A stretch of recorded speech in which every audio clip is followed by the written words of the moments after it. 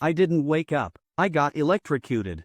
A sharp, wild jolt ran through my body like someone plugged me into a socket. My body convulsed, a scream escaped on its own, and my mind went blank. I fell off the bed, not understanding what was happening. Turned out, I had a system now. Not a helper. Not salvation. Something more like a supervisor with a taser. The system was called Super Farmer, and the first thing it told me was that I had a severe case of laziness.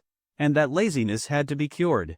Oversleep by 1 second? Get a jolt to the spine. Want to lie down after breakfast? Brace yourself for another shock. The system gave me my first task: run 3 kilometers in 20 minutes. For someone who can barely make it up the stairs, that sounded like a bad joke. I tried to bargain. The system didn't listen. Any excuse, penalty. Any attempt to slack off, threat of electrotherapy. I had no choice but to run. After the first kilometer, my legs were giving out.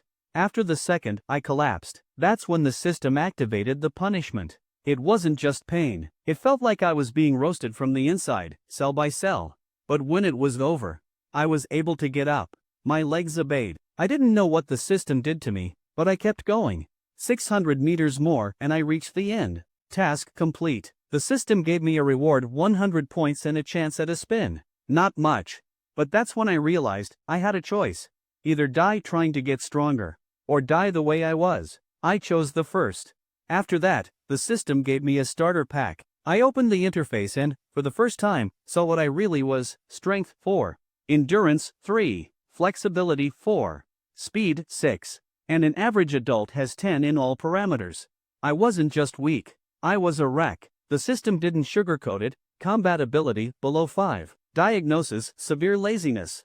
Recommendations: wake up early, engage in physical activity, labor therapy. Goal: turn you into a model rural worker. The starter pack included 3 items: initial gene serum, basic hunting skill pack, and health-enhancing gymnastics. But you could only learn the gymnastics with stats of 10 or more, and I couldn't take the serum until my body recovered. That left one option: hunting skills. I activated them. The information flooded my head like an electric surge.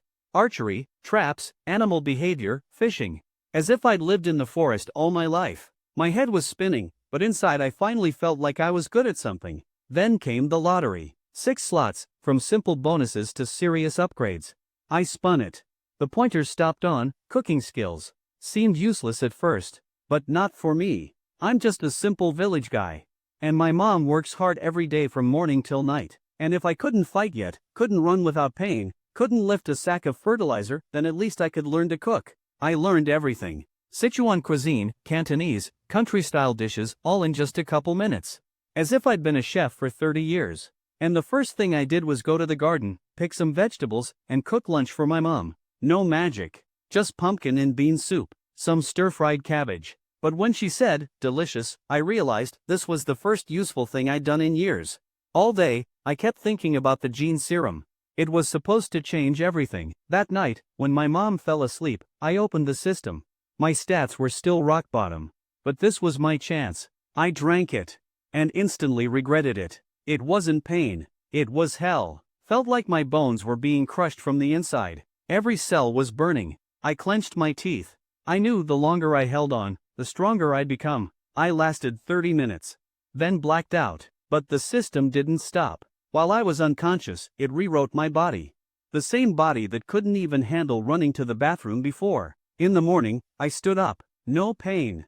I looked in the mirror, and for the first time in my life, I saw strength in my eyes. New stats: strength 20, speed 19, endurance 17. I was no longer who I'd been yesterday. But it was only the first step. I went outside and ran along the lake. 3 kilometers without a single ache. The system gave me another reward: 100 points. Now I had 2 spins. First prize, 50 points. Second, a solar growth stimulator. A rare substance that boosts plant growth and improves harvest quality. Perfect for a farming system. I returned home. And for the first time in my life, started cleaning not because I had to, but because I wanted to. I found a mountain of dirty laundry. Everything that had piled up for months. I washed it all by hand. Until I was exhausted. By evening, even my upgraded body was aching. But when I finally sat down and exhaled, I realized I'd done something I couldn't have yesterday. The world wouldn't notice. But for me, this was the first real step to becoming a super farmer, getting rich, and pulling my family out of poverty so my mother would never have to break her back hauling heavy sacks again. Zhangjiawan, also known as Moon Lake Village, is a small village where Zhang Feng's family lives. The village is situated by the beautiful Dabing River and is home to around 70 or 80 households. The clear waters of the Dabing River meander eastward and form a crescent-shaped lake in the lowlands before the village. This is how the village came to be named Moon Lake Village. In the early morning, the small mountain village is shrouded in the mist rising from Moon Lake. From afar, it resembles a hidden paradise nestled in the clouds, or a mirage on the sea, ethereal and mysterious, like a celestial marketplace, a secluded mountain village full of poetic beauty and infinite charm. Just as the ancient poet once said, the chirping of birds makes the mountains even more serene. The village of Moon Lake, accompanied by roosters crowing at dawn, seems even more tranquil and peaceful. A ray of light shone through the wooden window and fell upon the bedside. Whether it was the light or a new habit of early rising, Zhang Feng gradually opened his eyes and slowly woke up. Phew! Closing his eyes again, Zhang Feng took a deep breath of the village's fresh mountain air, enjoying the natural oxygen bar, and felt invigorated. Standing by the window and looking into the distance, the morning glow was radiant, golden rays spreading across the sky. The fiery red sun had just begun to rise, partially obscured by light clouds, making it appear less dazzling. After washing up, Zhang Feng went into the backyard. His backyard was quite spacious, about 200 square meters, and the vegetables for the entire family throughout the year were grown here. I wonder if the solar bloom growth agent is really that effective? Zhang Feng muttered to himself. According to the system's description, the solar bloom growth agent condensed the essence of the sun and provided tremendous benefits to both animals and plants. Although the backyard was not large, it was fully functional. All common vegetables could be found there. It had napa cabbage, bok choy, pumpkins, cowpeas, eggplants, lettuce, and romaine. In addition to these staple vegetables, there were hyacinth beans, chayotes, loofahs, as well as green onions, garlic, tomatoes, cilantro, and ginger, all lush and thriving. Whatever vegetables one desired were available in the garden, making meals incredibly convenient. The solar bloom growth agent was a concentrated extract of solar essence and needed to be diluted with water for use. A single drop could be mixed with a bucket of water.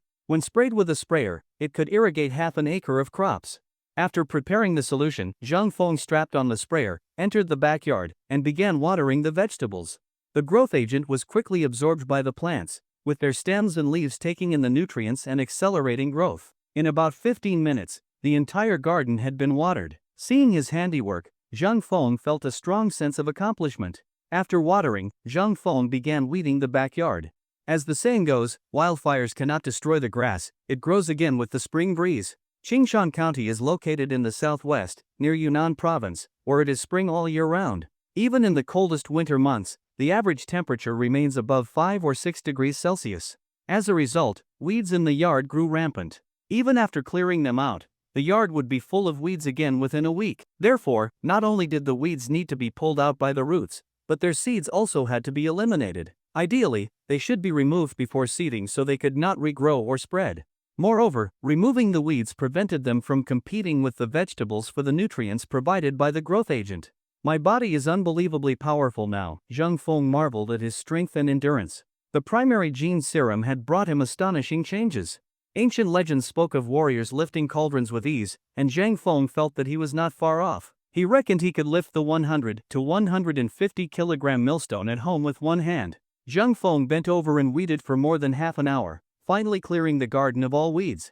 His face showed no flush, his breath was steady, and not a drop of sweat had been shed. For him, weeding was now as easy as taking a walk, completely devoid of challenge. Just then, a commotion arose in the front yard. Listening closely, it seemed his cousin had arrived and was greeting his mother. Big brother, the reservoir is releasing water. Hurry up and catch some fish, there are a lot of people there right now. Cousin Zhang Yi rushed into the backyard, shouting to Zhang Feng. What? The reservoir is releasing water again? As soon as Zhang Feng heard his cousin's voice, he dashed out of the house, asking excitedly. The Dabang River Reservoir typically released water a few times each year during the rainy season, from April to October, to reduce pressure and prevent flooding. This was often when local villagers could make some extra income, as fish from the reservoir would be flushed out with the water. At such times, almost everyone in the village, men, women, and children, would join in, wielding every kind of fishing tool imaginable. Not only villagers, but even city folks would ride motorcycles or drive their cars to come fish. The entire scene was as lively as a market, with people crowding the riverbanks. It became a true fishing carnival. Let's go! Quickly! Without delay, Zhang Feng grabbed the homemade fishing net his father once used, jumped on Zhang Yi's motorcycle, and the two brothers sped off toward the reservoir. Damn! Why are there so many people? These are not from our village, are they? Within minutes, Zhang Feng had arrived at the riverbank. The river was already packed with people, some with seine nets, some with spears, but most with hand nets, busy catching fish. Cries of excitement rang out from time to time, likely when someone caught a fish. The atmosphere was electric. Definitely not. Must be those bastards from the city. Zhang Yi scowled. In the past, only local villagers fished here. Now these outsiders were taking away everyone's catch. Forget them. Let us get to work, said Zhang Feng, picking up his gear. Zhang Yi also grabbed a net, and the two eagerly dashed into the river. They walked side by side into the water.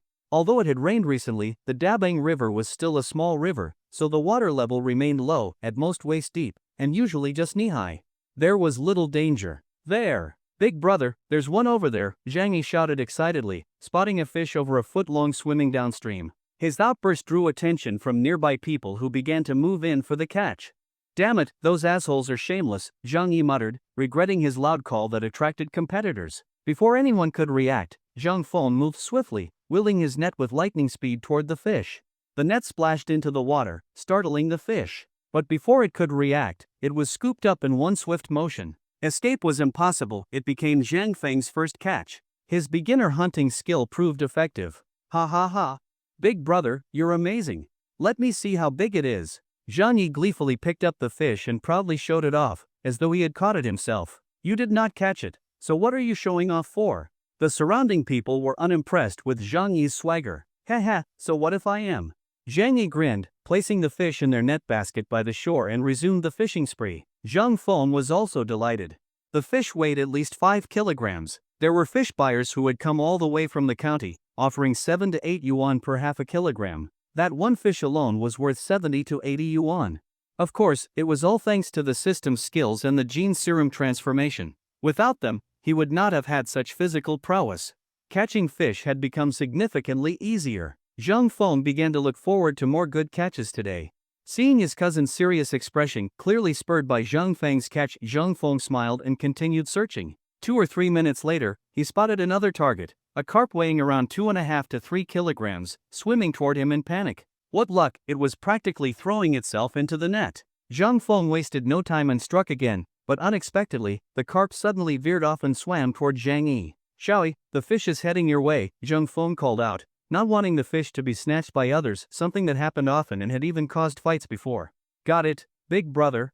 Watch me. Zhang Yi gripped his net and approached the fish carefully, then suddenly lunged with the net. Unfortunately, his aim was off. He only caught half the fish. The carp thrashed in the water, struggling to break free. But Zhang Feng would not let the opportunity slip. He leapt forward, plunged both hands into the water, and firmly pressed down on the carp, capturing it. Nice job, Shaoyi. This one looks like 2.5 to 3 kilograms, said Zhang Feng, handing over the fish in praise. Ha, Zhang Yi accepted the fish with a wide grin. It was his first catch, and he was overjoyed. A big fish is coming. Quick, catch it. Catch it. At that moment, the people closest to the reservoir's spillway cried out in surprise. The entire river instantly reacted. Everyone looked upstream and saw a massive black fish, over a meter long, tumbling out of the spillway and splashing into the water with a loud thud, sending up a sizable wave. This huge fish was like water splashing into hot oil. It triggered a surge of excitement among the crowd in the river, as everyone rushed upstream, hoping to catch it. Do not let it get away. The sight of the giant fish ignited the crowd's fervor. The fishing frenzy in the river grew even more intense. This was the largest fish anyone had seen today, estimated at 25 to 30 kilograms.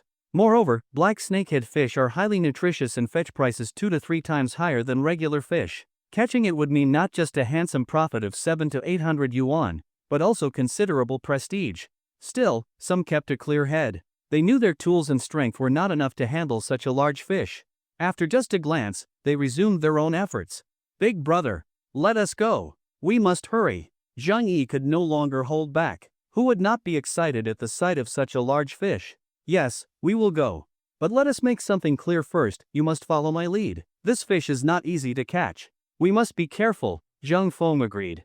His cousin was in his 20s and physically strong, so there should not be any issues. Still, he gave a word of caution. A fish this size had strength comparable to an adult. If its tail struck someone, it would leave a massive bruise. Do not worry, big brother. I know. I will listen to you, Zhang Yi replied immediately. They had grown up together, stealing birds from trees and melons from fields, always with Zhang Feng taking the lead.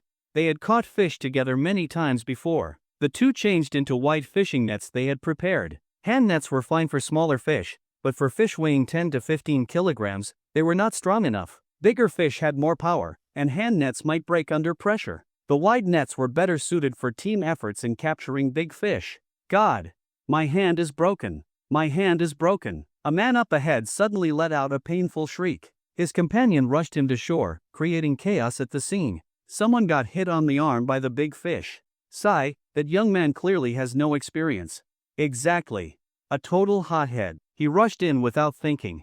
I thought he was a pro. Some of those who had not gotten the chance to act were now gloating on the sidelines. Upon inspection, it turned out to be a false alarm. The man was only scared. His arm was not broken, but it had been dislocated and left immobile, so he thought it was broken. Zhang Feng and Zhang Yi exchanged glances, both showing cautious expressions. Still, the incident did not deter them. They were experienced and had seen such things before. After adjusting their emotions, the two brothers continued toward the crowd surrounding the big fish. Splash!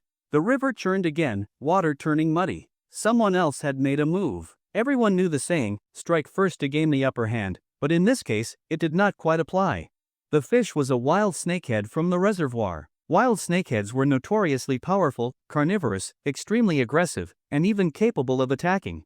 To catch such a fish, the usual strategy was to wear it down first, only making a move when it was exhausted. That approach greatly increased the chances of success. Thus, Zhang Feng and Zhang Yi did not rush in. Instead, they followed the crowd, keeping a close eye on the fish's movements, waiting for the right moment to strike. That way, they avoided danger and the risk of others stealing their chance. Patience would allow them to swoop in like a predator at the right moment and reap the rewards. Sure enough, just as Zhang Feng predicted, the black snakehead was ferocious. Several groups had already tried to catch it, all failing miserably. A couple of people were even injured. Observers became more cautious. About 15 minutes passed. Zhang Feng saw that everyone was still hesitating. He realized it was time to act. If he waited any longer and the fish grew too weak, he might lose his chance. There were plenty of people nearby more experienced than him. He had to rely on his strengths. With his enhanced body, he could take the fish down now. Once he made the decision, Zhang Feng did not hesitate. He signaled Zhang Yi to get ready and immediately made his move. Ha! With a shout, Zhang Feng jumped into the water, arms open, lunging at the snakehead. His sudden action caused an uproar. Everyone, both on shore and in the river, craned their necks to see if this young man could subdue such a fierce fish. As soon as his hand touched the snakehead, it started to thrash violently. Its tail smacked the water, sending up sprays and striking Zhang Feng's arm with searing pain. But Zhang Feng did not let go. One hand held the fish down while the other formed a fist and pounded its head hard. Thump! Thump! His iron fist struck again and again. If he had used his full strength, he could have turned the fish's head into mush with one punch. But Zhang Feng could not afford to reveal that kind of strength. He had to stay discreet. The river roiled again, murky as ever. Everyone could vaguely see the fish struggling under Zhang Feng's grip. Its strength waned, resistance fading. Silence. A deathly silence. Everyone stared in disbelief. No one could have imagined that this fierce snakehead, which had evaded several strong men, would be subdued by this fair-skinned young man. Wow! After a few seconds, the crowd erupted. He caught it. The black snakehead was caught. Who is that guy? He is incredible. Unbelievable. He knocked that monster out cold. What a beast. Isn't that the eldest son of the Zhang family, the fish master? Yes. He looks gentle, but he is surprisingly strong. Many people from Zhangjiawan and nearby villages recognized him. That is right. He is from my uncle's family. That is my cousin Zhang Feng, said Zhang Yi proudly, watching his cousin's heroic feat. Ha ha ha. Big brother, you are amazing. Zhang Yi was so thrilled he leapt forward to hug Zhang Feng. All right, do not shake me. You are going to scare the fish off, Zhang Feng laughed. He was just as pleased. This snakehead was likely the biggest one caught this year, a true king among its kind. Encounters like this were incredibly rare. Young man, not only are you quick and strong, but you also have great instincts. We yield to you.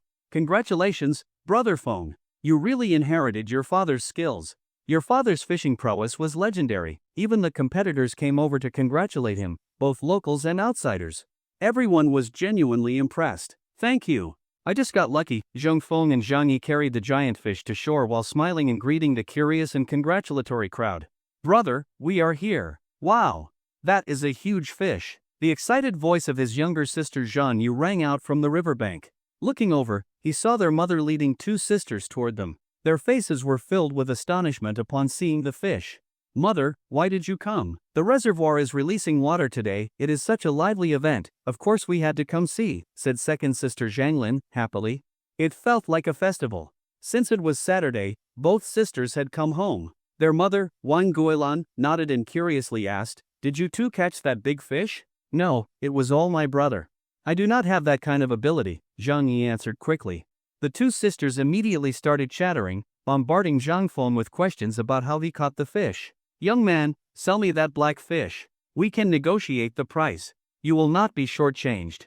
The snakehead's allure proved irresistible. Even the scalpers waiting on shore rushed over. Selling is selling, but let me weigh it first to see how heavy it is, Zhang Feng replied happily, seeing himself surrounded by eager buyers. Zhang Yi helped put the fish in a woven sack and hung it on the scale hook. Zhang Feng lifted the scale bar and soon had the weight. How much does it weigh? Let me see. Everyone pushed closer, eager to know the weight and later brag about having witnessed it. Wow! 34 kilograms. 34, someone shouted after spotting the number, clearly shocked. The crowd gasped. Some were envious, others jealous. But most simply went back to fishing, hoping for their own big catch. Young man, I will give you 16 yuan per half a kilogram. How about it? Do not listen to him. This is a wild snakehead. 16 yuan is too low, I will pay 18. 20. I offer 20. A wave of offers followed. Such a giant fish was incredibly rare. The sellers ignored their usual restraint and started bidding higher and higher. After a heated auction, a boss from the city, who had come to fish himself, won with the highest bid 25 yuan per half a kilogram. Though the other fishmongers were unwilling, they had no choice but to concede. That price was already high, and reselling would hardly be profitable. Brother, count it. 1,700 yuan in total. Is that correct? The chubby city man handed the money to Zhang Feng with a grin. Yes, exactly 1,700. The fish is yours. Zhang Feng counted 17 red 100 yuan notes and was very pleased. Brother, if you catch more fish like this in the future, contact me. I am not a middleman. I run a restaurant. I will make sure you get a good price. The man handed Zhang Feng a business card. Sorry, I do not have a card. But if I get more good fish, I will definitely contact you, Zhang Feng replied. He liked the man's straightforwardness. The man, named Niuzheng, aptly named, since he easily weighed 100 to 150 kilograms, left joyfully with the giant fish. Zhang Feng looked down at the business card thoughtfully. Big brother, let us get back to work. I want to catch a big black fish too. Inspired by their brother, the two sisters grabbed their nets and dashed into the river, as if they saw pocket money waving to them from the water. Ha! Watching their eagerness, Zhang Feng smiled and shook his head. Having grown up by the river, the girls swam well. He was not worried, and it would be nice if they could earn a bit of spending money themselves. Although fishing is not easy, it is full of joy. In the entire Moon Lake village, almost everyone, men and women, young and old, joined in. From 70 or 80-year-old elders to 5 or 6-year-old children, each held a net or simply a basin, wading into the water to catch fish. Watch out, little duck. At that moment, the youngest son of Uncle Ernio's family, nicknamed Little Duck, spotted a fish. The little guy was just about to spring into action, when he suddenly slipped and fell into the water with a splash, becoming completely soaked. Oh no! My fish got away. Although he was only 5 years old, he did not cry after the fall. He got up at once and, upon realizing his fish was gone, his little face wrinkled in frustration and disappointment. Seeing Little Duck's angry yet adorable expression made everyone burst into laughter. Little Duck, quack quack quack, tried to catch a fish, took a tumble, got up again, and the fish was gone. Ha ha ha. A few mischievous village children, seeing Little Duck soak like a drowned rat, or rather, a drenched duck, laughed gleefully, reveling in the moment. Little Duck was infuriated. He scooped up a handful of water and splashed it at his enemies, uncaring whether he hit innocent bystanders. The pranksters responded immediately, and soon a full-blown water fight broke out among them. Watching the village children splashing and playing in the river, Zhang Feng found it highly amusing. They reminded him of his own carefree childhood, joyful and worry-free. As time passed, More and more people learned about the reservoir release and came from all directions. The number of people in the Dabang River increased, and the atmosphere grew ever more festive. Whoosh! Zhang Feng, quick-eyed and fast-handed, spotted a silver carp and instantly lunged with his net. Wow, big brother, you are amazing, Zhang Lin could not help but exclaim after seeing him catch yet another fish. In just half an hour, Zhang Feng had already caught over 10 fish. At first, a few still managed to escape, but the more he practiced, the more accurate he became. This was already his 6th perfect catch in a row. Yes, big brother, did you take stimulants or something? How are you landing every single one? His younger sister was just as amazed. Zhang Feng had never been this skilled before. Not even the most experienced local fishing masters could compare. Today, it was as though he had divine assistance, 15 or 16 fish in just over an hour. Aside from the large black fish he sold, the remaining fish on the riverbank probably weighed another 60 to 65 kilograms. That alone could sell for over 1,000 yuan. His stunning performance caught a lot of attention and curiosity. Whenever Zhang Feng made a move, a crowd would gather nearby, probably hoping to learn his miraculous technique. In just over an hour, according to some estimates, Zhang Feng had already made more than 2,000 yuan, close to 3,000. If he kept going for another hour or two, he could easily earn 5 to 6,000 yuan, an amount equal to a year's worth of farming income. But Zhang Feng did not possess some secret technique, he simply had beginner hunting skills and had undergone genetic modification. His body was enhanced to extraordinary levels, his eyes sharp and reflexes fast. His precision in catching fish was unmatched, and no one could replicate it even if they tried. Big brother, look, I caught a fish too. I caught one too. Soon, younger sister Zhang Yu had her first catch. She grabbed it excitedly and ran over to share her joy with Zhang Feng. But due to a moment of carelessness, the large silver carp suddenly leaped and escaped from the net. Oh no, bring the net quickly. Luckily, Zhang Feng reacted swiftly, grabbing the fleeing fish with one hand. If he had missed, the cooked duck would have flown away, and his sister might have cried her eyes out. Ugh, this fish is evil. It actually dared to escape from me. Let us see how I deal with you, she muttered with her adorable tiger teeth showing, gripping the fish tightly. Soon after, Zhang Feng saw that his second sister, Zhang Lin, had also made a catch, a carp weighing about 1 to 1.5 kilograms. Her face finally showed a cheerful smile as she placed it in her sister's net and continued diligently searching the river for more. Time ticked by. Fewer and fewer fish were being flushed out from the reservoir. The fish were not stupid, they could sense the suction of the outflow and swam far away to avoid it. Only the unlucky ones were flushed out, so the further time went on, the fewer fish appeared. But people continued to gather. Every time a fish was spotted, a scramble would ensue. But by now, people were no longer just thinking of money, fishing had become pure fun. As all the fish were caught, the adults and elders gradually left the river. Those who remained were playful youngsters or visiting tourists from the city, still splashing and laughing in the Dabang River, keeping the energy high. On the way home, every member of the family wore a bright smile. In just half a day, Zhang Feng had caught over 100 kilograms of fish, and that did not include the largest blackfish king. In just a few hours, he had earned 3,000 yuan, an unprecedented achievement that made everyone envious. The others had good harvests too. Zhang Yi had caught 35 to 40 kilograms and made over 500 yuan. The two sisters had teamed up and earned over 100 yuan, splitting 50 to 60 each, their faces blooming with delight. Even 5-year-old little duck had managed to catch 2 grass carp, selling them for over 30 yuan. Almost everyone in Moon Lake Village had something to show for the day. Zhang Feng kept one large silver carp to bring home. The rest he sold to the fishmongers. That night's dinner was a true feast. And not just at Zhang Feng's house, the entire Moon Lake Village was filled with the aroma of fresh fish. The head and tail of the silver carp were used to make pickled fish head tofu soup, seasoned with ginger and scallions, producing a rich and savory aroma that whetted everyone's appetite. The body was made into spicy braised fish with a variety of spices, facing heaven chili peppers, ginger, garlic, cilantro, all grown in the backyard, which had flourished under the nourishment of the solar bloom growth agent. The flavor was noticeably better. Even Zhang Feng was surprised that the growth agent he had sprayed that morning had taken effect by afternoon. Since the agent had no harmful side effects, it was completely safe to eat. The vegetarian dishes included cold cucumber salad, pumpkin and cowpea soup, a serving of steamed greens, and a bowl of fiery red dipping sauce enough to make mouths water. Wow, it smells so good. We have not had meat in ages. Zhang Yu sniffed deeply and exclaimed in delight, savoring the fragrance. Life at home will only get better, Zhang Feng thought silently. Ever since their father passed away, life had been getting harder and harder. Their mother had to raise 4 children alone, and after the funeral, the eldest sister had gone to Zhejiang province to work. At home remained Zhang Feng and his 2 younger sisters. Zhang Feng was already 25. He had graduated 3 years ago but accomplished nothing, idling at home and rarely stepping outside. The 2 younger sisters were still in school. Zhang Yu, the youngest, was 16 and about to start high school. Zhang Lin, the second sister, was 18 and had just over a month left before her college entrance exams. Both were top students in the county's best high school, the pride of their mother and the Zhang family. Everyone hoped they would be admitted to university. Time to eat. At their mother's call, the little glutton Zhang Yu finally began her feast. One moment she was eating the tender fish meat, the next she was crunching on crispy braised chunks, her mouth greasy with satisfaction. Zhang Lin ate more elegantly, slowly picking out bones with care and grace. The sisters' personalities were completely different. Zhang Yu was lively and talkative, a future tomboy.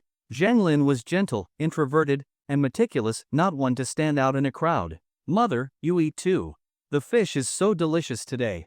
And the pumpkin and cowpeas taste better than usual. How odd, said Zhang Yu with puffed cheeks, speaking through mouthfuls. Yes, the vegetables are indeed tastier than yesterday. I thought it was just me, Zhang Lin agreed. Mother tasted them and was also surprised. Ha! Today's cowpea and pumpkin are indeed more fragrant and sweet. No one could figure out why, but since there were no ill effects, they let it go. Only Zhang Feng knew the truth, it was the solar bloom growth agent at work. Feeling slightly guilty, he chose not to explain. After all, who would understand? So he simply buried his head in his bowl and kept eating in silence.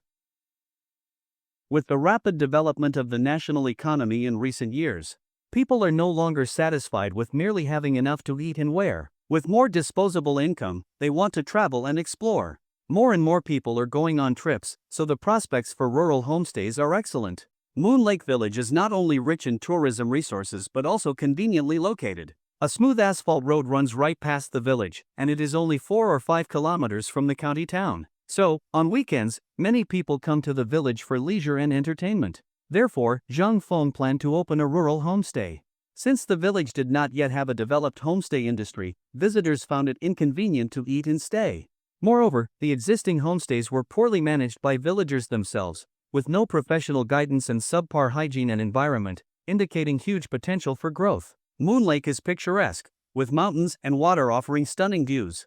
Tourists can fish in the lake, boat, swim, or sunbathe on the riverbanks, lying in recliners with milk tea beside them, enjoying the tranquility and beauty of the countryside. So every weekend, a large number of tourists visit. While it may not be a sea of people, the number is still considerable. Opening a homestay has great prospects. With vegetables enhanced by the solar bloom growth agent and Zhang Feng's amazing cooking skills, the homestay was bound to be a hit. The next morning, just after dawn, Zhang Feng got up, washed up, and began practicing the 38th set of cosmic health exercises. The 38th set of cosmic health exercises was created by the Central Galactic Empire over billions of years. It was a nationwide fitness martial art, divided into 9 levels, each with 3 movements. Zhang Feng had just begun practicing the first movement of the first level. As expected, the cosmic health exercises lived up to their name. Though Zhang Feng was drenched in sweat after clumsily finishing a set, he felt stronger and more energetic. Ding dong! Side mission activated, renovate the rural courtyard. As a promising new farmer of the era, should you not have a beautiful rural courtyard? Reward, 200 points and 1 lottery draw. Just as Zhang Feng finished his exercises, the system issued a new mission. Zhang Feng was delighted, it was not a difficult task. He only needed to repair the collapsed wall, tidy up the messy yard, and plant some flowers and plants. The generous reward made him very happy. Looking at the overgrown weeds in the yard and the collapsed wall scattered with stones, Zhang Feng's eyes lit up. To him, these were points just waiting to be collected. Rural courtyards are usually built casually, not carefully landscaped. The yards are disorderly and lack aesthetic or artistic sense. Zhang Feng planned to make a simple renovation of the front yard. He would rebuild the collapsed stone wall, trim the wildly growing morning glories, and train them to wind along the wall, creating a sea of beautiful flowers. Crazy brother, look what I just caught. As Zhang Feng was working on the wall, he saw Little Duck approaching mysteriously, holding a plastic bottle. What is it? Zhang Feng asked curiously, peering over. Hee hee, look. It is a crab I caught, the little one said proudly, shaking the bottle. Zhang Feng saw the tiny crab claws waving and recognized it as a common river crab found on the riverbanks, scientifically known as Ariacaire sinensis, Chinese mitten crab. River crabs are a common freshwater product with delicious taste and rich nutritional value. They have high economic worth. But in rural areas, people are not particularly fond of them because of their hard shells and minimal meat. These crabs usually live in stone crevices or under rocks. To find them, one must lift stones, hence the local term moving crabs for crab hunting. It is just a river crab. What is so special about that? Zhang Feng thought Little Duck had found something rare. But then again, for a 5-year-old, catching a crab was definitely a big deal. Hey, did you not see all the baby crabs inside? It took me so long to catch them, the child protested when he saw his efforts dismissed. Oh, there really are baby crabs. Zhang Feng took a closer look. Sure enough, there were several tiny crab hatchlings, about the size of mung beans, their gray bodies spider-like, lacking the usual crab majesty. How about you give me your crabs? I will trade you a cucumber, Zhang Feng proposed. He planned to release the crab hatchlings into the backyard stream to see if they could survive. It did not matter if they failed, it was worth trying. The child only caught the crabs for fun, and if they died, he would toss them aside. So he happily agreed to trade them for a cucumber. Wow, your cucumbers are so delicious and sweet, crazy brother, the child chomped joyfully, praising them as if he had never eaten anything tastier. Of course. My cucumbers are a premium variety, definitely better than the regular ones, Zhang Feng lied casually while continuing to rebuild the courtyard wall. The cucumbers he had watered with the growth agent the day before were a lush, vibrant green, like pieces of jade, and incredibly fragrant. The little one was so delighted he stuffed his mouth full. Hey, do not touch that, it is a broken bowl flower. If you touch it, you will break bowls at home, and your dad will beat you, Zhang Feng joked when he saw Little Duck reaching for a morning glory. But you touched it, too. Why can you touch it and I cannot? The little one retorted, not easily fooled, but still withdrew his hand. Because the broken bowl flower only causes children to break bowls. Grown-ups are safe. Why do only children break bowls if they touch it? He persisted. Hee, go home and ask your dad that, Zhang Feng replied with a chuckle. Chatting idly with Little Duck, Zhang Feng soon finished rebuilding the collapsed wall. He also trimmed the chaotic morning glories, cutting away excess vines and tying the rest to the wall with string. Morning glories, also called broken bowl flowers in the village, are common wildflowers in rural areas. In truth, morning glories and broken bowl flowers are two different plants that look very similar, so people often confuse them. Both belong to the Convolvulaceae family and are commonly referred to as trumpet flowers. However, morning glories are from the Ipomoea genus, while broken bowl flowers are from a different genus. They are thus different species within the same family. By late morning, Zhang Feng had cleaned the entire courtyard. Looking at the newly repaired wall and the neatly arranged plants, he felt refreshed. The entire front yard now exuded a peaceful and cozy charm. Not bad. Why did I never notice that our yard had such gardening potential? Zhang Feng said narcissistically. Surveying his 100 square meter yard, he noted a huge cypress tree near the gate, said to be 70 or 80 years old. The evergreen tree provided shade year-round. In summer, it was like a giant umbrella, covering half the yard. Under its cool canopy stood 2 stone tables. When his grandfather was alive, he used to drink tea there in a reclining chair. The left side of the courtyard was the wall he had just rebuilt. Morning glories climbed all over it, blooming in various colors. The pink flowers were as delicate and beautiful as fairy dresses hanging from the wall.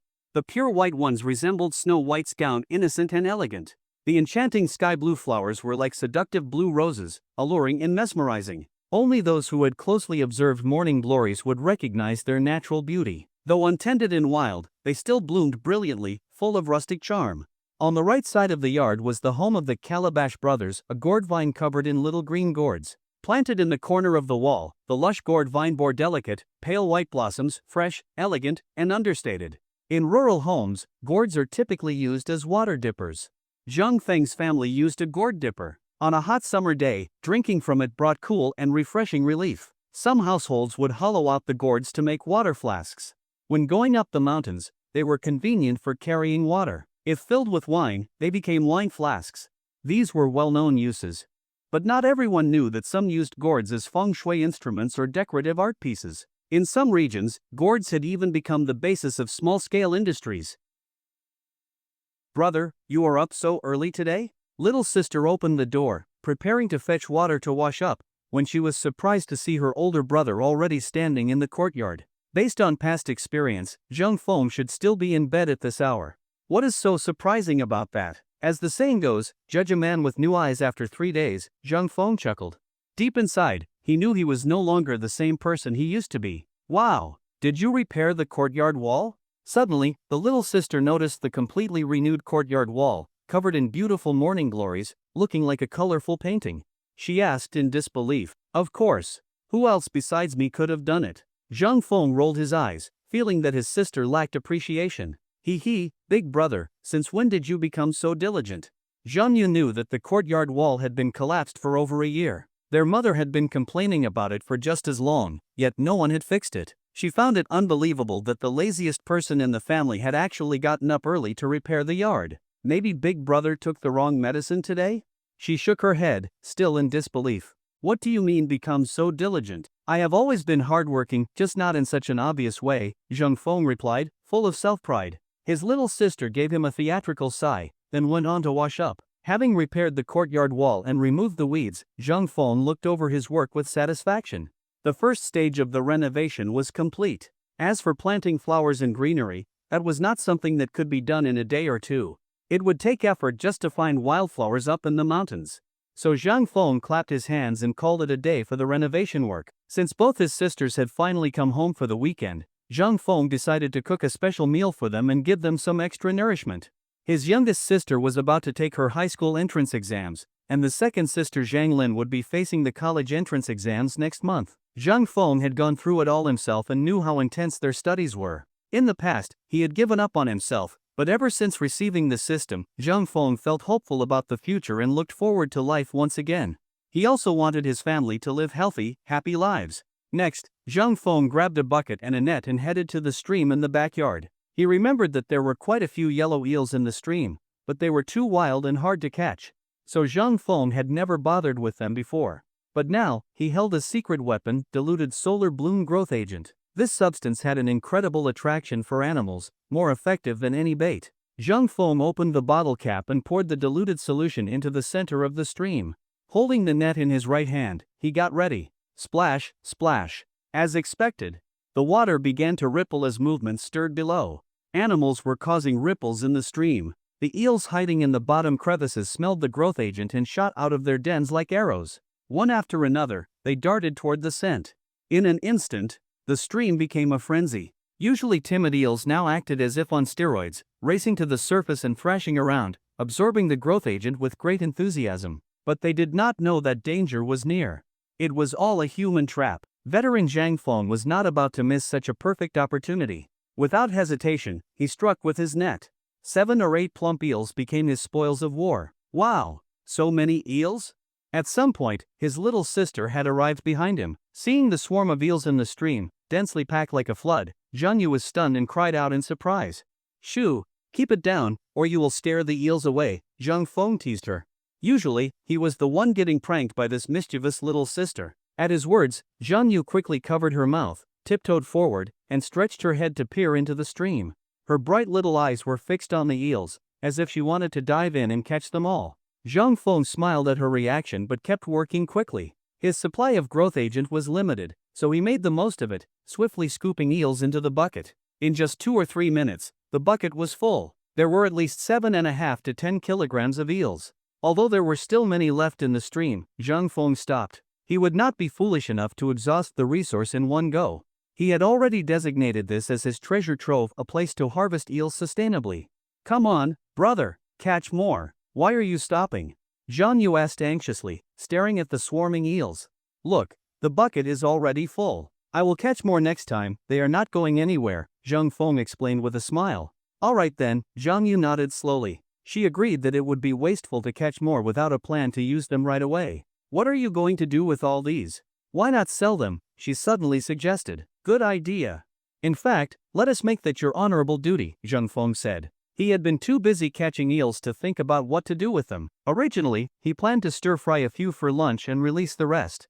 But her idea sounded better. Selling them for some extra income was not a bad move. After all, their family was not wealthy. Leave it to me. Being from a poor family, Zhang Yu was used to taking initiative. Selling things was no big deal to her. It was the weekend, and many tourists were visiting Moon Lake. If she set the eels by the house entrance, curious customers would surely stop by. Where did you get so many eels? Seeing the siblings carry a large bucket full of lively eels, Their mother was shocked. Zhang Lin, the second sister, also stared in disbelief. From the stream behind the house, of course. You would not believe it. Zhang Yu eagerly embellished the story to both of them, beaming with pride as if she had caught all the eels herself. Selling eels. Fresh wild eels for sale. Just caught. Wild yellow eels. Come quickly if you want some. Zhang Yu sat on a small stool by the door, holding a scale, loudly calling out to tourists by the lake. Hearing her voice, many visitors were drawn over.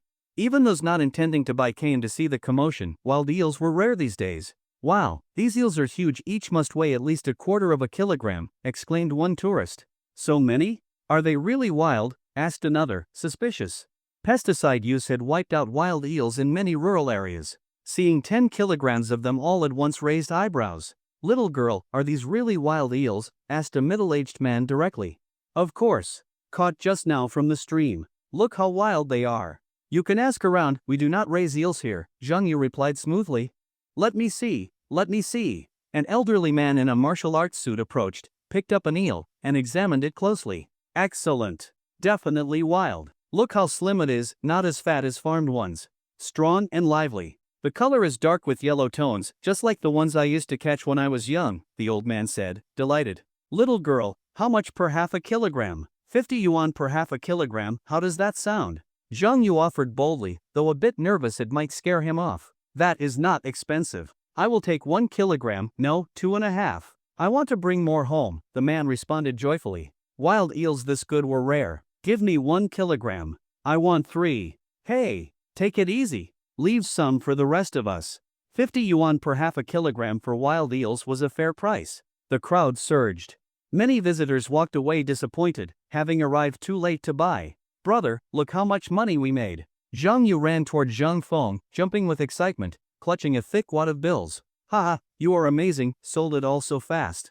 Zhang Feng took the money and counted it over 1,200 yuan. In the end, Zhang Feng gave each of his sisters 100 yuan as pocket money and handed the rest to their mother. Seeing the smiles on their faces, he felt warm and content inside. An unexpected windfall. The entire family was overjoyed, especially their mother Wang Guilan, who was so moved she nearly cried. Her son had finally begun to change. He no longer spent all day holed up in his room on the internet, nor did he sleep in until the sun was high in the sky.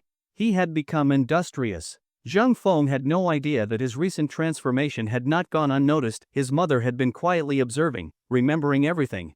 Soon, the family happily began preparing lunch. Zhang Lin, Zhang Yu, go to the backyard and pick some facing heaven peppers, some ginger, and wash them clean. I will make stir-fried yellow eel for you, Zhang Feng instructed his sisters while cleaning the eels. Stir-fried yellow eel required a generous amount of spices. Peppers, ginger, scallions, and garlic all helped remove the earthy taste. Add some cooking wine, and the dish would be deliciously fragrant. Just thinking about it made Zhang Feng salivate. Yay! We are having eel soon. Little sister shouted joyfully, dancing with excitement. Zhang Lin shook her head and smiled. There was no dealing with her wild little sister. So good. It tastes amazing. At the table, little sister could not wait for everyone to be seated before digging in. Mom, try some too. The eel is spicy and flavorful. Big brother's cooking is fantastic. Here, brother, have the biggest piece. You are today's hero, Zhang Yu said, while stuffing food into her mouth and adding more to Zhang Feng's bowl. You little rascal. Their mother, Wang Guilan, looked at her youngest daughter with affection and smiled warmly. Though the meal was simple, the family felt satisfied. With little sister's lively banter, they all felt that this peaceful, joyful life was a blessing even if modest. After lunch, the sisters packed up, took some homemade chili oil from their mother, and boarded the bus back to the county town. There was no drawn-out farewell or dramatic goodbye. This routine had long since become normal. In the countryside, children are rarely sentimental, they are always rushing for their own survival. Seeing them off. Once the sisters were gone, the house suddenly fell quiet. Without his chatty little sister around, Zhang Feng felt a bit unsettled. He lay leisurely in the courtyard, just a table, a chair, and a pot of tea. Suddenly, Zhang Feng realized this kind of life was beautiful in its own way, plucking chrysanthemums by the eastern fence, at peace with the southern mountains. Work at sunrise, rest at sunset. During the busy seasons, he could tend the fields. In his free time, he could lounge in a chair, sipping bitter village tea and enjoying the countryside's tranquility. He could take in the scenic beauty of Moon Lake, breathe the fresh air, and at night, gaze at the vast, star-filled sky. Ding dong! System side mission activated, inspect the roof tiles. As a progressive new farmer of this era, the host ought to have a watertight house of blue bricks and black tiles. Mission duration, 3 days. Reward, 1 lottery draw. Zhang Feng's relaxed expression immediately froze. Fuck you, system. I finally get a chance to rest, and you throw another task at me? Are you trying to kill me with work? This is already the second mission today. Fucking hell, Zhang Feng muttered bitterly as he began reviewing the system's new task. Reluctantly, Zhang Feng got up and looked at the rooftop overgrown with weeds, utterly helpless. He had never fixed a roof before. Fortunately, even if he had never eaten pork, he had seen pigs run. That made him think of a joke. One day, after finishing lunch, Tang Sanzang said to Beiji, go run a lap for me. Beiji patted his belly, wondering if his master was trying to get him to lose weight. Though reluctant, he figured his master meant well, so he began jogging. Curious, Yukong asked, Master, why are you making Beiji run laps today? Tang Sanzang sighed and said, Alas, I grew up in a monastery. I have never eaten pork, nor even seen a pig run. Upon hearing this, Beiji fainted on the spot. The ever-slow Sha monk rushed over to help him, only to realize what was said and burst into laughter. Beiji vomited blood and fainted again. With a master like that, how could anyone survive? Back to the roof, Zhang Feng was also a complete novice. In the past, his father had always done such repairs. But Zhang Feng had at least watched many times. Though inexperienced, he was not clueless. He carried out the long ladder and propped it against the eaves, then slowly climbed up. Working at height required caution. Every step had to be solidly placed on a beam to avoid slipping or misstepping, which could be dangerous. Standing carefully at the roof's edge, Zhang Feng first pulled out the weeds growing between the tiles, then cleaned off the dirt before resetting the tiles. Fixing roof tiles also had its rules. You had to pay attention to the gaps, maintain the right slope, and place intact tiles as the base layer. The tiles above could be slightly damaged. As long as they were arranged properly, the roof would not leak. Be careful, Xiaofeng, his mother called out from the courtyard, looking up with concern. Do not worry, Mom. I will be careful, Zhang Feng replied, waving to her with a smile. He, too, valued his safety. At first, Zhang Feng was clumsy. But as he got into a rhythm, pulling weeds, clearing dirt, inspecting and replacing tiles, his movements grew smoother and faster. Ha! Xiaofeng is fixing the roof? At that moment, Uncle Ernie passed by and called out. Yes, Uncle Ernie. Off to enjoy some leisure? Uncle Ernie was only 3 or 4 years older than Zhang Feng, yet his child was already old enough to run errands. Zhang Feng's future wife was still being raised in some mother-in-law's home. He joked to himself. Leisure, my ass. That brat of mine still has not come home for lunch. I am out looking for him, Uncle Ernie said, clearly annoyed. His son was a handful, always climbing trees or catching fish in the river. At 5 years old, he was already a major headache. Little duck? I saw him earlier. Probably catching crabs at the riverbank. Go check there, Zhang Feng said. He had even traded some crablings with him earlier that day. The boy was so playful. It was past 1 o'clock and still no sign of him at home. Really? I will check. That little rascal, this time I am tanning his hide, Uncle Ernie muttered as he rushed off. Zhang Feng chuckled and got back to work. In the countryside, kids like that were everywhere roaming wild. A child who stayed home reading would be considered strange. Soon, he heard loud wailing from afar. Turning around, Zhang Feng saw Little Duck running toward him, clutching his rear and bawling. Clearly, he had been punished. You little bastard. Missed lunch again? Next time I will beat you to death, Uncle Ernie shouted behind him. Old habits die hard. Zhang Feng shook his head. Country kids grew up under strict discipline. Even after a spanking, they would be back to their antics the next day. Mischief was in their nature. Smiling, Zhang Feng returned to his work. Thanks to the genetic serum, his strength, speed, and reflexes had all been greatly enhanced. His actions became faster and smoother. He was as efficient as any professional roofer. Ding dong! Congratulations, host, for completing the roof repair task. You have earned 1 lottery draw. Would you like to use it now?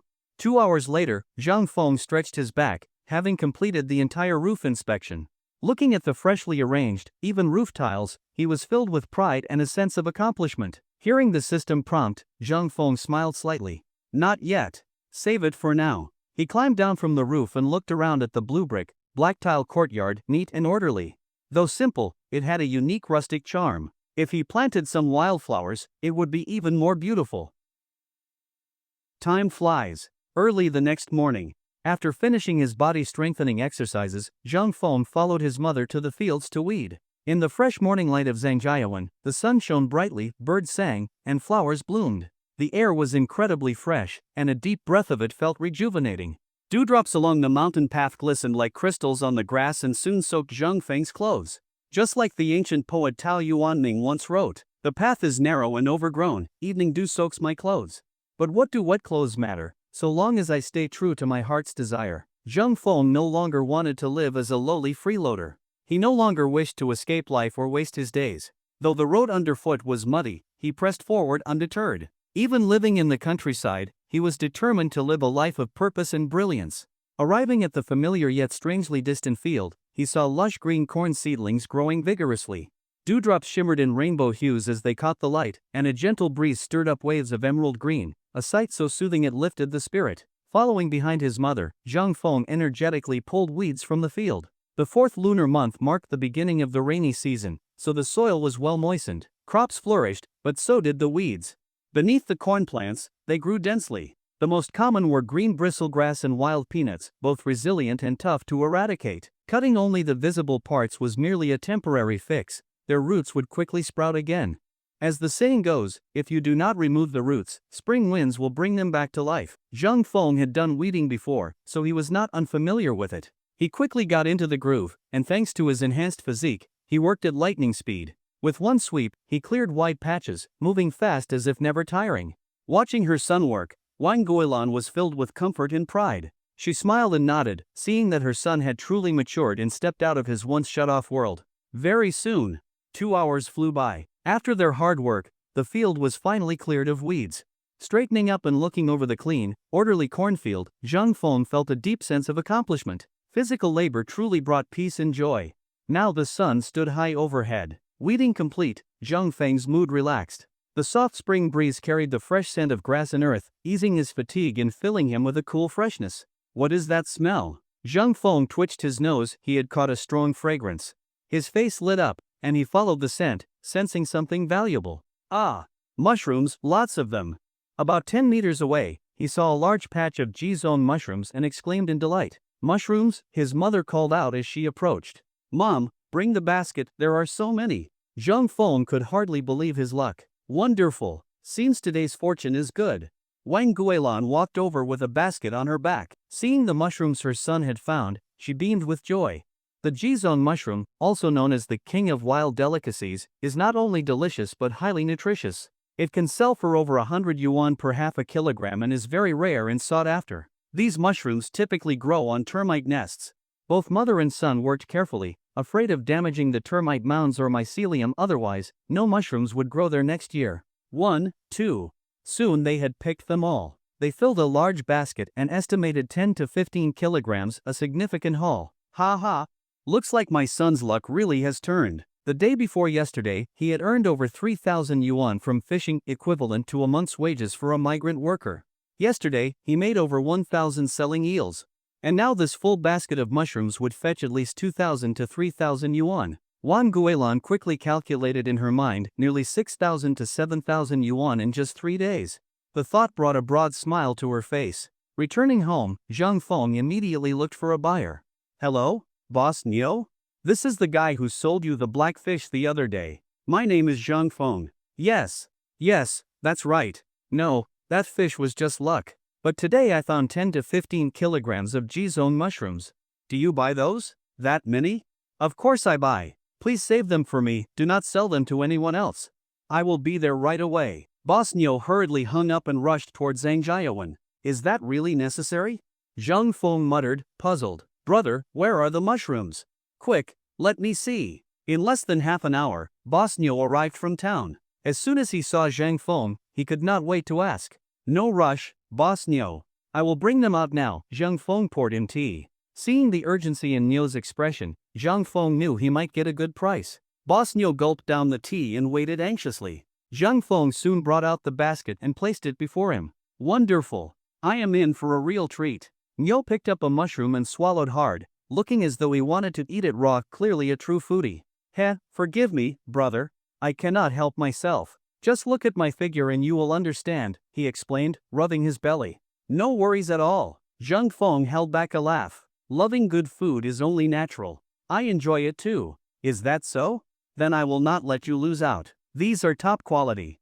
I will give you 150 yuan per half a kilogram. How does that sound? Much appreciated, Boss Nyo. Though Jizong mushrooms were rare, they usually sold for around 120 to 130 yuan per half a kilogram, sometimes even as low as 100. Zhang Feng had not expected such a generous offer. Call me Brother Nyo, no need for formality. And if you find more treasures, be sure to let me know. Of course. Next time I will save them just for you, Zhang Feng promised. They settled the bill. 14 kilograms of mushrooms came to a total of 4,200 yuan. Brother, do not forget to call me next time. Brother Nyo, do not rush off. If you are not in a hurry, why not stay for a simple meal? I caught 1 kilogram of yellow eel yesterday. Let us enjoy a drink together. Wild caught? As expected of a foodie, the moment he heard food, his departing steps froze. Of course, caught from the stream. No way they were farmed, Zhang Feng replied with a smile. Well, I will not say no then. Boss Nyo rubbed his hands together, a bit embarrassed. Make yourself comfortable, Brother Nyo. I will go clean the eels. No need, I will come alone to watch. Oh wow, these are some fine eels. Today I am truly in for a feast. Seeing the lively yellow eels swimming in the basin, Boss Nyo's eyes sparkled, and he swallowed hard. As the saying goes, practice makes perfect. Zhang Feng moved even faster than the day before. Soon the ingredients were prepared, the stove was lit by his mother, and all was ready. He began cooking. Since they had a guest, Zhang Feng prepared more than just stir-fried eel. He also made stir-fried red mushrooms with green peppers, cured pork with fish mint, and a simple stir-fried cabbage dish. Before long, the kitchen was filled with rich aromas. Boss Nyo stared hungrily into the kitchen like a greedy child, with none of the usual airs of a restaurant owner. This made him feel more genuine, sincere, and easy to get along with. Delicious, absolutely delicious. In front of the food, Boss Nyo devoured the meal without the slightest concern for appearances. Brother, your cooking skills are truly unmatched, the rotund Boss Nyo praised while chewing. I have eaten at many 5-star restaurants, but none compare to your food. To be honest, with your skills, you could easily land a head chef job at a top hotel with 1 million yuan annual salary. What do you think? Want me to make some introductions? Boss Nyo could not stop praising Zhang Feng's culinary mastery. Thank you, Brother Nyo. I am not an ambitious man. I am used to a relaxed life and afraid I could not handle that kind of pressure, Zhang Feng replied with a smile, politely declining. Ah, that is fine. This kind of life is great too, it means I can come around more often for food and drinks. Cheers, brother. Boss Nyo, though slightly disappointed, consoled himself at the thought of having regular access to Zhang Feng's cooking. You are always welcome here, Brother Nyo. Cheers. With that, Zhang Feng downed a glass of beer in one go. Ah, that hit the spot burp. Boss Nyo let out a satisfied belch after enjoying the yellow eel and flavorful red mushrooms. Ah, excuse me, auntie, he quickly apologized to Zhang Feng's mother. No worries. Being able to eat well is a blessing, Wang Guolan replied cheerfully, clearly happy to have such a hearty guest. She preferred guests like him. Some people nitpicked everything, and those were difficult to host. After the meal, the two sat in the courtyard sipping tea leisurely. That meal was phenomenal. I have not eaten so well in ages, said Boss Nyo, rubbing his round belly, utterly content. As long as you enjoyed it, Brother Nyo, Zhang Feng said modestly. By the way, does your restaurant buy other kinds of mushrooms? We have a good amount of red mushrooms in Persini around here. Of course. I have been wanting to develop new mushroom dishes for a while, but I could not find a stable supplier. Brother, you are my lucky star. Whatever you can find, I will buy, Boss Nyo replied excitedly. Their interests aligned perfectly. After some discussion, they agreed that Zhang Feng would collect wild mushrooms in the village, do some basic cleaning, and then sell them to Boss Nyo. The prices were 30 yuan per half a kilogram for red mushrooms, 20 yuan per half a kilogram for Persini, and similar prices for other varieties. With the agreement settled, Boss Nyo prepared to leave. Zhang Feng gave him 1 kilogram of yellow eel from the backyard stream and some dried mushrooms from last year. Boss Nyo gratefully accepted and left happily, carrying the goods. Xiaofeng, who was that just now? Second uncle asked curiously when they met at the gate. Just a restaurant owner from the county, the same one who bought the black fish the other day, Zhang Feng replied honestly. Oh, that guy. What did he come for today? Nothing much. I just sold him over 10 kilograms of G-zone mushrooms. Zhang Feng smiled and explained everything that had happened. Wow. You made over 4,000 yuan just this morning, his cousin, who had quietly walked up, exclaimed in disbelief. 4,000 yuan? Uncle Ernio came over with a cow, likely after grazing it, just in time to hear the news. It is true, the cousin went on excitedly, explaining how Zhang Feng had made over 4,000 yuan in just a few hours. The news shocked Uncle Ernie. He stood there wide-eyed, his face filled with envy. He pinched Zhang Feng's arm and demanded a treat. Zhang Feng promised to buy him drinks that evening, which finally appeased him. "Oh right, second uncle, Uncle Ernie of Bosnia also asked me to help him collect mushrooms. He will pay 120 yuan per half a kilogram for G-zone, 15 yuan for red mushrooms, and 12 yuan for porcini." Zhang Feng then shared his plan and asked them to spread the word. Seriously? The two were stunned. Everyone knew that G-zone mushrooms were expensive, but who would have thought that red mushrooms and porcini, which grew everywhere in the mountains, could also fetch such a good price? Of course. Why would I lie about this? Cash on delivery, no delays or excuses, Zhang Feng assured them firmly. Great, great. Looks like our village is about to gain a new source of income.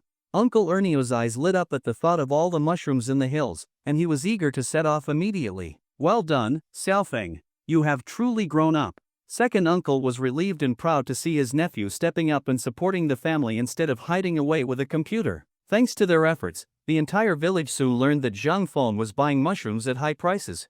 One by one, people came to his house to confirm. Xiaofeng, I heard you are buying mushrooms? Third aunt was the quickest to arrive and immediately asked. Yes, starting tomorrow, Zhang Feng once again explained the types of mushrooms and their prices. Xiaofeng, I heard you were buying mushrooms. As soon as he sent third aunt off, second grandpa came in, out of breath, eagerly asking. Yes, second grandpa, please sit and rest. Do not worry yourself out. Seeing the 70-year-old man gasping for air, Zhang Feng genuinely worried for his health. More and more villagers came to inquire, and Zhang Feng realized answering them one by one would not do. So he posted a notice at the front gate listing the mushroom types and prices. Once the notice was up, the questions finally stopped. Everyone crowded around to read it, and soon his yard was filled with villagers. Who would have thought the mushrooms we always ignored could be worth so much? Right? They cost more than vegetables these days. More than vegetables? They are worth more than meat. Come on, mushrooms are even more expensive outside. Dried red mushrooms can go for hundreds or even thousands per half a kilogram. Then why do you not go sell them? Exactly. You need reputation and the right channels. Illiterate farmers like us should not dream too big. Be content, earning over 10 yuan per half a kilogram is already great. If I can find 5 kilograms a day, it beats doing hard labor any day. The villagers buzzed with excitement at the gate. Everyone was happy about Zhang Feng's mushroom buying project. They used to ignore the mushrooms covering the hills, but now they could sell them for money. They were grateful to Zhang Feng and full of praise. As the excited crowd gradually dispersed, Zhang Feng and his mother began preparing for the next day, cleaning up, washing large basins and bamboo trays. Finally, mother and son agreed to hire 2 helpers the next day. If the whole village went mushroom hunting, they could easily collect hundreds of kilograms per day. Weighing, accounting, and cleaning all that would be too much for just the 2 of them. Help was essential. Qingshan County. Located in the great southwest of the country, Qingshan County is under the constant influence of the southwestern monsoon.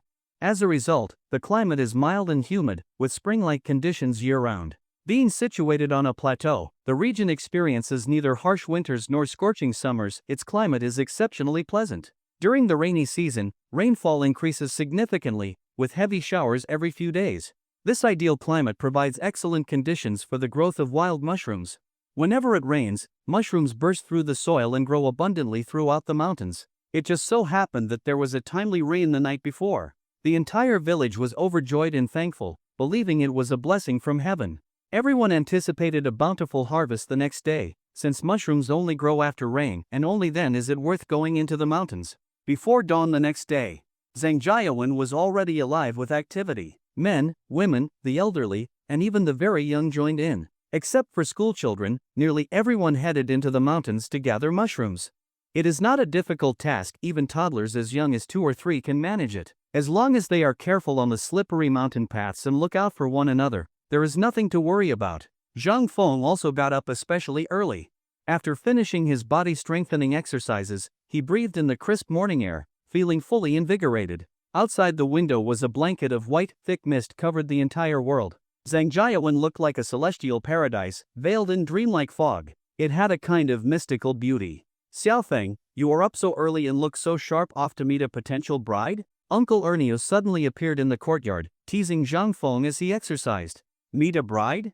My future wife is probably still growing up in some mother-in-law's house, Zhang Feng quipped, poking fun at himself. Through the mist, Zhang Feng saw that Uncle Ernie had a small shadow trailing behind him, little duck, still half asleep, carrying a bamboo basket, clearly dressed for a mountain trip. Uncle Ernie, you're bringing that rascal into the mountains too? Ha, this little brat talks back now. After getting a spanking yesterday, he said he doesn't need me anymore, he wants to earn money and find a wife on his own, Uncle Ernie said, amused. Ha! Little duck, how old are you? Already thinking about finding a wife? Zhang Feng pinched the boy's cheeks and could not help but burst out laughing. He had not even found a girlfriend yet, and this little guy was already dreaming about marriage. How adorable. Come on, that's not what I meant. I meant earning money to find a wife, not that I already have one. Little duck, flustered, tried to explain. But he was too young to know that wife and bride are the same thing. Ha ha ha. Isn't a wife the same thing as a bride? Ha ha ha. I'm laughing so hard, I'm tearing up. Xiaofeng, looks like you'd better hurry up. Even little duck is looking for a wife. That's right, Xiaofeng, want me to set you up with someone? Before he knew it, the conversation veered off topic, and Zhang Feng found himself the target of good-natured teasing. He could only smile helplessly, like the saying goes, when the city gate catches fire, the fish in the moat suffer too. After the laughter, everyone hurried into the mountains. Though the forest was vast, competition was fierce. Those who got ahead would find the most. No one wanted to follow behind and pick over leftovers. Xiaofeng, we're heading out first. See you later. Uncle Ernie, tugging little duck by the hand, quickly caught up with the group. Uncle Ernie, why not leave little duck at my place? No way. I'm not staying behind. I want to gather mushrooms and make money for candy. Little duck protested loudly. Children from mountain villages grow up independent, learning to earn pocket money from a young age. Zhangjiawen faces south, with the beautiful Moon Lake to the south and vast mountains to the north. The village is surrounded by lush greenery and flowing water, with trees lining the edges and hills stretching into the distance. The natural landscape is picturesque and serene. Beyond the village lies a vast and rugged mountain range covered in dense, ancient forest spanning dozens of kilometers. It is the most pristine and well-preserved primeval forest in the entire Qian province. On the outskirts of these mountains are groves of oak trees, the ideal environment for red mushrooms.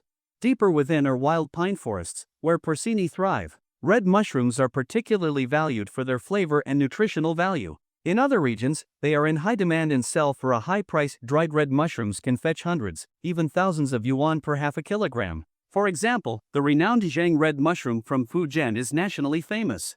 Because of its strong brand, a single half a kilogram of dried mushroom can cost over 1,000 yuan and still be hard to find. Other regions' mushrooms are less expensive, generally selling for a few hundred yuan per half a kilogram. Porcini are also a treasured variety of wild mushroom. Their rich aroma and flavor have earned them popularity among food lovers both in China and abroad. Despite Qingshan County's abundance of mushrooms, there is no real consumer market. Without proper development, these delicious mushrooms have remained hidden in the mountains for years. As the saying goes, live off the mountain if you're near it, live off the water if you're by it. Zhang Feng hoped that his partnership with Bosnio could bring these mushrooms to market, unlocking a treasure trove in Qingshan and helping the villagers earn new income and build a better future. In the mountains, the mist comes fast and leaves just as quickly. When the sun rose, a gentle breeze scattered the thick fog until it vanished without a trace, as if it had never been there. Not even half an hour had passed when an unexpected figure appeared in Zhang Feng's courtyard. It was second grandpa, slowly making his way with a basket on his back and a cane in his right hand. Grandpa, you're back already? Zhang Feng rushed over and took the basket. It was surprisingly heavy and already filled with fresh mushrooms. Ha, with these old bones of mine, do you think I could keep up with the others? I wouldn't get anything. Second grandpa's tired face lit up with a sly smile as he shook the flashlight in his hand. Zhang Feng suddenly understood he must have gone into the mountains before dawn. Truly, the older, the wiser. Though he was 72 years old, his experience outmatched all the younger folks. You could say, using internet slang, he was an old driver. No one would have expected the first one back would be the elderly grandpa. It was astonishing, admirable, and a little worrisome. It was inspiring that the old man returned first with a full basket, but Zhang Feng was concerned. The forest is dark before dawn, the paths wet and slippery. What if he had fallen? I'm fine, Xiaofeng. No need to worry. We farmers work as long as we live. If I sit idle for a day, I feel uncomfortable, the old man said, waving away Zhang Feng's concern. Just be careful, okay? Zhang Feng said no more. Rural elders often do not treat their own lives as particularly precious. Grandpa, take a seat. I will weigh your basket. Zheng Feng had him sit, then began weighing the mushrooms. Wow, 17.5 kilograms. That's a good haul, Zheng Feng said with a smile. Exactly what I expected. Second grandpa laughed happily. At 15 yuan per half a kilogram, that's 525 yuan. Here, please count. Perfect, that's the right amount. I'm off again, the old man said, licking his fingers to count the bills before heading back into the mountains. Little Duck is back already?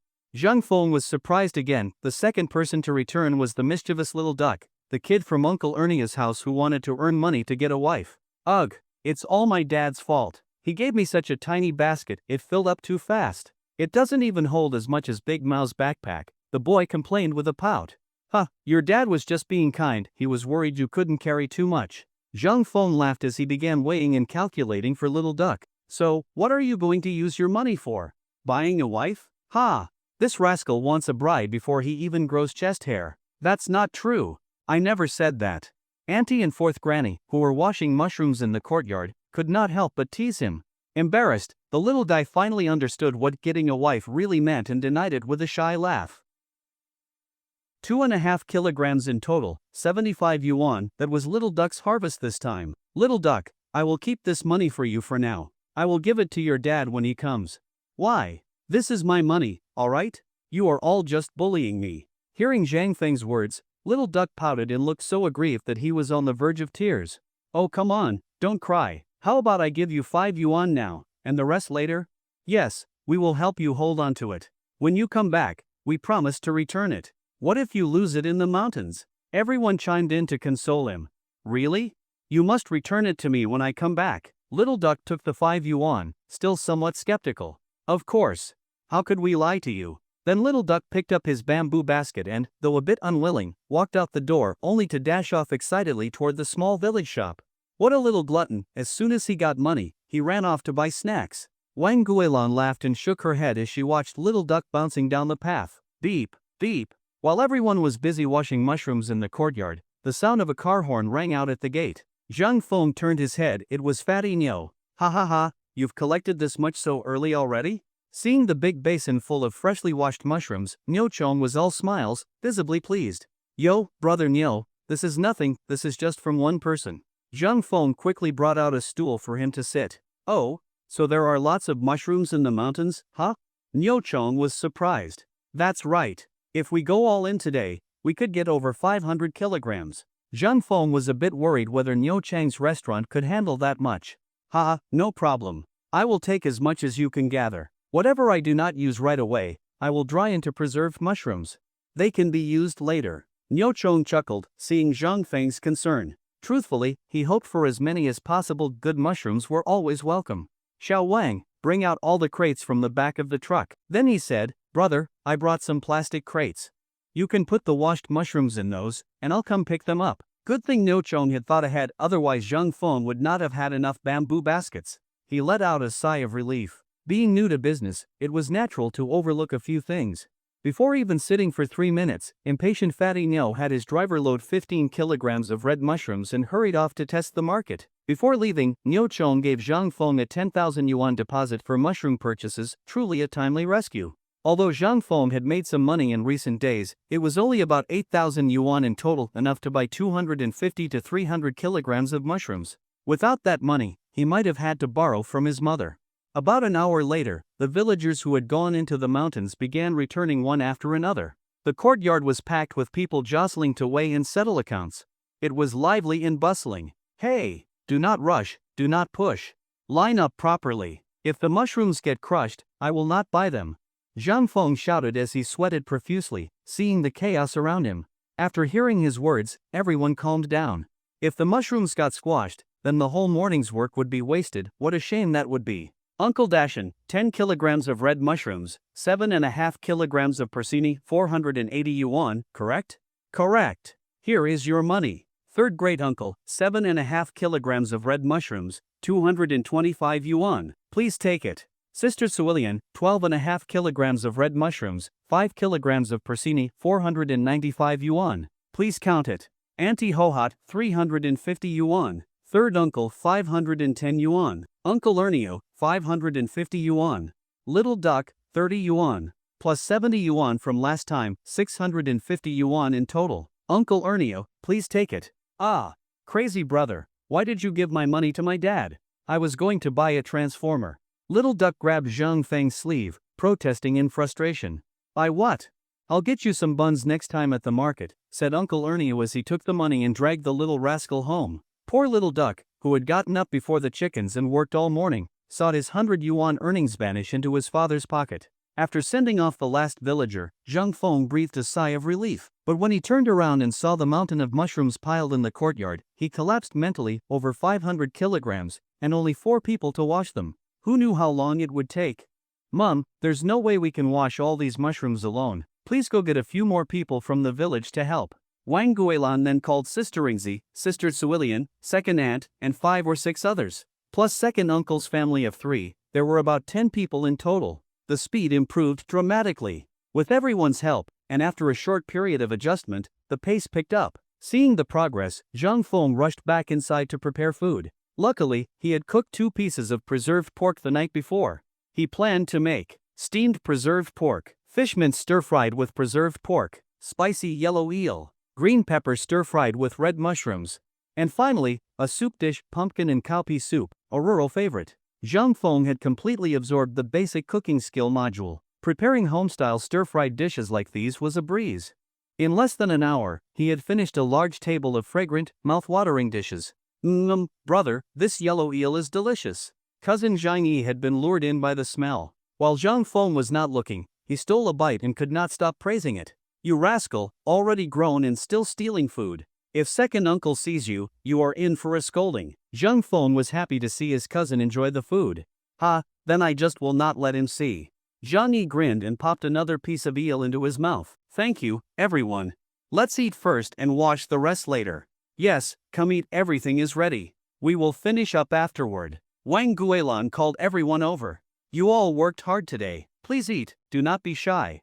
As everyone sat down, she greeted them with a warm smile. Ha, we are all family, what is there to be shy about? Exactly. If we were not family, we would not be under the same roof. Everyone was a fellow villager, many were even related, so no one stood on ceremony. Facing Zhang Feng's delicious dishes, they all ate heartily and praised his cooking non-stop.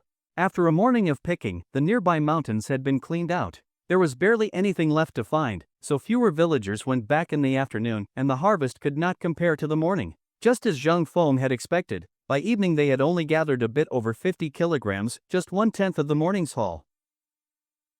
The setting sun dipped below the horizon. Brilliant red clouds lit up the entire sky like a blazing oil painting. The afterglow of the sunset pierced through the clouds like golden flying swords, slicing through the heavens and earth, casting a sacred golden glow over the entire moonlight lake. When Boss Neo took away the final basket of mushrooms, the helpers gradually dispersed. After a whole day of hard work, Zhang Feng and his mother finally sat down on chairs, able to rest at last. Meanwhile, cooking smoke rose from every household in the village, carrying the aromas of various delicious dishes.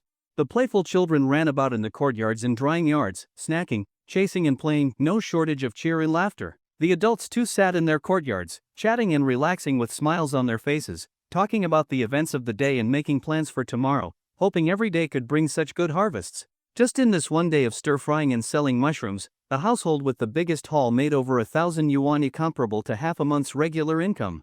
And as long as they entered the mountains, even the lowest earners made at least over 100 yuan. Take Little Duck, who was only 5 years old, he too earned over 100 yuan. Thus, for the villagers, mushroom picking became an extraordinary source of income, a veritable mountain of gold, far better than farming or working out of town. After resting a bit, and taking a sip of water, Zhang Feng impatiently took out the money made from selling mushrooms. Looking at the thick stack of bright red bills, he was visibly moved, a faint smile spreading across his face. Just a few days ago, he had still been a pathetic recluse, nicknamed Lazy Scholar, well known near and far.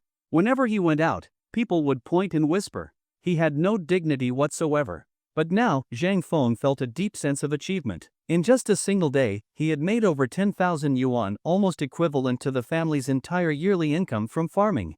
It was his first time making so much money, and the thought alone filled him with excitement and confidence about the future. Xiaofeng, hurry and count how much we earned today, his mother said with excitement as she watched him. She knew they had definitely earned quite a bit. "Alright, Mom, let's count it together," Jung Fong replied joyfully, handing half the money to his mother. He too was eager. Together, their speed would be much faster. After about the time it takes to drink a cup of tea, Jung Fong counted it 3 times. It came to 18,000 yuan.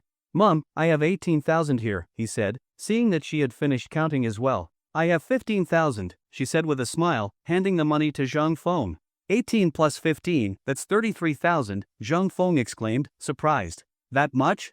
Ha! Silly child, did you forget to subtract your costs?" his mother reminded him, smiling happily at his delight. "Ah, that's right, we invested over 8,000. Her words snapped him back to reality. He had indeed put in everything he earned over the last few days. After calculating again, 33,000 minus just over 8,000 left a net profit of around 24,000 yuan. 24,000 in just one day. That was many times more than what they earned from farming in a year. If every day were like this, wealth would be just around the corner. But Jung Fong quickly reminded himself that he was only dreaming. Mushrooms only grew for 1 to 2 months out of the year. Even excluding sunny days when they did not grow, if they could collect freely for about 20 days in that window, they could still make 4 to 500,000 yuan. As the saying goes, happiness comes from contentment. Earning even that much in a year was more than enough. Jung Fong did not dare to be greedy. "Mom, you go rest. I will cook." Once he calmed down, his stomach began rumbling, and night began to fall. Moonlight Lake Village lit up with scattered lights, as if a swarm of fireflies flickered from afar, tiny, twinkling, and stunningly beautiful. After dinner and a bath, Jung Fong returned to his room and began practicing his health cultivation technique. The 38th cosmic health technique truly lived up to its extraterrestrial origins. Even after days of practice, Jung Fong had barely mastered the first movement. Ding dong! Congratulations, host, for completing the hidden system mission, first pot of gold. You have been awarded 100 points. Please check your account. Ding dong! The system shop is now officially open. Please check the new items available. Just as he finished a round of practice, the system brought him a delightful surprise. He never expected that making money from mushrooms would count as a hidden mission. Even more surprising, the system's long-awaited shop had finally opened. Ha, what a pleasant surprise, Jung Fong thought happily, and then opened his personal stat panel. Host, Jung Fong. Strength, 20, plus 16. Speed, 19, plus 13. Reflexes, 18, plus 10. Endurance, 17, plus 14. Flexibility, 14, plus 10. Spirit, 18, plus 11. Note, the average adult score is 10. Skills. Basic hunting skill. Basic cooking skill. Points, 150. Note, points can be used in the system shop to buy various items. 100 points equals 1 lottery draw. Lottery chances, 1. Main quest, Phase 1, cure laziness syndrome within 1 month and change others' perceptions of the host. Reward, 10,000 points plus 3 lottery draws. Progress, 80/100. System assessment, host's combat strength is low. Laziness syndrome has been partially cured, further observation in progress. System recommends early sleep, morning exercise, and persistent practice of the health technique. Goal, become a strong, diligent, forward-thinking modern farmer. Jung Fong opened the system shop. Not many items were listed, just a handful. Aromatic rice seeds, 10 points/kg. Fragrance booster agent, 10 points/bottle. Solar growth formula, 50 points. Lunar growth formula, 100 points. 38th cosmic health technique, 100 points. Basic gene solution, 500 points. Basic calligraphy and painting skill, 500 points. Foreign language mastery, 800 points. Basic hunting skill, 800 points. Basic cooking skill, 800 points. Note, 100 yuan equals 1 point. What the fuck, bloody extortionists? 100 yuan for just 1 fucking point? Seeing this, Jung Fong cursed out loud at the Huanyu Technology Corporation. No wonder the system shop only opened once he had made some money. Jung Fong checked his total, only 150 points, 50 from the last lottery, 100 just now from the hidden task. Not enough to buy much. He was instantly deflated. Even earning over 20,000 today only equaled 200 points. He shook his head, it was all just out of reach for now. I did not expect the main mission, curing laziness, to be 80% complete. What a nice surprise. Jung Fong reviewed his stats again, this time spotting the change. Ha, seems like my efforts these past days were not in vain. This is true mutual benefit. Yesterday, the system had not changed at all. Clearly, it was the villagers making money from selling mushrooms today that shifted their opinions of him. An unexpectedly great start. The next day, due to unfavorable weather and a lack of rainfall, there were not many mushrooms in the forest, so work ended early today. After dinner, Zhang Feng decided to take a walk up the mountain. A gentle breeze blew. The evening glow lit up the entire sky. Birds and insects chirped across the hills, and the wild animals returned to their nests. At this moment, Zhang Feng strolled along the mountain path, looking at the clouds in the western sky, enjoying the refreshing and beautiful scenery of the village in the evening. Ever since acquiring the Super Farmer system, taking the basic gene serum, and undergoing modifications from the body strengthening exercise, Zhang Feng's physical abilities had improved rapidly. With each step he covered several meters. His movements were light, and even on rugged mountain paths, he walked as if on flat ground. Climbing hills and wading through water felt like practicing lightness skill. It took no effort at all. This used to be the mountain god temple. Zhang Feng looked at the ruins of the shrine.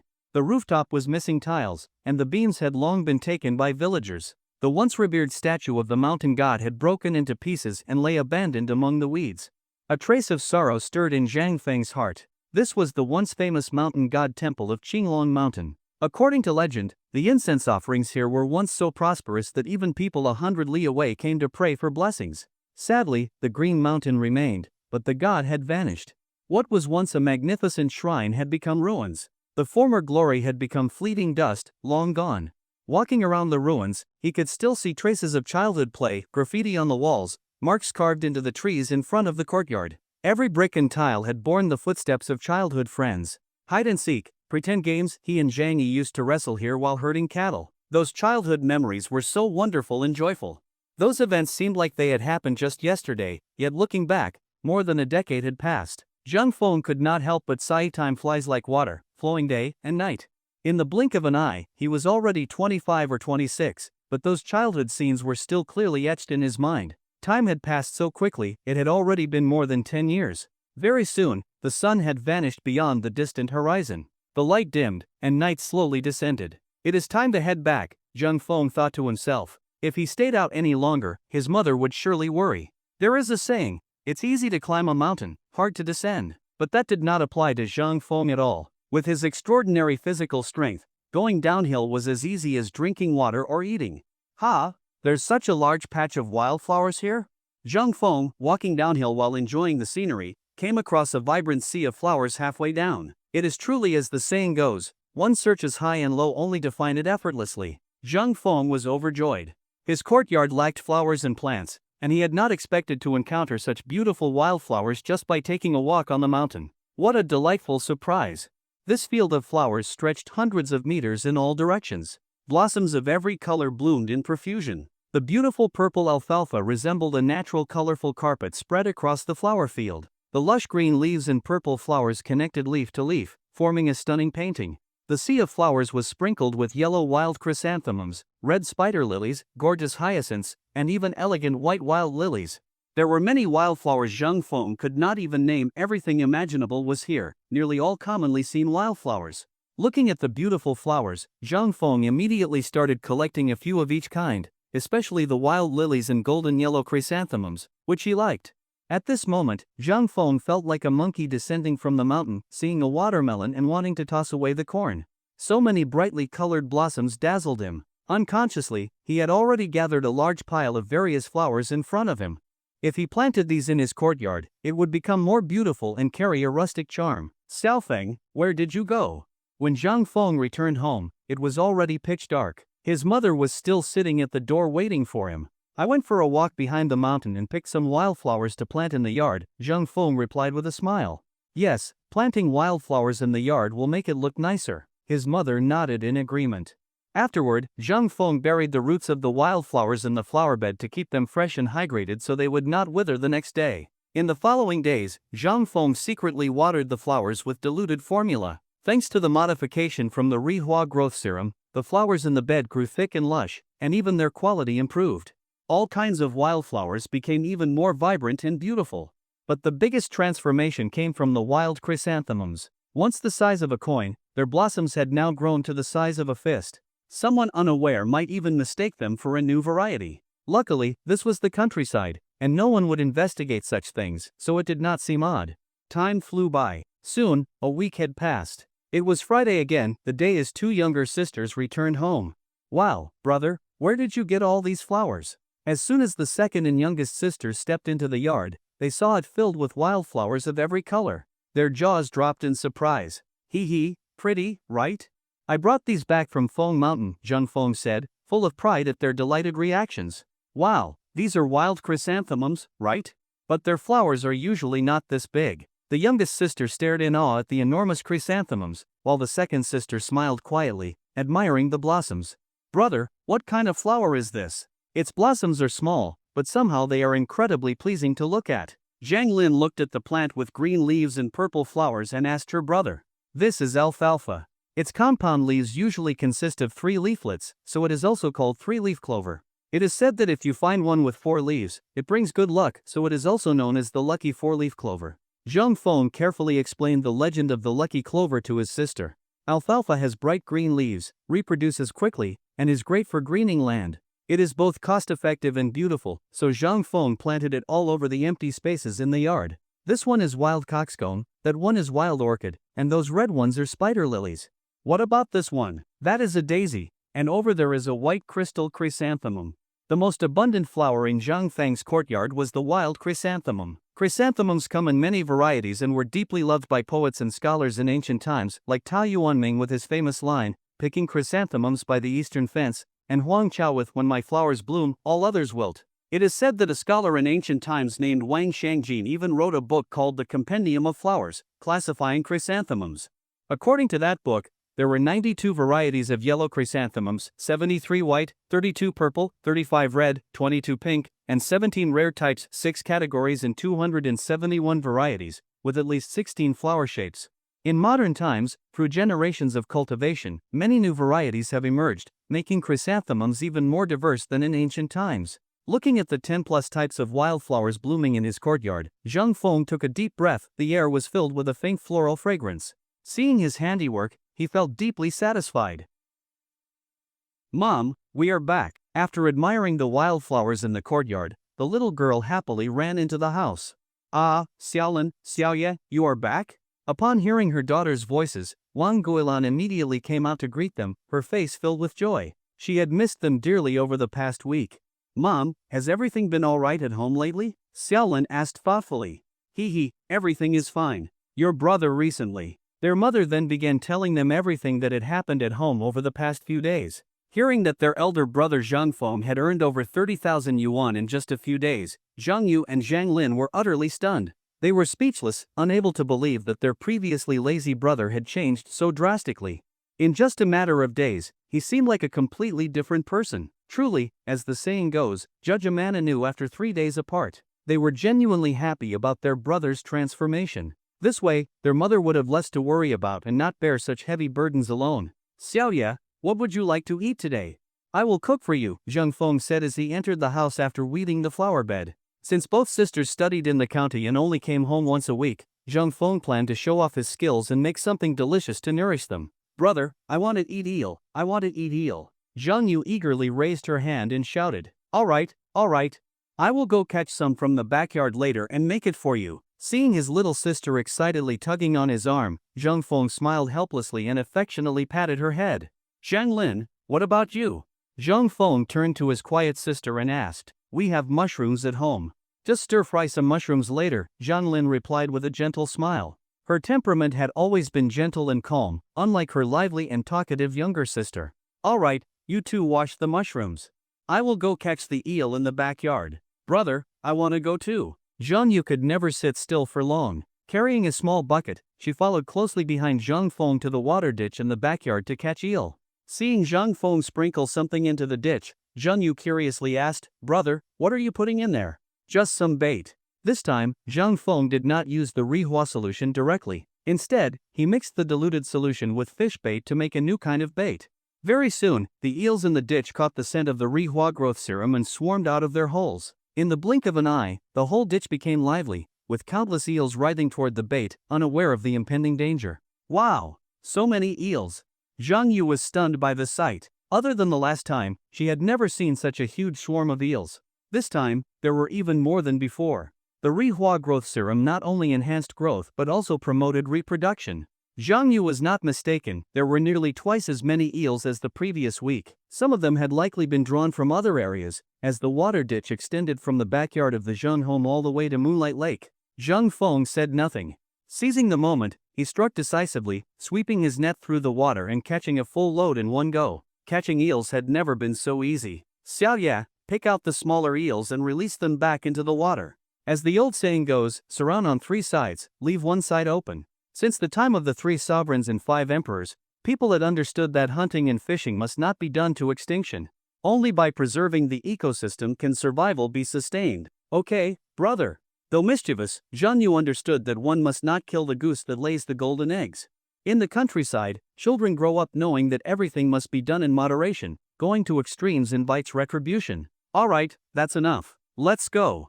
Soon, the siblings finished catching the eels. Zhang Feng weighed the catch over half a kilogram. Hee, alright.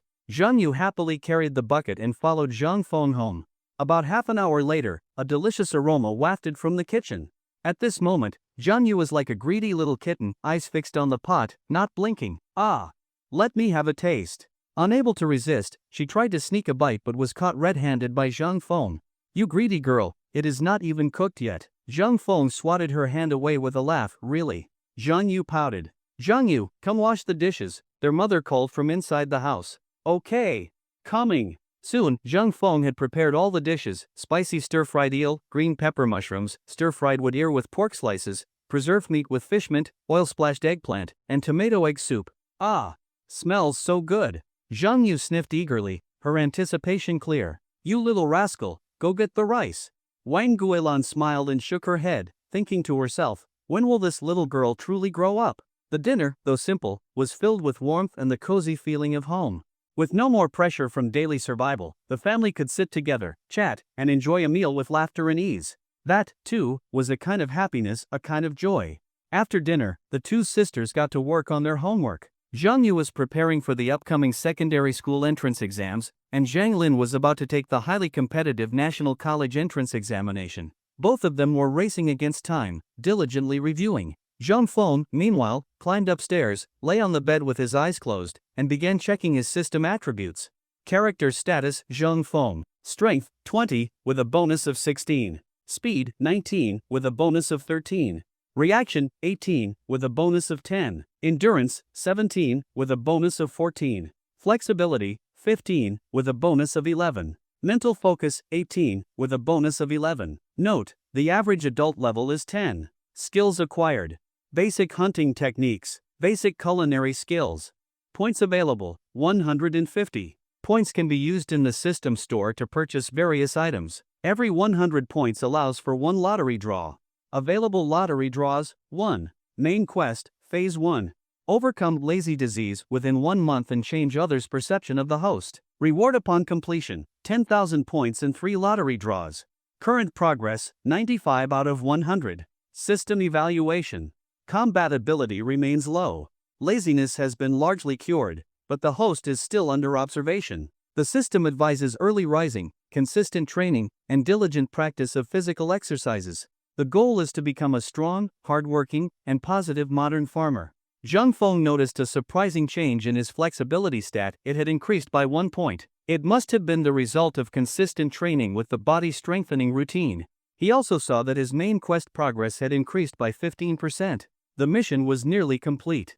The thought of soon receiving a reward of 10,000 points and 3 lottery draws made his heart race with excitement. Just then, the task from a few days ago was finally completed. Ding dong! Congratulations to the host for completing the side quest, Renovate the Countryside Courtyard. Reward: 200 points and 1 lottery draw. Upon hearing the system notification, Zhang Feng was overjoyed. He had been waiting so long that he nearly forgot about it. Just as he was becoming numb from the wait, a surprise dropped in his lap, completely unexpected. Although this task took a long time to complete, the reward was substantial. Zhang Feng did the math. He now had a total of 350 points and 2 lottery draws available. He planned to use both chances and see what valuable items he might win. Zhang Feng clicked on the lottery button. The prize will appear just like before, divided into 6 sections, each with a different item. 50 points. 100 points. 300 points. 1 bottle of Moonlight Growth Solution, 100 milliliters. Basic driving skill. Basic calligraphy and painting skill. Start the draw. At Zhang Feng's command, the pointer on the prize wheel spun rapidly.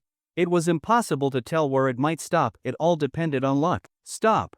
As soon as he said it, the pointer gradually slowed and finally came to rest on basic calligraphy and painting skill. Basic calligraphy and painting skill? That feels kind of useless. Zhang Feng muttered. He always thought of himself as a cultured man but had no idea how this skill would help him. Ding dong! Congratulations to the host for obtaining basic calligraphy and painting skill. Would you like to claim it now? Claim it. Even if it was somewhat trivial, Zhang Feng figured it could still help him cultivate some artistic taste, at least superficially. Would the host like to continue the draw? Continue. Ding dong!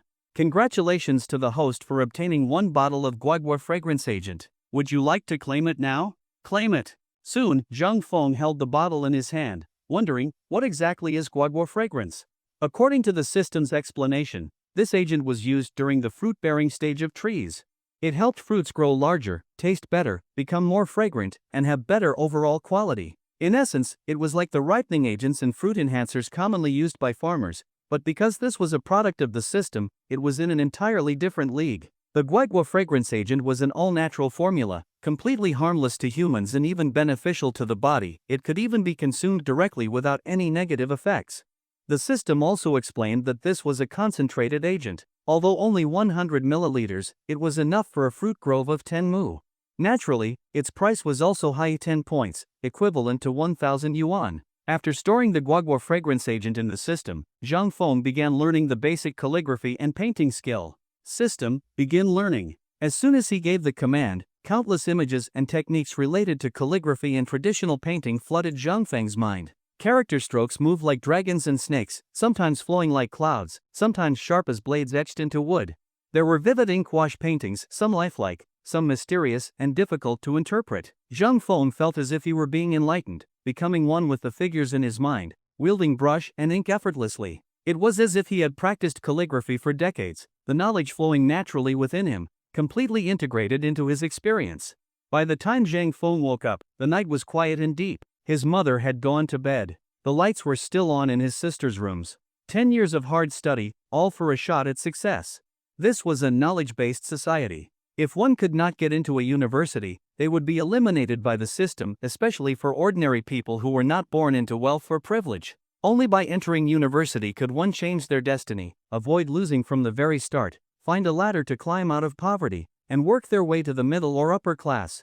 A man must rise from the mountains and not return without success. Zhang Feng had once been full of ambition, eager to leave the mountains and explore the world beyond. He was accepted into a top university, achieving what he had dreamed of, but success slipped away at the final step. Once at university, he became lax, turning into a student even he despised. Though he graduated, barely, he lost all his previous confidence. After changing jobs 5 or 6 times, he eventually slunk back to his hometown an insignificant, idle man. But all of that was now in the past. With the super farmer system, even life in the countryside could become fulfilling. He could make his family happy and live with dignity. Thinking of all this, Zhang Feng slowly drifted off to sleep. In the early morning, birds were already fluttering among the trees, chirping joyfully to greet a new day. The sky outside was perfectly clear, another sunny day. Bright sunlight shone on Zhang Feng's face, and he stirred, gradually waking up. Ah, another great day. He took a deep breath, immediately turned over, got out of bed, and began practicing his physical routine in the courtyard. Zhang Lin, you are up? Would you prefer noodles or porridge for breakfast? Having just finished his training, he saw his sister had also gotten up. As for the younger sister, she was probably still in bed. Noodles. Zhang Lin replied. She usually got up early to make breakfast for everyone, but today her brother had risen earlier and was already cooking. She felt warm inside, happy that someone cared for her. Zhang Lin, go wake up that lazy pig. Your brother's noodles are nearly done. Their mother, freshly washed and dressed, gave the order. All right, Mom.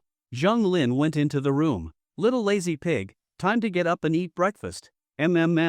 Just let me sleep a little longer. Still sleeping? If you keep this up, you will turn into a real pig. After much teasing from her sister, Zhang Yu finally dragged herself out of bed, grumbling all the while. The sky was bright and clear. It seemed there would be no mushroom harvesting today. After breakfast, Zheng Feng informed his mother and rode his family's tricycle into town. Their house had been standing for over 10 years, and the walls were chipped and peeling. Zheng Feng decided to buy some supplies and repaint the walls.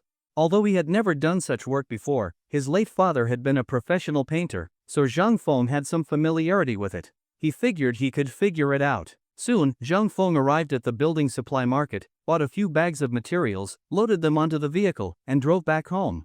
"Big brother, what did you get from town?" he was asked by his cousin Zhang Yi as he re-entered the village. "Some materials. I am going to repaint our house. By the way, if you are free, come help out." Zheng Feng spoke casually. They had grown up together, stealing melons and catching shrimp, closer than brothers. "Sure thing. I will be there right away." Zhang Yi had the day off. Normally, he and his father made a living through market trading, buying low, selling high, doing whatever turned a profit. Back at home, their mother and sisters had already cleaned the house. Furniture was moved away from the walls, an old line was scraped off, an essential prep step before painting. They mixed the plaster, dampened the walls, and got to work. Being complete novices, they made plenty of blunders at first. The walls ended up lumpy and uneven, and they both burst out laughing at each other's clumsy results. But with practice, their skills quickly improved. The surfaces became smooth and clean. The progress they made was remarkable. After a whole day of labor, they finally finished repainting all the interior walls. Looking at the freshly white, smooth surfaces, they were filled with a sense of accomplishment. Neither had expected to do such a professional-looking job. "Hee, Mom, look, does it not look like a brand new house?" The younger sister looked around the sparkling clean room. The walls looked new and glossy. If not for the old roof beams and tiles, no one would guess the house was over a decade old. Yes, repainting really makes a big difference. Their mother smiled, pleased with both the new look of the house and her hard-working son. The next day, Zheng Feng's mother stayed home to collect mushrooms, and his two younger sisters were at home reviewing their lessons.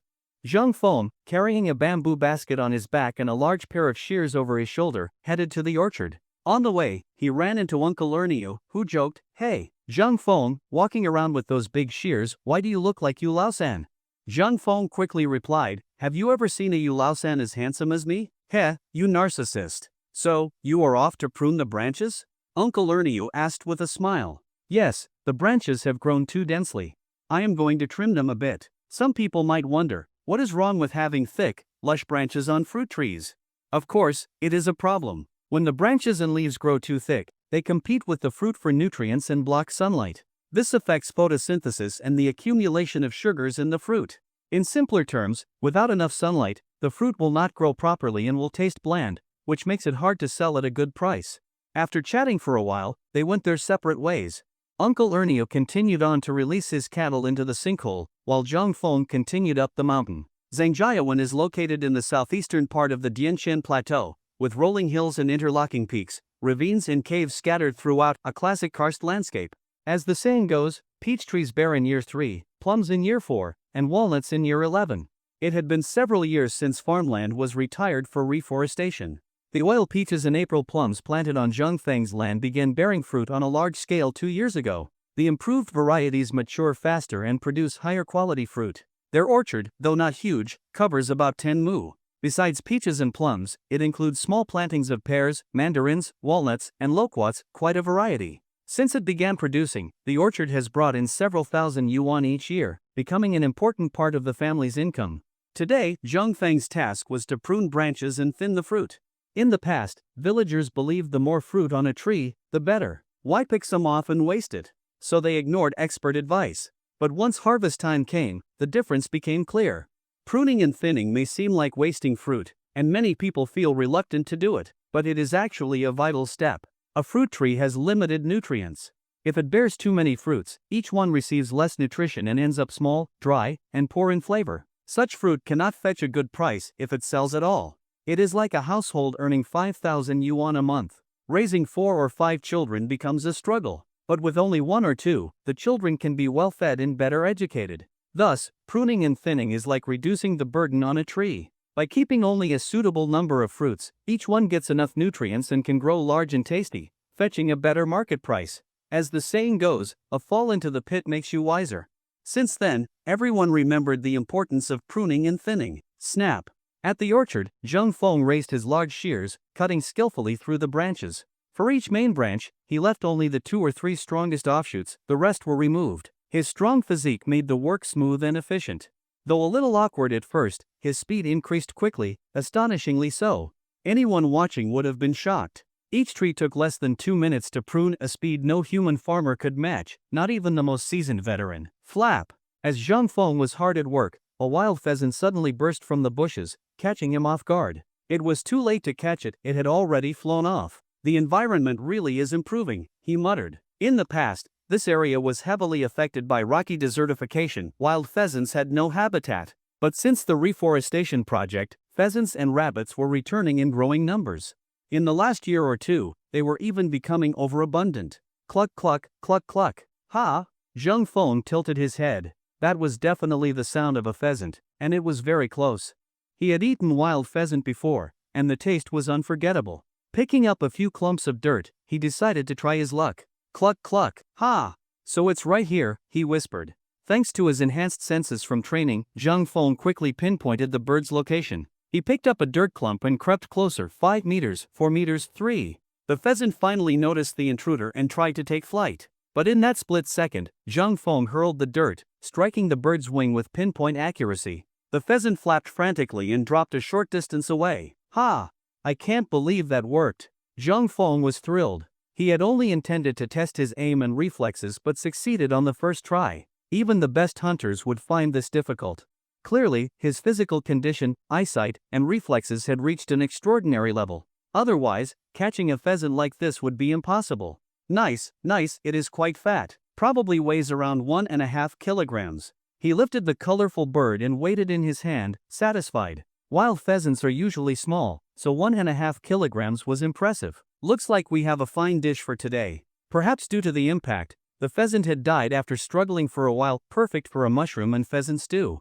A few more pheasants appeared after that. However, Zheng Feng did not always have a chance to act. Wild pheasants are fast, they can disappear 8 or 9 meters in the blink of an eye. Plus, he had not come specifically to hunt. Still, he made 2 more attempts. Though one failed, a 66% success rate was already excellent. With more practice, it would surely improve. A pheasant in the left hand. A pheasant in the right hand. Brother is so damn happy today. Zheng Feng sang cheerfully as he worked, delighted by the unexpected haul of 2 pheasants. His tuneless, wailing singing voice, fortunately unheard by others, might otherwise have scared someone to death. From around 6 o'clock in the morning until noon, he worked tirelessly, over 5 hours total. At last, all the trees in the Tenmu orchard were pruned, and many fruits had been thinned. Ah! Finally done! Stretching and sighing in relief, Zheng Feng surveyed the freshly trimmed orchard. Though the work had been tiring, his heart was filled with satisfaction. It had been a rewarding and meaningful day. Hey! Xiaofeng, where did you catch those 2 pheasants? Uncle Dashan asked in surprise when he saw Zheng Feng on the road. In my orchard. Uncle Dashan, you're not off work yet? Zheng Feng replied. Just about done. You lucky rascal. Uncle Dashan looked at the 2 pheasants in Zheng Feng's hand, full of envy as he packed up his fangs. Luck? Dashan, try your own luck and see. At that moment, Uncle Ernio, herding his cattle, appeared behind them and chimed in. Wild pheasants show up all the time, but catching one is a whole other story. That's right, pheasants are way too skittish. A slight rustle and they fly off immediately, Uncle Dashan agreed, nodding. Hee, I was just lucky today. Threw a clump of dirt and hit 2 at once, Zheng Feng said cheerfully, unable to hide his excitement. Kid, you're such a damn show-off, I'll give you a full score for that act, Uncle Ernio said bitterly, consumed with envy. This brat hit the jackpot, managing to take down 2 birds with 1 throw. Your luck today is really something. Even Uncle Dashan was left speechless. The 3 of them chatted and laughed as they walked toward the village, the pheasants in Zheng Feng's hand catching everyone's attention. People were full of admiration and envy for his incredible luck. Young man, are you selling those pheasants? I'll give you 300 yuan each, a tourist called out as they neared the village and the crowd thickened. His eyes lit up at the sight and he rushed over. 300 yuan? Both Uncle Dashan and Uncle Ernio were tempted. They considered advising Zheng Feng to sell. After all, wild pheasants have more bone than meat. 300 yuan could buy over 5 kilograms of pork. Sorry, not for sale. I'm keeping them, Zheng Feng shook his head. While 300 yuan was not a small amount, he was not short of money anymore. Why not enjoy the meat himself? Just thinking about a mushroom and pheasant stew made his mouth water. But you've got two. Keep one and sell me the other. I'll give you 350, no, 300. The man was clearly a gourmet with a soft spot for rare mountain delicacies. He looked at Zhang Feng with hopeful eyes. Truly sorry. I am keeping them both. But if I catch another next time, I'll save one for you. Seeing Zhang Feng's firm refusal, the tourist had no choice but to give him his business card. He looked disappointed but not angry. All right then, brother. Please let me know next time you catch one. Absolutely, I'll let you know, Zhang Feng replied. Taking a glance at the card, he realized the seemingly ordinary tourist was actually the boss of a real estate company and a member of the Provincial Photography Association. People really can be full of surprises. Xiaofeng, why didn't you sell them? 300 yuan each. Your fifth grandpa sold one at the street market last time for only 180, said Uncle Ernie after the man left. Exactly, the pheasant may taste good, but there's not much meat on it, added Uncle Dashan. It's fine. Zhang Lin and Zhang Yu are about to take their college and high school entrance exams. I brought them back to give the girls some nourishment, Zhang Feng replied with a warm smile, knowing the two elders meant well. After all, earning money in the countryside is no easy task. Hearing this, both men fell silent. Everyone in the village knew Zhang Feng's sisters were excellent students, both in the top class of the county's best school. They even earned scholarships every year. If nothing went wrong, they were guaranteed to get into prestigious universities. In the countryside, they were stars of academic success. And now Zhang Feng, once a model of laziness, had turned over a new leaf. In just a few days, he had made tens of thousands of yuan, a dramatic transformation no one expected. As the three parted ways in the village, Uncle Dashan sighed and said, "Looks like Xiaofeng really struck gold with those mushrooms." "I would take out the looks like." "He definitely did," replied Uncle Ernie. They both shook their heads in amazement. The formerly notorious lazy scholar had reformed himself and was now earning a living like a pro. Brother's back. Mom, second sister. Look what Big Brother brought back. Little Zhang Yu ran out at the sight of the pheasants, thrilled, shouting all the way. Wang Guilan and Zhang Lin came out upon hearing the commotion. Seeing her younger sister hugging a pheasant excitedly, they both smiled with delight. Hee hee, brother, how about pheasant and mushroom stew this afternoon? The little foodie Zhang Yu asked, drooling at the sight. Eat? That thing's worth over 100 yuan, their mother scolded lightly. Little Yu puffed up her cheeks in protest. It was an adorable sight. Mom, it is fine. It is not worth that much. Let's treat ourselves to some pheasant and mushrooms, Zhang Feng said with a smile. Thinking it over, Wang Guilan gave in. The family had made 30 or 40,000 yuan recently. A little treat seemed reasonable. After lunch, Zhang Feng slaughtered one pheasant and began cleaning it in the yard. His sisters helped wash fresh red mushrooms. Red mushrooms are highly nutritious, rich in rare amino acids, known for beautifying the skin, replenishing iron and blood, relieving back and leg pain, and even rumored to have anti-cancer properties. According to online sources, they are the ultimate miracle food. Although the health claims might be exaggerated, their flavor was indisputable. Zhang Feng found red mushrooms even tastier than meat, delicate, sweet, and never greasy. Few meats could compare. Just as the famous gourmet Su Dompa once said, eat 300 lychees a day, and I would gladly live in Lingnan forever. Zhang Feng's love for red mushrooms was no less than Su Dompa's love for lychees. He chopped the pheasant and boiled it in clean water over high heat, no seasoning needed. A rich aroma quickly filled the air. Once the chicken softened, he added the mushrooms. Since they were fresh, their flavor released quickly. Dried mushrooms would need to be added earlier. 2 hours later, the pheasant and mushroom stew was done. Zhang Yu could hardly contain her excitement, practically drooling. Brother, let me try it first to see if it is good, the little girl said cheekily, grabbing a bowl and spoon and filling them up. You little rascal, only thinking of yourself, Wang Guilan said with a laugh, patting her youngest on the head. Zhang Feng and Zhang Lin were used to her mischief and loved their spirited sister dearly. Hee hee, the little one grinned and served everyone. This pheasant tastes amazing. Way better than the chicken at school, she said while eating. Well, of course. The stuff at school is all 40-day-old factory chickens, Zhang Feng laughed. Everyone eat. These mushrooms are just as good, he added. The rich flavor of the pheasant was extraordinary, but the mushrooms were even more fragrant. Soon, the whole pot was gone. Not a drop of soup remained. It had been a long time since they had enjoyed such a meal. After dinner, the girls resumed their studies. Zhang Yu was preparing for her high school entrance exam, and Zhang Lin for the national college entrance exam, both in intense review mode. Zhang Feng tidied up the courtyard, pruning flowers, watering, and weeding. Thanks to his care over the past few days, Their courtyard had become the most beautiful one in the village. April's weather changes in the blink of an eye. Just a moment ago the sky was clear and cloudless. And in the next instant, dark clouds gathered, fierce winds arose, and the entire world seemed to plunge into darkness. Soon, raindrops the size of beans began pounding the ground with a crackling sound. Countless dense drops fell like a barrage of arrows from the heavens, leaving no room to dodge. As the heavy rain poured down, the entire village of Moon Lake burst into action. Those working in the fields rushed home in a panic, and those at home hurried to bring in their laundry. Though many were caught off guard and ended up drenched to the bone, their hearts were filled with joy. A downpour like this would make mushrooms in the mountains grow quickly. If it rained enough, everyone could go into the mountains the next day to pick mushrooms and make money. So, people were actually hoping for even more rain. Perhaps the heavens heard the villagers' prayers. A torrential downpour in the evening continued well into the night. The mountains and lands, parched for a week, were finally nourished with ample rain. The flowers, grass, and trees seemed reinvigorated, bursting with vitality. That night, Zhang Feng practiced his fitness routine, closed the window, and went to bed early to rest and recharge, ready to pick mushrooms the next day. Ah, that was a great sleep. The morning air in Zhangjiawan was especially fresh.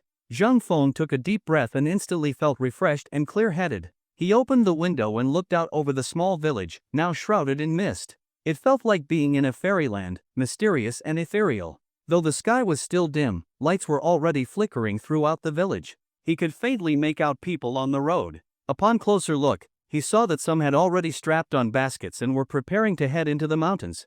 Zhang Feng quickly went downstairs. After washing up, he began making breakfast. He ate with his mother, and by the time they finished, daylight had fully broken.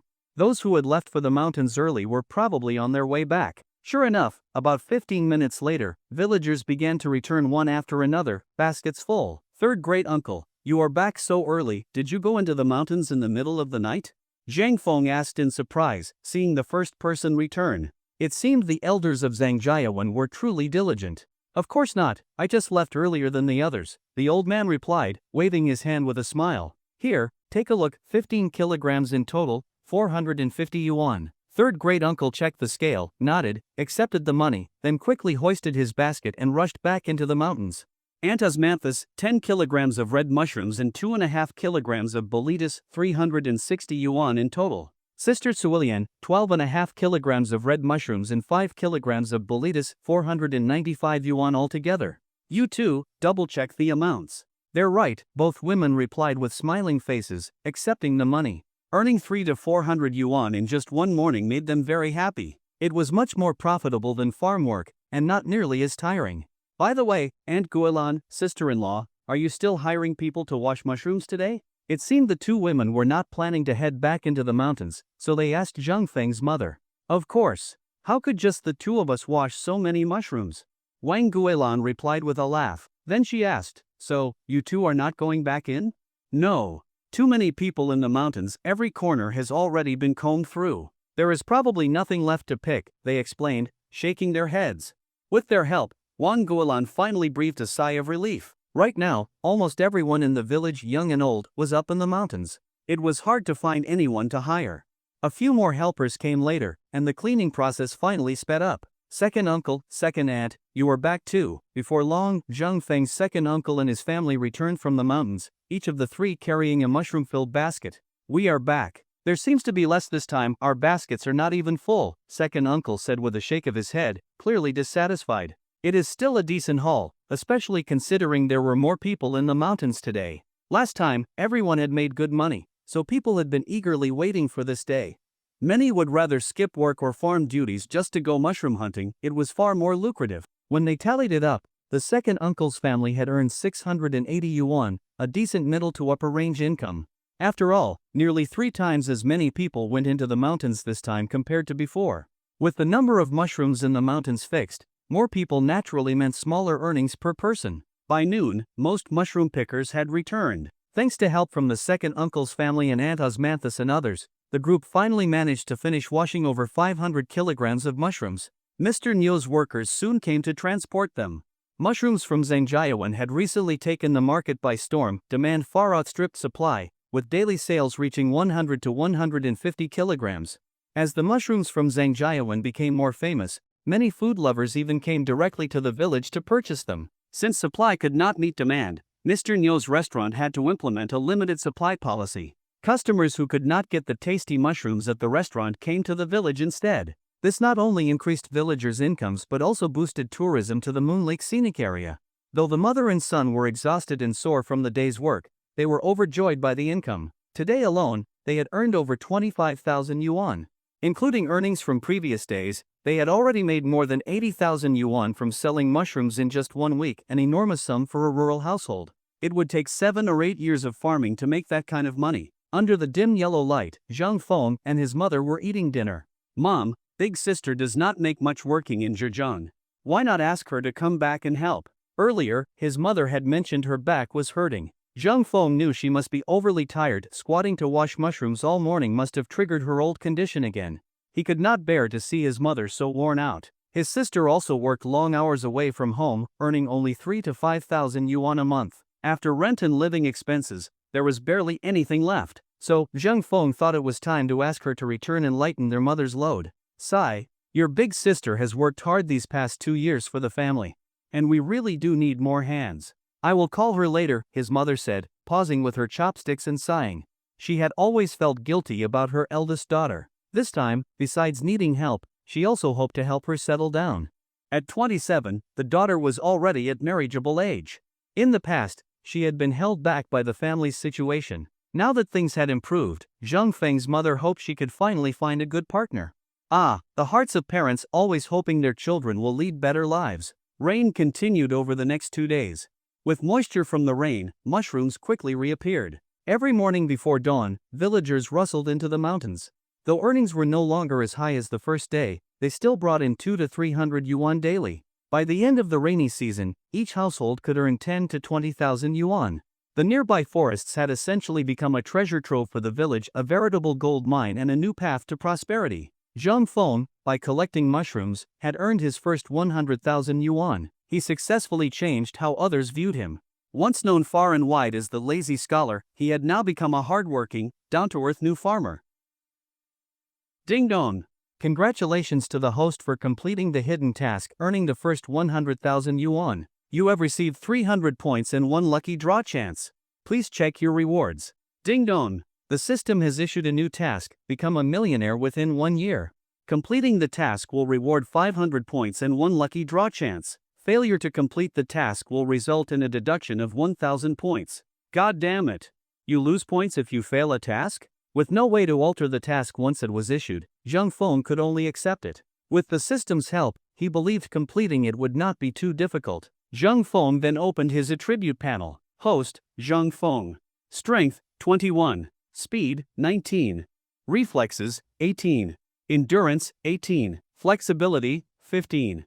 Spirit, 18. Note, the average adult level is 10. Skills, basic hunting, basic cooking. Points, 650. Note, points can be used in the system shop to purchase various items. 100 points allow for 1 lucky draw. Lucky draws remaining, 1. Main task, Phase 1, cure chronic laziness within 1 month and change public perception of the host. Reward for completion, 10,000 points and 3 lucky draws. Task progress, 99 out of 100. Side task, become a millionaire within 1 year. Reward for completion, 500 points and 1 lucky draw. Penalty for failure, deduction of 1,000 points. System evaluation, host's combat strength is weak. Chronic laziness has been preliminarily cured, still under observation. The system recommends going to bed early, rising early, exercising regularly, and diligently practicing bodybuilding routine number 38. It hopes the host will soon become a strong, hard-working, and positively motivated new era farmer. Zhang Feng noticed a pleasant surprise. His strength and endurance had both increased by 1 point. It seemed his persistent practice of the bodybuilding routine over the past few days had paid off. Zhang Feng then opened the system shop to check for updates and available items. Super fertilizer, 5 points per bag, 50 kilograms. Super pesticide, 5 points per bottle, 100 milliliters. Fragrant rice seeds, 10 points per kilogram. Fruity aroma agent, 10 points per bottle. Super weed clearing goat, 50 points each. Solar growth hormone, 50 points. Lunar growth hormone, 100 points. Bodybuilding routine no, 38, 100 points. Basic genetic serum, 500 points. Basic driving skill, 500 points. Basic calligraphy and painting skill, 500 points. Foreign language mastery skill, 800 points. Basic hunting skill, 800 points. Basic cooking skill, 800 points. Basic carving skill, 800 points. Note, 100 yuan equals 1 point. Haha. The system shop has finally been updated. Zhang Feng noticed 5 new items in the store: super fertilizer, super pesticide, super weed clearing goat, basic driving skill, and basic carving skill. Among them, super fertilizer was a highly concentrated natural organic fertilizer, 10 times more effective than regular fertilizer. Super pesticide could eliminate all pests. It was a non-toxic pesticide, and 100 milliliters could eradicate pests on 100 mu of land. Its effect was powerful. Super weed clearing goat? What the hell is that? Do goats weed now? Zhang Feng exclaimed, bewildered by such an odd item. According to the system, the super weed clearing goat really could assist humans with weeding. They would eat all edible weeds in the field, and for inedible ones, they would either pull them out by the roots or trample them. Moreover, they were extremely efficient, capable of clearing half a mu of land per day. Most importantly, they did not harm crops. This made them highly popular throughout the galaxy, especially in mountainous agricultural regions. Additionally, the meat of the super weed clearing goat was delicious, and they grew quickly, making them a favorite among gourmet enthusiasts. The other 2 new skills were fairly basic: driving standard vehicles and carving, which included wood carving and stone carving. For Zhang Feng, the driving skill might be useful, but the carving skill was of little value to him at the moment. Besides, he did not have enough points even if he wanted it. System, exchange 2 super weed clearing goats for me. 1,000 years ago, a great poet wrote, "Hoeing crops at noon, sweat drips onto the soil, showing just how grueling weeding is." So Zhang Feng felt that spending 100 points for 2 goats was well worth it. After the exchange, he had 550 points remaining. Understood, host. Please wait.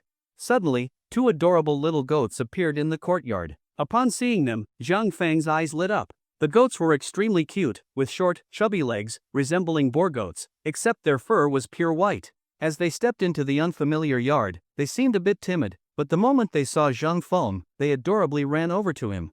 So cute! Seeing the 2 little goats rub their heads affectionately against his legs, Zhang Feng joyfully stroked their heads in soft, smooth fur. Perhaps it was the system's influence, but the goats were extremely close to him. One was male, the other female. Zhang Feng named the male Big White, and the smaller female naturally became Little White. "Alright, from now on you are Big White, and you are Little White, understand?" Zhang Feng said as he rubbed their heads. "Bah, bah."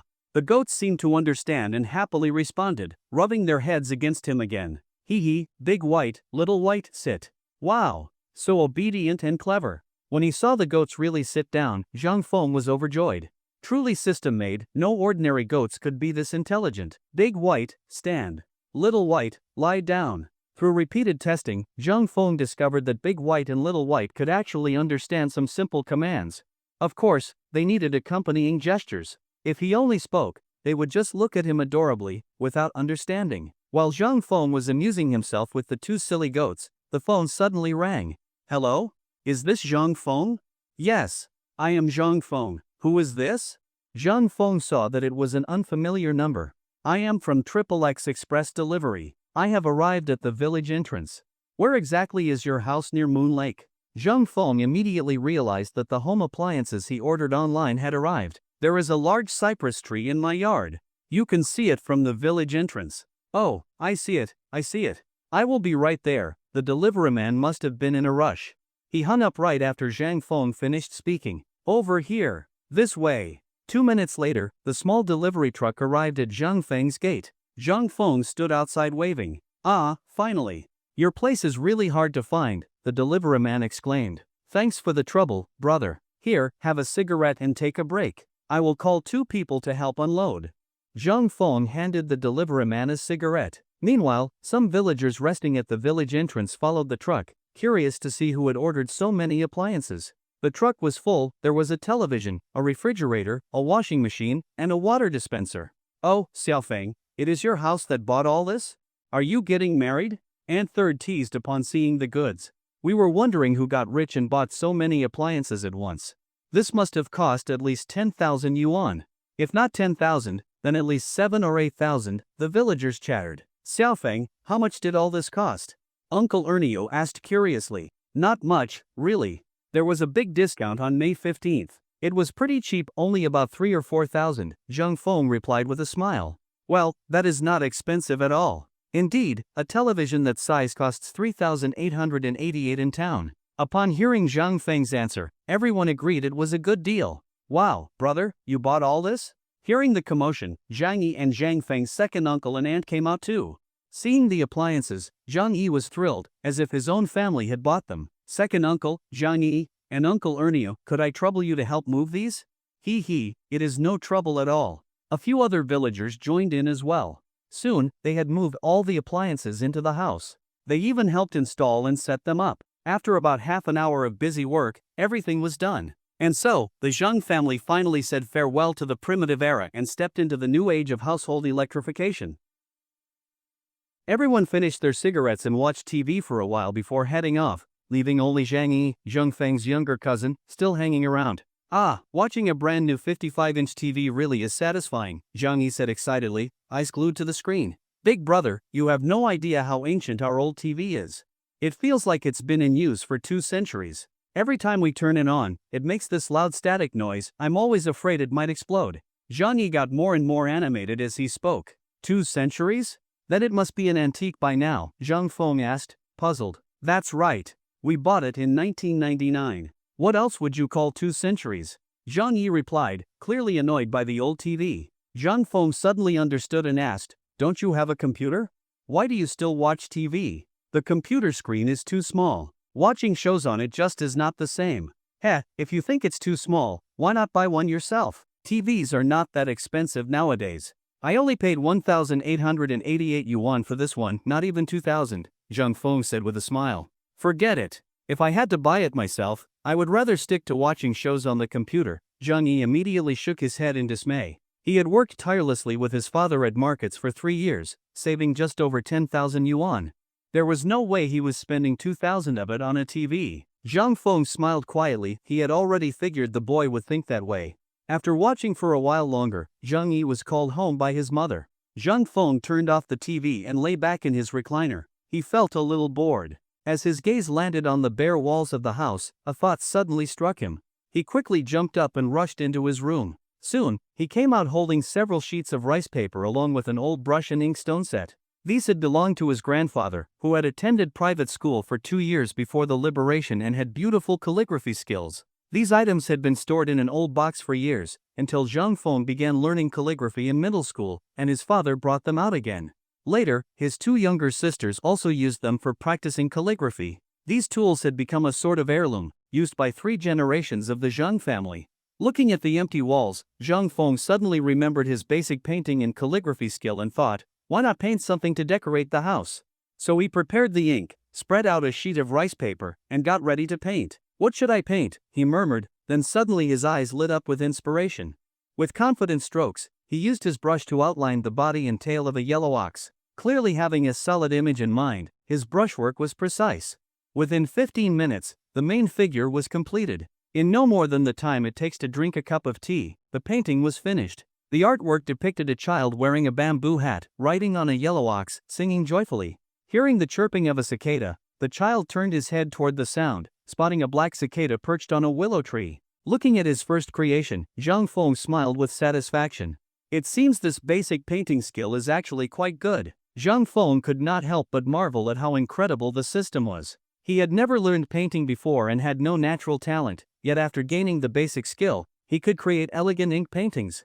He added a poem by Qing dynasty poet Yuan made of the painting.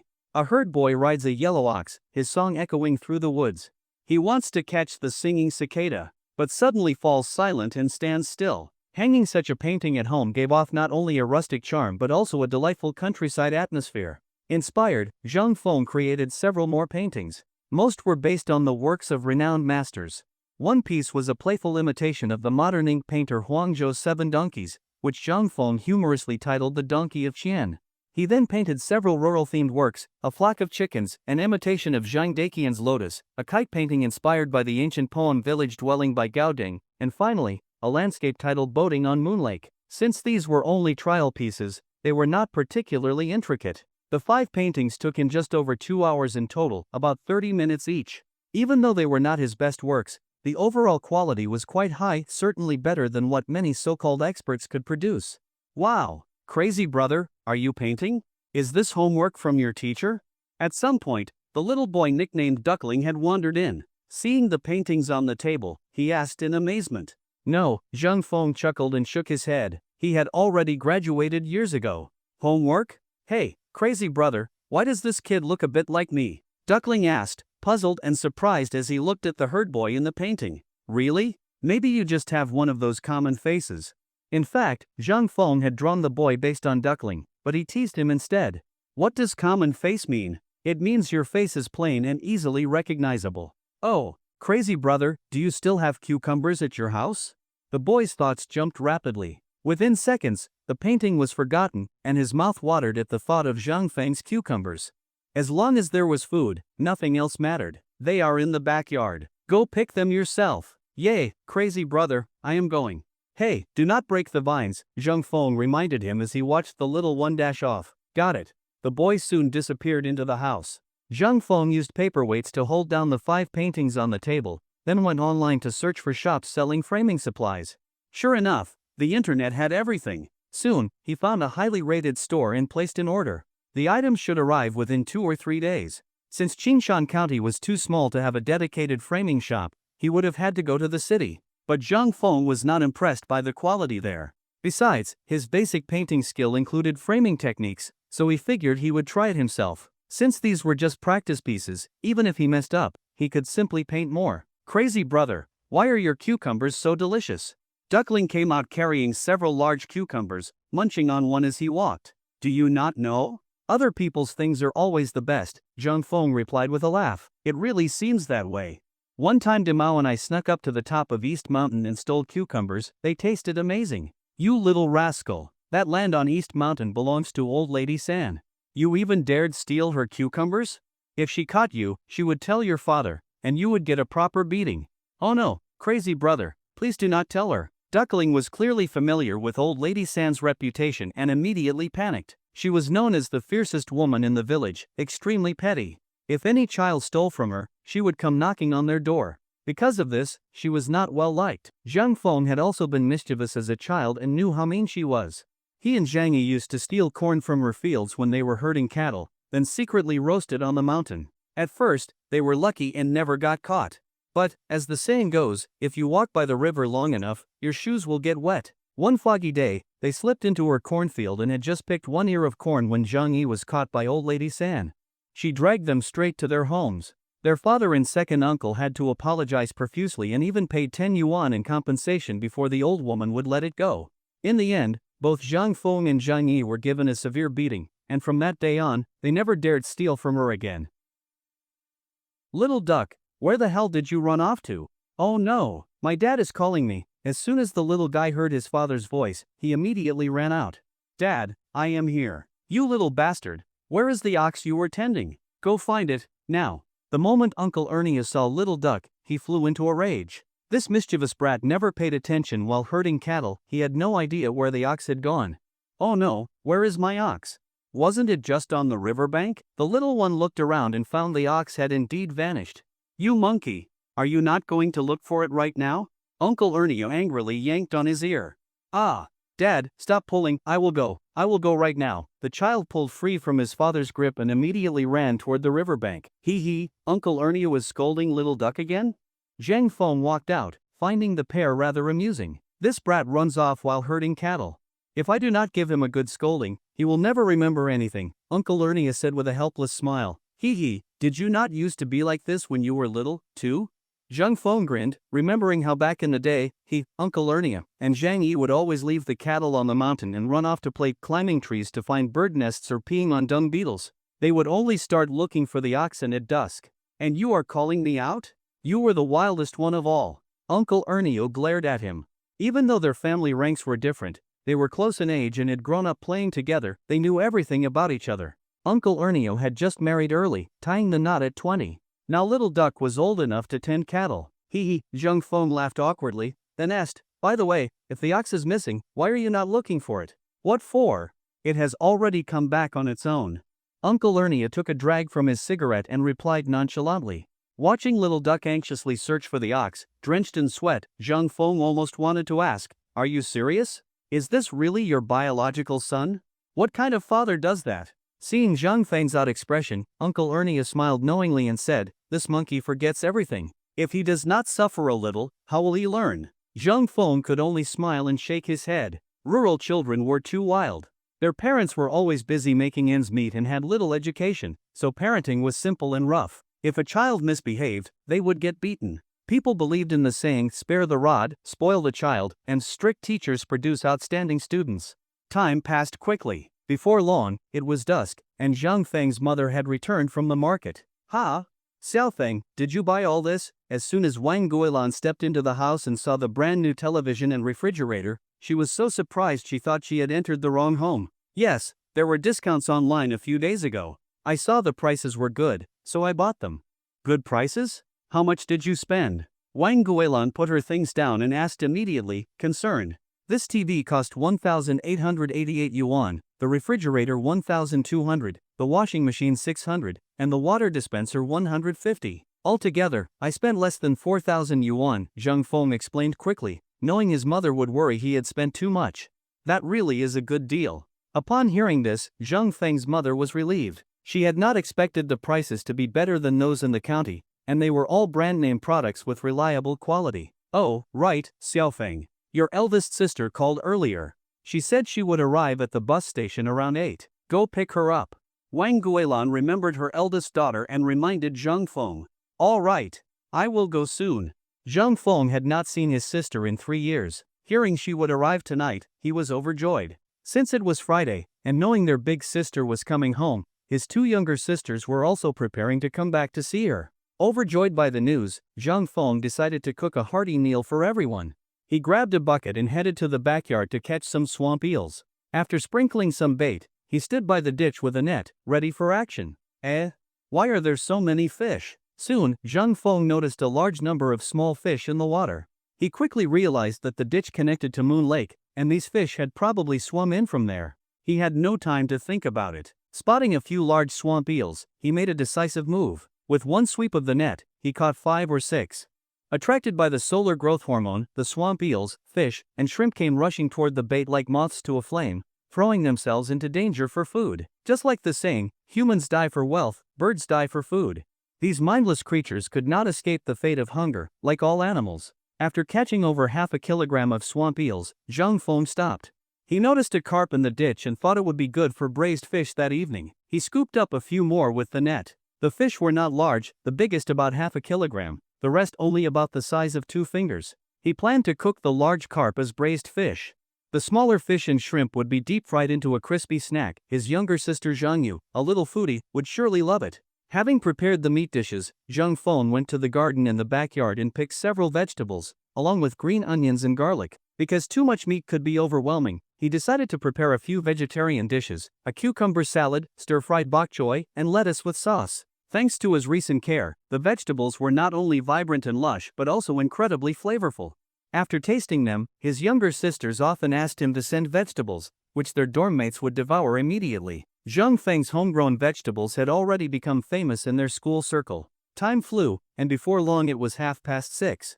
Zhang Feng rode his tricycle at top speed toward the county. He arrived early at the bus station and waited over an hour before the long-distance bus from the provincial capital finally pulled in. "Big sister, I am over here." As soon as his sister got off the bus, Zhang Feng ran over, shouting excitedly, "Xiaofeng, big sister, let us go. Mom and the others are waiting at home." Zhang Feng carried her luggage and joyfully led her to the tricycle.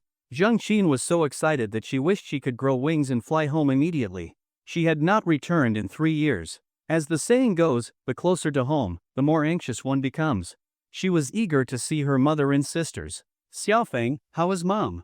Is everyone all right?" she asked on the way home, full of concern. "Mom is in great health, apart from a little rheumatism. She has not even had a cold." As for Zhang Lin and Zhang Yu, they are both fine and currently busy preparing for the college and high school entrance exams, Zhang Feng replied with a smile. As they chatted, in less than 15 minutes, the two of them arrived at the home Zhang Qin had dreamed of for over 1,000 days and nights.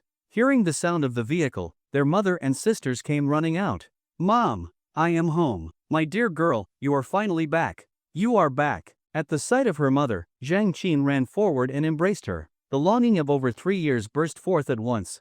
The two of them held each other tightly. The two younger sisters also rushed over, and soon the mother and daughters were all shedding tears of joy. Zhang Feng's eyes turned red as well.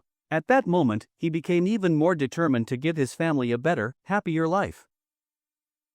In the early morning, Zhangjiawen was shrouded in mist and drizzle. Thick fog enveloped the entire world, and Moon Lake lay covered in a milky white haze. Streams and wisps of mist rose from the surface of the lake like elegant white-clad fairies, dancing gracefully in the wind. Their movements were so light, so ethereal, they took one's breath away.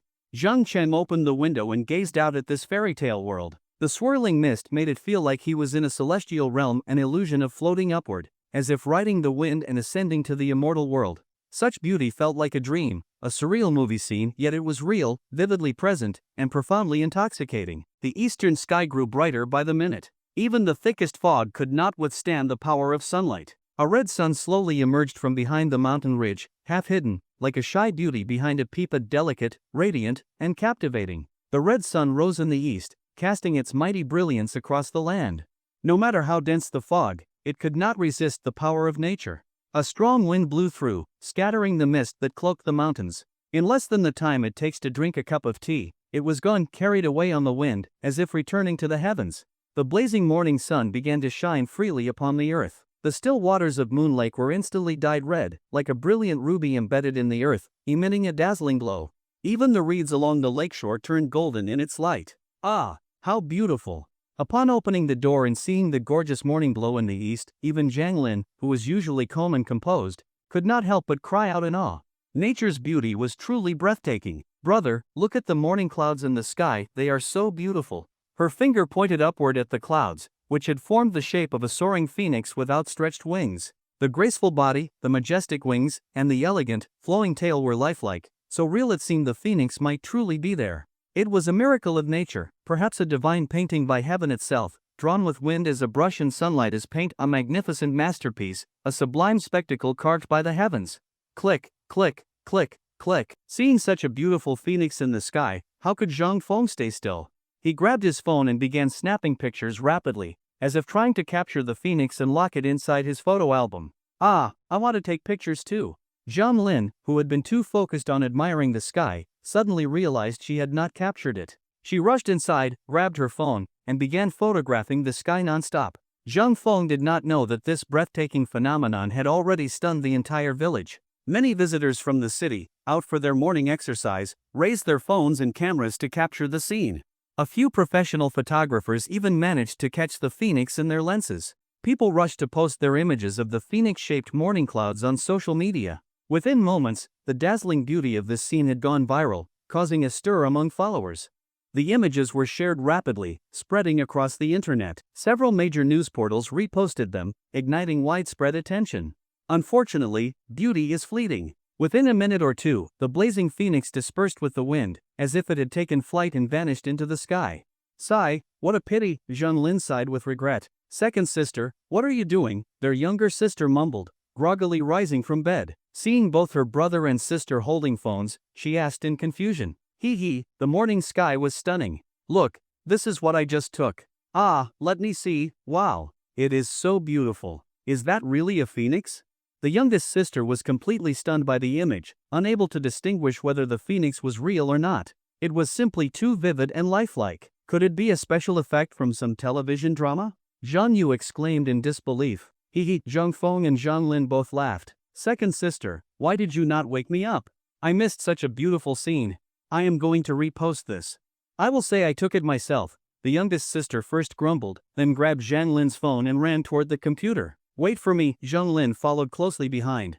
This little rascal. Having such a mischievous younger sister made Zhang Feng feel quite amused. Watching his sisters leave, Zhang Feng began washing up. Afterward, he started his daily exercise routine.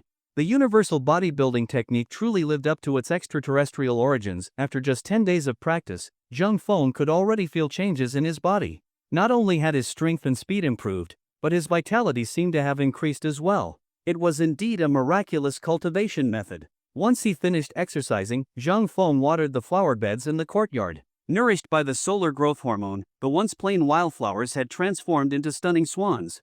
They bloomed vividly, full of life and color, exuding a rich fragrance.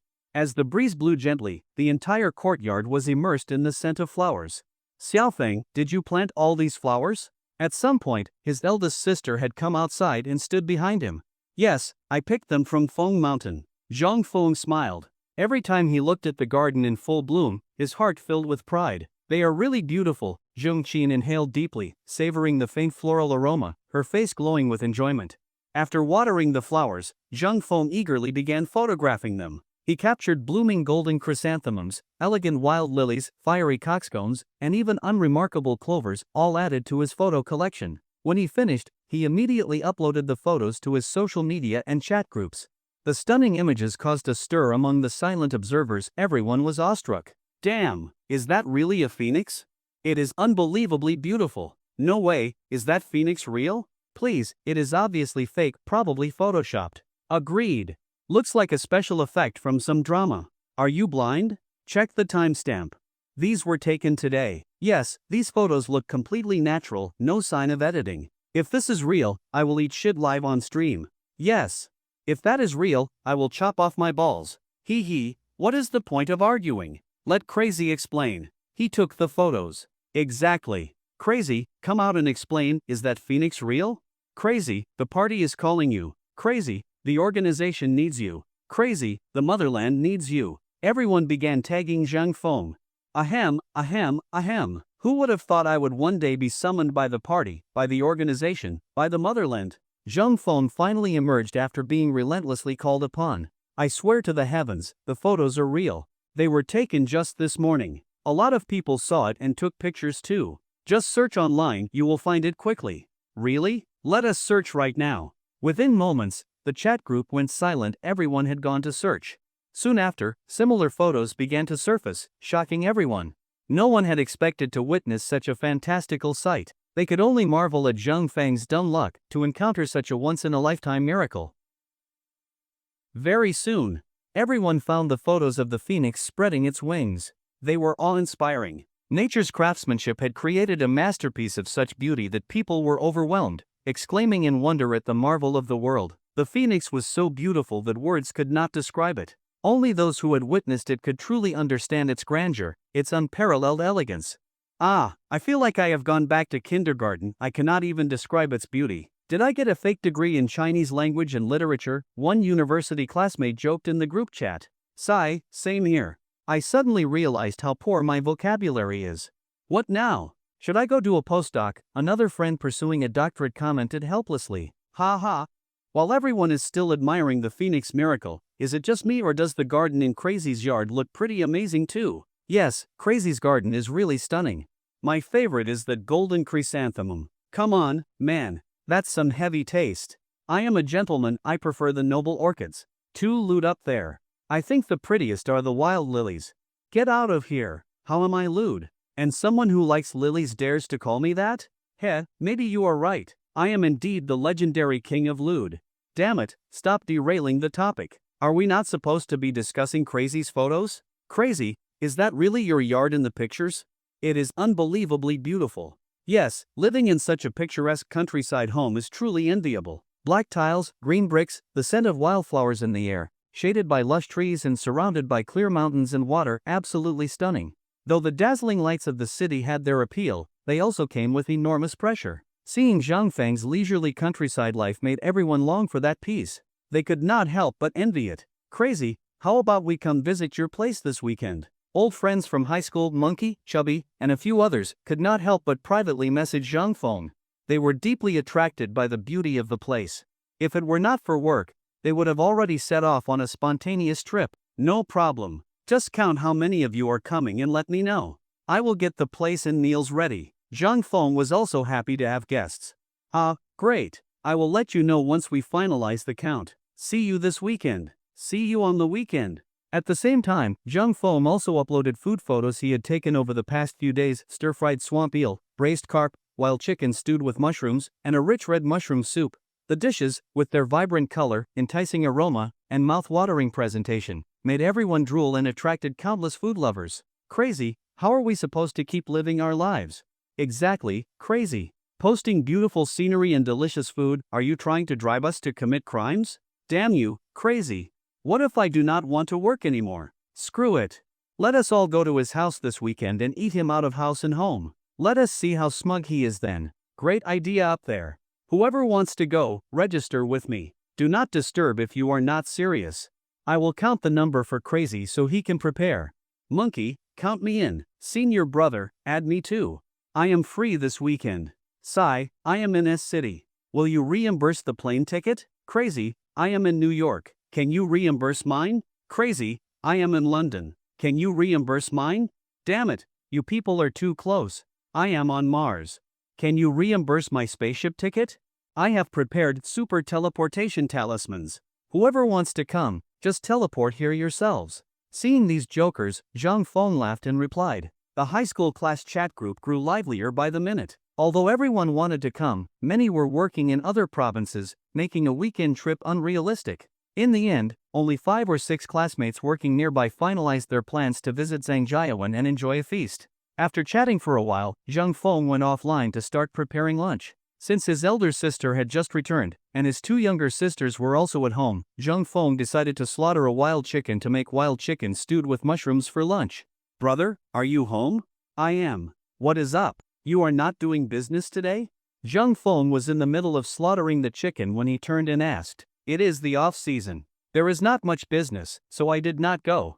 Zhang Yi shook his head. What is that you are holding? Zhang Feng asked curiously when he saw the basin in Zhang Yi's hands. Oh, these are snails I caught a few days ago. Since big sister is back, I brought them over for her to try. Zhang Yi smiled. You have cleaned them properly, right? Zhang Feng took the half basin of snails and asked. They have been soaked in salt and vegetable oil for 2 days. Field snails are a common rural delicacy. They usually live in ditches and reservoirs. Summer and autumn are the best seasons for catching them. This is when they are the tastiest. What did Xiaoyi bring over? Zhang Feng's mother came out just then. Nothing much, just some snails. Xiaoyi is all grown up now. Come in and let your big sister take a look at you. His eldest sister, Zhang Qin, waved happily upon seeing her cousin Zhang Yi. Hey, sister, Zhang Yi replied with a big grin. I have not even had time to visit second uncle and second aunt yet. Are they doing well? They are great, healthy and hearty, Zhang Yi answered playfully. You little rascal. Go home and tell your mother not to cook. Come eat here later, got it? Wang Guilan smiled as she gave instructions. Got it, aunt. About 15 minutes later, second uncle, second aunt, and Zhang Yi came over. Their homes were only 50 to 60 meters apart, making visits convenient. Seeing their niece for the first time in 3 years, second uncle and aunt were delighted. Zhang Qin personally handed out gifts she had brought, a sweater for second uncle, a down jacket for second aunt, and one for Zhang Yi as well. They were thrilled to receive the gifts.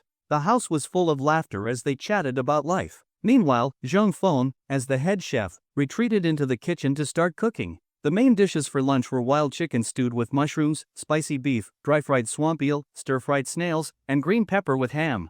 Zhang Feng also made a few side dishes, stir-fried bok choy, vinegar eggplant, smashed cucumber salad, and, finally, a delicious red mushroom soup.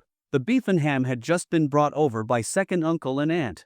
With so much good food planned for lunch, Zhang Feng could not help but swallow in anticipation. He was fully energized for cooking. Hearing the sound of sizzling from the kitchen and smelling the rich aromas, Zhang Yu and Zhang Yi, those 2 little gluttons, could not help but rush in. You 2 showed up at the perfect time.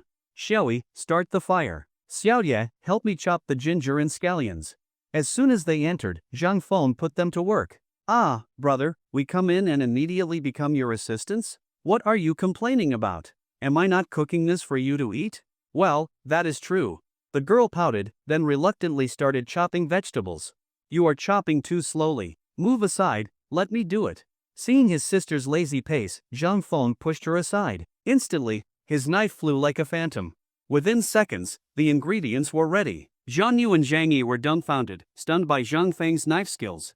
They had never seen such expert chopping, better than most professional chefs. Then they watched in awe as Zhang Feng effortlessly stir-fried dish after dish. They were completely floored by his cooking skills. Brother, from now on, I bow to no one but you. Hee hee, you silly girl. The 3 of them bantered and laughed as they cooked, making time fly. After about an hour and a half, Zhang Feng finally finished preparing all the dishes. Zhang Yi and Zhang Yu carried them out to the table. Looking at the spread of rich, delicious food, the two gluttons had already sneaked several bites. Knock. Just as everyone was preparing to eat lunch, a series of knocks came at the door. Is my brother home? Zhang Feng immediately recognized the voice. It sounded like Niu Pangzi. He hurried outside. Ah, brother Niu, you are here, Zhang Feng said as he stepped outside and saw Niu Pangzi standing with a beautiful woman, about 27 or 28 years old. The two were holding hands. Brother Niu, is this your wife? Hee, little brother, this is your sister-in-law, Li Qingqing, Niu Pangzi introduced her with a grin. Nice to meet you, sister-in-law. Welcome to our home. You must be Xiaofang? Sorry to bother you. I saw the Phoenix phenomenon online today and could not resist coming to see it in person, Li Qingqing said with a gentle smile. You are not bothering us at all. We are honored to have you. Brother Niu, sister-in-law, please come in. Zhang Feng led them into the courtyard. Oh, it is brother Niu. Come on in and have a seat. The rest of the family came out as well, warmly welcoming them. Hello auntie, hello uncle, hello everyone. This is my wife, Li Qingqing. After the introductions, the two guests were invited to join the family for lunch. Knowing Niu Pangzi enjoyed drinking, Zhang Feng called Uncle Ernie to come over. Uncle Ernie, come drink with us. And do not forget to bring 1 kilogram of glutinous rice wine. Uncle Ernie laughed and scolded him, you little rascal, asking someone to drink and making them bring their own liquor? Hee, it is just that your rice wine tastes the best, Zhang Feng said shamelessly with a smile. Soon, Uncle Ernie arrived with 2 jars of glutinous rice wine. Come on, Uncle Ernie, pour us some. Brother Niu is visiting today, let us drink properly. Soon, the men were drinking freely while the women chatted over their meal, discussing the incredible phoenix clouds that had appeared that morning. Everyone was amazed by the spectacular sight. Those who missed it felt deep regret. Especially Li Qingqing, she had been drawn here by the phoenix phenomenon. When she learned that Zhang Yu and Zhang Lin had taken photos of it, she was full of envy. If it were not during the meal, she would have immediately asked them to show her the pictures. Li Qingqing loved traveling in beautiful scenery, and this rare natural wonder had captivated her even more. In traditional Chinese culture, the phoenix often appears as a sacred and beautiful creature. Whether in the poetic elegance of the phoenix flies together from the classic of poetry or the passionate love expressed in Phoenix Seeks a Mate, the phoenix symbolizes beauty, nobility, and unattainable grace. That is why the appearance of the phoenix-shaped clouds had caused such a stir, going viral online and drawing many tourists to visit Moon Lake. Little brother, your cooking has improved again. These dishes taste even better than last time, Niu Pangzi praised as he ate. Hee, glad you like them, brother Niu. Zhang Feng was clearly pleased to see someone enjoying his food. But little brother, the ingredients you used must be quite special, right? Niu Pangzi had traveled far and wide and tasted countless delicacies. He could practically write a complete guide to Chinese ingredients from memory. Ha! Brother Niu, you can tell? Zhang Feng was surprised. He knew exactly why his vegetables tasted different. They had been watered with a diluted solution of solar growth hormone, which greatly improved both flavor and quality. Hee, your brother here is a true gourmet, Niu Pangzi said proudly, winking. Take this cucumber, for instance, its surface is crystal clear, like a piece of green jade. The taste is crisp and fragrant, with not a hint of bitterness. This is the best cucumber I have ever eaten. Those who know cucumbers well understand that they often have a slight bitterness, especially near the stem. Some are so bitter they are inedible. And this cabbage, crisp, translucent, like a work of art. Its taste is sweet and delicious, not bland like the usual store-bought ones that need heavy seasoning to taste good. Hey, that is true. Niu really knows his stuff. Uncle Ernie tasted some and immediately agreed it was different from the vegetables grown at home. Hee, it is nothing. I work in the food industry after all, Niu Pangzi said modestly, though his smile nearly reached his ears. Come on, uncle, brother Ernie, Xiaofeng, let us toast, said Niu Chong, lifting his cup with enthusiasm. To us. Meanwhile, the women had finished eating. Mother and auntie were chatting under the eaves, while Li Qingqing and the 3 Zhang sisters were chattering about the photos taken that morning. Each photo of the phoenix clouds drew gasps of wonder, true masterpieces of nature, awe-inspiring and magical. They could not help but imagine, perhaps this was a divine phoenix robe, specially woven by the Jade Emperor for the Queen Mother of the West. Only the heavenly artisans, with scissors made of wind and threads of cloud, could craft such a magnificent celestial garment. Ah, I feel so tired. About half an hour later, the youngest sister flopped into a lounge chair, sprawled out, and muttered in exhaustion. Yes, let us rest for a bit. Maybe everyone got a bit too excited earlier. The others soon followed, stretching and breathing deeply as they sat down. Ha! After resting a bit, Li Qingqing looked around the courtyard and her eyes lit up. Oh, I did not notice before, there are so many beautiful wildflowers here. She inhaled the faint fragrance in the air, her face full of contentment. Are those wild chrysanthemums? And that, is it coxcomb? Wow! Are those wild lilies over there? So pure and elegant. Who planted all these flowers? They are really stunning. Li Qingqing was full of admiration and could not help but wish she had a beautiful countryside garden like this. Hee, beautiful, right? My brother picked all those flowers from Feng Mountain, Zhang Yu said proudly. Li Qingqing completely fell in love with the wildflowers and the charming rural courtyard of the Zhang family. Meanwhile, Niu Pangzi had his eye on something else in Zhang Feng's home, the vegetables. As a restaurant owner, he was especially sensitive to high-quality ingredients. Discovering such produce, he was not about to let it go. Xiaofeng, how about selling your vegetables to me? Niu Pangzi asked, looking at him with anticipation. Sell them? If you like them, just pick as much as you want, Zhang Feng replied casually. He thought it was no big deal, his family could not finish them all anyway. No, you misunderstood. I mean supplying vegetables for my restaurant. Niu Pangzi smiled. Supplying your restaurant? Zhang Feng thought for a moment. But my backyard garden probably is not enough. He had been to Niu Pangzi's restaurant. It was always packed. How could his small plot of vegetables possibly meet the demand? That is true, but I am planning to open a few high-end private dining rooms. With your vegetables, it will definitely be a hit. Niu Pangzi was always quick to spot business opportunities. The moment he tasted Zhang Feng's vegetables, he knew they were a potential goldmine. I see. In that case, no problem. After hearing his plan, Zhang Feng agreed. The two reached a verbal agreement. From now on, Zhang Feng would supply Niu Chang's restaurant with 10 to 15 kilograms of vegetables per day. Cabbage would be 10 yuan per half a kilogram, cucumbers, eggplants, and lettuce 15 yuan, green onions, garlic, ginger, and cilantro 30 yuan per half a kilogram. Zhang Feng was delighted with the generous price his vegetables would fetch. Niu Pangzi was even more thrilled. These ingredients could bring in high-end clientele, boost profits, and, most importantly, expand his network of valuable connections. Zhangjiawan is nestled along the shores of Moon Lake. As Moon Lake has become a tourist attraction, another name for Zhangjiawan, Moon Lake Village, has gained broader recognition, and its original name has slowly been forgotten. After finishing the wine and lunch, the young people went to enjoy the scenery around Moon Lake. Walking under the viewing trees by the lake, a gentle breeze blew, willows swayed, and the shimmering water reflected the surrounding mountains, a truly beautiful landscape. There was once an ancient poet who wrote a verse like this. The shimmering water is best on sunny days, the misty mountains most enchanting in rain. To compare West Lake to Shizi, she is always charming, whether lightly or richly adorned. The beauty of West Lake is beyond question, but in Zhang Feng's eyes, Moon Lake was no less splendid. West Lake has its boundless lotus leaves stretching to the horizon, while Moon Lake has its moonlight reflections, where people see themselves and lose awareness of who they are.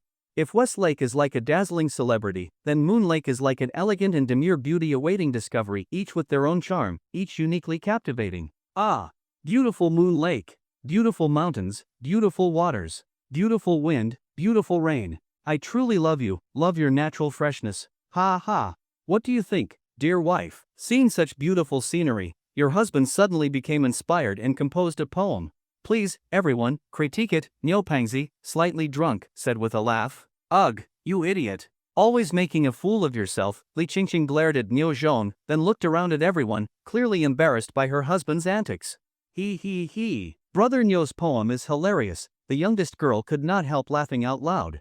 Heh, I never expected Brother Niu to be so poetic. Honestly, it is better than those so-called modern poems by the Provincial Literary Federation president, Zhang Feng joked. Heh, you all have good taste, Niu Pangzi replied, winking mischievously. His words made everyone burst into laughter. Zhang Feng remembered that once viral president of the Literary Federation, whose works were known for being shockingly bad. One of his poems went like this. Praise for the International Health Consumption Guide. There is guidance for global spending, clearly written in a tiny pamphlet. Health-related consumption is obvious. I write poetry to praise it. All technicians offer fine service. All customers leave with joy. Today I wash my feet happily. Tomorrow I hike up a mountain. Zhang Feng thought it was not even worth commenting on such poetry. He could not understand how anyone had the nerve to publish it online. Yet, as the poet hoped, it went viral across the internet. Indeed, people were stunned by the greatness of this so-called modern poet. He became known as the most dazzling, unique flower of the poetry world. Borrowing from classical language, his work could be described as the final masterpiece of the school of shit, a rhythm-free version of the Li Saw. Everyone criticized him. Who would have thought such absurd poetry could exist? A child of 7 or 8 could have done better. Even the street vendors yelling in front of discount stores had better rhythm. After hearing that masterpiece, Nyo Pingzi laughed heartily. He finally felt some psychological balance, at least someone out there was worse than him. That kind of poem could not even be called doggerel. Joking and laughing, the group strolled along the scenic path, enjoying the view of the lake and mountains. In truth, beauty is never far from us. We simply rush through life too quickly to stop and appreciate it. As one great philosopher said, life is not lacking in beauty, only in the eyes to discover it. So, amid your busy life, do not forget to pause and admire the beauty around you. It will not only relieve stress, but also add joy to your days. Walking along Moon Lake's edge, the gentle breeze caressed their faces. It was incredibly refreshing. The lake's beauty attracted many visitors daily. Since it was only 4 or 5 kilometers from the county town, many elderly folks came here to relax, sitting by the water or fishing. Thus, along the lakeshore, one could see old men and women sitting on mats or stools, fishing. There were also young couples chatting and enjoying time together. Ah! Someone caught a big fish, the younger sister suddenly shouted, wide-eyed. Following her finger, they saw an elderly man, about 70 years old, gripping a fishing rod tightly. A large fish was thrashing violently in the water, bending the rod nearly into a right angle. This is bad. Seeing the size of the fish, almost a meter long, Zheng Feng had a bad feeling. The old man might not be able to hold on. He quickly walked over to help. Sure enough, with a sudden dive, the fish yanked hard. The old man stumbled and was about to fall into the water. In that split second, Zheng Feng reacted swiftly and grabbed the old man. In the blink of an eye, the rod was pulled from the man's hands and dragged into the lake. It was a close call. Without Zheng Feng's quick reflexes, the result could have been disastrous. My fishing rod! My fish! The old man cried out, struggling to rush forward and grab it. Zheng Feng was shocked. He had never seen someone so obsessed with fishing that they would risk their life. Oh no, the fish got away. Old man, are you crazy? You were about to dive in after a fish, the younger sister scolded with a frown. Her words brought the old man back to his senses. He bowed repeatedly to Zheng Feng and everyone else. Ah, I am terribly sorry. Thank you, young man. I made a fool of myself. It was my first time hooking such a big fish, and I got carried away. I apologize for the trouble. It is nothing, sir, but fishing must be done with safety in mind. Next time, if the fish is too big, ask someone to help, and if needed, just cut the line, Zheng Feng replied with a smile. Yes, Grandpa, safety first. You can always catch another fish. Yes, be careful next time. The earlier scene had shocked everyone. The onlookers now gave the old man earnest advice. No fish is worth a human life. When you hook a big one, stay calm and collected. Otherwise, it might not be you catching the fish, but the fish catching you. Damn it, you old fool. Are you trying to die? Diving into the lake for a fish? If you want to die, just jump in already. No one noticed when the old man's wife ran over, anxiously pulling him aside and scolding him thoroughly. Once they saw that the man had been properly scolded and realized the danger, Zheng Feng and his group slipped out of the crowd and continued on. Honey, how about we take a boat ride? As they reached a small dock and saw several rowboats moored there, Li Qingqing grew excited and made her suggestion. Sure. Let us take a ride. Sir, how much for a boat trip? Niu Zhong also showed interest. Uncle 7, how is business? Uncle 7. The boatman was a relative from the village, Zheng Feng's cousin uncle. Zheng Feng and his siblings quickly greeted him. Oh, Xiaoqin, Xiaofeng, you want a ride? No need to pay. Hop on. His boat was small, only fitting 7 or 8 passengers. Zheng Feng's group did not stand on ceremony. They boarded the boat and put on life jackets, required by law, or else you would be fined. Uncle 7 untied the anchor and started the engine. The boat slowly drifted out into the lake. A gentle breeze blew across the water. Every trip on Moon Lake felt different. Sitting at the bow, with the wind brushing their faces and clothes fluttering, was invigorating. It reminded Zheng Feng of Su Donpa's famous ancient line, vast and free, as if riding the wind through the void, unaware of where it ends. Light and unworldly, as if transcending the mortal realm and soaring into immortality. Zheng Feng shamelessly sighed, realizing that great minds think alike. Who would have thought that even a poet praised for 1,000 years once felt the same as he did?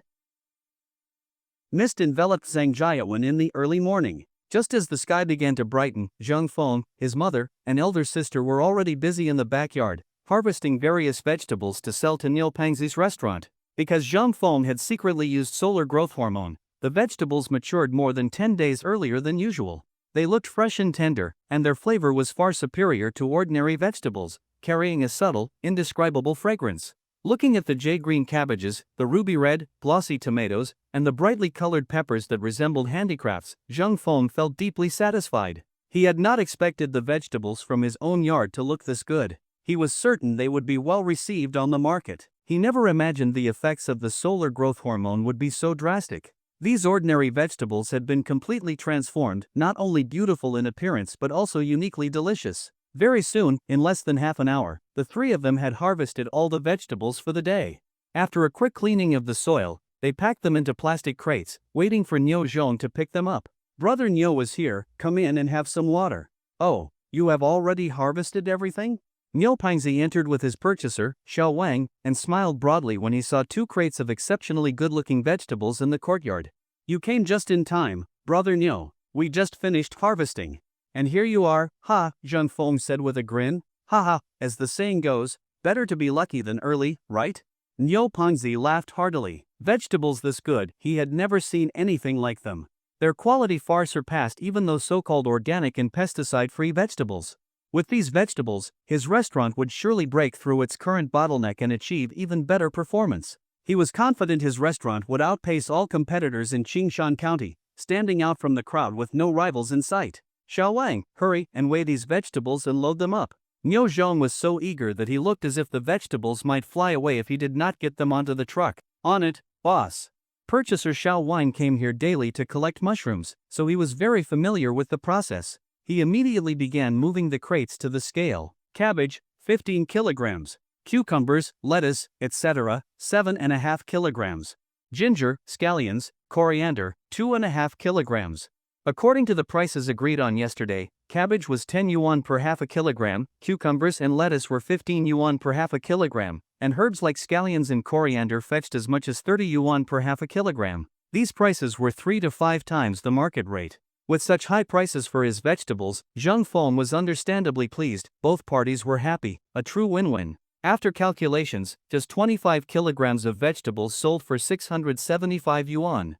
Zhang Feng was very satisfied and wore a bright smile on his face. "Brother, that's 675 yuan. Is that correct?" Niu Pangzi immediately took out several large bills and handed them to Zhang Feng. "Yes, that is right." Zhang Feng took the money and counted it right away. As the saying goes, even among brothers, accounts should be settled clearly. Counting on the spot avoids problems and preserves personal relationships.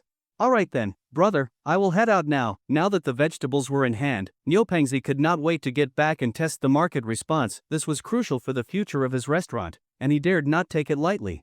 "Go ahead, and drop by whenever you have time." Seeing how anxious he was to leave, Zhang Feng did not insist he stay. After Niu Pangzi left, his mother and sister immediately walked over to ask, "Xiaofeng, how much did the vegetables sell for today?" "Over 600 yuan," Zhang Feng replied with a smile. "That much?" Both of them were in disbelief. Just a few dozen kilograms of vegetables had sold for that much? It seemed too good to be true.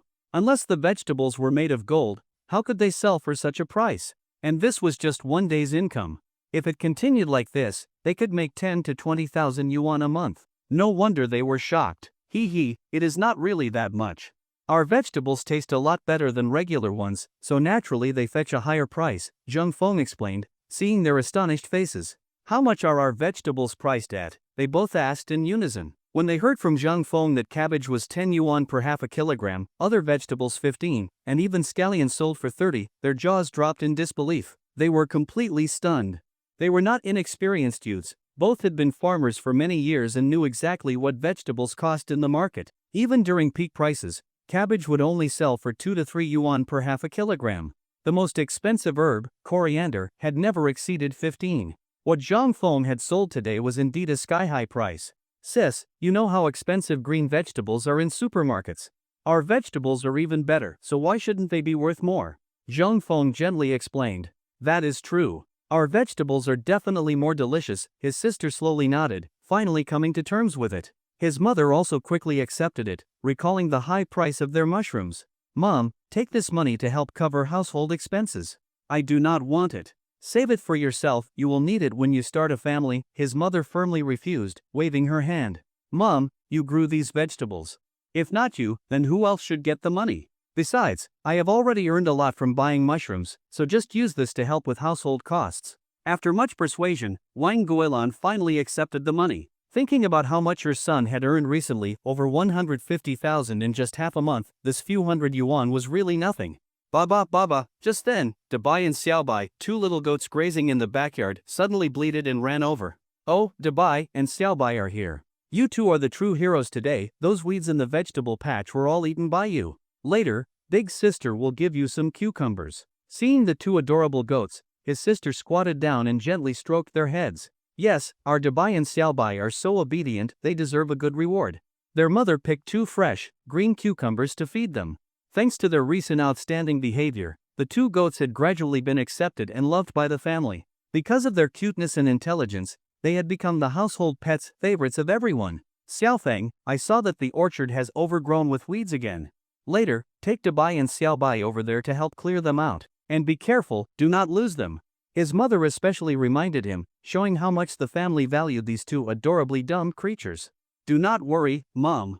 I will watch them carefully, Zhang Feng replied with a smile. Baba, hearing their names, the two stubby-legged goats looked adorably at everyone, as if to say, we are eating something tasty, what do you want from us, human? Hee, what cute little guys. Seeing their innocent expressions, Zhang Feng could not help but rub their fluffy heads. After breakfast, Zhang Feng took the two adorable goats, Dabai and Xiaobai, and headed to the orchard behind the hill. Oh, Xiaofeng is walking his goats? Uncle Ernio, who was herding cattle in the mountains, immediately teased when he saw the two little white goats following Zhang Feng. Yes, just letting them roam around the orchard a bit, Zhang Feng responded casually, then fired back. What about you, Uncle Ernio? Taking your cows for a stroll? Stroll, my ass. Do you think I have the time to take a damn cow for a walk at the crack of dawn? Uncle Ernie rolled his eyes and replied, clearly speechless. What's so strange? Some people walk frogs, even cabbages, Zhang Feng chuckled, recalling some bizarre stories he had seen online. Then why don't you walk one for me to see? Uncle Ernie retorted with a laugh. Thinking of those absurd stories, Zhang Feng could only sigh at how city folks really knew how to amuse themselves. By the way, where's your little duck? Zhang Feng asked with a grin. Him? He was still snoring when I left. He probably hasn't gotten out of bed yet. Uncle Ernie shook his head, clearly exasperated with the little rascal at home. If you ask me, you should just send him to kindergarten already.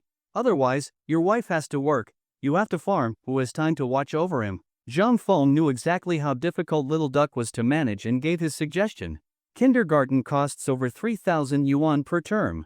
My wife and I plan to enroll him in a preschool next term instead, it's only a few hundred yuan. Uncle Ernie lamented how expensive kindergarten had become, rural families simply could not afford it.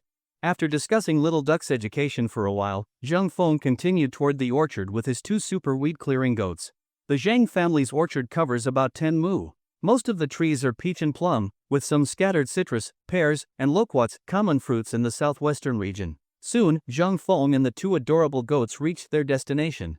Dabai, Xiaobai, do not run off. You can only graze around here, understand? Zhang Feng instructed while gesturing with his hands. Ba, Dabai and Xiaobai tilted their little heads, watching their master gesture for a while. They finally understood his meaning and responded with a bleat before burying their heads in the grass. With the goats settled, Zhang Feng started wandering around the orchard, carefully observing the area, as if searching for something. This is the spot. Zhang Feng noticed signs that wild pheasants frequently pass through here. He took out a makeshift trap he had brought from home, essentially a chicken coop made of bamboo strips. After a few modifications, it became a pheasant trap. He placed the trap in the area where pheasants were most active, then scattered some corn kernels soaked in solar growth hormone inside his bait. All set, just waiting for the wind to blow now. Zhang Feng clapped his hands with pride, feeling accomplished at crafting his first hunting trap.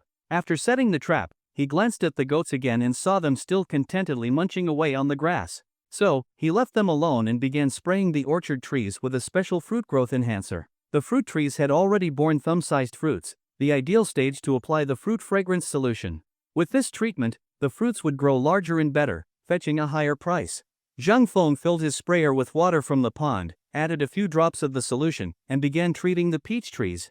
The orchard had about 3 mu of peach trees, roughly 1 or 200 trees. Zhang Feng hoisted the sprayer and got to work quickly. Each tank of solution weighed 15 to 20 kilograms, not exactly light. Carrying that much weight while working for long hours was no easy task and required serious endurance. If it had been the old Zhang Feng, he would have struggled to lift the tank, let alone hike around the orchard and spray trees for hours. But ever since the system-enhanced transformation, Zhang Feng's physical strength had become almost inhuman. Even Uncle Ernio, known in the village for his brawn, likely could not compare now. Just a few days ago, Zhang Feng had tested himself and found that he could lift the granite millstone at home with one hand. That millstone weighed at least 100 to 150 kilograms, unthinkable. He had never truly understood expressions like the strength of 10 men before, always wondering if such heroes had taken some kind of strength potion. Now, with that power himself, farm work had become effortless. In just over an hour, Zhang Feng had sprayed 4 full tanks, covering all 3 mu of peach trees. Ah, finally done. Zhang Feng set down the sprayer and stretched, rubbing his slightly sore shoulders. Dabai, Xiaobai, where are you? With the tall grass and dense vegetation, the 2 short-legged fluffballs were hard to spot. Ba ba. Baba, the goats lifted their heads and called out in response when they heard Zhang Feng's voice. Oh, there you are. Carry on, Zhang Feng said, waving to them and letting them continue grazing. Afterward, he returned to check the trap. No pheasants yet, but Zhang Feng was not disappointed. Wild pheasants, while common in the mountains, were not everywhere. And since this was his first time trapping them, coming up empty was not surprising. Zhang Feng left the area to avoid alarming the birds.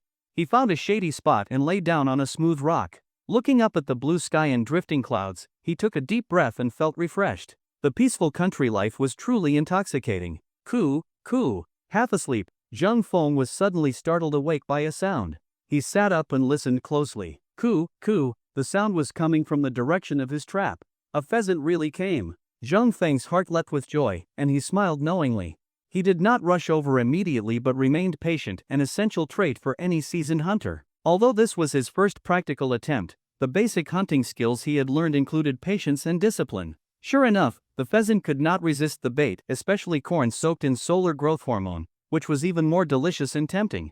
Step by step, it walked into the trap Zhang Feng had carefully prepared. Birds die for food, true enough. The fat pheasant became Zhang Feng's prey. He soon heard the flapping of wings from the trap and quickly dashed over. If the pheasant escaped now, it would be a waste. Ha ha.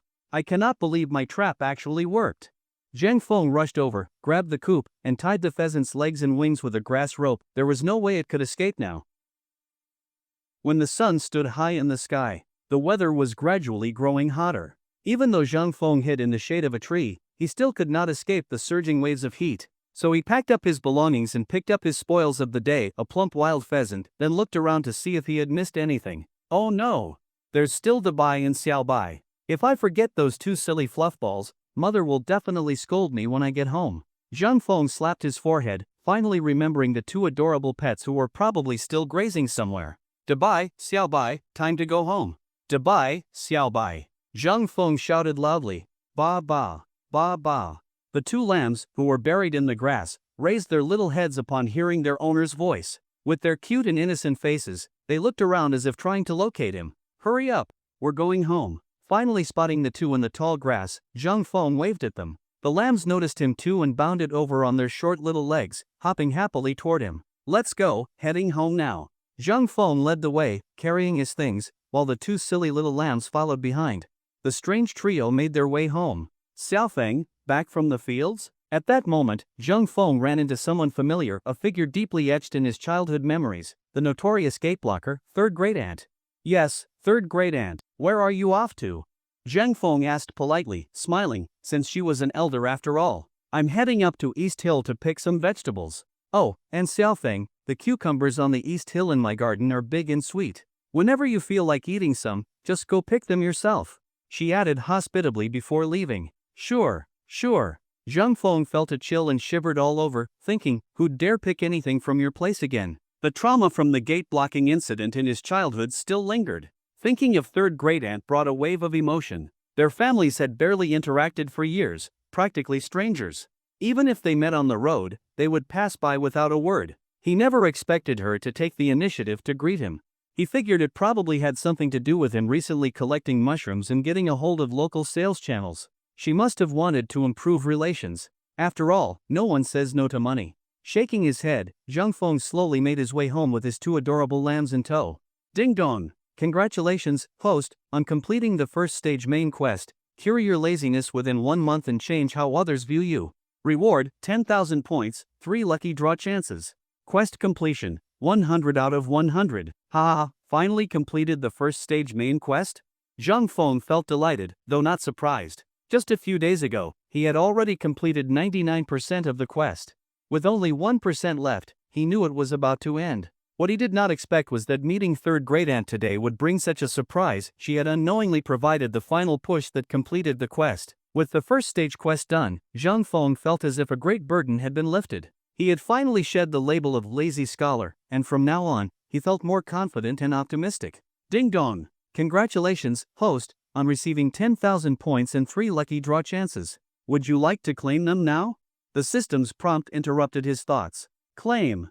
Now that the quest was done, Zhang Feng was energized. He had overcome his previous obstacles, and from this moment, his life would only get more exciting. He stored the rewards in the system. With his spirits lifted, he and his two fluffy lambs walked with a spring in their step. It felt as if a heavy weight had been lifted off his shoulders.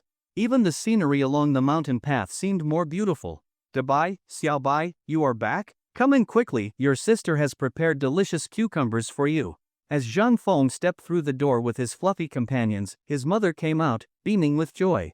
Xiaoqin, hurry and get something for Dabai and Xiaobai to eat. Look how hard they have worked today, she said dotingly, stroking their little heads. Mom? I have not even eaten yet, Zhang Feng said with a grin. You silly child, it is not like the family lacks food for you, his mother chided him affectionately. Seeing that his mother was smiling more and more lately made Zhang Feng truly happy. All he wanted was for his family to live with ease and joy. Hey! Xiaofeng caught another wild pheasant. His older sister came out with the cucumbers and exclaimed in delight upon seeing the bird in his hands. Yes, I set a trap today. Never thought the pheasant would be so dumb, it rushed right in for food, Zhang Feng chuckled, feeling a little proud. He thought to himself that the system's basic hunting skill was indeed effective. Xiaofeng, let us sell this pheasant. We have already eaten 2 in the past few days, his mother Wang Guilan said. Yes, wild game is best enjoyed fresh, and we have had enough lately. Better to sell this one, his sister agreed. After all, a wild pheasant could sell for 200 to 300 yuan, and eating it all in one go seemed a bit extravagant for their household. Alright, Mom, sis. I was planning to sell it anyway. I already promised someone, Zhang Feng smiled and explained. He understood their frugal ways. He recalled how last time, when he caught a pheasant, a tourist had wanted to buy it, but Zhang Feng had refused, promising instead that he would sell it the next time he caught one. He still had that man's business card. After lunch, Zhang Feng took out the card and looked at it. It read, Zhang Hong, chairman of Qingshan Real Estate, member of the Provincial Photography Association. The number was written beneath. Following the number, Zhang Feng gave him a call. Hello, is this Mr. Zhang Hong? This is Zhang Hong speaking. Who is this? The man answered. You wanted to buy a pheasant from me last time, remember? Zhang Feng reminded him. Oh, it is you, my friend. Did you catch another one? The man suddenly remembered and asked excitedly. It was clear he was a passionate foodie. Yes, caught another today, about 1.5 kilograms in weight.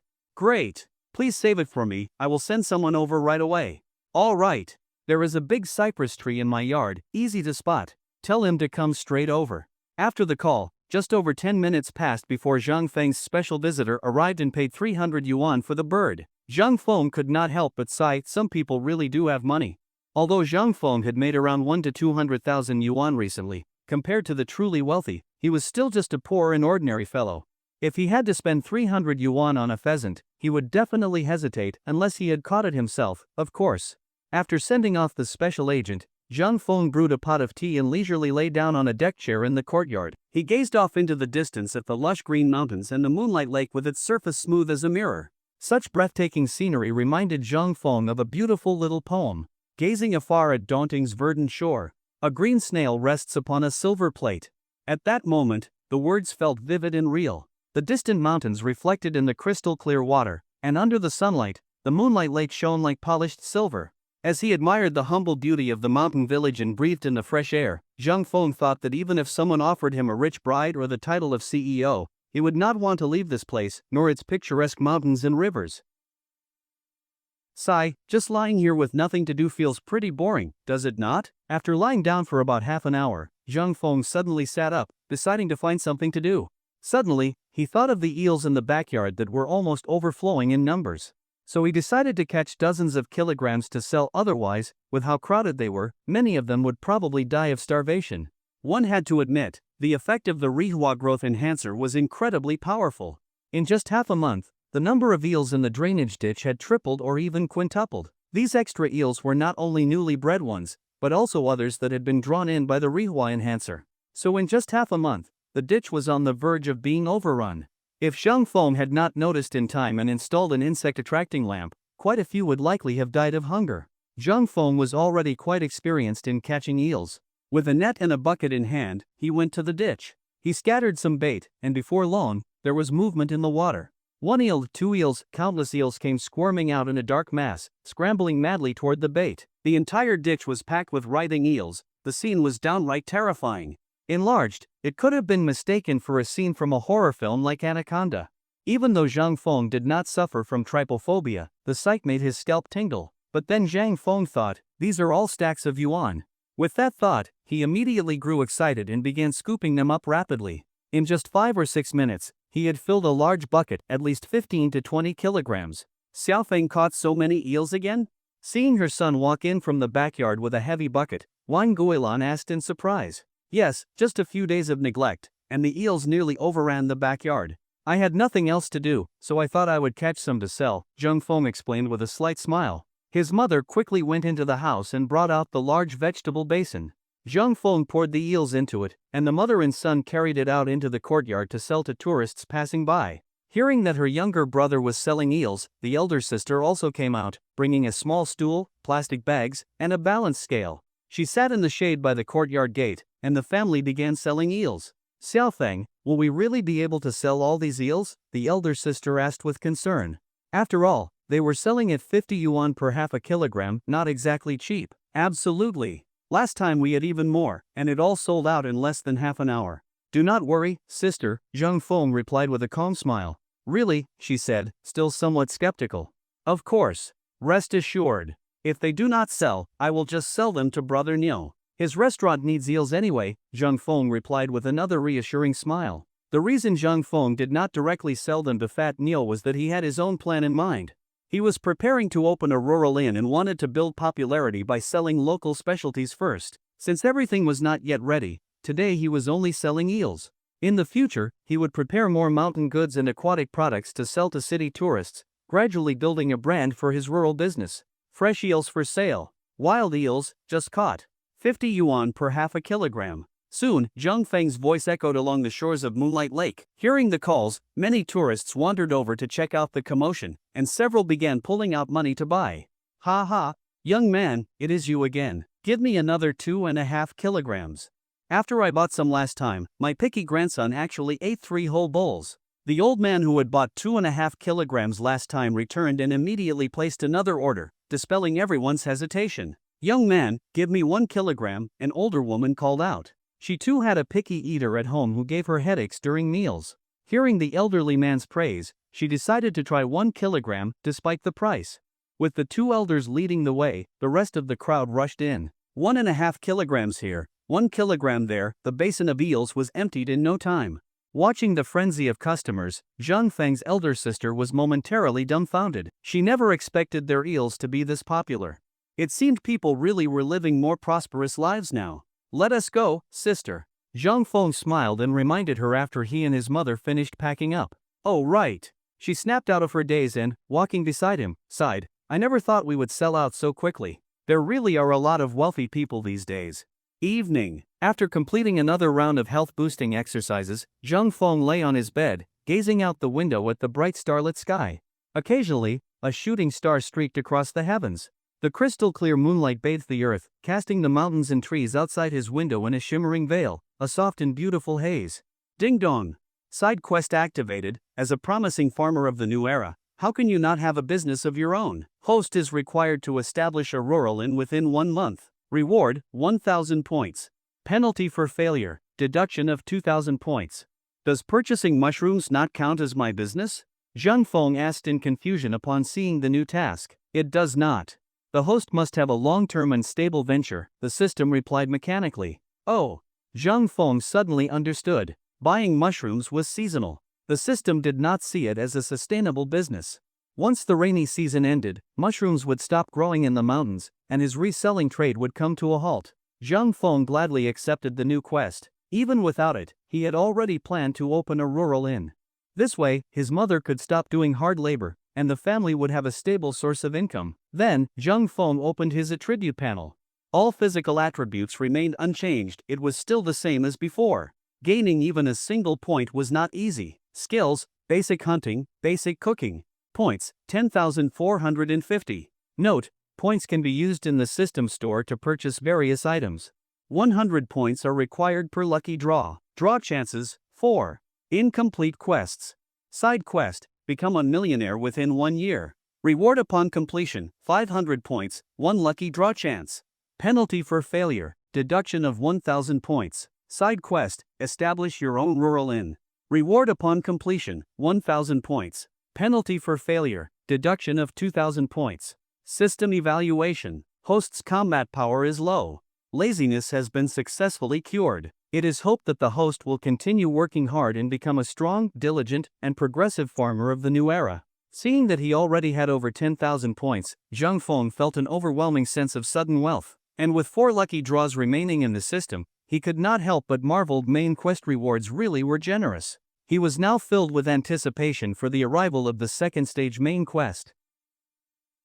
After nightfall, a gentle drizzle began to fall outside the window. Just as the revered poet Du Fu once described, a timely good rain knows its season. When spring arrives, it brings life. It follows the wind, slipping into the night, and moistens everything silently. The fine mist of spring rain silently nourished the mountains and the earth. Mushrooms in the forests, like bamboo shoots after the rain, began to emerge one after another, densely carpeting the woodland. It seemed tomorrow would be another day of abundant harvest. Although the spring rain came quietly, it did not go unnoticed by the farmers. Listening to the rhythmic dripping of water under the eaves, everyone naturally understood it was a rain-filled night to look forward to.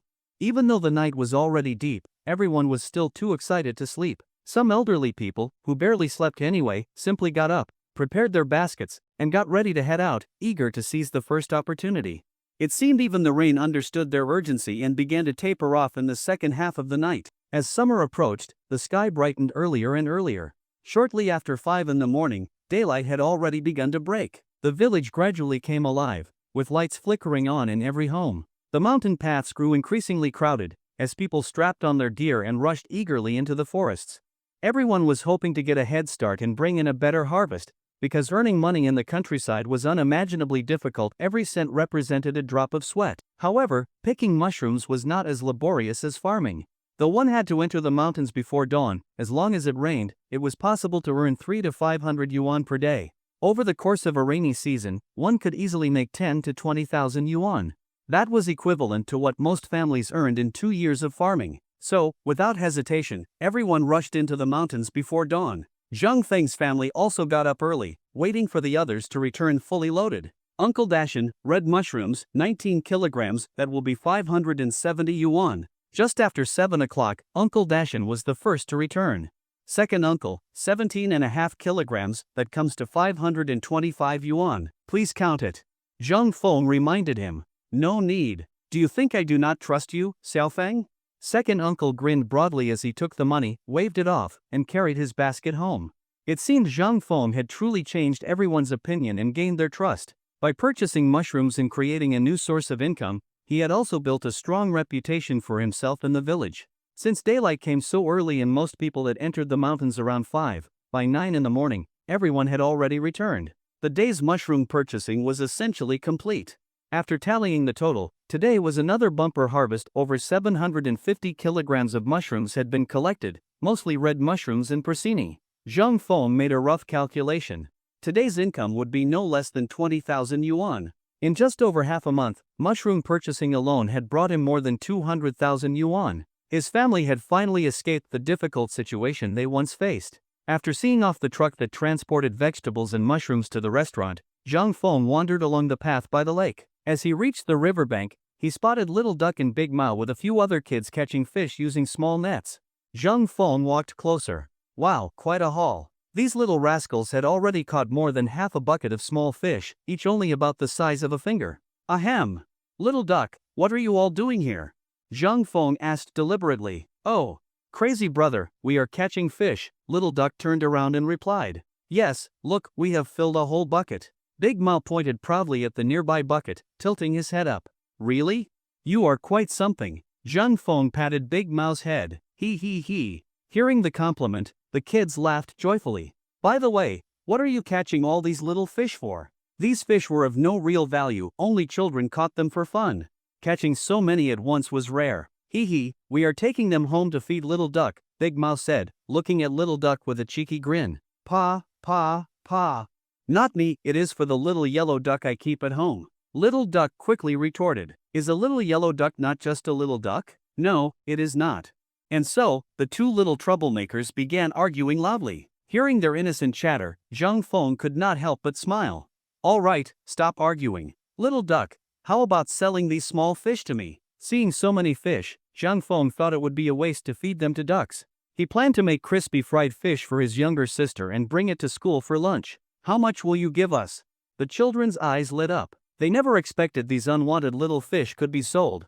They were immediately intrigued by the idea of making money. How about 5 yuan? Zhang Feng proposed. After a bit of haggling, Zhang Feng bought over half a bucket of small fish for 6 yuan. He drained the water. The fish weighed about 500 to 700 grams. With the deal done, the children carried the bucket and followed Zhang Feng, skipping happily, chatting and laughing the whole way. Crazy brother, do you want more small fish tomorrow? They soon arrived at Zhang Feng's yard, and the children poured the fish out of the bucket. Little Duck asked hopefully. Are you not herding cattle tomorrow? I am, but I can catch fish while herding, right? Do you want them or not? Little Duck asked anxiously, clearly already enjoying the thrill of earning money. Sure, bring whatever small fish you catch tomorrow.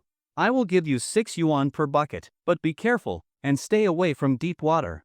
Dried small fish were a local specialty. Zhang Feng planned to buy more, dry them, and later serve them as crispy fried fish in his countryside guesthouse. He was confident guests would love it. Really? Little Duck asked with excitement. Of course. Do you want to pinky swear? Zhang Feng smiled. Pinky swear and stamp, it must never change for 100 years. After sending off the delighted little rascals, Zhang Feng began preparing the crispy fried fish. He cleaned the small fish, coated them in flour, and dropped them into a pan of sizzling oil. The crackling sound of frying and the rich aroma filled the house, making Zhang Feng swallow involuntarily. Once the crispy fried fish was done, Zhang Feng immediately called his sister. Hello? Are your classes over? Yes. Are you bringing us something delicious? Oh, and do not forget to bring more cucumbers and lettuce from home. Everyone really enjoys them. All right, you little brat, always so many requests. Zhang Feng chuckled indulgently. After hanging up, he picked about 2.5 to 3 kilograms of cucumbers, gathered washed lettuce, and packed the freshly made crispy fried fish. He told his mother and elder sister he was heading to the town. Make sure they study in peace and do not stress too much. As he left, his mother and sister reminded him, since his little sister and her classmates had a grueling exam coming up next month and would not be coming home for a while. I know. Zhang Feng called back from a distance. After about 15 minutes, Zhang Feng arrived at the gate of the county's top high school. His little sister and Zhang Lin were already waiting there. Brother, we are over here. Seeing him from afar, the little girl ran over and happily hugged her favorite crispy fried fish. You little rascal, I thought you were this happy to see me, but it turns out it is all for the fish I made. Zhang Feng shook his head, smiling. The girl stuck out her tongue and picked up the vegetables from the car. Brother, you came. At that moment, the quiet Zhang Lin also walked over. Yes, although the exam is coming up, you should not be too nervous. Just take it as it comes. Zhang Feng gave the two girls a few words of encouragement. Got it, brother. All right then, go back inside now. Do not miss your lunch break. Zhang Feng waved at them. Goodbye, brother, goodbye.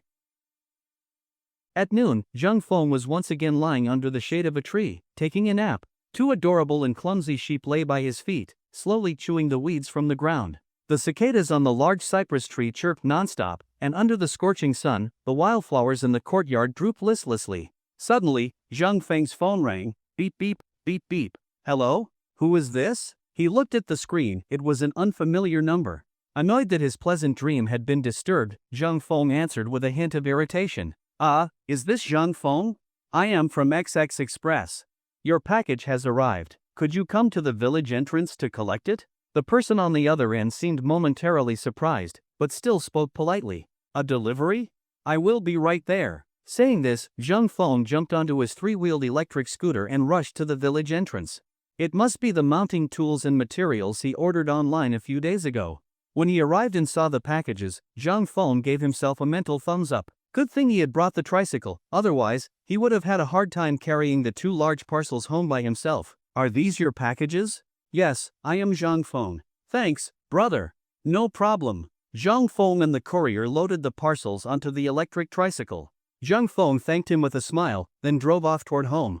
Xiaofeng, what are all these things? His elder sister saw Zhang Feng carry in two large bags and asked curiously. Oh, just some stuff I bought online. You will see in a moment. Zhang Feng smiled and set the parcels down. Then he carefully unpacked the packages, taking out various materials and tools for mounting paintings and calligraphy. Though these items looked unimpressive, they had cost Zhang Feng several hundred yuan. As the saying goes, 3 parts painting, 7 parts mounting.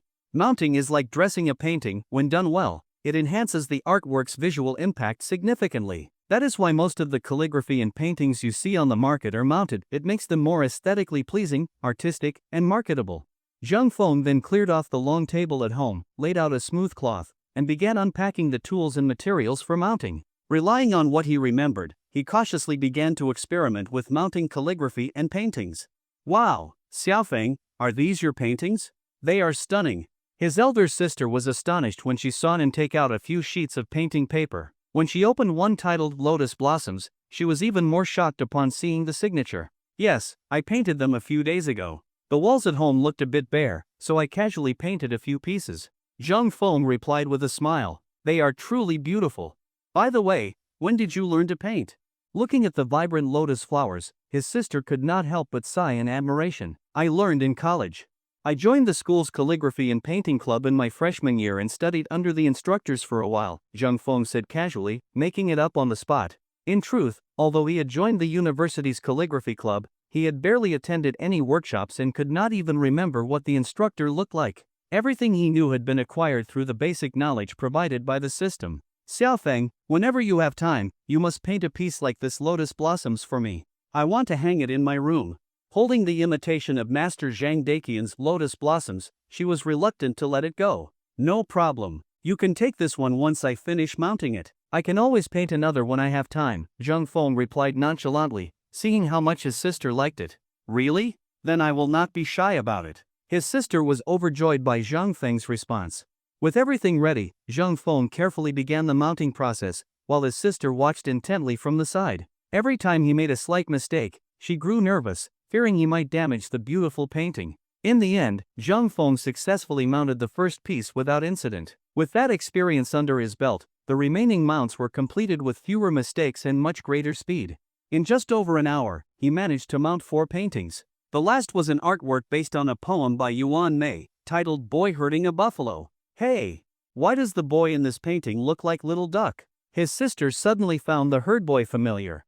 Upon closer inspection, she realized he looked exactly like Little Duck from Uncle Ernio's family. Heh, good eye, sister. The herd boy was indeed modeled after Little Duck. Zhang Feng smiled. By the way, Xiaofeng, I think you should paint our courtyard too. His sister suggested. Oh, that is a great idea. I will paint it shortly. Thinking of their lovely rural courtyard, Zhang Feng agreed. It could also serve as a bit of self-promotion. Having practiced with these pieces, Zhang Feng's mounting skills had become much more refined. He carefully placed the mounted paintings in the cabinet, then took out fresh Xian paper and brushes to paint another lotus blossoms and a countryside landscape. Sometimes his brush flew across the page with vigor, other times he painted with careful precision. He alternated between soft pastels and bold ink lines. Soon, a fresh and beautiful lotus blossoms painting was complete. If the lotus blossoms was like a peony vivid and eye-catching, then the countryside landscape was like a wildflower by the roadside, modest but elegant, evoking the pure charm of rural life. All done at last. With the final brushstroke, Zhang Feng exhaled deeply. Painting did not demand physical strength like farm work, but it consumed just as much mental energy. After mounting several pieces and painting 2 new ones without pause, Zhang Feng was feeling a bit exhausted. However, looking at the beautifully mounted artworks, he was filled with satisfaction. a contented smile appearing on his face. By the time Zhang Feng finished cleaning his brushes and ink, the sun was setting. His mother returned home from the orchard with the two adorable sheep. Ba, ba. Fluffy Dabai and Xiaobai ran joyfully toward Zhang Feng as soon as they saw him, rubbing their soft heads against his legs. Oh, you two heartless fluffballs. After all the good food I give you every day, the moment you see Xiaofeng, you forget all about me. Their mother, Wang Guilan, scolded jokingly. Ha! Zhang Feng scratched his head in embarrassment, then patted Dabai and Xiaobai to calm them down before letting them run off and play. You went to the school today. How are Xiaoye and the others doing? His mother then asked seriously. They are doing well. They do not seem nervous at all. I am sure the exams will go fine. Zhang Feng reassured her. That is good to hear, very good. Upon hearing Zhang Feng's words, Wang Guilan's face broke into a smile once again. With the college entrance exam and the high school entrance exam fast approaching, Wang Guilan had been constantly worried about her two precious daughters, afraid they were under too much pressure. In truth, Zhang Feng and his elder sister were also concerned, but neither of them showed it. After all, worrying would not help, they could only silently pray for their younger sister's success. The evening sky was illuminated by fiery red clouds. The calm moon lake, bathed in the afterglow of the setting sun, sparkled like a radiant golden jade. It was dazzlingly beautiful. As the sun gradually sank in the west, birds returned to their nests. It was like a vivid painting, where the setting sun and the solitary wild goose fly together. The autumn waters share the same hue as the sky. Truly unforgettable. The scenery was so captivating that countless tourists stopped involuntarily, taking out their phones to capture the rare and breathtaking view of the sunset. After dinner, Zhang Feng, bored and restless, decided to take a walk by the lake. As he arrived, he saw pairs of young couples walking hand in hand or sitting close together. As a single man, Zhang Feng could only cover his face and turn away. Sigh, couples hand in hand enough to kill a single dog with envy, he muttered with a bitter smile. There is a saying, brothers are like limbs, wives are like clothes. If that is the case, then has he not been running around naked for over 20 years? The thought made Zhang Feng shake his head again with a wry grin. Big brother, I was just about to come find you. What a coincidence running into you here. As Zhang Feng walked back toward home, he ran into Zhang Yi at his doorstep. What do you need me for? Zhang Feng asked curiously. How about we go burn a hornet's nest tonight? Zhang Yi whispered as he leaned closer. Where did you find it? I found a big one in the beech forest while picking mushrooms earlier today. It must weigh around 15 kilograms, Zhang Yi said with pride. That big? Such large hornet nests are rare. Zhang Feng was thrilled. Let us go grab Uncle Ernio and head out. Although excited, Zhang Feng knew proper preparation was key. Burning out a hornet's nest is no small task, it is downright dangerous. All three of them suited up carefully, fully protected from head to toe, as even a single sting could be excruciating or even life-threatening. Wearing their custom-made one-piece suits and helmets, they eagerly made their way into the forest. What a huge hornet's nest! Zhang Feng had mentally prepared himself, but even so, he was shocked when he saw the nest on the beech tree. It was shaped like a giant egg, about 40 to 50 centimeters in diameter. He estimated the nest weighed at least 15 kilograms, a rare find indeed. Ha! Looks like luck is on our side tonight. Uncle Ernio exclaimed with delight. Well, what now? Do you want to go up, or should I? Uncle Ernio asked Zhang Feng. That tree is too tall, you better go.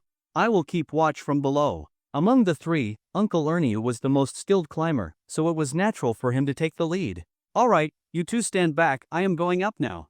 Uncle Ernio gave a reminder, spat into his palms, rubbed them together, and swiftly climbed up toward the hornet's nest. Zhang Feng and Zhang Yi immediately backed away from the tree. Burning a hornet's nest causes hornets to drop en masse, and even the fallen ones can be dangerous. As the saying goes, dead hornets still sting. Following the rule that a wise man does not stand beneath a dangerous wall, the two kept their distance about 20 to 30 meters away. They kept their eyes fixed on Uncle Ernio as he climbed higher and higher. Zhang Feng grew nervous watching from below, but Ernio did not slow down in the slightest. His skill matched his courage. What others saw as vicious hornets, he saw as a delicacy. At last, when he was about a meter from the nest, he paused to assess his surroundings and the area below. Satisfied that Zhang Feng and Zhang Yi were far enough away, he gave them an okay hand signal. The two nodded, understanding he was about to begin. Uncle Ernio pulled a kerosene-soaked torch from behind his waist and lit it with a lighter. With a whoosh, the torch ignited in a burst of flame, casting light across the treetop. At that moment, the hornets finally sensed something was wrong. They buzzed loudly and began flying out, but it was too late. The torch was already under the nest, and the emerging hornets were instantly scorched, crackling and falling like raindrops. The hornets inside desperately tried to escape the blaze, but it was all over. Those that did break free were immediately consumed, and any stragglers had no chance against the fully armored Uncle Ernie. After 2 or 3 minutes, the nest fell silent. Thousands upon thousands of hornets had perished and were now destined for the dinner table. Seeing that the hornets had been wiped out, Uncle Ernie pulled out a snakeskin bag, swiftly placed it over the nest, cinched it tight, then snapped off the branch. The hornet nest was now secured in the bag. He tossed it down, and Zhang Feng and Zhang Yi rushed over to retrieve it. They began gathering the dead hornets from the ground. Though scorched, they were a rare delicacy. Uncle Ernie, your hornet roasting skills are truly impressive. Zhang Yi gave a thumbs up when he came down from the tree. That is right. Not to brag, but there is no one in all of Qing County who can burn hornets better than I can. Uncle Ernie said smugly. Uncle Ernie, your act earns 99 points. 1 point off for being too arrogant, Zhang Feng said, patting him on the shoulder. Oh please. Ernie, never brag. My greatest strength is honesty, Uncle Ernie replied with deadpan seriousness. Heh, Zhang Yi, do you know why he is called Ernie? Why? Because his skin is thick as a bull's. Zhang Feng shouted as he bolted away. You little bastard. You just wait. Realizing what he meant, Uncle Ernie immediately gave chase. Zhang Yi, seeing them run off into the pitch-black woods, hurried after them. Hey, wait for me. The three of them laughed and joked, chasing and teasing each other all the way out of the forest, back to Zhang Feng's home. About 2 hours later, a large bowl of golden, crispy, fragrant fried hornets was served on the table. Ah! Smells amazing, Zhang Yi inhaled deeply, completely captivated. Delicious. These hornets are perfectly fried, crispy on the outside, bursting with flavor, and with a texture like crunchy chicken. Everyone, dig in. Uncle Ernie could not wait and grabbed the first bite. Not bad at all. The hornet larvae are excellent too, chewy and rich with umami, Zhang Feng exclaimed with delight. Wait here, I still have beer in the fridge. Zhang Feng added after taking another bite. Beer and fried hornets? Say no more, bring it out. Fried hornets are the ultimate beer snack. The combination of fragrant, crispy hornets with ice-cold beer was simply irresistible. Come, let us toast. Zhang Feng raised his glass after pouring the drinks. To us. To us. The three of them drank happily, munching on the delicious hornets and reminiscing about childhood mischief, climbing trees to catch birds, fishing in the river, skipping school to play in the water, herding cattle, and stealing melons. They had done just about every mischievous thing a country boy could do. Remembering those days made them burst into hearty laughter. Life in the countryside was so simple, and its ways passed down through generations. Whenever Zhang Feng saw Little Duck and Big Mao, it was like seeing his younger self again. The mark of rural life was etched deeply, it had become part of his very blood. Zhang Feng's mother and elder sister only had a taste of the hornets, just a few bites, before they went off to watch television. The remaining three continued clinking their glasses, reminiscing about childhood memories with excitement, and chatted late into the night before finally parting ways. After seeing the two guests off, Zhang Feng took a shower, climbed the stairs, lay on his bed, and quickly fell into a deep sleep. Cock-a-doodle-doo. He slept soundly until full daylight. The early rising roosters had already crowed countless times. His mother and sister had already harvested vegetables and sent off the delivery truck. Zhang Feng slowly opened his eyes, picked up his phone, and saw that it was already 7:30. I did not expect it to be that late. Since receiving the system, Zhang Feng had been waking up around 6 every morning. Perhaps because he had some wine last night, he slept exceptionally well, waking naturally for the first time in a while. Zhang Feng stretched, his joints cracking as he moved, feeling full of energy. He took a deep breath and felt refreshed, invigorated, and alert. After washing up, Zhang Feng, as usual, practiced the first set of the physical strengthening exercise. He clearly felt himself making progress day by day. The first stage was becoming more familiar, and the effectiveness of his training was steadily improving. After finishing the exercise, Zhang Feng began jogging along the path by the lake, enjoying the beautiful scenery as he ran. Hey! Young man, wait a moment, young man, wait a moment. As he ran, someone called out to him. Zhang Feng turned around and saw it was the elderly man who had first bought eels from him. Oh, it is you, sir. What can I do for you? Yes, it is me. I wanted to ask, do you still have any eels at your place? The old man asked as he approached. Eels? The ones I caught yesterday were already sold, Zhang Feng explained. Are you planning to catch more today? The old man asked hopefully. I will go check shortly and see if I can catch some more. If I do, I will let you know. How does that sound? Seeing the anticipation in the old man's eyes, Zhang Feng agreed without hesitation.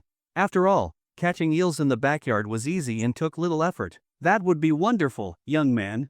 The elderly man replied gratefully, giving Zhang Feng his name and phone number, and asking him to call once he had some eels. After saying goodbye to the old gentleman, Zhang Feng finished his jog around Moon Lake. The exercise left him feeling invigorated, as though his whole body was brimming with inexhaustible strength. Back at home, Zhang Feng grabbed a bucket and a net and headed to the backyard. Upon arriving, he scattered some bait. Just like moths to a flame, the eels in the water canal surged toward the food, instantly disturbing the calm surface with splashing and swirling, creating a lively commotion.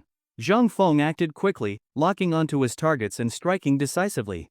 Each sweep of the net brought in large eels. After about 10 tries, the large bucket, able to hold around 20 to 25 kilograms, was full of wriggling eels.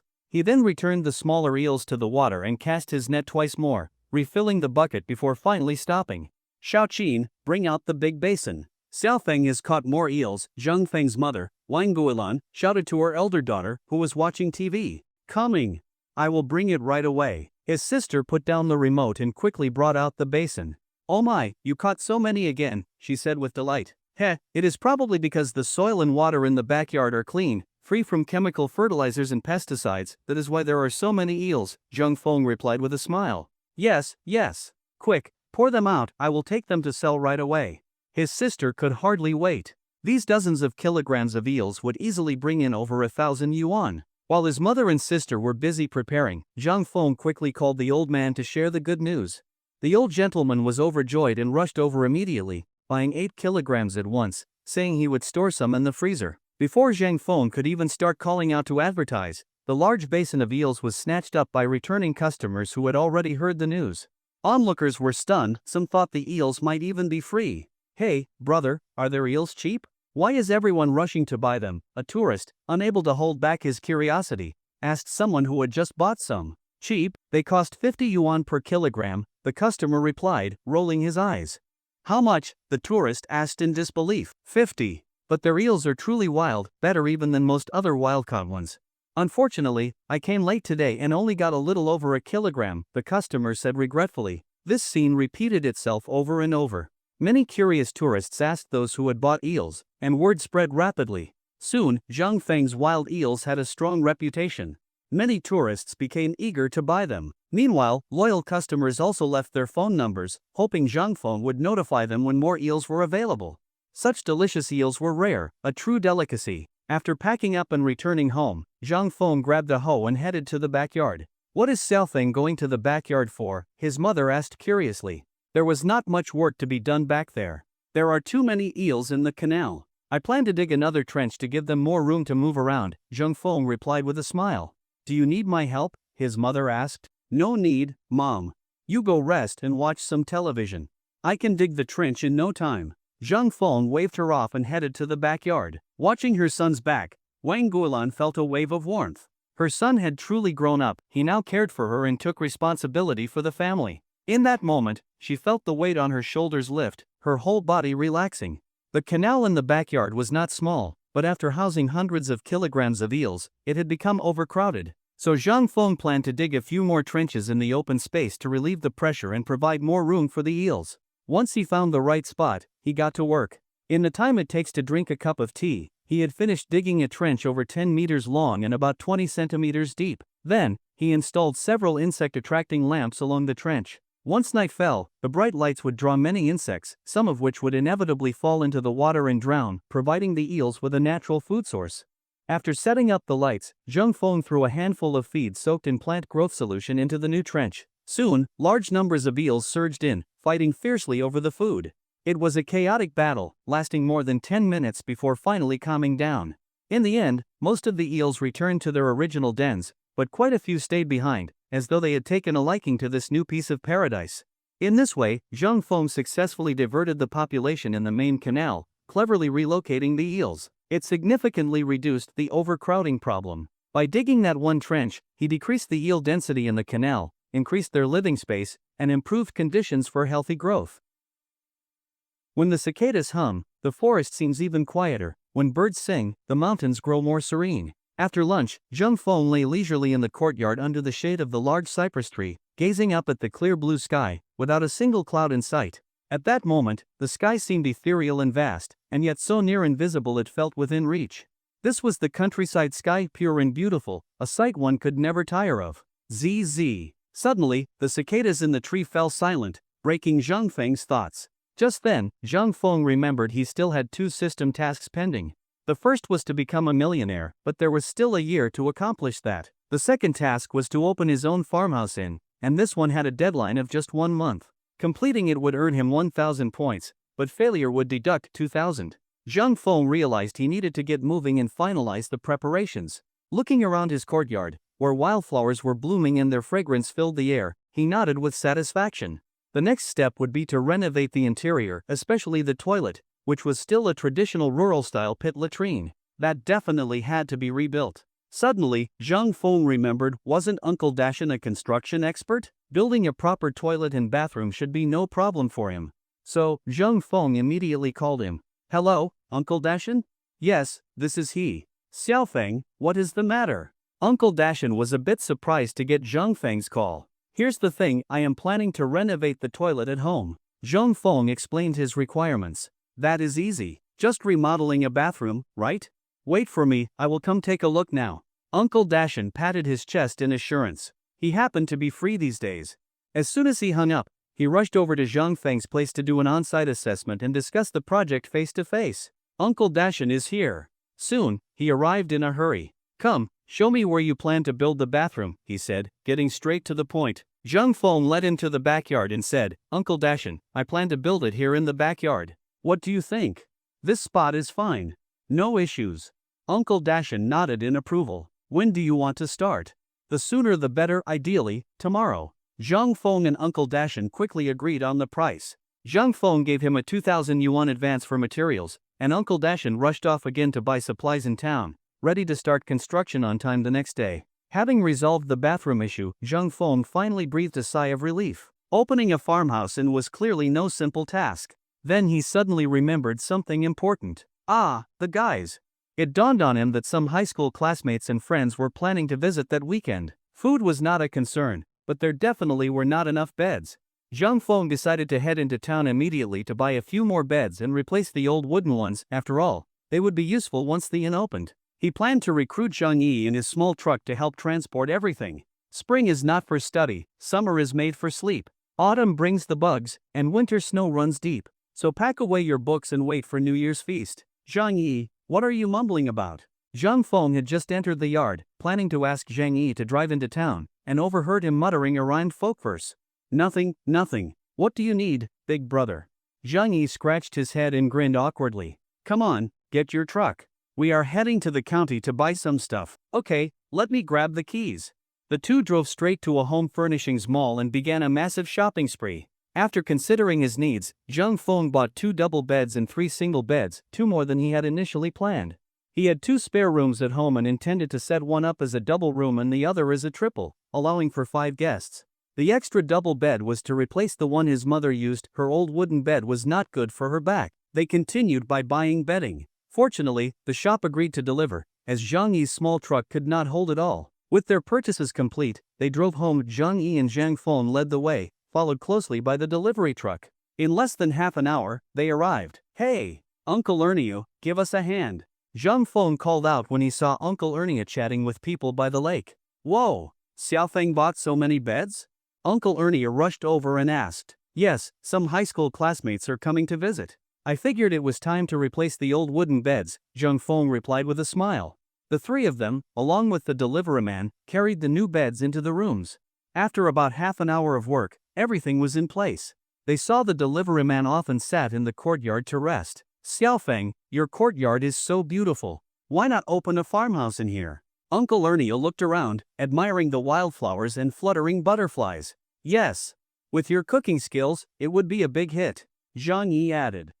Great minds think alike." "I am already preparing for it," Zhang Feng said sheepishly. "You sneaky brat. No wonder your house has been freshly painted, new beds bought, even the courtyard looks fancy. You had it all planned." Uncle Ernie shook his head, pointing at Zhang Feng with a mock scolding. "Well, you never asked." "Ha!" Zhang Feng chuckled. After resting for a bit, they each went their separate ways. Uncle Ernio had left his cattle up in the mountains. If they wandered off, it would be a disaster. One cow was worth at least 7 to 8,000 yuan. Wait, your share of the hornets is still at my house. Zhang Feng suddenly remembered. Leave mine there for now. I will pick it up later. I need to head up the mountain. Uncle Ernio waved.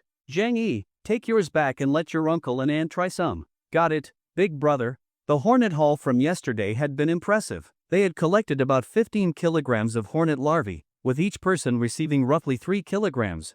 The rest had already been devoured the previous night.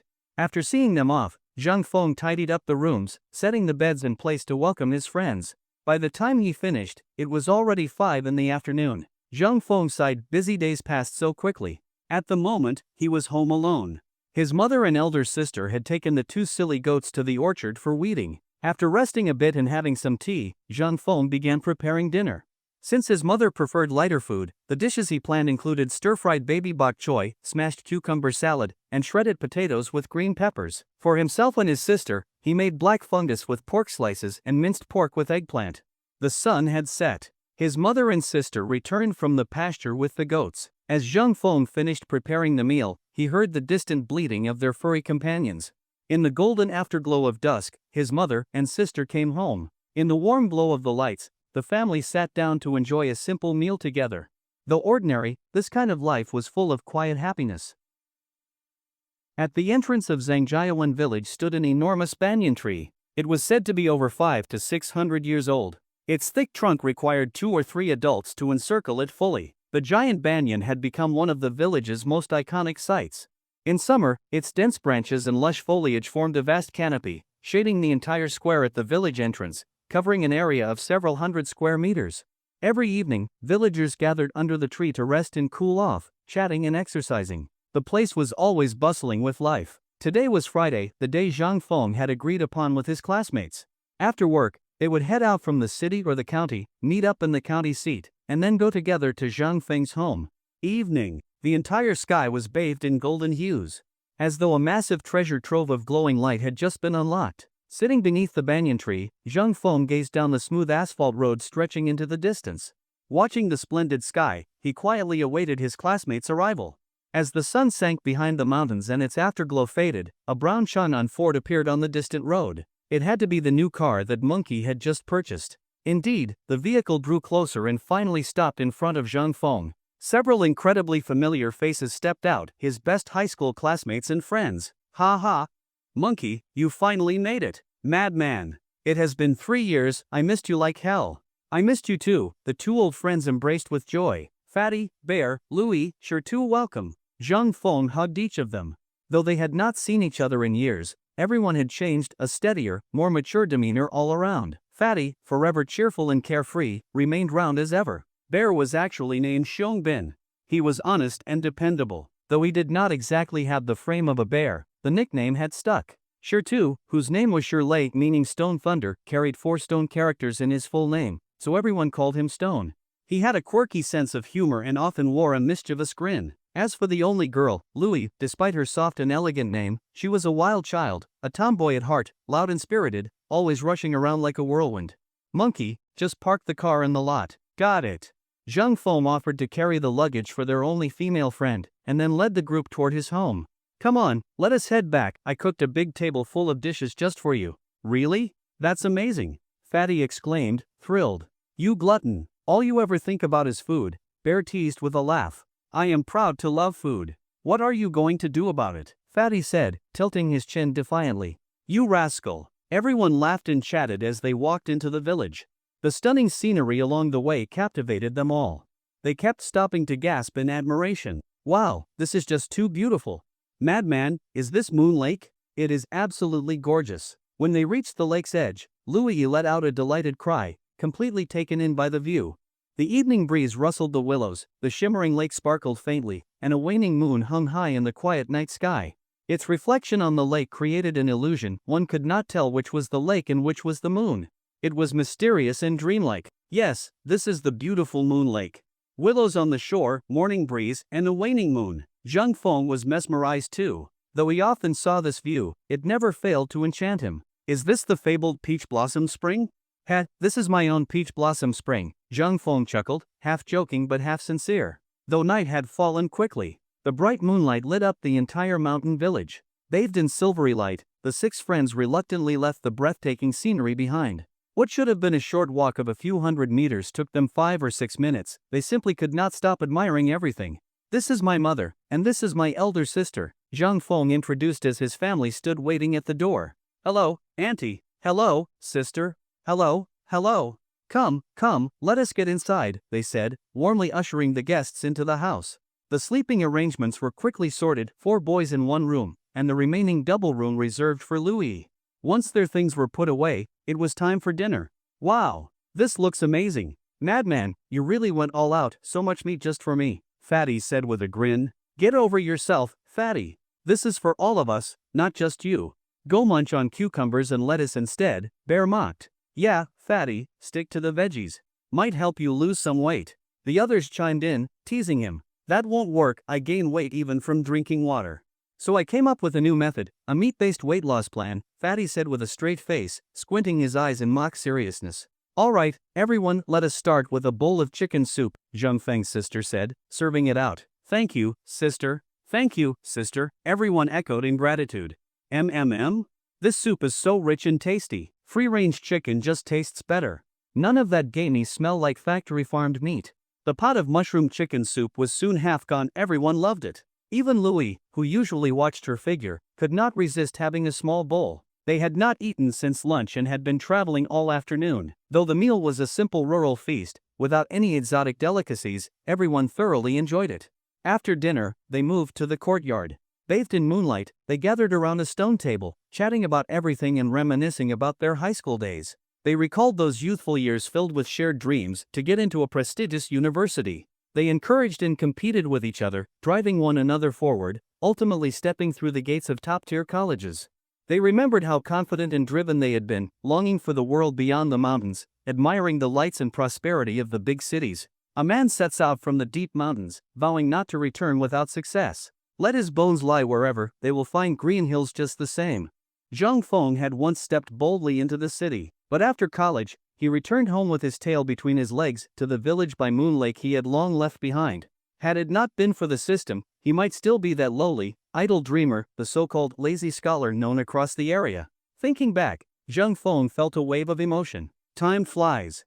7 or 8 years had passed, and the person he once was now belonged to the past. Here, at beautiful Moon Lake, he was finally beginning to live the life he had always dreamed of. The group sat in the courtyard late into the night, still talking, unwilling to go inside and sleep. Yawn, you must all be tired. Let us get some rest, tomorrow we have a full day of sightseeing ahead. Seeing Fatty yawning non-stop, Zhang Feng suggested they turn in. All right, see you tomorrow. Good night. After settling his guests, Zhang Feng climbed upstairs and lay quietly in bed, staring out at the moonlit world outside his window. The full moon hung high in the sky. Its gentle, silvery light bathed the entire land, as if draping the whole village in a translucent white veil, crystal clear and radiant with purity. The small mountain village felt like a world out of a fairy tale, like a city of light, enchanting and beautiful, filled with starlight that inspired longing and wonder. Under the starry sky, Zhang Feng closed his eyes and slowly drifted off to sleep. Dawn. The eastern sky gradually brightened. A red sun slowly rose above the mountains, finally revealing its shy face. The intense sunlight fell upon Zhang Feng, causing his eyes to flutter open. He got up at once, dressed, and walked to the window to quietly gaze at the beautiful mountain village outside. In the distance, the clouds flowed like a vast serpent, writhing in the wind with open jaws and flaring claws. Its massive body was awe-inspiring. Sometimes it curled tightly around mountain peaks, other times it soared into the sky, never straying too far, as if the distant green mountains were its sacred territory. Closer to home, the village seemed to awaken with the morning light. People and livestock moved along the quiet mountain paths, breaking the tranquil silence of the village. The scene reminded Zhang Feng of that idyllic rural imagery, roosters crowing atop mulberry trees, dogs barking deep in the alleys. Taking a deep breath, he felt instantly refreshed. Seeing the time was no longer early, he headed downstairs and out into the courtyard to wash up. But upon entering the courtyard, he was stunned by the breathtaking sight before him. The yard was alive with fluttering butterflies and the sweet fragrance of flowers. Vibrant butterflies danced among the blooming blossoms, flitting lightly from flower to flower in search of nectar. At this moment, the courtyard seemed like an ocean of butterflies, a playground for these winged sprites. They swarmed in waves, soaring freely through the flowers in a mesmerizing, back-and-forth ballet. Just as the ancient poet once wrote, lingering butterflies dance constantly, flying into 100 flowers, vanishing from sight. These colorful butterflies were like spirits of nature, embellishing the countryside with beauty, composing a vivid and natural rural painting, a living image of butterflies in love with blossoms. Ah, this is so beautiful. So many butterflies. Louis had just stepped out of the main hall when she, like Zhang Feng, was stunned speechless by the scene. After a moment, she shrieked in amazement. No way! I have to capture this. Louis dashed back to her room, quickly returned with her gear, and began photographing the enchanting spectacle, determined to preserve this fleeting natural wonder. This is incredible. It feels like a fairyland. Oh wow! That butterfly is stunning. The tomboyish Louis chased after the butterflies with her phone, snapping photos constantly.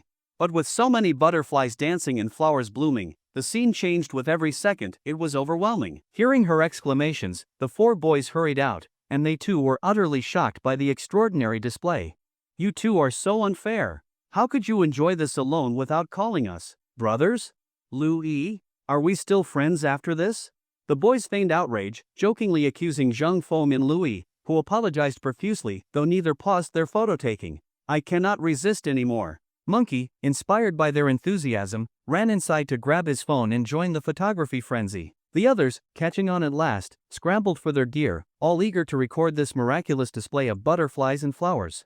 Everyone was shouting and cheering with joy, thrilled to have come to Moon Lake. It was truly worth the trip. Such a magnificent butterfly display naturally attracted many tourists as well.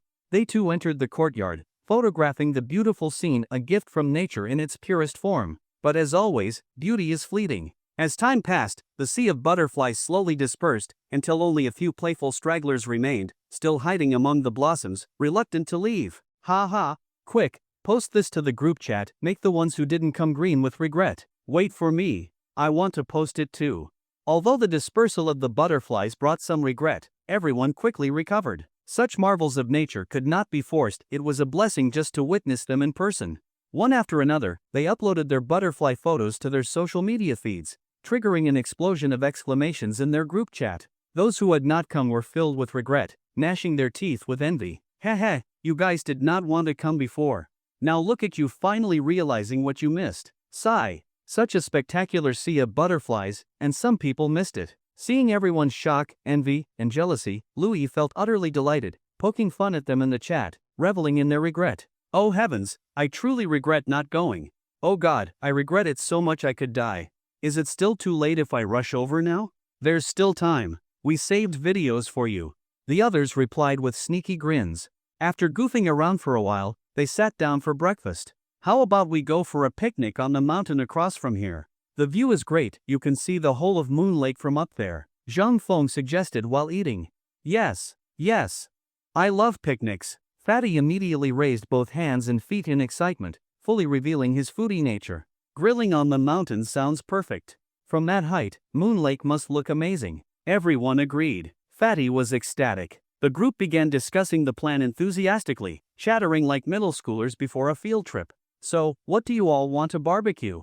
Zhang Feng asked, smiling at their excitement. I want grilled chicken wings. I want grilled potatoes. I want grilled chicken. Will there be grilled fish? I want grilled fish. Yes, and luckily, I already prepared everything. Beef, lamb, whatever you want, we have it. Zhang Feng had stocked up the day before in anticipation of their visit. Really? That is perfect. Madman's vegetables are amazing too. Let us pick some cucumbers, tomatoes, and lettuce, how about that? Louis was especially fond of the vegetables from Zhang Feng's farm and had been thinking about them ever since yesterday. Great. And Fatty, come with me to the backyard to pick vegetables. Monkey, you guys take the meat out of the fridge, wash and prep it. The group split into 2 teams, one for vegetables, the other for meat. Everyone was full of energy, and in less than an hour, all the preparations for the barbecue were complete. Hello? Xiaoyi, are you home right now? Yes, I am. What is up, brother? We are going on a picnic. Come quickly, we are about to leave. Alright, I will be right there. As soon as he heard his cousin mention a picnic, the fun-loving Zhang Yi immediately rushed over. This is my cousin, Zhang Yi. And these are my classmates, Monkey, Louis. Zhang Feng introduced Zhang Yi to the group. Nice to meet you. Welcome to Moon Lake. Hello. Everyone exchanged greetings. Being young and close in age, they quickly found common topics and grew familiar in no time. With Zhang Yi along, Zheng Feng felt more at ease. After all, none of them had much experience with outdoor activities, and having someone to help would lighten his own load. Everyone carried the picnic supplies and set out in high spirits. Leaving the house, they followed the shaded lakeside path, enjoying the stunning scenery of Moon Lake as they made their way toward the hillside on the opposite shore. They were in high spirits, walking briskly and joyfully, just like Tao Yuanming returning to his pastoral life after resigning from office. By day I sing and drink at will, with youth as my companion I return home still. Crossing Moon Lake and reaching the base of the hill, Shirley once again revealed his playful nature by loudly singing a mountain patrol song, acting like a mischievous sprite. The king sent me to patrol the mountains. I patrolled the southern hills and now the northern slopes. Damn, sure too, when did you become a little mountain demon? Ahem. What, can't a guy sing for fun? Sure, why not? Sure too the goblin. You damned black bear demon, how dare you insult me? Take this. Then Sure Tu and Dishion leaped about on the trail, playfully scuffling. Ha ha, you two are real clowns.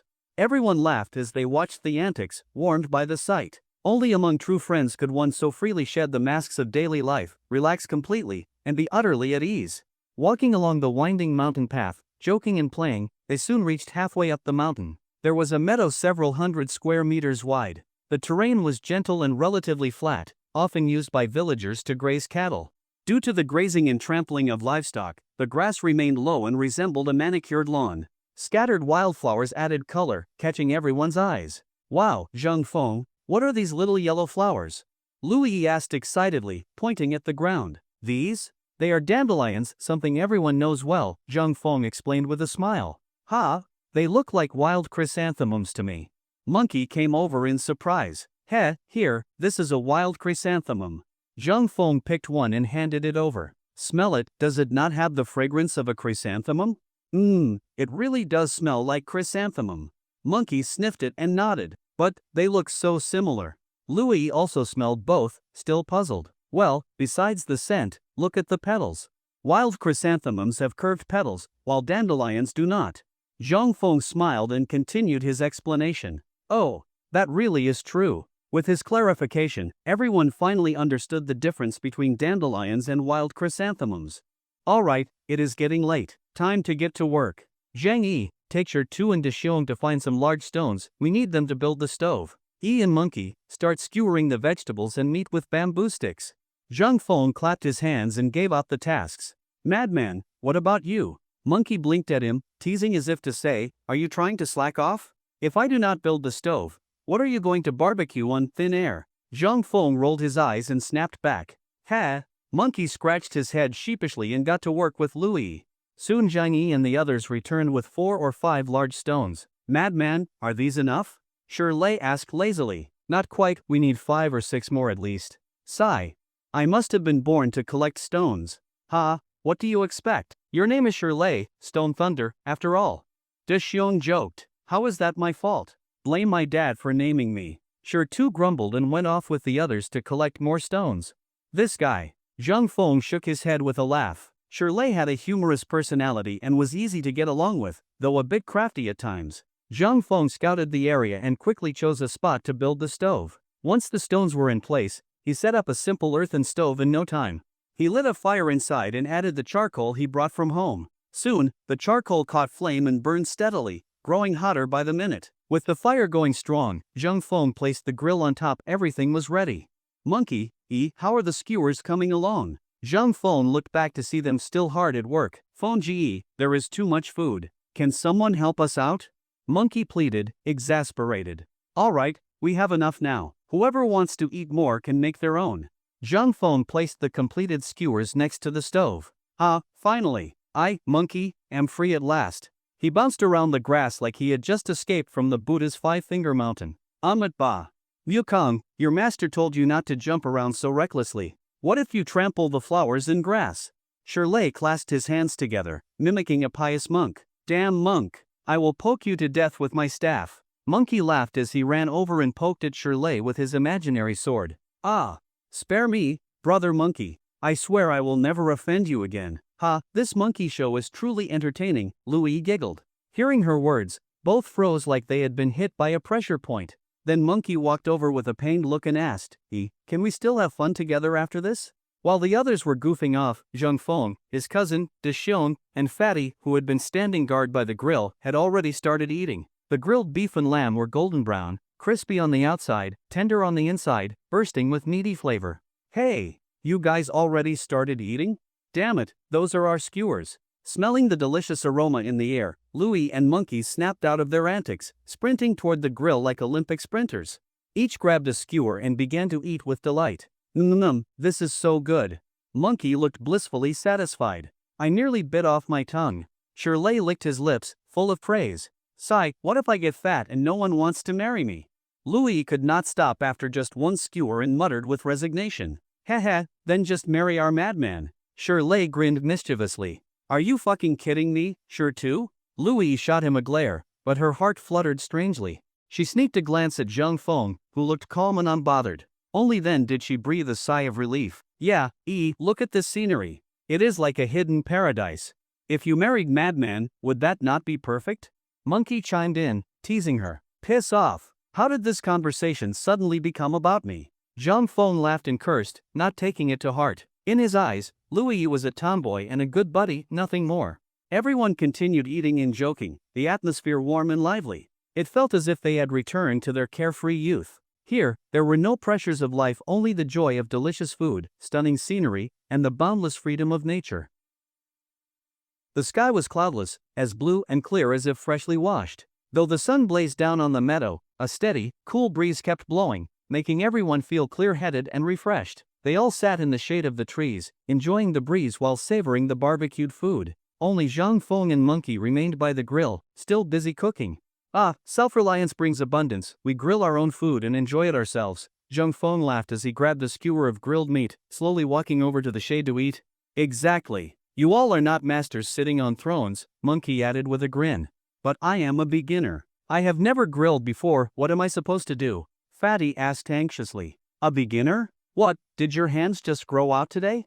Shirley joked. Screw you, you damn expert. I cannot outtalk you anyway. In the end, Fatty could not resist the temptation of the food and climbed up, awkwardly joining the grilling effort by the fire. Soon everyone followed suit, pitching in and joining the barbecue themselves. The area around the fire quickly became a bustling hub. Though it was hot, the hard-earned food tasted even better. Everyone ate with unrestrained joy. Bathed in a refreshing breeze, surrounded by beautiful mountains and lakes, under the blue sky and white clouds, and enjoying authentic countryside delicacies, they felt incredibly relaxed, more at peace than they had in a long time.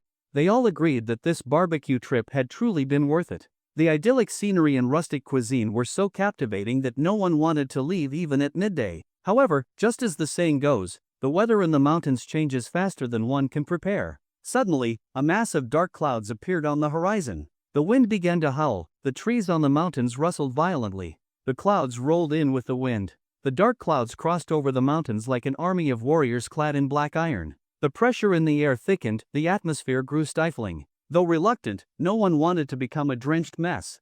Moreover, being caught in a thunderstorm in the mountains was truly dangerous. So everyone hurriedly packed up and dashed down the slope. Just as they reached the foot of the hill, raindrops the size of beans began to fall from the sky, hitting the ground with sharp slaps. A torrential downpour was imminent. Everyone, get on the boat. Hurry! By sheer luck, Uncle Little Seven's boat was moored by the shore. Zhang Feng grabbed Louie and jumped on board, calling back to the others. They had all thought they would be soaked to the bone, but to their surprise, they were saved by the sudden appearance of a small boat. Like grabbing a lifeline, everyone leapt aboard with joy. Uncle Little Seven, we really owe you one. If not for you, we would all be drowned rats right now. Zhang Feng said gratefully. What are neighbors for? No need for thanks, Uncle Little Seven replied nonchalantly, waving his hand. Once everyone was safely on board, he started the small motor and slowly guided the boat toward the opposite shore of the lake. At that moment, the rain poured down like a barrage of arrows. The surface of the lake, smooth as a mirror moments before, erupted into ripples and splashes. The sky was cloaked in dark clouds, and heavy rain poured down. Visibility was reduced to almost nothing, everything blurred as if the world had returned to primordial chaos. Suddenly, a bolt of lightning split the sky, its blinding light tearing a rift through the chaos, but the crack quickly vanished, and the world returned to its formless haze. Thunder and lightning roared overhead, wind and rain lashed from all sides. Waves surged on the lake, and the small boat rocked back and forth. Uncle Little Seven stared ahead with focus, constantly adjusting their course. Everyone held their breath, praying for a safe passage. The storm raged for about 15 minutes before the thick clouds in the sky began to disperse, leaving behind only a few wisps floating on the wind. The sky brightened, the rain thinned, and visibility improved. Seeing the storm begin to clear, everyone finally exhaled in relief, their expressions relaxing. Ah, we made it to shore at last. As soon as the boat docked, everyone sighed with joy. Though it was still raining lightly, they stayed aboard for now, enjoying the rainy landscape. The atmosphere on the boat gradually became lively again. A gentle breeze brushed their faces, the waters calmed, and the lotus flowers by the shore, washed clean by the storm, looked even more delicate and radiant. Soon, the clouds above began to break. Beams of sunlight pierced through like blades, cutting through the sky. The sun emerged once more, bathing the land in light, and the skies cleared. Ah, a rainbow, look, everyone, a rainbow. Louis suddenly cried out in excitement, pointing toward the horizon. Wow, it really is a rainbow. Following her gaze, everyone saw a stunning arc spanning the heavens like a heavenly bridge connecting both shores of Moon Lake. The beauty of the rainbow left them all stunned. With worsening pollution and constant smog in the cities, even a clear sky had become a luxury, let alone such a breathtaking rainbow. Now, to see one this close and in person filled them with joy. They shouted in excitement, whipped out their phones, and eagerly took photos, knowing their friends and co-workers in the city would be green with envy. Red, orange, yellow, green, blue, indigo, violet, who holds this colorful ribbon to dance in the sky? Looking at the rainbow stretching across heaven and earth, Zhang Feng was struck with awe. He recalled a line from Chairman Mao's poetry, which captured the grandeur and imagination of this natural wonder so vividly. The seven-colored arc looked like a ribbon, swaying in the air with the grace of a celestial dancer. It was as though the world had turned to fairyland. Everyone stared in rapture, lost in this rain-kissed spectacle. But beauty is always fleeting. The rainbow slowly faded with time, like a fairy waving her sleeve and disappearing after a dance. Sigh. As the sky emptied, a hint of regret passed through everyone's heart. But excitement soon returned. Just to witness such a rainbow was a stroke of rare luck. One should not ask for too much more. As the sun returned and the rainbow vanished, they thanked Uncle Little Seven and followed Zhang Feng home. Quack, quack, quack. It rained, but I did not go home. I got soaked and turned into a drenched duck. Ha ha ha. At the entrance to the house, two scruffy children surrounded a little duck dripping wet and laughed heartily. It is not my fault. It was all de Mao's idea. He dragged me under the big tree to hide from the rain. Little Duck puffed his cheeks in indignation. The two kids had thought the tree would provide cover, but the rain had been too heavy, and they got soaked. Heh, this kid is so cute. Louis said with a smile, watching the little one pout. Little Duck, you had better go home and change. If you catch a cold, your dad will deal with you. Ah. Brother Feng, please do not tell my dad, okay? Relax. I will not tell him. But next time, do not hide under a tree in the rain, got it? Zhang Feng shook his head with a gentle smile. Why not? Little Duck asked, puzzled. Because Thunder God loves to strike little kids hiding under trees. Oh, okay. Scratching his head, Little Duck still looked confused but headed home nonetheless. After warning the two little rascals, Zhang Feng led the others back into the house. Back home, Zhang Feng used the leftover ingredients from the barbecue to prepare a few side dishes. Everyone, come eat, he called out as he brought the dishes to the table. Ah, the food things he makes is just too good. The fragrant aroma of the food lured Fatty over without anyone needing to call him. Fengzi's cooking skills are impressive, not inferior to those of a 5-star chef, Monkey said admiringly. Everyone immediately praised Zhang Feng's cooking, showering him with compliments. Even though they had already eaten a lot of barbecue, the sight and smell of Zhang Feng's delicious food made it hard to resist. Even Louis, who had been trying to watch her figure, could not help but eat more than half a bowl. After lunch, no one felt like going out again. They lounged lazily under the big cypress tree in the courtyard, chatting and relaxing. Fengzi, do you have fishing rods? What do you say we go fishing? Monkey suggested after a short rest. Sure do. Who else wants to go fishing? Zhang Feng stood up and asked everyone. I'll go. Me too, and me. Soon, everyone had raised their hands. Luckily, Zhang Feng's father often fished in Moon Lake, so there were plenty of fishing rods at home, 4 or 5 of them. For the rest, Zhang Yi could go home and fetch a couple more. Everyone looked eager, full of energy. If you did not know better, you might think they were all seasoned anglers. In reality, most of them were complete novices. Get yourselves ready. I'll head to the backyard and dig up some worms, Zhang Feng said as he picked up a hoe and headed out. Wait, we're coming too. Louis, Monkey, and Dexiong quickly followed. The others, lazier by nature, stayed sprawled on the chairs, gazing at the blue sky and drifting clouds, their minds wandering. The soil in the backyard was fertile. With each swing of the hoe, large earthworms wriggled into view. Wow, look at all these worms. Tomboy Louis immediately crouched down to start collecting them. Zhang Feng continued digging, while the other three collected the worms behind him. In just 5 or 6 minutes, they had gathered over a kilogram, proof of just how rich the soil was and how potent the plant growth stimulant was. Alright, we've got plenty. Let's head out. Zhang Feng led the group back to the front yard. Each person grabbed a fishing rod and slung a bamboo-woven creel over their back. The fishing squad set off toward Moon Lake in high spirits, drawing curious glances from the tourists nearby. Let's go over there, under the big willow tree. It's quieter and fewer people fish there. Because it was the weekend, the lakeshore was crowded with people fishing or relaxing. Zhang Feng led them to a more secluded spot. Watch me. I'm definitely catching a big one today.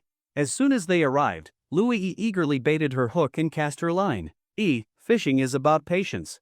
If you rush it, you won't catch anything. Shirley offered a sincere reminder, despite his usually sly demeanor. You jerk. Then let's see who catches one first. Louis challenged him defiantly. Fine, but don't come crying if you lose. TCH. Do I look like a toddler to you? Enough, you two. Stop talking or you'll scare away the fish. Dexiong said with a chuckle, trying to keep the peace. The others smiled and cast their lines, settling into silence to wait for a bite. A gentle breeze stirred the lake's surface, creating ripples. The willows along the bank swayed, their green tendrils dipping into the water like a maiden's hair, casting a curtain against the blazing sun. Because they were using backyard worms infused with a hint of growth stimulant, the fish detected the scent immediately and were drawn in. Soon, Zhang Feng's float started to move. But he did not rush, he knew the fish might just be testing. Sure enough, the float bobbed, then stilled again. Moments later, it plunged underwater. Zhang Feng grabbed the rod and tightened the line so the fish could not escape. Fengzi, did you catch one? Monkey asked, jealous. Yeah. From experience, Zhang Feng judged it to be small. With a flick of the wrist, he reeled in a carp about 1 kilogram in weight. Wow, Fengzi already caught one. We need to step up our game. The rest suddenly felt the pressure and focused harder. Maybe the bait really was that good. Soon, everyone was reeling in fish, one after another. Within a couple of minutes, someone would have a new catch, much to the envy of nearby anglers, who wondered if this spot was some magical fishing ground. Fengzi, are you guys fishing here? A young voice rang out from behind them. It was Little Duck. Hey, Little Duck, where are you off to? Zhang Feng turned and smiled. Damao and I are going to the riverbank to catch crabs. Be careful, alright? Zhang Feng reminded him. We will, Fengzi. Little Duck darted off, waving as he disappeared. Fengzi, you can catch crabs around here too? Louis asked, curious. Yeah, over by the rocky riverbank. There are plenty over there, Zhang Feng replied with a smile. Let's go crab hunting too. I've never done that before, Louis said excitedly. Our creels are almost full already. Everyone agreed enthusiastically. Crab catching sounded like fun. It was decided they would move to the riverbank for their next adventure. They dropped off their gear at home and headed to the river with empty creels. The Dabang River was the mother river of Qingshan.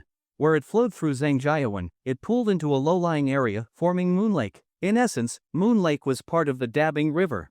Their destination was the riverbank upstream, a flat area where the water was shallow, only 20 to 30 centimeters deep at most, and no more than half a meter at its deepest. With smooth pebbles and small caves, it was ideal for crabs. Children from the village often played there, and even city tourists came to experience crab catching.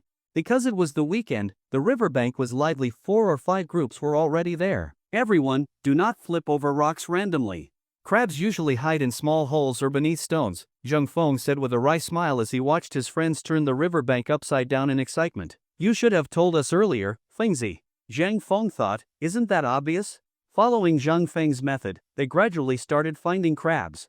Louis was especially lucky. She caught one that was 7 or 8 centimeters wide, a rare size considering most were just 4 or 5. Excitement surged. Everyone got pumped, searching for crabs like they were on a treasure hunt.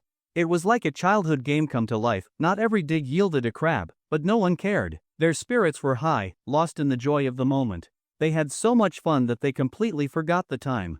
Only when dusk fell and their vision grew dim did they finally head home, bathed in the warm glow of the setting sun.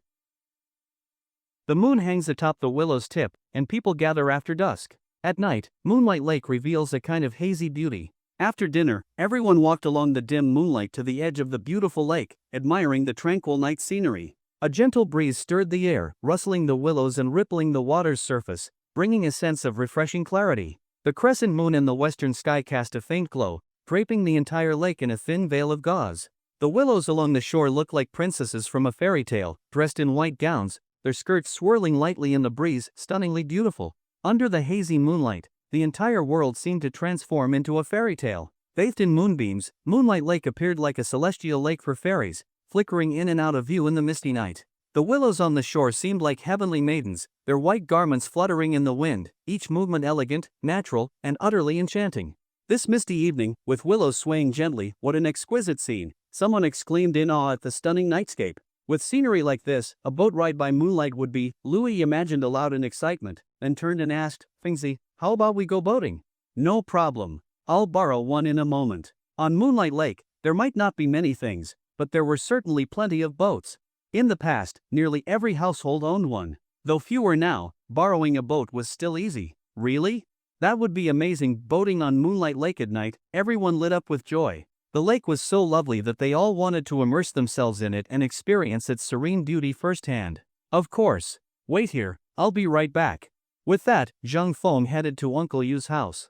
Uncle Yu, are you home? Who is it? So late. Uncle Yu was smoking by the door. When Zhang Feng approached, he realized, oh, it's Xiao Feng.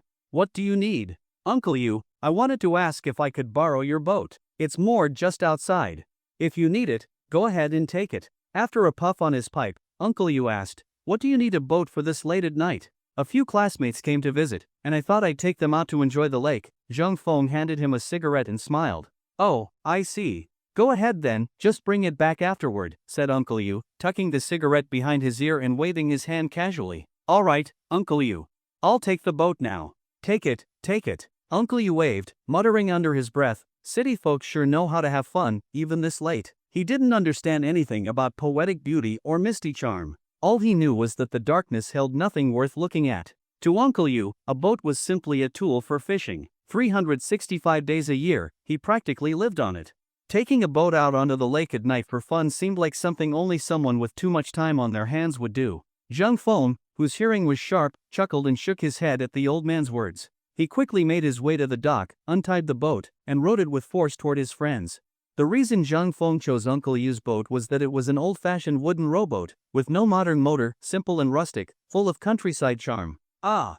Fingzi, you're the best, it's actually a fishing boat, someone cried out in delight as they spotted him rowing from afar. Though primitive, the boat had a poetic charm that made it perfect for a moonlight ride. Ha, this boat is quite vintage, right? It has that a boat, an oar, and a fisherman kind of poetry. Thanks to the system's upgrades and constant training, Zhang Feng was now much stronger and could easily row the boat quickly. Soon, he arrived before them. Not quite fisherman's poetry, but more like a child paddling a boat, sneaking back with white lotuses, joked Hosey mischievously. Screw off. What, do your eyes see through time? Turning me, a grown man, back into a child? Zhang Feng rolled his eyes with a groan. Ha.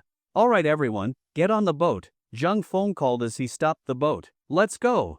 Set sail. Everyone climbed aboard excitedly. Once they were steady, Zhang Feng took up the oars, and the wooden boat began to glide, parting the floating duckweed as it made its way toward the center of the lake. This night is so beautiful, I feel poetic. Listen up, I'm going to recite a poem.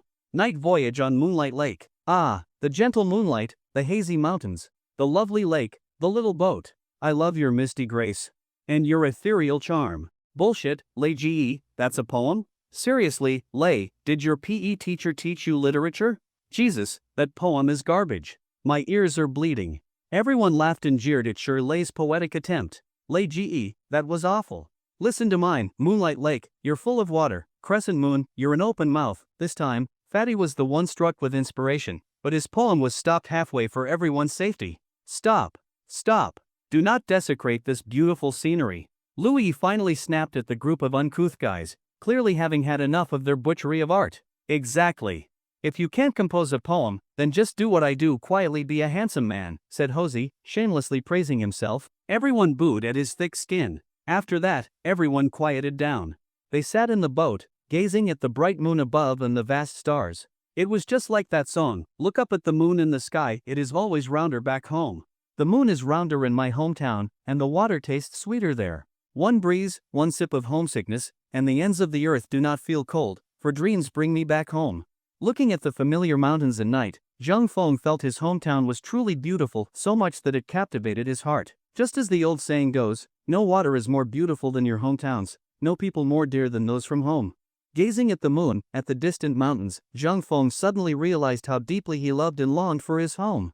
The little boat kept drifting forward. Sitting at the bow, watching the hazy reflections in the water, it felt like poetry itself. Just as the old poet wrote, sailing atop clear waves, as if journeying through a painting.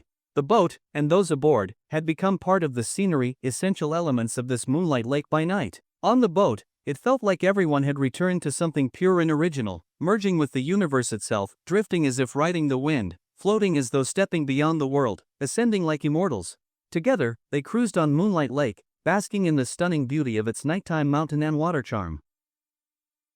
Due to a torrential downpour at noon, mushrooms in the forest began to sprout rapidly, as if spring bamboo shoots after the rain. The next morning, before dawn, the villagers of Zhangjiawan had already gotten up early. After gathering their gear, they hurried into the mountains. For them, mushroom picking had become a major source of income aside from farming. Although it had only been about 20 days, almost every household had already made between 3,000 to 5,000 yuan, which was equivalent to half of their farming income. So, everyone was highly enthusiastic about picking mushrooms. As usual, Zhang Feng got up early and finished a round of physical exercises. His mother and sister had also finished washing up, and the three of them headed to the backyard to harvest vegetables for the day. The vegetables from Zhang's family sold extremely well. If it were not for Niu Pengzi's limited supply policy, demand would certainly outstrip supply. To maximize profits, Niu Zhong designated Zhang's vegetables exclusively for high-end private dining. Because it was high-end private dining, a single table would cost over 1,000 yuan. Even though they only served 4 tables per day, it remained highly sought after. While it had not yet become a countywide sensation, it had successfully broken into the upscale markets of Qingshan and the county. Therefore, Zhang Feng's family had to prepare about 10 to 15 kilograms of vegetables each day, earning 600 to 700 yuan each time. At that rate, they were making close to 20,000 yuan per month just from selling vegetables. This was unimaginable in the past. Back then, people would toil from dawn to dusk, facing the earth with their backs to the sky, yet the annual gross income rarely exceeded 10,000 yuan. Even in the best years, it only reached 20 or 30,000. Unlike now, where simply selling a modest amount of vegetables each day could bring in over 10,000 per month. Because of this, Zhang Feng's mother and sister felt somewhat uneasy. But after Zhang Feng explained, they finally understood why their vegetables tasted so good. It was thanks to new technology their son, or brother, had introduced. Zhang Feng also told them that in Niu Pengzi's restaurant, a single meal cost over 1,000 yuan, and even a simple stir-fried bok choy was priced at 88 yuan. Hearing this, the two women were stunned. They thought Niu Pengzi looked honest, but his business tactics were like those of a crafty merchant. However, since their vegetables sold well and fetched a high price, they finally felt reassured. Once they finished picking vegetables, Xiao Wang, the delivery guy, arrived with his vehicle. He weighed the day's produce, settled the payment, and left quickly with the goods. Take care, Xiao Wang. After sending him off, they had earned over 600 yuan again, a good start to the day. You are already up? Why not sleep a little longer? Wang Guolan gently asked the only girl present, thinking that if her son had such a sweet girlfriend, it would be wonderful. Thank you, Auntie. I slept really well last night. Any more sleep and my head would have gone flat, Lu Yi replied gracefully with a gentle smile. Crazy one, who was that just now? Lu Yi asked curiously. That was a restaurant's buyer, here to pick up vegetables, Zhang Feng answered directly. Your vegetables are really top-notch, the best produce I have ever seen. By the way, crazy one, could you send me some vegetables when I leave today? No problem, they're all homegrown. Take whatever you want, Zhang Feng said with a dismissive wave, not thinking much of it. Really? That is great. My grandfather loves high-quality vegetables like these. He will definitely be thrilled this time, Louis exclaimed in delight. No worries. If your grandfather likes them, you can come pick them often. After all, your place is not far from here. The city center was only 50 to 60 kilometers from Zhangjiawan, just a 30-minute drive. Soon, the mushroom pickers began returning from the mountains one after another. Because it had rained at noon the day before, there were not too many mushrooms today. Uncle Ernio, how are the mushrooms in the mountains today? Zhang Feng asked upon seeing him. Sigh, the rain came too late. Most of the mushrooms have already sprouted, and there are not many suitable ones left to pick. You see, it only took about an hour for everyone to finish picking. I started early, so I got about 10 kilograms, but the others only got 5 or 6 kilograms each. But this was within Zhang Feng's expectations. After harvesting mushrooms for several days, he had already gained a preliminary understanding of their growth patterns, so he was not disappointed. 10 kilograms earning over 300 yuan is not bad at all. What more could you want? Zhang Feng laughed as he handed a few red banknotes to Uncle Ernie. True enough, this is much easier than farming. At that thought, Uncle Ernie smiled with relief. Soon after, the other villagers also trickled back from the mountains. After some busy sorting, by around 8 a.m., all the collected mushrooms were gathered. With help from several classmates, Zhang Feng's family spent about half an hour thoroughly washing over 150 kilograms of mushrooms. Shortly after, Xiao Wang from Nyo's restaurant came and picked up 50 kilograms. Zhang Feng planned to dry the remaining 100 plus kilograms into mushroom jerky, since Nyo Pangzi's restaurant could not consume that much. The mushroom drying oven had been assigned to Uncle Dashin during the recent bathroom renovation. The oven's structure was simple, so it had been completed in one morning. Zhang Feng envied the red mushrooms online that sold for several hundred or even over 1,000 yuan per kilogram. He did not expect his dried mushrooms to fetch such a high price. Even if they could sell for 300 to 500 per kilogram, it would be good enough. If it took about 5 kilograms of fresh mushrooms to make 1 kilogram of dried ones, that meant the fresh mushrooms were essentially selling for 60 to 70 yuan per kilogram, far more profitable than selling them directly to Lu Pangzi. Of course, that kind of business was harder to run. Selling to Lu Pangzi was more stable and secure, and involved bulk transactions. It was not easy to find large buyers for dried mushrooms right away. Let's go. I'll take you to catch eels. After about half an hour of rest, Zhang Feng remembered that the eels in the backyard needed to be caught. If he did not sell off a batch every 2 or 3 days, the ditch would become overcrowded. You can catch eels here? Monkey asked in surprise. Of course. Anyone who wants to fish, follow me. Zhang Feng smiled mysteriously, picked up a bucket, and walked toward the backyard. Let's go. We want to see too. Everyone eagerly followed. Monkey, go dig up some earthworms first. All right. Monkey was excited by the novelty of eel fishing and soon dug up plenty of earthworms. That's enough, that's enough. Zhang Feng quickly stopped him, then handed each person a fishing hook and a thin string. Just attach the earthworm to the hook and drop it into the water channel. That's all you need to catch eels. Crazy one, are you messing with us? Everyone looked at Zhang Feng skeptically, thinking this all seemed like child's play. Heh, you do not believe me? But it really is that simple. Without further explanation, Zhang Feng dropped his own hook into the ditch. Sure enough, even the earthworms faintly infused with the Rihua growth enhancer had an irresistible appeal to the eels. As soon as Zhang Feng dropped his line, within 5 or 6 seconds, an eel took the bait. He gave a slight tug, and a thick, thumb-sized eel was pulled out, leaving everyone dumbfounded. What the hell? Are these eels brain dead or something? Why are they so easy to catch? Everyone exclaimed in amazement and hurried to put their own lines into the water. Soon, eels were being pulled out one after another. Using such simple gear and still catching eels excited everyone to no end. They fished enthusiastically and tirelessly. Alright, if we keep fishing at this rate, we'll wipe them all out. After about half an hour, both buckets were full. Seeing how excited everyone still was, Zhang Feng quickly called it off. What? We already caught this much? Looking at the 2 big buckets filled with eels, no one could believe their eyes. Did we really catch all of these? No way, I have to take pictures of this. Those who didn't come will be dying of envy. Me too, I want pictures.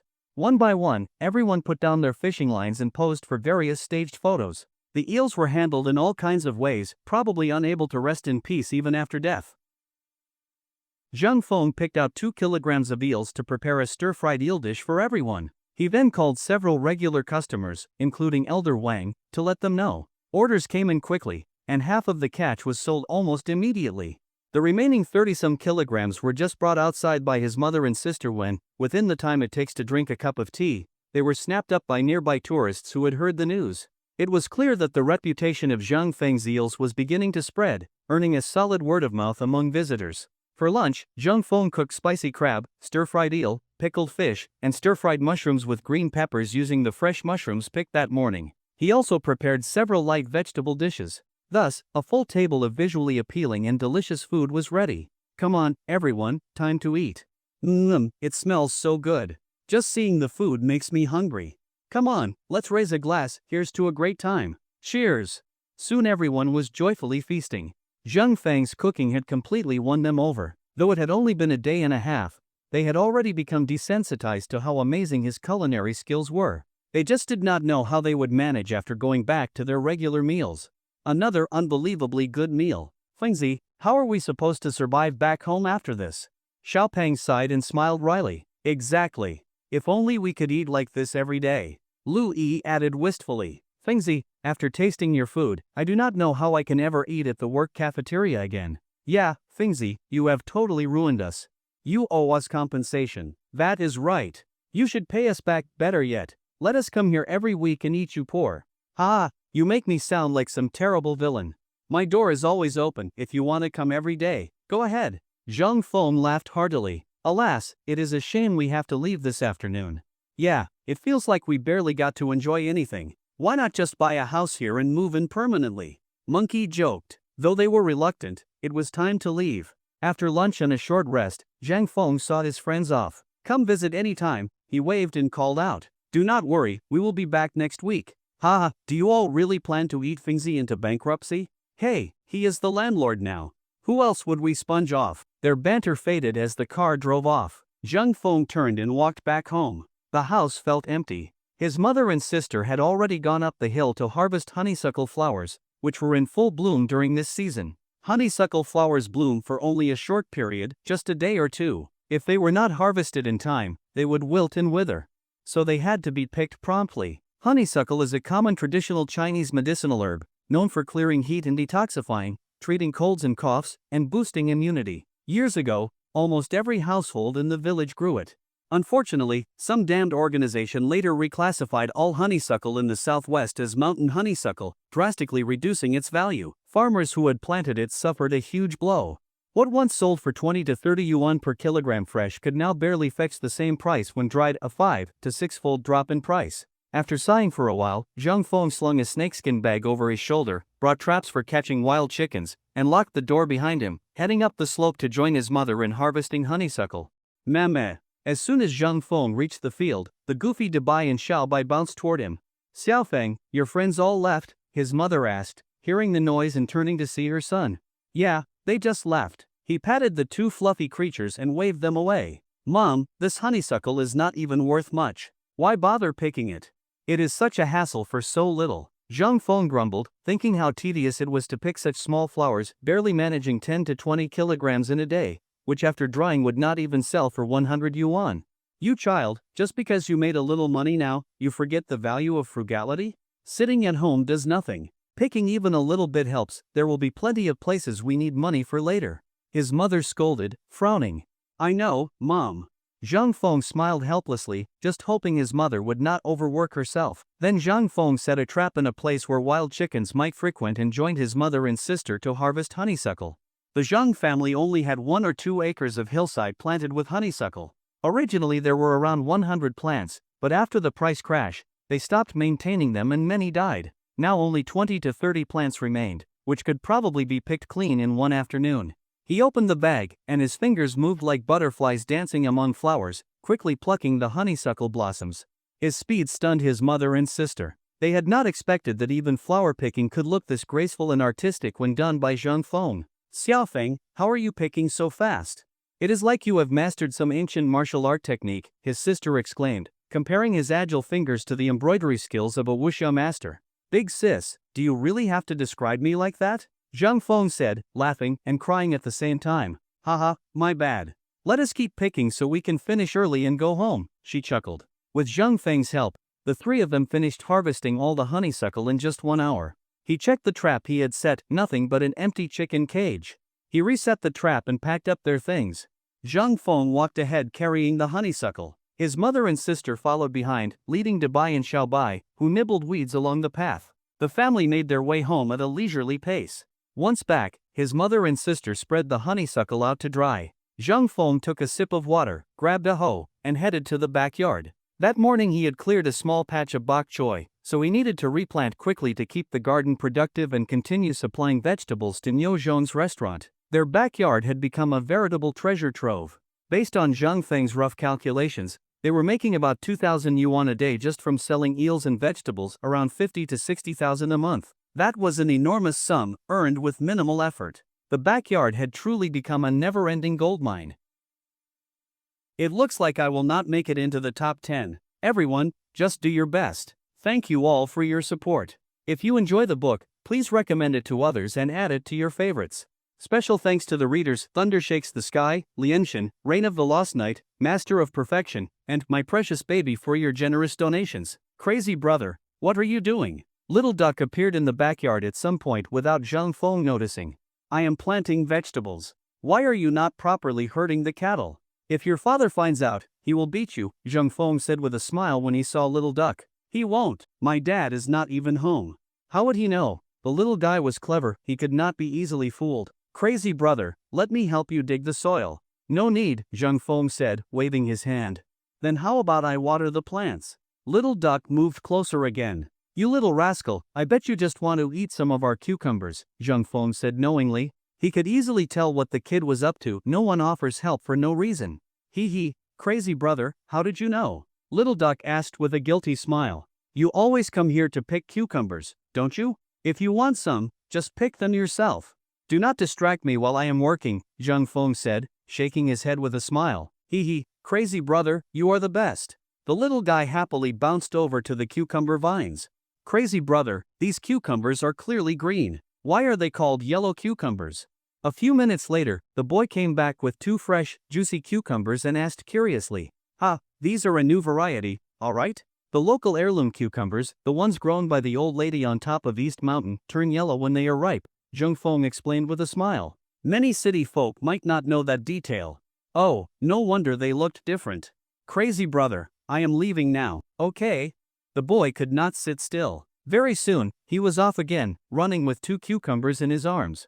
After dinner, Zhang Feng sat with his mother and watched a bit of television, then returned to his room. He practiced his bodybuilding technique once and then lay down to review his stats on the system panel. Host, Zhang Feng. Strength, 22, base 16 plus 2 from training and 4 from items. Speed, 19, base 13 plus 6 from enhancement. Reflexes, 19, base 10 plus 9 from bonuses. Endurance, 18, base 14 plus 4. Flexibility, 16, base 10 plus 6. Mental strength, 18, base 11 plus 7. Note, the average adult has a value of 10 in each category. Skills, basic hunting, basic cooking, basic calligraphy, and painting. Points available, 10,450. Note, points can be used to buy items in the system's online shop. One lottery draw costs 100 points. Remaining lottery draws, 4. Unfinished tasks. Side quest, become a millionaire. Time limit, 1 year. Reward, 500 points and 1 lottery chance. Failure will result in a penalty of 1,000 points. Side quest, open your own farmhouse in. Reward, 1,000 points. Failure will result in a penalty of 2,000 points. System evaluation. The host's combat power is currently weak. However, the chronic laziness has been successfully cured. Please continue to work hard and strive to become a strong, diligent, and forward-thinking modern farmer. Zhang Feng was pleasantly surprised to see that his strength, reflexes, and flexibility had each increased over the past 2 days. It confirmed that practicing the bodybuilding technique daily had significantly improved his body. He could feel himself getting stronger with every passing day. Seeing that he still had 4 chances left to draw prizes, Zhang Feng decided to use them. After all, he still had plenty of points. System, start the lottery draw.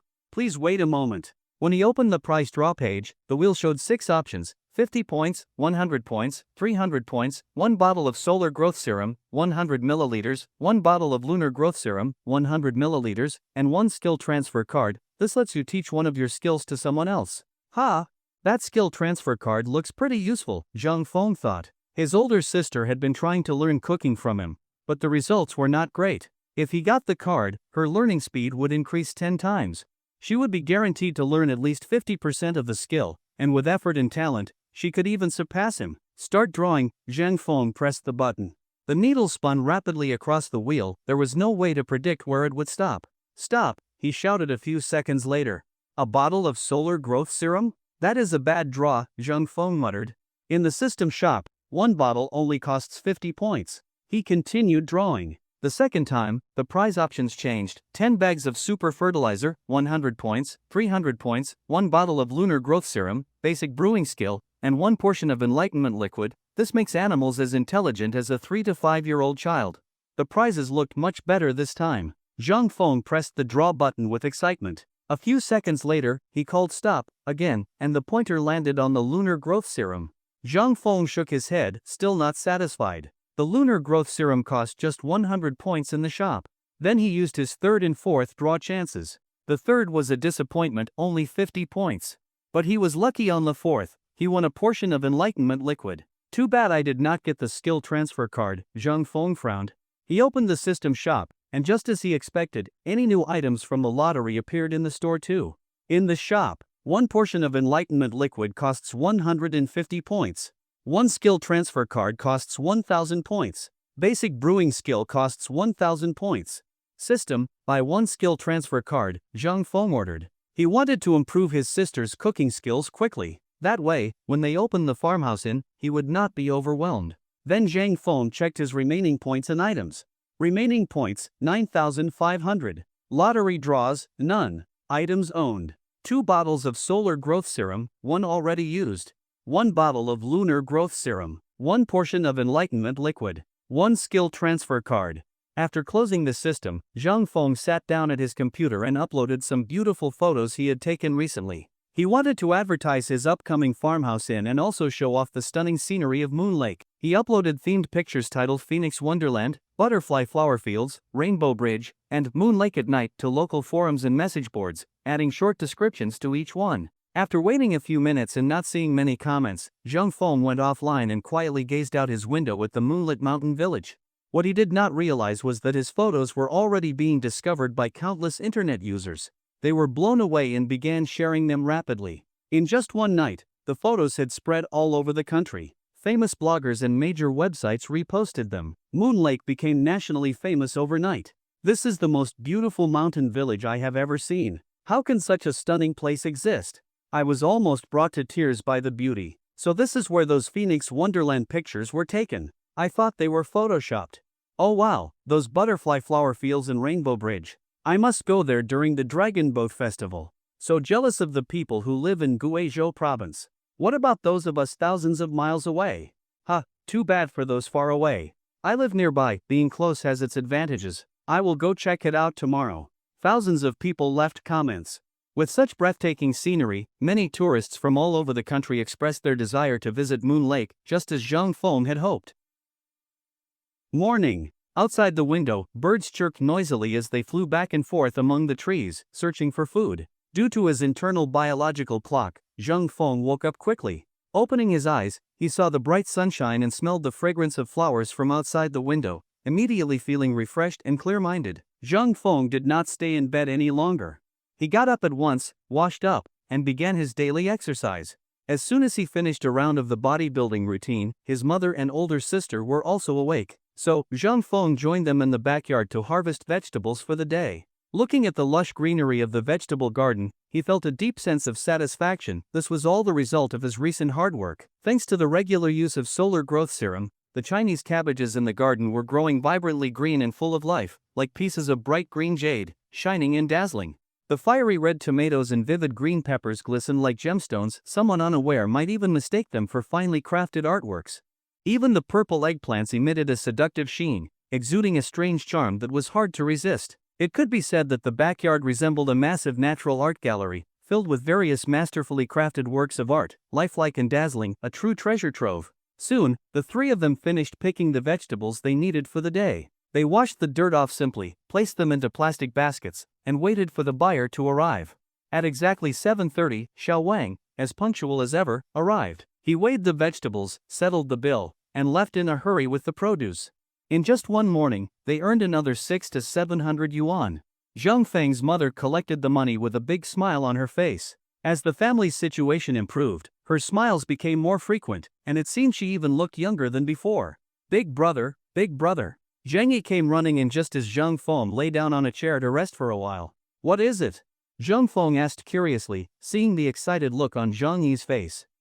Good news. Grandpa Runner from the mountain is selling his wolf dogs, Zhang Yi said excitedly. What? Zhang Feng was shocked. How could he bear to sell them? You see, Grandpa Runner's wolf dogs were no ordinary dogs. His dogs carried wild wolf blood. 3 years ago, he brought back a wolf cub from the mountains.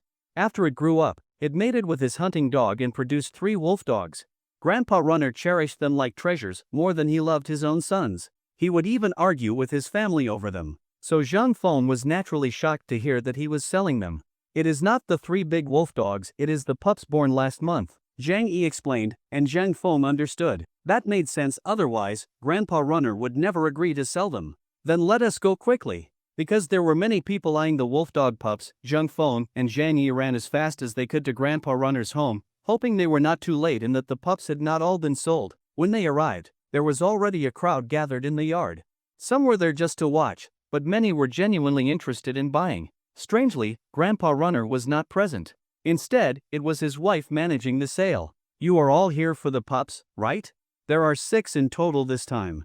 Take a look first, and we can discuss prices afterward. Auntie, Grandpa Runner is not here, will that be a problem? Some worried aloud. After all, the dogs were his most beloved possessions. What if he got angry when he found out they were sold?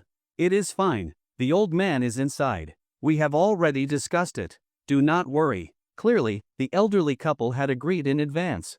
Grandpa Runner was probably too reluctant to come out and face the sale. All right, as long as it is settled. Let us take a look. Everyone knew these wolf dogs would not be cheap, so each person wanted to pick the best one. Unfortunately, more and more people arrived, including some from the city who rushed over after hearing the news. These urban collectors loved rare and exotic dogs. There was no way they would pass on genuine wolf dogs.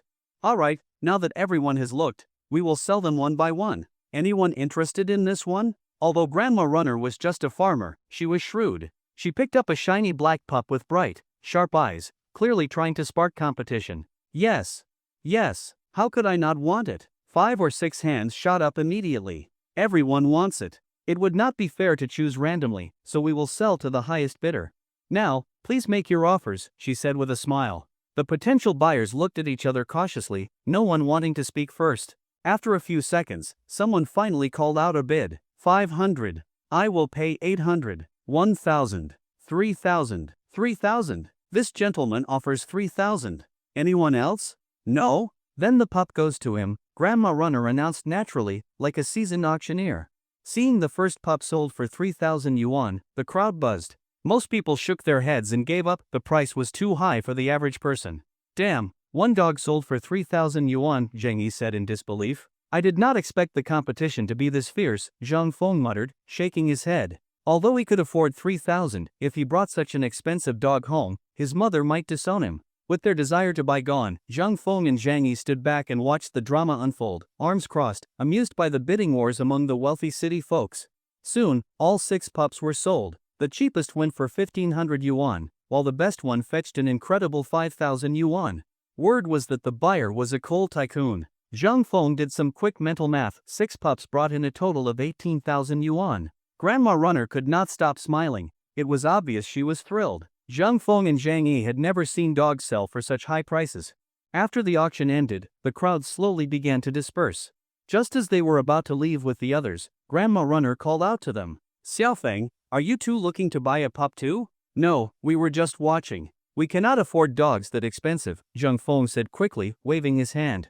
Ha, who does not know that Xiaofeng is doing well now? Actually, we still have 2 pups left. If you are interested, come in and take a look. The 2 exchanged glances, then followed her curiously into the house. These 2 here, you can take one for 1,000 yuan. We are all neighbors, after all, Grandma Runner said, pointing at 2 frail-looking pups. These look like they are about to die, Zhang Yi muttered, clearly dissatisfied. No. They are just a little weak. A few days ago, during feeding, they got trampled by the other pups, Grandma Runner explained awkwardly. Zhang Feng frowned at the half-dead pups. Grandma Runner was being really shameless. Did she take them for fools who would pay for sickly animals? So, it is Xiaofeng and Zhang Yi. Grandpa Runner appeared, frowning. You old woman, stop messing around and go feed the pigs. If it were not for me insisting on selling the pups, would we have made this much money? Grandma Runner snorted, gave the 2 young men a guilty look, and left. If you like those 2, just take them. I checked, they have minor internal injuries. Take care of them, and they will recover. Grandpa Runner sighed. He had wanted to keep them, But the rest of the family disagreed, so he had no choice. That would not be right. How much should we pay? Zhang Feng did not want to take advantage of them. Given how stingy the old lady was, it could cause trouble if they took the dogs for free. Do not worry about the money. Just take them. In the end, Zhang Feng insisted on leaving 1,000 yuan and went home with Zhang Yi, each carrying a pup. It looks like Grandpa Passion's family is about to get rich, Zhang Yi, carrying a puppy in his arms, said with a sigh as he walked behind. Why would they get rich? Zhang Feng asked, puzzled. Think about it, if their dog gives birth 10 times a year, 8 puppies each time, how could they not get rich? Zhang Yi replied enviously. Oh come on, do you think their dog is a rat or something, giving birth once a month?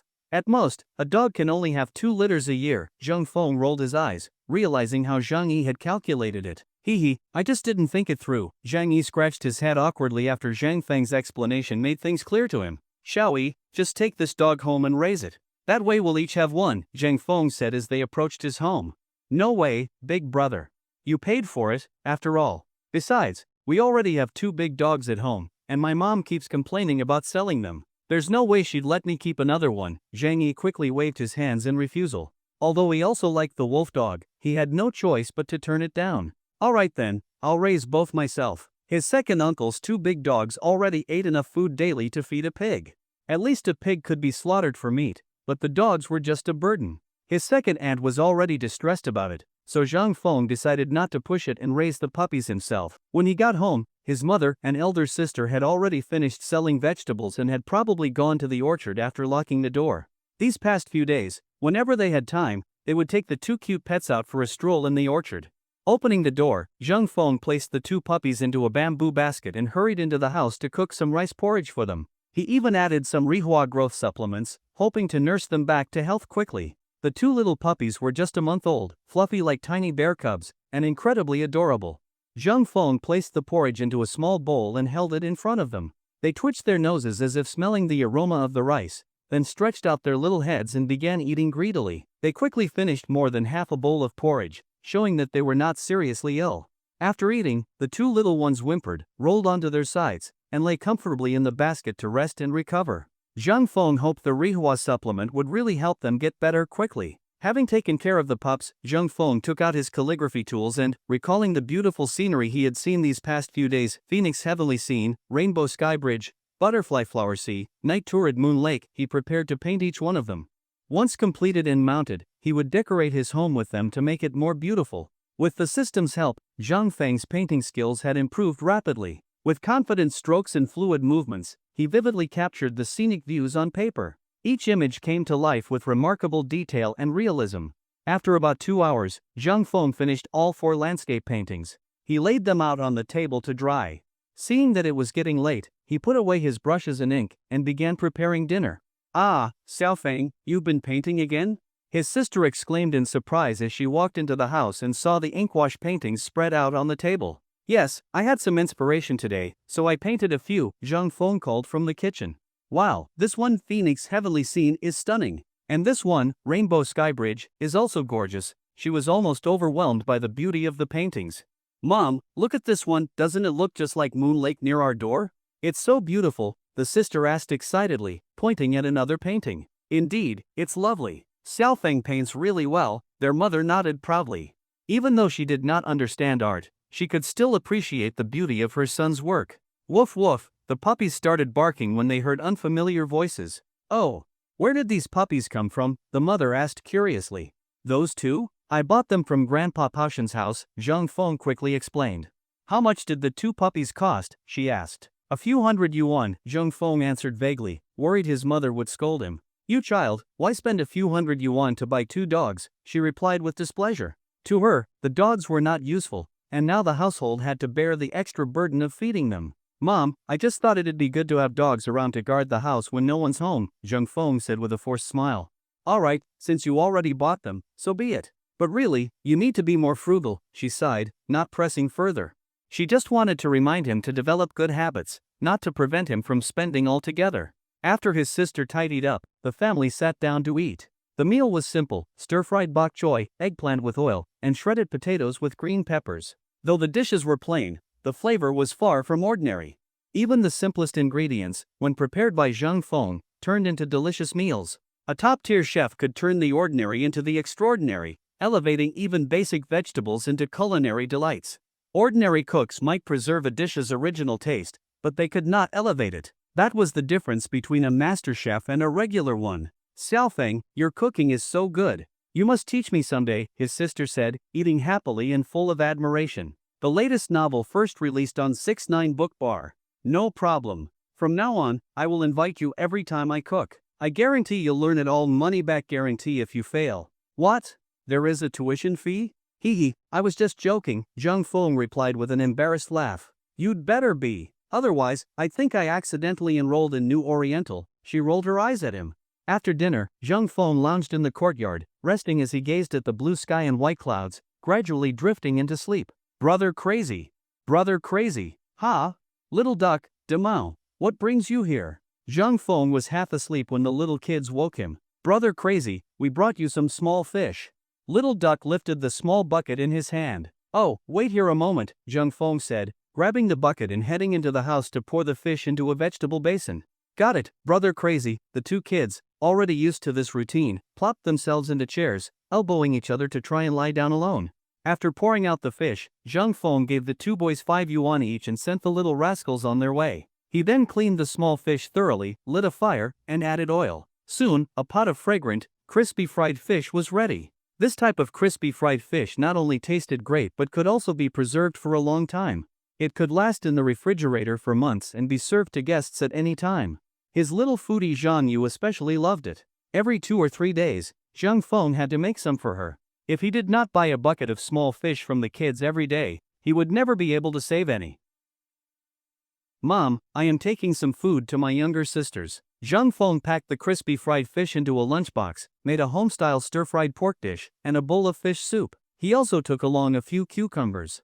After informing his mother and elder sister, he prepared to deliver the food to his sisters.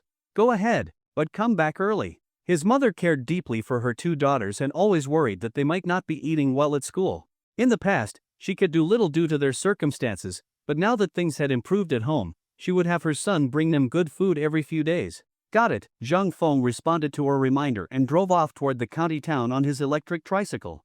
When he arrived at the entrance of the county's #1 high school, Zhang Feng looked at the familiar gate. Not seeing his 2 sisters around, he quietly waited, trusting that they would arrive as promised. Sure enough, after only a short wait, the 2 girls came running out, beaming with joy. Brother, we are here. Did you bring my favorite crispy fried fish? The younger sister ran over excitedly, grabbed Zhang Feng's arm, and asked coquettishly. I did. Would your dear brother dare to come without your favorite? Zhang Feng shook his head with a wry smile. I knew it. Big brother is always the best, the younger sister said, rummaging through the lunchbox as she spoke. Xiaolin, how is your studying going recently? Do not stress too much. As long as you stay calm, there will be no problem with the exams. Zhang Feng knew that Zhang Lin's college entrance exams were approaching and could not help but ask with concern. Do not worry, brother. I am not nervous at all, Zhang Lin replied with a gentle smile. Really, brother, do not worry. Second sister scored 5th in the entire school on the recent mock exam. She is sure to get into a top university, the younger sister added with a bright smile. And what about you?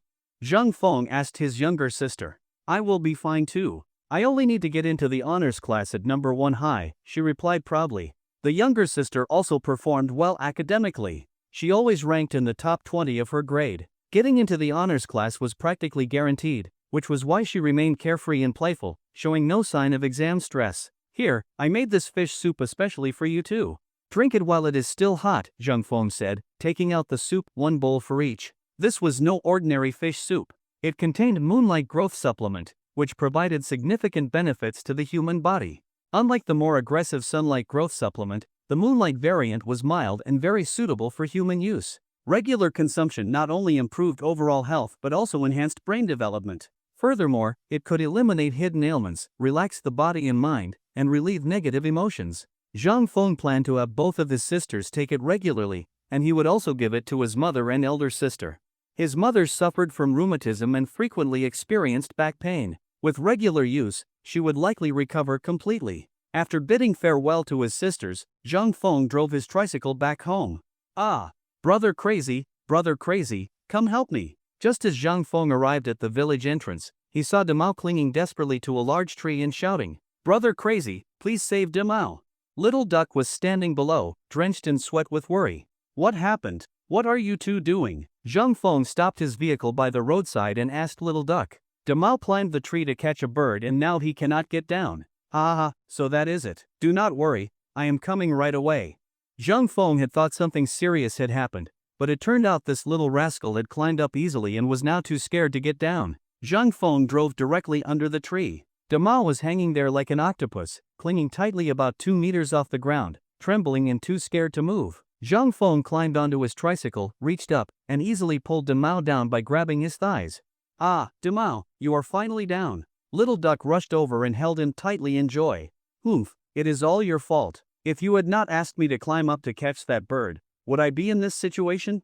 Demao complained, still shaken. "How can you blame me? You were the one who said you climb trees fast, remember?" Little Duck quickly defended himself. Watching the two children bicker endlessly, Zhang Feng could not help but laugh. All right, you are both to blame. Just promise me not to climb trees with no branches again, okay?" Zhang Feng chuckled and patted their heads, giving them a little warning. "Got it, Brother Crazy." Knowing they had messed up, the two boys responded like obedient children. "Okay, now look at the time. Go home quickly." Zhang Feng waved his hand to send the little rascals away. Just as they were about to leave, Zhang Feng noticed a small bird in Little Duck's hand. "Let me see the bird you are holding. This is the bird you just caught?" Zhang Feng took it and saw that it was a myna, probably 1 to 2 months old. Its feathers were fully grown, and it would likely be able to fly soon with a bit more care. "Yes, Brother Crazy, I caught it from the tree." Demao raised his head proudly, clearly expecting praise. "Very good. But next time, do not climb such tall trees. I am confiscating this bird now." The latest novel first released on 6ix9ine Book Bar. "What? Brother Crazy, how can you do this?" Little Duck and Demao immediately protested. "Can you even keep it alive?" "How about this? I will trade it for 2 cucumbers, Zhang Feng offered. "2 is not enough. We want 5, the two boys whispered and bargained after a quick exchange. "Fine, 5 it is. Go pick them yourselves from the backyard," Zhang Feng said. After finalizing the deal with the 2 kids, Zhang Feng continued driving into the village. "Uncle Dashin, just coming back from the fields?" As he reached his house, Zhang Feng saw Uncle Dashin carrying a bundle of herbs down from the back mountain. "No, I went up the mountain to gather some mugwort." "Is it not the Dragon Boat Festival tomorrow?" Uncle Dashin raised the mugwort and smiled. "Yes, it is already that time." "Where did you pick that mugwort?" "I would like to gather some too," Zhang Feng asked. "There is plenty near the mountain god temple." "You will definitely find some there." Time flew by, and it was almost the Dragon Boat Festival. After bidding Uncle Dashin farewell, Zhang Feng returned home. At home, he took out his grandfather's old songbird cage and cleaned it briefly. Then he placed the myna inside and added some feed soaked in growth supplement to the food bowl. The myna seemed famished and quickly devoured the food. After settling the bird, he found that his elder sister had already cooked rice and cleaned all the vegetables. She was just waiting for the family chef to arrive so she could continue learning to cook. Sure enough, the cooking skill card had a noticeable effect. His sister's comprehension seemed to skyrocket, and she eagerly absorbed all the knowledge Zhang Feng shared. She quickly mastered the essentials of several home-style dishes. Although she still could not match Zhang Feng's level, she already cooked better than the average chef. Clearly, she was quite talented. Zhang Feng believed that in no time, she would be on par with him. After dinner, Zhang Feng headed toward the back mountain. The winding mountain path was rugged and uneven, but he walked with swift, steady steps, moving as if on level ground. Before long, Zhang Feng reached his family's orchard and went straight to where he had set a trap the day before. Lucky day, there really is a catch. As Zhang Feng arrived, he saw a vibrantly feathered wild pheasant caught in the cage. It was clearly a male. Everyone knows male pheasants have more colorful plumage than females. This is one way to distinguish them. But why are male birds more colorful? Could it be that roosters are more vain? In truth, it is to attract hens and gain their favor, just like peacocks spreading their tails. It is all about getting attention from the opposite sex. Zhang Feng did not take the pheasant right away. He still had to go up Qinglong Mountain to collect some mugwort, which Uncle Dashin had said was growing near the mountain god temple. So, Zhang Feng left the pheasant there for the time being. The area was remote and rarely visited, so there was little risk of it being discovered. He then continued into the mountains. Once off the main path and into the forest, Zhang Feng fully unleashed his pace, leaping several meters with each stride, climbing hills and crossing ridges as if walking on flat ground, like a martial arts expert practicing lightness skills. His figure darted rapidly through the forest. Within the time it takes to drink a cup of tea, Zhang Feng reached the top of Qinglong Mountain, where the ruins of the mountain god temple were located. Upon reaching the summit, Zhang Feng felt a deep sense of nostalgia as he looked at the temple ruins. He remembered his childhood, when he would often herd cattle up here and play with friends, pretend games, hide and seek, chasing and joking around. The memories were vivid and joyful. It all felt like yesterday, but as the saying goes, year after year the flowers remain the same, but year after year the people change. The green hills remain, but old friends do not return. Time, once lost, is like the river flowing eastward, irreversible and indifferent to human will. Soon, Zhang Feng found a patch of mugwort, lush and thriving atop the mountain. He picked 5 or 6 stalks and stopped. Hanging mugwort by the door during the Dragon Boat Festival is a common southern custom. Just hanging 1 or 2 stalks is symbolic enough. It is said to repel insects and evil spirits, protecting the household with peace and safety. While circling the summit, Zhang Feng suddenly noticed several old tea trees in the courtyard behind the ruined temple. He guessed they were likely planted by the former temple caretakers. In fact, others had discovered these tea trees before. At first, everyone thought they were some rare variety, but experts from the county later identified them as the most common bitter tea, nothing valuable at all. Thus, these trees were left to grow wild, ignored by all. Zhang Feng chose a lush, upright tree about 1 meter tall to transplant to his own courtyard. He dug around the base and quickly uprooted it, roots and all. Pleased with the unexpected find, Zhang Feng took the tea tree and mugwort and began heading downhill. Standing atop the mountain, he admired the fiery red sunset stretching across the sky. But as the saying goes, the sunset is infinitely beautiful, yet it is near dusk, beauty is always fleeting. The view from the mountaintop was stunning, but time was running out. Night was approaching fast. If he did not descend soon, he might not make it home before dark. Without hesitation, Zhang Feng leaped down the mountain path at speed. Despite the rocks and ravines, he moved as if gliding over level ground, quickly reaching the foot of the mountain.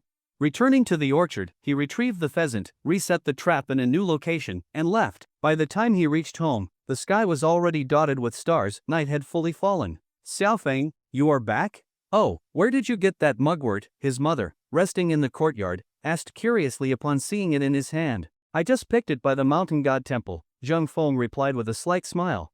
You caught another pheasant too. Only when he set down the mugwort and tea tree did she notice the brightly feathered pheasant in his hand. Her face lit up with joy. Yes, I checked the trap I set in the orchard yesterday. Luck was on my side, I caught this one, Zhang Feng said with a grin. Lock it up properly. When someone comes to buy, sell it right away. To his mother, this pheasant was worth 2 or 3 bright red bills, money that used to take days of hard labor to earn. Got it, Mom. Zhang Feng knew she would not eat it. They had already eaten 2 pheasants recently, and he was not particularly interested in the taste. Though wild pheasant tasted good, it was only a novelty. The flavor was not much better than free-range chicken. He locked up the pheasant, hung the mugwort on both sides of the front door, then took a hoe and prepared to plant the tea tree in the courtyard right next to the gourd vines. Within 5 or 6 minutes, the tree was planted. Zhang Feng brought out the watering can and poured in water mixed with sunlight growth supplement. This would not only ensure the tree's survival, but also help it grow more lush and vibrant. Sis, what are you stir-frying in the kitchen? Zhang Feng asked as he entered the house, hearing the sound of a spatula hitting the wok. Little brother, you are back. Tomorrow is the Dragon Boat Festival, so I am stir-frying glutinous rice to wrap some zonzi later, she replied. Skilled and meticulous, she always made zonzi that were not only delicious but also aesthetically pleasing. Back when she lived at home, she was the one who prepared them every year. Oh, do you need help? Zhang Feng stepped into the kitchen and asked. The latest novel first released on 6ix9ine Book Bar. Perfect timing. Help me cut the pork belly into small pieces and marinate it with seasoning. We will use it for the zonzi, she said as she continued working. No problem. Leave it to me. Zhang Feng was already highly skilled at cutting vegetables and meat. Ever since he acquired basic cooking skills, his knife work had improved rapidly. While not yet at the legendary level of slicing an ox with ease, he was quite accomplished. Eating zonzi during the Dragon Boat Festival is a custom passed down for centuries. Even in a remote place like the deep southwest, the tradition remains alive. It is said that the Dragon Boat Festival commemorates the ancient poet Chu Yuan. When he lost hope of saving his country, he drowned himself in the Miluo River. Hearing the news, The people of Chu wrapped rice into leaf-covered bundles and threw them into the river to prevent his spirit from starving, an expression of their mourning.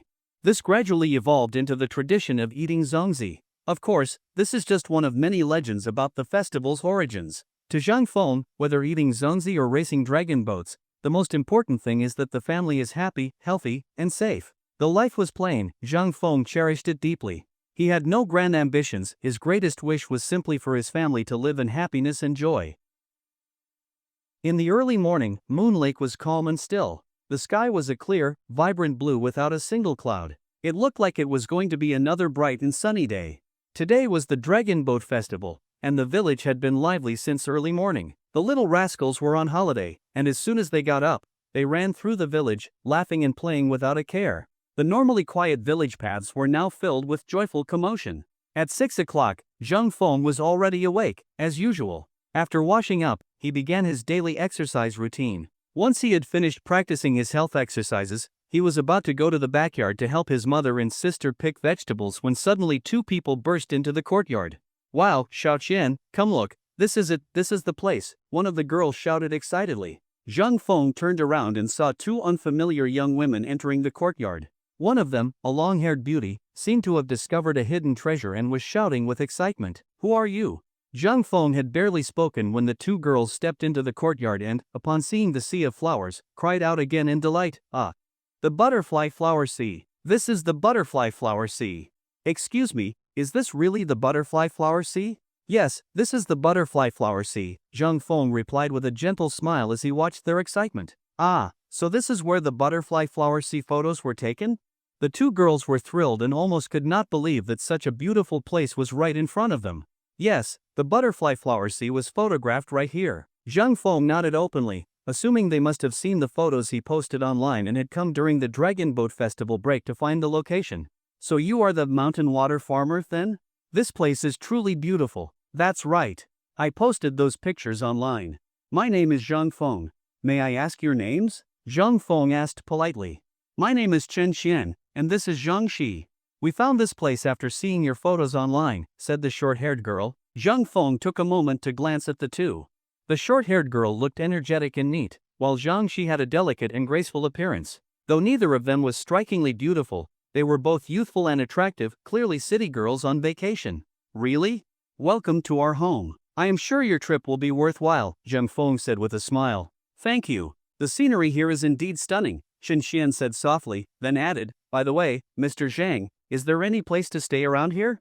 Xiao Shi and I plan to stay for 2 or 3 days. Actually, my family has some vacant rooms. I can show you.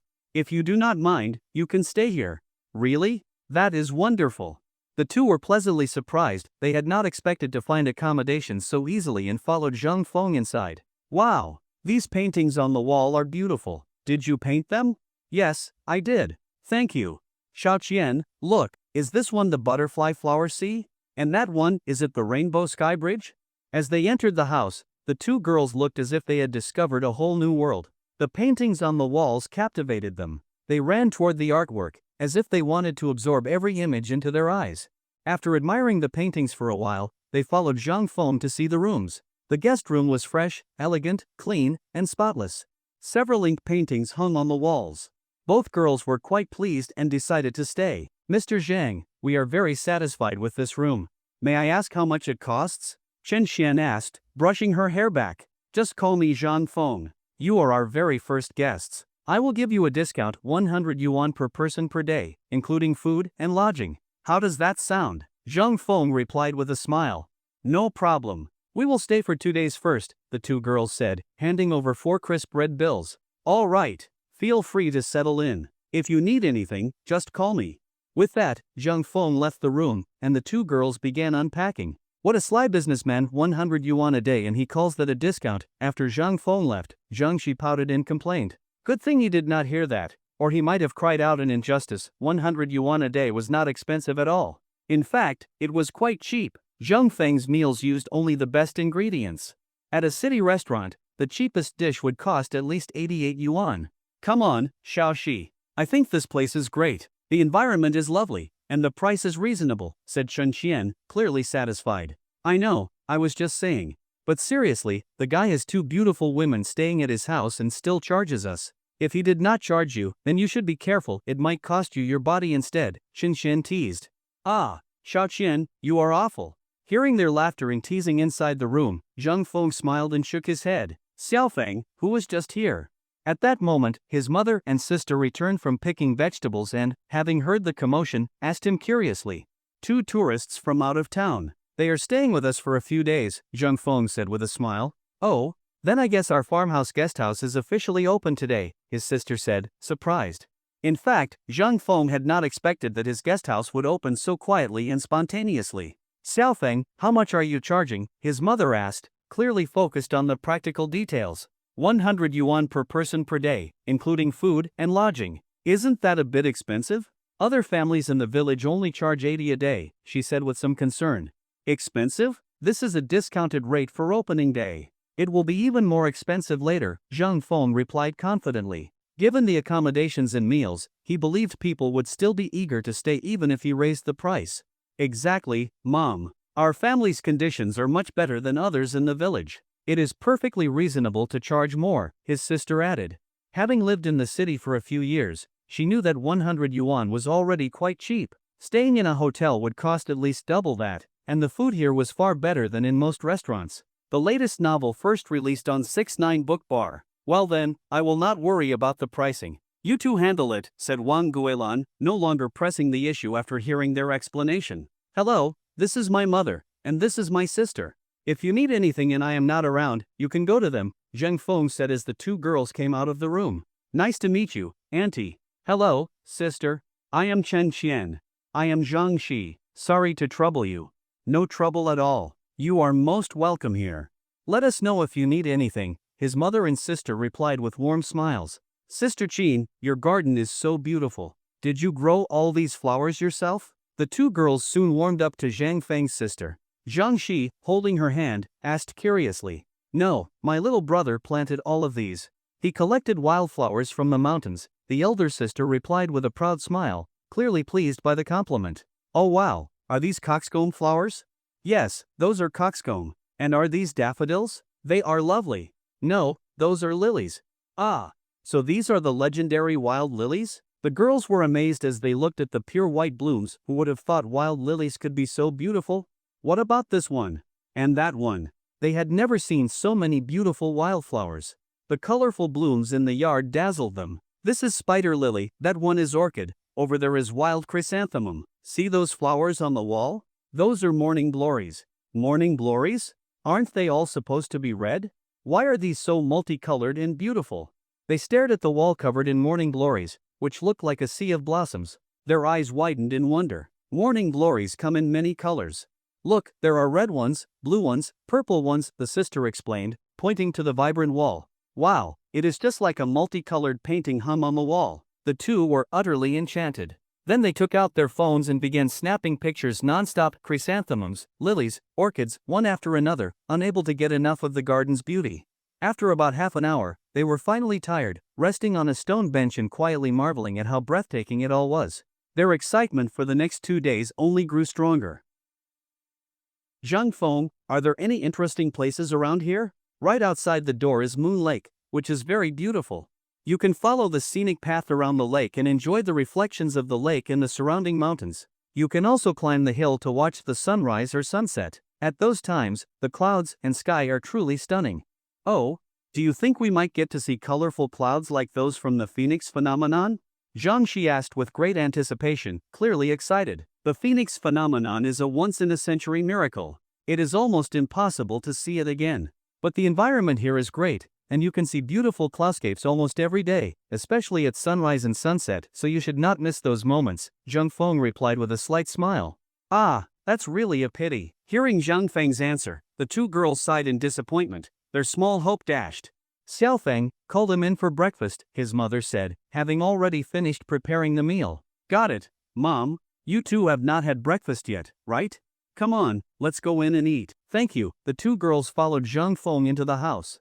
Breakfast at Zhang Feng's home was simple, a pot of plain rice porridge and a small dish of pickled vegetables. But the pickles were no ordinary pickles, they were spicy and flavorful, perfectly suited to local tastes. Delicious. This is the best pickled vegetable I have ever had, Jiangxi said, praising it as she ate. It really is good. Auntie, did you make this? It's incredible, both girls said, thoroughly enjoying the food. Hee hee, I'm glad you like it. But this was not made by me, it was made by our Xiaofeng. If you enjoy it, please eat more, the mother said proudly to the guests. Wow, I would never have guessed you had such a talent. Jiangxi looked at Zhang Feng in amazement, and Chen Xian was equally surprised. Hee hee, it's nothing really. Our vegetables are good to begin with, just a little processing and this is the result, Zhang Feng said modestly. In his view, making such pickles was no big deal. With good ingredients, anyone could make them. Just then, his younger sister suddenly appeared at the door and shouted loudly, Mom, we're back. Oh my good girls, why are you home? Did you not say you would stay at school to review? Wang Guilan stood up joyfully when she saw her daughters. Hee hee, we wanted to surprise you, the younger girl said mischievously. Everyone has already left school to celebrate the holiday, so Xiaoya and I decided to come home too, Zhang Lin explained as she entered with her backpack and smiled at everyone. Good.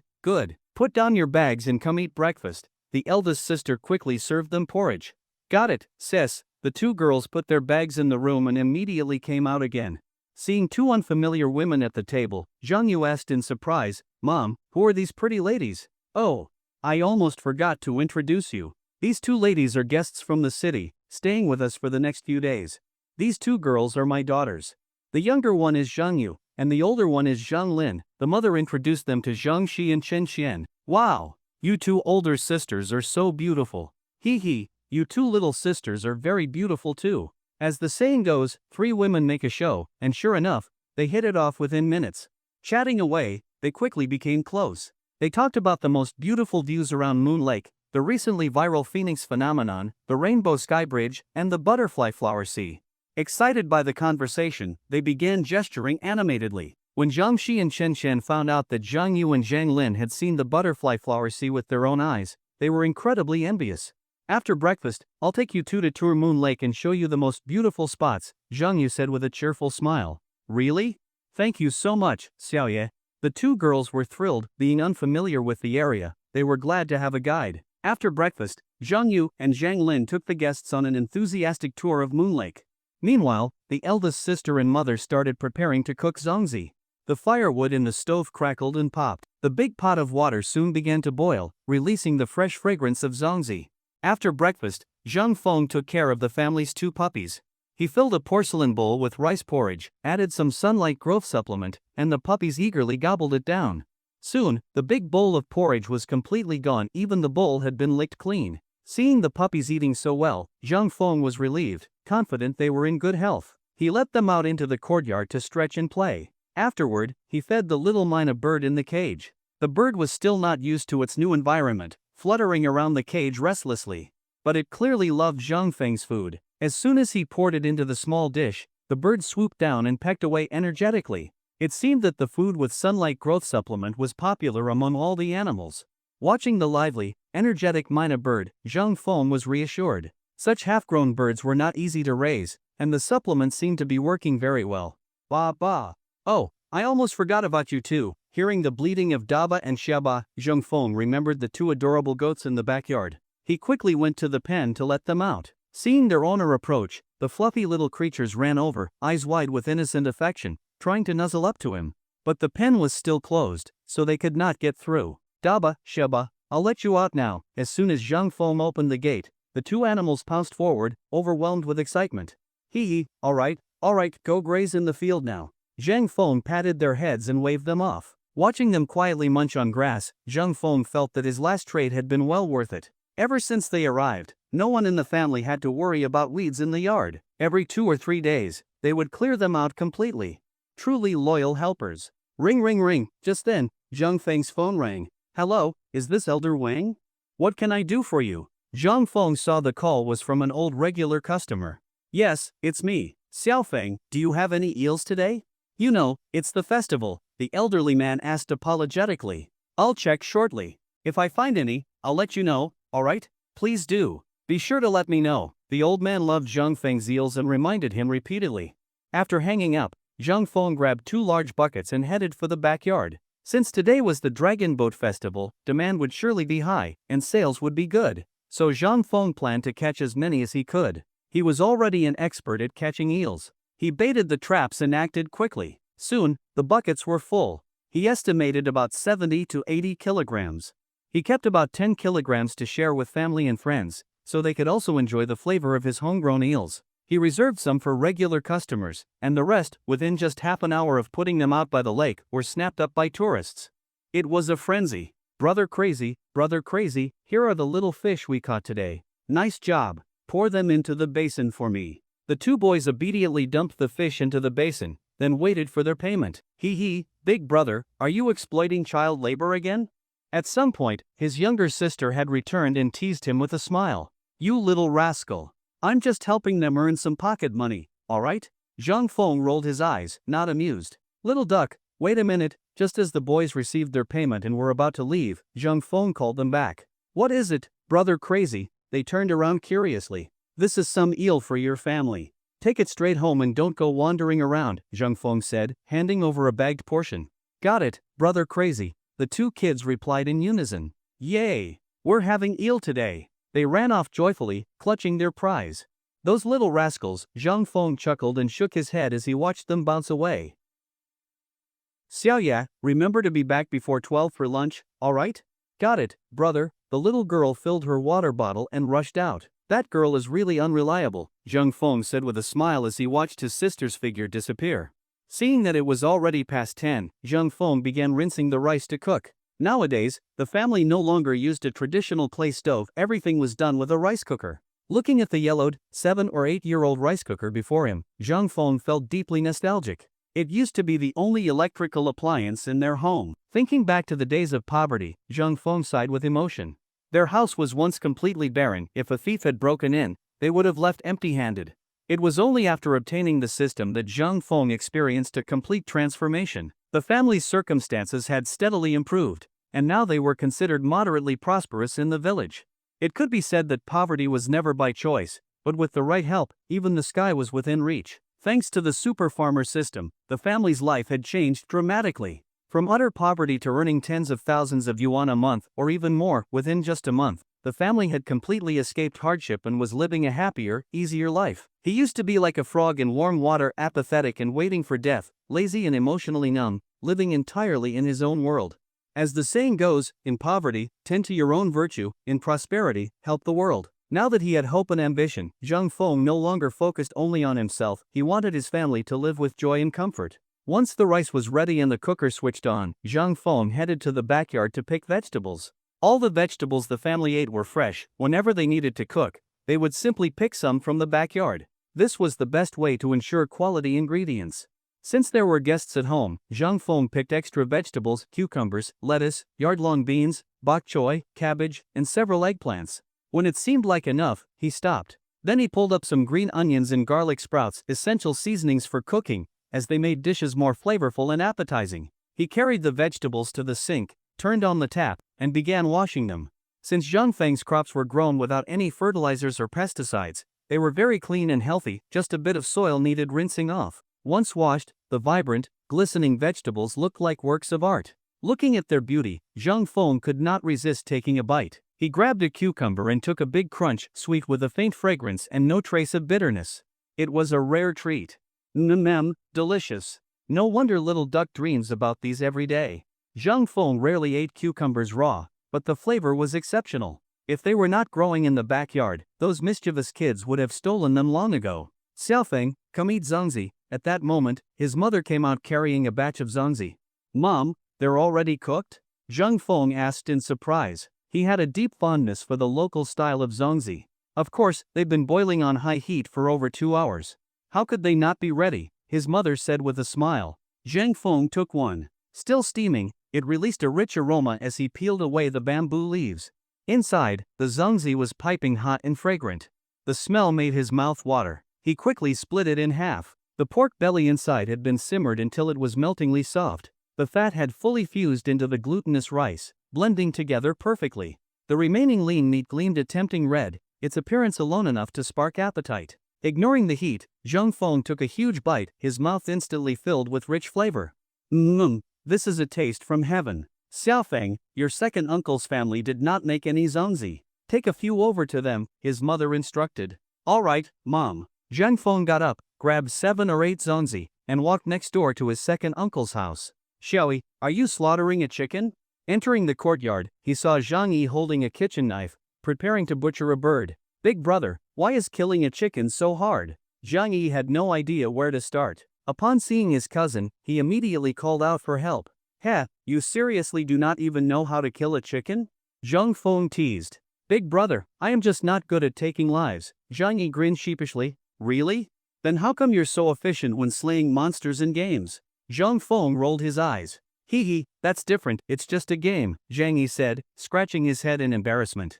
Alright, go take the zongzi inside. I'll handle the chicken. Thanks, big brother. Zhang Yi happily carried the zongzi indoors. Once he left, Zhang Feng got to work. Watch carefully. Grabbing the chicken by its wings and head, he exposed its neck. With one swift motion, the knife cut cleanly, blood gushed out, and though the bird flapped desperately, its fate was sealed. So that's all there is to it? Of course. What did you think? That it was hard? Zhang Feng said impatiently. It was absurd that a grown man did not know how to kill a chicken. After helping Zhang Yi, Zhang Feng returned home to prepare lunch. His elder sister had already scooped out the zongzi and cleaned the large pot, waiting for Zhang Feng to cook. Zhang Feng entered the kitchen and began cutting vegetables, teaching his sister some knife skills along the way. Since she had done household chores from a young age, her technique was already decent. With the added boost from the skill education card, she picked things up even faster. Then Zhang Feng made braised carp, caught earlier while fishing for eels. There were 2 small fish, each about 0.5 kilograms, just enough for a dish. After the carp, he made spicy and sour eggplant, smashed cucumber salad, cold lettuce, hand-shredded cabbage, and braised yardlong beans.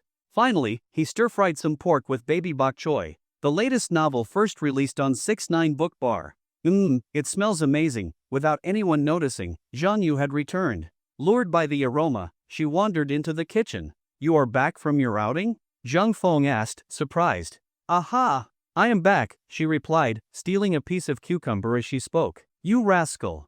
We have guests today. She was about to grab another piece when their elder sister smacked her hand away. Come on, I was just trying to help serve the dishes. Zhang Yu put on a pitiful expression. Hee hee, so now we are the bad guys? Of course not. But I, being a magnanimous lady, shall forgive you both, she said, nodding grandly. You little rascal. Their sister looked at her fondly, shaking her head. Everyone, lunch is ready. Zhang Yu carried the dishes to the table and called out loudly. Girls, come have lunch, the mother called to the 2 guests in the courtyard. Coming, auntie. Zhang Shi and Chen Shen responded quickly.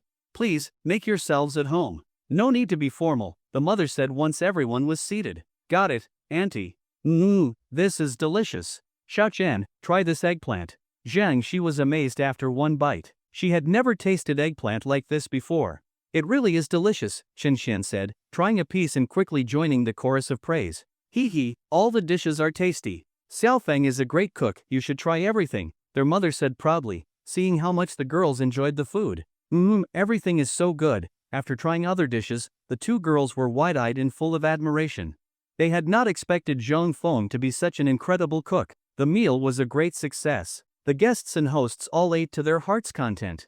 The girls were so full, they could barely walk and had to retreat to their room, embarrassed. At that moment, they truly felt that the 100 yuan they paid was worth every penny.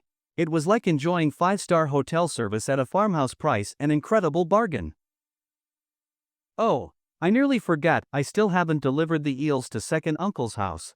After finishing lunch, Zhang Feng lay in the courtyard when the thought suddenly struck him. Xiaomei, take the bucket of eels to second uncle's house, Zhang Feng instructed his younger sister. Humph, you just love bossing me around, she grumbled as she got up, reluctantly picking up the bucket of eels and heading off.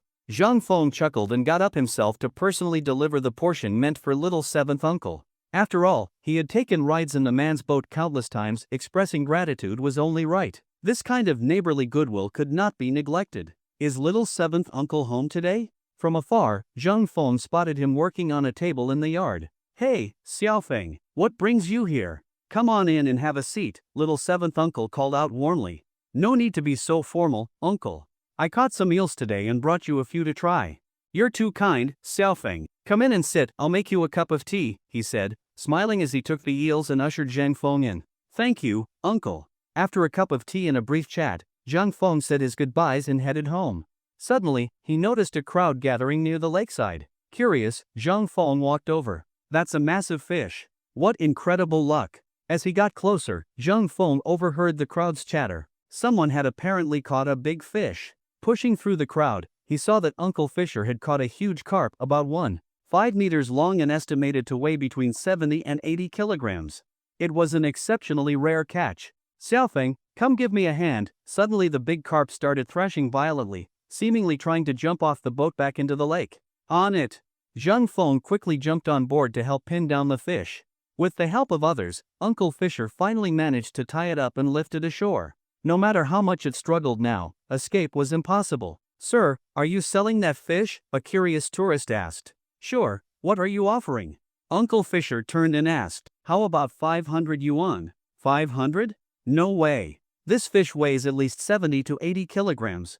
At 10 yuan per kilogram, it should fetch 700 to 800 easily. 500 is way too low, Uncle Fisher replied, shaking his head. True, but it's so big, who's going to buy a fish this size all at once? The tourist tried to persuade him. No, not a yuan less than 800, Uncle Fisher said firmly. They could not reach an agreement. Several others came by to inquire but offered only 400 to 500 yuan, no deal. Uncle Fisher, want me to ask Boss Nyo? His restaurant might need a fish like this, Zhang Feng offered. Though many had gathered to watch, few were actually interested in buying. The fish was simply too large for ordinary buyers. Really? Thank you, Xiaofeng, Uncle Fisher said gratefully. Everyone knew that Zhang Feng sold his vegetables and mushrooms to big city restaurants, so maybe his help would work. No problem. Zhang Feng believed in helping neighbors. Hello? Boss Nyo? Someone in the village caught a 70 to 80 kilogram live carp. Interested? It's still alive, Zhang Feng quickly called Fatty Nyo. A live carp that big? Of course I want it. Tell him to hold it for me. I'll send Xiao Wang over right away. Fatty Nyo hung up hurriedly. About 15 minutes later, Xiao Wang arrived in a small truck. The carp was sold for 1,000 yuan and was taken to be kept in the restaurant's aquarium as both decoration and promotion. The 200 yuan extra left Uncle Fisher beaming with joy. He was so thankful to Zhang Feng that he insisted on giving him 2 silver carps in return. Carrying the gift fish, Zhang Feng headed home. Just as he reached the gate, he saw Little Duck emerging from his own yard. Little Duck, what were you doing at my house? Zhang Feng asked curiously. Ah, crazy brother, I was just digging for worms in your yard, Little Duck said, startled, stepping back. Worms? What for? Isn't the fishing competition about to start? Damao and I signed up, Little Duck answered excitedly. And you plan to use that bamboo stick to compete? Zhang Feng looked at the kid's gear and tried not to laugh. Well, my dad wouldn't lend me his fishing rod, the boy complained. Hee, alright, off you go, the match is about to begin. Zhang Feng waved him off. Bye, crazy brother. The little rascal ran off with his makeshift rod. What's this, Xiao Ye? You're entering the fishing contest too? Zhang Feng asked as he stepped into the courtyard and saw her holding a rod. Hee, not just me. Sister Cici and Sister Chanshan are joining too, Zhang Yu giggled. Of course we are. Want to join us? Zhang Shi came out holding a rod. Yeah. The more, the merrier, Qin Qian added. Alright, wait for me.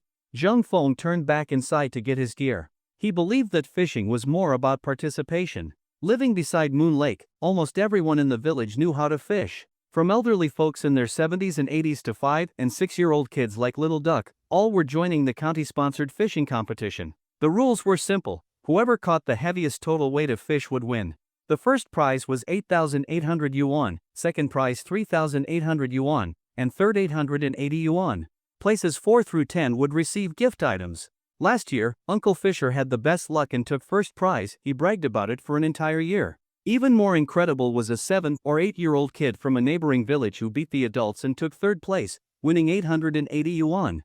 That story made every local child green with envy. No wonder even Little Duck was eager to join this year. Almost everyone from Zhang Feng's household joined in except his mother and elder sister. To avoid being the only guy among the girls, Zhang Feng invited Zhang Yi along.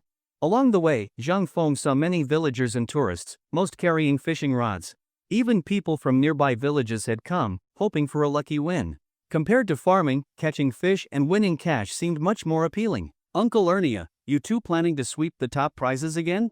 Zhang Feng joked as he passed by. Get out of here. That rascal's just tagging along. But you 3 siblings entering together, trying to take all the top spots?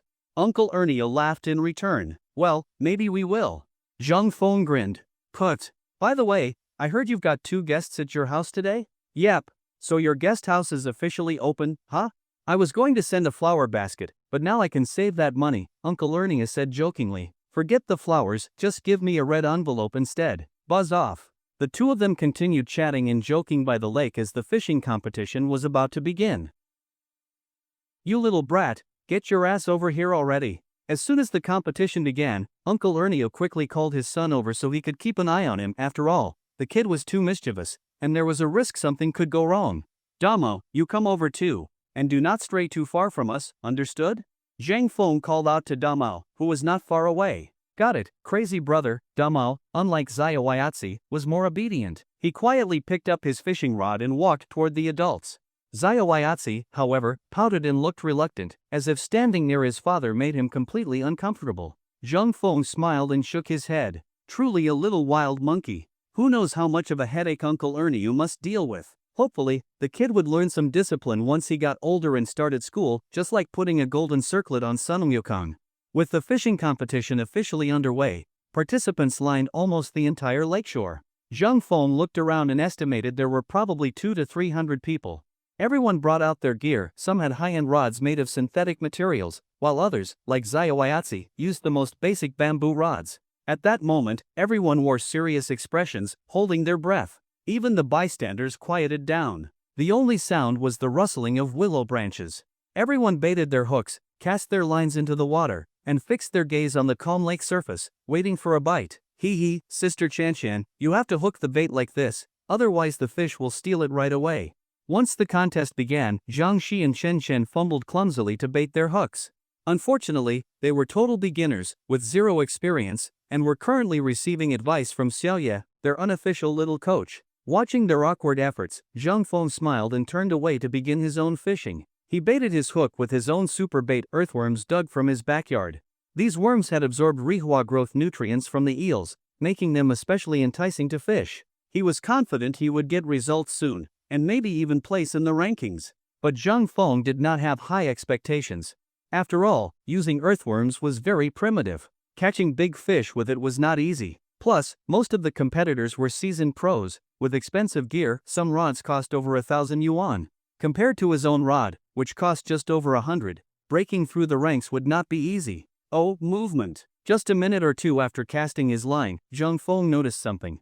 A fish in the water had found the bait. He stared intently at the bobber. One lapse in focus and the fish might steal the bait. That would be a total waste. The fish could not resist the temptation. After circling for a while, it finally bit down hard. The moment the hook was in, the fish thrashed violently, trying to dive and escape. But the sharp hook was firmly embedded in its mouth. It could not get away. Zhang Feng felt the tug, gripped the rod tightly, and judged from the tension that the fish was probably not big, maybe around 1 to 2 kilograms. Xiaofeng, pull it up.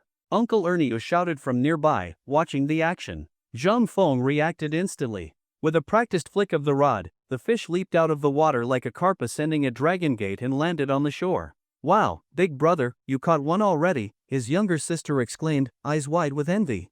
You lucky bastard, did you step in dog shit this morning? Uncle Ernie shook his head. Who would have thought the first catch would go to Zhang Feng? Hee, I must be favored by the goddess of fortune, no? Screw you, I pray to the gods of wealth every day, Uncle Ernie cursed, then added, but come on, it's just one small fish. Look at how smug you are. Oh, the fish took the bait. The fish took the bait.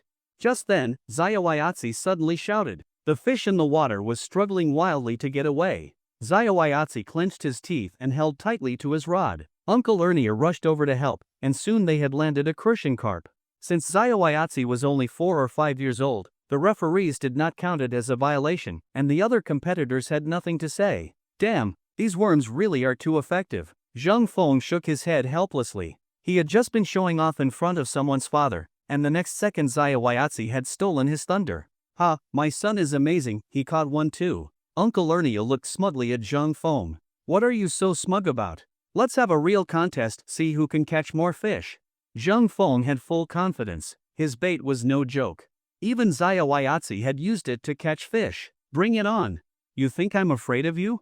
Uncle Ernie replied with full confidence. Soon, everyone around Zhang Feng started catching fish, especially those using earthworms. They had a noticeably higher success rate. Watching Zhang Feng and the others reel and fish one after another, nearby competitors were green with envy. They thought Zhang Feng's group must have stumbled upon a fish hotspot. How else could they catch so many with bamboo rods and worms? Many began thinking they had found a lucky location, a true feng shui treasure spot. Some were tempted to switch spots. Most did not act, but a few bold ones did move closer, hoping to catch some of the luck. Sadly, they were disappointed. Zhang Feng's group kept pulling in fish, while the others got nothing. Even a little kid like Xiaoyatzi was catching more than them. In shame, they packed up their gear and left quietly, too embarrassed to stay. I don't think fishing is that hard. Look, I caught 5 or 6 fish in just half an hour, Zhang Shi said happily to their little coach, Zhang Yu. I also think we're catching more today than usual. Zhang Yu tilted her head, puzzled. Something's definitely up. Look, our side has caught way more than the others. Chen Xian noticed the anomaly. Well, not exactly. Those people who left earlier didn't catch anything either. I think it has to do with our bait. Zhang Lin, ever observant, quickly pointed out the truth. Oh, that's true, just look at how many that little brat Xiaoyatzi caught, Zhang Yu suddenly realized. Uncle Ernia, a seasoned expert in Zhangjiawan, quickly noticed something off about the bait. Without caring for Xiaoyatzi's protests, he forcibly took some of the boy's bait. Sure enough, his catches quickly caught up to those of Xiaoyatzi, Zhang Shi, and Chen Xian. As the competition continued, Zhang Feng's group drew more and more attention. Their speed was impressive, especially since even toddlers were outperforming seasoned adults. The other participants were disheartened. 2 hours later, the fishing competition finally ended. Xiaoyatzi and the others had long since put down their rods and were chasing each other around the lake, but they had still managed to catch a lot. After more than an hour of weighing and evaluation, the championship went to a professional angler from out of town, who won the 8,800 yuan grand prize. Zhang Feng's group did very well. Zhang Feng himself took third place with a total catch of 78 kilograms. Uncle Ernio came in fifth with 56 kilograms. The sisters also performed admirably and all received small prizes from the organizers.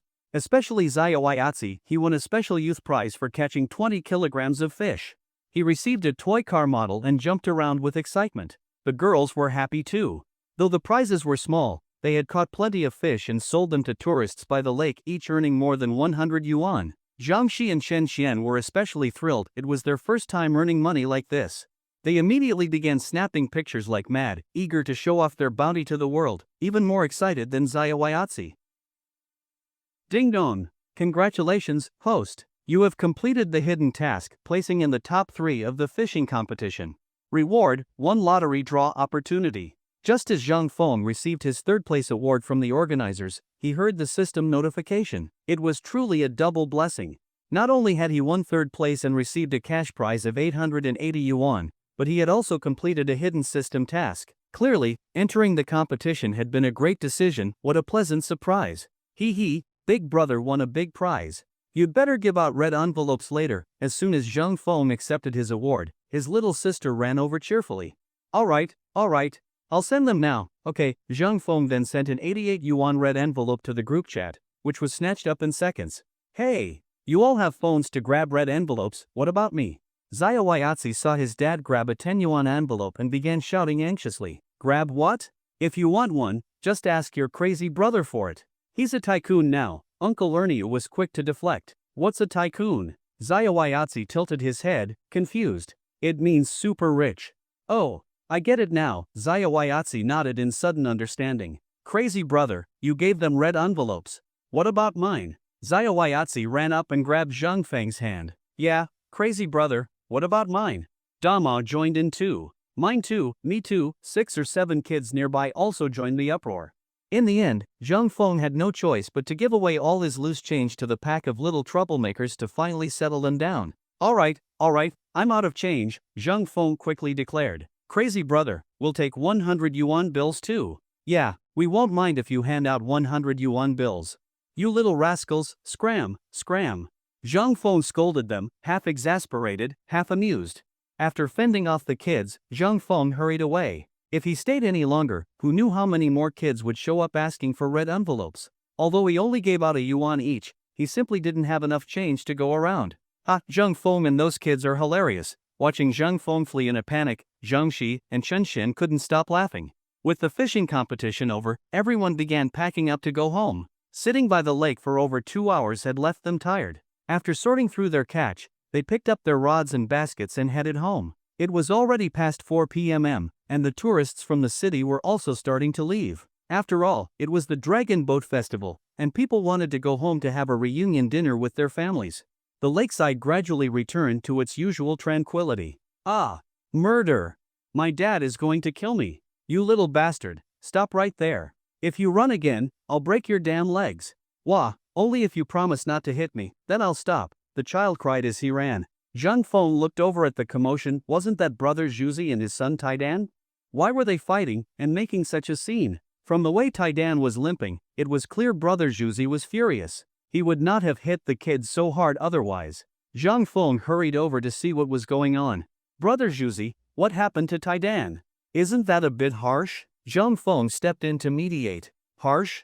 I wanted to beat him to death, brother Zhuzi said, furious. What did Taidan do to make you so angry? Uncle Ernio asked, curious.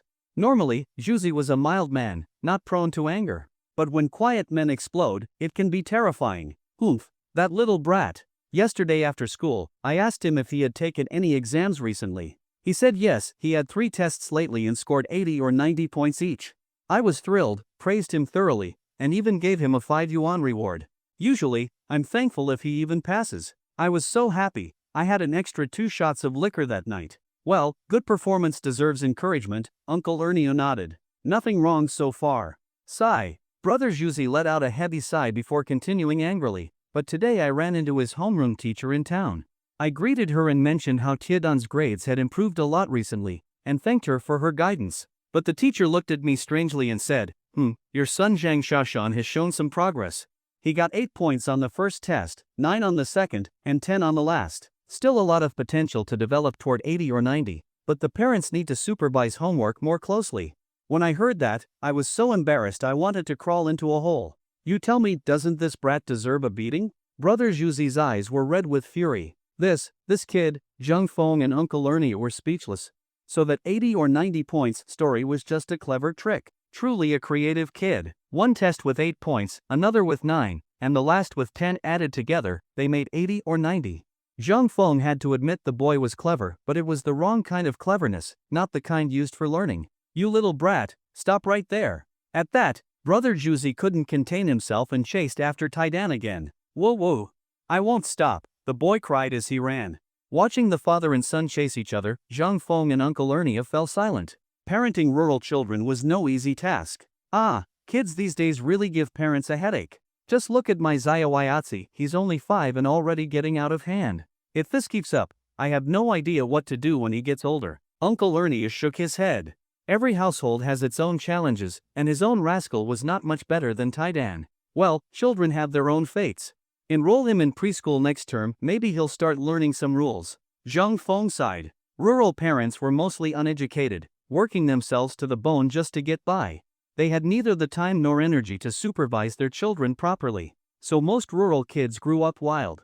Only a few ever succeeded, while most ended up as migrant workers or stayed in their hometowns doing the same hard labor as generations before, faces to the dirt, backs to the sky, scraping a living from the land. After parting ways with Uncle Ernio, Zhang Feng returned home. Soon after, his sister and the others arrived too. Big brother, what happened earlier between brother Zhuzi and Taidan? On the way back, they had seen brother Zhuzi chasing after his son, so they were curious. What else? All because of that rascal Taidan. Zhang Feng then recounted the full story. Everyone was left dumbfounded. They never expected that 80 or 90 points could have such an alternate explanation. Who knew Taidan was so cheeky getting 80 or 90 like that? His sister giggled. That kid's got some nerve. She could not help but laugh. That's not cleverness, it's just petty tricks, Chen Xian said after a moment. Exactly. If he were really smart, he would apply it to his studies, Zheng Lin agreed. Any parent would be furious to have such a dishonest, scheming child. With that, everyone launched into a full critique, denouncing the dishonesty and slippery antics of such children. Ding dong.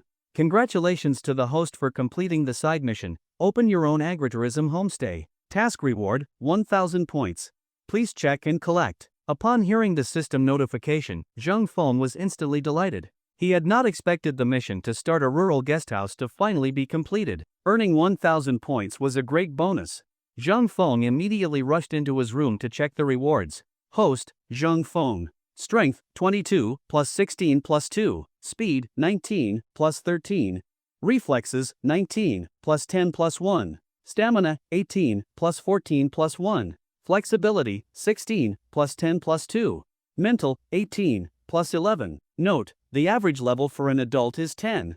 Skills. Basic hunting skill. Basic culinary skill. Basic painting and calligraphy skill. Points, 9,500. Note, points can be used in the system store to purchase various items. Every 100 points grants 1 lottery draw. Lottery draws available. 1. Ongoing mission. Side mission, become a millionaire. Time limit, 1 year. Reward upon completion, 500 points and 1 lottery draw. Penalty for failure, deduction of 1,000 points. System evaluation, host's combat ability is low. Chronic laziness has been successfully cured. Keep up the good work and strive to become a strong, diligent, and proactive farmer of the new era. Then Zhang Feng checked his remaining points and items. Points, 9,500. Lottery draws, 1. Items owned. Sunlight Growth Elixir, 2 bottles, 1 already used. Moonlight Growth Elixir, 1 bottle. Awakening Serum, 1 dose.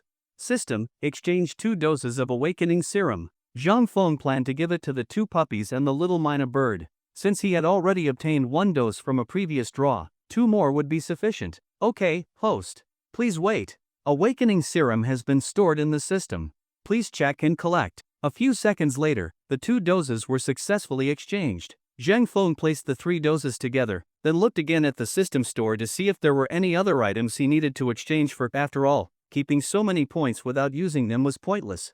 He clicked on the system store to see if there were any new additions. Awakening Serum, 1 dose, 150 points. Basic winemaking skill, 1,000 points. Basic skill teaching card, 1,000 points.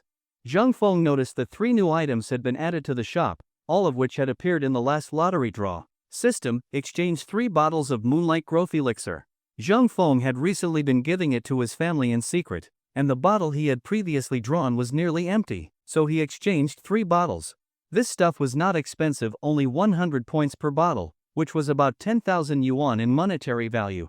Spending a few tens of thousands of yuan to improve his family's health seemed incredibly worthwhile to Zhang Feng, since nothing mattered more than their well-being. Host, please wait. Items successfully exchanged. Please check and collect. The system was extremely efficient. In the blink of an eye, the items were exchanged and stored. Then Zhang Feng decided to exchange 2 more bottles of Sunlight Growth Elixir. This item was very beneficial for the family's vegetables and fruits, and they used it frequently. It made sense to stock up for emergencies. He spent another 100 points. Basic winemaking skill. Zhang Feng hesitated. Exchange it. System, give me the basic winemaking skill. Following the idea that one can never have too many skills, he ultimately chose to go through with the exchange. After all, 1,000 points was not too much. Once exchanged, the knowledge would become part of him, tangible and lasting, far more valuable than a pile of abstract points. Okay, host, please prepare to receive it. As soon as the system finished speaking, a massive stream of information surged into Zhang Feng's mind. Countless pieces of knowledge about winemaking were rapidly absorbed. These memories were firmly imprinted in his mind, becoming a permanent part of him. After about 2 to 3 minutes, the skill infusion was complete. Zhang Feng slowly opened his eyes, feeling as if he were now a master winemaker with decades of experience. These techniques were fully integrated into his mind, without the slightest confusion or obstruction. The recent exchanges included 2 doses of Awakening Serum, 300 points. 3 bottles of Moonlight Growth Elixir, 300 points. 2 bottles of Sunlight Growth Elixir, 100 points. 1 basic winemaking skill, 1,000 points. Total spent, 1,700 points. Zhang Feng then checked his updated status. Remaining points, 7,800. Lottery draws, 1. Skills. Basic hunting skill. Basic culinary skill. Basic painting and calligraphy skill. Basic winemaking skill. Items owned. Sunlight Growth Elixir, 4 bottles, 1 already used. Moonlight Growth Elixir, 3 bottles. Awakening Serum, 3 doses. Zhang Feng closed the system and went downstairs. At that moment, the girls were sitting in the courtyard under the shade trees, chattering while sharing their latest beautiful photographs. especially Zhang Shi and Shen Xian, who kept exclaiming with amazement and envy when they saw the butterfly flower sea and phoenix phenomenon photos on Zhang Lin's phone. "Brother, I am hungry. Can you make us some cold noodles?" the younger sister asked sweetly as soon as she saw Zhang Feng come out. "You little glutton, all you think about is food." Zhang Feng gently flicked her nose and smiled indulgently. "Please, big brother." All right, I will make them for you." Zhang Feng shook his head helplessly but agreed. "Big brother is making cold noodles. Who wants some?" the little girl called out happily. "Cold noodles? Count me in." Me too. Faced with Zhang Feng's cooking, everyone abandoned their self-control and raised their hands eagerly. It was a hot day, perfect for cold noodles. Although Zhang Feng had never made them before, his basic culinary skills included several cold noodle recipes. His version was simple: boil the water, cook the noodles, then rinse them under cold water and drain them. As for the seasoning, they had everything at home. Zhang Feng had recently made a large batch of chili sauce, originally for his younger sister to take to school. His chili sauce was no joke. It included pork, beef, peanuts, Sichuan pepper, and cardamom. It was both nutritious and incredibly flavorful. According to his sister, it could rival even the most famous store-bought sauces. Zhang Feng then prepared a plate of shredded cucumber, a bowl of homemade pickled vegetables, and his sister's favorite crispy fried fish. With these side dishes and the custom chili sauce, each person could mix their noodles to taste. Delicious, it tastes amazing. The little glutton devoured the food, completely ignoring her appearance and stuffing her mouth full. "These cold noodles may not look impressive, but the flavor is phenomenal," Shen Xian said, her eyes lighting up after a bite. Everyone showered praise on Zhang Feng's cold noodles. They ate with such relish that all the bowls were emptied quickly. After the meal, Zhang Feng quietly went to the backyard to give the two puppies and the little Mina bird their awakening serum. With a thought, 1 dose of serum appeared in his hand. The capsule, the size of a cold pill, intrigued Zhang Feng. Could just a few drops of clear liquid really work such miracles? "Xiaohei, open your mouth." He pried open the puppy's jaws and popped in the serum. According to the system, it absorbed like a capsule, so there was no need to worry about waste. Whimper. Soon after swallowing it, the pup looked drunk, its eyes dazed. It curled up in its basket and fell into a deep sleep. Once both puppies had taken the serum and were sleeping soundly, Zhang Feng turned to the little Mina. Since its beak was smaller, he administered the serum drop by drop. Fortunately, the bird cooperated and did not fuss. Zhang Feng quickly finished the job. The Mina, too, curled up and fell asleep in its cage. According to the system, animals that consumed awakening serum would sleep for 1 to 3 hours while their bodies absorbed and were transformed by the medicine. A few little ones fell into a deep sleep. Most likely, once they wake up, they will undergo a tremendous transformation. After making sure the little creatures were settled, Zhang Feng left the place. As soon as he stepped out from the backyard, he saw the girls standing up, backpacks on their shoulders, seemingly getting ready to head out. "Brother, we're going up the mountain to watch the sunset. Are you coming?" the younger sister asked as soon as she saw Zhang Feng. "You are not eating dinner?" Zhang Feng asked in surprise. "Didn't we just have cold noodles earlier?" she countered. "Yes, we can have dinner a bit later. The weather is so great today, the sunset from the mountain is bound to be beautiful," another chimed in. To catch a beautiful view, the girls were willing to skip dinner. Since he was worried about them, Zhang Feng had no choice but to go with them. Zhang Yi had already snuck into the group earlier, clearly another one who loved fun. The shaded path by the lakeside wound its way around Moonlight Lake. Along the pedestrian path, green willows cast their shadows. A gentle breeze stirred the willows by the water's edge like beauties from the south of the Yangtze River, their long hair swaying in the wind. Just as a poet once wrote, 3,000 strands of white hair, all from sorrow long endured. Perhaps these willow beauties were troubled by their long locks too. Walking along the winding lakeside path, they chatted and laughed, taking in all the beauty the lake had to offer. Maybe it was a pretty flower, a strangely shaped cloud, or a bird soaring past. Everything here was so natural, so harmonious, brimming with the simple charm of the countryside. For those who lived hectic lives in the city, it was an incredibly soothing escape. "Sigh, why is there no path up this mountain?" Zhang Shi wiped sweat from her brow. As a city girl, she had never imagined that climbing a mountain could be so exhausting. Don't people say this? There was no path in the beginning. The more people walk it, the more it becomes a path, the younger girl joked, laughing at Zhang Shi's disheveled look. "Yeah, who would have thought we'd become trailblazers?" Shen Xian added, pushing aside some wild grass and following closely behind. Although the climb was tiring, the view was even more breathtaking. The mountains echoed with birdsong and floral fragrance. Wildflowers bloomed everywhere, under trees, among weeds, even between the cracks of rocks, where the hardy dendrobium stood tall. Thanks to the plentiful rain and bright sunshine, wildflowers flourished recklessly, turning the entire mountain into a fairy tale castle. Looking at the colorful wildflowers, one could not help but think of the poem. When the mountain flowers are in full bloom, she smiles amidst them all. So Zhang Feng and the others were undoubtedly lucky to be in this season of blooming flowers, breathing the fresh air, admiring blossoms, marveling at the scenery, and witnessing the sunset. Such a beautiful experience, as some say. It takes 500 lifetimes of prayer to be lucky enough to meet in this one. Alright, this is the place, Zhang Feng said as they arrived at the same picnic spot they had visited before. The terrain was flat, covered in soft green grass, and the view was wide open. From here, they could see not only the distant mountains but also the village at the foot of the hill and the shimmering moonlight lake. Ah, finally! Zhang Shi exclaimed and flopped onto the grass. After climbing for over 10 minutes, everyone but Zhang Feng was slightly winded and quickly found places to sit down. Ah, the mountain breeze feels so good. A sudden gust of wind swept past, refreshing everyone instantly and blowing away their fatigue. Bathed in the breeze, they gradually recovered, curiously exploring the distant landscape.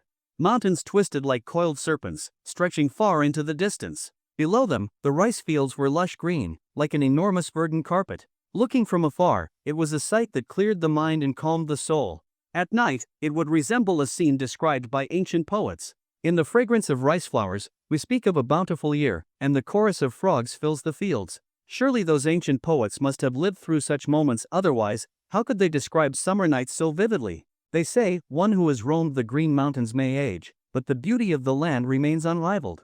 Looking out at the distant hills, waters, skies, and the land beneath their feet, the scenery was too splendid for words. There was so much beauty to take in, it was endless and left everyone breathless as if fatigue could never reach them.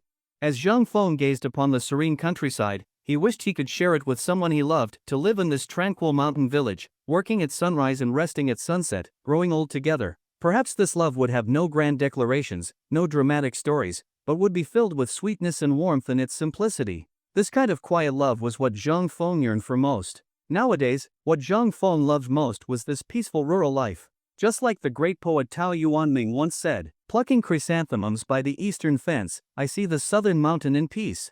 Zhang Feng had no grand ambitions, he only wanted to live joyfully each day and let his family live happily too. That was his current state of mind. As the saying goes, have mountains, have water, a bit of land, a wife, children, a warm bed, show filial piety to parents, and care for family. That was all Zhang Feng desired. The mountain fell into a strange stillness. Everyone was lost in the beauty of the scenery, completely forgetting where they were. All they saw was the magnificent landscape. Time flowed quietly like a stream. The sun drew closer to the western ridge. Daylight was fading. Night was approaching. The sunset was gloriously beautiful, though close to dusk. The western sky glowed golden, shining brilliantly like a last blaze of glory, the final radiance before the sun disappeared. Bit by bit, the sun was hidden behind the mountains. Its brilliance dimmed, until only half its crimson face remained. A fading sun spreads across the water. Half the river is shimmering, half crimson red. Within the time it took to brew a cup of tea, the sun completely set, and the sky turned to twilight. The moon slowly began to shine with its own light. The stars are few, the moon is bright. The magpies fly southward. Seeing the birds returning to their nests, Zhang Feng and the others packed their things and turned on their phone flashlights, making their way back down the mountain under the starlight. Even though darkness had fallen, their spirits were still high, chattering away about the beautiful sunset they had just seen. Especially Zhang Shi and Shen Xian, the two girls were unusually energetic. Though the mountain path was rough, they were full of vigor, particularly Zhang Shi. While climbing up, she was dragging her feet. But after seeing the mountain's beauty, she was brimming with energy. It was as if the scenery had filled her with life. By the time they got home, the sky was completely dark. Moonlight Lake had returned to its quiet nighttime serenity. After dinner, everyone sat in the courtyard, bathed in the soft moonlight, staring up at the star-strewn sky, their hearts filled with tranquility. Lying on a chair, gazing at Vega and Altair, watching the vast sea of stars, Zhang Feng thought of the ancient poem Heavenly Questions, thought about the origins of humanity, thought about the possibility of life beyond the stars. Looking at the infinite sky, Zhang Feng felt just how small humans truly were, no more than a speck of dust, a single drop of water. Under the beautiful night sky, in a courtyard full of blooming flowers, everyone played a small card game, chatting and laughing, as if returning to their long-lost school days. They were carefree, without having to worry about the mundane affairs of daily life, enjoying the ease and comfort of the moment. As the saying goes, when life is good, one must fully enjoy it. Do not let the golden goblet face the moon in vain. Everyone played until late at night before reluctantly heading off to rest. Once everyone had returned to their rooms, Zhang Feng took a shower, went upstairs, lay on his bed, and quickly fell into a deep sleep. Clearly, they had all tired themselves out with the day's fun. In the early morning, the little mountain village gradually became lively. Birds chirped noisily outside the window, hopping from branch to branch. Because of his internal body clock, Zhang Feng slowly woke up. As he opened his eyes, he saw a stretch of blue sky above. He did not linger in bed. He immediately got up, got dressed, walked to the window, and looked at the tall mountains in the distance, the blue sky, and the wisps of cooking smoke rising from the little village. Ah, starting today, I want to be a happy man, chopping wood, feeding horses, traveling the world. Looking at the beautiful view before him, Zhang Feng could not help but recall a line of poetry. This kind of life truly made one yearn and dream. Zhang Feng took a deep breath. Zhangjiawan was shaded by green trees and the air was fresh and clean. It was truly a natural oxygen bar. He went downstairs to wash up, and after finishing, began his daily body training routine. This had become a daily discipline for him. Xiaofeng, the peaches in our orchard must be about ready to ripen, right? His mother, Wine Goilan, had also gotten up. Older people tend to sleep less.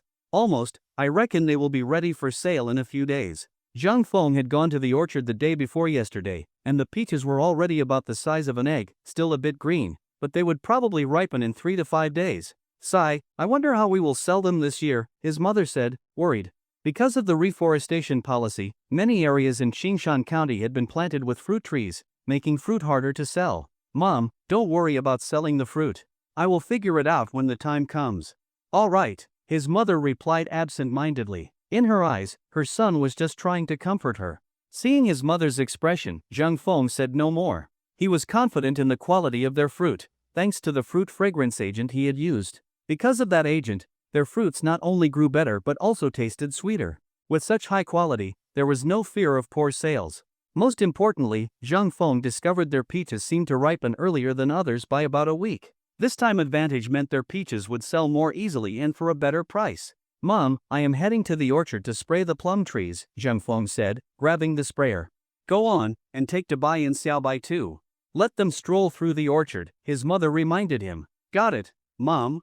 Zhang Feng went to the backyard, called the 2 lambs, and headed toward the orchard. Their family's orchard was just behind the village and not very large, about 6 to 7 hectares in total, mainly planted with peach and plum trees. About 3 hectares were peaches, 4 to 5 hectares were plums, and the rest scattered with pear, orange, and walnut trees. The peach trees bore fruit first.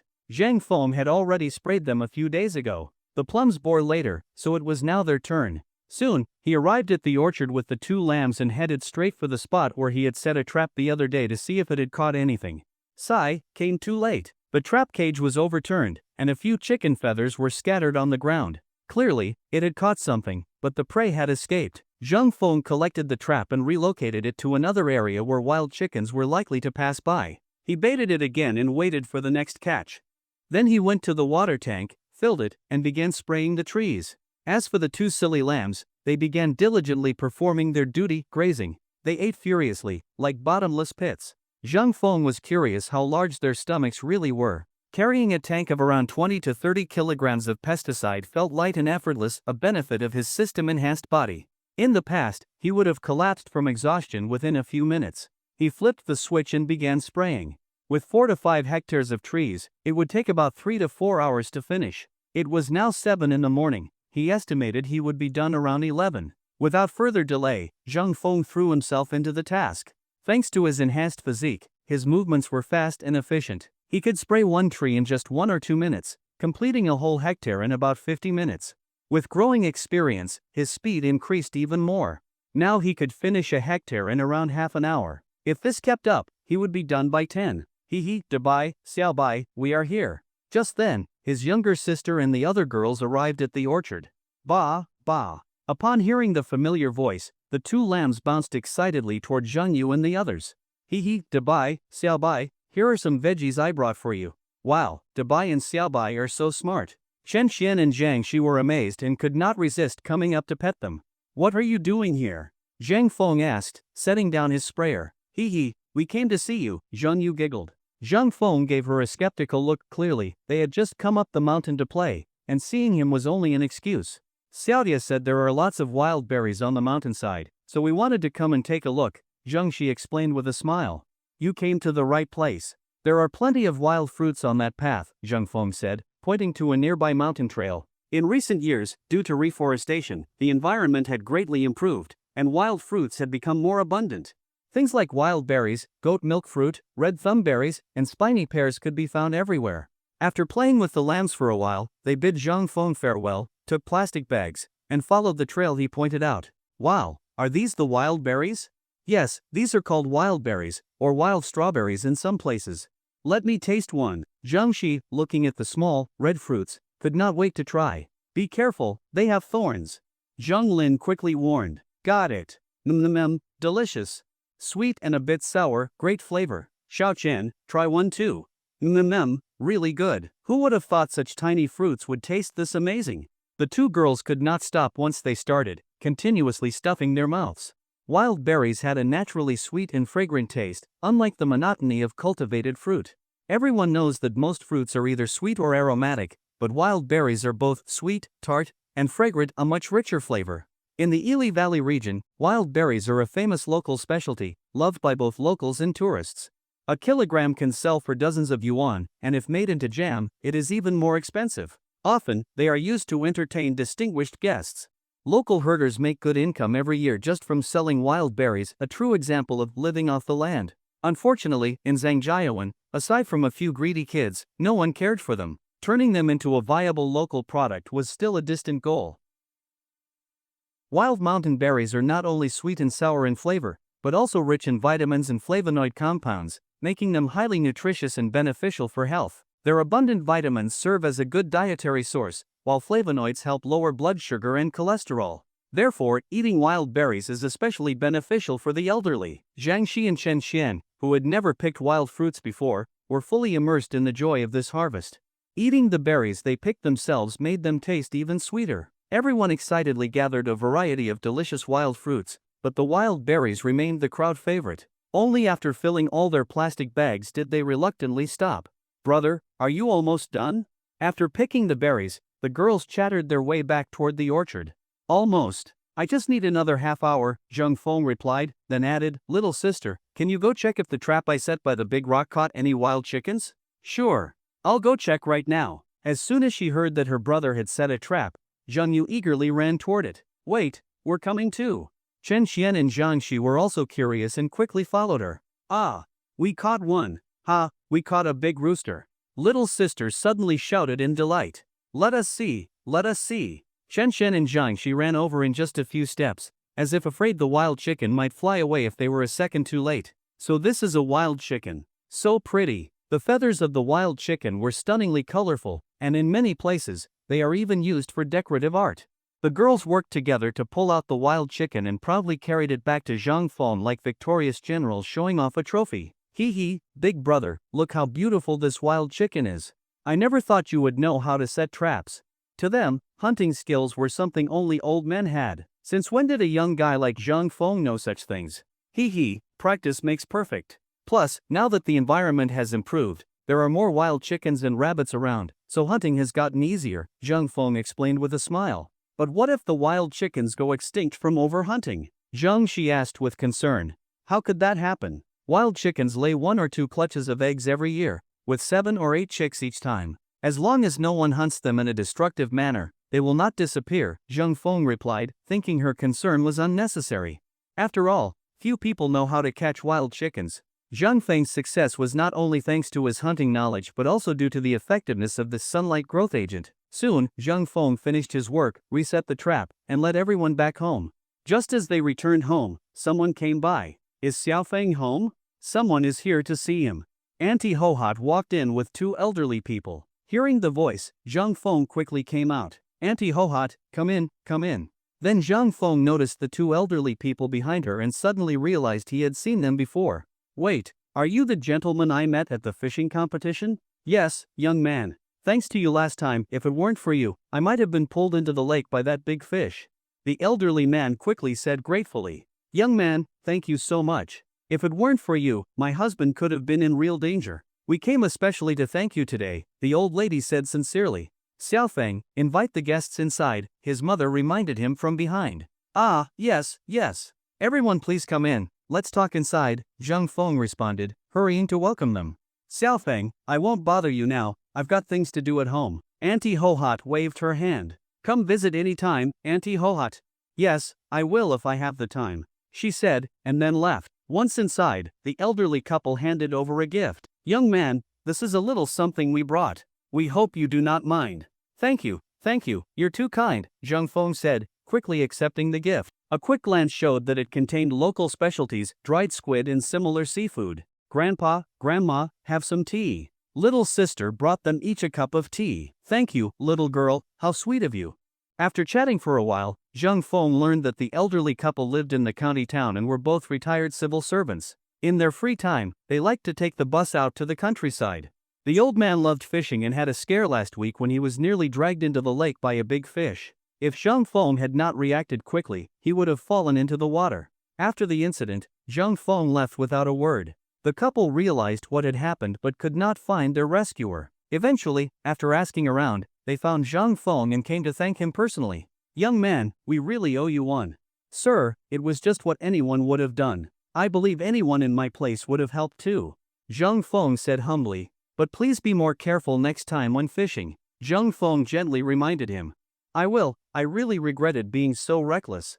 The elderly man admitted. He had better. From now on, I will not allow him to go fishing unless someone is there to watch over him, the old lady added firmly. Yes, sir, next time you go fishing, try to go with someone else. That way, you can look after each other. Everyone nodded in agreement. Just then, his older sister called out, Xiaofeng, call everyone to come eat. Sir, ma'am, let's go have some lunch, Zhang Feng invited. Thank you so much for your hospitality. The couple had not eaten since early morning, and they were hungry after searching for Zhang Feng for so long. So they did not decline. Don't mention it, it's just a simple home-cooked meal. Zhang Feng led them into the dining room. Around the 8 immortal table sat the 5 members of Zhang Feng's family, Chen Xian and Zhang Shi, and the 2 elderly guests, a full table. Luckily, his older sister had prepared a lot of dishes. The table was filled with fragrant food that made everyone's mouth water. Please help yourselves, eat whatever you like, just treat this like your own home, his mother said warmly. Thank you, we certainly will, they all replied with smiles. Try the braised fish I made and see how it compares to my little brother's cooking, said Zhang Qin, the older sister. Mmm, delicious. I can't believe big sister is this good at cooking, said little sister, surprised. Sir, ma'am, please try some as well. Zhang Feng gave them each a piece of the fish, carefully choosing parts with fewer bones. This is really good, your daughter's cooking is better than many restaurants, the old man praised. The old lady added, she is quite the cook. Whoever marries her will be lucky indeed. Thank you, I'm glad everyone enjoys it, the sister said modestly. This stir-fried pork is also very good. It looks like sister's cooking is not far behind Zhang Feng's now, Zhang Shi commented with a smile. Not at all. I still have a long way to go compared to him, the sister replied modestly.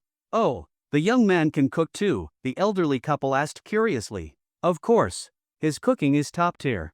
Even chefs in 5-star hotels might not be as skilled as him, Zhang Shi replied without hesitation. Really?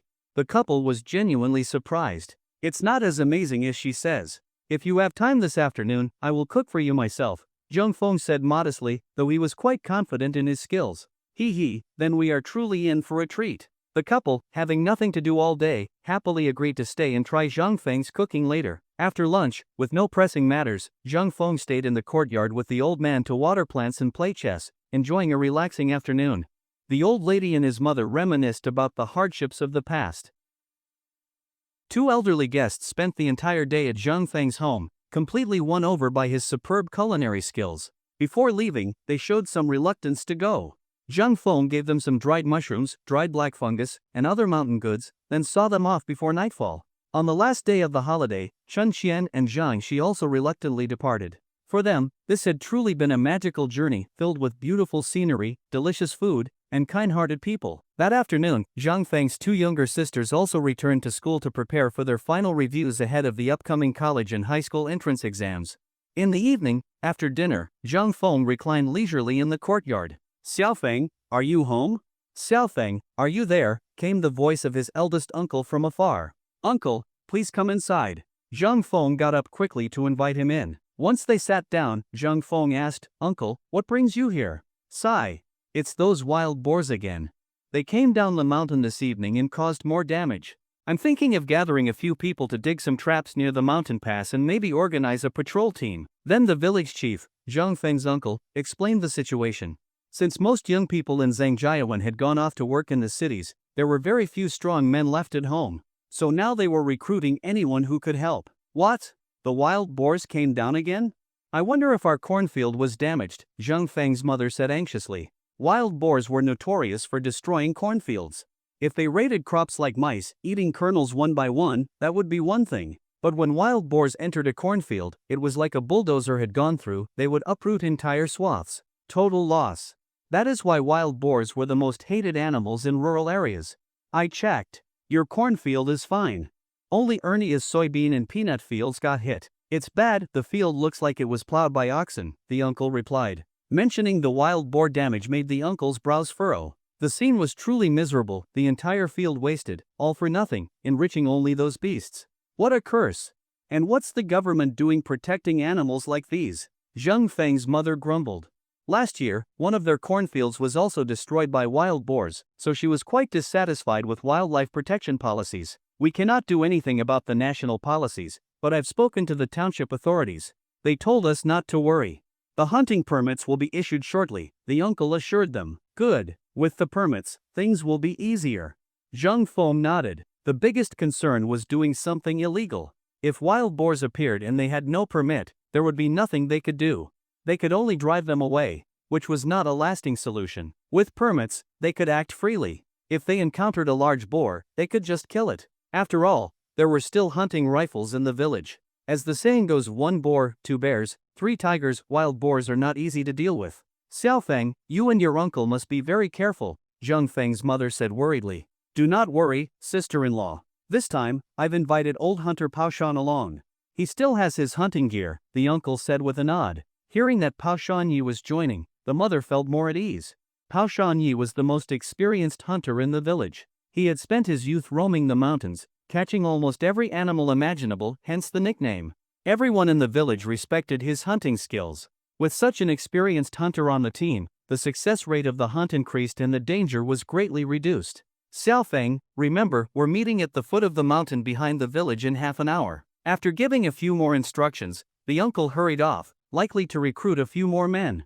"Got it, uncle. I'll be there on time." "Xiaofeng, take out your father's old spear and sharpen it. It hasn't been used since he passed, that's been 6 or 7 years. "Okay, Mom, I'll go get it now." Thinking about the hunt for wild boars, Zhang Feng felt a mix of nerves and excitement, eager to try. Ever since receiving the system, Zhang Feng had not only learned basic hunting skills but had also physically enhanced his body with gene serum. He was curious whether he could handle a wild boar himself. He eagerly pulled out the steel spear left behind by his father and began sharpening it on a large stone. Despite not being used for 6 or 7 years, the spear still gleamed with a cold light. It was said to be made of forged steel. Zhang Feng tested its weight, easily 30 to 40 kilograms, too heavy for most people. But with his current strength, he had no concern about tiring out. Half an hour later, Zhang Feng arrived at the foot of the mountain, carrying the dark steel spear. Ernie was already there, sitting on a rock with a hoe at his feet and a local dog lying nearby. "Uncle Ernie, are you the only one here?" Zhang Feng greeted him. "Xiaofeng, you're here. The others should be along soon," Ernie replied, frowning, likely still upset about his crops. Anyone who lost their harvest to wild boars would feel the same. "Uncle Ernie, I heard from my uncle that the damage to your fields was serious." Zhang Feng sat down beside him. "Damn it, this year must be cursed. An entire moo of soybeans and peanuts, all destroyed by that beast. If I catch it, I'll skin it and eat it myself." Ernie cursed, furious at the destruction. He, "Uncle Ernie, wild boar meat is more expensive than domestic pork. Even if you want it, it is not easy to get." Zhang Feng laughed. Wild boars were rare. If it were not for Zhangjiawan's proximity to Qinglong Mountain, they probably would not even have wild boars nearby. In recent years, with fewer people in the countryside and less exploitation of the mountains, the environment had recovered rapidly. Wildlife had reappeared, and forests were alive again. "Uncle, Grandpa Paoshan, Uncle 7, you're here." A few minutes later, the village chief, Zhang Yi, old hunter Paoshan, and Uncle 7 arrived. Paoshan brought along 2 wolf dogs. Xiaofeng, Ernia, you two are early, the chief called out. Seeing the group arrive, Ernio quickly went to offer them cigarettes. This wild boar hunt was not only for everyone's benefit but especially important to him. Zhang Yi rushed over to greet Zhang Feng and began enthusiastically discussing the hunt. Pao Shan, are these dogs really up for the job? They look kind of dopey, the chief said, examining the dogs with concern. It had been a long time since anyone had seen Pao Shan hunt. Do not underestimate them. These dogs have wolf blood. I trained them myself as hunting dogs. Even if they face a wild wolf one-on-one, they won't lose, Pao Shan replied, eyes wide and clearly offended by the doubt. That is great news. With them, we'll be much safer if we run into wild boars. Hearing this, everyone felt more reassured. Aside from Pao Shan, the rest were all strong young men. Spirits were high. With Old Hunter leading the way, everyone finally felt reassured. Aside from him, the rest were all able-bodied men.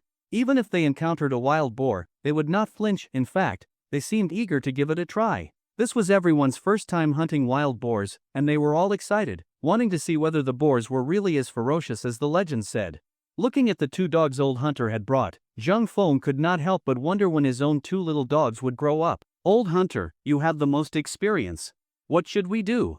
After finishing a cigarette, the village chief turned to ask. Among them, only Old Hunter had extensive hunting experience. The number of wild boars that had died by his hand was countless.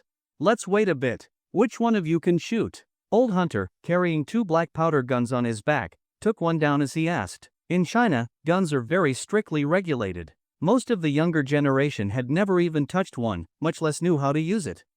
Back in the day I was a militia member in the village. Shooting is nothing, I could hit whatever I aimed at. The village chief immediately took the gun and looked smugly at everyone.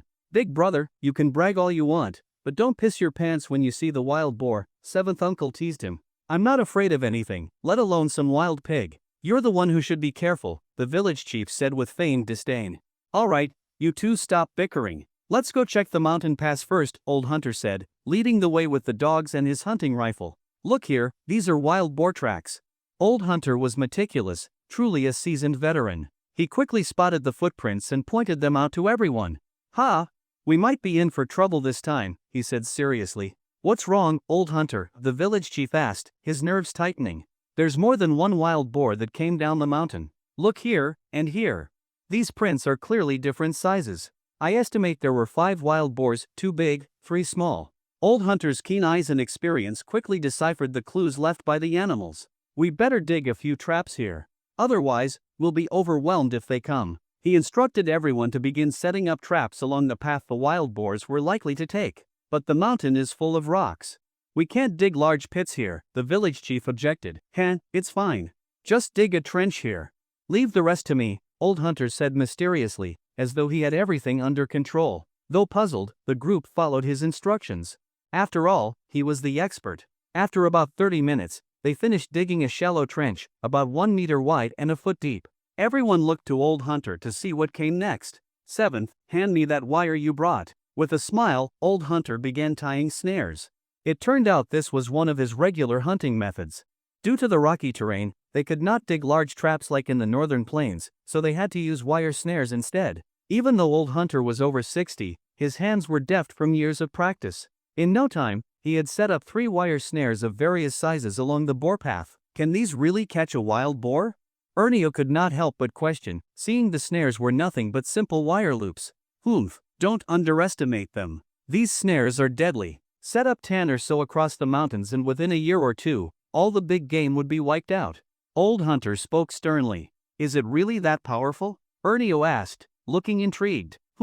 Don't even think about it. The animals in these mountains are protected. If you dare try anything, I'll personally make sure you end up in jail. The village chief saw the look in Ernio's eyes and issued a warning. The chief is right. Not just Ernio, none of you are to use this method on your own. This way of hunting is brutal. If wild boars hadn't been coming down from the mountains so frequently, I wouldn't be using it myself, Old Hunter added. He was once the most renowned hunter in the region, having killed countless animals. In his youth, he felt no guilt, but with age came remorse.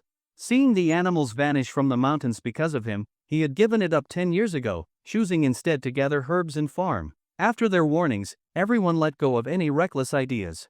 Even Zhang Feng, intrigued by the trap's power, reminded himself of his principles. Occasional hunting was one thing, using methods that could cause extinction was another. In the past, Zhangjiawan and the entire southwest region had plundered nature, cutting trees and burning fields. Forests vanished, soil eroded, and the land became barren. People grew poorer rather than richer. Now, after years of reforestation and rural depopulation, the environment had started to recover. The nearby Qinglong Mountains were once again full of life. Just as they finished setting the traps, a deep snorting sound came from the forest. "The wild boars are here. Find cover and wait for my signal," Old Hunter whispered urgently. He instantly recognized the sound. The wild boar king was coming down the mountain. Everyone quickly hid. "Shall we, uncle? This way, let's hide behind that big rock." Zhang Feng had already scoped the terrain. The boulder was about 2 to 3 meters tall and nearly square, impossible for a boar to climb. It even provided good cover. As everyone took their positions, the anticipated wild boars finally appeared. 1, 2, 3, 4, 5. Old really is gold. Zhang Feng silently praised Old Hunter. Just as predicted, exactly 5 wild boars. It was a family, 2 large adults, 1 male and 1 female, followed by 3 squealing piglets. The group wandered down the mountain path, completely unaware of the danger ahead. The wild boar did not discover it, did it? Seeing the leading boar stop by the newly dug trap and sniff around. How could that be? Do you think it is Zhu Beiji? There's no way it's that smart. Just be patient and wait, Zhang Feng reassured Zhang Yi, dismissing his worries. Sure enough, the wild boar was not that clever. It blundered straight into the disguised wire snare. Its large head and front hooves got caught. Snort, snort. The boar struggled but failed to free itself. It screamed in panic and lunged forward, tightening the snare further. It had no sense to pull back and escape. The other wild boars behind it panicked as well, looking around in confusion. Woof, woof, woof. Just then, the 2 hunting dogs leapt at the wild boars like tigers pouncing on prey. Bang! Old Hunter fired. Hearing the gunshot, Zhang Feng quickly looked in the direction where Old Hunter was hiding. Sure enough, the black powder gun was still smoking, and a splash of blood burst from the wild boar's head. Zhang Feng focused his gaze and could not help but admire him. Old Hunter truly lived up to his name as the best hunter in Zhangjiawan. He had hit the wild boar right in its most vulnerable spot, the eye. Unfortunately, the black powder gun lacked power. Although the eye was injured, the boar did not die. Nice shot. Now it's my turn, the village chief declared. Bang! Another shot rang out. Zhang Feng and Zhang Yi watched expectantly, but the chief missed his target entirely. What are you staring at? I haven't touched a gun in over 10 years. Missing a shot is no big deal, he muttered, red-faced under the gaze of his 2 nephews. The 2 quickly looked away but were inwardly laughing hard. Who was it earlier claiming he could shoot anything on sight? Still, joking aside, both of them gripped their weapons tightly, a spear and a carrying pole, ready to jump in and help. Snort! The injured wild boar became even more dangerous. Sensing the threat, it launched a desperate struggle and miraculously tore through the wire snare. Crack! The trap snapped. No one expected the boar to be so strong that it could break a wire snare. Now crazed, the boar's bloodshot eyes locked onto Old Hunter. Wild boars are vengeful creatures and know who poses the greatest threat. Weighing 300 to 400 kilograms, it charged like a tank straight at Old Hunter. Damn it, Old Hunter was caught off guard, too far from his hiding spot. With no choice, he scrambled up a nearby tree. Woof woof! The 2 hunting dogs sensed their master's danger and threw themselves at the boar, risking everything. The 3 animals collided violently. The boar flashed its sharp tusks, the dogs their fangs, biting and clawing ferociously. But the boar, now utterly mad, overpowered them. One dog was seriously injured, its leg broken, and had to retreat. There's a saying, first the boar, then the bear, and finally the tiger. An injured beast is truly the most dangerous, Zhang Feng thought, gripping his spear tightly. If not for the chief holding him back, he would have charged in already. The boar kept charging the tree. It clearly would not stop until Old Hunter was shredded. Just then, the village chief fired again. Bang! The boar staggered, it had been hit. Snort! Shit, the shot only enraged the boar further. It rammed the tree with all its strength. Bang! Bang! Blow after blow, the tree trembled under the boar's assault. The female boar and her 3 piglets joined in, encircling the tree. The situation was dire. Old Hunter clung to the trunk, pale-faced as the tree shook violently. Seeing this, Zhang Feng knew he could not hesitate any longer. No one else could save Old Hunter. Even with a gun, the others were ineffective. Zhang Feng had to rely on himself. I guess it's up to me now, he thought. Ever since receiving the gene modification serum, his strength had greatly increased. He believed he could fight even a healthy wild boar, let alone this wounded one. Ha! He roared, gripping the steel spear and charging at the wild boar like a bolt of lightning. The others had no time to stop him. Snort, the boar slowly turned to face him, clearly underestimating the charging young man. Want to die? Zhang Feng saw the disdain in the boar's eyes. Tightening his grip, he thrust his spear at the boar's head with all his strength. Thud! The spear pierced the skin, but the skull was too hard, it got stuck. Snort! The boar was shocked by Zhang Feng's power and fell back on its haunches. Strike while it's weak! Zhang Feng roared again. Lifting the steel spear, he aimed at the boar's neck and stabbed fiercely. Schlunk! The spear plunged deep, severing the boar's main artery. Blood gushed out, and the boar let out a ghastly cry, struggling to rise. But Zhang Feng pressed down with all his might, hundreds of kilograms of brute force. The boar had no chance. In just seconds, Zhang Feng had killed a 300 to 400 kilogram wild boar. The scene fell silent. Only the boar's dying screams and the frightened squeals of its family broke the silence. Everyone was stunned, mouths agape, unable to speak. From the moment Zhang Feng charged in like a war god, the entire battle lasted mere seconds. The once fierce wild boar was pinned to the ground, powerless. The savage beast had become like a harmless kitten. When did wild boars become so easy to kill? Shock. Unprecedented shock. Everyone stared wide-eyed, unable to believe that the once ferocious creature now lay in a pool of its own blood. Even more shocking was Zhang Feng's strength. How much power did it take to take down a raging wild boar? He seemed like a warrior of legend. Shocked. An unprecedented shock. Ah, hurry up and help. It was Grandpa Paoshan who recovered first and quickly called out to the stunned crowd. Shall we? Let's go. Coming back to his senses, Uncle rushed with Zhang Yi towards Zhang Feng. If anything happened to his nephew, how could he possibly be at peace? Soon, everyone snapped out of it and rushed forward to strike while the iron was hot. Realizing the danger, the mother wild boar quickly fled into the forest with her 3 piglets. All right, do not chase them. Let them go. I believe this group of wild boars will not dare come down the mountain again. Seeing everyone giving chase, Grandpa Paoshan quickly called them back, including his hunting dogs. Without the boar leading them, the rest were unlikely to descend the mountain to wreak havoc on the crops again. Killing them all would destroy the ecological balance in the mountain. You kid, where did you get so much strength from? This wild boar is as good as dead now. Grandpa Paoshan came down from the tree and stared at Zhang Feng as if looking at a monster. I've been eating power pills lately, and my strength skyrocketed. Zhang Feng laughed sheepishly, not caring whether they believed him or not as long as he believed it. Xiaofeng, you nearly scared me into a heart attack. You cannot be so reckless next time. If anything had happened to you, how would I explain it to your parents? Uncle looked at Zhang Feng sternly and lectured him. Uncle, I promise I will be more careful next time. Zhang Feng understood his uncle was worried, so he hurried to reassure him. Reckless? Thank goodness Xiaofeng acted in time. Otherwise, I would have been a goner. In fact, he saved my life. Before Zhang Feng could finish, Grandpa Paoshan cut in with an annoyed tone.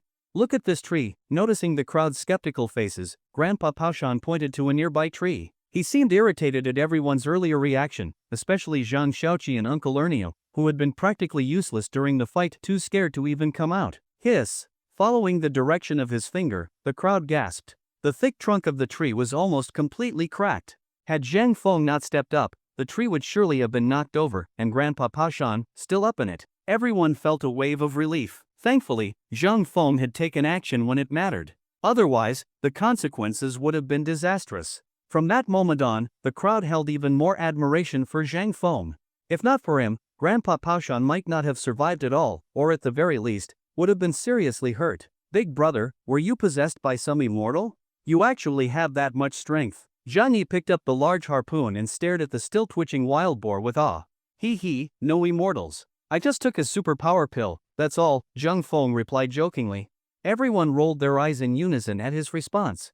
This boar must weigh at least 400 kilograms, right? Uncle Ernia nudged the boar's head in astonishment. Definitely. Just look at its size and all that fat. Who knows how many crops it's eaten, Zhang Xiaoqi added, inspecting the boar with amazement.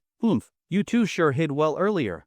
Now get the wire and the carrying poles. Help us move the boar, Uncle barked at the two who had been utterly useless in the fight. We did not have the right tools at the time, the 2 men replied sheepishly. They had wanted to help, but with no suitable weapons, they were of no use. Uncle Erniu in particular was embarrassed because of his dog, De Huang. Normally a fierce presence in the village, the dog had peed itself and fled at the sight of the boar. By the way, Uncle Ernie, why didn't we see De Huang earlier? Asked Zhang Yi. Hearing that, Uncle Ernie's face froze. Damn brat, bringing up the one thing he wanted to avoid. Hee, you don't know this, do you?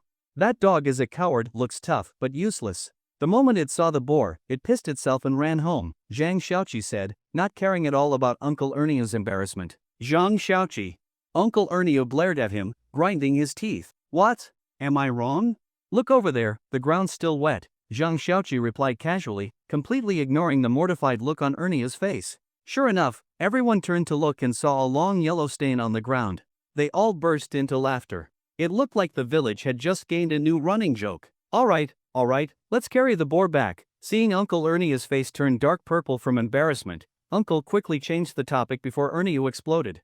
After Grandpa Paoshan put away the traps, the group bound the boar. The animal weighed more than 400 kilograms, so it took 4 strong men to carry it. Uncle, Zhang Xiaoqi, Uncle Ernie, and Zhang Feng, the acknowledged strongest man in the village. As soon as the group entered the village, a crowd of curious villagers gathered around. Make way, make way. They carried the boar to the village head's courtyard, Uncle's home, and the crowd only grew larger. After all, no one had hunted a wild boar in Zhangjiawan for decades. The last time had been in the 1980s. So, what should we do with this wild boar? Uncle asked, scanning the crowd. What else? Butcher it and split the meat. Uncle Ernie stood up immediately, itching to vent his grudge. His crops had suffered the most from this boar. Grandpa Paoshan, Zhang Feng, what do you two say? Uncle did not decide unilaterally but instead asked the 2 people who had done the most. Their opinions were the most important. I have no opinion. Whatever you decide is fine, Grandpa Paoshan said calmly. I think we should divide it among us, Zhang Feng said after thinking for a moment. Good. Let's drain its blood, clean it up, and then split the meat, Uncle agreed with a nod. These days, it was no longer the era of collectivism. Those who hunted the boar shared it. No one would argue otherwise. While some might say this was no longer the simple countryside of old, that was the reality. Of course, in Zhangjiawan, many traditional values remained, like helping each other during planting and harvest or building houses. Those customs were still very much alive. In the countryside, almost every man knows how to slaughter pigs. Around the Lunar New Year, every household would butcher one. Even if someone had never done it personally, they would at least be familiar with the process. So, with a few quick moves, the group soon had the wild boar gutted and cleaned. Because Zhang Feng had contributed the most, he received a hind leg, weighing 50 or 60 kilograms. Since Uncle Ernie's family had suffered the most loss, he was given the other hind leg. Uncle and Grandpa Paoshan, the 2 gunmen, had also done their part, especially Grandpa Paoshan, who was nearly injured, so they each received a front leg. Zhang Yi and Zhang Xiaoqi, who had contributed the least, each got about 30 kilograms of meat. As for the internal organs, they were divided evenly. The most valuable part, the boar's stomach, was initially meant for Zhang Feng, since he had delivered the final blow. But he declined and instead gave it to Uncle Ernie, out of sympathy for his ruined crops. With the meat divided, everyone happily returned home. Uncle Ernie, are you planning to eat that wild boar meat yourself or sell it? Zhang Feng asked as they left Uncle's house. Of course I'll sell it. I'm going to take it to the market right away, Uncle Ernie said without hesitation. His family had taken a big hit, so selling the meat would help recover some of the loss. You might as well not take it to the market. I'll ask Boss Nyo if his restaurant wants it. Zhang Feng offered, knowing the hunting permit had not been issued yet. Taking it to market could attract unwanted attention from the authorities. Good idea. Help me ask him. Uncle Ernie readily agreed. Selling to Boss Nyo, a true rich guy, could fetch a much higher price than peddling it by the kilogram in the market. Hello, Brother Nyo? Zhang Feng immediately dialed Nyo Zhong's number. Xiaofeng? What is it? Nyo Zhong asked. Here's the thing, we hunted a wild boar today and split up the meat. Do you want some? Zhang Feng explained in detail. Of course I do. Wait for me, I'll come over right away. Nyo Zhong was thrilled. Wild boar was a great delicacy, and if his restaurant could offer it, it would surely attract many customers. Let's go, Uncle Ernie. We'll head to my place first. Boss Nyo is on his way, Zhang Feng said after hanging up. Though it was already late, Nyo Zhong still made his way to Zhangjiawan in the dark. Brother Nyo, you're here, come in and have a seat. Zhang Feng had been keeping an ear out for sounds outside. When he heard Nyo's car, he immediately went out to welcome him. Ah, brother, I was planning to visit tomorrow. These are some zongzi my wife prepared. As he spoke, Nyo Zhong took out 2 bags of zongzi from the car. Oh, they're from Tianxiang Foods? Then I won't be polite. Tianxiang Zongzi were a famous brand in Xingshan, reportedly even exported overseas. Though the truth was uncertain, they were indeed very popular locally. Zhang Feng welcomed Niu Zhong into the house. After some tea, they got down to business. Whoa, this wild boar is huge, almost like a demon. Seeing the massive wild boar head, Niu Zhong was shocked. Wild boars of this size were rare and usually fierce, but Zhang Feng and the others had taken it down. He was genuinely impressed. That's right. This demon boar nearly killed someone, Zhang Feng said with a grin. Oh? What happened? Niu Zhong asked curiously. Well, here's what happened. Uncle Ernie took over, narrating the whole wild boar hunt. He clearly had a talent for storytelling, recounting the event with vivid and thrilling detail that left Niu Zhong stunned. I didn't expect it to be so dangerous. Xiaofeng, you really are something, Niu Zhong sincerely praised. That's nothing. With my skills now, I could probably slay a dragon, Zhang Feng boasted. Come on, that was the worst bluff ever. 0 points, Uncle Ernie retorted, and everyone laughed. Niu Zhong bought the wild boar meat from the three for 30 yuan per kilogram. Zhang Feng made 2,000 yuan in an instant, Uncle Ernie over 1,500, and even Zhang Yi, who did almost nothing, earned 1,000 yuan. Uncle Ernie also sold the boar's stomach for 500 yuan, bringing his total earnings to 2,000 yuan, enough to recover his earlier losses. A smile finally appeared on his face. Though the night had been dangerous, everyone gained something from it. As the saying goes, fortune favors the bold. Sometimes, to earn money, one must take risks. In the end, Niu Zhong also bought up the wild boar meat from Uncle, Grandpa Paoshan, and the others. Hearing it was 30 yuan per kilogram, they all sold it. The wild boar was rare, most thought the meat was not as tasty as domesticated pork, so why not sell it and get some cash? Time flew by. The next day arrived. Xiaofeng, are you buying mushrooms today? Just as Zhang Feng was lying in the courtyard that morning, Second Grandpa came in. Oh, come sit, Second Grandpa. You found mushrooms today? Zhang Feng stood up immediately. Ha, lucky day, found a good batch of termite mushrooms, he said with a big smile. A kilogram of termite mushrooms could sell for 120 yuan. Congrats, Second Grandpa. Looks like today is your payday. Sit here, I'll get the scale from inside. Zhang Feng quickly returned with the scale. Second Grandpa, looks like it's exactly 12 kilograms. I'll round it to 12 for you. Sure, I trust you, said the old man. He had already waited at home, that's how elders are. 120 yuan per kilogram, that's 1,440 total. Does that look right? Zhang Feng smiled but did not call out the old man's earlier weighing. His mother, Wang Guilan, did the same all the time. That's correct. That's the amount. Even though he was over 70, the old man's math was still sharp. Take care on your way home, Second Grandpa. Ah. After seeing him off, Zhang Feng poured the mushrooms into a large basin and began cleaning them. He planned to make oil-preserved spicy termite mushrooms a true delicacy. The method was simple and required few ingredients: termite mushrooms, cooking oil, and chili peppers. First, pour oil into a large wok. Once it's boiling, add the shredded mushrooms. After frying out the moisture, add whole dried chili peppers until they are crispy and aromatic. Then the dish is done. Whoa, what are you frying? It smells amazing. At some point, the little rascal duckling had sneaked in, drooling. I'm frying human meat. Of course it smells good, Zhang Feng joked. Human meat? Is it tasty? Can I try some?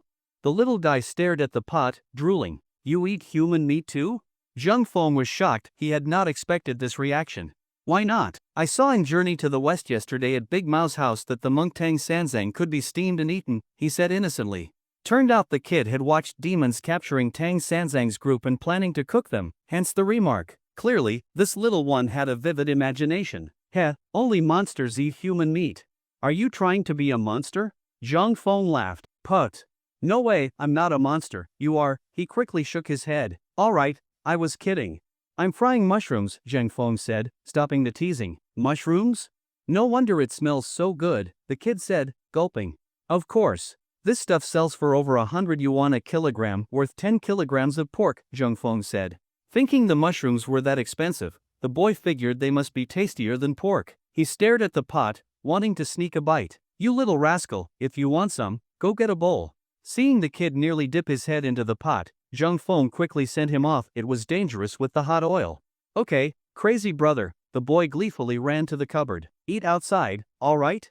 If you get burned, you'll look worse than a monster. Got it, crazy brother, he happily carried the treat out.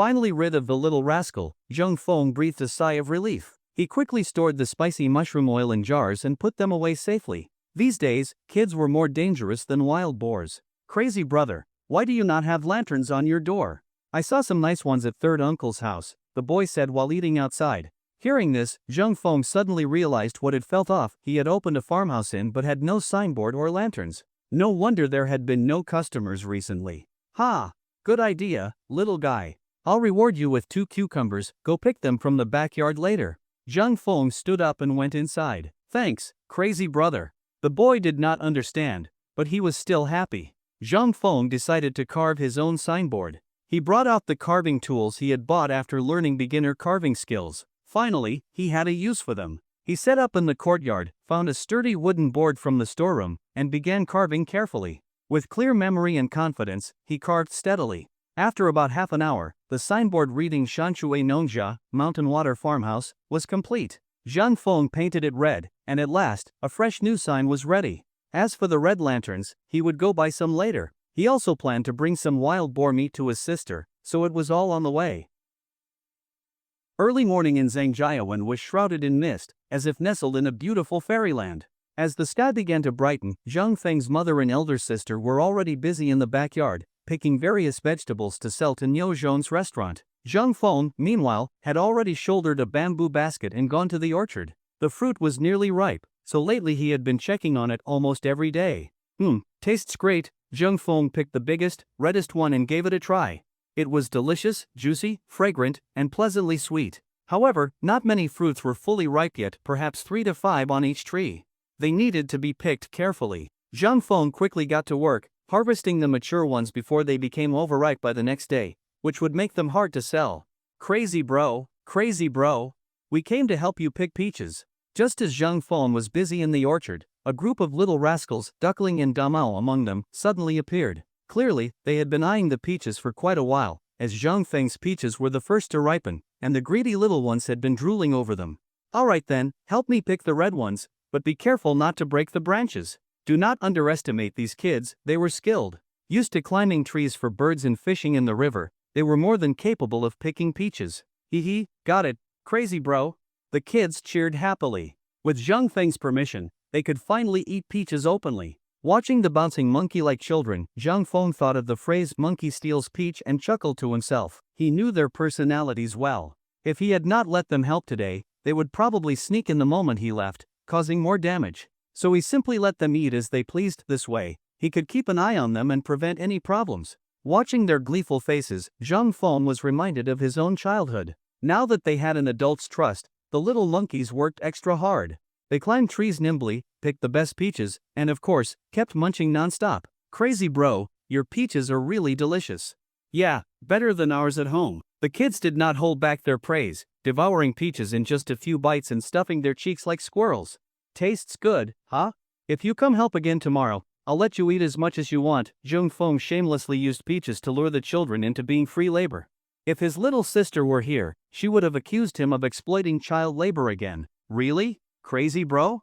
Of course. Then we'll definitely come tomorrow. Hearing that they could eat more tomorrow, the kids excitedly promised to return. Thus, Zheng Feng cunningly gained another batch of free laborers. Alright, that's it for today. Let's head home. Come again tomorrow. Got it, crazy bro? Let's go. After harvesting the ripe peaches, Zheng Feng filled an entire basket. He gave each kid a few peaches and sent them on their way. Xiaofeng, you're back? As soon as he entered the yard, his mother asked, "Oh, you picked so many peaches?" "Yeah, probably 50 to 60 kilograms. Should we take them to the market to sell?" his mother suggested. "No need. I'll just set up a stand at the gate. There are so many tourists around," Zheng Feng replied. He planned to sell peaches, dried mushrooms, black fungus, the wild chickens he had caught, and some eels from the backyard. 50 or 60 kilograms of peaches would sell out quickly. After he explained his plan, both his mother and elder sister approved. They had been idle lately and were happy to have something to do. So they set up a table at the gate and began selling homegrown fruit and local specialties. Zheng Feng put down the peaches and carried a bucket to the backyard. About 15 minutes later, he came back with a bucket full of wild eels. "Fresh wild eels for sale, just caught." "Young man, you have eels again today?" "I'll take 3 kilograms. Give me 2 kilograms. I missed out during Dragon Boat Festival." Ha, looks like we're all in the same boat. Lucky us today. I'll take 5 kilograms. Soon, tourists by the lakeside rushed over. Zhang Feng's eels had built a solid reputation. Frequent visitors knew his eels tasted exceptional, and demand always exceeded supply. So once they heard he had some, they flocked to buy. Hey, young man, how come your peaches ripen so early? Someone noticed the peaches and asked curiously. Ha, it's not that early. Over in Shandong and Hunan, their peaches ripened long ago. Want to buy a few kilos? Zhang Feng replied with a smile. How much per kilogram? The person looked tempted. Try one first, no obligation to buy. Everyone can taste for free. Zhang Feng's peaches were not cheap, 10 yuan per kilogram, so he wanted people to try first. He was confident in the quality, and in big cities, peaches like his could easily sell for 20 or 30 yuan per kilogram. Really? Then I'll have a taste. Me too. Early season peaches like these are rare. The peaches looked so tempting that even those who had not planned to buy could not resist picking one up. Delicious. How can peaches taste this good? Is this a divine peach? It's amazing. How much per kilogram, brother? After tasting, everyone was hooked. 10 yuan per kilogram, non-negotiable. Zhang Feng barely finished his sentence when someone said, Brother, give me 10 kilograms. I'll take 5. Some hesitated at the price, but just in that short moment, most of the peaches were gone. Those who missed out began to panic. Hey, save some for us. You were the one complaining it was too expensive. Exactly. With peaches this tasty, 10 yuan is already cheap. Yeah, look at boutique fruit stores in the city, everything's over 10 yuan, and not half as good. Soon, the crowd was all reaching for their wallets. Zhang Feng's delicious peaches had won them over. Wait, are they all gone already? In just minutes, the 50 to 60 kilograms were cleaned out, leaving only a few dented or misshapen ones. Some tourists were stunned. Sorry, today's peaches are all gone. Come back tomorrow if you want more. Zhang Feng quickly apologized when he saw their disappointed faces. Why didn't you pick more? Yeah, go get more, we'll wait here. Really sorry, all the ripe fruit is picked for today. But feel free to check out the other items, I promise the quality is just as good. As Zhang Feng apologized, he also pitched the other goods on display. Sure enough, once he said that, people's attention turned to the dried mushrooms, black fungus, crispy fried fish, and the wild chickens he had caught days earlier. In the end, the black fungus, fried fish, and wild chickens were all sold out. Only the expensive dried mushrooms remained at 300 yuan per kilogram. Few locals could afford them. He only sold 3 or 4 kilograms. Even so, Zhang Feng's sales for the day totaled 5 to 6,000 yuan, far exceeding his mother and sister's expectations. Both were overjoyed and satisfied. Xiaofeng, I never imagined these things could sell for so much money. His mother sighed with emotion. This was nearly equivalent to half a year's income from farming in previous years. Hee, Mom, this is nothing. There will definitely be more in the future, Zhang Feng replied with a smile. The peaches sold for 600 yuan, the eels for 2,500 yuan, the dried mushrooms for 1,200 yuan, 2 wild chickens for 500 yuan, and various other mountain goods for 400 to 500 yuan. By Zhang Feng's rough estimate, in just over half an hour, they had made over 5,000 yuan, and nearly all of it was pure profit. After packing up the stall and returning home, Zhang Feng, with nothing to do, started tending to the flowers and plants in the yard. Especially the morning glories on the left side wall, which had not been pruned for more than 10 days, their vines had spread wildly, almost covering the ground plants. Zhang Feng picked up scissors and trimmed the excess vines and removed old and yellowed leaves, making the morning glories look even more beautiful. Once the morning glories were done, Zhang Feng built a frame for the gourd vines and tied them up with string. This would prevent them from growing wildly in all directions, and the hanging gourds could grow properly without getting soaked by rain, allowing them to absorb sunlight and moisture better. Crazy bro, are you building a frame for cucumbers? At that moment, Dama poked his head in and asked with a smile upon seeing Zhang Feng working in the yard. Oh, Dama, you're not with Duckling? These two mischievous kids were always together, causing chaos wherever they went. Duckling got taken away. Dama replied abruptly. What? Taken away? You mean his dad took him? Zhang Feng immediately realized what he meant. At first, he thought Duckling had been kidnapped. Yeah, his dad made him go home to practice writing. Dama pouted as he spoke. You kids really should start practicing writing. You'll be in school next semester. If you still can't write when school starts, your teacher might beat your butts raw. Zhang Feng teased. Ah, the teacher is that fierce? But I only know how to write my name. Dama panicked at the thought of getting hit. Then you should practice more. Learn some basic characters like big, small, how many, mountain, stone, field, and grain. Once you've learned those, your teacher definitely won't hit you, Zhang Feng explained with a smile. I see. Then I'll start tomorrow and ask my dad to teach me. Clearly, Zhang Feng's scare tactic had worked a little. Crazy bro, are these cucumbers? Dama squatted nearby, watching Zhang Feng build the frame. Nope, those are gourd vines. Have you seen Calabash Brothers? The Calabash Brothers grow from this plant. Zhang Feng made up a story on the spot. Really? This is the vine from Calabash Brothers? Will actual Calabash kids grow from it? Dama's eyes lit up with excitement as he asked. Of course. Dama was easier to fool than Duckling, and soon Zhang Feng had completely convinced him. Alright, all done. In a few days, the Calabash kids will be hanging right here. Zhang Feng clapped his hands clean of soil and pointed at the gourd trellis. Really, crazy bro? Then I'll come every day to check. The little guy was thrilled at the thought of seeing real Calabash kids. Hee. Zhang Feng just smiled without answering. Dama, go to the backyard and dig up some worms for me, and I'll reward you with a cucumber later. Zhang Feng grabbed the birdcage from the tree, preparing to feed his little Mina bird. Worms from the backyard were its favorite. Really? Damo asked in delight. Of course. When have I ever lied to kids? Zhang Feng replied confidently. I'll go now. How many should I dig, crazy bro? 10 or so will do. The little Mina was still young and could not eat much. You little rascal. His mother laughed and shook her head, as if saying her son was tricking kids into working. Hee. Zhang Feng laughed sheepishly. After placing the birdcage on the stone table, Zhang Feng went inside to get some peaches. These were reserved especially for his family to try. He quickly washed them and put them in a basket. Mom, come taste our peaches. Zhang Feng brought the peaches to his mother. Yeah, you try some too, they're really delicious. He called to his older sister as well. Really? Let me try one. His sister put down the remote and came over. She had been so busy earlier that she had not tasted a single bite of their own peaches. She was quite curious about the 10 yuan a kilogram peaches. Delicious. His sister took a bite, closed her eyes in enjoyment, and sighed. These are really good. Xiaofeng, how did our peaches get this tasty? His mother asked with praise, though puzzled. Mom, remember when I sprayed the fruit with that new solution? It's advanced tech that no one else knows about yet. After spraying it, the fruit not only looks better, it tastes better and ripens earlier too, Zhang Feng quickly explained. Xiaofeng, are you sure it's safe? Wang Guilan asked, a bit concerned. Don't worry, Mom. A classmate from the Agricultural Academy developed it. They're doing trials now. Since they knew we had fruit trees, they sent me a few bottles to test out. Zhang Feng continued to reassure her. As long as it's safe, just be cautious when using anything chemical. His mother reminded him again. Rest assured, Mom.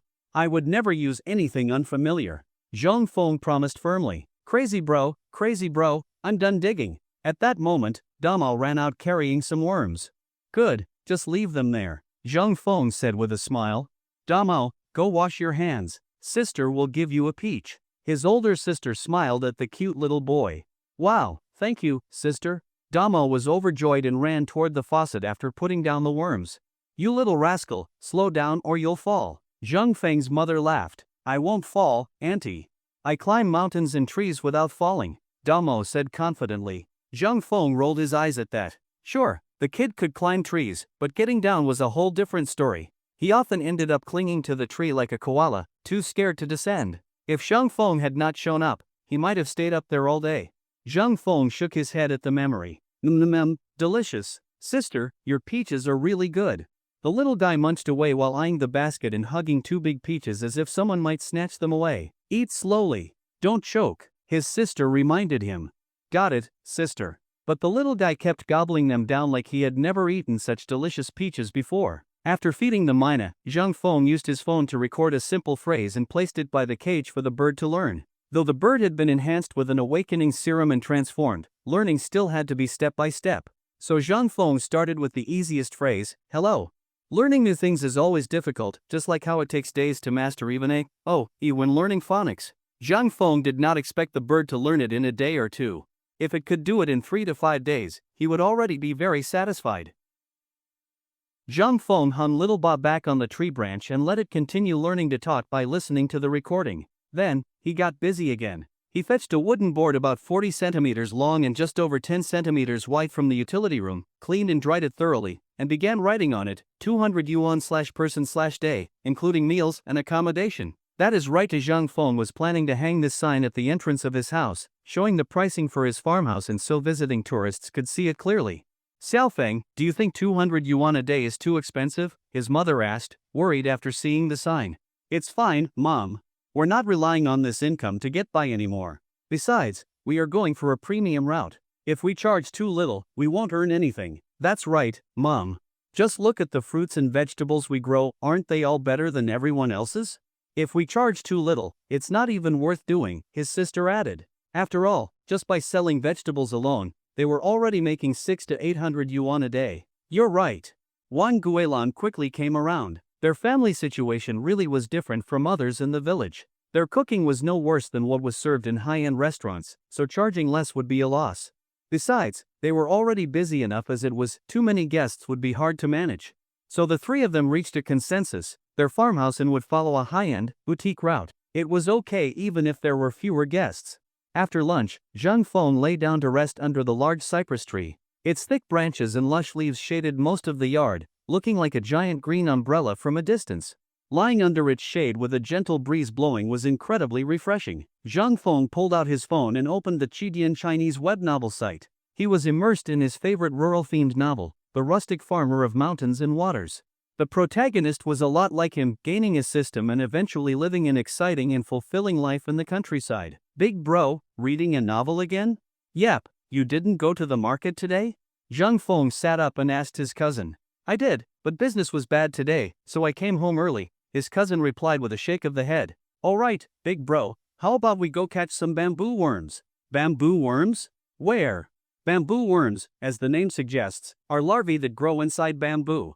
In some places, they're also called bamboo hornets. These larvae feed on bamboo shoots and are considered parasites, but they are rich in protein and amino acids. When fried, they are crispy and delicious, loved by foodies and gourmets alike. People both love and hate them. In the bamboo grove behind my house, a bunch of the bamboo there has been chewed up by bugs. There must be bamboo worms inside, Zhang Yi asserted. Let's go take a look. The thought of crispy fried bamboo worms got Zhang Feng excited. He grabbed a machete and followed Zhang Yi to the backyard grove. Wow, these bamboo stalks really have been damaged. Arriving at the bamboo grove, Zhang Feng saw that 7 or 8 bamboo stalks had been badly chewed, full of holes clearly made by the worms. Let me handle this, big bro, Zhang Yi said and swung his machete hard at a stalk, chopping it down in a few strikes. Watch out, Zhang Feng quickly warned, noticing a bamboo hornet flying out from the freshly cut stalk. Sigh, seems like a wasted trip, Zhang Feng thought to himself. The bamboo hornets are the adult form of bamboo worms, but only the larvae are edible. Clearly, they had missed the season. Sigh, looks like all the bamboo worms have matured into hornets, Zhang Yi said after checking the inside of the stalk and finding no sign of larvae. No big deal, let's just go back. Zhang Feng shook his head, ready to leave. Wait, big bro, there's something better over here. Come with me. You sly dog, keeping secrets. Alright, lead the way. Zhang Feng laughed and followed his cousin a short distance. Whoa, this looks like a bamboo rat burrow. Soon, the two reached another patch of bamboo where they saw a fresh burrow in the ground, still smelling of earth. Hee hee, I knew you'd figure it out, big bro. Zhang Yi grinned. Come on, I may not have eaten pork, but I've seen pigs run, Zhang Feng said smugly. They found 2 more burrows nearby. Clever as a rabbit, these bamboo rats really had learned a few tricks. Truly, like father like son, even rats knew how to dig escape tunnels. Let's go back and get our gear. They were not in a rush. After all, haste makes waste. As the saying goes, to do a good job, one must first sharpen their tools. They returned with 2 hoes, and Zhang Feng also brought along a few pig cages he had simply modified into traps. Zhang Yi, start digging here. I'll go set traps at the other 2 spots. Got it, big bro. Soon, Zhang Feng had the traps set at the other burrows and came back to guide Zhang Yi in digging. After some digging, Zhang Feng had him stop once they exposed the tunnel entrance. Zhang Yi, go grab some cypress branches. Big bro, you're planning to smoke the bamboo rats into the trap, right? Zhang Yi guessed. Exactly. Otherwise, we'll be digging forever. Zhang Feng nodded. Soon, Zhang Feng gathered some dry bamboo leaves, and Zhang Yi returned with a bunch of fresh cypress branches. With everything ready, Zhang Feng lit the bamboo leaves and placed the branches on top, producing thick smoke. The two fanned the smoke into the burrow, hoping to drive the rats out. Before long, there was movement in the tunnel. They could hear frantic squeaks, clearly more than one bamboo rat. Zhang Feng was thrilled. The harvest today looked promising. Hearing the noise, Zhang Feng stopped and had Zhang Yi continue fanning while he picked up a hoe and stayed alert in case one bolted their way. As smoke filled the burrow, the bamboo rats could not take it anymore and began fleeing. One ran toward the trap, while a large one panicked and charged straight toward the smoke. Was it trying to catch Zhang Feng off guard? Whether smart or just reckless, it picked the wrong target. Unfortunately for it, Zhang Feng had undergone genetic enhancement. Watch out! Just then, a plump bamboo rat darted out of the smoke, trying to escape. But Zhang Feng reacted quickly. With a precise strike of his hoe, he struck it squarely, blood splattered, its limbs twitched, and it was clearly done for. Big bro, you're awesome. You actually got it. Zhang Yi was ecstatic at the sight of the downed rat. Their efforts had paid off. Zhang Yi, tie it up.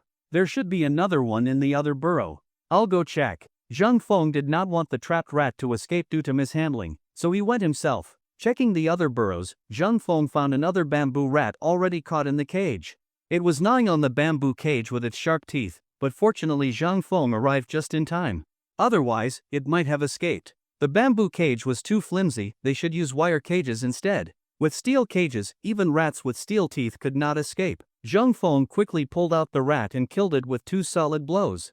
Then, carrying their loot, the cousins cheerfully headed home.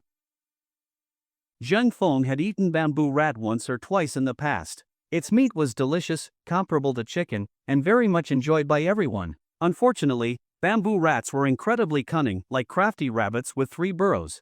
They spent their days in underground palaces, eating and sleeping in turn. Catching one was no easy task. Rarity makes something valuable, and the fact that the two had managed to catch bamboo rats made them indescribably happy, filled with a sense of achievement. Ha! Xiaofeng, Xiaoyi, you caught bamboo rats? Second uncle, who was smoking in the courtyard, asked in surprise when he saw them carrying the animals. In the countryside, bamboo rats are considered a real delicacy. Yes, we were lucky today and caught 2, Zhang Feng replied. All right, second uncle, tell second aunt not to cook dinner tonight, come eat at our place. Hee, all right, we'll enjoy a feast tonight. Second uncle happily agreed, not the least bit reserved. Zhang Feng and Zhang Yi walked home carrying the bamboo rats. Second aunt heard the commotion and came out, asking, who are you talking to just now? It was Xiaofeng and Xiaoyi, they caught 2 bamboo rats. And don't cook dinner tonight, we'll be eating at Xiaofeng's, second uncle said with a smile. All right then, I guess you'll be drinking tonight. I'll fry up some peanuts for you to go with the drinks. Second aunt immediately started preparing. Fried peanuts and liquor are a favorite combo among rural men. Zhang Feng also notified second uncle Niu, inviting him to bring his wife and son over for dinner. Hearing there would be bamboo rat to eat, he happily agreed. That evening, Zhang Feng prepared a grand feast. Of course, the main dish was the bamboo rat. Since everyone likes spicy food, Zhang Feng made a stir-fried spicy bamboo rat dish, adding peppercorns, ginger, garlic, hot chili peppers, scallions, cilantro, every kind of seasoning imaginable. These ingredients not only removed the gamey smell but enhanced the flavor of the meat. The 2 bamboo rats made a huge dish. The meat, bright red and sizzling with oil, filled the room with an irresistible aroma that made everyone swallow their saliva. Besides that, Zhang Feng also prepared some side dishes, a braised fish, a spicy eel, and a pickled cabbage fish head tofu soup. To avoid overwhelming the palate with meat, he also made a few vegetable sides for balance. As for snacks to go with drinks, Zhang Feng had crispy fried fish and some leftover fried beef pupi from last time, which came in handy today. Second aunt also brought out a big plate of fried peanuts. Seeing the whole table filled with delicious, fragrant, and beautifully presented dishes, little duckling, the kid, could not wait. He was already seated at the table with bowl and chopsticks in hand. If Aunt Niu was not watching him, he would have already started wolfing down the food. Come on, let's all have a drink. Zhang Feng stood up and raised his glass of beer and soft drinks for everyone to toast. Cheers! Cheers! Little duckling even raised his glass of orange juice and clinked with everyone, causing a burst of laughter. This little guy would definitely be a drinker like his dad when he grew up. Everyone, try my bamboo rat and see how it tastes, Zhang Feng said as he gave a piece to his mother. It's good, really delicious. Crazy bro, is this really a rat? Little duckling asked with his childlike voice. Hee, of course it's a rat. Next time you catch one, you can take it home and cook it, Zhang Feng said, winking at him.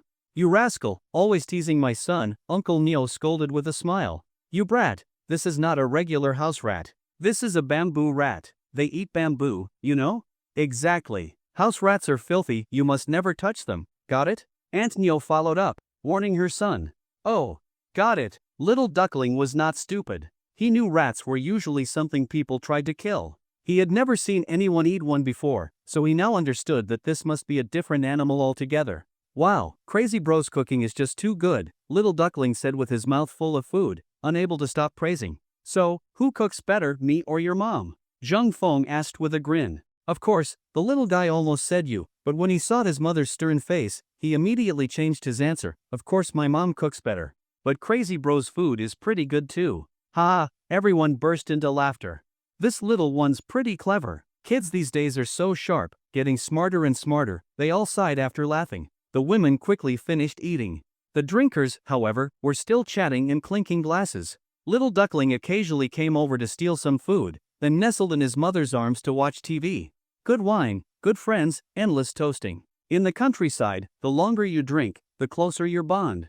The feast went on into the early morning. Little Duckling had already started snoring, probably tired from running wild all day. Finally, urged by Aunt Neo, everyone reluctantly parted. Zhang Feng cleaned up, took a shower, and went to bed, sleeping soundly until morning.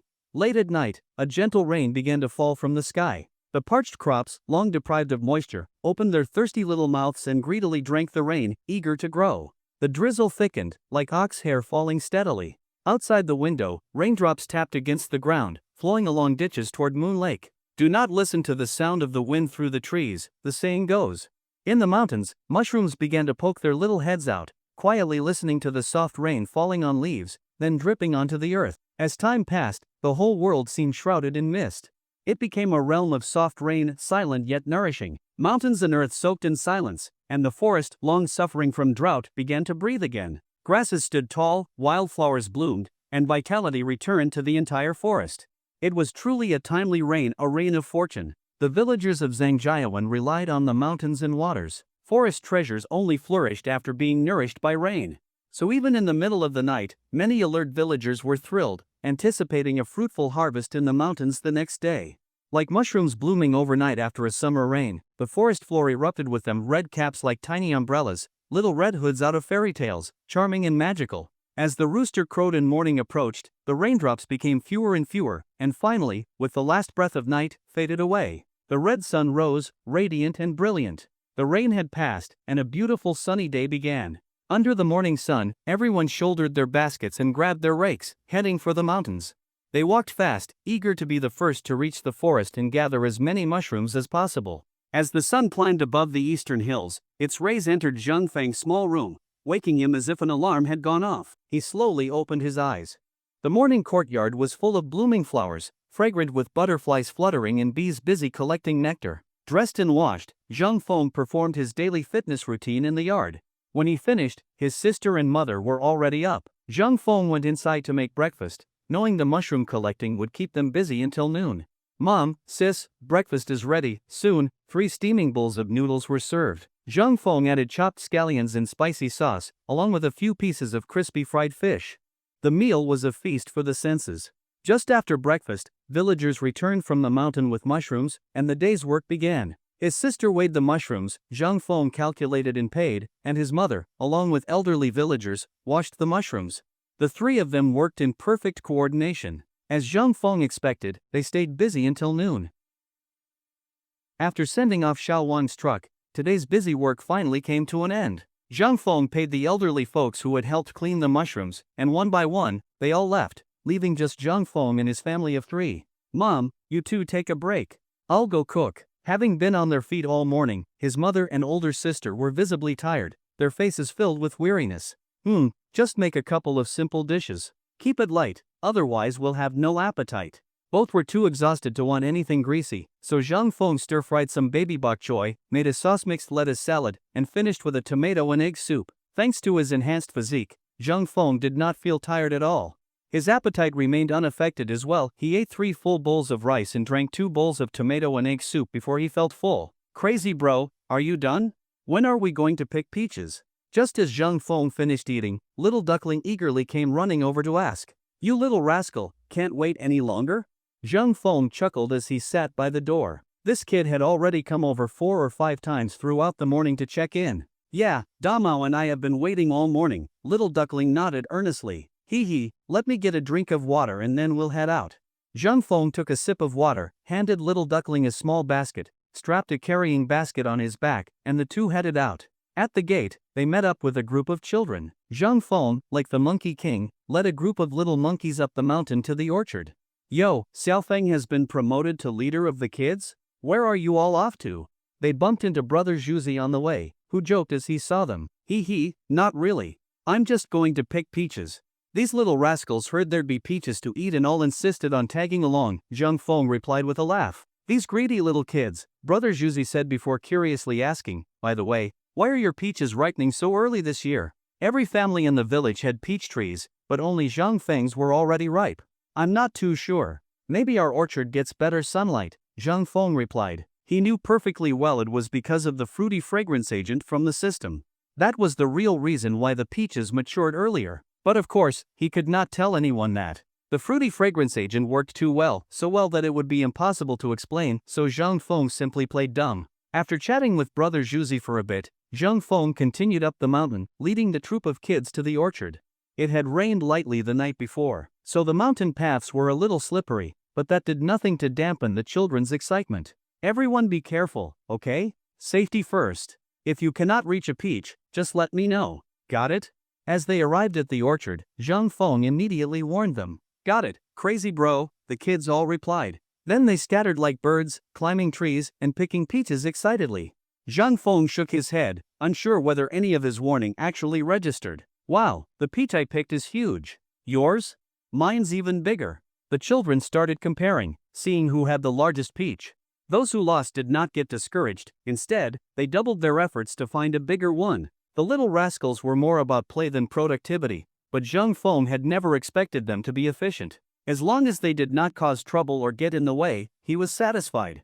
Alright, time to head back. After about half an hour, Zhang Feng had picked all the ripe peaches in the orchard and called out to the noisy little ones. Crazy bro, we're done already? But we're not finished picking yet, they protested one after another, clearly not ready to stop playing. No more picking. The rest aren't ripe yet. Zhang Feng continued shouting, Dumao, come on, we're leaving. After a great deal of effort, Zhang Feng finally gathered all the mischievous children and led them back down the mountain. Once they returned home, Zhang Feng gave each kid 2 peaches and sent them off. The little rascals munched on their fruit as they headed toward the lake, probably to mess with the fish and shrimp again. Hey, young man, are those peaches? Weigh me 10 kilograms. Just as Zhang Feng was putting the peaches down at the door and getting ready to grab the scale, an elderly lady excitedly walked over. Oh, it's you, ma'am. Didn't you just buy 5 kilograms yesterday? Already finished? Zhang Feng turned and recognized her. She had indeed bought some peaches the day before. Not yet. But your peaches are so good, I want to buy more to give to my relatives, she replied with a smile. Alright, just a moment, I'll go grab the scale. Zhang Feng was pleased to have his peaches so well received. When he came back out with the scale, 2 more customers had arrived. It seemed the peaches were quite popular. After weighing and selling peaches to the 3 customers, more tourists noticed the commotion and began to gather. Some bought 3 kilograms, others 5, and before long, Zhang Feng's entire basket was sold out. Sigh, all gone again? If only I had come a bit earlier, many latecomers lamented, beating their chests in frustration. Young man, how come you're sold out again today? Yeah, why didn't you bring more out? Nothing's worse than my luck. I missed out yesterday and waited all morning today. Just went to the bathroom for a minute, and boom, the peaches were gone. Hearing this unlucky customer's story, Zhang Feng could only sympathize. I'm really sorry, but that's all for today. If you still want some, come by tomorrow morning. Zhang Feng apologized repeatedly and made suggestions. Sigh, guess we'll have to wait till tomorrow, one tourist said helplessly. Humph, I'll be here at the crack of dawn tomorrow. No way I'm missing out again, said the unlucky bathroom goer indignantly. Hee hee, do not jinx yourself, brother. What if you miss out again?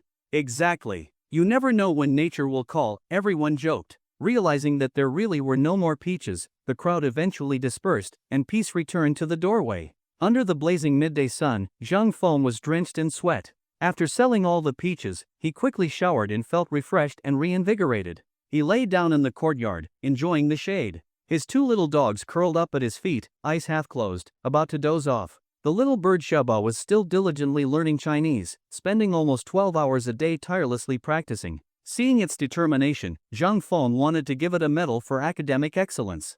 Too bad Xiaoba did not know what Zhang Feng was thinking, or it would definitely complain, "Master, please stop this torture, I cannot take it anymore." After a whole day of hello, hello, even a bird would go mad. Listening to the repetitive audio, Xiaoba had no choice but to endure it silently and accept the never-ending lesson in greetings. Hello, hello, say it and I'll give you a worm. Zhang Feng took the cage down and placed it on the stone table, teasing Xiaoba. Chirp chirp, chirp chirp, but Xiaoba still responded in its native bird language. They were clearly not on the same wavelength. Hello, hello. Zhang Feng kept patiently coaching. You, chirp chirp. Ha ha, not bad. You're almost speaking. Though Xiaoba only managed the word you, Zhang Feng was delighted, filled with a sense of accomplishment as if his own child had aced an exam. Zhang Feng was now fully motivated and confident. With the help of the awakening potion, Xiaoba was no ordinary bird anymore. He firmly believed it would soon master its first word. Hello, hello, haha, it finally learned to speak. Xiaoba finally knows how to talk. When Zhang Feng heard Xiaoba clearly say the two words hello, he exclaimed excitedly. The two little dogs nearby were startled awake. Seeing their master jumping up and down, they thought he might be having a seizure. Xiaofeng, what is it? Why are you so happy? His older sister was watching TV inside. Upon hearing his shout, she quickly ran outside. Sis, listen. Xiaoba can talk now. Ha ha ha. Zhang Feng joyfully shared the news. Hello, hello, hello. At that moment, Xiaoba was like a broken record, endlessly repeating hello. The phrase seemed to be deeply embedded in its mind. Wow, it really can talk. His sister was astonished. It had only been 2 days, yet it had already learned to speak. Although it was just one short phrase, only 2 words, for a minor bird that was already quite impressive. Hello, hello. She smiled and walked over to Xiaoba, speaking to it. Hello, hello. Xiaoba responded with the same phrase, as if replying to her. Xiaoba is truly clever. She praised joyfully. To reward Xiaoba for learning its first foreign language phrase, Zhang Feng gave it a few worms. Xiaoba, clearly pleased, ate them all and then went back to its lessons, repeating hello non-stop. Truly, it had stayed silent for long, but now spoke impressively. Hey, crazy, what are you doing right now? Zhang Feng was resting in the shade under a tree when he suddenly received a call from Monkey. Just lying in the courtyard. What's up with you? You actually found time to call today? This guy was usually so busy he barely had time to breathe. Sigh, bro, I am heartbroken. What happened? Zhang Feng asked with a laugh. You have no idea how infuriating my mom is. She called just now to ask if I'd be coming home for dinner.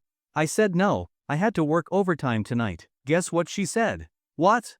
She said, oh that's great. Your dad and I are making chicken stew with mushrooms, and there's barely enough. If you don't come back, we can eat more.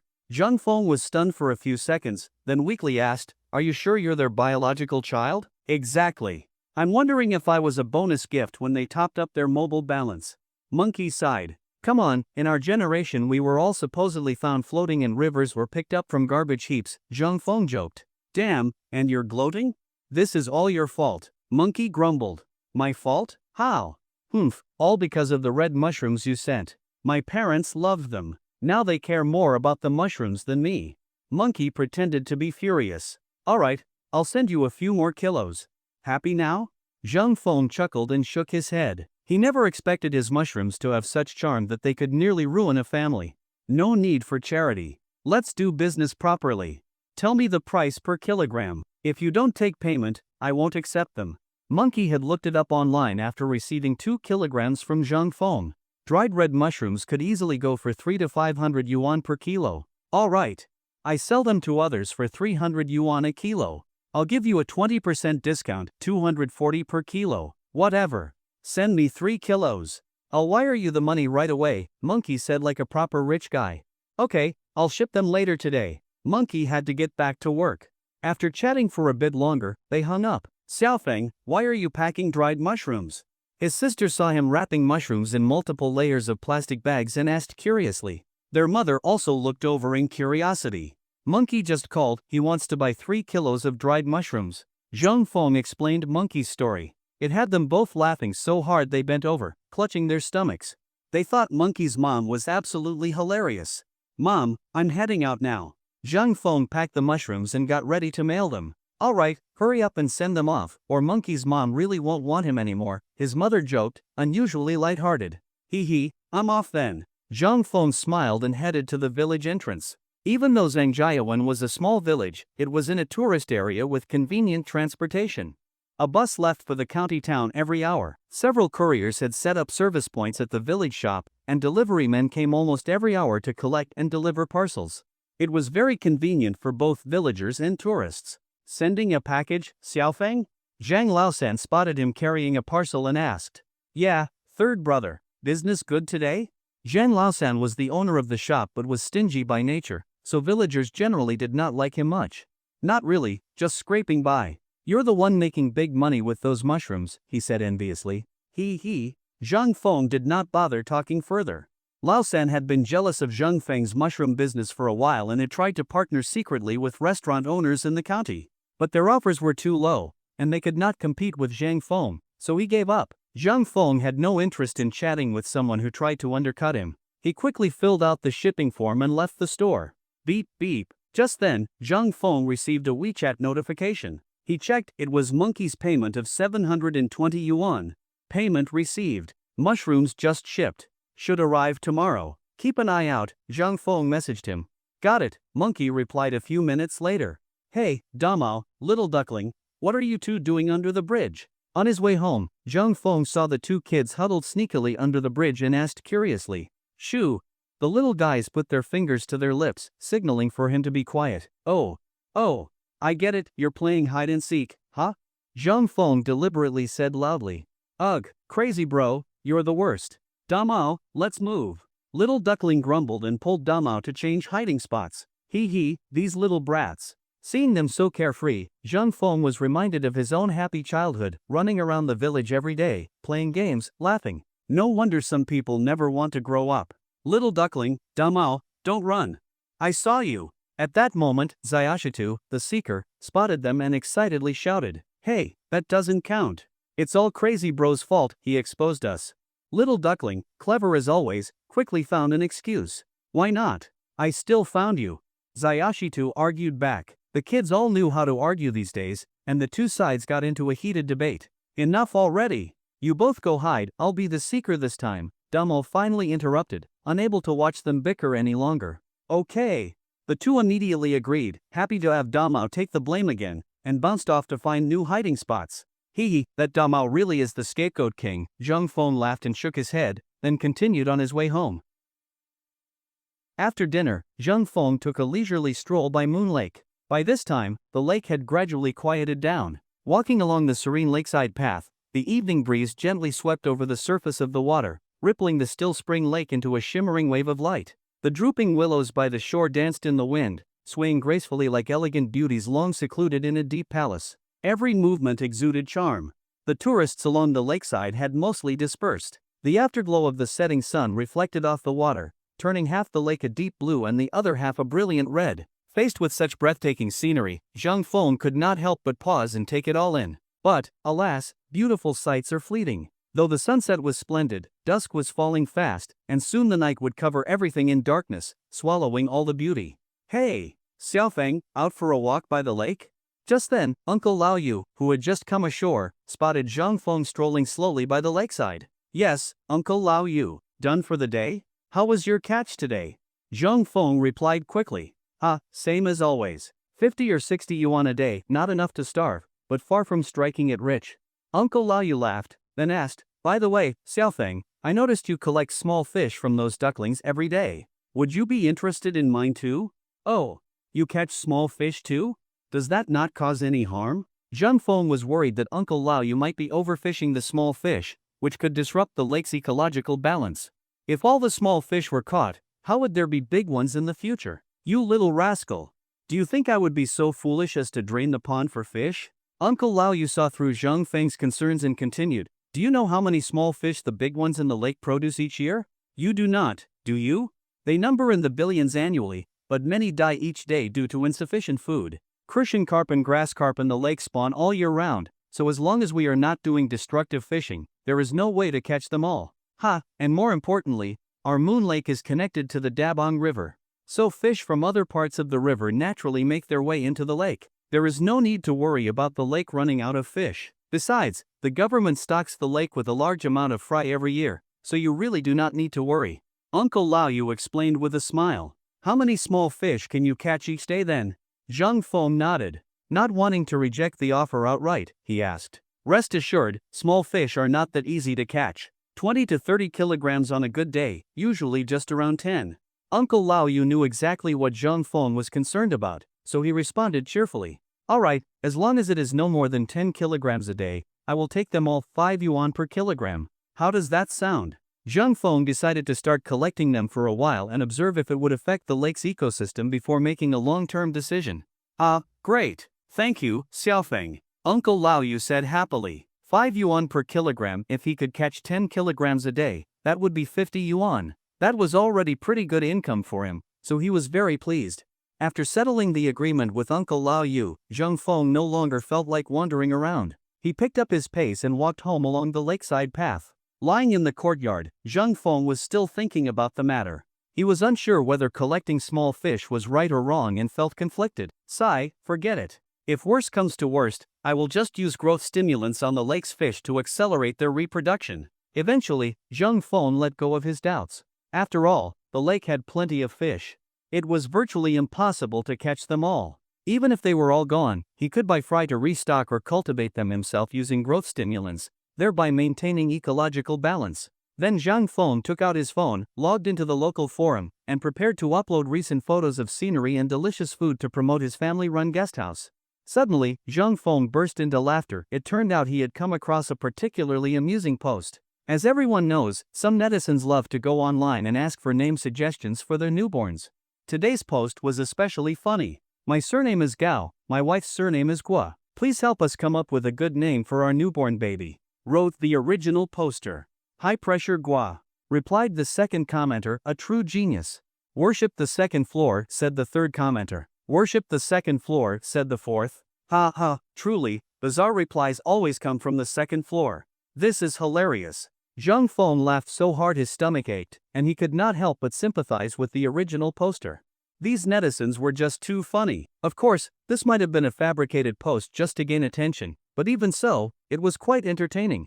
After appreciating the clever replies, Zhang Feng uploaded his own photos, attaching the guesthouse's address and contact info, officially opening for reservations. As soon as Zhang Feng's post went up, replies started pouring in. Wow, how did I never realize Moon Lake is this beautiful, said the first commenter.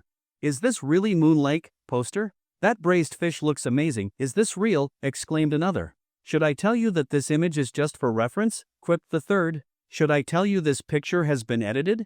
Should I tell you the fish in the photo is fake? Reading these comments, Zhang Feng did not know whether to laugh or cry. Thankfully, he had a trump card. He immediately uploaded some short videos. After watching the videos, everyone was stunned by the food and scenery. No one had expected such breathtaking beauty to be so close by. As a result, many local users said they would visit Moon Lake over the weekend to experience the natural beauty anew. Very soon, Zhang Feng's post received dozens of replies, and the number was quickly growing. The forum moderators saw how popular the post had become and pinned it to the top, making it even hotter. Thus, Zhang Feng's 2 guest rooms were instantly booked. Visitors who missed out complained about their slow hands, and many urged Zhang Feng to add more rooms, as 2 were clearly not enough. Zhang Feng shook his head. He knew his place had too few rooms. But his house was only so big, there was nothing he could do. Wait a minute. Suddenly, Zhang Feng's eyes lit up as he thought of a solution. Was the second floor of his house not still vacant? He could simply board it up with wooden panels and do a simple renovation that would add 2 more rooms. Everyone knows that rural tiled houses usually have a central hall and side rooms on the ground floor, and the second floor is just a sloped attic typically used to store grain or kept empty. It could totally be converted into extra rooms. Zhang Feng's own bedroom had been built that way. With that in mind, Zhang Feng logged off and went inside to inspect the space, to see whether his idea was feasible. I might as well ask Uncle Dashan to come take a look tomorrow. Since Zhang Feng had no experience in home renovation, he needed a professional opinion.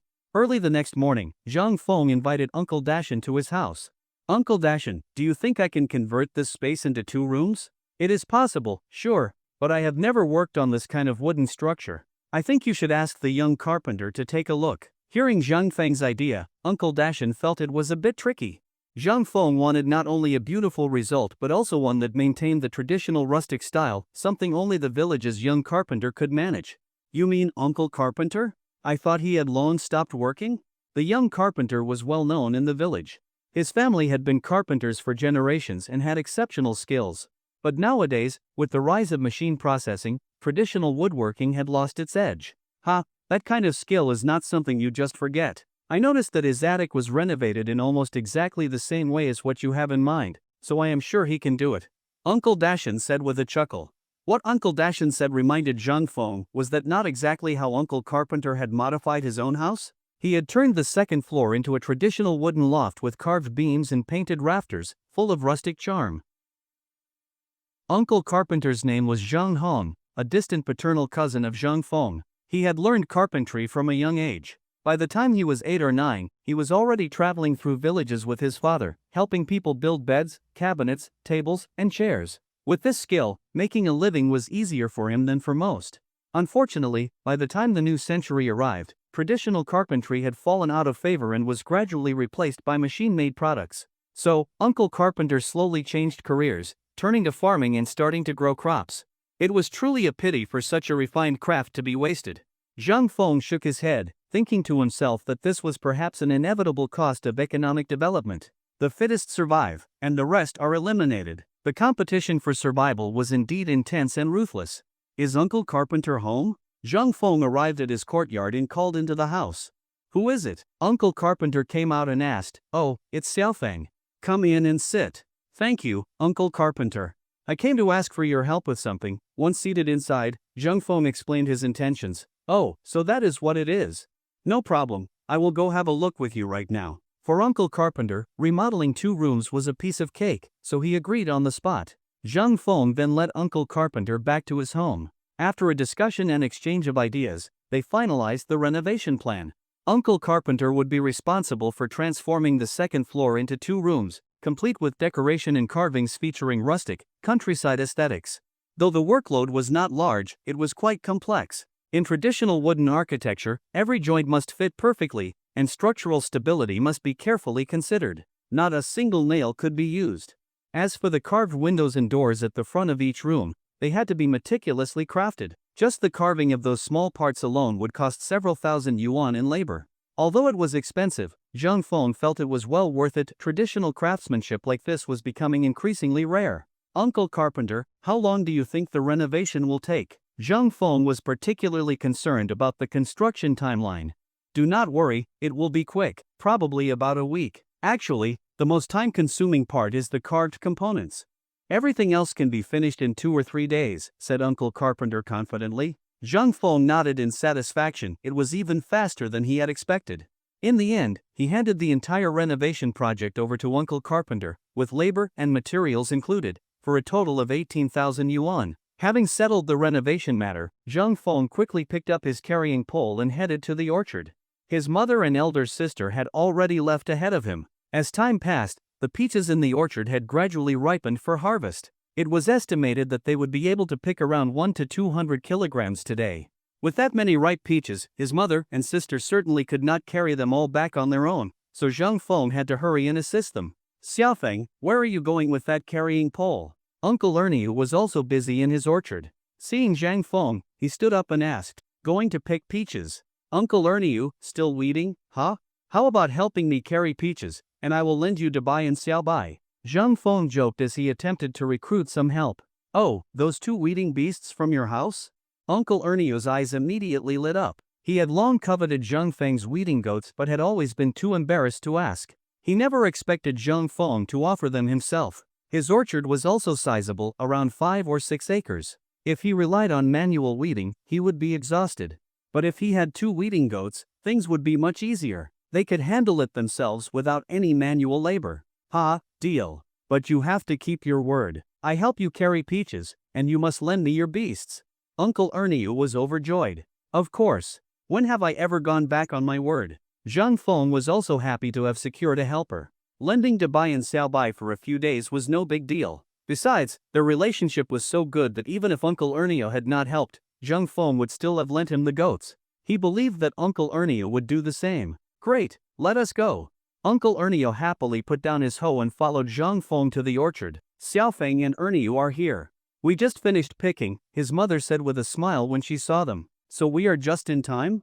Uncle Ernio responded with a laugh. Yes, thank you so much. No need for thanks, what are neighbors for? Uncle Ernio waved his hand dismissively. The two men then took over the load of peaches. Zhang Feng carried his in front, while Uncle Ernio followed behind with a full basket. You carry the pole. I lead the horse, welcoming the sunrise, seeing off the sunset, Uncle Ernio sang as he walked, belting out a line from Where is the Path? Come on, Uncle Ernio, are you trying to kill someone? Zhang Feng was startled by the singing. Most people were tone-deaf when they sang, but Uncle Ernio's voice sounded like the wails of ghosts. If he sang that at night, he might actually scare someone to death. Hee, this is a brand new beast style of singing, alright? You just do not appreciate fine art, Uncle Ernio said proudly, not the least bit ashamed. Sigh, I think the only creatures who could understand your style of singing would be actual beasts. The two of them teased each other as they strolled leisurely along the mountain path, not feeling tired at all. About 5 or 6 minutes later, they returned home. Peaches are here, peaches are here. Young man, weigh 10 kilograms for me. I want 5 kilograms. As Zhang Feng returned carrying the peaches, the tourists already waiting at the gate grew excited. Everyone rushed forward, afraid that like the previous 2 days, they would miss out completely and not even see a peach pit. Everyone, do not worry, do not worry. There are plenty of peaches today, enough for everyone. Zhang Feng quickly set down his pole. His mother and sister came forward to help. One of them greeted the tourists, while the other rushed into the house to fetch a scale and plastic bags. Uncle Ernio also stood protectively over his basket, worried that the excited crowd might knock it over. Good thing I was clever enough to bring my own plastic bag. While others stood helplessly with empty hands, one tourist proudly pulled out a large plastic bag from his pocket. Damn, I wish I had thought of that. The other tourists instantly regretted it, watching enviously as he packed peaches into his bag. However, before he could enjoy his victory for long, Zhang Qin emerged from the house with a large bundle of plastic bags and distributed them to everyone. The crowd immediately erupted into a buying frenzy, as if the peaches were being given away for free. Seeing the bustling scene at Zhang Feng's gate stirred up even more excitement among the tourists. Instead of thinning out, the crowd only grew. The hustle and bustle lasted for about half an hour. Only after the peaches were sold out did the tourists slowly disperse. Uncle Ernio was left dumbfounded by the scene. You madman, did you drug these people or something? He asked in disbelief. 200 kilograms of peaches sold without even leaving the yard. If I had something like that, I would already be rich. Zhang Feng rolled his eyes. 10 yuan per kilogram, and in just a short while, you made nearly 2,000 yuan. When did the peaches from Zhangjiawan become so popular? Uncle Ernio shook his head in disbelief. Try one first before you say more. Zhang Feng picked up a leftover peach and handed it to him. What is so special about it? Uncle Ernio took a bite and was shocked. Damn, why are your peaches so delicious? We are growing the same variety, are we not? That is a trade secret. Get lost. You better spill it, or else. An excited Uncle Ernio grabbed Zhang Feng. Alright, I will tell you. Zhang Feng then made up a serious-sounding explanation, claiming the flavor came from a classmate at the Agricultural Academy. You brat, and you kept this to yourself. After hearing the explanation, Uncle Ernio calmed down. I just wanted to try it out first before recommending it to you guys, Zhang Feng explained. Fine, I will let you off this time, but you must give me a bottle. Even though each bottle cost 500 yuan, it was a small price compared to the potential profits, so Uncle Ernio did not think it was expensive at all. In the end, after some cajoling and threats, Zhang Feng agreed to give him a bottle but told him to keep it secret. It was not yet time for wide distribution. Xiaofeng, have today's peaches sold out again? Having seen off Uncle Ernio and Dabai and Xiaobai, Uncle Laoyu came over carrying a bucket of small fish. Yes, they are sold out. Uncle Laoyu, are these the fish you caught today? Zhang Feng pointed to the bucket in Uncle Laoyu's hand and asked. Yes, indeed. The fish in the lake are all wild. This is the entire catch for today. Uncle Laoyu shook his head. Wild fish were truly hard to catch, extremely clever, vanishing at the slightest sign of disturbance. Zhang Feng weighed the catch exactly 8 kilograms. That came to 40 yuan in total. Uncle Laoyu happily took the money and bid farewell. Xiaofeng, I will help you. Seeing so many small fish, his elder sister hurried over to help clean them. Thanks, sis. I will teach you how to make crispy fried fish in a bit. Zhang Feng planned to teach his sister the frying method, so she could handle it when he was not available. The method was quite simple, with the most important part being control of the heat. The fish must not be overcooked or undercooked. As the saying goes, practice makes perfect. Only by doing it personally a few times could one grasp the techniques. Under Zhang Feng's guidance, after a few batches, his sister gradually mastered the essentials. Although her skills were still slightly behind Zhang Feng's, she was not far off. Just a few more tries and she would likely catch up. Mom? Why are you moving the table outside? Let me help you. Zhang Feng came out of the kitchen and saw his mother moving the table. There is nothing much to do at home. I was going to take the dried mushrooms and dried fish outside to see if anyone wants to buy them, his mother replied. Alright, I will help you. Zhang Feng shook his head. He knew his mother could not sit still. Persuading her would not work, so he went over to help. Dai, Shui, get out of the way, watch your paws. The two little dogs, seeing Zhang Feng coming out, wagged their tails and rushed toward him. They were quite intelligent. As soon as they heard Zhang Feng's voice, they stopped at once, then waddled after him with their short legs, heading toward the gate. These two pups are really smart. Wang Guilan squinted her eyes in satisfaction. At first, she had complained about her son spending 500 yuan on the dogs, but after spending some time with them, she discovered they were surprisingly clever. Not only could they understand simple commands, they also went to the toilet on their own and never relieved themselves anywhere. The more time she spent with them, the more she liked them. Zhang Feng thought the products at their stall looked too plain. Suddenly, he remembered that his second uncle's household should have plenty of local goods, so he made his way over. Shui, do you still have any black fungus? Yes, we do. Just collected more than 10 kilograms from the countryside last week. What do you need, big brother? Zhang Yi was watching television. Upon hearing the voice, he quickly turned around. Bring them all over. I want to add them to my mother's stall. Also, bring me about 10 kilograms of peanuts, Zhang Feng said. Big brother, sit for a moment. I will go get them. Zhang Yi and their second uncle often went to markets in the countryside. Besides buying grain, they also collected local specialty products. As long as something could make money, they bought it, so their home was full of such mountain goods. Big brother, we also have sunflower seeds. Do you want those? Yes, of course. Your aunt can try selling them too. Zhang Feng did not mind having more stock. Generally speaking, the more goods there were, the better the sales. Afterwards, Zhang Feng carried several bags back to his mother's stall. He looked like a senior member of the beggars sect, laden with all kinds of miscellaneous mountain goods. You got these from your second uncle's place, right? His mother asked as she came over to help. Yes, I thought your stock looked a bit too plain, so I brought these over. Good. Having more variety makes selling easier. His mother nodded, pleased with the idea. She even thought of collecting mountain products from other villagers to sell at the stall. Seeing the stall set up at the Zhang family's gate, curious tourists occasionally came over to ask. Sometimes, they even made a sale or two. Although it was not as busy as on some days, it made his mother very happy. After lunch, Zhang Feng lay down in the courtyard to cool off. Ding ding ding, suddenly, the WeChat notification sound rang. Zhang Feng opened it and saw it was a message from his old classmate Shirley Stone, the sleazy guy who had just visited recently. Madman, how is it that after a few days you got even darker? Stone asked after seeing Zhang Feng's latest photos posted in his moments.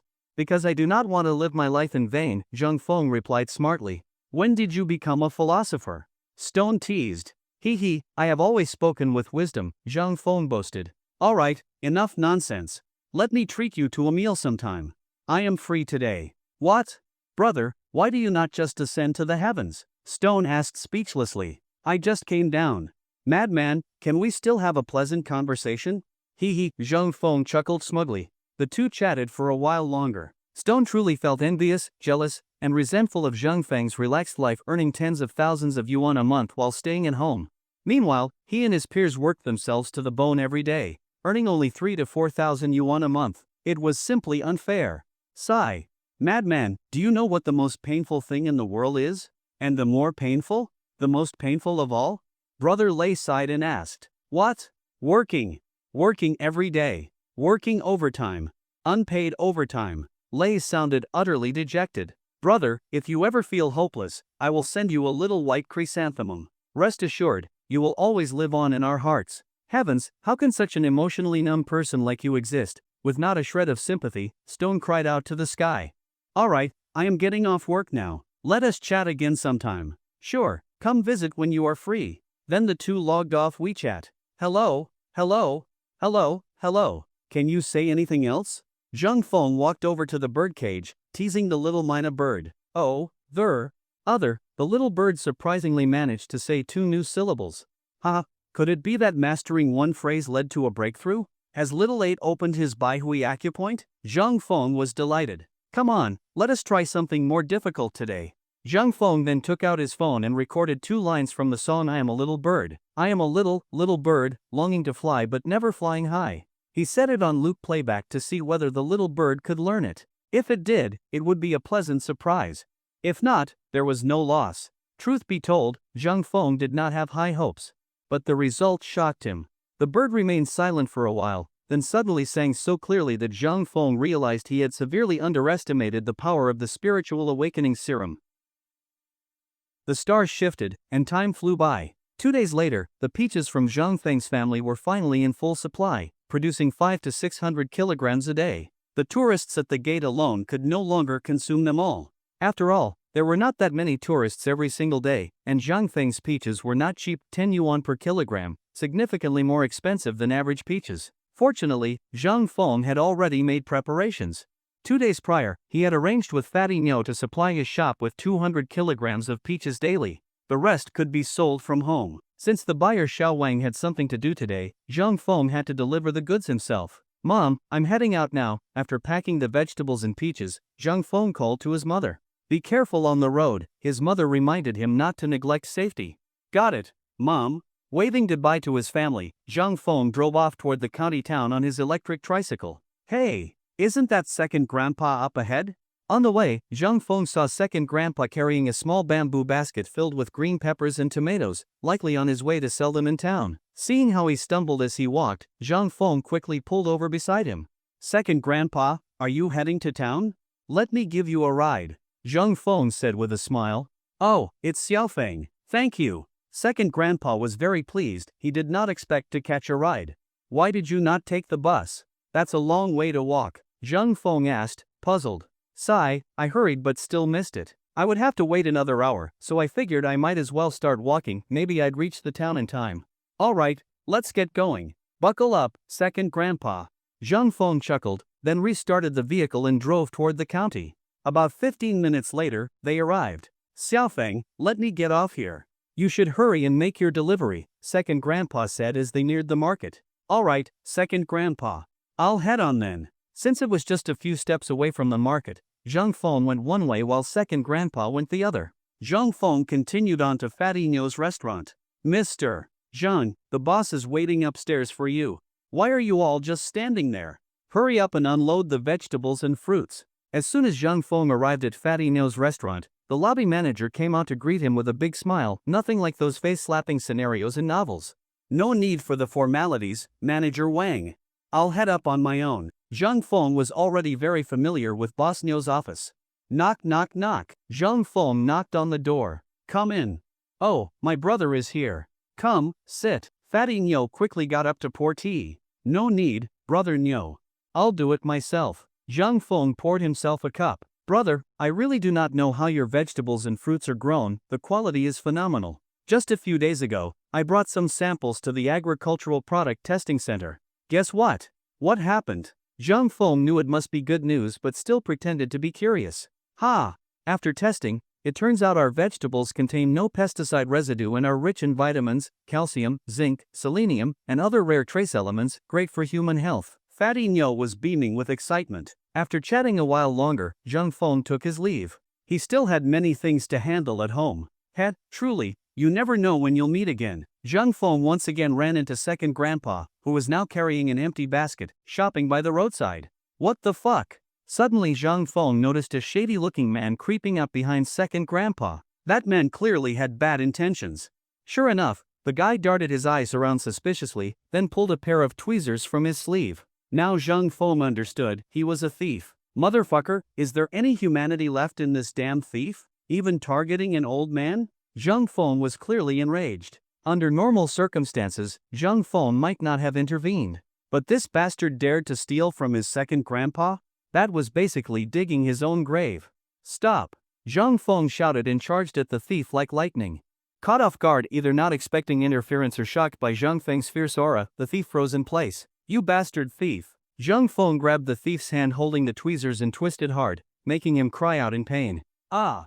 Let me go, I'm not a thief. The thief tried to deny it, but with the stolen goods in hand, Zhang Feng was not letting him off. You fucking bastard, let me go or I'll kill you. Seeing that pleading did not work and that Zhang Feng was still gripping him tightly, the thief tried to threaten him. Seeing Zhang Feng subdue the thief in seconds, bystanders in the market quickly gathered around, pointing and discussing. Do not let him go, young man. You're a good lad. Just then, two more shady individuals burst from the crowd, daggers in hand, charging straight at Zhang Feng. Ah!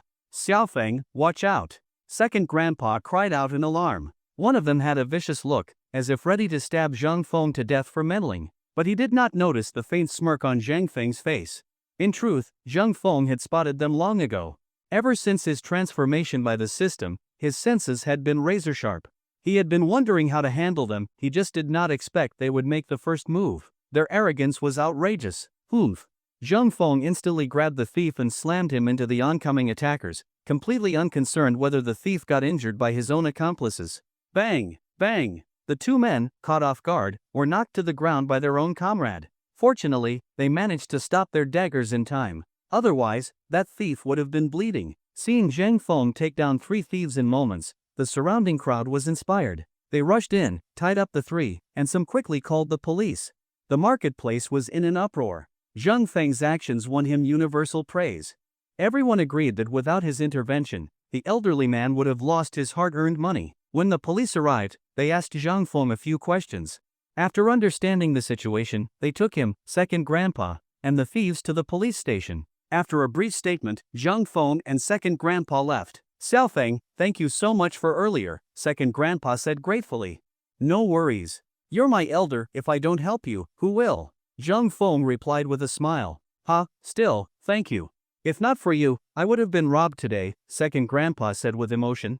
Second grandpa, be careful when you go to town. It's best not to carry much cash, less loss even if you get targeted. Zhang Feng reminded him. I understand, Xiaofeng. Second grandpa nodded heavily, feeling a bit guilty. Xiaofeng had risked himself for his sake. The road back to the village was a smooth asphalt one. In just over 10 minutes, they returned. Second grandpa thanked Zhang Feng again, who waved it off and headed home.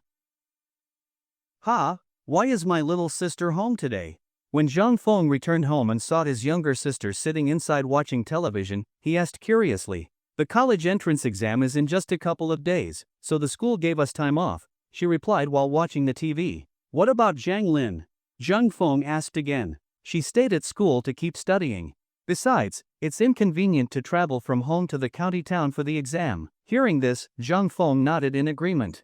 With his little sister and older sister watching TV at home, and his mother selling goods at the door, Zhang Feng found himself with nothing urgent to do. So, he decided to practice carving and grabbed some wood to work on. What should I carve? Zhang Feng wondered. Suddenly, he spotted the two puppies at his feet. His eyes lit up. There was his subject, the two dogs right in front of him. He selected a piece of cedar wood, as its soft texture made it easy to carve, perfect for a beginner like him. Zhang Feng examined the wood carefully and began mentally mapping out the carving, what to sculpt where and how to approach it. First, he drafted the general outline, then slowly began the process. Actually, this is how we should approach all things. Start with a plan, then follow it step by step. That way, tasks become easier to complete and more likely to succeed. Once the preliminary assessment was done, Zhang Feng had a rough idea in mind. He quickly shaved off the excess parts, flashes of the blade, flying wood shavings, and in just 5 or 6 minutes, the outline of a puppy began to emerge. Next came the intricate details. Zhang Feng's expression turned serious. Holding the carving knife, he worked with utmost caution, afraid of making even the slightest mistake. As the work progressed, Zhang Feng's technique became smoother and more refined. He began integrating what he had learned with what he observed in reality. Gradually, he internalized the fundamentals of beginner-level carving. It seemed he would soon have full command of the skill. Time passed, and Zhang Feng became increasingly immersed in the world of carving. It was as if he had entered a state of enlightenment. His skills improved rapidly, almost like someone who had spent over 10 years mastering the craft. His technique grew more and more sophisticated. With every touch of his blade, the puppy's head became increasingly vivid. Anyone familiar with the dogs would instantly exclaim, "Isn't this Zhang Feng's own puppy?" The resemblance was uncanny, lifelike, full of spirit, almost alive. In his absorbed state, Zhang Feng sculpted the puppy's chubby body, its short tail, fluffy ears, and soft little paws. One by one, each detail emerged. The carved puppy was the perfect blend of form and spirit. His craftsmanship had surpassed that of typical seasoned carvers. Even a master artisan might not do better. Zhang Feng had perfectly captured Xiao Hei's charm, its innocence, its adorable clumsiness, its goofy cuteness, all of it deeply endearing. Xiao Hei, come see, does this look like you? Zhang Feng held up the wood carving in front of Xiao Hei. Whimper, Xiao Hei tilted his head, puzzled, staring at the wooden figure as if wondering which dog this was and why it looked so much like him. At that moment, De Hei also trotted over. After taking a glance at the carving and then at Xiao Hei, it barked at him, seemingly saying, "Why does this look just like you?" Zhang Feng chuckled and placed the carving before the two dogs, then proceeded to carve De Hei. Woof, woof. The two puppies were clearly confused, unable to tell whether the object before them was real or fake. They crouched low, baring their teeth at the wooden figure, pretending to be fierce but too intimidated to get any closer. Truly, Zhang Feng watched their antics and found them irresistibly cute. Shaking his head with a smile, Zhang Feng picked another piece of wood and began carving the second puppy. Since the two dogs looked similar, he quickly finished the general shape and moved on to refining the details. The most critical part was the head. It had to capture not just the dog's features but also its spirit. While Zhang Feng was fully immersed in his work, his younger sister unexpectedly walked out. Seeing her brother focused on something, she curiously approached. When Zhang Yu realized her brother was carving, she was astonished. She had no idea when he had picked up such a skill. She looked closely and saw how deft his hands were. The carved puppy was vividly detailed, almost alive. It was truly remarkable. Afraid of disturbing him, she silently stood behind him and watched. Only when Zhang Feng had finished did she speak up. "Wow, big brother, when did you learn to carve? This is amazing." "Ah, you scared me, girl." Zhang Feng patted his chest, startled, and looked at her. "Hee hee, that's what you get for not telling me you could carve," she replied with a grin. "Sigh, I just started learning. You were at school, how could I have told you?" Zhang Feng said with a helpless shake of his head. "I do not care. These two carved puppies are mine now." Without warning, she snatched up the carvings and ran off. Watching her flee, Zhang Feng let out a bitter smile. The things he had painstakingly carved, still warm in his hands, had already been stolen by this cheeky girl. Fine. Zhang Feng decided to carve two more. Practice makes perfect, after all. Having done it twice already, he was confident he could recreate them even better. Zhang Feng then spent another half-hour carving two new puppies. Fortunately, he only had one mischievous sister. If there had been more, even these two might not survive. Hello, little bird. Little Ba was a true role model for students practicing foreign languages all day long. Hearing the bird's voice, Zhang Feng was inspired to carve a figurine of Little Ba. He acted on the thought without delay. However, carving a bird was far more difficult than a dog. After searching for a while, he finally found a tree root suitable for the task. This root had 4 or 5 branches. Once a few excess bits were removed, the general shape of a bird would appear. Still, Zhang Feng did not rush. He studied the shape of the root closely. Only after gaining full confidence did he begin carving. With a well-formed plan, Zhang Feng carved swiftly. His knife moved like a pen, etching with agility and precision. Gradually, the bird took form, becoming more defined with each stroke. At last, Zhang Feng put down his knife and smiled in satisfaction. A lifelike figurine of Little Ba appeared in his hands. Aside from the size, its appearance was practically identical. It was a masterpiece, incredibly realistic. Nodding in approval, Zhang Feng placed the 3 carvings on the stone table. Then he reclined in a chair, poured himself some tea, and closed his eyes, peacefully enjoying this serene countryside life. In the early morning, Moon Lake Village was shrouded in dense fog. A thick mist enveloped the surrounding world. The drifting fog resembled clouds in the sky, changing endlessly with the wind. On the earth below, the winding Dabon River resembled a colossal dragon soaring through the heavens, weaving through the clouds and mist. It writhed, roared, summoned wind and rain, its might awe-inspiring and fearsome to behold. The Dabon River is the mother river of Qingshan County, stretching over hundreds of li. Its clear waters flow steadily eastward, eventually merging into the Panjiang River and, with its rushing current, flowing onward to the distant sea. In the past, the Dabon River was the only waterway connecting Qingshan and even the entire southwestern region of Guizhou province to the sea. Before liberation, due to underdeveloped land transportation, the river teemed with countless boats competing for passage, making it a hub of waterborne commerce. Back then, Qingshan County was a flourishing commercial center. Unfortunately, starting from the 1950s and 1960s, With the nationwide surge in infrastructure projects, numerous hydroelectric stations were built along the Panjang River like mushrooms after a rain. Lacking basin-wide planning, these developments completely severed the navigation routes along the upper and middle reaches, cutting Qingshan off from access to the sea and prosperity. From then on, the region gradually declined and became one of the poorest areas in the country. Fortunately, with the dawn of the new century and the launch of the Western Development Strategy, water transport on the Panjang River was re-established. One by one, open sluice gates became towering portals to the outside world, reconnecting the backward western regions to the bustling world.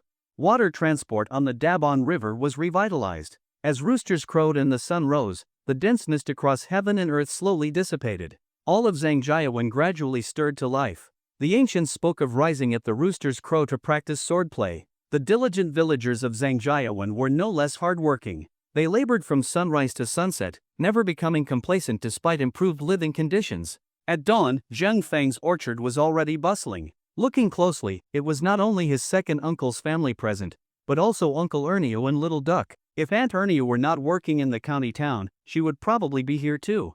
Naturally, Zhang Feng's own household of 3 was not absent either. Everyone was helping harvest peaches. Today, more peaches had ripened. If only Zhang Feng's family were working, they would be busy all morning. But with everyone's help, it would take just 1 to 2 hours to harvest 700 to 800 kilograms. "You brat, stop eating so many peaches, or you'll end up with diarrhea," Uncle Ernio scolded, frowning at the pile of peach pits beneath Little Duck. Children had no restraint. If it tasted good, they gorged themselves. "I won't. I ate even more the other day," Little Duck argued. "No way. You can eat at most 3 more. Any more and I'll beat the hell out of you." "Humph, so unreasonable," Little Duck muttered, but still did not dare defy his father. "Young man's here, give me 5 kilograms. I want 10 kilograms. Zhang Feng had just carried a load of peaches back and had not even reached the gate when a group of waiting tourists swarmed him. He quickly set down the baskets and shouted, "Everyone, don't worry. There are more peaches today, enough for all. No need to panic." Seeing Zhang Feng surrounded, his younger sister hurried over with a scale and plastic bags to assist. Soon everyone had bags, and within 5 or 6 minutes, the 2 baskets of peaches were completely sold out. Over 100 kilograms of peaches vanished into the hands of a few tourists. Many others, unable to squeeze through the crowd, did not get a single one. "Ah, they're all sold out again. What do we do if we can't compete?" "Yeah, young man, why don't we go to your orchard instead?" "Yeah, we'd love to experience picking them ourselves. What do you say? We promise not to damage the trees." The tourists who had not managed to buy any peaches clamored to follow Zhang Feng to the orchard to pick the fruit themselves and enjoy the experience. Zhang Feng thought for a moment. After all, the orchard was just 4 or 5 minutes away, so he agreed. "All right, you can follow me, but be careful and do not damage the trees." After reminding them, Zhang Feng led the crowd to the orchard. "Xiaofeng, why are you bringing tourists here?" his mother asked in confusion upon seeing Zhang Feng arrive with 2 or 3 dozen people. "Mom, Zhang Feng then explained what had happened earlier. Everyone was left speechless. All this over a bit of fruit? At the same time, they marveled at how attractive Zhang Feng's peaches were. The tourists entered the orchard joyfully and ran toward the trees. Their excitement after picking the fruit was as if they had discovered treasure. Clearly, doing it themselves gave them a greater sense of appreciation, achievement, and meaning. "Ha! I picked a huge peach," one tourist exclaimed excitedly. "Ha! That's nothing, mine's even bigger." "Big is not the point, it has to be ripe. Look at mine, big and red, it must be delicious." The tourists laughed and chatted happily, weaving through the orchard and enjoying the fun of rural fruit picking.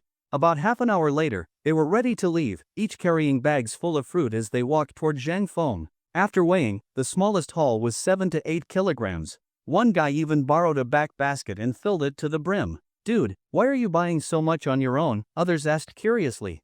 "Heh, such tasty peaches, I have to share with my family," he said with a grin.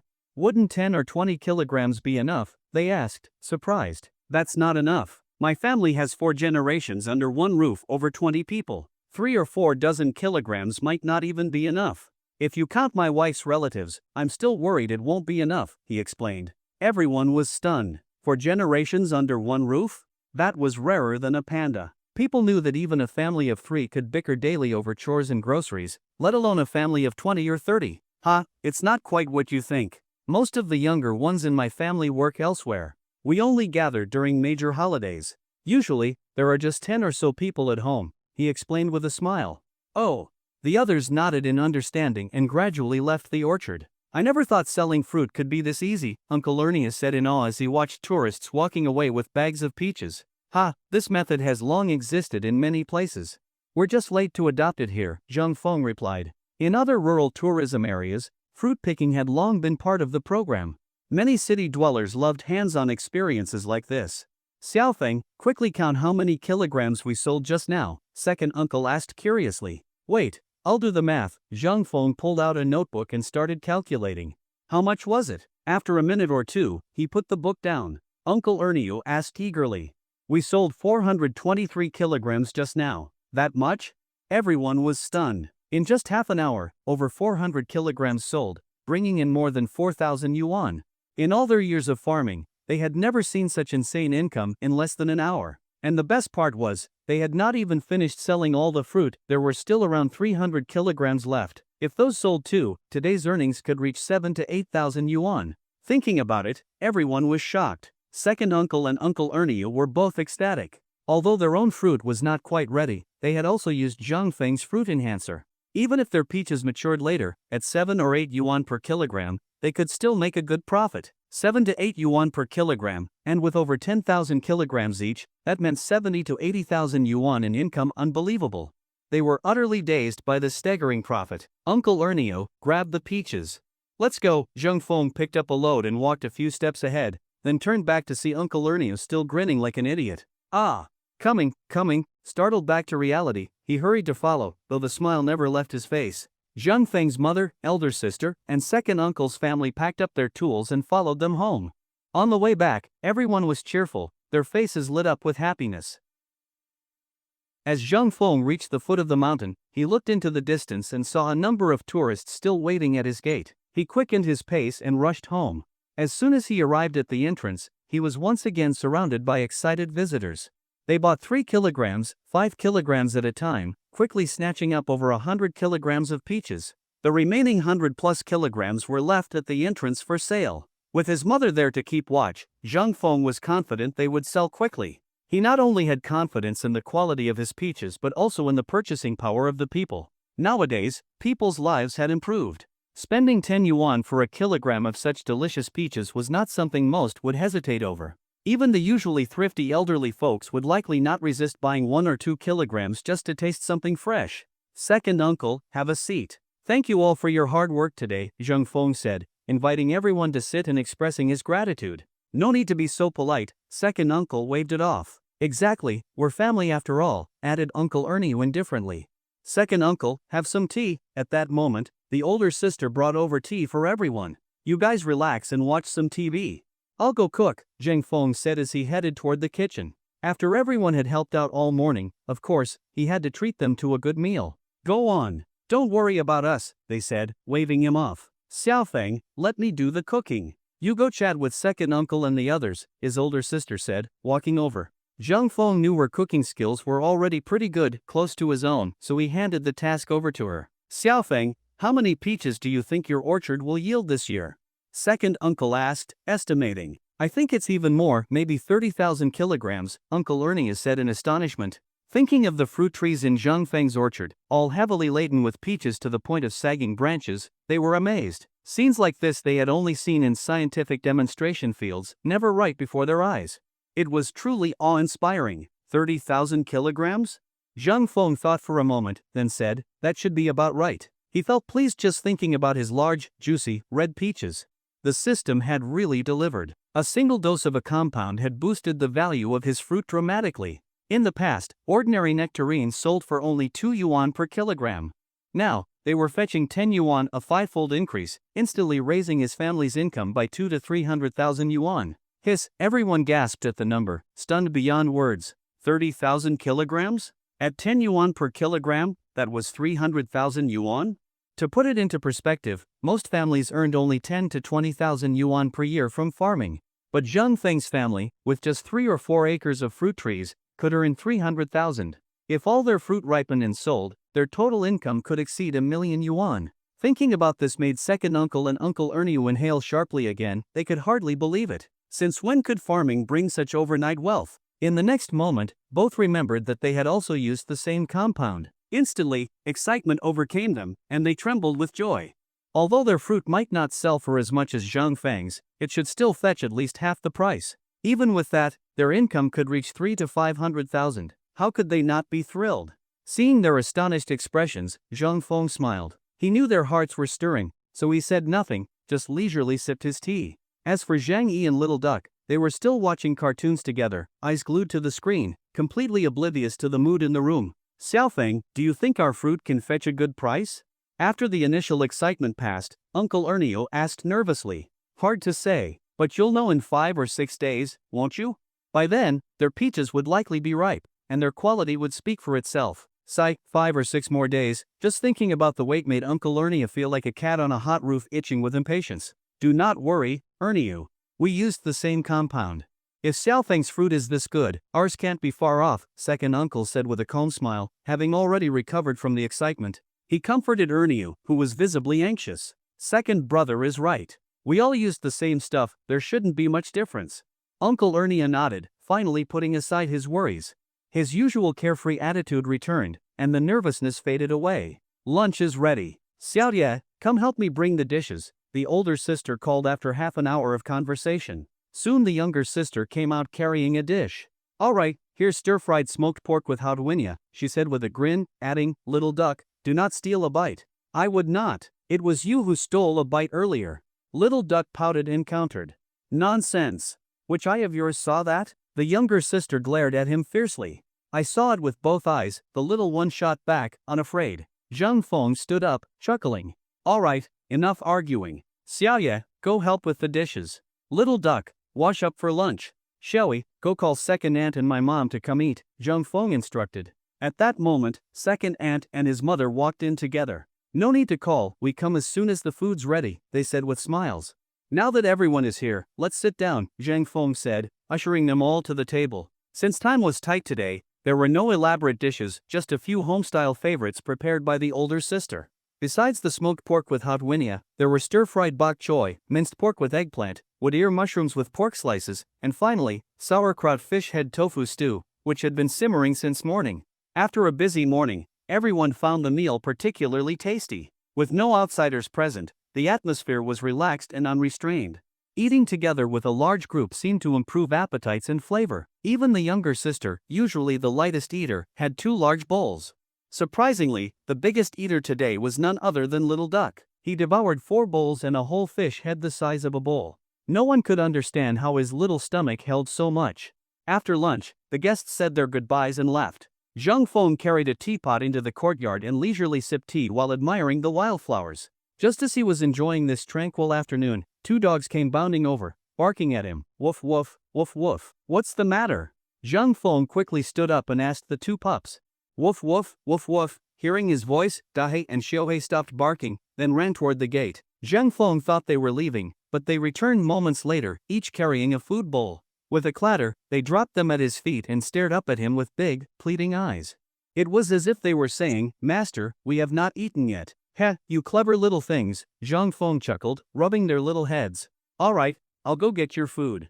I was too busy today and forgot. Whimper, seeing Zhang Feng pick up their bowls and head inside, the 2 pups bounced with excitement and followed close behind. Oh dear, I forgot about you. Come on, big sister will feed you. The older sister spotted them and rushed over, scooping the dogs up and showering them with affection. She adored the 2 pups. They were so intelligent, required no extra care, and never made a mess around the house. She took their bowls and filled them with a big portion of rice mixed with fish broth. As the savory aroma rose, the pups buried their heads in the bowls and ate ravenously, not once looking up. They were truly famished today. Watching them eat, the older sister squatted down beside them and gently stroked their fur with affection. Big brother, what's wrong, Xiaoyi? Don't panic, sit down and tell me. Zhang Feng was lying in the courtyard cooling off when his cousin suddenly rushed in, breathless. Someone found treasure in the Panlong River. Big brother, are you coming? Zhang Yi asked eagerly, rubbing his hands with anticipation. Really? Zhang Feng jumped to his feet at once. Who hasn't dreamed of finding treasure? As soon as he heard that someone had dug up something valuable from the river, Zhang Feng was immediately intrigued. Of course. Lots of people have found things. Uncle Xiaoqi even dug up 2 silver yuan coins. Big brother, let's go quickly, or there won't be anything left. Zhang Yi urged anxiously. Alright, let's go. Knowing time was of the essence, Zhang Feng grabbed a hoe and other tools, then hopped onto the tricycle with Zhang Yi, ready to set off. Wait for me, big brother. I want to come too. Their little sister suddenly ran out and climbed onto the tricycle as well. Zhang Feng started the engine, and the three of them sped toward the site. Zhang Jiawen sat beside the beautiful Dabong River, just a few hundred meters from its clear waters. The Dabong River wound eastward, and about 2 or 3 kilometers downstream of Zhang Jiawen, it merged with the Panlong River. The Panlong River, also known as the Panjiang, was historically important because it connected to the Pearl River and provided a waterway to the sea. For that reason, Qingshan County had once been a major water transport hub in the southwest, a vital link connecting Yunnan and Guizhou with Guangdong. Back then, the Panjiang bustled with 1,000 sails. Dozens of cargo ships docked daily at the Shashan Wharf, carrying away southwestern specialties and bringing in industrial goods from outside. However, the river section downstream from Zhangjiawen, famously known as Water Ghost Bay, featured winding bends and, due to years of neglect, was full of hidden rocks and heavy sediment. Many cargo boats capsized there. Locals claimed the area was haunted, so few people dared to go near it, making it a quiet, desolate place. But today, Water Ghost Bay was buzzing with activity. As a classic comedy line goes, drums beating, firecrackers cracking, flags flying, and crowds surging. That was exactly the scene Zhang Feng and his siblings saw upon arrival. Watching people toiling enthusiastically on the riverbank, Zhang Feng felt like he had traveled back to the era of collective work projects. As the saying goes, live off the mountain if you're near the mountain, live off the water if you're near the water. Because so many ships had sunk at Water Ghost Bay, locals often found lost items there. Some had even stumbled upon gold ingots. Zhang Feng recalled that a man named Feng Lauer from the neighboring village had struck it rich after fishing treasure from the Panlong River. Within months, he had built a 3-story villa, drawing the envy of nearby villagers. Since then, hordes of people had flocked to the river, but most came back empty-handed. Only a rare few ever found anything of value. But today was different. 3 or 4 people had already dug up treasure, silver yuan coins from the Republic of China era. People speculated that there must be more coins scattered nearby, so excitement spread like wildfire. Everyone grabbed hoes and rakes and swarmed the riverbank to dig. The Panjiang is a major tributary of the Pearl River. It originates in the snow-capped mountains of northeastern Yunnan and runs nearly 1,000 kilometers, passing through the Yunnan-Guizhou Plateau and several counties and cities before merging into the Pearl River. It has been documented since pre-Qing times, historically known as the Changke River. Due to poor overland infrastructure, it once served as a major waterway and irrigation source for developing the southwest. After centuries of war and neglect, river transport on the Panlong had been dormant for over 1,000 years. It was not until the late Qing dynasty that dredging resumed, restoring the Panlong River as a vital link between the southwest and the southeast. That era marked the peak of Panlong's river transport. Countless merchant ships plied the Pearl River daily, carrying away goods like tung oil, rare mountain products, ores, and crops from the southwest, and bringing back essentials and basic industrial goods from Guangdong such as kerosene, salt, nails, and matches. As the only river connecting Guizhou to the Pearl River Delta, the Panlong saw spectacular scenes of 1,000 sails racing and 100 boats competing. Qingshan County flourished during this time, becoming one of Guizhou's commercial hubs. But those glorious days faded with time. As technology advanced and overland transportation developed, the neglected Panlong River declined once more. Only recently has the provincial government begun considering redevelopment to revive its logistical advantages. Of course, none of that concerned Zheng Chang, an ordinary man. Zheng Feng's only thought was of the sunken treasures in the Panlong River. Big brother, let's quickly find a spot, or everything will be gone. People digging along the river respected a sort of unspoken rule. No one would dig in someone else's spot, leaving about 2 to 3 meters between each person to avoid disputes. Alright, over there's a clear space. Let's go. Zhang Feng hoisted his hoe and led Zhang Yi and Zhang Yu to the site. Xiaofeng, you came too? They ran into a familiar face, Uncle Xiaoqi, who operated boats on Moon Lake. Uncle Xiaoqi, I heard you found treasure? Zhang Feng asked curiously. Both Zhang Yi and Zhang Yu looked eager to hear more. Got lucky and dug up 2 silver coins, Uncle Xiaoqi replied modestly, though his face was practically beaming. Even 2 silver yuan coins could sell for 1,000 or 2,000 yuan, a nice windfall. After exchanging greetings, he returned to digging. Motivated, Zhang Feng and his siblings quickly picked a spot and started digging as well. Although this treasure hunt was like searching for a needle in a haystack, the enthusiasm of the crowd was unstoppable. Zhang Feng and the others joined the frenzy, blindly sifting through the rocky shoreline, hoping for a valuable find. Big brother, should we try another place? After about half an hour with no results, Zheng Yi grew anxious. Yeah, all we found was an old Liberation Army shoe, Zheng Yu added in frustration.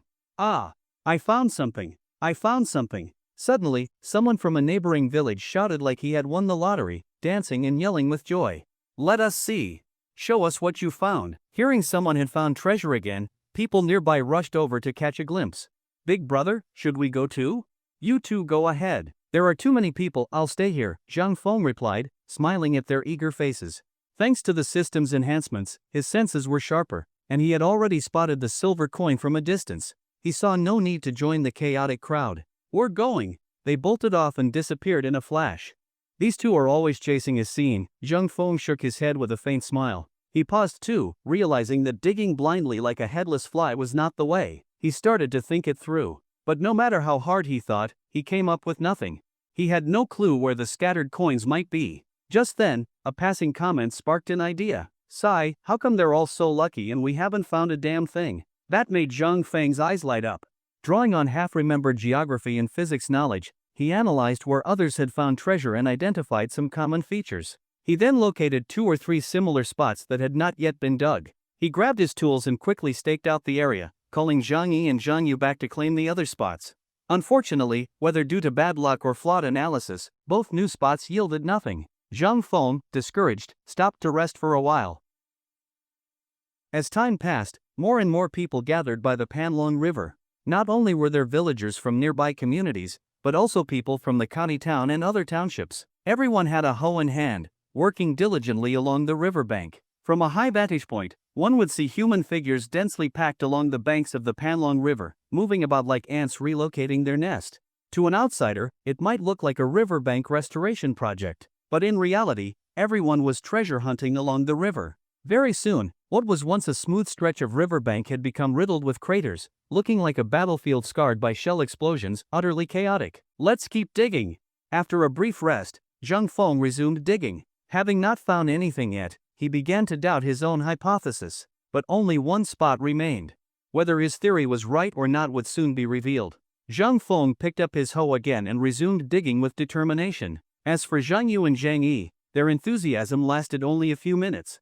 After digging for a while without results, they went off to survey elsewhere, leaving only Zhang Feng still at it. The riverbank, mixed with pebbles and mud, was not easy to dig. At the same time, one had to search meticulously, otherwise, even if something valuable was found, it could be tossed away with the mud unnoticed. Zhang Feng dug carefully. During that time, several others also uncovered treasures. One person found an antique bronze tray, and another discovered a piece of ancient pottery. However, both items were incomplete and had been heavily eroded by the river. Even though they were from ancient times, they likely would not fetch a high price. 2 others found silver yuan coins, further confirming everyone's belief that more coins were scattered in the area. Encouraged by these discoveries, the rest of the crowd was filled with renewed energy, digging with even greater fervor, convinced they too would find treasure. Zhang Feng was equally excited. He thought, there really are silver coins here. If others can find them, I might too. 20 centimeters, 50 centimeters, 1 meter. Zhang Feng sifted through the soil carefully, hoping to discover something that would thrill him. He examined every pebble and clump of earth. Suddenly, something round and black caught his eye. Zhang Feng couldn't help but gasp inwardly. He quickly cleared the surrounding mud and uncovered a silver coin, blackened and oxidized like a lump of coal. He picked it up, wiped away the dirt, and indeed it was a silver yuan coin from the Republic era. Unfortunately, corrosion had blurred the markings, making it hard to tell which type it was. Silver yuan coins from the late Qing and Republic periods came in many types and were issued in large quantities. Their values varied significantly. As the saying goes, rarity is value. Some rare or commemorative coins could fetch several thousand or even tens of thousands of yuan, while common ones might only be worth a few hundred. If in poor condition, they might go for only 100 or 2. Xiaofeng, you found a silver coin? At some point, Uncle Ernio had arrived at the riverbank with Little Duck. He had come over to greet Zhang Feng when he happened to witness him uncover the coin. Oh, Uncle Ernio. Zhang Feng, so focused, was startled. Upon recognizing him, he said, I finally got lucky after all that digging. Quick, Xiaofeng, let me have a look. Uncle Ernio exclaimed, eager as if he had found it himself. I want to see too. Little Duck shouted. Xiaofeng is really lucky. Uncle Ernie stroked the coin repeatedly, his face full of envy. Hearing Uncle Ernie and Little Duck, the nearby crowd instantly knew that Zhang Feng had found a silver coin. They dropped their tools and rushed toward him as if running a race. Let me see too. Let me see. Wow, it really is a silver coin. Hey, stop pushing. Hey, don't snatch it. What if it breaks? Snatching now? And if it gets lost, will you pay for it? Seeing the chaos, Uncle Ernio quickly covered the coin and shouted, "Everyone, calm down. I have it, take a look here." His quick reaction restored order. Each person took a glance at the coin, then returned to their own spot. Peace returned once again. These people are nuts. Uncle Ernio wiped his brow, then returned the coin to Zhang Feng. Better keep this safe yourself. Uncle Ernio, why are you empty-handed? Not digging for treasure? Zhang Feng asked while taking the coin back. Dig what? You know me, I've had bad luck since I was a kid. I'm just here to watch the fun, Uncle Ernie said with a chuckle. Zhang Feng chatted idly with him while continuing his treasure hunt in the same pit, hoping for more finds. Big brother, did you really find something? After a few minutes, Zhang Yi and Zhang Yu came running, out of breath and excited. Yeah, just one silver coin, Zhang Feng replied with a smile. Wow, you really found one. Big brother, show us. Zhang Yu urged excitedly. Sigh, too bad the markings are too faded. Yeah, the condition's bad, probably worth just 200 or 300 yuan. The two of them took the coin with trembling hands, inspecting it carefully, then handed it back with a hint of regret. Come on, be happy you found anything at all. What are you expecting, gold bricks? Uncle Ernie scoffed. Heh, Uncle Ernie's right. We should be content. We're just having fun, we never planned on striking it rich. Earned money brings peace of mind, Zhang Feng added with a smile. Hee, we didn't expect to get rich overnight, just a bit disappointed, Zhang Yu giggled, sticking out her tongue. Motivated by Zhang Feng's find, the two of them returned to digging. Perhaps luck had truly arrived, because before long, Zhang Yu made a discovery. Ah! Brother, look! Is this jade? She shouted in excitement. What? Let me see. Zhang Feng turned around and took the stone from her. Well, is it jade, Xiaofeng? Uncle Ernie rushed over, eyes wide. Zhang Yi stopped digging and leaned in curiously. It seems to be jade, but I don't know what kind, Zhang Feng said, frowning at the carved pendant. The pendant was simple, featuring a delicate orchid. A small hole at the top indicated it was meant to be worn on a string. Unfortunately, Zhang Feng had little knowledge of jade, so he could not determine its quality, age, or value. He figured it probably wasn't worth much. Having been buried in the riverbed for too long, its color had yellowed and it bore numerous scratches, which damaged its appearance. Is it valuable? Zhang Yu asked, eyes glinting with greed. Heh, what do you think? Zhang Feng laughed, handing the pendant back. Better to wear it yourself. It probably won't sell for much.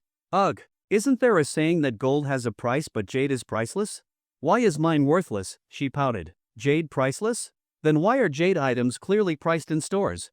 Poor quality jade only costs a few dozen to 100 yuan. The idea of priceless jade is more about sentiment and value pursuit. It doesn't mean every piece is worth a fortune, Zhang Feng explained. Forget it. You're lucky you even found jade. Look at me, I've only dug up 2 broken pieces of porcelain, Zhang Yi said enviously. The three had come together, and everyone found something except him. Hee, with our luck, you'll find something soon too, Zhang Yi said with a cheerful smile. Thanks for the good luck. I hope I dig something up too. With that, Zhang Yi took a deep breath and returned to his digging, hoping their luck would rub off on him. After unearthing a piece of jade, the little girl seemed fully content. She sat leisurely on the riverbank, watching the busy crowd work up a sweat while she herself relaxed and enjoyed the view. As time passed, the sun gradually moved westward across the sky, but the riverbank remained as bustling as ever, filled with crowds of treasure hunters. Seeing how fun everyone's digging looked, Little Duck also began scratching the ground aimlessly. To everyone's surprise, while his father was plagued with bad luck, he seemed to have incredible fortune. He actually dug up an exquisite small porcelain bottle. Zhang Feng took one look and guessed that it was probably an old medicine bottle once used by apothecaries or doctors for storing pills. The small porcelain bottle was extremely delicate, an elegant piece of blue and white porcelain, and miraculously well preserved. If it dated back to the pre-liberation era, it could easily fetch 1,000 or 2,000 yuan. The little fellow had truly gotten lucky. Maybe my luck is bad, but my son's is amazing. He really found such a valuable treasure. Uncle Ernie was immediately puffed up with pride, as if worried that others might not know his son had struck gold. Meanwhile, the unfortunate Zhang Yi could only sit silently nearby, shedding metaphorical tears and cursing the unfairness of the heavens. He had been digging tirelessly, yet hadn't even turned up a pebble, while that little brat little duck had playfully uncovered such a fine piece of porcelain. Zhang Yi lifted his eyes to the sky and sighed in despair. Perhaps the heavens heard his cry. About 15 minutes later, Zhang Yi finally had a find of his own. It was only a common copper coin, but it was still better than coming up empty-handed. "Big brother, can you help me check if this copper coin is worth anything?" he asked excitedly, finally proud to have unearthed something. "You found something too, Xiaoyi? Let me see." Zhang Feng was also pleased and smiled as he responded. This is a copper coin from the 32nd year of Emperor Guangxu's reign. It's still in fairly good condition. I'm not sure if it's valuable, Xiaoyi, better check it online." Zhang Feng wasn't familiar with the antique coin market either, so he had to rely on a search engine. "Oh, right. Why didn't I think of that?" Zhang Yi immediately searched on his phone. Within a few seconds, the results appeared. Modern copper coins were only in circulation for a little over 30 years, but their volume, variety, and numerous versions were staggering. It was estimated that from 1900 to 1917, more than 32 billion Tenwen copper coins were minted across all provinces. The copper coin Zhang Yi found was one of the most common Tenwen coins. According to online sources, it might be worth 50 or 60 yuan. If in poor condition, no one would buy it. Even though he learned it wasn't worth much, Zhang Yi remained upbeat. He smiled contentedly. To him, even a worthless coin was a treasure since he had dug it up himself. It was certainly better than going home empty-handed, so he carefully wrapped the coin in a tissue and placed it in his pocket. Then he patted his chest proudly, his face glowing with happiness. At last, like the others, he had found something and hadn't made the trip in vain. "The police are coming! Run!" someone suddenly shouted from the roadside. "The police?" People at the riverbank panicked instantly. They grabbed their tools and fled in all directions. "Little sister, Xiaoyi, let's go too." Zhang Feng didn't want to get in trouble either. Although no one had found much, they had left the riverbank riddled with holes. If they were caught and forced to restore it, that would be a huge problem. So Zhang Feng quickly fled, like most of the others. He started the vehicle, and they vanished down the road. But you can't run from everything. The police still caught a good number of people.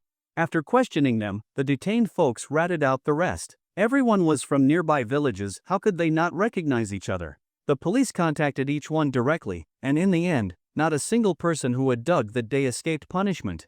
Everyone was fined 100 yuan to cover riverbank restoration costs. Despite the three of them being fined a total of 300 yuan, Zhang Feng and the others were still very cheerful. The day's treasure hunt had been thrilling, and the police hadn't confiscated what they found, likely because the items seemed low in value and taking them might have caused conflict. The police never even brought it up. After paying their fines, the trio drove happily home. "Xiaofeng, you're back," his older sister saw them at the gate and asked curiously, "Did you find anything?" Of course, the little sister beamed. "Big sister, look, this is the jade pendant I found." "Oh, it really is jade." The older sister examined it for a while, then asked, "What about you two? What did you find?" "Big brother found a silver yuan, and I found a copper coin," Zhang Yi said joyfully. The two of them then brought out their finds for everyone to admire. "Big sister, do we have guests today?" Zhang Feng noticed one of the guest rooms was locked. Usually, they were left open. "Yes, 2 people arrived earlier. They said they had already made a reservation with you. I tried calling you, but your phone was busy, so I just let them settle in," she explained. "That's right, they booked online 2 days ago." "I expect 3 more guests this afternoon," Zhang Feng said. "Where did those 2 go?" "They took a camera and went to explore Moon Lake," she guessed. "Let them be. We provide board and lodging, it's up to them how they spend the rest of their time, as long as they stay safe." Zhang Feng nodded. He thought it might be wise in the future to provide guests with safety guidelines so they wouldn't wander into dangerous areas. For example, they shouldn't bathe in the river without supervision or venture deep into the mountains. In recent years, as the ecosystem recovered, wild boars and other dangerous animals had started to appear again. Entering the wilderness without caution could be extremely risky. Outside of that, roaming around the village was perfectly safe. Even if something did happen, there were villagers and tourists all around who could help quickly. Therefore, guests staying at their home would be required to stay nearby unless Zhang Feng gave special permission. If an accident happened, neither he nor the guest could bear the responsibility. "Sis, how do I look wearing this?" The little sister had already strung the jade pendant on a red cord and was now wearing it around her neck. "Of course you look great. Everything looks good on our Xiaoye," her big sister said with a smile. The two sisters began chatting happily about clothes and makeup. Zhang Feng had no interest in such things, so he walked into the courtyard to clean his silver yuan. He rinsed the dirt off with clean water, brushed it thoroughly, dried it with a hairdryer, and finally placed it in a small, dry gift box for safekeeping. Although the coin was not especially valuable, it was his very first find and held great sentimental value. He planned to keep it forever as a family heirloom to pass down to future generations. You could say Zhang Feng was thinking far ahead. He was still a bachelor, yet already dreaming of his descendants. If anyone knew, they might laugh their head off. After carefully storing away the family heirloom, Zhang Feng lay in the courtyard enjoying the cool shade, leisurely reading an online novel. Zhang Feng's favorite genre was tranquil, rural-themed fiction, the kind that is easy and relaxing to read. Zhang Yi sat beside him at the stone table, pulling out his phone to play his favorite game, Honor of Kings. Showy, what rank are you now? Zhang Feng never played games himself, but his cousin played often, so he had picked up some knowledge through exposure. Sigh, I was just about to rank up to platinum, but yesterday I got totally screwed over by some elementary school kid. Zhang Yi said, visibly frustrated at the memory. What happened? Zhang Feng asked, confused. Big brother, haven't you heard? Elementary school kids are gaming legends. In text chat, they flame teammates while AFK. In battle, they tower dive to feed. When ahead, they dive into 1v5 fights. When behind, they vote for surrender. They save enemies with mistimed flashes and block allies with poorly placed walls. When idle, they vanish for ages. When active, they charge across the map to throw the game. They courageously flash into a death and betray teammates without remorse. If the game goes well, they troll. If poorly, they surrender. How much sorrow can one man have? It's like having 4 feeders in a 5-man team, 20-minute surrender every match. Zhang Yi shook his head. Wow, you guys really roast these kids. Zhang Feng chuckled. Though he did not fully understand all the gaming slang, he caught the general meaning. It was a well-crafted rant about toxic elementary school players. We don't even need to roast them, they roast themselves. But seriously, yesterday I got teamed with a real disaster. 2 minutes into the match, the kid already got killed. How could I not be pissed off with a teammate like that? Zhang Feng laughed and expressed his sympathy, then continued reading his novel. Zhang Yi, meanwhile, stayed focused on his game, hoping to quickly reach platinum, then push for diamond, and eventually the champion rank. As the afternoon sun slowly descended westward, a cool breeze drifted through. Under the large cypress tree, the two sat quietly using their phones. 2 adorable black puppies lay near Zhang Feng's feet. Their fur was sleek and shiny, glowing under the light. Suddenly, a colorful butterfly landed on Dahei's head. The little guy blinked open his sleepy eyes, shook his head to chase away the uninvited guest. The butterfly fluttered away, dancing through the air. Xiaobei found it interesting and stood up, trying to pounce. But the butterfly easily dodged with a gentle flap of its wings. Xiaobei kept lifting his front paws to swat at the butterfly. It flew higher, evading again and again, teasing Xiaobei as the chase continued.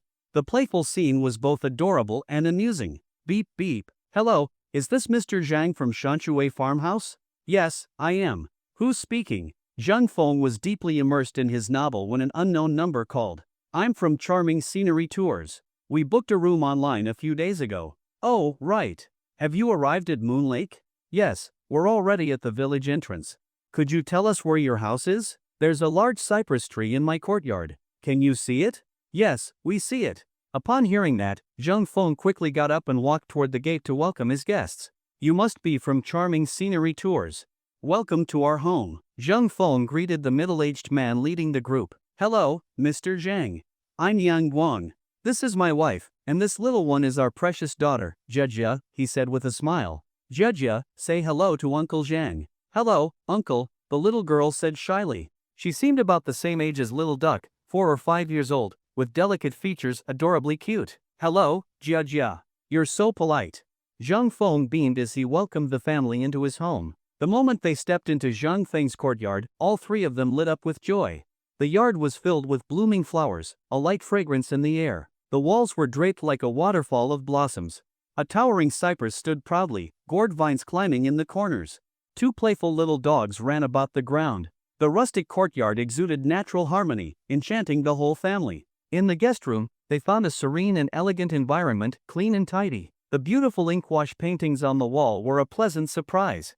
Yang Guan was especially pleased to see the place looked exactly like the online photos, no exaggerations or false advertising. The family quickly settled in for their 2-day stay. Since it was already late in the day, they decided not to go out. After setting down their luggage, they relaxed in the courtyard with tea, enjoying the wildflowers. As for little Jejia, she found two new playmates, Dahei and Xiaobei, the puppies. She was no longer shy and revealed her true lively nature. The two dogs were constantly tormented, ears tugged, tails pulled. Fed up, they darted around to escape the little tyrant's grasp. Soon the yard turned into a wild game of chase, complete chaos. Jejia, what are you doing again? Sit down nicely, her mother called out, embarrassed. But Mom, Dahei, and Xiaobei are so cute. I just want to play with them, the little girl pouted. You can play, but don't hurt them, or they might bite you, understand? Her mom warned. Yay! I knew you were the best, Mom. Kids love to play. After teasing the dogs for a while, Jejia heard sounds from the back courtyard, Dahei and Xiaobei. She immediately dashed off. Her mother followed close behind. As soon as she saw the two little lambs in the pen, Jejia's eyes sparkled. She had discovered new toys. If her mother had not held her back, she would have climbed into the pen. Wow! They're so cute, she exclaimed. Mommy, are these real lambs? Yes, they are. Just like the ones in your cartoons, her mother explained with a smile, thinking this trip was absolutely worth it. Not only was the scenery lovely, but her daughter could learn all kinds of things unavailable in the city. Like the little lambs, or the wildflowers in the front yard, things you rarely see in urban life. Reading or watching on TV is not the same as real-life experience. Mom, do lambs eat grass? Yes, fresh grass is their favorite food. Then I'll go pick some for them, she cried, skipping off toward the vegetable garden. Wait. No, that's not grass, you're picking chives. These are chives? The kind we eat in dumplings? The little girl asked curiously. Yes, and over there are scallions, and over there are garlic sprouts, her mother said, turning the moment into a natural science lesson, an impromptu class on identifying plants. These are chives, and over there are scallions and garlic shoots. Mom, I know this one. I know this one, the little girl exclaimed excitedly. This is Chinese cabbage, right? Our Jejia is so smart, her mother praised with a smile. Of course. I saw it when I went grocery shopping with Mom, the little girl said proudly, lifting her little chin. It was Jejia's first time seeing so many vegetables, and everything seemed incredibly novel to her. When she spotted the bright red tomatoes that looked like little gems, she let out a delighted squeal and bounced over to them as if she had discovered some kind of treasure. Hey! Don't eat that, it hasn't been washed yet. Her mother quickly stopped her when she picked one and was about to put it in her mouth. She was worried about pesticide residues. It's fine. Just wipe it off and you can eat it. Our vegetables haven't been sprayed with pesticides or fertilized. They've even been certified by the Agricultural Product Testing Center and are rich in zinc, selenium, and other beneficial elements that are great for children's growth and development, Zheng Feng said just then as he accompanied Yang Guang into the backyard. You can try some too. As he spoke, Zheng Feng picked a tomato and tossed it into his mouth. It was sweet and sour, incredibly tasty. Really? Let me try it. Hearing that, Yang Guang became curious. These days, truly organic vegetables, grown without fertilizer or pesticides, were hard to come by, especially ones officially tested. He picked one, took a bite, and instantly his mouth filled with flavor. The tomato was sweet with a hint of tartness, its natural taste unmistakable. This is delicious. Wife, Jejia, you have to try it, Yang Guang said, feeling that these tomatoes were even better than cherry tomatoes. Most importantly, the taste was natural and untainted, a sign of the excellent quality that only true, natural growing conditions could produce. So yummy. Jejia had wanted to eat one for a while and was thrilled. It really is better than anything at the market. After eating a few tomatoes, the little girl lost interest in the garden vegetables and pulled up a couple of blades of grass, skipping off toward the sheep pen, remembering that Dahei and Xiaobei were still waiting for her grass. Fortunately, the two silly lambs were kept inside the pen, otherwise, they would have had to endure the same torment Dahei and Xiaobei had earlier from this little whirlwind. As the sun sank behind the western hills, dusk began to fall. On the beautiful moon lake, white birds returned to their nests, their silhouettes set against the golden glow of the setting sun, forming a breathtakingly poetic image. Just as ancient poets described, the setting sun and lone birds fly together, autumn waters merge with the vast sky. Such beauty left visitors captivated. Every tourist who came to this place could not help but marvel at the view of the sunset. By the time the sun had completely set and the sky had darkened, the other two guests reluctantly left Moon Lake and returned to Zheng Feng's home. After chatting with them, Zheng Feng learned that they were a young couple. The man was named Zhang Xiaolong and the woman Wang Jing. Both had recently graduated from university and were now working in the city.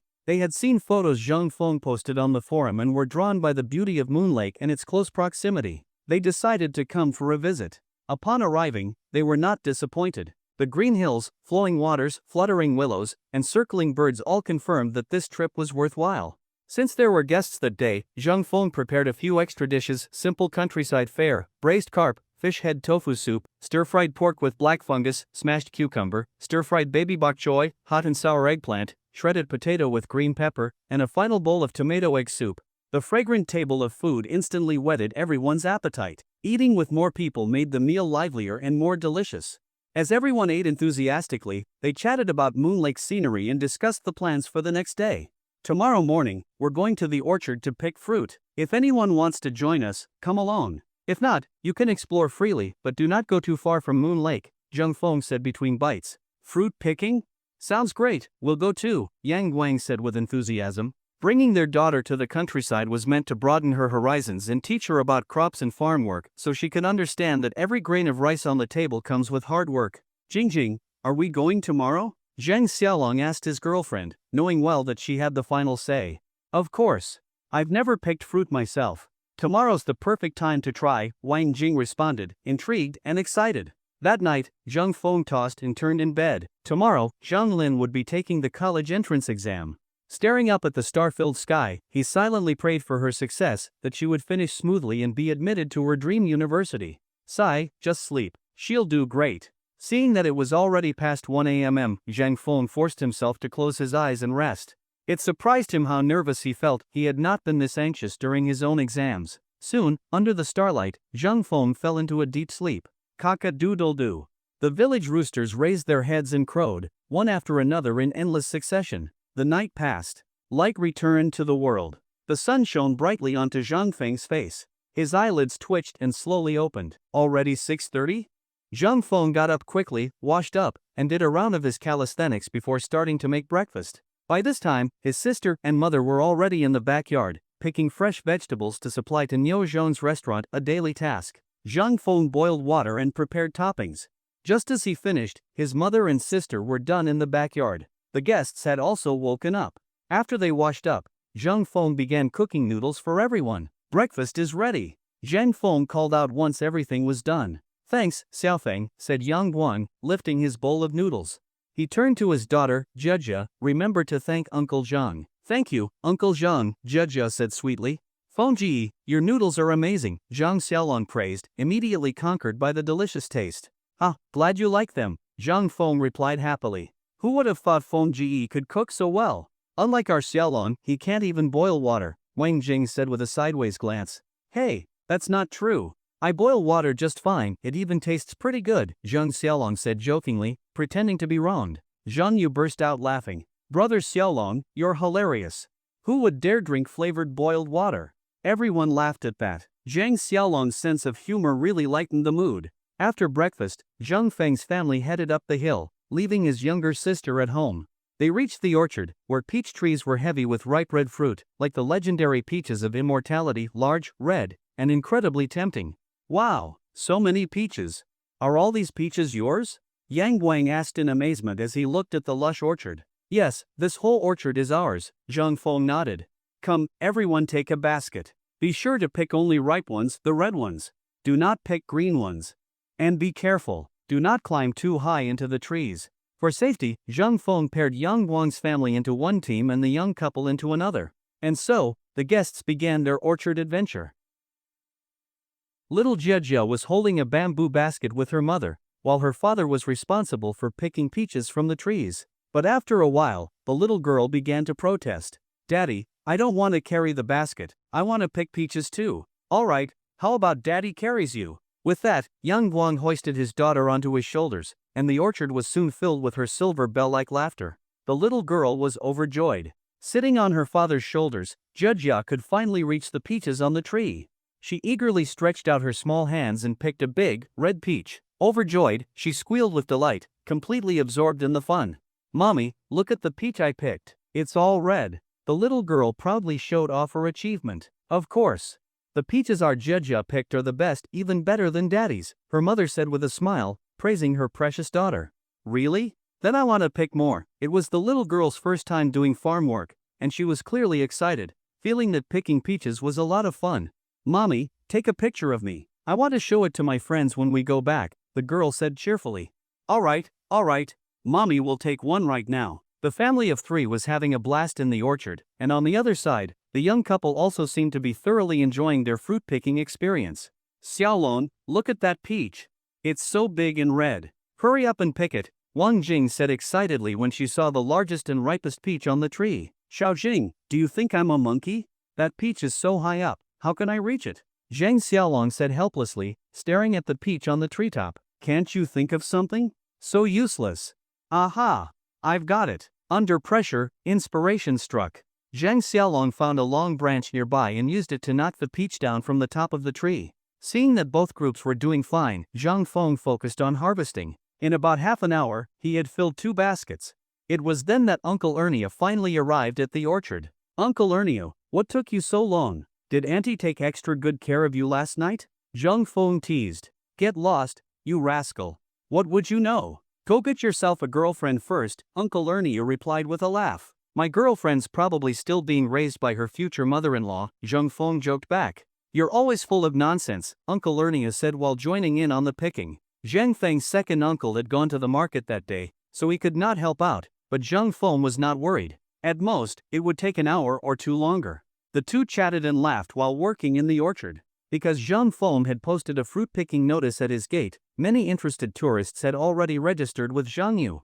Everyone thought the experience was quite novel, and many visitors to Moon Lake joined in. Every half an hour, Zhang Yu would bring 20 to 30 tourists to the orchard to pick their own fruit, experiencing the joy of a village harvest and the satisfaction of doing it themselves. Since Zhang Feng's peaches were exceptionally delicious, every visitor bought at least 5 or 6 kilograms, and some even bought 20 to 30 kilograms. If not for the concern of carrying them, they probably would have bought more. Zhang Feng roughly estimated that over 120 tourists had visited the orchard that day, and more than 1,500 kilograms of peaches had been picked. That meant those tourists alone had bought over 1,500 kilograms of peaches, bringing in over 15,000 yuan in revenue. There were still 700 to 800 kilograms left in the orchard, which would likely sell out quickly once brought to the gate, thanks to the growing reputation. Zhang Feng predicted that a total of 2,500 kilograms would be harvested today, which could bring in over 20,000 yuan in revenue.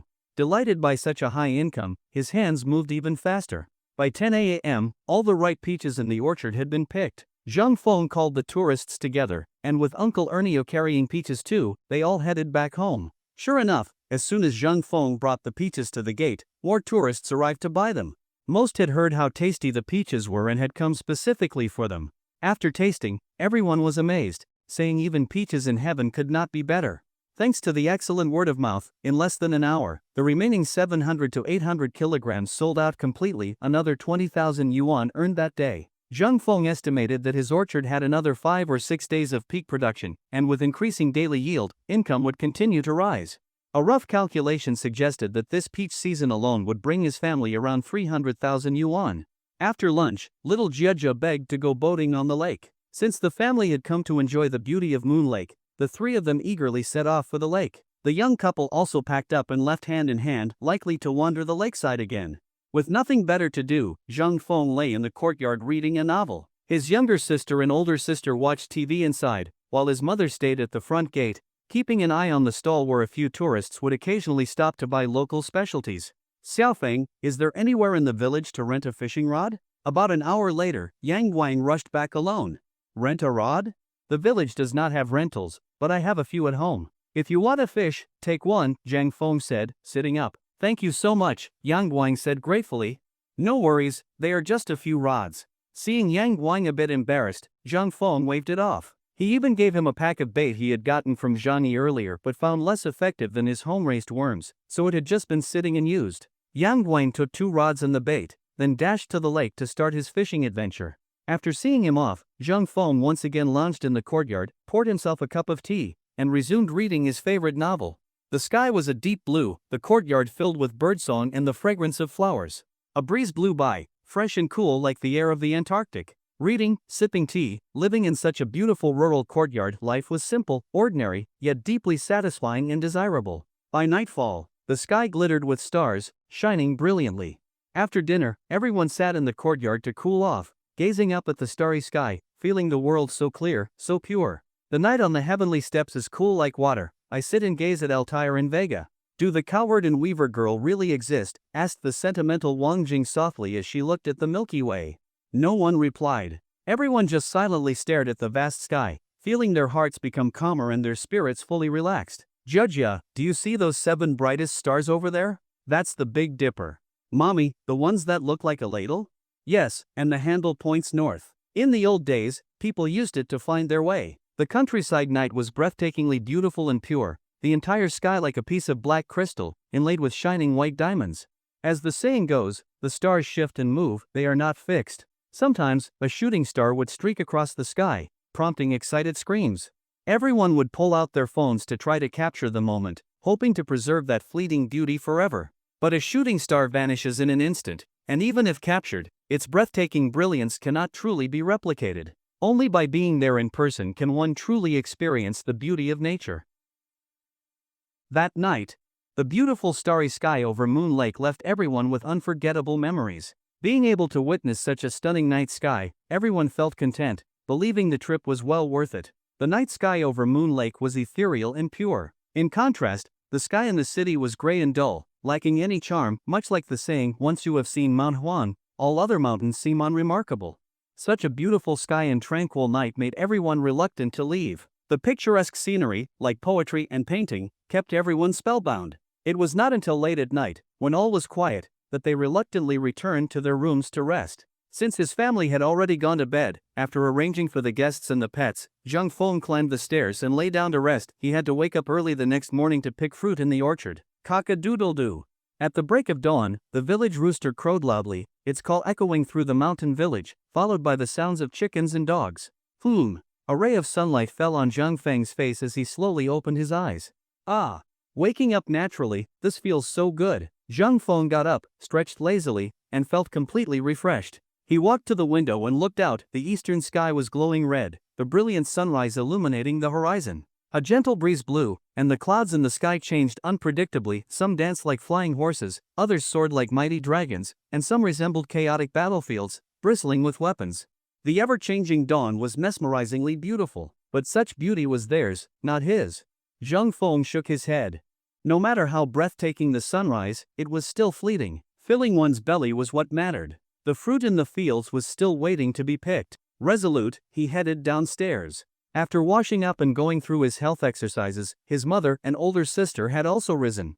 Zhang Feng began preparing breakfast while his mother and sister went to the backyard to pick vegetables for delivery to Niu Pangzi's restaurant. Though the vegetables only brought in 600 to 700 yuan per day, the steady stream added up to over 10,000 a month, a respectable income. Moreover, he had an agreement with Niu Chong, and a person must be trustworthy.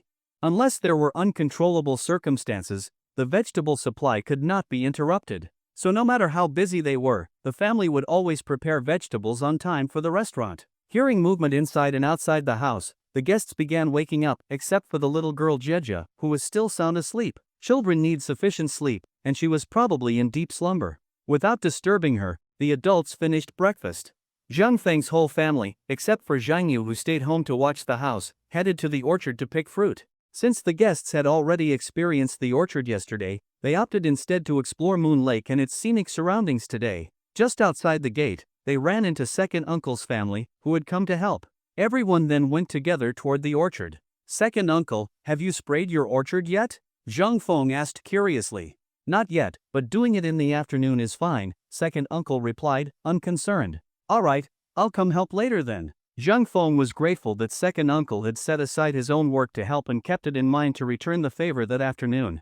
No need. We only have 5 or 6 mu of peach and plum trees, it will be done in 2 days. Focus on your own work, Second Uncle said, waving it off. Zhang Feng said no more but firmly decided to help later. Even among relatives, one must be mutually supportive and grateful, otherwise, even the closest relationships can fade. Today, not only did Second Uncle's family come to help, but over 200 visitors arrived to experience farm life. Besides dozens of returning customers, most were new, all drawn by word of mouth. The peaches from Zhang Feng's orchard were known to be exceptionally tasty and fragrant, which brought in the crowd. To handle the unexpected surge, everyone got busy. Zhang Feng and his sister handled weighing and sales, while others watched over the orchard to prevent damage or waste. such as people carelessly picking fruit or discarding it after one bite. Not all visitors were considerate. As a result, more than 2,000 kilograms of peaches were sold just to these tourists. Each bought at least 2 to 3 kilograms, with many purchasing 7 to 8. A few even drove over and bought more than 100 kilograms each, proof of the fruit's popularity. The remaining 5 to 600 kilograms were just brought to the gate when early arriving tourists snapped them up. Many who came a bit late were disappointed to have missed out. Thus, the Moon Lake Immortal Peach brand truly began to rise. Zhang Feng had entrusted Niu Pengzi to register a trademark for his peaches under that name, simple, direct, and easy to remember. To be safe, he also registered other fruits under the Moon Lake label to prevent imitators from undermining his brand. Just that morning, his family earned over 30,000 yuan. Zhang Feng estimated that for the next 4 or 5 days, the income would remain about the same. This peach season alone might bring in over 300,000 yuan. Adding in the later harvests of peaches and mandarins, the total orchard income could approach 1 million yuan. And that was from only about 10 mu of land. Based on that, 1 mu could generate nearly 100,000 yuan in profit, a figure that would shock many if made public. The news that Zhang Feng's family was making tens of thousands daily from peach sales spread rapidly through Moon Lake Village, leaving everyone stunned. Though Zhang Feng had not confirmed it, everyone knew the peach prices, which were no secret. They estimated he was selling 1 to 2,000 kilograms a day at 10 yuan per kilogram, making 10 to 20,000 yuan daily. Even if not tens of thousands, it was astonishing. So the entire village knew Zhang Feng had struck it rich. Some were happy for him, more were envious, and a few were downright jealous. But none of that mattered to Zhang Feng. He only wanted to live a peaceful life and keep his family happy. After lunch, since the weekend was ending, the guests began packing to leave. But little Jia had completely fallen in love with the place, with the 2 dogs Dahei and Xiaohei, and the adorable lambs Dabai and Xiaobai in the backyard. "Mommy, can we not go home? I want to stay with Dahei, Xiaohei, and the little lambs," she pleaded tearfully. "But you have school tomorrow," her mother said, amused. "Then can I go to school here? There is no school here, and Mommy and Daddy have to go back to work. Who would take care of you?" Realizing her parents would leave, the little girl panicked. On one side were her parents, on the other, her beloved animal friends. She hesitated and struggled. Finally, her parents promised they would return next weekend to visit Dahei and Xiaohei. Only then did little Jia reluctantly follow them home. As for the couple Zhang Xiaolong and Wang Jing, they had fallen in love not only with the scenery but also with the amazing food at Zhang Feng's home. But work called the next day, and with great reluctance, they waved goodbye to this place, to the enchanting mountains and waters of Moon Lake. Time flew by, and before anyone realized it, July 9th had arrived. The National College entrance examination had finally ended, and Zhang Lin, Zhang Feng's younger sister, returned home. At noon, to reward Zhang Lin, Zhang Feng personally cooked a large table of delicious dishes. Braised chicken with mushrooms, braised fish, stir-fried eel, green peppers with red mushrooms, minced pork with eggplant, and several stir-fried vegetables, an entire table full of mouth-watering food that whetted everyone's appetite. Zhang Lin, who had not eaten at home for a week, found the meal especially satisfying, feeling warm and content. Unfortunately, the family's little foodie had already returned to school for intense revision. With just over 10 days until the high school entrance exam, she could not attend the family reunion meal this time.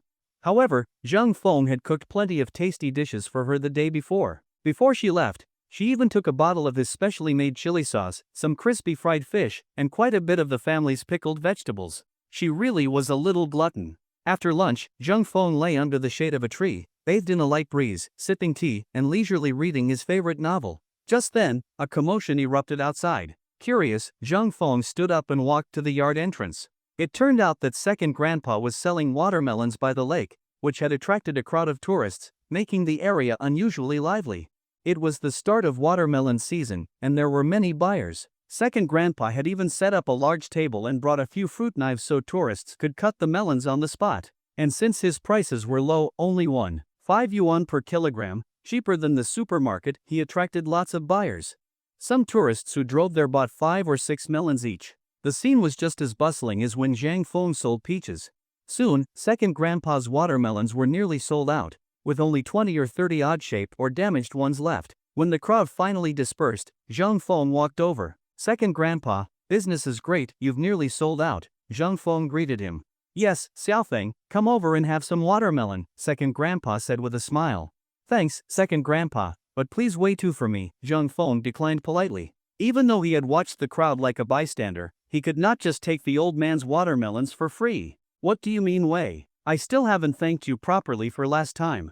Are you looking down on my watermelons? Second grandpa's smile faded slightly when Zhang Feng refused. No, I just know how hard you work growing them, waking early and sleeping late. As a junior, how could I eat your melons for nothing? Zhang Feng explained quickly. We're not strangers. Take two and go, second grandpa said as his tone softened. Seeing that he could not refuse, Zhang Feng gratefully accepted and carried the two large watermelons home. Xiaofeng, where did you buy those two watermelons? Asked Wang Guilan, his mother, curious as he walked in. They weren't bought. Second grandpa gave them to me, Zhang Feng answered with a smile. You child, how could you accept them from someone his age? She frowned. Second grandpa was over 70, after all. I did not want to either, but he insisted. Zhang Feng then recounted the incident where he helped stop a thief. All right, but you must be careful. If it is not someone you know, do not meddle in others' business, his mother said, a worried look on her face. I understand, Mom. I will not get involved unless I really feel like it. Zhang Feng had never considered himself a hero. As long as he did not do wrong, that was enough. Whether he helped someone depended entirely on his mood, so long as his conscience was clear. It was now midday, the hottest time of day. The cicadas chirped loudly on the cypress trees, and the two small dogs panted in the shade, trying to cool off. Zhang Feng cut one watermelon in half, wiped off the juice, and placed it in the fridge. After about 30 minutes, the chilled watermelon was ready. Mom, sis, come eat some watermelon. Xiaolin, alright, put it there. We will be right out. Zhang Feng grabbed a large slice and sat at the stone table in the yard, enjoying the refreshing coolness under the scorching sun. One bite of icy watermelon, and it felt like he had been transported to the Arctic. An instant wave of coolness flooded his body.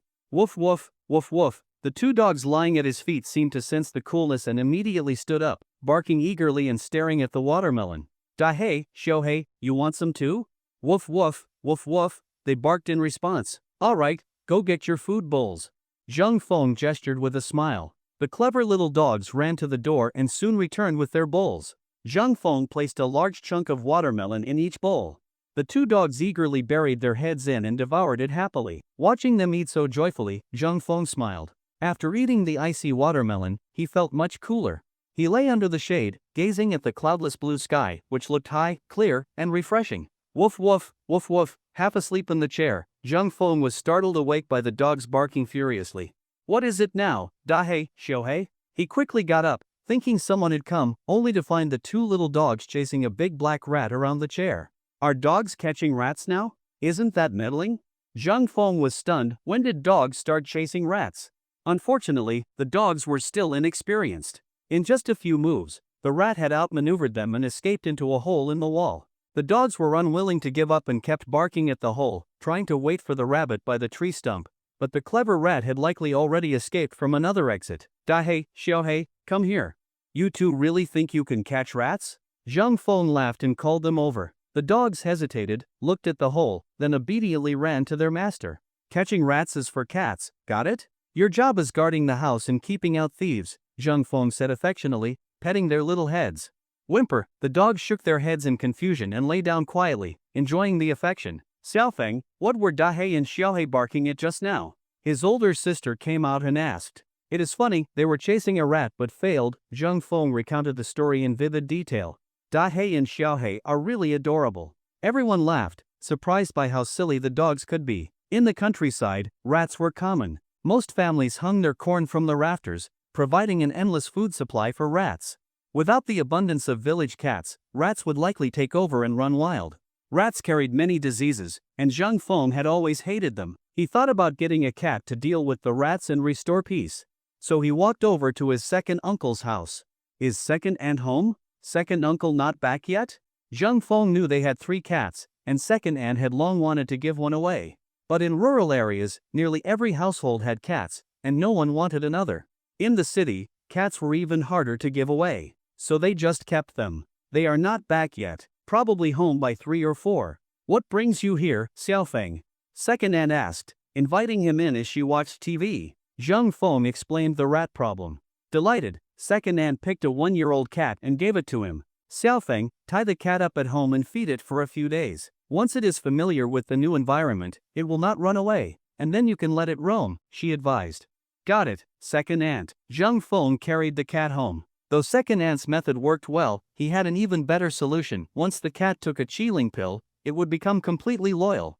Even if Zhang Feng drove it away, it would refuse to leave and stay with the family forever, because animals that consumed the chilling pill became naturally devoted to their master. Back at home, Zhang Feng found a quiet place where no one was around. He quietly gave the little cat a chilling pill and placed it in a bamboo basket, allowing it to undergo its transformation while asleep. "Dahei, Shohei, where did you two put my slippers?" Zhang Feng had been resting with his eyes closed in the courtyard. When he opened them, he noticed that one of his slippers was missing.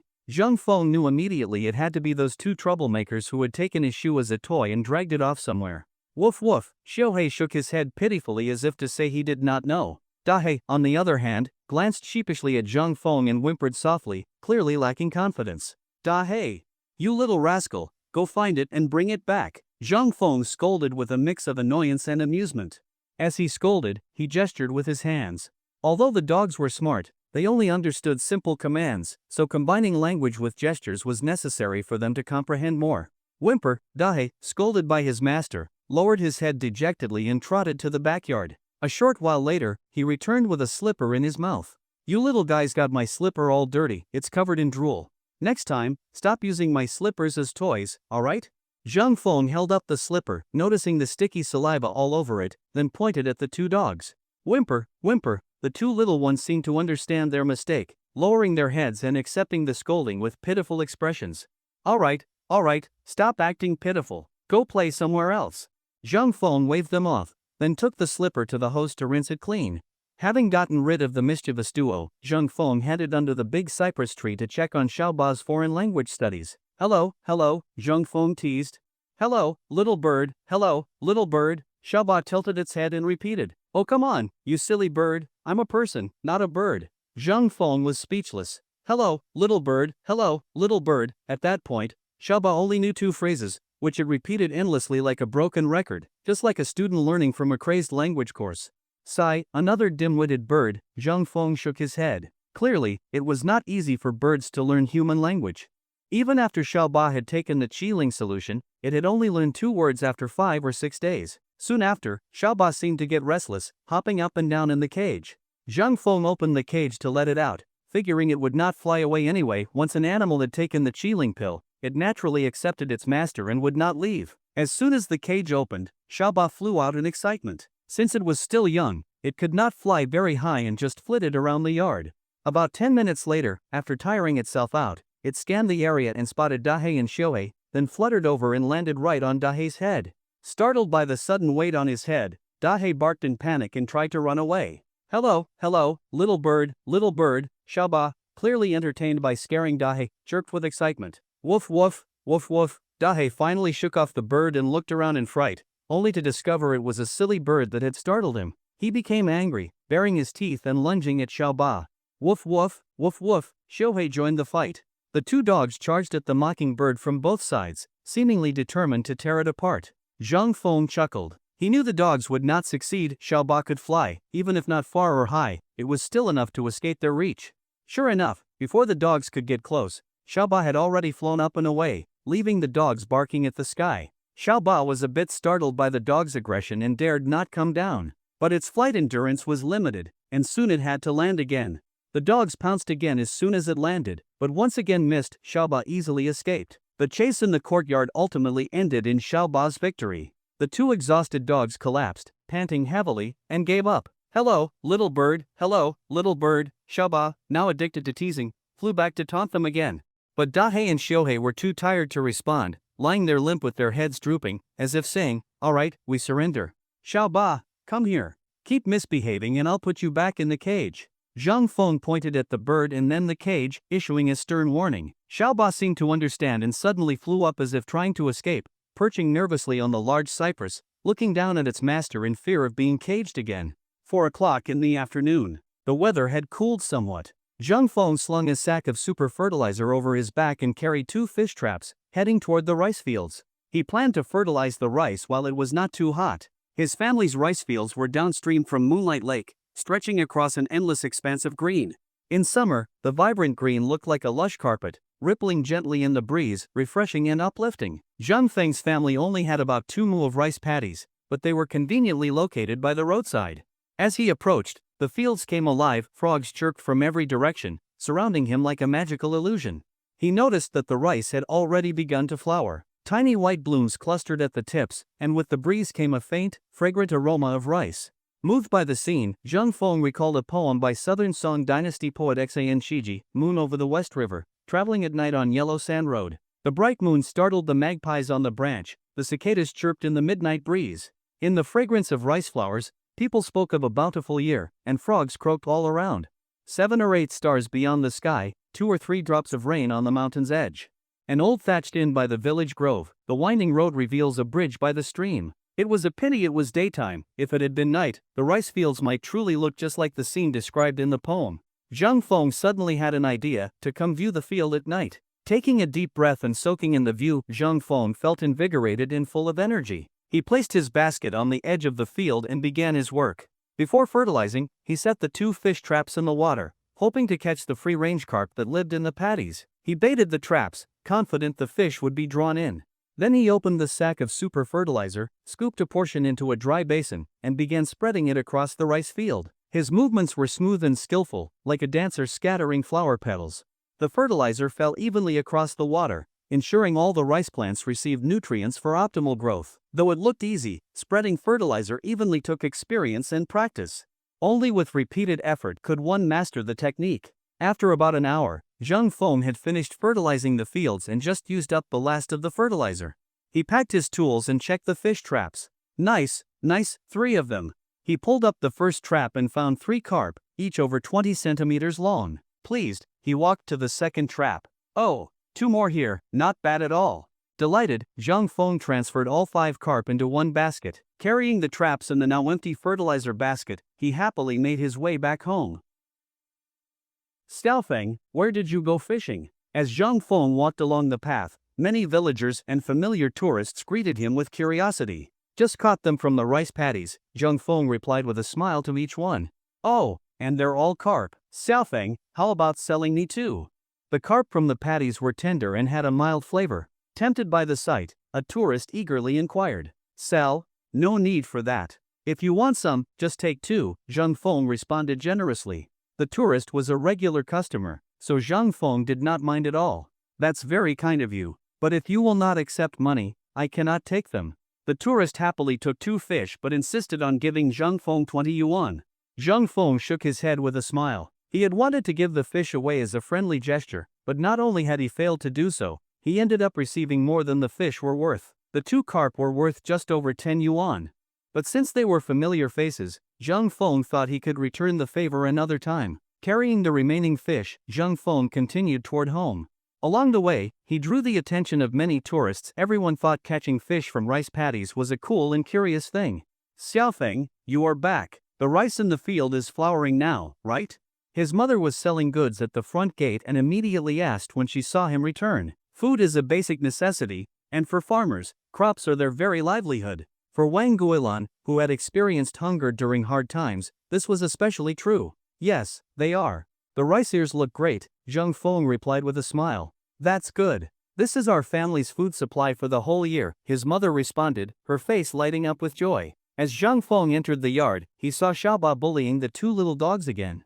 The little bird was hopping on Dahei's head, then messing with Xiaohei's fur like a mischievous brat. Dahei and Xiaohei, however, seemed to have given up. No matter how Xiaoba teased them, they remained calm and unbothered, as if practicing a monk's patience, ignoring the bird's provocations completely. Zhang Feng shook his head with a smile. These 2 dogs were smart, they knew resistance was futile. If they just pretended to be indifferent for long enough, Xiaoba would get bored and stop on its own. Zhang Feng left the playful trio alone and placed the fish basket on the doorstep. Then he put the carrying basket away in the storage room. Big brother, you are back. Wow, you even caught a few carp? Zhang Lin saw the fish and quickly brought a basin from the kitchen to hold them. Yes, I'm back. Put them by the water pipe, I'll clean them in a minute, Zhang Feng said as he entered the house to change his shoes. Got it, brother.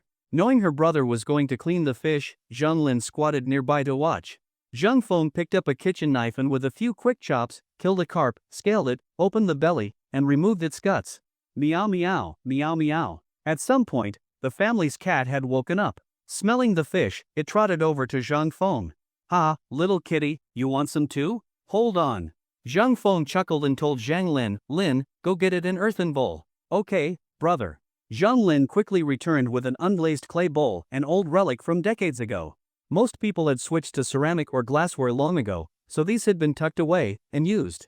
Zhang Feng tossed the clean fish guts into the bowl. Watching the cat eat happily, he smiled and continued working. Woof woof, woof woof. The two dogs, catching the scent of meat, came over with their bowls, eyes fixed on the fish in Zhang Feng's hands.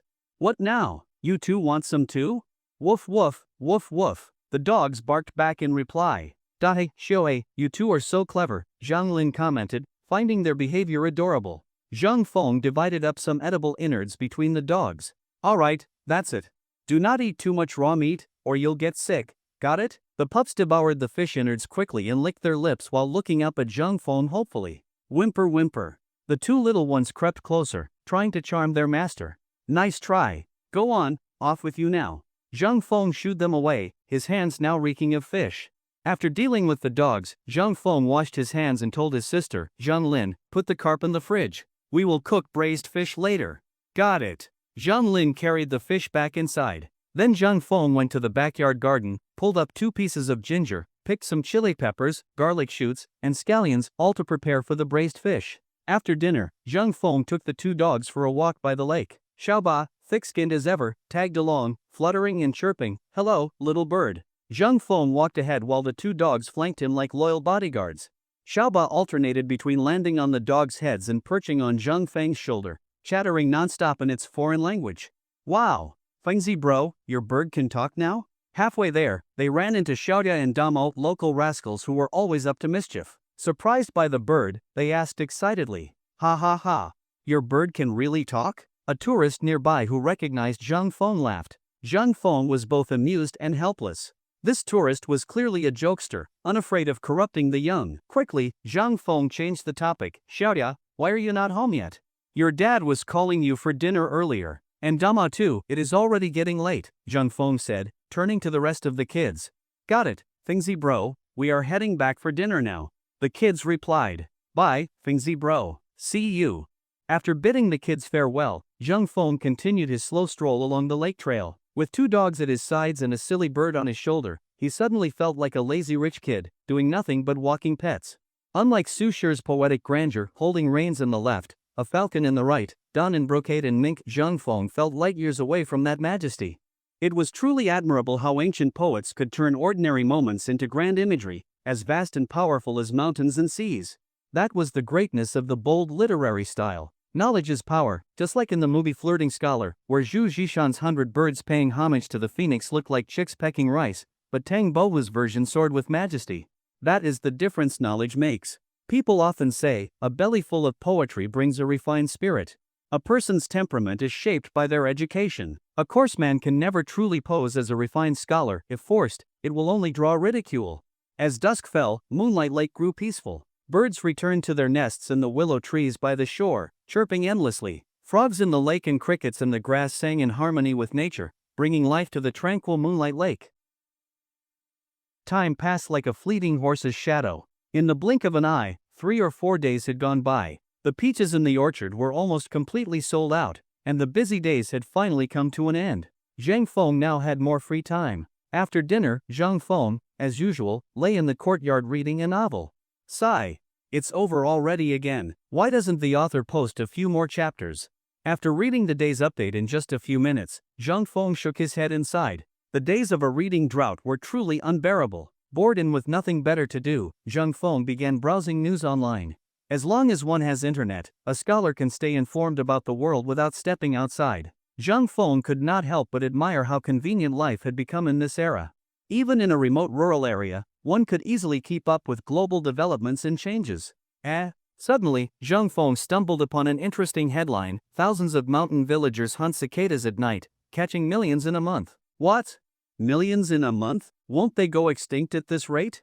Zhang Feng exclaimed in shock. He grew curious, what were these people doing with so many cicadas? Medicine? So Zhang Feng clicked in and read the article. Only then did he understand. Turns out that cicada larvae, also known as cicada monkeys, are actually a delicious wild delicacy. They are rich in protein and extremely tasty, a local specialty in many regions. Moreover, cicada monkeys are easy to prepare. Just wash them, fry them in vegetable oil, and wow, they taste like crispy chicken. Absolutely delicious. Reading the description, Zhang Feng could not help but swallow a mouthful of saliva. I think we have these in our orchard too. His eyes lit up. A few days ago, he had seen many of them in the orchard, on every citrus tree. He also recalled seeing them on the willow trees by Moonlight Lake. Food is the most basic human need. Greed for good food is everyone's nature, and Zhang Feng was no exception. Now that he knew these things were edible, he could no longer sit still. He immediately jumped up and began preparing tools according to the methods described in the article. Cicada larvae initially live in burrows beneath trees, feeding on the sap from the roots.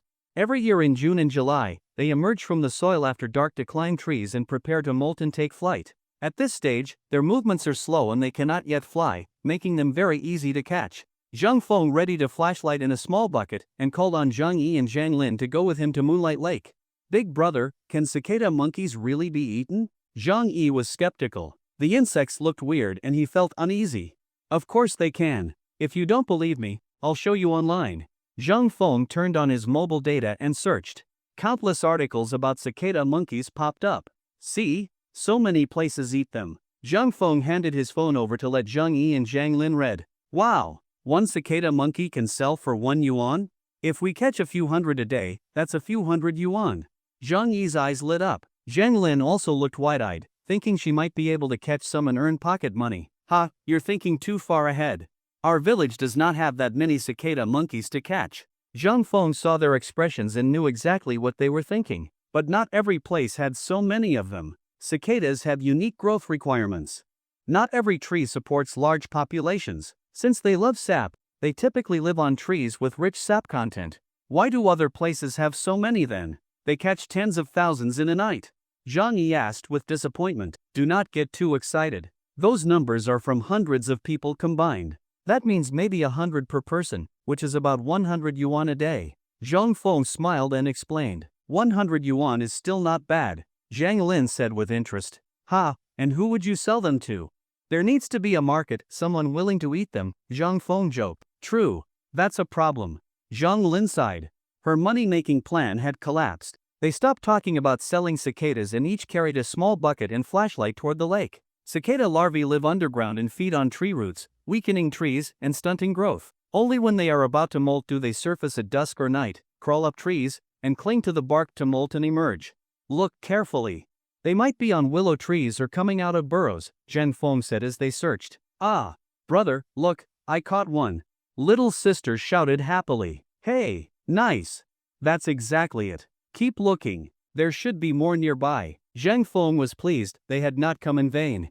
The three of them grew more excited and continued searching. Sure enough, there were many cicada monkeys in the area. One after another, they were found. The excitement and fun reminded them of childhood treasure hunts.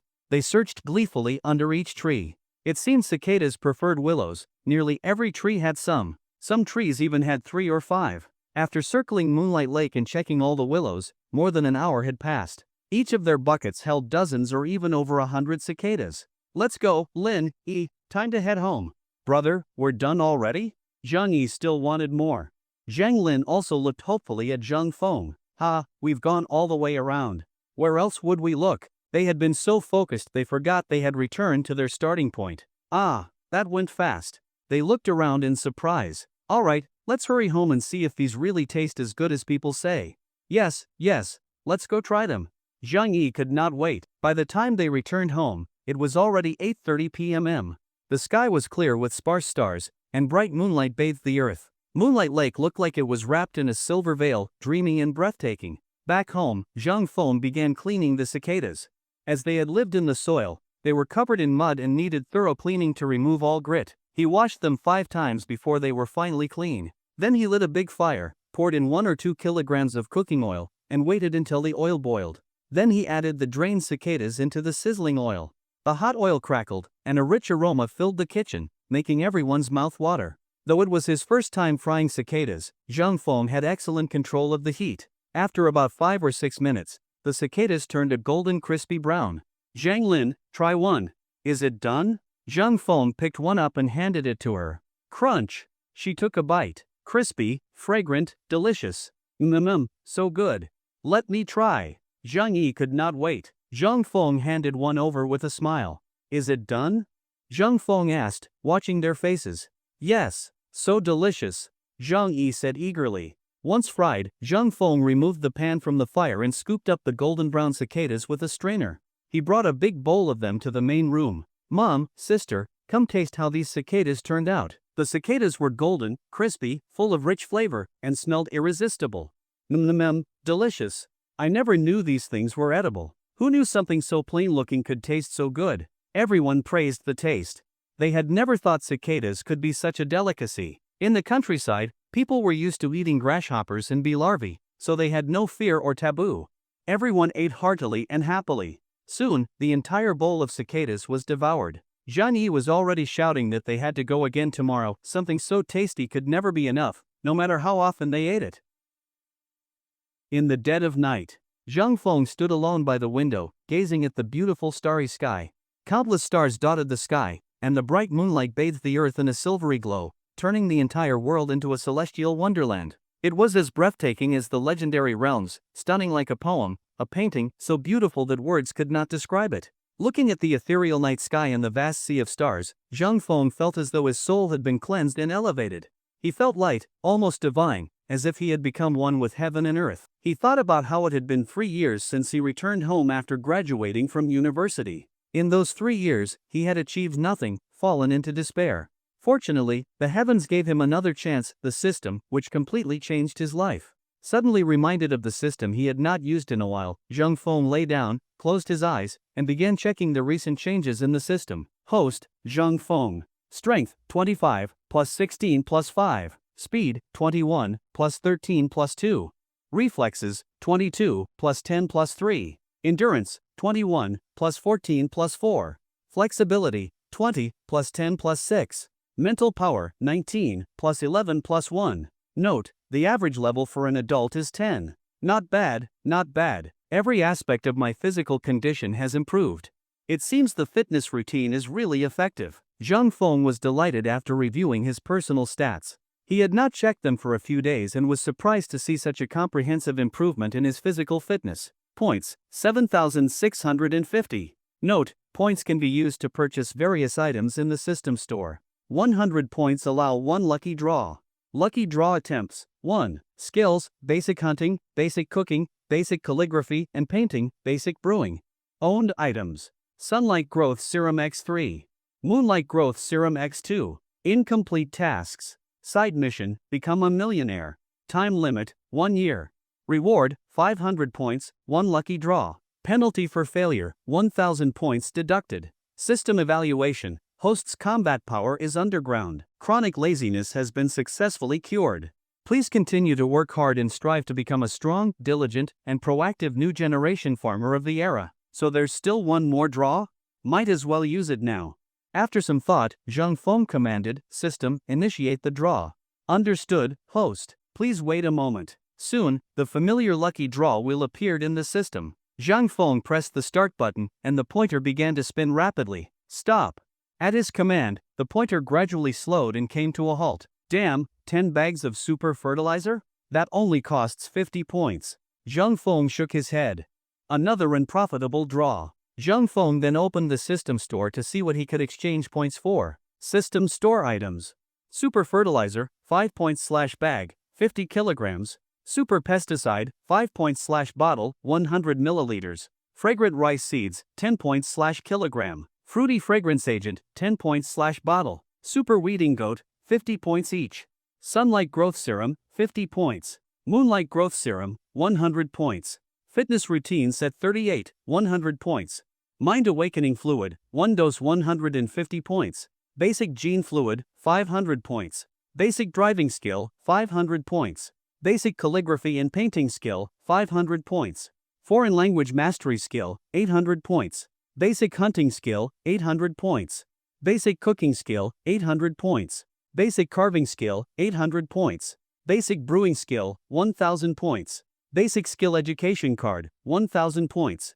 Note, 100 yuan can be exchanged for 1 point. System, exchange 1 basic driving skill for me. Zhang Feng planned to buy a car soon, so acquiring driving skills now was just right. Understood, host. Please wait a moment. A few seconds later, the system prompted again, skill successfully exchanged. Would you like to use it now? Use it immediately. Zhang Feng held his breath and focused, preparing to receive the skill transfer. Understood, host. Please wait. As the system's mechanical voice faded, unfamiliar memories surged into Zhang Feng's mind, rich experiences with various sedans, trucks, and buses. As expected from the system, the content was incredibly thorough. After absorbing it, Zhang Feng could not help but sigh in admiration. System-produced skills were indeed exceptional. After acquiring the basic driving skill, Zhang Feng felt slightly dizzy and soon drifted into a deep sleep, which lasted until dawn. Cock-a-doodle-doo. As the rooster crowed, the sun began to rise. The sky in the east brightened, and the sun peeked over the mountain, illuminating the world. Zhang Feng slowly opened his eyes and looked out at the clear, cloudless sky. Shaking his head, he muttered, "Another sunny day. Seems like the mushroom business will have to wait." He did not linger in bed. Without hesitation, he got up, dressed, washed, and began his daily exercise, practicing the fitness routine once through. "Yo, Xiao Feng, practicing your sunflower manual again?" Uncle Ernie chuckled as he passed by and saw Zhang Feng performing the odd movements in the courtyard. "Get lost, this is Shaolin's muscle tendon change classic, alright?" Zhang Feng replied irritably. Alright, continue your muscle tendon classic practice. Just don't go too far and end up possessed. Uncle Ernie smiled, pulling his yellow cow as he headed up the mountain. Zhang Feng shook his head helplessly and continued his practice. Although the fitness routine was considered common in the Central Universe, for him, it was like a supreme technique. He had only been practicing for a short time, yet his body had already seen significant improvement. He now felt stronger than ever, with a hearty appetite and physical condition at its peak. After breakfast, Zhang Feng picked up his shoulder pole and headed toward the orchard. There were still quite a few late ripening peaches there. He estimated he could harvest over 100 kilograms today. Woof woof, woof woof. 2 little dogs saw their master heading out and immediately ran after him. "What is it? You two want to come too?" Zhang Feng turned and saw the 2 dogs. "Fine, but you must behave and not run around." Woof woof. Although they did not understand his words, the dogs barked in response as if acknowledging his instructions.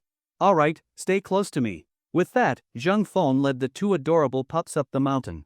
The path grew increasingly rugged, and the 2 dogs struggled to keep up. Eventually, they began to lag behind. Woof woof, woof woof. Suddenly, Zhang Feng, who was walking ahead, heard their anxious barks and stopped. Turning around, he could not help but laugh. There was a steep ledge behind him, and the little ones, with their stubby legs, were trying and failing to climb it. Unable to keep up, they barked desperately. "Ha, alright, I am coming to help." Zhang Feng put down his pole and carried the chubby dogs over the ledge. Since the mountain path ahead was also rough, Zhang Feng decided to place them in his bamboo baskets, one in each side, like he was carrying 2 chubby babies. Then he continued on toward the orchard. Inside the baskets, the dogs swayed nervously, whining in distress as if suffering from acrophobia. "Hey, Xiao Feng, carrying your 2 little ancestors too?" Uncle Ernie teased from the roadside. "Get lost. If they are my ancestors, they are yours too." Zhang Feng shot back without hesitation. So, need a hand today?" Uncle Ernie asked seriously this time. "No need, there is not much work today. I can handle it alone." Zhang Feng declined. After chatting briefly, they parted ways, and Zhang Feng resumed his journey to the orchard. The peaches in Zhang Feng's orchard were nearly finished. Within an hour, he had picked all the ripe ones and returned home with the 2 pups. Zhang Feng's Moon Lake Immortal peaches had become quite renowned and were popular among tourists. So the moment he arrived home, the peaches were quickly snatched up by eager visitors. Business was booming. "Sis, has all the produce been taken?" Back home, seeing vegetable scraps on the ground, Zhang Feng asked his older sister. "Xiao Wang just picked it up. We made over 600 yuan again today." His sister was beaming. The family's monthly income from selling vegetables alone now approached 20,000 yuan. With the day's tasks completed, Zhang Feng put down his load, took a shower, and leisurely lay in the courtyard, admiring the wildflowers and the colorful butterflies fluttering among them.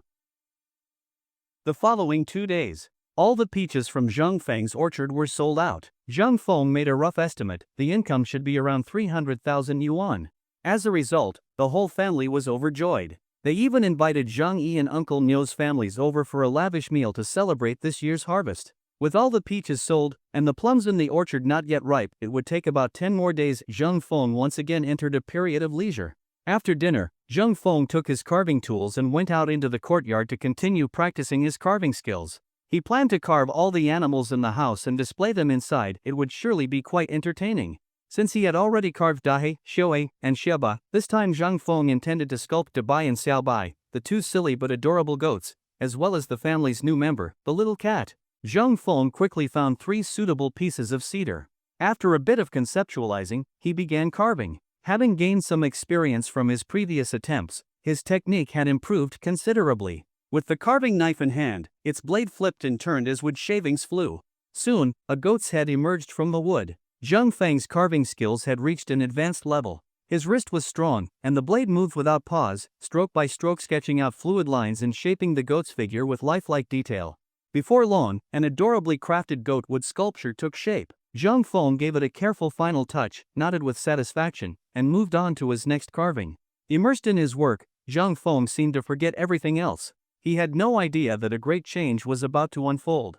At that moment, a dark cloud floated in from the horizon, drifting northwest with the southeastern wind. Like a lead goose, it was followed by a long string of black clouds in various sizes. These clouds drifted across the blue sky like mobile islands in the sea, carried by the current. Soon, the sky was entirely overcast. The air felt heavier, as if under pressure. The dark clouds loomed low, threatening to crush the city. A violent storm was about to break. Woof woof. Dahe and Xiaohe, upon seeing the sky darken with clouds, barked anxiously and nudged their master's arm with their heads. What is it, Dahe, Xiaohe? Zheng Feng, lost in his carving, finally noticed their movements and turned to ask. Woof woof, woof woof. Dahe and Xiaohe looked up at the sky, then at their master, barking again. Prompted by Dahe's reminder, Zheng Feng finally noticed the change in weather. Smiling, he rubbed their heads affectionately and said, "Ha, good dogs. Thank you for the reminder. I will give you a bone each later." Indeed, Dahe and Xiaohe are very clever. I was just about to wake you myself, but they beat me to it, his mother said while washing clothes, laughing cheerfully. She never imagined the dogs could be this smart.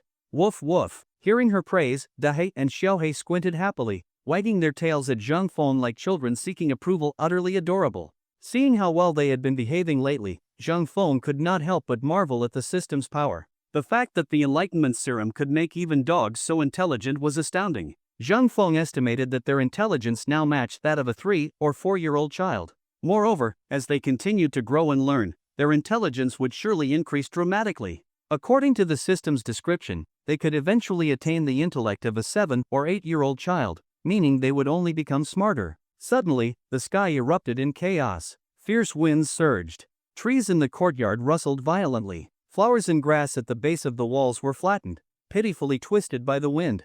The wind grew stronger, fiercer.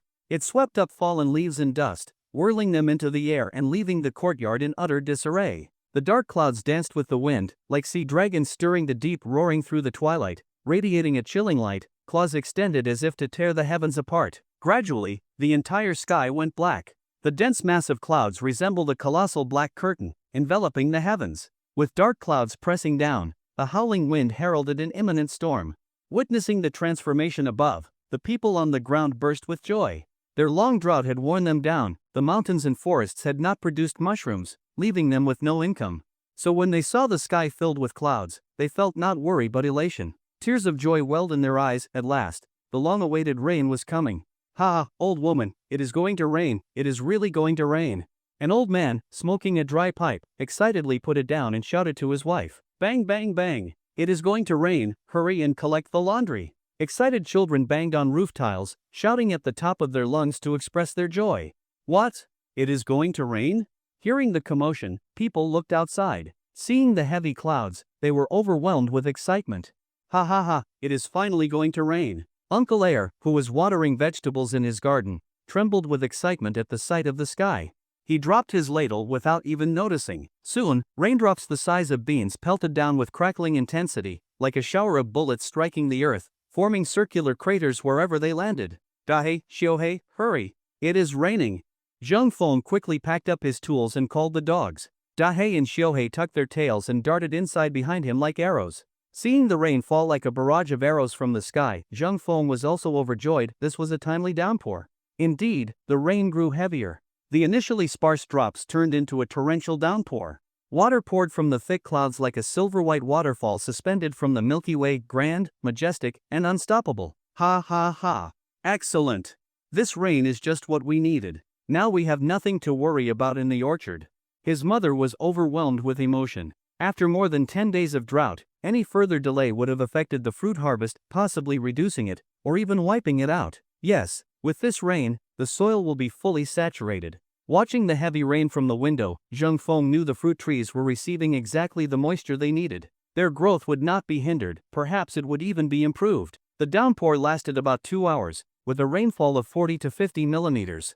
Outside, the ground was soaked. The once parched earth had finally been quenched.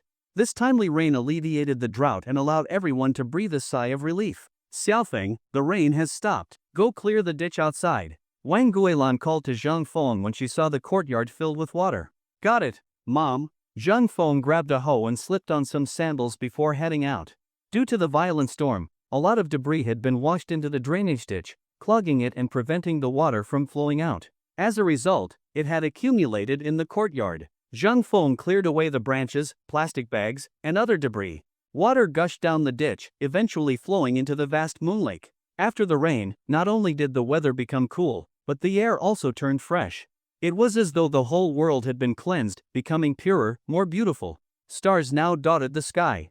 The twinkling lights above looked like crystal-clear drops of water hanging in the heavens, sparkling brilliantly. After a heavy rain, the summer nights in the mountain village gradually turned cool. Outside the window, the eastern wind whooshed, and the leaves swayed and rubbed against each other, creating a rustling sound, like young lovers whispering in the dark, gentle and lingering. Since everything outside was still damp from the rain, Zhang Feng stayed at home with his family and watched television. It was not until after 10 o'clock that he returned to his room. Zhang Feng loved the night sky of his hometown the most. It was pure, ethereal, and tranquil, as if it could cleanse and elevate his soul. Standing by the window, gazing at the familiar night sky, he saw countless stars twinkling. Without the dazzling lights of a big city, the sky appeared particularly clear and serene. As the saying goes, each autumn rain brings a new chill. Although it was still summer, the climate in the mountains had distinct seasons and large temperature differences between day and night. At night, one still needed a blanket. Zhang Feng felt this kind of weather was quite pleasant. Unlike cities known as furnaces, where the temperature barely changes from day to night and the constant heat is unbearable, though Zhangjiawen was just a remote mountain village, Zhang Feng felt as if its mountains and rivers had already merged with his blood. He and his hometown were one, inseparable from its clear lake, fresh air, bright moonlight, and beautiful nights.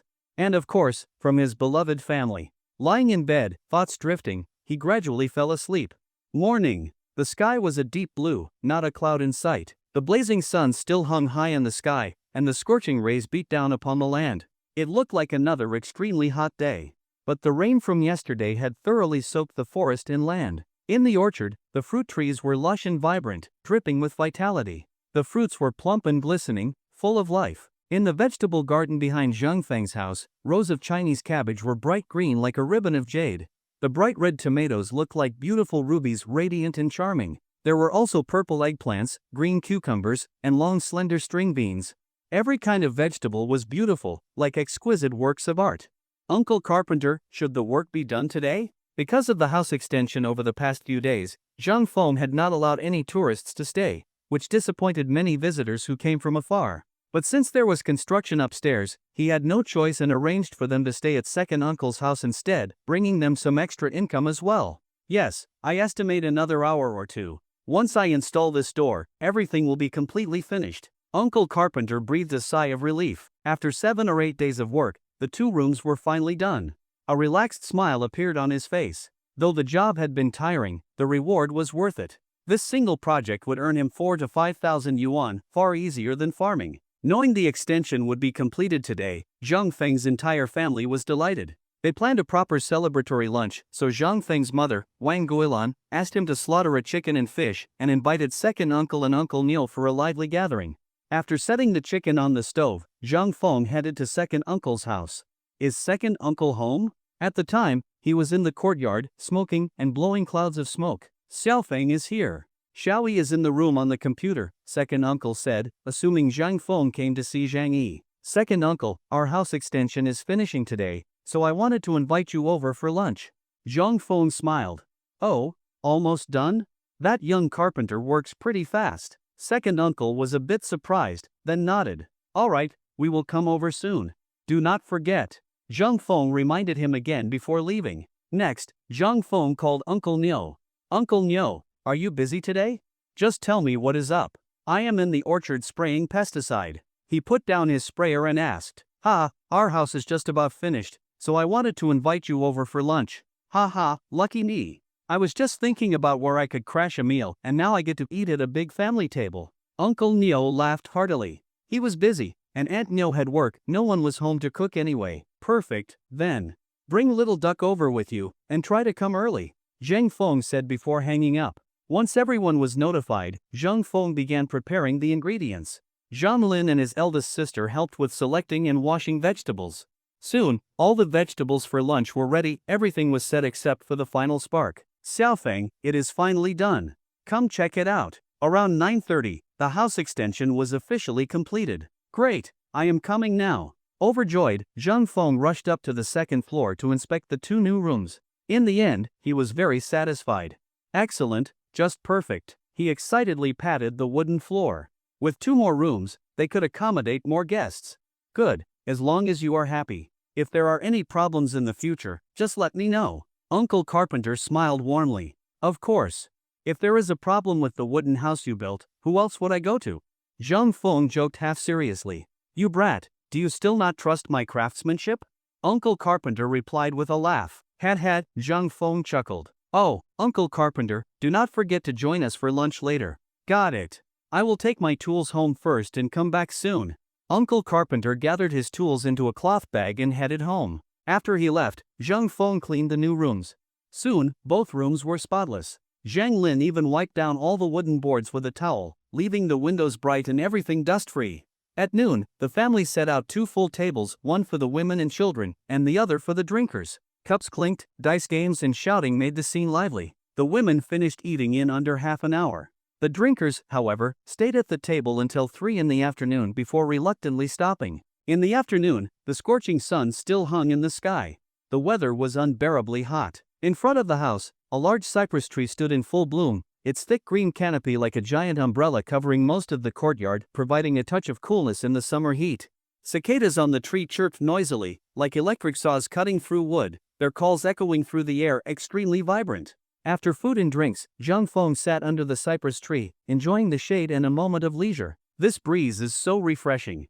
A gust of wind blew by, and Zhang Feng felt as if he were in an icy realm, cool all over. It was a rare kind of pleasure.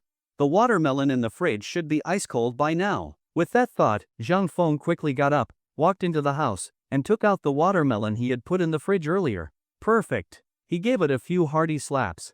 The watermelon was ice cold. On a hot day like this, nothing could be more satisfying. Placing it on the stone table, Zhang Feng retrieved a fruit knife from the kitchen and sliced it cleanly in 2. Black seeds and crimson flesh instantly appeared before his eyes. The deep red pulp gave off a faint, sweet fragrance, cold and enticing. He swallowed, then eagerly scooped out a large piece and stuffed it into his mouth. The sweet, icy flavor immediately refreshed his entire being. Seeing him eat, Dahei and Shohei came running over, bowls in their mouths. Their intention was obvious. You 2 little gluttons, Zhang Feng chuckled, scooping 2 large pieces into their bowls. The 2 little dogs did not fight, each took a piece and happily munched away, snorting contentedly. Time flowed like a river, rolling endlessly eastward. In the blink of an eye, it was Friday again, and the weekend was just around the corner. After getting up in the morning and picking vegetables from the backyard garden with his family, Zhang Feng found himself with nothing else to do. With idle time on his hands, he decided to take a walk by the lake. So, Zhang Feng took the 2 little dogs and headed toward the lakeside. However, just after stepping out of the house, he suddenly stopped, his eyes fixed intently ahead, as if he had spotted something interesting. Damn! How could I forget about our fishing boat? Looking at the rain tarp-covered item by the lakeshore, Zhang Feng slapped his forehead in frustration. That was none other than their own fishing boat. It was not unusual that the family owned a boat. Zhang Feng's father used to be a fisherman on Moon Lake. Sadly, after his father passed away, the boat was completely abandoned and left by the lake, neglected for 3 or 4 years. If not for today's sudden thought, Zhang Feng would have completely forgotten they even had a boat. He immediately walked over and pulled off the tarp. A small wooden boat, 4 or 5 meters long, appeared before his eyes. This was their family's fishing boat. As a child, Zhang Feng often played on it. Every scratch and groove on its surface was familiar to him. He carefully inspected the boat. It was still in excellent condition, no doubt thanks to his mother maintaining it over the years. It had not been damaged by wind or sun. Only the oars were missing, likely stored away by his mother. "Mom, where are the oars for our fishing boat?" His mother happened to be at a stall near the lake, and Zhang Feng quickly ran over to ask. "You mean the wooden oars? They should be on top of the pigsty in the backyard. Go check if they are still there." Sure enough, his mother had stored them away. Zhang Feng immediately went to the backyard and quickly found the oars inside the pigsty. Now the boat was finally complete. All that was left was to push it into the water and set sail across the lake. However, pushing the boat into the water alone would not be easy. Although the boat was not particularly large, it still weighed several hundred kilograms. But Zhang Feng was not deterred. Having grown up by the lake, he had seen many methods of launching boats. The simplest method was to place round logs under the boat's hull and roll it toward the water. So, Zhang Feng went home to find a few logs and called his sister to help. "Zhang Lin, I'll push the boat. You place the logs underneath, okay?" He placed the first log under the bow and explained. "Got it, brother." Zhang Lin immediately understood what he intended. She held the logs, ready to insert them as soon as Zhang Feng pushed the boat forward. She also had to ensure the spacing between the logs was not too wide. With the two siblings working in perfect coordination, the wooden boat slowly slid down the slope and into the lake. The launching was complete. "Yes, it's finally in the water." The excited brother and sister cheered joyfully. Zhang Feng then took out a rope, tying one end securely to the boat's bow and the other to a cement post on the dock. It was not yet time to set sail. He still needed to observe whether the boat was leaking. Only when the hull was confirmed safe could they use it. "Let's go. We'll come back later." Zhang Feng decided to return home for now and come back after some time to check on it. He and his sister headed back. At home, Zhang Feng searched the utility room and found their fishing nets. However, due to long-term neglect, several large nets were torn and unusable. Only a few cast nets could still be repaired. So, Zhang Feng took the fishing lines and a few cast nets into the courtyard and began mending them. Having grown up around fishing, mending nets was not a difficult task for him. About an hour later, he finally finished repairing all the nets. Finally done. Time to test them in the lake and see how they perform. "Zhang Lin, let's go fishing." "Alright, brother." His sister was excited too. She had not been on a boat since it was last used. "Zhang Lin, sit tight." Standing on the boat, Zhang Feng was equally thrilled. "Let's go."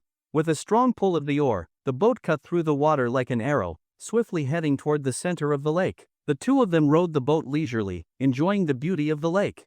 In ancient times, family retired and drifted across the 5 lakes, and Sudongpa, too, traveled the Yangtze, penning eternal lines like soaring on the wind, ascending to immortality. "Brother, Moon Lake is really so beautiful." Zhang Lin's eyes widened, afraid to miss a single scene. "By the way, brother, I have 2 classmates coming over tomorrow." "Oh, no problem. We've got plenty of food and space. If your classmates are coming, let them. Just let Mom know when we get back." Zhang Feng smiled, happy to hear the news. "Thanks, brother. I already told Mom." His sister replied cheerfully. "No worries. Tomorrow I'll take you all boating. We can even have a cookout on the riverbank." Zhang Feng was more than happy to see his sister socializing. Everyone should have a few close friends. Soon, the two finished a full lap around Moon Lake. Then Zhang Feng selected a shallow area to cast the net. He took out a cast net, carefully arranging it, then threw it out with force. The net spread out evenly like a white trumpet flower, falling gracefully into the calm lake. Casting a net was relatively simple. First, the net cords had to be arranged properly so they would be released smoothly. When casting, one needed to twist the waist, rotate the body, and flick the wrists in one fluid motion to create enough centrifugal force for the net to fully spread. The key was coordination, like throwing a grenade. Releasing at the moment of maximum extension gave the net the greatest spread. Seconds later, before the net touched bottom, Zhang Feng quickly pulled it up to avoid it being torn by debris on the lake bed. As he pulled, he felt significant resistance. There were likely fish inside. "Brother, there's fish." Soon, fish were hauled in, and Zhang Lin shouted with joy. "Nice, very nice. I didn't expect to catch this many on the first try." The two quickly collected the fish into the boat's hold. Zhang Feng counted them, 7 or 8 fish, including carp, crucian, and grass carp. Some were quite large, even the smallest weighed around half a kilogram. Zhang Feng cast the nets several more times. Each time, he caught something. Eventually, they had about 20 kilograms of fish and returned home satisfied. "Mom, we're back." "Oh, Xiaofeng, you're back." His mother rushed over when she saw the boat returning. Seeing it full of fish, she was thrilled. The three of them happily carried the fish home. The whole family got to work cleaning and storing them in the fridge. After lunch, Zhang Feng sat in the main hall watching TV when he received a call from Yang Guan, Zhejia's father, who had visited the previous weekend. "Hello, Brother Yang?" "Yes, Xiaofeng. Do you still have guest rooms? We want to come visit again this weekend." "Yes, everything is open. When are you coming? I'll reserve the rooms for you." Zhang Feng replied with a smile. "Wonderful. We'll come over after work today." Yang Guang was overjoyed. Last time, getting a room had been difficult. Everyone had tried to book, but he managed to get lucky. "Great, I'll get everything ready for you." Just after hanging up, Zhang Feng got another call from his old classmate Louis. She and her grandparents also planned to stay at Moon Lake for a couple of days. "You better remember. If there's no room, I'll come after you," she warned like a typical strong-willed woman. Yes, my dear lady. The guest rooms are all empty," Zhang Feng replied with a helpless smile. "All right then, remember to pick us up at the village entrance this afternoon." "Got it. Just call when you arrive." Zhang Feng smiled. Somehow, perhaps because his farmhouse had gained a certain level of popularity, Zhang Feng received several more reservation calls. Unfortunately, with 2 sets of guests already arriving and limited help at home, he had to stop accepting further bookings. With Zhang Lin's classmates also coming, that made 3 groups. Zhang Feng had promised to take them boating and cook out with them, so the household could not accommodate any more guests. Since 6 guests were arriving that afternoon, Zhang Feng began preparing the evening meal. There was already fish at home, caught earlier that morning using a cast net. Then Zhang Feng went to the backyard and caught 2 kilograms of yellow eels, planning to make a dry-fried eel dish for everyone. Zhang Feng suddenly noticed a dark shadow in the water channel. It looked very much like a snakehead fish. If it really was a snakehead, the small fish and eels in the water would be doomed. Snakeheads are omnivorous, extremely aggressive, and love feeding on other fish. To fish farmers, they are a genuine scourge. Zhang Feng immediately went home, grabbed some bait soaked in sunlight growth serum, and prepared to lure the beast out of its lair to see what exactly that shadow in the water was. He scattered the bait into the water channel according to his plan, his eyes fixated on the surface, tightly gripping the landing net in his hand, ready to strike at any moment. Soon, the fish, shrimp, and eels in the water caught the scent of the sunlight growth serum and swam frantically toward the bait. As the water teemed with fish, Zhang Feng kept his gaze steady, patiently waiting for the mysterious black shadow to emerge. At that moment, a dark form shot forth like a sword, charging fiercely toward the bait. Zhang Feng focused his eyes. It was indeed a snakehead. With a swift sweep of the net, Zhang Feng caught the shadow, but the fish thrashed so violently that the net was nearly unable to contain it. Reacting quickly, Zhang Feng flung the fish with his right hand, throwing it 4 or 5 meters onto the ground. No matter how much it struggled now, it could not escape. Zhang Feng rushed over and grabbed it tightly with both hands. Only then did he examine the fish closely. Its body was pitch black with snake-like patterns on its skin. It was about 1 foot long and weighed roughly 2 to 3 kilograms. Snakeheads are highly aggressive and have sharp teeth. Extreme caution is necessary when handling them to avoid being bitten. Holding the fish firmly, Zhang Feng returned home. Now we've got another great dish for tonight. He looked forward to making fish and tofu soup with the snakehead, confident everyone would enjoy it. By the time all the ingredients were ready, it was already 5 o'clock in the afternoon. The guests would be arriving soon. "Madman, we're almost there. Hurry to the village entrance and pick us up." Sure enough, just a few minutes later, Zhang Feng received a call from Louis. You're almost here? All right, I'll head over right now." Zhang Feng hung up and quickly walked to the village entrance. He was very excited about his old classmate's visit, but also a little nervous. Louis's grandparents were coming along to stay for a few days at Moon Lake, and Zhang Feng was unsure if the elderly couple would be comfortable with his family's modest lifestyle. He did not know the exact circumstances of Louis's family, but he had heard they were quite wealthy. Zhang Feng had never interacted with well-off elderly folks before and worried about not being able to host them properly. He soon arrived at the village entrance, which was always bustling. The village elders loved gathering here to play chess and chat about life, while the local kids played under the big banyan tree, hide and seek, blind man's bluff. The girls skipped rope and played with beanbags. After school, the place was always lively, like a playground for children. Xiaofeng's here. Xiaofeng, come play around with us. This old man's chess is terrible. Uncle Air and Grandpa Mountain were playing chess and called out with a laugh when they saw him. What? My chess is terrible? Who nearly crushed you just now and only lost because you cheated to prolong the game? Grandpa Mountain bristled and twitched his mustache angrily. Oh please. You were the one who took your move back first. I only took back one move. What about you? How many times did you undo yours? The two old men bickered like children, neither willing to concede. Heh, you gentlemen take your time. I've got something to take care of. Watching the two old kids argue, Zheng Feng found it amusing. Both were actually terrible at chess, but perhaps that was why they enjoyed playing together. It seemed they could not go a day without a little squabble. They often left in a huff, but always forgot the argument after a good night's sleep and returned the next day to play again. It was quite endearing. About 15 minutes later, a red BMW pulled up to the village entrance. Zheng Feng had sharp eyes. He recognized the driver from a distance. Who else could it be but his old classmate, Louis? When the car stopped, Zheng Feng quickly walked over. Madman, I'm back again. Very welcome. You're always welcome, anytime. Madman, these are my grandparents. As soon as the elderly couple stepped out of the car, Louis introduced them. Hello Grandpa, Grandma. Welcome to Zhangjiawan. Zheng Feng greeted them with a cheerful smile. Ah, so this is Zheng Feng. We've heard Yi mention you often. We heard the scenery here is beautiful, so we've come to shamelessly stay for a few days. Hope we're not imposing. Grandpa nodded and smiled. What a spirited young man, Grandma thought to herself, nodding slightly. She was quite pleased. This was what young people should be like, full of energy and sunshine. Not at all, not at all. As long as you don't mind our simple home, Zheng Feng replied, waving his hand. Ha ha ha, why would we? You probably don't know this, but our Liu family has been poor farmers for 3 generations. I grew up in the countryside, and conditions back then were far worse than they are now. Grandpa laughed heartily. That's right. When I first married into the family, we didn't even have a new bed. It was made of bricks and wooden planks. Life was really hard back then. Grandma added, reminiscing fondly. Though she spoke of hardship, her heart felt warm. Madman, come help me with the luggage. Louis opened the trunk and called out to Zheng Feng. Damn, are you moving in?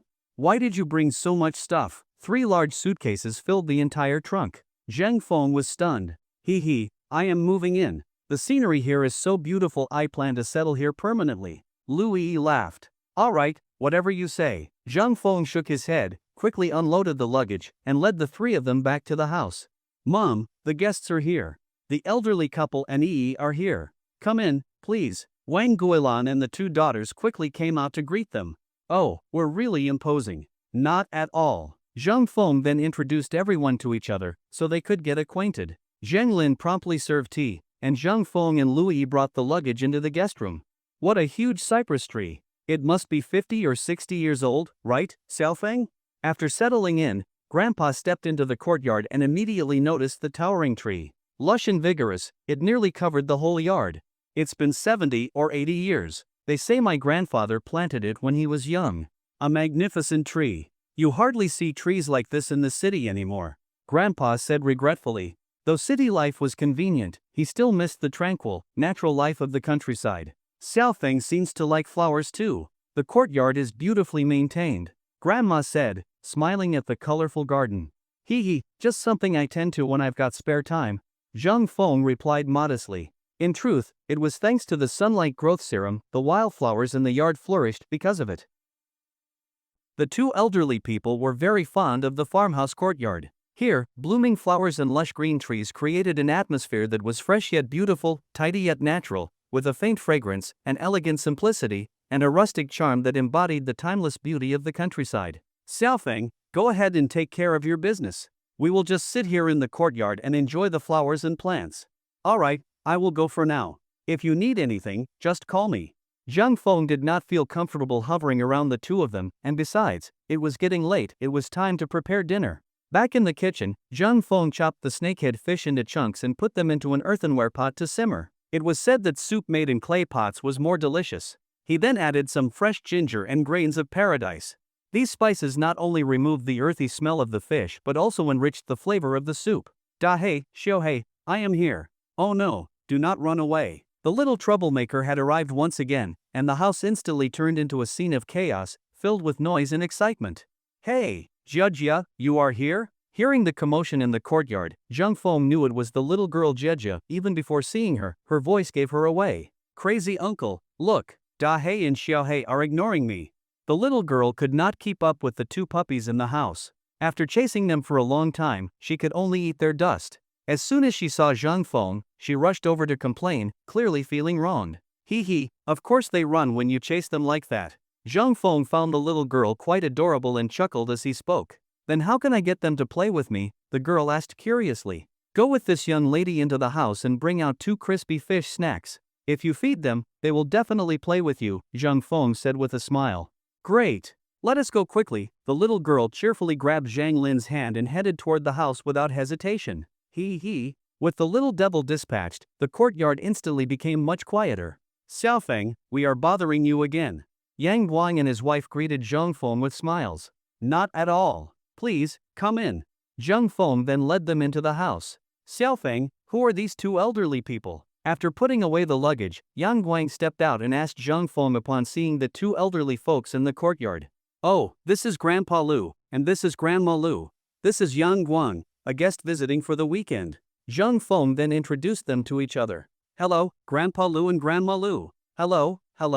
Young Yang has good taste. The scenery here is truly beautiful, an ideal place for a vacation." As they sat in the courtyard chatting, they realized that both families lived in the city and not far from each other. This discovery sparked an engaging conversation. "Indeed. We came once last week, and completely fell in love with the place, especially my daughter. She did not want to leave and kept talking about coming back. She is completely enchanted by it now," Yang Guang said with deep emotion. "The scenery and food here were unforgettable, and even the animals were smart and adorable. Young Yang is truly blessed to have such an adorable daughter." Seeing the delicate and pretty little Jia, the 2 elderly people were very fond of her, even thinking of urging their granddaughter to marry soon and give them a great-grandchild just as lovely. "Grandpa, Grandma, it is time to eat." About an hour later, it was finally mealtime. "Brother Yang, please call your wife and Jia in for dinner." Louis brought a dish from the kitchen and then walked to the door to call everyone in. In the main hall, a large round table was set up. It could comfortably seat over 10 people. This was a custom-made table Zhang Feng had specially ordered online to accommodate many guests. We are coming right away," Grandpa Lu replied. Once everyone was seated, Zhang Feng said, "This is wild snakehead fish I caught this afternoon. Please have a taste." As he spoke, he served a bowl of fish soup to each of the elderly guests. "Oh, wild snakehead fish, that is a delicacy. You all should enjoy it as well." The old man, clearly a gourmet, was delighted by the prospect of a fine meal. "This truly is something special. Let us try it." Although Yang Guang had heard much about this kind of fish, he had never tasted it before. He quickly picked up a piece and then served a piece each to his wife and daughter. Delicious. The flavor of snakehead fish is indeed unique. Everyone praised it enthusiastically. "Grandpa, Grandma, please try the bamboo shoots I made today." Louis smiled as she spoke to her grandparents. "Oh, our darling granddaughter cooked today too?" the old man asked with a beaming smile. The elderly couple graciously gave her face and curiously tasted a piece. Very good. Yi's cooking has gotten even better." Of course. With the high-quality ingredients from Xiaofeng's house and my skills, of course it tastes better." Everyone praised Zhang Feng's vegetables, saying that supermarket vegetables could not compare at all. They were simply not in the same league. The difference was overwhelming. By the time everyone had finished dinner, the stars had appeared in the sky and the bright moon hung high. But everyone was still in high spirits. Even the 2 elderly folks were full of energy, so they all decided to take a walk by the lake and admire the beautiful night scenery of Moon Lake. Seeing their enthusiasm, Zhang Feng was more than happy to lead the way. Even Dahei and Xiaohei followed closely, wanting to be part of the fun.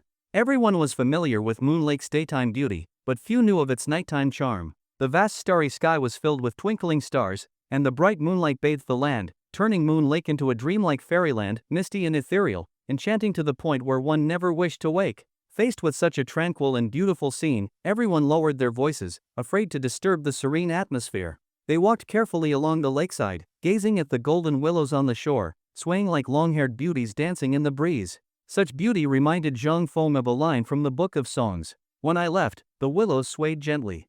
Now that I return, the snow falls heavily." The soft, swaying willows embodied a beauty that Zhang Feng found indescribable, but he knew the scene before him was its most vivid interpretation. At night, Moon Lake was quiet and still. Occasionally, a fish would splash in the water, and everyone could hear the sound clearly. Moonlight shimmered across the lake's surface, and as the gentle breeze stirred the water, it looked like a broken mirror, sparkling with scattered light. Along a winding path, surrounded by deep flowers and trees, the lakeside at night was serene and beautiful. As they walked along the curved trails, the group enjoyed Moon Lake's enchanting nighttime views and unexpected surprise. They had not imagined that the lake could be so beautiful by night. Bathed in the soft glow of the moonlight, everyone's hearts and minds had become fully immersed in the beauty of the night. Unknowingly, they had walked a full circle around Moon Lake and returned to the doorstep of their home. Yet, no one was willing to go indoors. They remained standing quietly by the lakeside, continuing to admire the moonlit splendor of Moon Lake. A light breeze swept through, sending gentle ripples across the lake and bringing with it a trace of chill. As the sun had set, the mountain weather quickly turned cooler. Concerned that the elderly might catch a cold, Zhang Feng urged everyone to return inside. Moreover, after a day full of activity, it was time to rest, especially since the journey would continue tomorrow. Reluctantly, the group left the lakeside and returned home. As it was already late and everyone was tired from the day's exertion, they each took a bath and then retired to their rooms for the night. Early the next morning, Zhang Feng's family got up bright and early. "Grandpa Lu, Grandma Lu, you are up this early?" Zhang Feng had only just gotten up when Lui's grandparents came out of their room. "Hee, we are old now. Even if we want to sleep more, we cannot," the old man said with a cheerful smile. "But Xiaofeng, you are up quite early yourself." "Yes, not many young people rise this early nowadays," Grandma Lu added with a smile. "I am used to it. Around this time every day, I naturally wake up." Zhang Feng had developed a consistent routine of early to bed and early to rise. Very good, very good. This is how you maintain a healthy lifestyle and keep your body in good shape. The two elderly people were clearly very pleased with Zhang Feng. After washing up, Zhang Feng began to prepare breakfast. His mother, elder sister, and younger sister went to the backyard to pick vegetables.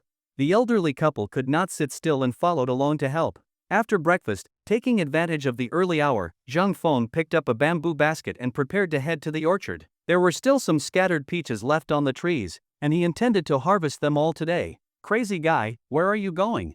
Lui asked curiously. "I am heading to the orchard. There are still some fruits left unpicked." "Picking fruit? Can we come and have a look too?" The old man became interested. "Of course, no problem. Anyone who wants to come, follow me."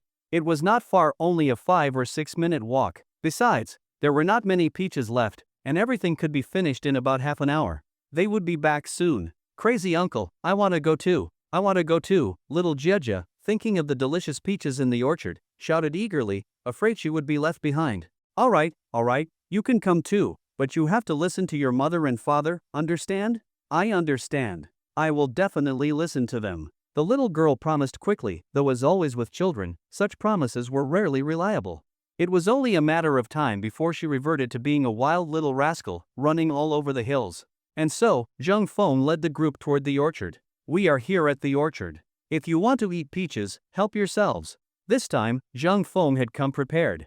A few days ago, he had made 5 or 6 fruit-picking nets especially for guests. This way, no one needed to climb trees, avoiding unnecessary risks and preventing damage to the fruit trees. "Hee, this is great. Reap what you sow," the old man said with a grin as he took a net and walked toward a nearby peach tree. Everyone was given a net and began picking fruit with great enthusiasm. Even little Jieja had her own net. When she finally managed to pick her first peach with great effort, she squealed in delight, as if she had aced a test. As for Yang Guang and Jieja's mother, since they had never done this sort of thing before, they struggled for a long time without success. In the end, Jieja could not stand it anymore and boldly pushed them aside, successfully picking a peach herself and becoming their little teacher.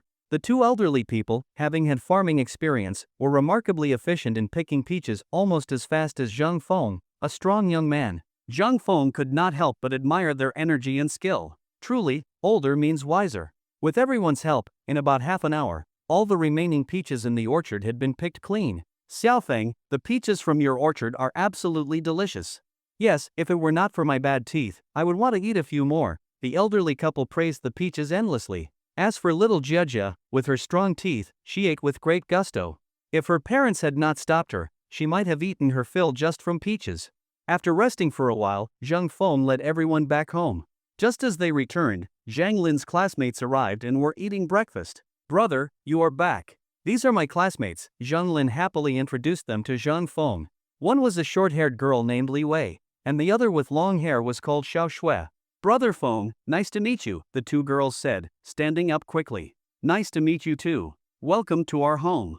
I will take everyone for a boat ride on the lake shortly," Zhang Feng said with a smile. "That sounds wonderful. Thank you so much, Brother Feng," the two girls responded excitedly. Woof woof, woof woof. Hearing Dahei and Xiaohei barking, Zhang Feng knew they had surely fallen into the hands of little Jia again. Shaking his head, he silently prayed for the dogs. Sure enough, when Zhang Feng stepped outside, he saw the little girl grabbing Xiaohei's fur with one hand and tightly pulling Dahei's hind leg with the other, preventing both dogs from escaping. The poor dogs struggled desperately to break free from Jia's clutches. "Jia, go wash your hands. We are going boating," Zhang Feng said, his mouth twitching as he watched the pitiful scene, feeling sorry for the dogs. "We are going boating, crazy uncle?"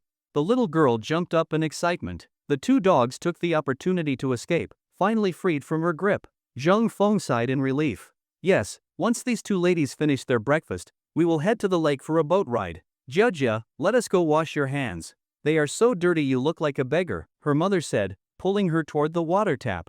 Zhang Feng then asked everyone if they were interested in boating. Apart from his mother who stayed behind to look after the house, everyone was enthusiastic. So Zhang Feng called Zhang Yi and borrowed a wooden boat from the village. Then, he led the group to the lake. Zhang Feng's boat was slightly larger and carried the guests from both families, 6 passengers plus Zhang Feng as the oarsman, 7 in total. The rest of the group went with Zhang Yi in another boat. "It has been so many years since I last saw a wooden boat like this," the old man said with emotion. Such a rustic mode of transport could only be found in small mountain villages like this one. Elsewhere, it had long disappeared. "Yes, it has been 20 or 30 years, Grandma Lu recalled." Once everyone had put on life jackets, Zhang Feng pushed off with his oar, and the boat shot forward like an arrow, cutting through the water and gliding into the distance. "Hee, hold on tight, everyone. We are setting off. Jia, sing 'Let Us Paddle the Oars for Great-Grandpa and Great-Grandma,'" Yang Wang said with a smile, encouraging his daughter. "Oh, Jia can sing that song? Wonderful," the elderly couple praised her. "Of course. Our kindergarten teacher taught us. I will sing it for you now." The little girl lifted her chin proudly and began singing the well-known children's song. "Let us paddle the oars, the little boat pushes through the waves. The sea reflects the beautiful white pagoda, surrounded by green trees and red walls. The little boat glides gently through the water, a cool breeze blows in our faces." Soon, the lake was filled with Jejo's clear and ethereal voice.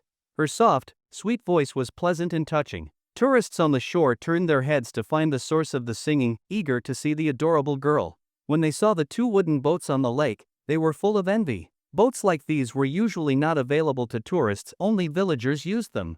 But it was precisely the rustic charm of the wooden boats that everyone loved. Drifting on the lake in them had a distinct flavor and a deep rural charm. Tourists took out their phones and cameras, capturing the natural and harmonious scene of Zhang Feng and the others rowing gently across the lake. It was a scene that filled everyone with longing. Standing at the bow of the boat, looking at the wide expanse of the lake calm and serene, it resembled a smooth mirror. In the distance, along the shoreline, pink lotuses were blooming in profusion, rising unstained from the mud, washed by clear waters but not alluring.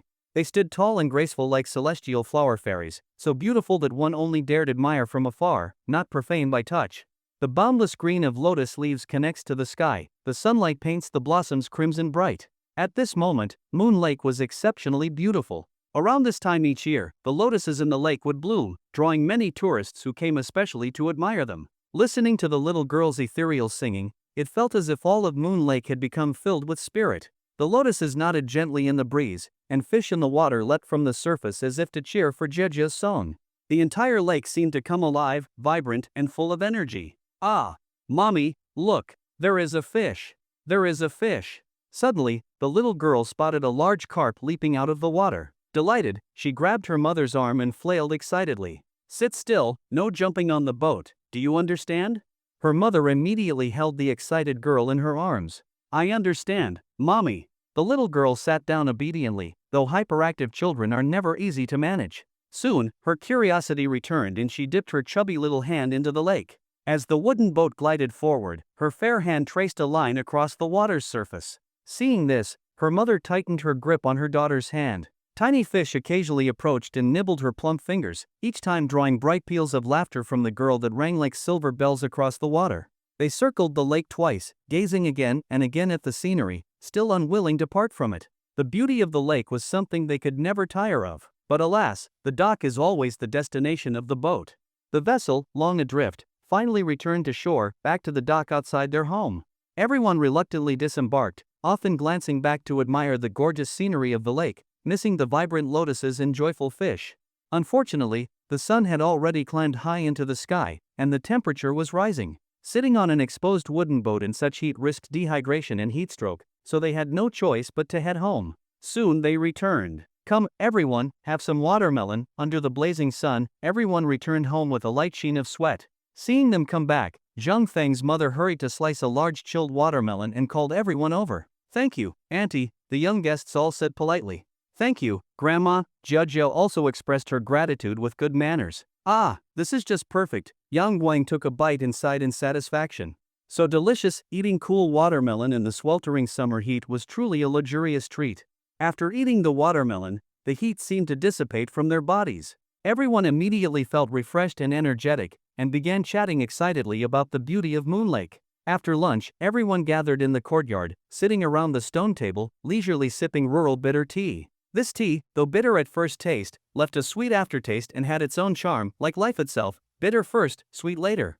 Only through hard work and sweat could one reap rewards. "Oh, Xiaofeng, your teapot is a purple clay pot." The old man, a tea lover with some knowledge of teapots, noticed the vintage pot and his eyes lit up with interest.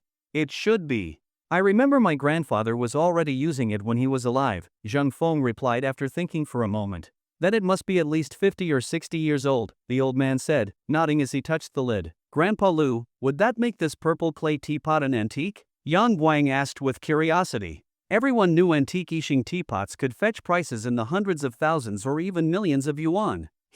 This one was likely mass-produced by machine in the modern era.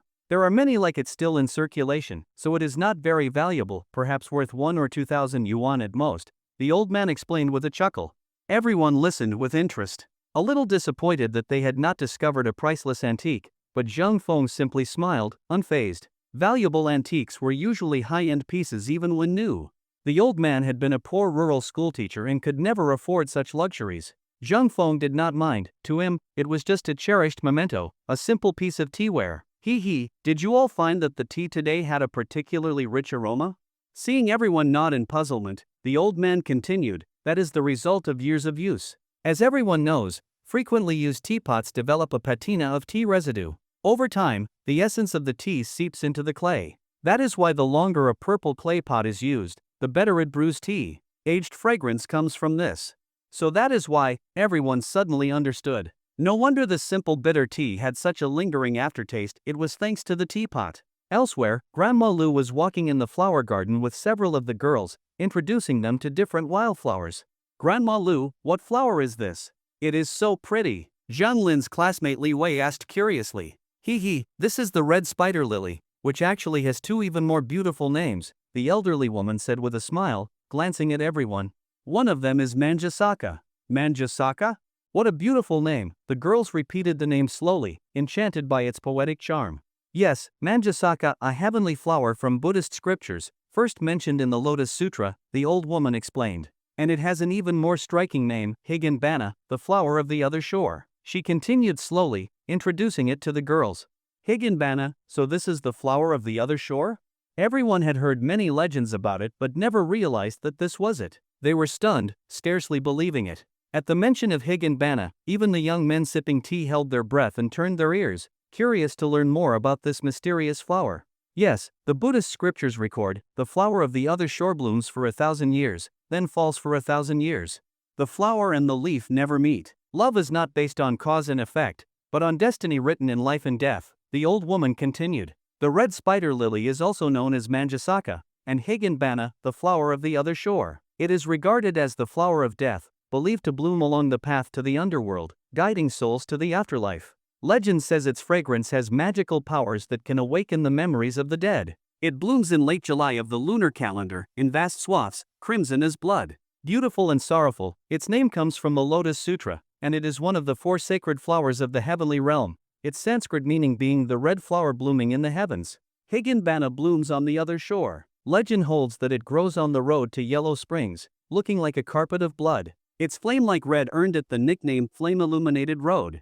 As the only scenery on that road to the underworld, it is said that people tread its petals as they journey to the 9 levels of hell. Its blood-red hue and eerie air have led to it being viewed as an ominous flower. Yet its beauty is indisputable. Especially in the countryside, its elegance often brings a touch of color to otherwise barren hills and plains. Wildflowers bloom in the northern wind, unloved and unnoticed, undaunted by slander or scorn, each flower blooming like a celestial being. Zhang Feng felt that calling Higanbana a symbol of death and misfortune was deeply unfair. What did this flower ever do to deserve such a reputation? These were merely meanings people imposed upon it, stigmas forced upon its petals. Zhang Feng felt the name red spider lily was just right, simple and pure. Though it lacked the grandeur of Manjasaka or Higanbana, it was unstained by worldly turmoil. The old woman continued introducing the various wildflowers in the courtyard garden, beautiful golden chrysanthemums, proud wild lilies, and even humble clover dotted with tiny blossoms. A vibrant array of colors, purples, reds, yellows, and greens, bloomed in joyous competition, making the simple farmhouse courtyard incredibly beautiful. After a short rest, everyone began preparing the various ingredients for the afternoon's outdoor cooking. The girls were in charge of washing and cutting vegetables, while Zhang Feng and Zhang Yi gathered the necessary tools for the cookout: pots, pans, bowls, plates, as well as firewood and charcoal. Since the riverbank was barren and had nothing on site, everything needed to be brought along. By 3 in the afternoon, the sun was no longer blazing hot, and the young people eagerly followed Zhang Feng and Zhang Yi to the riverbank. Today's cookout spot was located upstream of Moon Lake, the same place where Zhang Feng had previously gone crab hunting with his classmates. The terrain there was flat and open, with pebbles and stones of various sizes spread out across the ground, extending all the way to the base of the mountain, a truly stunning and expansive view. Crazy guy, isn't this the place we came to catch crabs? Louis asked in surprise upon arrival. Yes, this is the spot. There are still crabs here? Upon hearing this, several girls and Yang Wan's family of 3 all looked interested. Of course, last time we caught a whole bucket of crabs here, Louis said proudly. There really are crabs? Let's go look for some. Without another word, everyone dropped their things and rushed off excitedly, leaving only the Zhang brothers standing there, staring at each other. Brother, they are all gone. What do we do? Zhang Yi asked helplessly, looking at the pile of ingredients, firewood, and charcoal. Leave them. Let's build 2 earthen stoves first so we can cook later. Zhang Feng waved it off, knowing that once the others had played enough, they would come back on their own. The 2 of them started building the stoves. The large pebbles from the ground served as perfect materials. In about 5 or 6 minutes, they had constructed 2 simple earthen stoves through teamwork. All right, finally done. Zhang Feng stood up and clapped his hands, then said with a smile, come on, let's go catch 2 fish from the river to make soup. Brother, how are we going to catch them? Zhang Yi looked at his brother, puzzled about how he planned to catch fish empty-handed. If we want fish soup tonight, we will have to rely on this. Zhang Feng had come prepared. While chopping wood at home earlier, he had prepared a stick about a meter long, his fishing tool. Brother, are you planning to knock some rich guy unconscious with that stick? Zhang Yi asked jokingly, completely confused by the plan. Get lost. Do I look that violent to you? Zhang Feng rolled his eyes. He just wanted some fish, no need to ambush anyone. Then what's the stick for? Zhang Yi scratched the back of his head and asked again. Come with me. You'll find out soon. Zhang Feng replied mysteriously without explaining. Zhang Yi shook his head and quickly followed. Meanwhile, the crab hunters were in full swing. Every time someone found a crab, it was as if they had discovered a new continent. Shouts of joy filled the air. Daddy! Mommy! I caught a crab! I caught a crab! Little Jia finally caught one herself and began dancing around in excitement. Good job, Jia. Let Daddy see. Yang Guang praised her immediately. Be careful not to get pinched, her mother reminded gently. Crazy uncle, look, this is the crab I caught. Seeing Zhang Feng approach, the little girl proudly lifted her chin to show off her prize. Wow, Jia, that's amazing. You caught such a big one. Uncle will cook crab for you later, Zhang Feng said, patting her head with a smile. The little girl beamed with joy after the praise. Xiaofeng, why are you carrying a stick? Yang Guang asked curiously. You did not need one to catch crabs. My brother plans to catch fish with it, Zhang Yi interjected. No way? Come on, I am not that gullible, Yang Guang said in disbelief. How could a stick catch fish? Hee hee, why would we lie? I'll show you my secret technique right now. Zhang Feng twirled the stick in his hand and headed for the river. Zhang Yi and Yang Guang exchanged confused looks but followed out of curiosity, eager to see what Zhang Feng was up to. At the clear Dabang River, Zhang Feng took off his shoes, rolled up his pants, and waded into the water. The Dabang River was shallow all year round, with the deepest parts only about 40 to 50 centimeters, making the fish inside clearly visible. Due to the effects of a basic gene serum, Zhang Feng had excellent vision. He could spot the fish from a distance and, with his basic hunting skills, catching fish with a stick was no longer just wishful thinking. Zhang Feng cautiously moved to the center of the river, raised his stick, and patiently waited for a fish to swim close, standing there like a hunter lying in wait. Soon, a grass carp swam leisurely downstream, unaware of the danger ahead. It glided right into Zhang Feng's range. Without hesitation, he struck. Water splashed everywhere. Once it calmed, a grass carp over 20 centimeters long floated belly up on the surface. Stunned, the two men on shore were speechless for several seconds. "Brother, how did you do that?" Zhang Yi finally exclaimed. "Xiaofeng, that's insane," they ran over, excited and stammering, completely awed by Zhang Feng's extraordinary fishing skills. "Hee hee, it's nothing, just a simple trick," Zhang Feng said with a smug smile. "Oh, come on, brother, I give your performance 100 out of 100, Zhang Yi said. "If this was considered simple, then harder skills must be heavenly." "Yeah, Xiaofeng, why don't you just fly into the sky?" Yang Guan laughed. "Hee hee," Zhang Feng chuckled mischievously, tossed the stunned fish onto the shore, and continued his epic and showy fishing session. He kept striking fish with the stick, nearly one per hit, rarely missing. The two spectators were amazed. Even the crab hunters were drawn over by Zhang Feng's impressive style. Each time he caught a fish, the girls shrieked in awe, marveling at his skill. After catching 5 or 6 fish, Zhang Feng stopped and went ashore to clean them. "Crazy guy, you are so cruel," Louis said sympathetically, looking at the fish on the ground. "What?" Zhang Feng asked, puzzled. "These poor fish died so unjustly. Look, their eyes are still wide open, they definitely died with regrets." Louis shook her head, feeling sorry for the clueless fish that had just been clobbered. "Come on, is that my fault? Have you ever seen a fish die with its eyes closed?" Zhang Feng rolled his eyes, wondering what he had done to deserve such criticism. Shaking his head and ignoring her teasing, Zhang Feng began cleaning the fish, scaling and gutting them, then placing them in a prepared bowl. Soon, the job was done. Seeing Zhang Feng's flashy fishing technique, no one was interested in crabbing anymore. Everyone grabbed a stick, hoping to try their hand at fishing, but no one succeeded. The technique was far too difficult for beginners. "Zhang Yi, start the fire." "Time to cook fish soup," Zhang Feng said as he picked up the iron pot and went to fetch water from the river. "Got it, brother." By the time Zhang Feng returned with water, Zhang Yi had started the fire. Zhang Feng placed the iron pot on the earthen stove and put 2 of the bigger fish into it, covered it with a lid, and began making fish soup. Meanwhile, their little sister had washed the rice. Zhang Feng quickly lit the second stove and started cooking rice. Today, everyone would enjoy a rustic countryside meal right there on the riverbank. In about half an hour, the fragrant, steaming rice was done. Zhang Feng, acting as head chef, began cooking fish-flavored eggplant, stir-fried bok choy, and homemade stir-fried pork. Louis joined in, making sour bamboo shoot shredded pork and minced meat with edamame. Then Jejia's mother contributed 2 simple dishes, lettuce and soy paste and smashed cucumber salad. With the pot of richly aromatic fish soup boiled purely in water without any seasoning, using the unpolluted Dabang River water, the result was an extraordinarily fresh and pure flavor. Everyone had contributed in some way to preparing the meal. Because of their personal efforts, the food tasted even better, and the sense of accomplishment made everyone eat with extra satisfaction. In the end, the table was cleared, every dish finished down to the last drop of soup. Not a bit was wasted. Afterward, most people were so full they could hardly move. Some sat, some lay down along the riverbank, enjoying the beautiful evening glow and sunset. The setting sun cast crimson clouds across the western hills.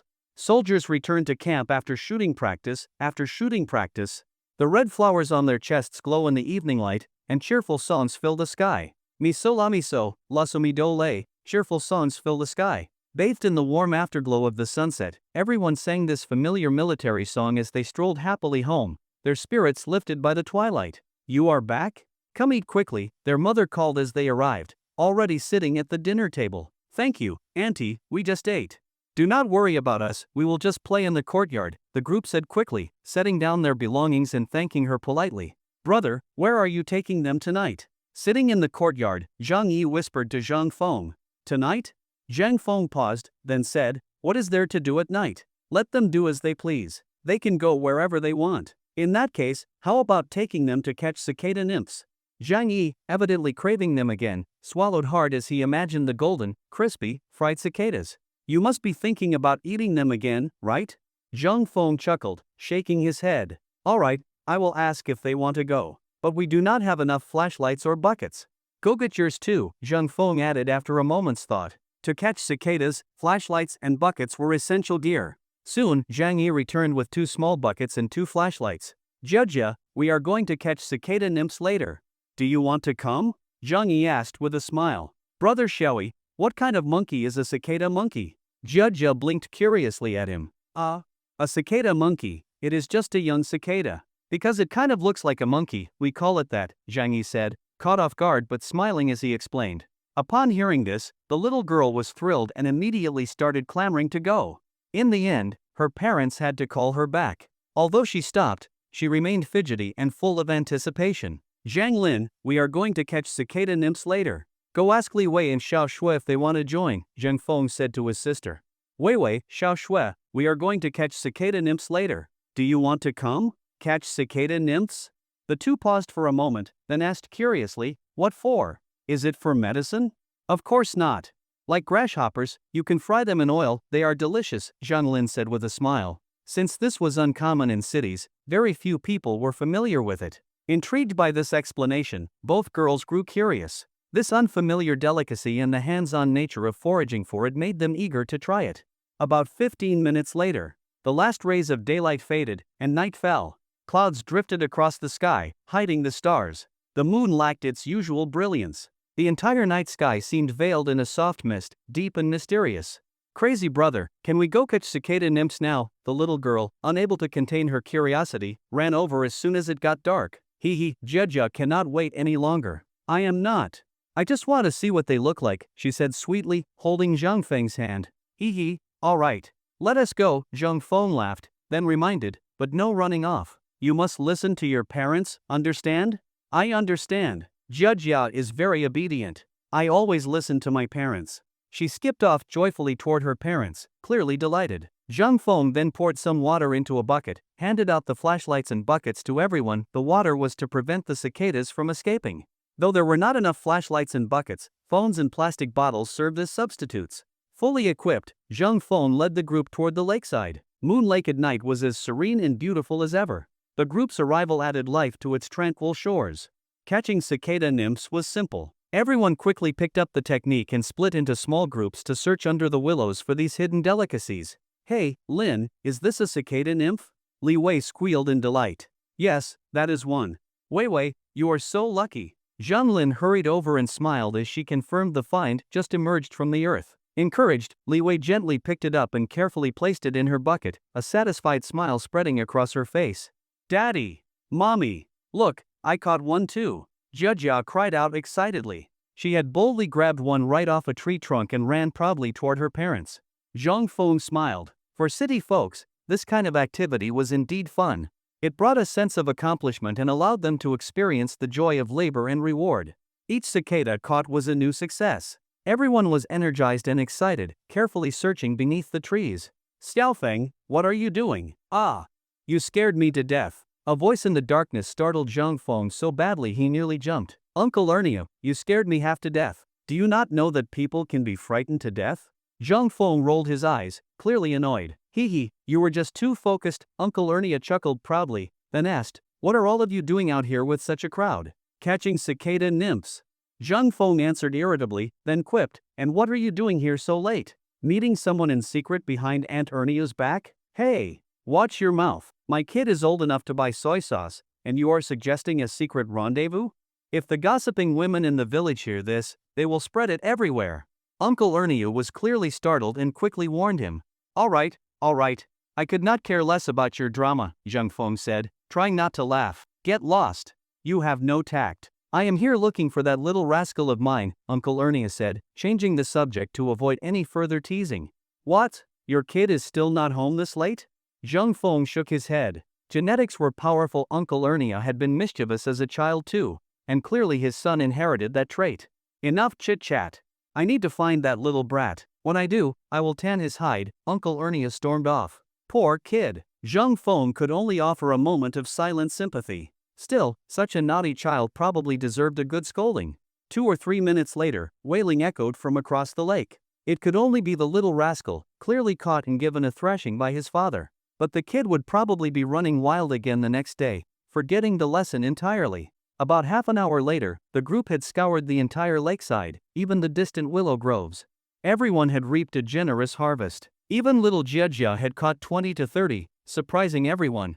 Back home, Zhang Feng quickly washed the cicada nymphs and deep-fried them in vegetable oil until golden and crispy. The fragrance soon filled the house. Even Jiejia, watching television in the main hall, caught a whiff and dashed to the kitchen. Crazy brother. It smells so good. Really? Want to try one? Zhang Feng asked, offering her a piece. Are they really tasty? Though she had not been afraid when catching them, now she hesitated. Tempted by the aroma, she licked her lips and asked timidly. Do not worry, they are delicious. Watch me eat one first. Zhang Feng crunched into one, it was crisp and tasty. Seeing how much he enjoyed it, the little girl finally summoned the courage to try one, and once she did, she could not stop. Zhang Feng brought the plate to the main hall. At first, everyone hesitated, just like Jiejia. But after seeing others enjoy them so much, they dared to taste and were quickly hooked. The crispy delicacies won them over completely. As soon as Zhang Feng got up and walked into the courtyard, he saw Grandpa Lu and Grandma Lu watering the flowers. Grandpa Lu, Grandma Lu, you are up so early? Zhang Feng greeted them with a smile. Hee hee, we are getting old. Sleep does not come easy anymore, Grandpa Lu said cheerfully. Yes, sleeping too long actually makes our backs hurt. It is better to get up early and water the plants in the yard for a bit of exercise, Grandma Lu added with a smile. After a quick wash, Zhang Feng began practicing a health exercise routine in the courtyard. After some time practicing, he felt significant improvements in his physical condition. His senses had sharpened, his energy had increased, and every day he felt vibrant and alive, no longer pale and drained like before. Xiaofeng, what kind of exercise is that? The old man had been curious about Zhang Feng's unusual routine from the start. Once Zhang Feng finished, he finally asked. Hee, it is a new type of fitness routine, somewhat similar to yoga, Zhang Feng replied vaguely and simply. I see, Zhang Feng said little, and the old man did not press further, though he found it quite interesting. After finishing his exercises, Zhang Feng took a plastic basket to the backyard to harvest vegetables. The two elderly followed along. Grandpa Lu, Grandma Lu, you can just stroll around the yard. There is no need to help, Zhang Feng said. Hee, it is fine. We have been busy all our lives, and now it is a habit. If we do not do anything during the day, we feel uneasy, like something is missing, Grandpa Lu said with a chuckle. Grandma Lu nodded in agreement with a smile. The old man had been a chef for his entire life, working in kitchens until just 2 years ago, when he finally retired and handed the family business to his son, Louis's father. Grandma Lu had been an elementary school teacher. Though she retired earlier, she had always helped her husband run the business. Only after Grandpa Lu's retirement did they begin to slow down and travel to enjoy China's scenic landscapes. The saying goes, it is rare to live to 70. After traveling across the country, the elderly couple still felt that their hometown was the most beautiful. They believed that the poorest and hardest rural days were, in fact, the most precious and unforgettable. Unfortunately, Grandpa Lu's hometown had been completely submerged due to the construction of a hydropower station. It was his greatest regret. So when he heard his granddaughter mention Moon Lake a few days ago, he was intrigued. This place, with its mountains and waters, felt like the hometown of his heart, rustic and beautiful. So the couple came, and they were completely satisfied with everything here. In fact, they secretly wished they could stay for good. After harvesting vegetables and having breakfast, Zhang Lin took the group up the mountain to pick wild fruits. Little Jiejia, upon hearing there were wild fruits to eat, cheerfully grabbed her parents' hands and followed happily. After eating a bowl of noodles, Zhang Feng put on his father's old knee-high boots and headed to the fields. Today, he planned to remove the weeds from the rice paddies. The rice field was densely planted, so Dabai and Xiaobai, their two goat-like super weeders, were useless here. Plus, the field was muddy, and those silly animals would likely get stuck. Therefore, the weeding had to be done by hand. After 4 or 5 minutes, Zhang Feng arrived at the rice field. The rice blossoms were fragrant, the green shoots lush. A gentle breeze rolled across the field like waves, an impressive sight. There were not many weeds in the paddy, scattered here and there. Since aquatic weeds were rare, Zheng Feng, in his rubber boots, stepped into the flooded field and began removing them one by one. There were only a few main types of weeds in the paddy: barnyard grass, rushes, and various sedges, with barnyard grass being the most prevalent, accounting for nearly half the weeds. That is why people say, good seeds grow good rice, bad seeds grow barnyard grass. Weed out all the barnyard grass, and the granary will be full. This shows just how harmful barnyard grass can be to rice. Barnyard grass looks very much like rice, with nearly the same height. Mixed together, it is hard to tell which is which unless you look carefully. They are like master imitators, nearly indistinguishable to the untrained eye, so when removing them, one must be careful not to pull out real rice plants. Ugh, another vampire. Just as Zheng Feng reached out to pull a weed, he stopped. He had spotted a leech, common in paddies. He had been bitten by one as a child and had cried his eyes out in fright. His father had scraped it off with a rice stalk. Since then, Zheng Feng had developed a grudge against leeches. Every time he saw one, he had to destroy it completely. This time was no different. He scooped the leech onto the bank with a weed and burned it with a lighter. It sizzled and squirmed until it turned into charcoal. Humph. I never hold grudges, I take revenge on the spot. Put. A laugh came from behind. Crazy guy, you are hilarious. Phew. I was wondering who it was. Turns out it is you. Zheng Feng turned around in embarrassment. It was Louis, and he relaxed with a smile. Hee hee, I did not expect you to be so vengeful, she giggled. Of course. Be ruthless to enemies, and gentle like a spring breeze to friends and family. By the way, what brought you here? Zheng Feng asked curiously. I was just walking along the road and ended up here. I did not expect to stumble upon such an amusing scene, Louis replied with a smile. Seeing Zheng Feng weeding, Louis wanted to try, but as soon as she heard about the leeches, she backed off and simply sat by the field, quietly watching him. Crazy brother, what are you doing in the field? Looking for snails? At that moment, Xiaoyatsi and Damo came over. Yes. And what are you mischievous monkeys up to? Zheng Feng asked, looking up with a smile. We are going to catch tadpoles, Xiaoyatsi answered, still limping, clearly still sore from last night's beating. You rascal, remember to go home early. Otherwise, if your father catches you, your butt is done for, Zheng Feng reminded him with a grin. Got it, crazy brother. We will play for a bit and head back. With that, the group ran off across the fields, chasing each other. Those kids, Zheng Feng smiled and shook his head. Looking at them was like seeing his younger self, carefree, wild, and joyful. Crazy guy, was that the kid who got beaten yesterday? Louis asked after they left, laughing. Yes, that naughty little brat, Zheng Feng nodded. Then why do his parents not send him to kindergarten? At least the teachers could watch him, she asked, puzzled. Hee hee, kindergarten is expensive. One semester costs 3,000 yuan a year, nearly 6,000. Their family farms, and their annual income is just over 10,000. Do you think they can afford it? Zheng Feng looked at her and said. Louis fell silent, surprised by how difficult rural education was. About 15 minutes later, Zheng Feng had finished weeding. Looking at the neat, vibrant rice shoots, he felt clear-headed and deeply fulfilled. All right, enough moping. Come help me collect river snails, Zheng Feng said, noticing her mood drop. Snails? There are snails in the paddy? Her eyes lit up with interest. Of course. Plenty. Come on. Zheng Feng handed her a plastic bag. The two began searching the paddy edges for these common delicacies.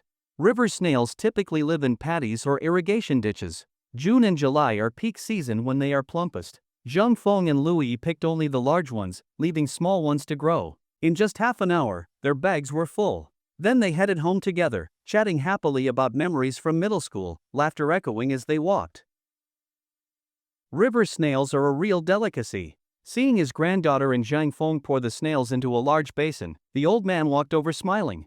Where did you get these? He asked curiously. With the widespread use of pesticides and fertilizers in rural areas, river snails had become increasingly rare. Catching this many was no small feat. We got them from the rice fields, Louis replied with delight. Is that so? Then it seems the ecological environment of Zhangjiawan is really quite good. The old man nodded. Zheng Feng smiled as well. Though Zhangjiawan was not wealthy, its ecological protection was indeed excellent.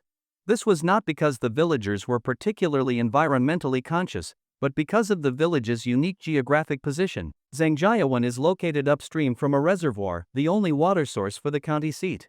To protect this source, the government has forbidden upstream villages along the Dabang River from using highly toxic pesticides. If crops suffer pest damage, the government provides low toxicity, low residue pesticides free of charge every year. As a result, the upstream farmers have no objections. Their interests are not only unharmed, but they also save money on pesticides. It is truly a win-win policy. Zhang Feng washed the river snails twice, then poured them into a water bucket and filled it with clean water until the snails were fully submerged. He then took a bottle of sesame oil from the kitchen and added a few drops to the bucket. The purpose of this was to make the snails expel the mud and dirt from their bodies. Only properly purged snails are safe to eat. He placed the bucket on the balcony, estimating that it would take 2 days for the snails to purge completely. Good food takes patience. Some refined dishes require many intricate steps. Take Buddha jumps over the wall, for instance. It is said that preparing this famous delicacy requires several days just to get the ingredients ready. Enjoying the most famous dish of Manhwa cuisine is certainly not easy. Grandpa Lu, Grandma Lu, come have some peaches. Of the several dozen kilograms picked yesterday, Zhang Feng had intentionally set aside about 20. According to the system's description, peaches treated with the fruit fragrance enhancer could last up to a week, so there was no concern about spoilage. Seeing her brother and Louis return, Zhang Lin quickly washed some peaches and placed them on the stone table, inviting the two elders, Louis and Zhang Feng, to enjoy them. The peaches from Xiaofeng's orchard really are delicious and easy to digest. Yesterday I ate 5 or 6 in one go and felt just fine. He. You old glutton, all you do is overeat every day, and you're even proud of it. Grandma Lu scolded him playfully. But even she had to admit that Zhang Feng's peaches were exceptional, sweet, flavorful, with just the right firmness, easy to chew, and easily digested. Meanwhile, Zhang Feng and Louis were discussing the peaches. Crazy guy, how could you not tell me you had such delicious peaches?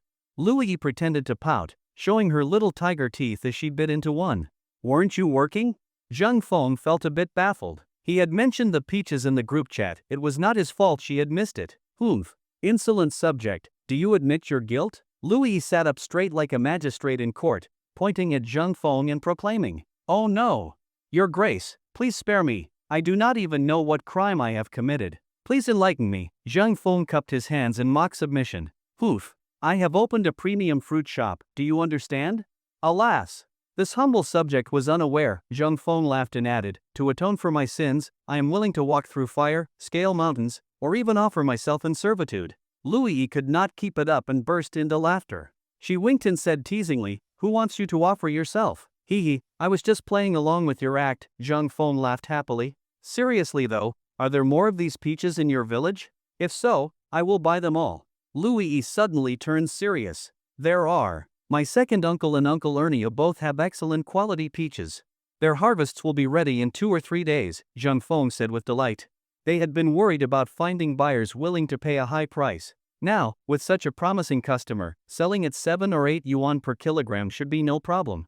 But they have quite a large yield. Are you sure you can handle it? Zhang Feng asked with concern. "Crazy guy, are you underestimating me? As long as it's under 5,000 kilograms per day, I can take it all," Louis declared proudly. She had founded her own fruit brand. Aside from leveraging a few family connections, she ran everything herself. She now had 5 stores in the provincial capital and 3 in the city, a total of 8 outlets. They sold tens of thousands of kilograms of fruit daily, so a few thousand kilograms of peaches was nothing. When did our tomboy turn into a business mogul? Zhang Feng teased, impressed that easygoing Louis had accomplished so much. "You wanna die, huh?" Louis blushed and, enraged with embarrassment, lunged at him playfully. "Oh no! Have mercy, fair lady. I will never call you a tomboy again." Zhang Feng raised his hands in surrender. Let's see if you dare say that again." Louis triumphantly raised her little fist. Those two really are something." The elderly couple laughed as they watched the playful pair. After goofing around, Zhang Feng called over his second uncle and Uncle Ernie to discuss the peach sale with Louis directly. Since all parties were sincere, Louis agreed to purchase the peaches at 8 yuan per kilogram and would even handle the transportation herself. Within minutes, they reached an agreement and signed a contract. The two uncles were thrilled. While their peaches tasted great, finding such a reliable bulk buyer was not easy. Though retail prices were higher, retail came with spoilage risks. Many peaches were ruined by customers picking through them. Retail also posed significant market risks. In a bumper year, thousands of kilograms of peaches could be hard to move. So they gladly sold their crops to Louis. "Xiaofeng, how many years have you been cooking?" asked the old man, impressed by Zhang Feng's skill. Not long. Just a few months." The old man. "A genius. Truly a genius." After a moment of silence, the old man muttered excitedly, A talent like Zhang Feng was a once-in-a-century phenomenon. If Zhang Feng's skills were not already on par with his own, he would have taken him as a disciple on the spot. Xiao Feng, with your cooking skills, you could easily be head chef at a 5-star hotel. Want me to make an introduction? He asked, eager to nurture such talent. No thanks, sir. I am used to my lazy lifestyle. I would not handle that kind of pressure well, Zhang Feng declined politely. Sigh. What a pity. The old man had hoped to lure Zhang Feng into his own hotel, but since he refused, he did not insist. Still, he felt it was a shame to see such talent go to waste. Honestly, I do not think it is a waste. We may not be rich, but we do not want for food or clothes. As long as the family is together, living simply and happily is enough. You talk like an old man, older than me even, the old man chuckled. But you are right. No amount of money matters more than family. Watching Zhang Feng cook with such skill, the old man's hands itched. He personally prepared 2 of his signature dishes so everyone could taste his cooking. At lunch, to celebrate the successful agreement, Zhang Feng invited his uncles to stay. Together with the old man, he cooked a grand feast that had everyone praising the food. The old man was so pleased with the praise, he even had a few extra drinks. If Grandma Lu had not kept an eye on him, he might have gotten thoroughly drunk. After lunch, second uncle and Ernyo uncle left in high spirits. With a secure outlet for their peaches, they no longer needed to worry about sales, and their steps were noticeably lighter as they walked. At noon, Grandpa Lu, having had a few extra drinks, felt slightly tipsy. After the meal, Grandma Lu helped him back to their room to rest. Yang Guang's family also returned to their room for a midday nap.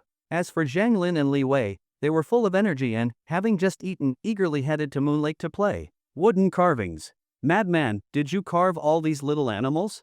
Louis asked Zhang Feng curiously, pointing at the wooden sculptures beside the television. Yes, I did. Why? Zhang Feng nodded. Really? Then can I have these too? Louis's face lit up as she tightly grasped the sculptures of the 2 puppies, De Hei and Xiao Hei. Oh, and this one. And this one. After a moment's hesitation, she noticed that Dabai and Xiaobai were also adorable and picked up their wooden carvings as well. Come on, why not just take them all? Zhang Feng was speechless. Carving each one wasn't easy. Thanks for the reminder. They're all mine now. With that, the girl swept up the remaining sculptures of Xiao Miao and Xiao Ba, leaving nothing behind for Zhang Feng. Watching Louis leave triumphantly, Zhang Feng deeply regretted his earlier words. Now, all his pet series wooden carvings were gone, taken by Louis. He could only sigh at his misfortune in choosing friends. Forget it. I'll carve some more when I have time. Zhang Feng shook his head. Since he made them himself, he could always create new ones with some time and effort. Afternoon rest. Having had some wine earlier, Zhang Feng felt a bit warm. He decided to cool off in the courtyard, lying on a recliner, enjoying the breeze, and reading his favorite novel. Ding ding, suddenly, his long-unused QQ app chimed. Madman, reading novels again? It was a message from Lazy. How did you know? Every time you go online, you're reading novels. How could I not know? Lazy replied cheekily. Once you dive into online novels, it's hard to get out. I've completely fallen for them. Zhang Feng smiled wryly. He felt uneasy if he didn't read for a while, as if something was missing. Damn, you're talking about being deep into novels? I'm envious of your lifestyle. Look at us old classmates, up earlier than chickens, sleeping later than dogs, working our tails off every month for just 5,000 or 6,000 yuan. And you? Sleeping in, counting money until your hands cramp, selling mushrooms and fruits, earning over 1 million yuan a year, Lazy lamented. Lazy, since when did you become so whiny? Zhang Feng laughed at Lazy's complaints. Get lost. I'm the kind of guy who shouts at injustice and takes action when needed, the first fierce general of water margin, Sherbao, super stone baby, Lazy shamelessly proclaimed. Come on. I think another line from the Song of the Hero suits you better, Zhang Feng teased. Which line? Isn't it shout at injustice and take action when needed? Read on and you'll see. Hey, you're a fool. You're a fool. After replying, Zhang Feng chuckled and asked, how about it? Doesn't this line fit you well? Madman. Can we still have a pleasant conversation? After a moment of silence, Lazy asked, heartbroken. Of course, aren't we chatting happily now? Zhang Feng replied, holding back laughter. Madman, you're amazing, truly fucking amazing. Finally, Lazy sent a few crying emojis and quietly logged off QQ. This fool, Zhang Feng shook his head. They often teased each other like this, which was quite fun. As the saying goes, everyone has that one foolish friend who adds joy to life. The hot weather made Zhang Feng feel a bit sluggish. He logged off QQ, lay back on the recliner, closed his eyes, and prepared to rest. Chaos in the courtyard. Ah! Master, save me! Master, save me! Zhang Feng was sleeping soundly when a sudden scream woke him. Opening his eyes, he saw chaos in the courtyard. The two puppies were chasing Xiaoba, whose wing seemed injured. Gone was his usual arrogance, now he was desperately fleeing. Xiaoba, with nowhere to run, spotted his master lying in the courtyard and saw a glimmer of hope. He scrambled towards Zhang Feng, shouting, "Master, save me! Dehei, Xiaohei, what are you doing? Brothers should love each other, understand?" Zhang Feng patted their heads. Woo-woo, the conflict among the three wasn't easily resolved. Dehei and Xiaohei had suffered under Xiaoba's bullying. Even with Zhang Feng's comfort, they still blared at Xiaoba, baring their teeth, unwilling to let him off easily. "And you, Xiaoba, remember not to bully Dehei and Xiaohei anymore, okay? Apologize to them now." Zhang Feng pointed at the puppies, instructing Xiaoba. "Apologize. Apologize." Xiaoba seemed terrified, muttering incoherently. "Silly bird, you should say I'm sorry when apologizing. Come on, say I'm sorry." Zhang Feng shook his head, amused. "I'm sorry. I'm sorry. I'm sorry." Xiaoba suddenly understood and quickly apologized to the puppies. He now realized their strength and knew he couldn't bully them anymore. Woo-woo, woo-woo, the puppies seemed to understand Xiaoba's apology. They gave him a warning look and walked away, as if saying, "We'll let you off this time for our master's sake." After the puppies left, Zhang Feng checked Xiaoba's injuries. His wing had a minor wound, likely from the puppy's sneak attack, but it wasn't serious. A day or two of rest should suffice. Zhang Feng placed the still frightened Xiaoba into a cage to prevent further trouble. Returning to his recliner, Zhang Feng reflected on the amusing scene. The system's creations were indeed impressive. After consuming the Enlightenment elixir, animals like Dehei and Xiaoba had significantly increased intelligence, comparable to 2 or 3-year-old children. They could understand basic commands. Especially Xiaoba, who had recently become obsessed with television. His language skills had improved rapidly. Phrases like "Master, save me" and "I'm sorry" were results of his recent TV watching. The puppies were also remarkable. They had learned strategies from Sun Tzu's art of war, enduring hardships, bearing insults, lowering Xiaoba's guard, and then launching a surprise attack, injuring his wing. If Zhang Feng hadn't intervened, Xiaoba's fate would have been grim. Thinking about his simple life, playing with dogs, feeding birds, watering flowers, doing farm work, Zhang Feng felt content and joyful. Wood carving. Zhang Feng retrieved his carving tools, ready to recreate his pet series. Selecting the wood and pondering for a moment, he felt confident. This was his third time carving them, so he was quite skilled. His carving knife danced effortlessly, wood shavings falling like snow. The eyes, nose, mouth, and other features of the puppy quickly took shape. The knife strokes were smooth, and the fur appeared lifelike. In about 10 minutes, a vivid wooden sculpture was completed. Zhang Feng continued working diligently, completing his pet series. As time passed, every 15 minutes or so, another animal sculpture was finished. In just over an hour, Dehei, Xiaohei, Debai, Xiaobai, Xiaomiao, and the unfortunate Xiaoba were all carved. The row of animal sculptures neatly lined up on the ground, and Zhang Feng finally smiled with satisfaction. Afternoon. Since the guests were all preparing to leave, Zhang Feng cooked dinner early. After the meal, the adorable little girl Jiajia still left reluctantly with her parents. Zhang Lin's 2 classmates, Li Wei and Xiao Shui, also said their goodbyes and departed. Old classmate Louis hurried back to take care of her business, while the 2 elderly guests decided to stay at Zhang Feng's home a few more days. Zhang Feng personally saw everyone off at the entrance of the village. Because Louis and Yang Guang had driven themselves, Zhang Lin's 2 classmates rode in Louis's car as they headed back toward the county town. Standing beneath the large banyan tree at the village entrance, Zhang Feng watched the 2 cars disappear into the distance before turning around and heading home. Time flew by. In the blink of an eye, it was noon the next day. The weather was unbearably hot. Lying in the courtyard, Zhang Feng suddenly had a whimsical idea to make crystal jelly to help everyone cool down. So, Zhang Feng went into the nearby hills to collect Physalis peruviana, a herbaceous plant originally from Peru, now widely found in many parts of the southwest.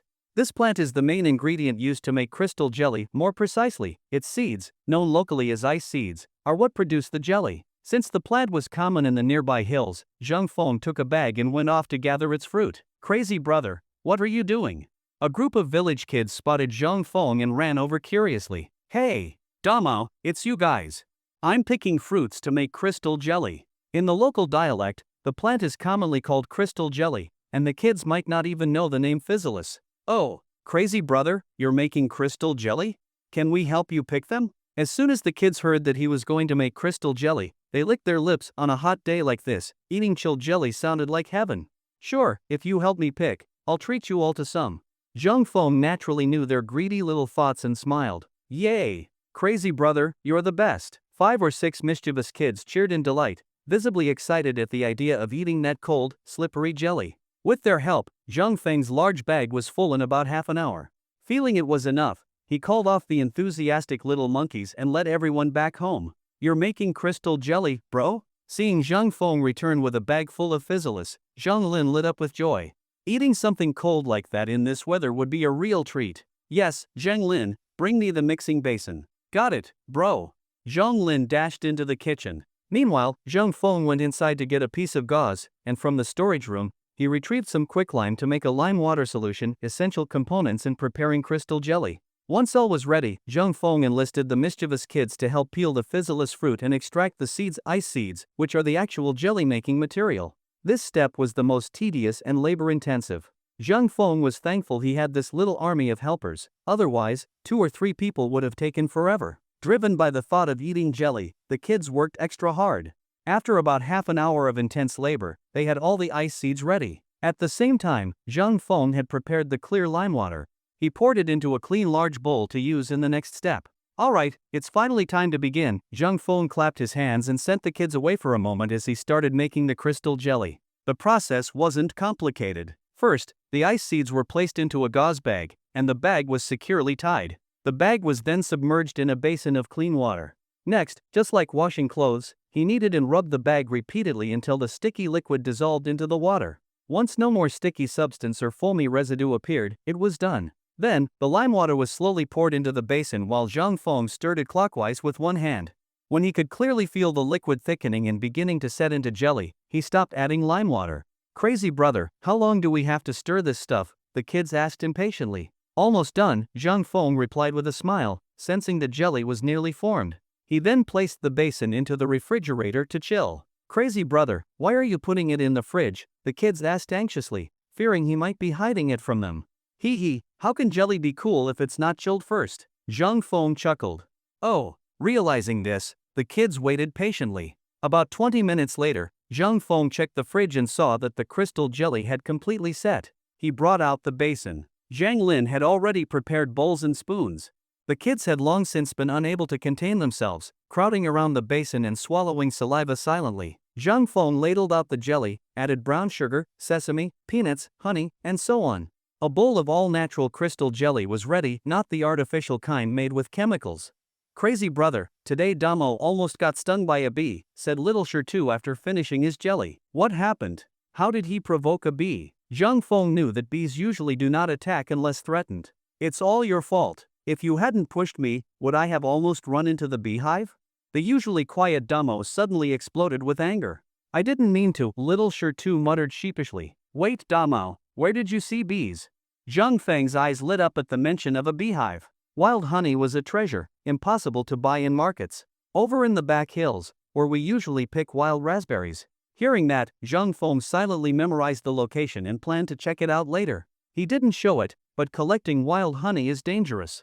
He would never let these kids come along. If one of them got stung, it could be a serious problem. He would go alone when no one was around. After sending the kids off, Zhang Feng began preparations. At first, he just intended to collect some honey. But then he thought, why not bring the whole hive back to his backyard? That way, he could have fresh honey anytime. He hastily built a beehive box, gathered all the gear for dealing with hornets, and stealthily set off into the hills. Sure enough, in the spot Damo had described, he found the wild beehive. It was not very large, about the size of a basketball, but the golden honey inside emitted a rich fragrance. Seeing such tempting honey made Zhang Feng smile with delight. He donned his full protective suit and carefully transferred the hive into the beehive box. The disturbance roused the bees, and they buzzed furiously, trying to attack Zhang Feng. But his suit left them no entry points. After sealing the hive box and waiting about 10 minutes, the bees gradually calmed down. Zhang Feng carried the box back home. Fortunately, it was midday and scorching hot, so no one was outside. He brought the hive home without incident and placed it in a quiet corner of the backyard, an ideal spot to raise bees. Although he had brought the bees home, harvesting the honey was no easy task. To avoid disrupting the hive too much, Jung Feng only took out one large honeycomb. He placed it in a bamboo sieve above a clean vegetable basin and gently crushed it, letting the honey slowly drip down. However, the raw honey still contained broken comb pieces and needed to be filtered through fine gauze to remove impurities. After filtering, Jung Feng poured the honey into jars. Thus, the honey collection was successfully completed. "Oh, Xiaofeng, is that honey?" The old man walked out of the house and, seeing Zhang Feng packing honey, asked in surprise. "Yes, it's wild honey I just brought back from the mountains," Zhang Feng replied cheerfully, his face beaming with joy. "This is good stuff. I must have a taste." Wild honey is rare. What's commonly seen is domesticated honey, and the taste between the two differs greatly. The old man scooped a small spoonful and savored it with closed eyes. "How is it, old man?" "Not bad, indeed worthy of being wild honey. It has a rich floral fragrance." The old man nodded, then happily shouted toward the house, "Wife, come quickly, it's the multifloral honey you've been yearning for." "What? Where is it?" Grandma Lu ran out quickly. 2 years ago, a friend had given her a bottle of multifloral honey upon learning about her digestive issues. She started drinking it daily with water, and it soon cured her long-standing problems and greatly improved her energy. Since then, she knew that multifloral honey was a rare treasure. Yes, it really is authentic multifloral honey. She took a taste and immediately recognized the familiar flavor. Though multifloral honey varies slightly based on the flowers bees forage from, it always has a key trait: a complex aroma with a faint herbal note. Multifloral honey is made from the nectar of various wildflowers. It contains a variety of floral and herbal essences, making it highly beneficial to human health and particularly nourishing. Grandma Lu, I just made some crystal jelly. Try it with the honey. Though multifloral honey is great, it's very sweet, so it pairs perfectly with crystal jelly. "Oh, Xiaofeng made crystal jelly too?" The two elders were pleasantly surprised. Such traditional treats had become increasingly rare in the city. "Yes, give it a try and tell me what you think." Zhang Feng served them each a bowl with some dried fruits and honey. Excellent, excellent. This is exactly the flavor. It's been so many years since I last had it." The old man seemed to be reminiscing. Indeed. Back then, when material life was scarce, a bowl of chilled crystal jelly on a hot day was a real treat and brought immense satisfaction. Grandma Lu also seemed to return to her memories, thoroughly enjoying the refreshing sweetness. "Xiaofeng, your jelly is really good. Later I'll make you a couple of my specialty dishes," the old man said contentedly. "Great. That ham dish you made last time was so good I nearly bit my tongue off. Looks like I'll eat well again today."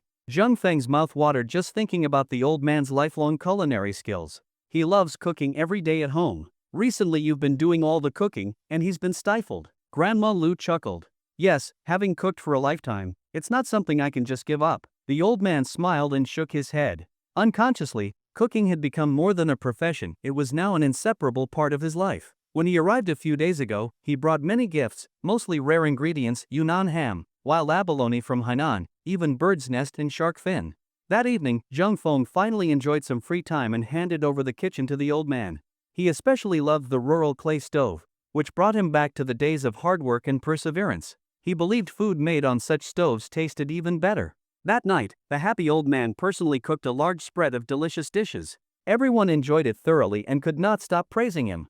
The next day, before dawn, Zhang Feng's whole family was up early. Today they were going to help Uncle Tu and Uncle Ernie pick fruit, so they woke early and went to the backyard to prepare the vegetables, awaiting Xiao Wang's arrival. "Zhang Lin, stay home today and watch the house. When Xiao Wang comes, let him take the vegetables. You know the prices, right?" Mother reminded her daughter after breakfast. "I know, Mom." Zhang Lin answered obediently. Grandma Lu, we have things to do this morning. Please keep an eye on the house," Zhang Feng said apologetically. Hee, it's fine. Go ahead. With us here, nothing will happen," the old man chuckled. After breakfast, the family split into two groups. Zhang Feng carried a shoulder pole to Uncle Ernie's orchard, while his mother and elder sister went to Uncle Tu's orchard to help. "Xiaofeng, you're here. Come quickly and help." Uncle Ernie called joyfully when he saw Zhang Feng. "Why are you alone? Where's Aunt Ernie?" Zhang Feng asked, puzzled to see him working alone. "Alas, she had to go back to her family's place today, so I'm the only one here." "Ha, why not get Little Duck and his little gang to help out?" Zhang Feng joked, thinking of the mischievous kids. Oh, come on. Are you messing with me? Those brats would do more harm than good. I'd be lucky if they don't create chaos. Uncle Ernie rolled his eyes. They chatted casually while continuing to pick peaches. Since most weren't fully ripe yet, they finished picking the mature ones in just over an hour. Not bad, tastes great. Zhang Feng bit into a big red peach. By the way, did Louis say when they're coming for pickup? Yes, she said the truck would arrive around 9. Uncle Ernie also took a bite. With the high price they were getting, he was thrilled. Then the two carried the peaches back to the village. There were only a little over 100 kilograms today, so the baskets weren't full. In a few minutes, they were back. Uncle Ernie, I'll leave the rest to you. I'm going to check on Uncle Tu's orchard, Zhang Feng said after resting briefly. Go ahead. The remaining work was simple, just load the peaches into plastic crates, which would take less than half an hour. When Zhang Feng arrived at Uncle Tu's orchard, they had just finished picking. Xiaofeng, you're done at Uncle Ernie's? Yes, and you all worked quickly too, Zhang Feng replied. Hee, thanks to everyone's help. Since the orchards were in the hills and inaccessible by road, transporting fruit during harvest season was always a major challenge. Fortunately, Zhang Feng had greatly increased strength. Carrying 100 to 200 kilograms felt light, and he moved swiftly without tiring. In 5 or 6 minutes, he returned to the village with a full load. Everyone helped pack the fruit. Zhang Feng finally understood the power of teamwork. 5 or 6 people packed over 200 kilograms of peaches in just over 10 minutes, awaiting the delivery truck. Xiaofeng, come eat lunch later, Uncle Tu called as Zhang Feng left. Got it. I'll wash up first, Zhang Feng replied and headed home. Wah. Just as he reached home, Zhang Feng heard pitiful cries from the lakeside, sounded like little Shirtu. Damao, what did you do to make little Shirtu cry? Zhang Feng asked upon seeing Damao. Not me, it was little duck. Damao explained everything. Zhang Feng shook his head, these kids were out of control. Turns out they bought a box of firecrackers for 50 cents. While playing, little duck spotted a pile of cow dung. As a prank, he stuffed a firecracker into it and tricked little Shirtu into going over, claiming there was something good. Unaware, little Shirtu walked over and boom, the dung exploded, covering him head to toe. Realizing he'd gone too far, little duck ran off, leaving poor little Shirtu sobbing in misery. That brat! Zhang Feng shook his head and told Damao, quick, take him to the river and wash him off. Be careful, stay away from deep water. Since it was summer and the sun was high, there was no worry about catching cold. Watching Damao lead little Shirtu away, Zhang Feng shook his head and smiled, then headed home. Returning home, Zhang Feng immediately took a shower. As the cool water washed over him, he felt instantly refreshed. A gentle breeze blew by afterward, bringing a delightful chill. After bathing, he walked into the courtyard and heard little duck's cries, sounding like a pig being slaughtered. He had likely been punished by his father again. Zhang Feng could only smile wryly. That kid was just too mischievous, as if his skin itched unless he got a beating every day. Yet no matter how his father disciplined him, he would be back to his old tricks the next day, never learning his lesson. Truly, a leopard cannot change its spots. Sometimes Zhang Feng even wondered if this kid was the reincarnation of the Monkey King, otherwise, how could he be so uncontrollably wild? Ha, Xiaofeng, you're back already? Grandma Lu entered the courtyard carrying a basket, seemingly just returning from outside, with the old man following behind. Yes, there weren't many ripe fruits in the orchard today, so we finished quickly. Suddenly, Zhang Feng noticed the wild greens in Grandma Lu's basket and curiously asked, Grandma Lu, is that shepherd's purse? Hee, Xiaofeng, you've never eaten shepherd's purse? Grandma Lu laughed, surprised that Zhang Feng had never tried it, as this wild vegetable is quite common in rural areas. No, usually this stuff is fed to pigs. No one in the village eats it. Zhang Feng shook his head. He vaguely remembered reading about shepherd's purse in elementary school textbooks, but he had never tasted it. Hee, it actually tastes quite good. I'll make you pan-fried dumplings with it later, Grandma Lu said with a smile. Thank you so much, Grandma Lu. Zhang Feng looked forward to it. He had always heard of shepherd's purse, but now he would finally know how it tasted. Grandma, let me help you. Just then, Zhang Lin came out. Seeing the elder about to wash vegetables, she quickly stepped up to help. Grandma Lu's back was not in great shape, she couldn't bend over or squat for long, so Zhang Lin took over the task of washing the vegetables. What a diligent girl! Grandma Lu praised her with a smile. She then headed to the backyard. Old man, start kneading the dough. I'll go pick some chives. Got it, the old man responded with a grin. Grandpa, let me help you. Zhang Feng knew that kneading dough required both strength and skill. If done improperly, the dough would not ferment well and the dumplings would not taste good. Alright. Let me see what you're made of, the old man replied. He knew Zhang Feng's cooking was excellent and was curious to see how good he was with dough. Unfortunately, Zhang Feng's skills with flour-based foods were lacking. This was his first time kneading dough. Naturally, there were a few mistakes, but under the old man's guidance, they were quickly corrected. Ha ha ha. So even you have a weakness, huh? Young as you are, so skilled in the kitchen, I was starting to feel inadequate. Finally, I have something over you. The old man laughed heartily, feeling a bit of pride for once. Hee hee, how could I possibly have your level of experience? Zhang Feng responded modestly. He never thought of his cooking as perfect and clearly understood that his main shortcoming was lack of experience. When the dough was ready and Grandma Lu came back inside, Zhang Feng asked, Grandma Lu, do you need minced meat? Yes, do we have any pork belly? We do. Then mince about half a kilogram. Everyone worked together. Zhang Feng started chopping the meat, the elderly couple rolled out dumpling skins, and Zhang Lin washed the shepherd's purse and chives in the courtyard. Thanks to their efficiency, within half an hour, rows of neatly shaped dumplings were laid out on the table. Zhang Feng lit the fire, and Grandma Lu poured cooking oil into the pan to fry the dumplings. As the dumplings hit the hot oil, the sizzle was loud and enticing. Soon, each dumpling turned golden brown and crispy. In about 10 minutes, 2 large plates of fragrant, golden dumplings were ready, irresistibly appetizing. Zhang Feng swallowed involuntarily. Grandpa! Grandma! I'm here! At that moment, Louis's voice came from the front gate. Oh, our darling granddaughter is here. Grandma Lu immediately ran out upon hearing her. Zhang Feng looked out and saw that not only Louis had returned, but also his mother and elder sister. It seemed Uncle Tu's peaches had been taken away already. Hee hee, perfect timing. Come try our pan-fried dumplings, some are stuffed with chives, others with shepherd's purse. Grandma Lu eagerly invited everyone. Wow, Grandma made dumplings too?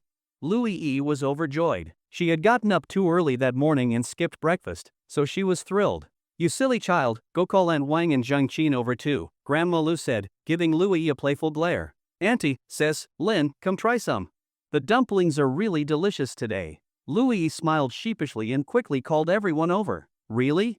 We'll give them a try. Their mother, seeing everyone's excitement, led her daughters to the table. Each tried one dumpling and agreed they were delicious. Crispy on the outside, flavorful on the inside. Even though they had eaten breakfast, they couldn't resist having a few more. The 2 large plates of golden dumplings were quickly devoured. Seeing everyone so happy, Grandma Lu beamed with joy. Hee hee, since you all like them, I'll make more tomorrow, she said, delighted. Thank you, Grandma Lu. Grandma, you're the best, everyone chimed in gratefully. After lunch, with nothing else to do, Zhang Feng invited Louis, his older sister, and Zhang Lin to go dig some fish mint near the fields. In the local area, fish mint is a beloved delicacy. Fish mint is considered a treasure in rural households, whether served cold or stir-fried with cured pork. It is incredibly tasty. It is a common and much-loved dish among villagers. Moreover, fish mint is not only delicious, but also has excellent medicinal value. It clears heat and detoxifies, reduces swelling, treats sores, relieves dysentery, aids digestion, and boosts immunity. It also has antibacterial and antiviral properties and acts as a diuretic. Truly a versatile herb. Fish mint grows abundantly in the countryside, usually along ditches or field ridges. Since digging at ridges can damage the structure, people typically harvest the ones near ditches. Zhang Feng and his sister each carried a hoe, while the others each brought a small basket. Laughing and chatting, they headed to the fields, where fish mint grew abundantly. This was the perfect season for harvesting. Fish mint is a vining plant, with leaves that resemble buckwheat. Its roots are segmented. Both the roots and leaves are edible and delicious. Wow! So much fish mint! It was Louis's first time seeing wild fish mint. She was thrilled by the lush green patch along the ditch. Careful, take it slow. The ridge was slippery, and one misstep could send someone tumbling into the ditch or paddy. Got it! Louis rolled up her pant legs and sleeves, excitedly picking fish mint. But she only harvested the leaves, the roots were still in the soil. That's wasteful. Let me dig them out with the hoe. Zhang Feng laughed and stepped into the ditch to dig properly along the plant's base. His sister and Zhang Lin joined him on the other side. Everyone was in high spirits. After about half an hour, they had filled 2 baskets, roughly 3 kilograms. Pleased with their haul, they walked home cheerfully. This herb was even more expensive than regular vegetables, usually 5 to 6 yuan per kilogram, and hard to find on the market. Only in rural areas could one enjoy it regularly. With full baskets in hand, they returned happily. Louis skipped along like a little girl, nothing like the domineering businesswoman she was known to be. That evening, Zhang Feng cooked 2 dishes using fish mint, 1 cold salad, and 1 stir-fried with cured pork. Both were huge hits. The moment dinner began, the plates were empty in no time. Everyone ate heartily and joyfully. Even the old man, a lifelong chef, had an extra half bowl of rice.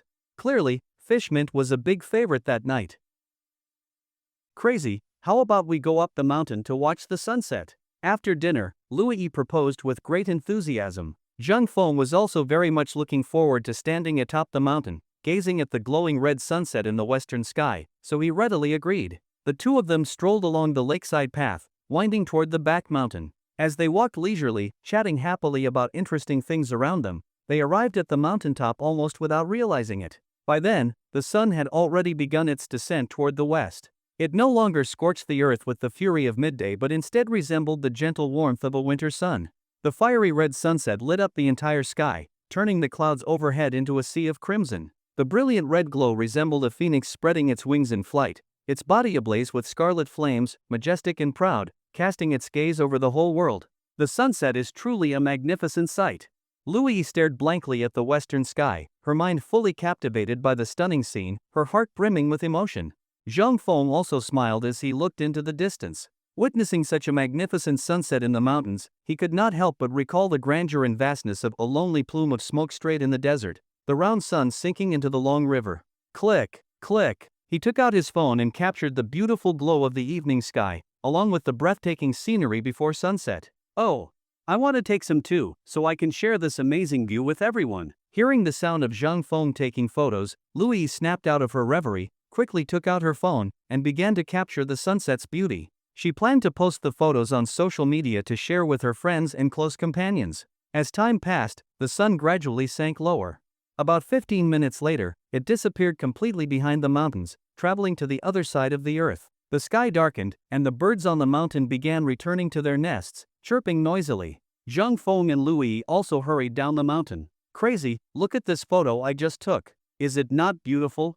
And this one, does it not look like a phoenix? How does it compare to that phoenix-shaped cloud we saw last time? As they walked along the lakeshore, Louis eagerly shared the beautiful photos she had just taken with Zhang Feng.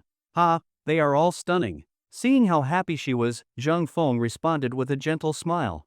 They did not go straight home but continued walking around Moonlight Lake, enjoying the lovely lakeside scenery. The green willows swayed gently in the wind, the clear lake sparkled under the fading light, and the blooming lotuses in the water appeared faint and ethereal, shrouded in a dreamlike beauty. The moon shone brightly in the sparse sky, its silver light cascading down like water from the heavens, painting the land in shades of silver and white, creating a world like that of a dream, draped in silver, as mysterious and otherworldly as a fairyland. Side by side, the two walked quietly along the lakeside path, savoring the serene beauty and taking in the tranquil scenery around them. Well, look at little Feng and his girlfriend strolling around. At the village entrance, cousin Zhang Sheng teased with a grin. Brother Shang, do not joke like that. This is my good friend Louis. Zhang Feng suddenly panicked and quickly explained after glancing at Louis. Hello, brother Shang. I am Zhang Feng's high school classmate, Louis. Louis's face flushed slightly with embarrassment. Thankfully, it was night, and no one could see clearly. Nice to meet you. Drop by our home sometime and hang out. After exchanging a few more words, they said their goodbyes. Zhang Shang, perhaps on purpose, shouted as he walked away, a perfect match, such a talented man and a beautiful woman. Hearing this, Zhang Feng and Louis looked at each other awkwardly, then immediately moved apart as if shot. Neither said a word on the way back, returning home in a haze of mutual ambiguity. Lying in bed, Zhang Feng could not calm his heart. Whenever he closed his eyes, all he could see was Louis. Could it be that I really like that girl? He tossed and turned, unable to sleep. The old Zhang Feng had been utterly disheartened, a failure in life who shut himself away in his own world and never dared to dream of love. After all, even the purest love needs a material foundation. If one is penniless and struggles daily just to get by, can that kind of life sustain any love at all?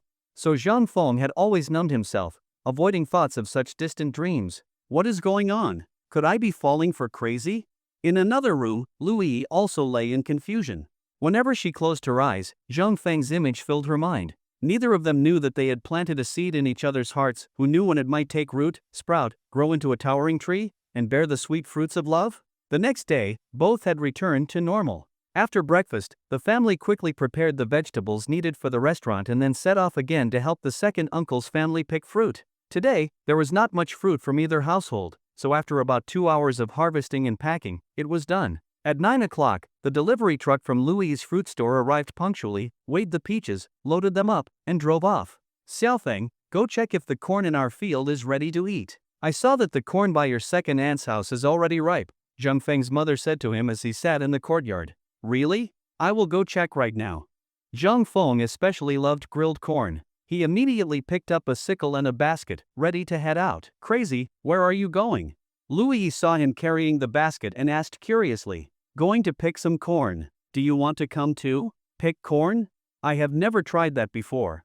I want to see. Louis had grown up in the city. Though she knew corn tasted great, she had never experienced picking it herself and was quite excited. You cannot wear that. You need to change into long sleeves and pants, or the corn leaves will definitely scratch you. Corn leaves are serrated and can easily cut the skin, Zhang Feng warned. Really? Wait for me then. As soon as she heard the leaves could cause cuts, Louis dashed inside. Soon she reappeared wearing a shirt and jeans. Let us go. Hey, your outfit looks quite fresh, not like a tomboy at all, Zhang Feng glanced her over and exclaimed in surprise. Shut up. You are the tomboy. Soon, they reached the cornfield. A vast stretch of lush green corn plants appeared before them. Who is in my cornfield? Suddenly, Zhang Feng noticed movement in the field and shouted. Ah! Crazy is here, let us run. Upon hearing his shout, the little rascals stealing corn inside the field scattered in panic. Little duck, is that you? Zhang Feng shouted loudly, vaguely recognizing a voice from inside the cornfield. No, it is not me. Little duck instinctively protested. Put. Hearing Little Duck's accidental confession, Louis burst out laughing. These kids are so funny. Little Duck, how could you be so dumb? Now Crazy Nose, another kid, Pai-Hosey, scolded him. Alright, get out of there right now. If you want corn, go pick from your own fields. Zhang Feng shook his head. These mischievous kids were all the same, they always thought stolen fruit tasted better, wildflowers smelled sweeter than garden ones. Got it, Crazy. Caught red-handed but unpunished, the kids quickly pushed through the corn stalks and ran down the mountain. Crazy, these kids are really adorable, Louis said, laughing as she watched Pai-Hosey flee in panic. She then uploaded the photos she had just taken to the group chat. Everyone found the story amusing. Friends and classmates from rural areas grew nostalgic, remembering how they used to steal melons and corn when they were little. Hey, you and Crazy, sneaking off alone into the cornfield, doing something unsuitable for children? Exactly. In broad daylight, how daring of you to hide in the cornfield, friends teased the pair one after another. You dirty-minded bunch, I am not talking to you anymore. Seeing where their thoughts had gone, Louis pouted and immediately logged off. Thanks to the use of super fertilizer, the corn stalks in Zhang Feng's field had grown thick and strong. A vast sea of lush greenery stretched out before them, full of vibrant life. Seeing how well the corn was growing, with ears long and thick, Zhang Feng was delighted and led Louis toward another area. Crazy, is this not your cornfield? Where else are we going? Louis looked around, following behind Zhang Feng, and asked with some confusion. These over here are not glutinous corn. The glutinous ones are at the foot of the mountain, Zhang Feng turned and explained with a smile. In rural areas, every household typically grows a small plot of glutinous corn for personal consumption, because it tastes better whether roasted or boiled.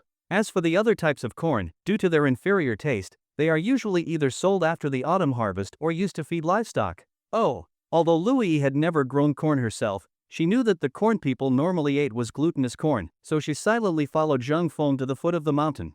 Zhang Feng's cornfield was not large, just about 1.3 hectares, and in previous years it only yielded around 1,000 kilograms annually, barely enough to feed 2 or 3 pigs, and not profitable at all. However, this year, thanks to the use of super fertilizer, the corn was thriving. Zhang Feng estimated that even doubling last year's yield would not be unrealistic, but then he shook his head. Even if the corn yield doubled this year, that would still only be about 3,000 kilograms.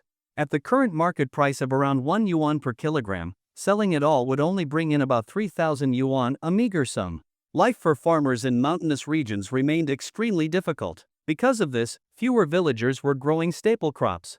Instead, they had turned to growing a variety of cash crops. Though this had somewhat increased household incomes, everyone was growing the same things.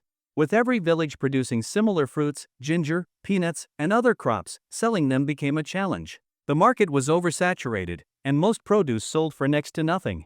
So to increase incomes, expanding the market and opening new sales channels had become critical. Worrying about things that are none of my business. Is this really my problem to solve? Zhang Feng shook his head. It was not his place to manage such matters, and he did not have any good solutions anyway. So he stopped thinking about it and continued walking with Louis toward the foot of the mountain. Alright, this is the place. Finally, Louis said happily. Picking corn was very simple, but first they had to find the ripe ears. People usually peeled back the outer husk and squeezed the kernels inside to check for ripeness. Zhang Feng demonstrated once, and Louis quickly got the hang of it. In no time, the two had picked more than 20 ears. Okay, that is enough. Let us head back. What? We are done already? Louis still seemed to be enjoying herself. We already have over 20. That is more than enough. They will not taste as good if we wait too long to eat them. Corn is best when fresh. By the next day, it would no longer be as sweet or fragrant, so people usually picked only what they could eat that day. The two of them packed the corn into the basket. Zhang Feng carried it on his back while Louis carried the sickle. They walked leisurely back home. Wait a moment. Zhang Feng suddenly called out as they walked along the mountain path. What is it? Louis was startled and stopped, asking in confusion. Looking at the ground ahead, Zhang Feng broke into a smile. Ha! Look, there is a little trap here. A trap? At first, Louis thought it was something set by hunters. But when Zhang Feng brushed aside the weeds, underneath was a small pit, 20 to 30 centimeters deep, with a lump of stinking cow dung at the bottom. Ha, this must be the handiwork of Little Duck and his gang, Zhang Feng declared. He recognized it instantly, as these were the kinds of pranks they had played when they were children. Those kids are really mischievous. Louis laughed. She found Zhang Feng's explanation quite amusing. Come on, let us head back. Why did you cover it up again? Louis looked surprised as Zhang Feng replaced the weeds over the pit. It is fine. There is no real danger. Let us see who wins the grand prize. Zhang Feng said with a mischievous grin. You are awful. Louis giggled and teased him. Who the hell did this? Bastard. May you have a son without an anus. Just as they reached the mountain pass, a thunderous and furious voice rang out behind them. Zhang Feng immediately recognized it. Who else could it be but that loudmouthed old woman, Third Granny? She must have stepped into the trap and landed in the cow dung. Hearing the shouting behind them, the two looked at each other. Ha ha, we should hurry. Louis burst out laughing and grabbed Zhang Feng's arm to drag him away. What is there to be afraid of? A clear conscience fears no knock at the door. Besides, we did not dig the trap. Zhang Feng remained calm. He had done plenty of such things as a child and knew well that panic would only make one look guilty. If you stayed calm, no one would suspect you. Judging by your experience, you must have been a naughty kid, Louis laughed, feeling reassured. Average only the third most mischievous in the village. They chatted and laughed as they headed home. As a girl who had grown up in the city, Louis found the whole day's experience fascinating. Not only had she caught some little thieves stealing corn, she had also seen a trap dug by kids, with cow dung inside. Just thinking about it made her laugh. These were things one would never encounter in the city. For Louis, it felt like discovering a whole new world. Xiaofeng, you are back. We have not roasted corn in years. Grandfather Lu was delighted to see them return with corn. In the city, there was no opportunity for roasting corn at all. Grandpa, we are back. Louis replied cheerfully. Zhang Feng put down the basket, husked all the corn, and set aside 5 or 6 ears for roasting. The rest were thrown into a large pot to boil. Once the fire had burned down to red-hot charcoal in the hearth, Zhang Feng placed the reserved corn into the stove. Soon, crackling sounds erupted like popcorn popping, and a delicious aroma began to fill the air. Ah, it smells amazing. Is it done yet? Louis sat beside Zhang Feng like a greedy cat. Not yet. You have to wait a bit. Zhang Feng used tongs to flip the corn, roasting the other side. After about 2 minutes, the other side had turned a golden yellow. Each kernel had burst open slightly, releasing a rich fragrance. Alright, the first one is done. Ow, it is hot. Louis reached out to grab it and quickly pulled her hand back. Hold on, use the husk to wrap it first. Zhang Feng suggested with a smile. Oh, that works, it is not hot anymore. Louis happily took the roasted corn and brought it into the main room for her grandfather. It has been years since I had roasted corn. Come, old woman, have a taste too. Grandfather Lu was overjoyed and split the corn with Grandmother Lu, his voice full of nostalgia. Delicious. Just like it used to be. Grandmother Lu took a bite. It was soft, glutinous, and fragrant just like the taste from her memories.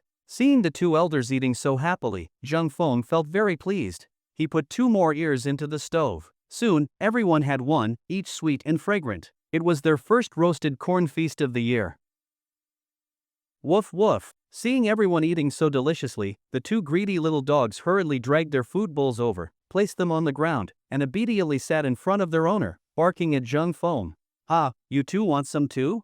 Zhang Feng smiled and placed a couple of handfuls of corn kernels into their bowls. Dahei and Xiuhei immediately lunged at their bowls, burying their heads inside as if trying to crawl in. Watching them eat so eagerly and with such relish, Zhang Feng also felt quite pleased. The 2 little dogs were getting smarter and greedier. They truly seemed to have the potential to evolve into gluttonous beasts from legend. Once everyone had finished eating the roasted corn, the corn boiling in the pot was also just about ready. Zhang Feng lifted the lid, and a strong, fresh aroma immediately filled the air. He quickly removed the firewood, scooped the corn out with a bamboo sieve, and brought it into the main room so everyone could eat their fill. "Crazy, the field snails we caught a couple of days ago should be ready to eat now, right?" After finishing the corn, Zhang Feng went out into the yard to check on his flowers and plants when Louis came over and said, "Field snails? I almost forgot about them." Zhang Feng slapped his forehead and said, "How about we make stir-fried snails for lunch?" "Sure. Everything you cook tastes great." Louis was also very happy. After all, half of those snails were hers. Zhang Feng then walked to the balcony. The snails in the bucket had already expelled a good amount of mud and sand. As he gently shook the bucket, the water inside immediately turned murky. He took the bucket to the water spout, poured out the dirty water, and began trimming the tail ends of the snails to remove their internal organs. Then he rinsed them several times with clean water, thoroughly washing off the mud and grit from the shells. After that, he placed the clean snails into a prepared bamboo sieve and drained off the excess water. Next, Zhang Feng went to the backyard, dug up 2 pieces of ginger, and picked some scallions, garlic sprouts, chili peppers, and cilantro, essential seasonings for stir-frying field snails. With these ingredients, the dish would taste even better. Stir-frying snails at home is quite simple, with no complicated steps. As long as the snails are cleaned properly, everything else is easy. First, he poured cooking oil into a large iron wok. Once the oil was piping hot, he threw in the ginger, chili peppers, and garlic sprouts. When their aroma filled the air, he added the snails and stir-fried them. After the snails were almost cooked, he added scallions, cilantro, and the most important seasoning, salt. In no time, a fragrant dish of stir-fried snails was ready to be served. After cooking the snails, Zhang Feng washed the large wok again and began stir-frying corn. Everyone knew that corn could not only be boiled and roasted but also stir-fried into a delicious dish, a common household favorite in the countryside. Then Zhang Feng cooked 2 more small dishes, along with a large bowl of pumpkin stewed with long beans. Finally, lunch was complete. Come, everyone, try the snails I cooked today." Zhang Feng picked up his chopsticks and said with a smile, "Yes, I have to try some. I helped catch them too, you know." Louis tasted one and exclaimed, delicious. So flavorful. Grandpa, Grandma, Auntie, you all have to try some, it is really tasty. Ha ha, is that so? Let us have a taste then." Having stayed at Zhang Feng's house for a few days, the 2 elderly guests found their appetites increasing, perhaps because of the lively atmosphere. They felt more energetic and cheerful. Being able to eat such delicious food every day, tasting the same flavors from their youth, made grandfather Lu feel as if he had returned to his hometown. He wished he could live here permanently. The scenery was beautiful too, charming rural courtyards, picturesque mountains and rivers, endless fields, and a vast sky. Everything was so natural, so unforgettable. Truly a perfect place for health and peace of mind. Come quickly. Someone just dug up a treasure over there. After lunch, Zhang Feng and Louis were in the courtyard tending to the plants when they suddenly heard someone shouting outside. Zhang Feng was taken aback. Had someone really dug up a treasure again? Could Zhangjiawan truly be a land of fortune? He wondered if someone had discovered gold or jewels again, but that did not seem to be the case. "Crazy, should we go take a look?" Louis asked expectantly. "Let's go." Zhang Feng, curious as well, put down his shears. Together with Louis, they followed the crowd to the scene. Following the onlookers, the 2 of them quickly arrived at second uncle's courtyard. The curious villagers were packed around, forming thick inner and outer circles. Zhang Feng and Louis could not squeeze in at first. "Uncle Daxiao, what is going on in there? Why is there such a big crowd?" Zhang Feng saw his uncle from the village emerging and quickly asked. Second uncle got lucky. He dug up a huge piece of Polygonum multiflorum under his courtyard wall. "I heard that stuff is really valuable," Uncle Daxiao began to explain. Second uncle usually kept his ox tethered in the courtyard. Today, for some unknown reason, the ox went wild and rammed the wall, knocking it down. Initially, second uncle thought it was a stroke of bad luck. But as he was cleaning up the wall debris, he unexpectedly unearthed a root of Polygonum multiflorum over 2 meters long. According to experienced elders, it was likely over 100 years old. Who would have thought second uncle would get so lucky? Zhang Feng shook his head in amazement. Exactly. Uncle Daxiao nodded in agreement. Soon, second uncle completely dug out the Polygonum multiflorum root. It was over 2 meters long, about 10 to 15 centimeters in diameter, and likely weighed 20 to 30 kilograms. Zhang Feng remembered seeing someone online dig up a similar-sized root, which eventually sold for over 50,000 yuan. However, in a small place like Qingshan, getting that kind of price might be difficult. Do not push. Do not push. As the enormous root was revealed, the crowd surged forward toward second uncle. Startled by the rush, second uncle immediately clutched the root and ran inside, slamming the door shut behind him. Do not push. Please disperse. Zhang Feng shouted. With so many people crowding in, there was a real danger of a stampede. Yes, yes. Those at the back, move away. Do not push. Thanks to Zhang Feng's shout, the crowd finally calmed down. Once they realized the root had been taken inside, the people slowly began to disperse. Xiaofeng, what is going on? I heard someone found a 100-year-old wild Polygonum multiflorum. At that moment, Grandfather Lu arrived and pulled the two aside to ask. Yes, it was second uncle who found it. The two explained what had happened, and the old man clicked his tongue in amazement. He had not expected second uncle to be so lucky. Xiaofeng, ask him if he is willing to sell it, the old man said. You want to buy it, Grandpa?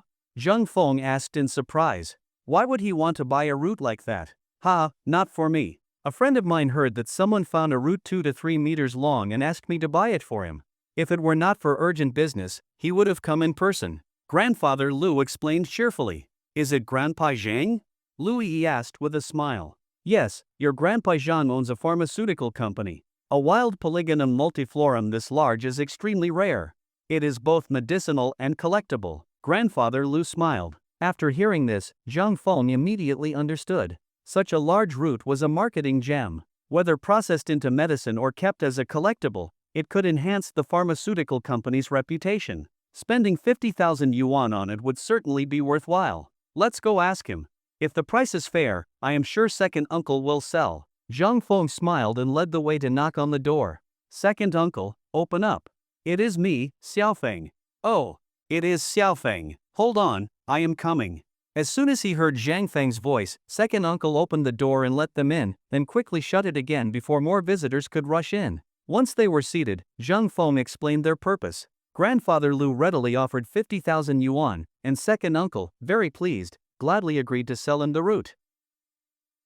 On the way home, Zhang Feng noticed that the wild pear tree by the roadside was covered with fruit. The golden yellow pears looked particularly tempting. Because it was a wild pear tree, the fruits it bore were very small, about the size of an egg. When Zhang Feng was a child, he and his friends like Zhang Yi had climbed the tree to pick wild pears, enticed by their appearance. But the taste was unbearably sour, and after one bite, none of them ever touched those wild pears again. However, wild pears did have their uses. He remembered that around this time every year, his grandmother would preserve wild pears in sugar. The result was a sweet and sour treat that was absolutely delicious, one of Zhang Feng's favorite childhood snacks. Thinking of that old taste, Zhang Feng was suddenly seized by the urge to make sugar-preserved pears again. And once the thought arose, he could not shake it. As soon as he got home, Zhang Feng grabbed a bamboo basket and a net and headed for the wild pear tree by the roadside. Crazy, where are you going? Wait for me. Seeing Zhang Feng about to leave, Lu Yi curiously ran after him. Why are you carrying a net? Where are you going? I'm going to pick some wild pears to make sugar-preserved pears. Zhang Feng turned and replied with a faint smile. Wild pears? There are still wild pear trees in the village? Lu Yi was intrigued. She was used to eating only cultivated pears and was curious about how wild ones were different. Of course. The tree is just up ahead. We're almost there. Zhang Feng pointed in front and kept walking. In no time, they arrived beneath the wild pear tree. It stood over 10 meters tall, lush and full of fruit. Unfortunately, the taste was so unpleasant that even the mischievous kids in the village had left it alone, otherwise, it would have been picked clean by now. Watching Zhang Feng deftly pick the fruit, Lu Yi became eager to try. Let me give it a go. Sure, give it a try. Zhang Feng handed her the net. Lu Yi reached the net up toward the pears, gave it a practiced-looking tug, and the fruit dropped straight into the net. Hee. Did you see that, crazy? I picked a wild pear. Louie was thrilled, as though she had just won the lottery. Encouraged by her success, she continued picking with enthusiasm, fruit after fruit, with great care and excitement. Zhang Feng watched her with a smile, thinking she looked just like a little kid, utterly delightful. Perhaps it was the thrill of the harvest. In less than 15 minutes, the two had picked over 10 kilograms of wild pears. The bamboo basket was overflowing. All right, the basket is full. Zhang Feng came back to himself and realized the basket, which could hold about 10 kilograms of fruit, was already packed tight. Already? The girl, caught up in the fun, looked back in surprise. Look, it's full. Zhang Feng pointed at the basket, smiling. Seeing the full basket, Louis reluctantly stopped. Okay then, let's go.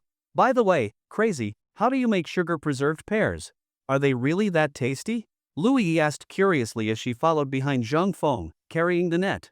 Of course they're tasty. Just mentioning them brought back memories for Zhang Feng. Those tangy sweet pears were the best thing he had during a childhood when there was not much else to eat. The process is simple. Wash the pears thoroughly and place them in a clay jar. Fill the jar with clean water until the pears are submerged, then add brown sugar and saccharin. Let it sit for a day or two, and the tangy sweet flavor infuses the pears. They become irresistibly delicious. As living standards improved, people stopped using saccharin, as it has side effects. Overuse can impact kidney function and platelets, making it a health concern. Saccharin, also called sodium saccharin, is a synthetic sweetener derived from toluene via chemical reactions. It is not a natural sugar. So nowadays, people generally use natural sweeteners like brown or white sugar, healthier and more natural options. Soon, the two of them returned home. Oh, Xiaofeng, why did you pick so many wild pears? Grandma Lu was surprised to see the basket full of fruit. Grandma, we're going to make sugar-preserved pears. Louis quickly responded. Yes, I suddenly remembered how my grandmother used to make them when I was a kid, and I wanted to try it myself. Zhang Feng added with a smile. Then they thoroughly cleaned the pears and placed them into a clay jar. In a day or two, the sweetness would fully seep into the fruit, and the sugar-preserved pears would be tangy and sweet, truly delicious. If they were chilled in the refrigerator, eating a few on a hot afternoon would be an unmatched delight. Crazy, we're here. Before long, Little Duck and Damo, two mischievous boys, arrived carrying a small bucket of fish. Well, what made you go fishing today? Ran out of pocket money? Zhang Feng laughed as he got up to greet them. They had not sold fish to him in a few days. Heh, the two boys scratched their heads in embarrassment. All right, here's your money, but remember, no buying fireworks with it, understand? Zhang Feng handed over the money and warned them. Last time, they had blown up some pebbles with firecrackers and ended up covered in cow dung. Little Duck even got a spanking from his father. Just remembering it made Zhang Feng both angry and amused. These kids were truly a handful. Meow, meow. What was that? Zhang Feng heard a sharp cat's cry and stood up abruptly. He saw the house cat chasing a large, black rat. Though the cat was bigger, it was agile and swift. The rat ran like mad, but just when it seemed like it would escape, the cat pounced and swiped with a paw. The rat reeled, dazed, and the cat quickly pinned it with its thick, soft paws. But the cat did not eat it right away. Instead, it let the rat go, waited for it to run, then caught it again, like Zhuge Liang capturing Manhwa 7 times. It played with the rat over and over. After several rounds, the rat was barely clinging to life. The cat opened its mouth, ready to eat it. Zhang Feng shouted immediately. Kitty, do not eat the rat, do you hear me? The thought of how filthy rats were made Zhang Feng extremely uneasy. Meow, meow, the cat looked up at him in confusion. Was it not natural for a cat to eat mice?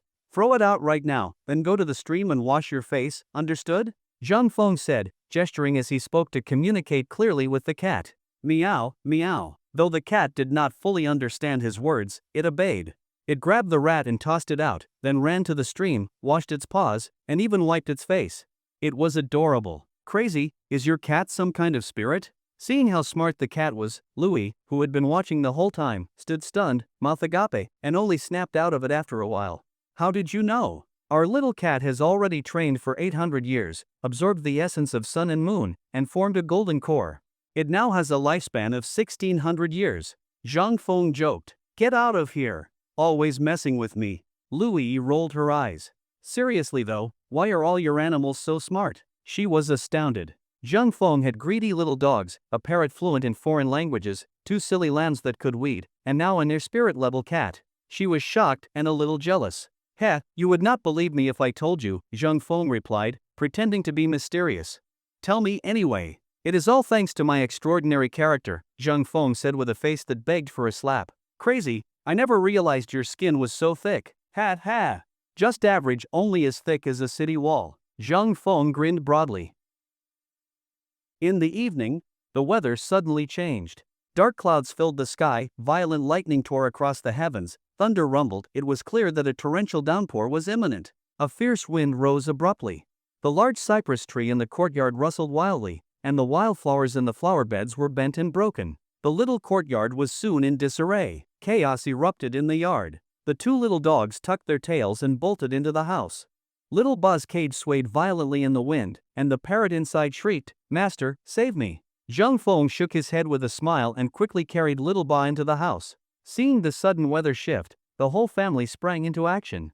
His mother and elder sister rushed to pack up the stall at the gate, while his younger sister Zhang Lin hurried to bring in the clothes drying in the courtyard. Once everyone had returned indoors, the rain finally began to pour down in large, bean-sized drops, beating loudly against the roof tiles and windows. Xiaofeng, hurry and close the windows, his mother reminded urgently. Got it, Mom. Zhang Feng dashed upstairs and shut all the windows in the second floor rooms to prevent the wind from blowing rain inside. Boom, crack, thunderous lightning split the sky, as if trying to shatter the world. The deafening roar inspired awe and dread. Crazy, why is the lightning here so terrifying? Sitting in the main room, Louis was experiencing such violent weather for the first time. Ha, if you have a clear conscience, you have nothing to fear. What are you so scared of? Zhang Feng joked in an effort to ease the tense atmosphere. Get lost. What would I be afraid of? If anyone should be scared, it's scoundrels like you. Louis rolled her eyes with a laugh, and the anxiety in her heart finally subsided. Relax, the chance of being struck by lightning here is only 1 in a billion, Zhang Feng chuckled. Although Zhang Feng loved the rustic charm of the old brick and tile courtyard house, it had its downsides, chiefly vulnerability to heavy rain and strong wind. Every time a storm came, they worried not only about leaks but also about roof tiles being blown away. It was Louise's first time experiencing such a straw hut battered by autumn wind kind of moment, so she was understandably uneasy. But with more exposure, she would gradually get used to it. Due to the sudden downpour, everyone finished dinner quickly and retired to their rooms. Zhang Feng lay in bed, browsing the internet to see if there were any new novels worth reading. As he read, he gradually drifted off to sleep. At dawn the next day, Zhang Feng woke up. Standing by the window, he looked out at the rain-washed sky, clear and spotless. The air was unbelievably fresh. Taking a deep breath, he felt invigorated. He went downstairs into the courtyard to wash up and exercise. Soon after, his mother and the two elderly guests got up as well. After doing a round of health exercises, Zhang Feng headed to the backyard to help pick vegetables with the others. In about 10 minutes, they had picked enough vegetables for the day. They washed off the dirt and packed everything into plastic crates, ready for Xiao Wang to transport when he arrived. With the vegetables prepped, everyone sat down for breakfast. Today's meal was noodles cooked by Zhang Lin, topped with spicy sauce made by Zhang Feng, crispy fish, and chopped scallions. The flavor was incredibly satisfying. Oh, second uncle, you picked so many mushrooms again? Just after breakfast, while preparing to purchase mushrooms, second uncle walked into the yard with a basket full of mushrooms on his back. Ha, there were fewer people out today, so I managed to pick more. Second uncle was all smiles. Since it was peach harvesting season, most villagers with peach trees had gone to gather fruit, so fewer people had gone into the mountains. Zhang Feng quickly helped him unload the basket. It weighed in at 40 kilograms. And it was all the most expensive kind, red mushrooms, which sold for 15 yuan per kilogram. That meant this haul alone was worth 600 yuan. After settling the account, second uncle rushed back into the mountains. Zhang Feng estimated that he would earn around 1,000 yuan by noon. That was much more profitable than farming. Zhang Feng figured that this year, just from foraging and selling mushrooms, second uncle could easily earn over 20,000 yuan, 2 or 3 times more than in previous years. The entire family stayed busy throughout the morning. Even Louis and her grandparents helped out, assisting Zhang Feng's mother, Wang Gulan, in cleaning mushrooms. Although everyone was exhausted by noon, it was worth it. They had collected over 1,000 kilograms of mushrooms in one morning. Even accounting for some losses, they could expect a profit of more than 10,000 yuan. Hard work truly did bring rewards.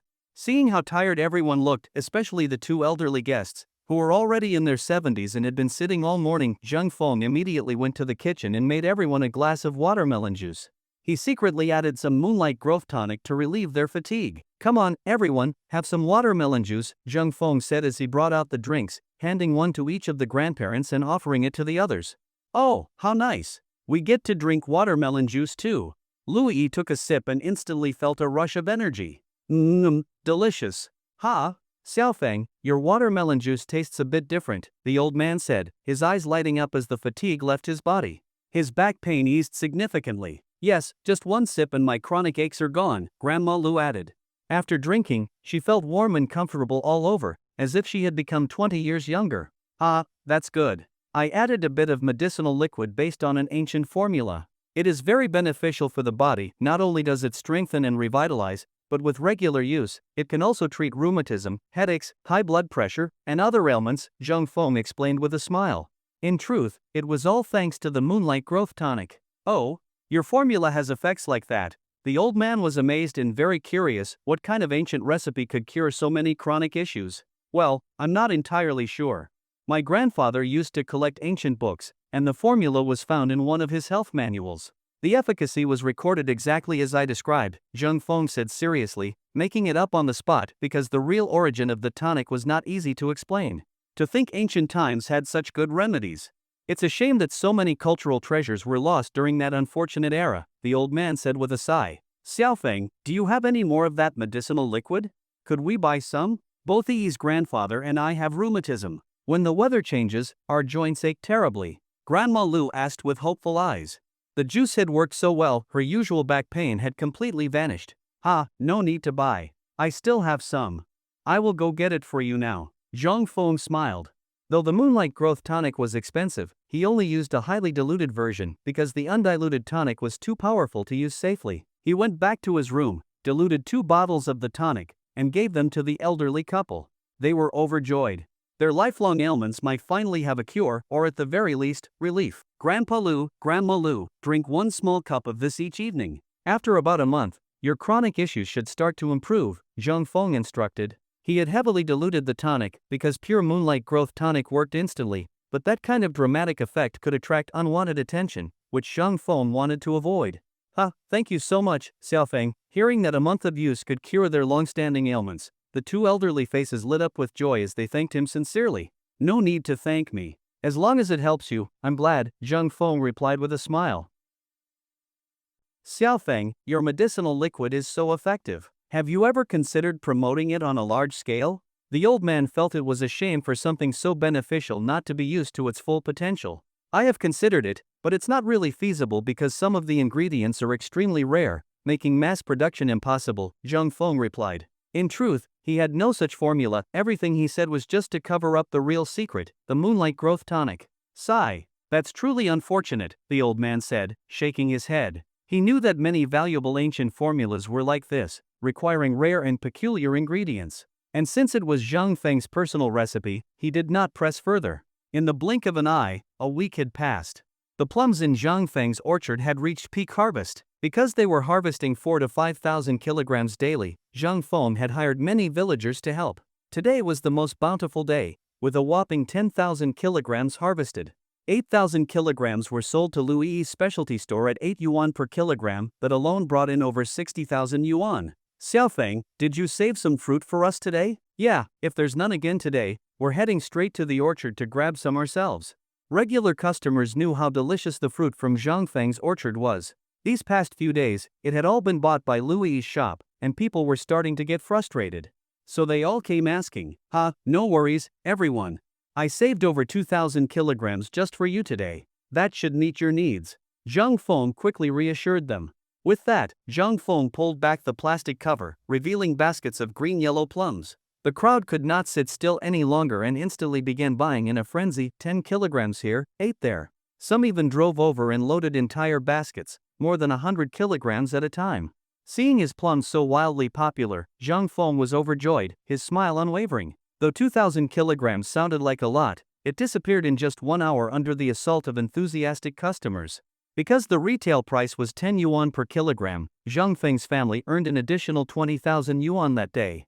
Combined with the earlier 60,000, the total income for the morning exceeded 80,000 yuan. 3 more days passed in a flash. Zhang Feng's plums had finally all been sold. After tallying the numbers, they had harvested over 50,000 kilograms in 1 week. With wholesale and retail combined, they earned over 400,000 yuan, more than 100,000 more than what they made from selling peaches. In other words, just from selling peaches and plums this year, Zhang Feng's family had earned 600,000 to 700,000 yuan, a truly astonishing figure for a rural household. Xiao Feng's family is really doing well this year. I heard just the fruit sales brought in several 100,000 yuan, said villager A to villager B with envy. Only several 100,000? It must be over 1 million. Villager B, citing unknown sources, shook his head, full of unspoken jealousy. How can their fruit sell for such a high price?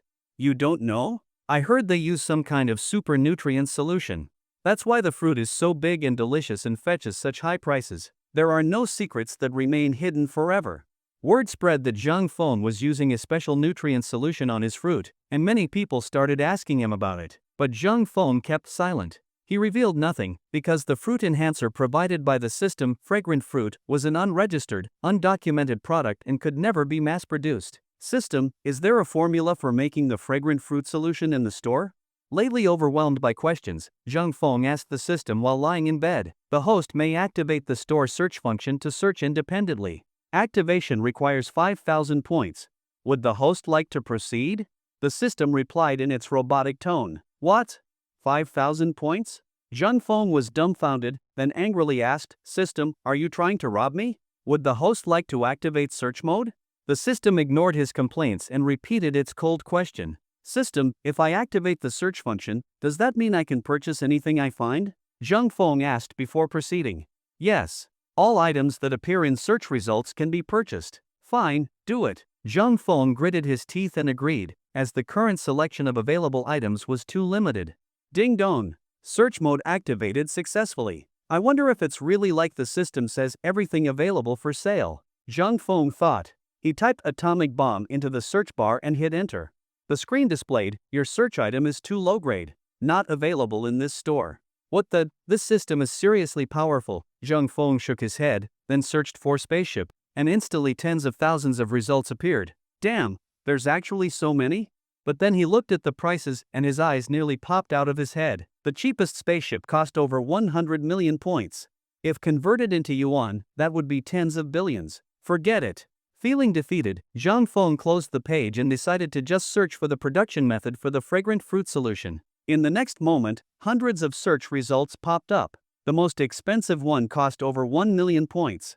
The cheapest required over 1,000 points. Zhang Feng noticed that the more efficient and cost-effective the method, the more points it required, and vice versa. He chose one that cost 2,000 points.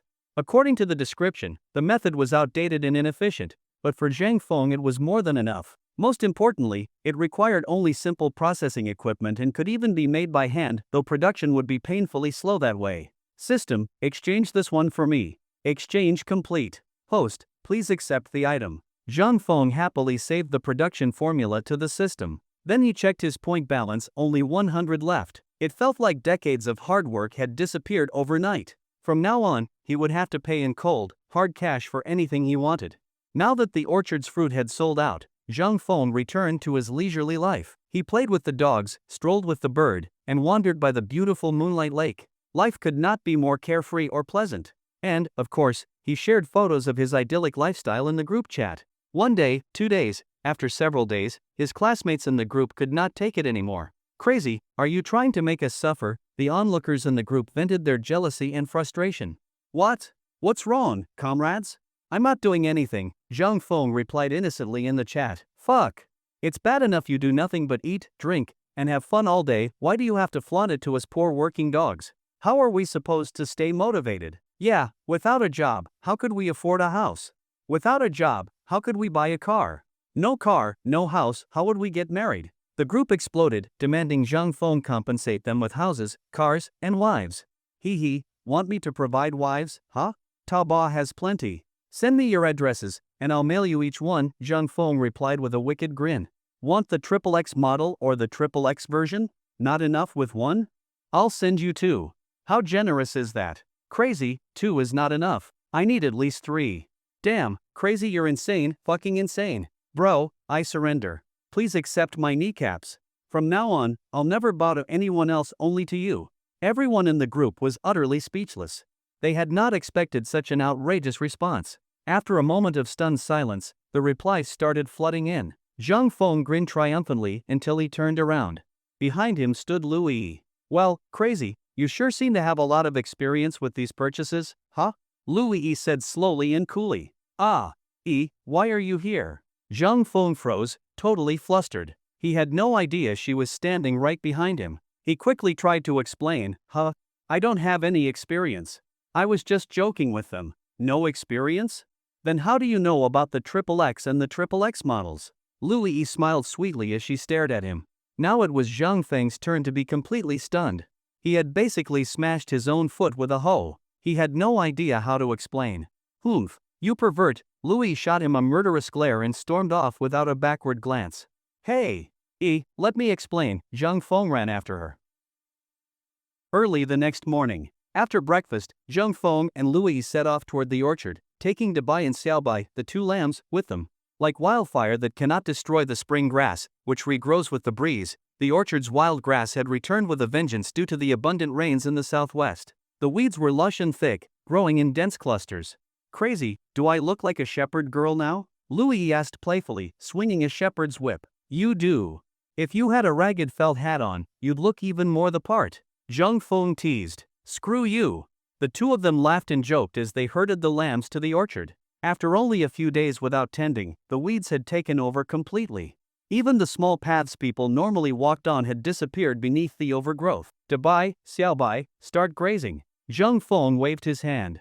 The two silly but lovable lambs bleated and dashed toward the lush green grass. Xiaofeng, Dabai and Xiaobai are really smart. Lu Yi couldn't help but genuinely praise them every time she saw Zhang Feng's pets. She was impressed. Of course.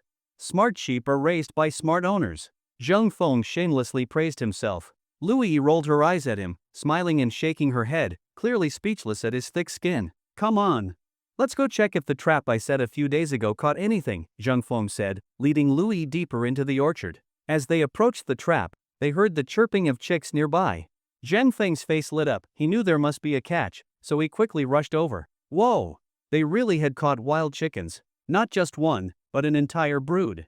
The mother hen was in the cage with 5 chicks clinging closely to her. "Ah, you really caught wild chickens." Lu Yi, following behind, cried out joyfully when she saw the birds in the cage. "Crazy, hurry and catch them."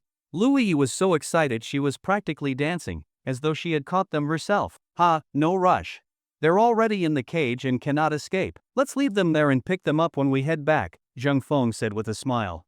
As long as the mother hen was there, the chicks would not wander far. He was confident they would be safe. He tossed some feed into the cage for the wild chickens and left with Lu Yi. "Crazy, where are we going now?" Lu Yi asked curiously after a few steps. "We're going to pick some wild raspberries to taste." Just thinking about those sweet and tangy fruits made Zhang Feng's mouth water. Upon hearing this, Lu Yi became excited as well and closely followed Zhang Feng up the hillside. Wild raspberries come in various types, such as snakeberries, marchberries, pheasant berries, lotus berries, and millet berries. Because they have different climate requirements, they ripen in different seasons. No matter the variety, the plants typically have small thorns, some hard, some soft. The largest are lotus berries, which grow in high mountains. The plants spread as ground-hugging vines, and the fruits are about the size of a thumb tip, with a sweet and sour flavor. The green vines create a sea of leaves, with bright red berries scattered throughout, a truly picturesque sight. Wild raspberries, also known as mountain berries in some regions, usually ripen in May and June. Rich in various vitamins, they offer a rare, sweet tart delicacy from the mountains. So delicious. Lu Yi happily popped a berry into her mouth.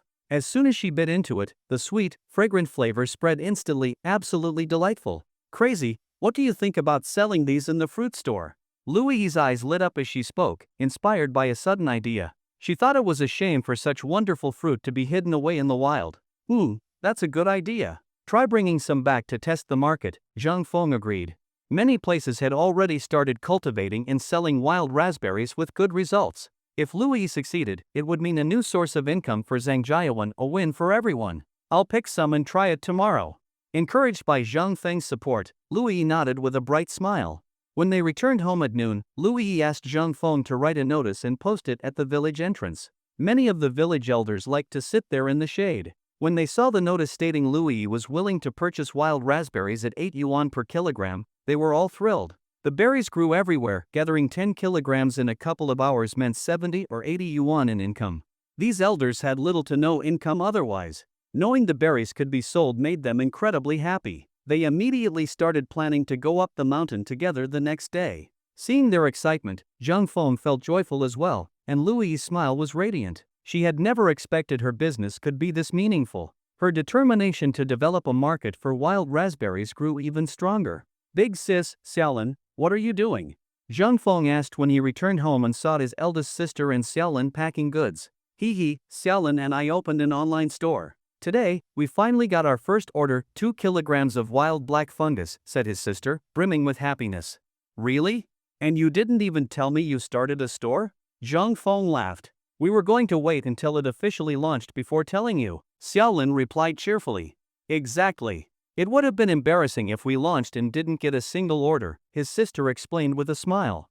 As it turned out, the two of them had started an online store called Mountain and Water Farm, specializing in selling local specialties like dried mushrooms, wild black fungus, crispy fried fish, dried small fish, and so on. Noticing they lacked proper packaging equipment, Zhang Feng ordered a machine online as a grand opening gift. Louis also helped design several packaging labels and ordered them as well. They would arrive in a few days. Learning that his sister in Xiaolin had opened a store, Zhang Feng and Louis eagerly promoted it on social media. They shared many mouth-watering pictures of their mountain delicacies, making their foodie friends drool. Ah, crazy, you're tormenting us again. Oh my god, crazy, you greedy capitalist, a single kilogram of crispy fish costs 50 yuan? These little fish look so delicious. Crazy, we're friends, can I get a discount? Lazy popped into the group to ask. Sure. You want a discount on your right hand or your left hand? Zhang Feng replied with a laugh. Get lost. I meant a price discount, damn it. Lazy responded angrily. How about I discount your left hand first, then throw in the right hand for free? Now that's what I call a discount. Zhang Feng responded mischievously. Lazy? Okay, enough joking. All group members get a 20% discount. Supplies are limited, order quickly. Zhang Feng announced seriously. Crazy, give me 2 kilograms of crispy fish. Just looking at the pics makes me drool. Xiaopang even sent several drooling emojis, in his usual gluttonous manner. I want 2 kilograms too. Crazy, give me 3. 7 or 8 classmates and friends left comments to place orders. Zhang Feng happily jotted down everyone's shipping addresses. Crazy, give me 2 kilograms of black fungus, Lazy chimed in again. What the hell? Why are you so into heavy flavors? Everyone else is ordering crispy fish, and you want black fungus. Zhang Feng teased. Crazy, can we even be friends after this? Lazy responded tearfully, it's for my mom, okay? No need to explain. We all get it. In the end, Zhang Feng tallied the numbers. 9 classmates placed orders totaling over 1,000 yuan. Louis's friend circle brought in even more, many of them were wealthy, so her side reached over 5,000 yuan in orders. Thanks to all the publicity, the online store that his sister in Xiaolin had launched quickly began to take off. The quality of their goods earned them glowing reviews, and their business steadily improved. Xiaofeng, do you know if there are any vacant houses in the village? Your grandma Lu and I are thinking of renting a small courtyard and living here long term, the old man asked Zhang Feng after breakfast the next morning. A vacant courtyard? Zhang Feng thought for a moment, then remembered the old house belonging to Sister Yingzi's family. There is one, but what? The old man asked eagerly. It's just that the house has been unoccupied for more than 10 years and is a bit run down, Zhang Feng said after some thought. That's fine. It does not matter if it's a bit shabby. We can have it renovated, as long as the owner agrees, the old man said with a smile of relief. Hearing this, Zhang Feng thought it was a great idea. Both sides would benefit, and renting out the house would bring in some income for his aunt's family. His aunt had lived a hard life. After his uncle passed away, she and Sister Yingzi depended on each other. Life had been very tough for them. Renting out the old house could bring them several thousand yuan a year, which they would surely welcome. Alright then, I will take you to see it first. Zhang Feng then led the old man towards Sister Yingzi's house. It was only a few dozen meters away, so they arrived quickly. Auntie, are you home? Oh, Xiaofeng.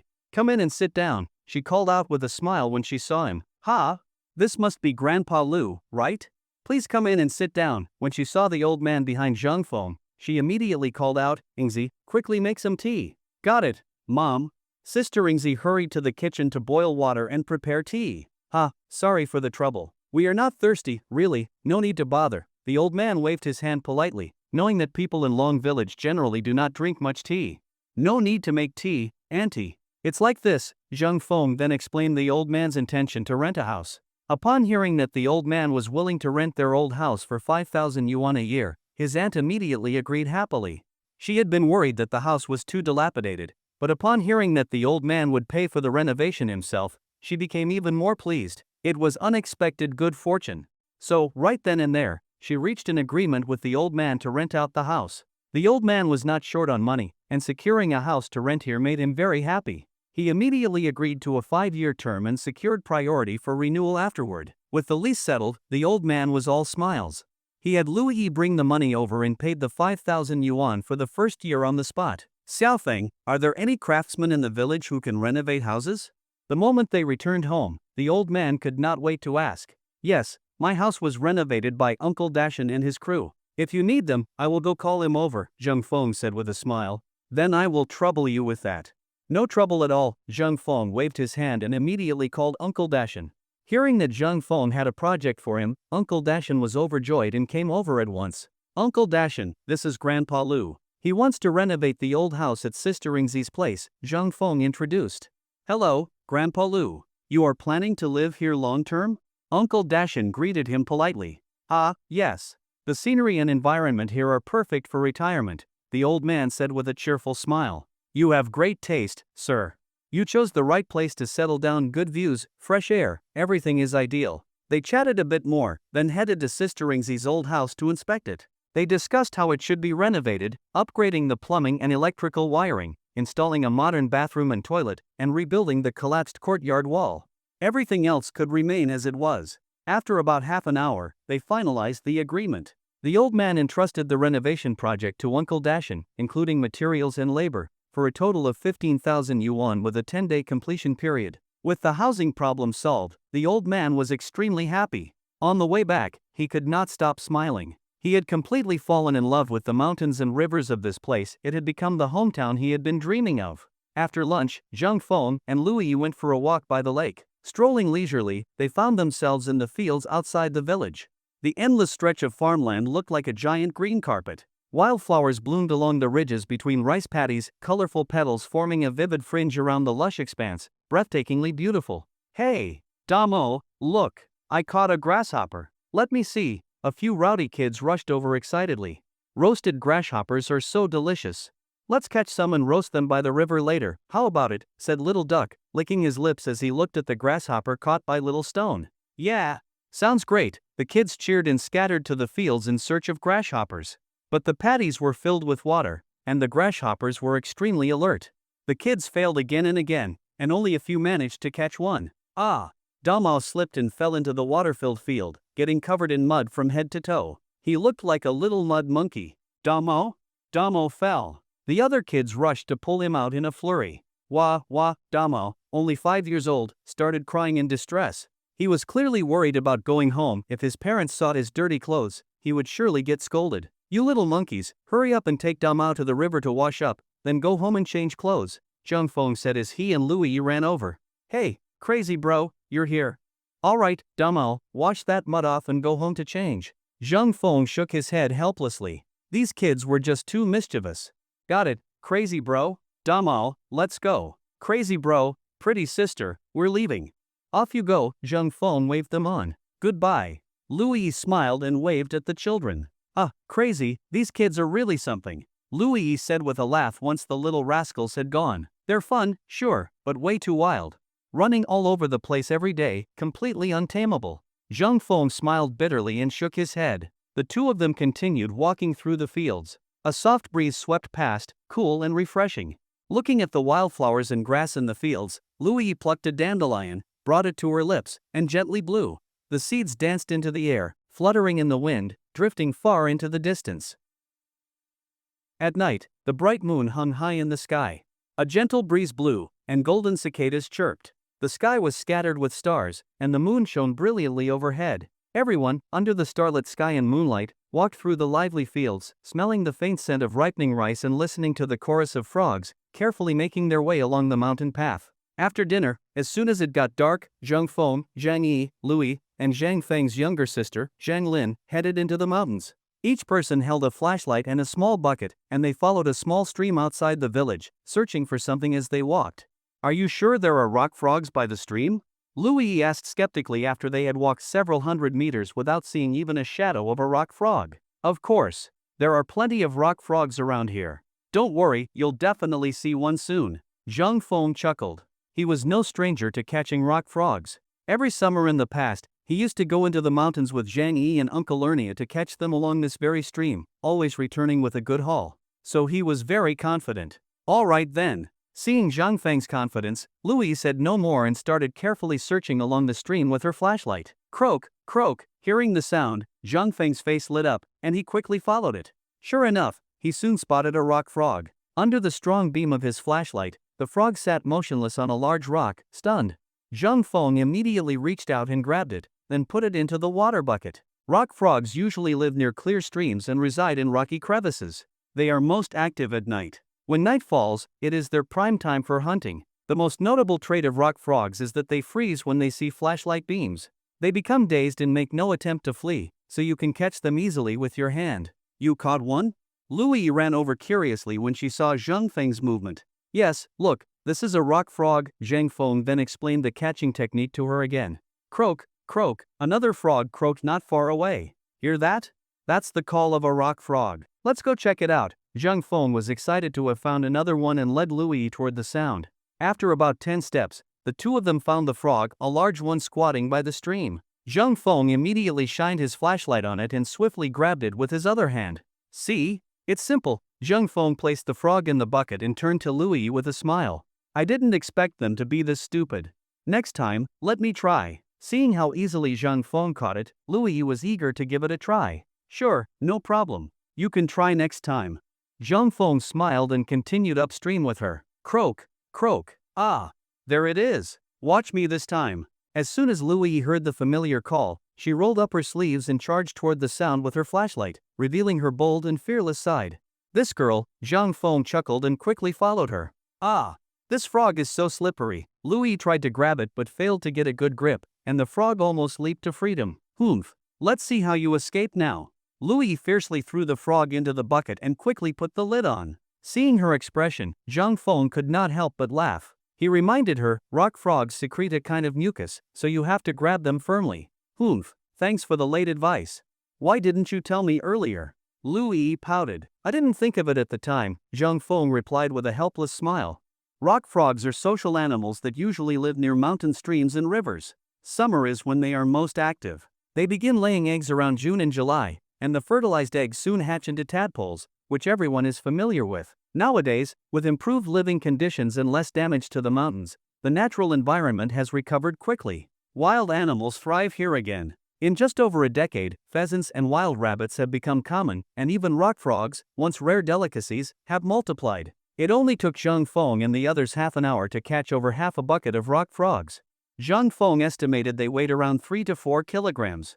Rock frogs taste best when fresh. Catching too many would be wasteful, so he released the smaller ones and kept around 2 kilograms, just enough for everyone to enjoy a full meal. Back home, Zhang Feng quickly placed the frogs in a water tank at the door. This tank had a bit of history. It was said to have been carved from large stones before the Liberation era and was still in use, mainly to store rainwater. Now it was finally put to good use. Zhang Feng filled the tank with water and placed the frogs inside to keep them fresh. Since the tank was over a meter deep, Zhang Feng was not worried about the frogs jumping out. As long as they were in water, they would survive until the next day. Of course, he could have stored them in the refrigerator, but that would cause them to die, and dead rock frogs do not taste as good. After taking care of the frogs, it was already late. Everyone queued up to take their baths and then returned to their rooms to rest. Time flew by. The high school entrance examination was approaching. In just a week, Zhang Feng's younger sister Zhang Yu would face the first major test of her life. Zhang Yu had good grades. Zhang Feng wanted her to apply to a top high school in the city, but she felt it would be too tiring and stressful and decided instead to aim for the top class at the county's #1 high school. Zhang Feng supported her decision. Top city schools are highly competitive, and students live a routine life with nothing but study. It is exhausting. He believed that the county school was also quite good, and many of its students were admitted to top universities each year. With Zhang Yu's grades, unless something unexpected happened, her chances of getting into a top university in 3 years were quite high. The next day after lunch, Zhang Feng packed a bunch of food that Zhang Yu liked: crispy fish, chili sauce, crispy beans, and some homegrown vegetables, filling 2 large bags. He loaded them into his tricycle and headed toward the county seat. "Brother, you are here." As soon as Zhang Feng's vehicle stopped at the school gate, Zhang Yu came running over happily. "How is your review going?" Zhang Feng asked with a smile. "Pretty good. I have been in the top 10 in recent mock exams. Getting into the top class at number 1 high school should be no problem," Zhang Yu replied casually with a wave. "Do not be too sure. If you fail, Mom will definitely give you a hard time." Zhang Feng smiled wryly. This girl had never taken the exam seriously. He shook his head. Knowing her grades, he was confident she would do fine and said no more. Hee, how could I possibly fail?" Zhang Yu smiled and, seeing the bags in the vehicle, asked excitedly, "Brother, are all these goodies for me?" "Yes. Go back and study hard." "Got it, brother." Zhang Yu happily carried the bags back into school. Watching his sister walk into the school, Zhang Feng rode his tricycle down the wide, straight road toward home. Zhang Feng had just ridden his vehicle to the entrance of the village when he spotted 2 dark little figures sneaking behind a large tree, as if afraid of being discovered. "Dahei, Xiuhei, get out here right now." Zhang Feng shook his head. He knew these 2 mischievous pups must have gotten into trouble again. Otherwise, they would not have hidden as soon as they saw him. Hearing Zhang Feng's voice, the 2 puppies shrank back further, tucking their tails between their legs, trying to hide even more. "Still not coming out? Do you think I did not see you?" Zhang Feng could not help but laugh and shouted loudly. "Whimper!" The 2 puppies, realizing they could not hide anymore, dejectedly came out with their heads down. As soon as they appeared, Zhang Feng saw that both little rascals were filthy from head to toe, covered in mud. They had probably been playing and chasing each other in the dirty puddles along the road. "Look at you two, getting all dirty again. Go to the river right now and wash yourselves clean, then come straight home, understand?" Zhang Feng shook his head and gave the command. Whimper! The 2 puppies nodded and took off running toward the river, as if they had been set free, moving at lightning speed. The 2 dogs at home were getting smarter by the day. They loved to play outside, either in the village or by the lake, always coming back covered in dirt like the little rascals they were. Fortunately, they had learned to bathe themselves. Every time they got dirty, they would run to Moon Lake to clean off before coming home, thus avoiding their owner's scolding. Moreover, they were obedient and returned home on time every day. They loved to snuggle and act cute, making everyone at home very happy. They were the family's little bundles of joy. "Xiaofeng is back. How is Xiaoye doing lately?" Wang Guilan, who was tending her stall at the door, asked as soon as she saw her son return, showing concern for her youngest daughter. "She is doing well. Getting into the top class should not be a problem," Zhang Feng replied with a smile. "That is good to hear." The mother nodded, finally at ease. "Xiaoye's entrance exam is in a week, right?" Back at home, the eldest sister asked Zhang Feng. "Yes, exactly 7 days left," Zhang Feng nodded. "Xiaolin, when will the college entrance exam results be released?" the elder sister asked their younger sister. "Noon on the 24th, Zhanglin replied. "Have you thought about which university to apply to?" "Probably the provincial capital university. It is closer to home." Zhang Lin was a liberal arts student and had estimated her exam score to be around 610 points. With that score, getting into a top 985 university might be difficult, but getting into a regular key university would be no problem. Now that applications were based on parallel preferences submitted after results were announced, the risk of failing to get into any school was nearly zero. So everyone hoped Zhang Lin could aim for a 985 university. After all, the provincial capital university was only a standard key university, and there was a noticeable difference between the two. "I think you should explore the world a bit. Guizhou is still quite small. Cuan University and Chong University are both great choices. They are not too far either, just over 10 hours by train, and even faster by plane. Traveling back and forth is very convenient," Zhang Feng suggested to his sister. "Yes. The provincial capital university is still a bit lacking. The 2 schools Xiaofeng mentioned are excellent," the elder sister chimed in. Deep down, the younger sister also wanted to attend a better university, but the family had faced hardships in the past. She knew the provincial capital university offered tuition waivers for excellent students and scholarships every year, so she had planned to attend it to reduce the burden on her family. But after hearing her siblings' words, Zhang Lin came to realize that their family's financial situation had significantly improved. Just from selling fruit, They had earned between 600,000 and 700,000 yuan. They also bought mushrooms and sold vegetables and mountain delicacies. In just a month or two, the family had already made close to 1 million yuan. Once she understood this, Zhang Lin felt a great sense of relief and decided to follow her heart and aim for a better university, to enjoy her college life without worries like everyone else.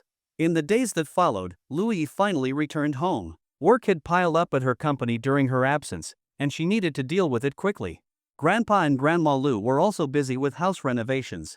The elderly couple could only be seen during meals and in the evenings, so the house became quiet once again. Zhang Feng's days returned to their tranquil rhythm, carefree and peaceful. I wish to face the sea, with spring blossoms. That was what Zhang Feng's recent life resembled, like a line from a poem. Every day he woke up in the warm little house, gazing out at the beautiful morning glow, the blue sky, and the emerald waters beneath the green mountains. Each evening, in this place surrounded by mountains and water, he let the breeze brush across his face as he watched the flowers bloom and fall, and the river flow eastward. Whenever the mood struck, he could plant his favorite crops, cultivate in the spring, harvest in the autumn, pluck chrysanthemums by the eastern fence, and leisurely gaze at the southern mountains. Such a hermit-like life made many envious. Every day, he basked lazily in the sun, listened to his favorite music, and read his favorite books. It might get lonely. It might get dull. It might lack the glitz and glamour of a big city, but it was a life full of joy. Time kept moving, but it had to pass in comfort. I cannot hold back anymore. This weekend I am going to Crazy's place for a feast. Anyone who wants to join, gather now. Everyone worked 9 to 5, day in and day out, with endless tasks, revisions, meetings, office politics, and arguments. They were all exhausted. Yet every day, they comforted themselves with motivational quotes, telling themselves that tomorrow would be better. But tomorrow? It was just another endless cycle.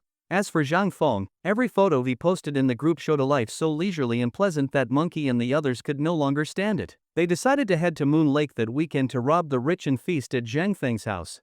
Monkey bro, I am the first to sign up. Chubby had long been craving Zhang Feng's food. As soon as the plan was made, he was the first to enlist. Second brother, you are in. Monkey replied with a grin. How could I miss out on robbing the rich? Lazy also chimed in from the shadows. Count me in. May I meekly ask, can we bring our families? Someone else asked in the group. Even better. If you do not have family, bring pets. This time we are going to eat Crazy into bankruptcy. Otherwise, he will keep showing off in the group, Monkey replied mischievously. Then I will bring our husky. You are bringing a husky? Then I will bring our pig Tianpeng. He, you guys are bringing both pigs and dogs. Are you really planning to eat Crazy out of house and home? A female classmate replied with a laugh. Monkey's proposal received widespread support in the group. Everyone was eager to bring down the show-off Zhang Feng, raiding Moon Lake and seizing the spoils. Seeing everyone's enthusiasm and eagerness to sign up, Monkey could only shake his head with a wry smile. It seemed he had overdone it. So many people coming, food was not an issue, but lodging might be. Ahem. Let me be serious for a moment. For those signing up, please be sincere. There are already 18 people signed up. Crazy's place has plenty of food, but accommodations may not be sufficient. So please confirm again. If you are really going, reply to this message. If not, do not stir up excitement unnecessarily. After Monkey's message, 6 classmates dropped out. In the final count, 12 people confirmed they were going. Monkey had no choice but to quickly contact Zhang Feng. Crazy, I need to talk to you about something, Monkey said nervously over the phone. What is it? Zhang Feng asked in confusion. Well, it's like this. Monkey explained that everyone was planning to come to Moon Lake for the weekend. 12 people? Zhang Feng frowned. It was not that he did not welcome them, but he was worried that he might not be able to host so many guests properly. Yes, and it is all your fault. You keep posting all those delicious foods and beautiful sceneries in the group chat, so now nobody can resist. They are all planning to raid the rich at your place. Monkey explained helplessly. And that is my fault, is it? Just tell everyone that they can sleep on the floor. Those who are okay with that can come, and those who are not can forget it. Zhang Feng shook his head and said with a smile. Since almost everyone in the group were high school classmates and friends, mostly from rural backgrounds, Zhang Feng was not worried they would complain. After all, they were the ones who decided to come in a big group. All right, Crazy. I will let everyone know. I will confirm the exact number of people before we come, Monkey quickly replied. Make sure you tell me in advance so I can get everything ready, Zhang Feng reminded him again. Do not worry, Crazy. Just make sure the food and entertainment are good." With that, Monkey hung up. These guys, Zhang Feng felt a bit of a headache. So many people, how would he arrange accommodations? Surely they would not all have to sleep on the floor. That was only a last resort. "What are you thinking about, Xiaofeng?" At that moment, the old man came in cheerfully. "Nothing much. Why are you so happy, Grandpa? Is the house renovation about to be finished?" Zhang Feng asked when he saw the old man grinning from ear to ear. "Ha, Xiaofeng, you are spot on. Our little courtyard should be finished by tomorrow. As soon as it's cleaned up, your Grandma Lu and I plan to move in the day after tomorrow." The old man laughed heartily. "Really? Congratulations.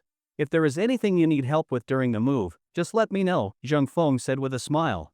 "Of course. We do not know many people around here. If we don't ask you for help, who else would we ask?" The old man knew Zhang Feng was sincere and saw no need to be polite. Just then, a thought struck Zhang Feng. Once the old couple moved out, an extra room would be available. That meant he could host 10 guests comfortably, and the remaining 2 could squeeze in somewhere. The lodging problem was finally solved. Zhang Feng let out a long sigh of relief. The next morning, Zhang Feng took Dabai and Xiaobai to the orchard. Due to abundant summer rain and good sunlight, weeds had regrown quickly in the orchard, despite having just been cleared a little over 10 days ago. So Dabai and Xiaobai were very busy lately, busier than even the poet Du Fu. They spent their days devouring weeds in the orchard. Zhang Feng's daily job was to shuttle them back and forth. At dawn, he would take them to the orchard, and at dusk, he would bring them home. "Dabai, Xiaobai, go eat the weeds." Zhang Feng waved his hand and said to the 2 silly, adorable goats. "Ba, ba," the goats responded and began munching the weeds. If they came across plants they did not like, they would either pull them out by the roots with their mouths or dig them out with their sharp hooves. After settling the goats, Zhang Feng walked toward the area where he had set up traps the previous day. Unfortunately, luck was not on his side this time. All he found was an empty trap. Still, he was not disappointed. Even the best hunters did not succeed every time. How could he expect better? Knowing the goats would not wander off, Zhang Feng picked up his hoe and headed for the mountains. Second uncle had told him there was an osmanthus tree near wild boar forest. Zhang Feng wanted to take a look. If the tree was really there, he planned to dig it up and transplant it into his courtyard. He imagined the golden blooms of the osmanthus tree in October, the fragrance drifting through the autumn air, the blossoms fluttering like golden rain. The thought filled Zhang Feng with anticipation. The mountain path was rugged and overgrown with weeds, and the dew was thick. Zhang Feng used his hoe to push aside the vegetation and moved quickly toward wild boar forest. Despite its name, the forest was actually just a barren, rocky hillside. Perhaps long ago it had been a dense forest, but time and nature, or maybe human activity, had wiped it out. Only the name Wild Boar Forest remained to hint at its once forested past. At first, Zhang Feng walked slowly, worried the dew would soak his pants. But after half an hour with the forest still far off, he no longer cared. He quickened his pace, moving several meters with each stride, his light-footed steps like those in martial arts legends, swift and graceful, as he disappeared into the distance toward the forest. The ancients used to say, "A mountain viewed from afar tires even a horse." Winding paths and steep slopes made mountain travel deceiving. What looked close could take hours.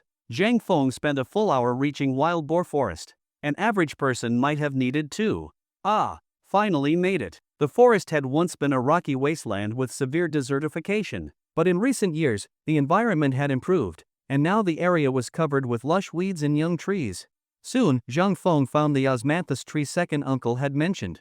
It grew from a crack in the rocks, no taller than 2 meters, likely a 6 or 7-year-old tree. Zhang Feng cleared the surrounding weeds and carefully loosened the rocks on either side with his hoe, making sure not to damage the roots, which would make transplanting harder.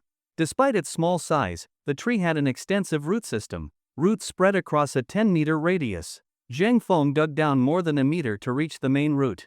He tried to preserve as many fibrous roots as possible but had to sever many of the spreading ones for easier transport.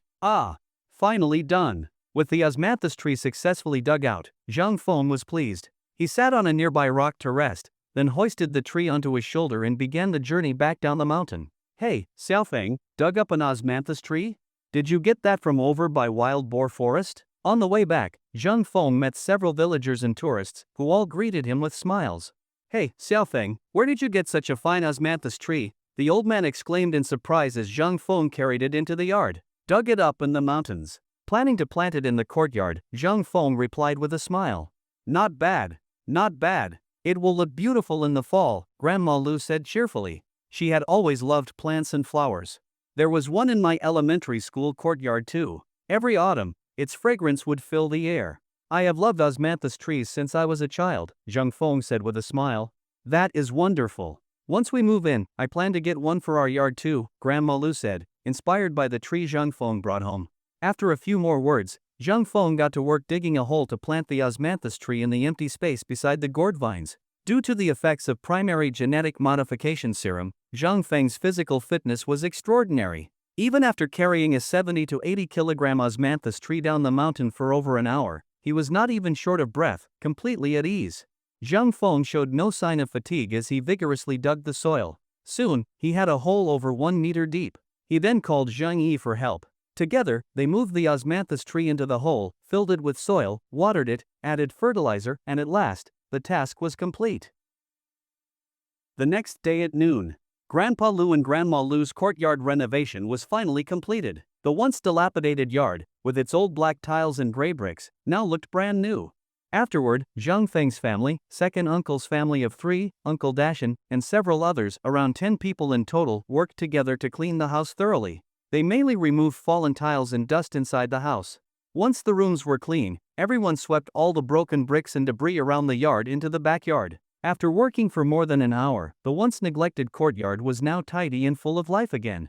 Looking at the neat and spotless country courtyard, Grandpa and Grandma Lu were overjoyed. They walked around the rooms, feeling like they had just bought a new home.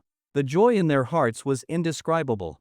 From this day on, this would be their home. It felt like the hometown from their memories, beautiful scenery, traditional customs still preserved. It brought them an incredible sense of familiarity, like they had returned to the land of their youth. The elderly couple had decided to retire and spend the rest of their lives here. In Chinese culture, people value the idea of fallen leaves returning to their roots. The couple's actual hometown had long been submerged by a reservoir, which remained their greatest regret. Especially after retirement, they missed their homeland more than ever, recalling the years of hardship and mutual support. Life back then was extremely tough, yet they had high spirits and confidence, and those memories were now their most treasured possession. Xiaofeng, help me open all the windows upstairs to let the air circulate. We'll move in this afternoon, Grandpa said with a bright smile. Sure thing, Grandpa. Zhang Feng promptly climbed the stairs and opened all the ventilating windows. Since the house sat on high ground, there was always a strong breeze. He believed the dampness inside would quickly be aired out, making it more comfortable to live in. Just after lunch, Louis returned to the village in her car, followed by a large truck filled with household items belonging to the elderly couple. Bedding, tables and chairs, sofas, kitchenware, and entire household setup filled the truck. With the help of Zhang Feng and others, it took about 2 hours to unload and arrange everything. The house now had the true atmosphere of a home. To celebrate their move into the new residence, Zhang Feng did not have much to give as a gift, so he went to the backyard and caught 2 fish and 2 kilograms of yellow eels. That evening, Grandpa used the fish and eels Zhang Feng had brought, along with vegetables from Zhang Feng's backyard, to prepare a large table of delicious dishes and invited everyone who had helped to come and eat. Come, my wife and I thank you all for your help. Let me offer a toast. It is nothing, Grandpa. We are neighbors now, no need for all the formality. Yes, Grandpa, you are too polite, everyone clinked glasses and replied with a smile. Heh, come on. Everyone eat. This is just me presenting someone else's flowers. These ingredients are all from Xiaofeng's home. After putting down his glass, Grandpa picked up his chopsticks and encouraged everyone to eat. Yes, do not be shy, Grandma Lu also said with a smile. The dishes are so delicious, Grandpa. There is no way we will be shy. Zhang Feng picked up a piece of braised eel and tasted it. He had to admit, Grandpa's cooking was excellent. Though the flavors were slightly different from his own style, they shared one trait: they were delicious. Everyone began to eat. Grandpa had spent his life cooking, and his food was truly exceptional. The flavors were so good that everyone ate with delight, praising the dishes endlessly. Heh, everyone eat more. If it is not enough, I will make more. Seeing how much everyone enjoyed the food, Grandpa was overjoyed, his face full of smiles, and he felt a strong sense of accomplishment. It is more than enough, Grandpa. We are all stuffed. That is right. It has been a long time since I have eaten this much. I can barely walk now. As the feast came to an end, nearly all the delicious dishes on the table had been eaten. It was not only because the food was good, everyone was in high spirits, which made the food taste even better. After dinner, Zhang Feng's eldest sister and Zhang Lin helped clean up, washing the dishes together with Louis, while the others drank tea and chatted in the courtyard. They reminisced about the difficult years of the past, digging up roots to eat, surviving on wild vegetables, and rarely seeing any meat throughout the year. Everyone was full of emotion, realizing how fortunate their lives had become.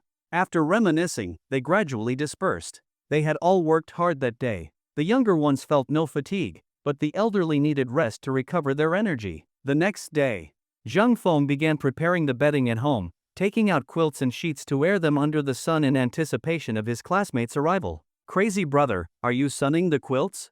At that moment, Little Duck and Damo walked in. "Yes. Were you out playing in the fields again?" Zhang Feng asked while folding the sheets.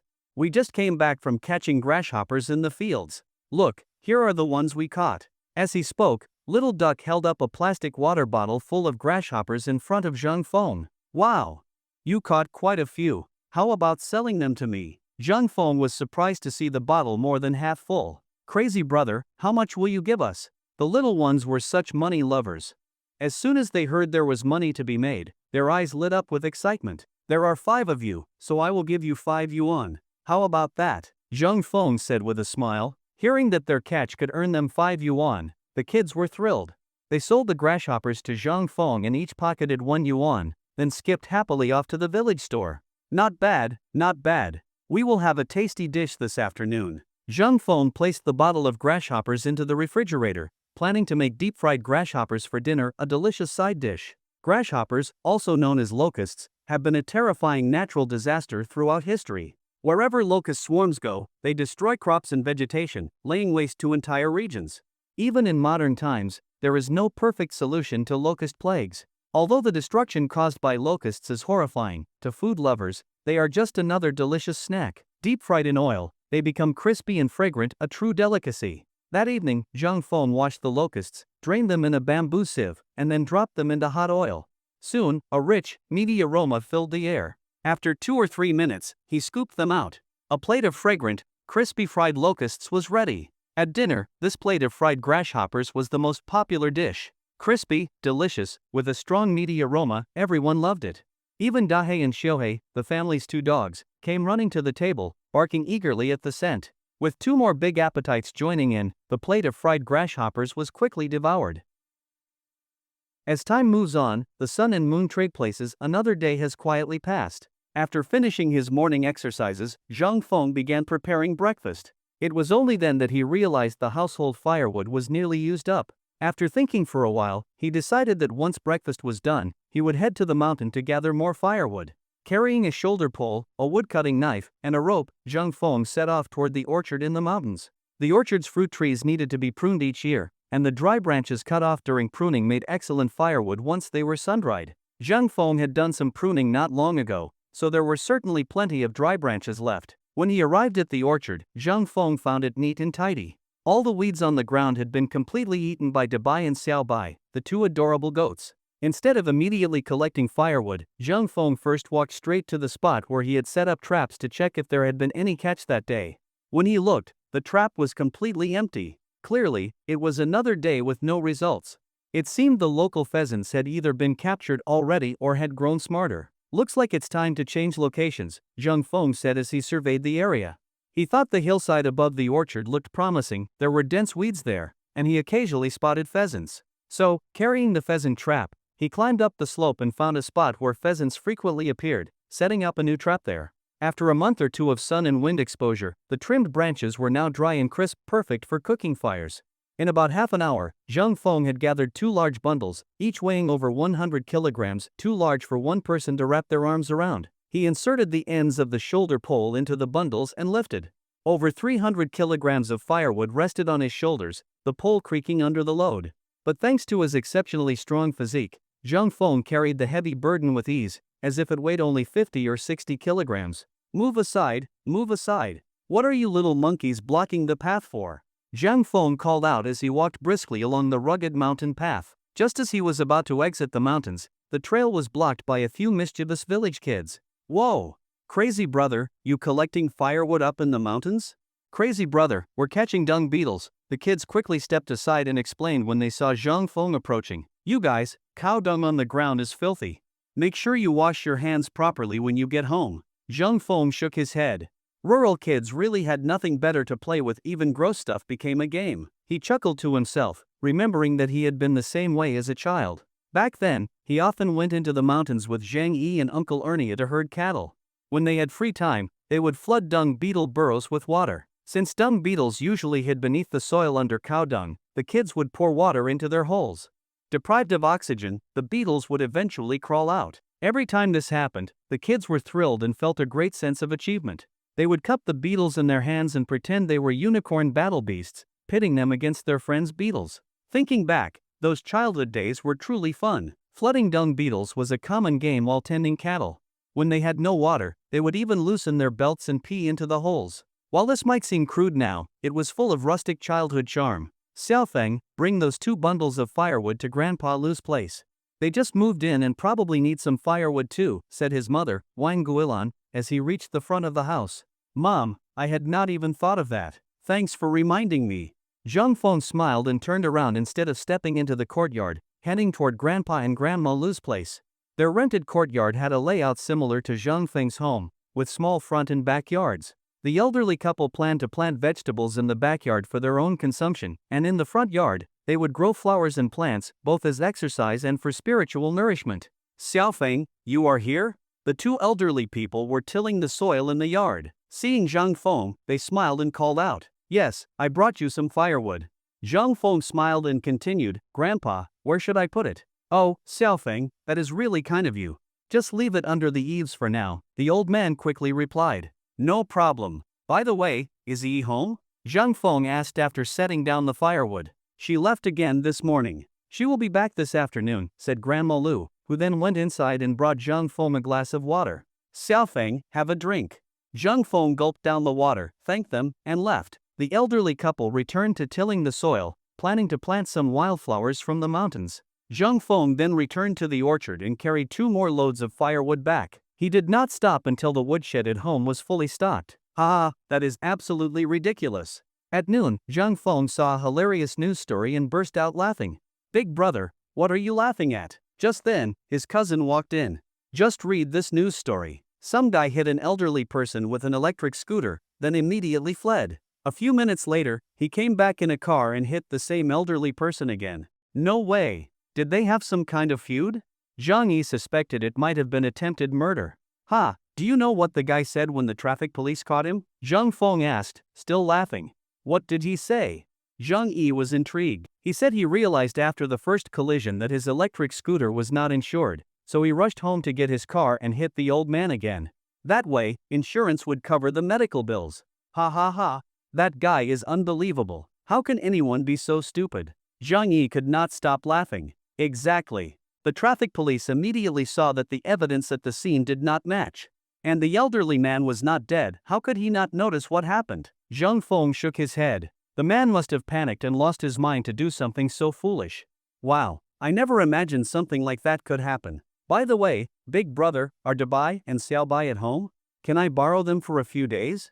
Zhang Yi grinned. Probably in the backyard. You want them to help with weeding? Yeah, my parents said I am idle all day. Now they've given me the job of weeding the orchard, Zhang Yi said, frustrated. Heh, you are pretty clever actually thinking of using Dabai and Xiaobai to help, Zhang Feng said with a smirk. Well, they are not doing anything anyway. Might as well take them to the orchard for a walk and let them eat some grass. Zhang Yi grinned slyly and went off to the backyard. A moment later, he left with Dabai and Xiaobai in tow. The two adorable goats had now become diligent little workers. Their work ethic easily surpassed that of old oxen. Almost every day, they helped weed, and sometimes they did odd jobs for Zhang Yi or Uncle Ernie. Among all the animals at home, they were the most hardworking and the most beloved. Crazy, we're here again. Welcome, welcome, come on in, everyone. On Friday afternoon, 12 classmates arrived as promised. Zhang Feng joyfully led everyone into the courtyard. Wow, crazy, your lifestyle is seriously extravagant. Wang Jianhua, a high school classmate, was stunned by the courtyard full of blooming wildflowers in a riot of color and couldn't help but express his envy. Damn, look, there's even a lounge chair under the tree. Imagine lying here every day enjoying the breeze without having to go to work. That would be heaven. In your dreams. Exactly. You'd better hug your pillow tight and hope you can dream something that good. Get lost. Why would I need to dream when I can just cling to Crazy's thigh? The beautiful rural courtyard was even more impressive than what they had seen in the group chat. Everyone chattered excitedly in admiration. Xiaofeng, these must be your classmates, hurry and invite them inside. Wang Guilan came out smiling and said to her son. Hello, Auntie. Hello, Auntie. The classmates all greeted Zheng Feng's mother politely. Hello, hello. Welcome to our home, she replied cheerfully, warmly inviting everyone in. Zheng Feng then introduced his elder sister and his younger sister Zhang Lin to the group.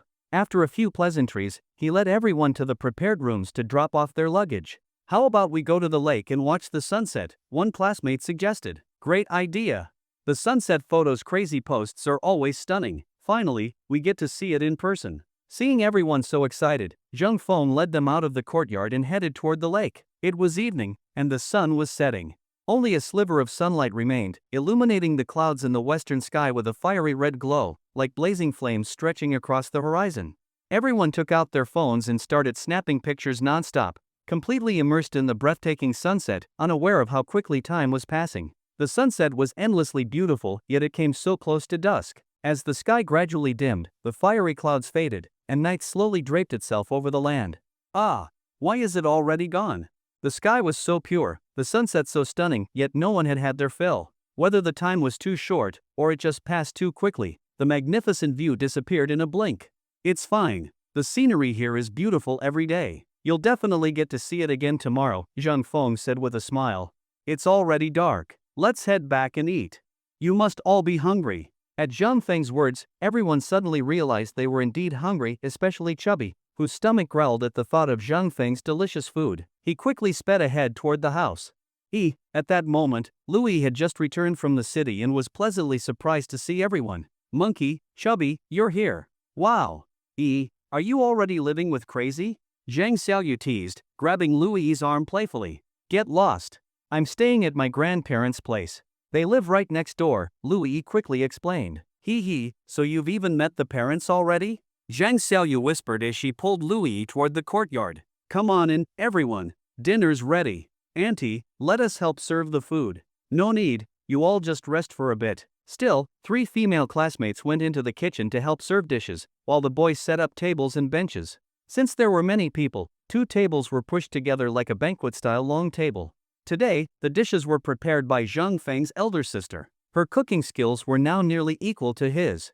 When everyone saw the delicious, aromatic spread laid out, their mouths began to water. Everyone, make yourselves at home. Just treat this like your own home, no need to be formal, Zheng Feng's mother said with a smile. That's right. You must be hungry. Let's dig in. Zheng Feng picked up a piece of yellow eel and placed it in his bowl, then turned to the others. It's delicious. Of course. I told you last time and you didn't believe me, said Chubby proudly as he stuffed food into his mouth. If you like it, eat more. Don't be shy. Seeing her dishes so well received, Zheng Feng's sister beamed with joy. Thank you, sis. We definitely won't hold back, the classmates replied. Faced with such delicious food, everyone had second and even third servings. Chubby, in particular, ate 5 bowls, becoming the undisputed king of appetites. Everyone ate happily, praising the food nonstop. After dinner, the large courtyard lights were turned on. Everyone gathered outside. The girls admired the beautiful night sky, marveling at the bright moon and dazzling stars. The boys sat around a stone table, chatting, drinking beer, and snacking on crispy fried fish. The atmosphere was lively and cheerful. You guys don't know, something really embarrassing happened to me recently, Shirtu said after taking a sip of beer. What happened? Everyone asked curiously. Well, I was at a reunion with some childhood buddies, and one of them said, I got a car model yesterday. When I heard that, I thought, someone else like me. I had once bought a toy car model online to practice parking for my driving test, so I immediately chimed in, damn, I got one too. I used to be embarrassed to talk about it. When my buddy heard that, his eyes lit up and he got really excited. Then he said, what's there to be embarrassed about? Let me tell you. He finished telling his story and then asked me, hey, bro, what was your experience with it? How did it feel? At that moment, everyone turned to look at me. Ha ha ha ha. What did you say? Everyone burst into laughter hearing Shitu's story. Seeing all those wolfish eyes staring at me, I thought, if I don't say something convincing, they might just tear me apart. So I clenched up and made up a story to bluff my way through. Later, I thought to myself, the greatest distance in the world is not between life and death. It's between my cheap plastic shell with wheels and his car model. Ha ha ha. Everyone roared with laughter. Shirtu, you're something else, talking about car models like that. What are you guys laughing about? A few girls walked over, curious about the boys' laughter. Nothing, really. Sure too just told a funny story, one of the boys quickly said. Oh? Tell us too, we want to hear. Ha ha. Sure too, tell them your car model story, the boys egged him on. Ugh, sure too looked embarrassed and shot a glare at the instigators. The night sky was incredibly pure. There was no noise of the city, no urban restlessness, no crushing pressure of modern life. Gazing at the star-filled sky, the vast expanse of stars, and the bright moonlight, everyone felt their hearts grow serene, as though they had completely merged with the beauty of the night. Everyone relaxed both body and mind, savoring the tranquil night scenery. The shimmering starlight and gentle moonlight seemed to wash away all worries, and as they quietly watched the starry sky above, they imagined the romantic tale of the cowherd and the weaver girl. Looking up at the splendid, sparkling Milky Way, they could not help but imagine the cowherd and the weaver girl meeting upon the heavenly river, embracing one another in tears of joy. Across the silver river in silent crossing, when golden winds meet with dews of jade, it surpasses countless encounters on earth. If love between souls can endure, what need is there for constant presence? Their pure love was as clean and crystalline as the starlit sky, like a flawless crystal, admirable and enviable. Everyone offered silent blessings for the couple, and perhaps, in doing so, for themselves as well. All wished to find their own shining star in the vast galaxy. Under the magnificent night sky, no one felt sleepy. It was late into the night when they reluctantly returned to their rooms to rest. Because Zhang Feng's home could only accommodate 10 people, the other 2 girls went with Louis to stay at her grandparents' house. After settling everyone in, Zhang Feng climbed upstairs, turned off the light, and closed his eyes to rest. The entire village of Zhangjiawan was now immersed in silence, and soon everyone was fast asleep. The beauty of Zhangjiawan was not bound by time or season. In the morning, a light mist blanketed the entire mountain village.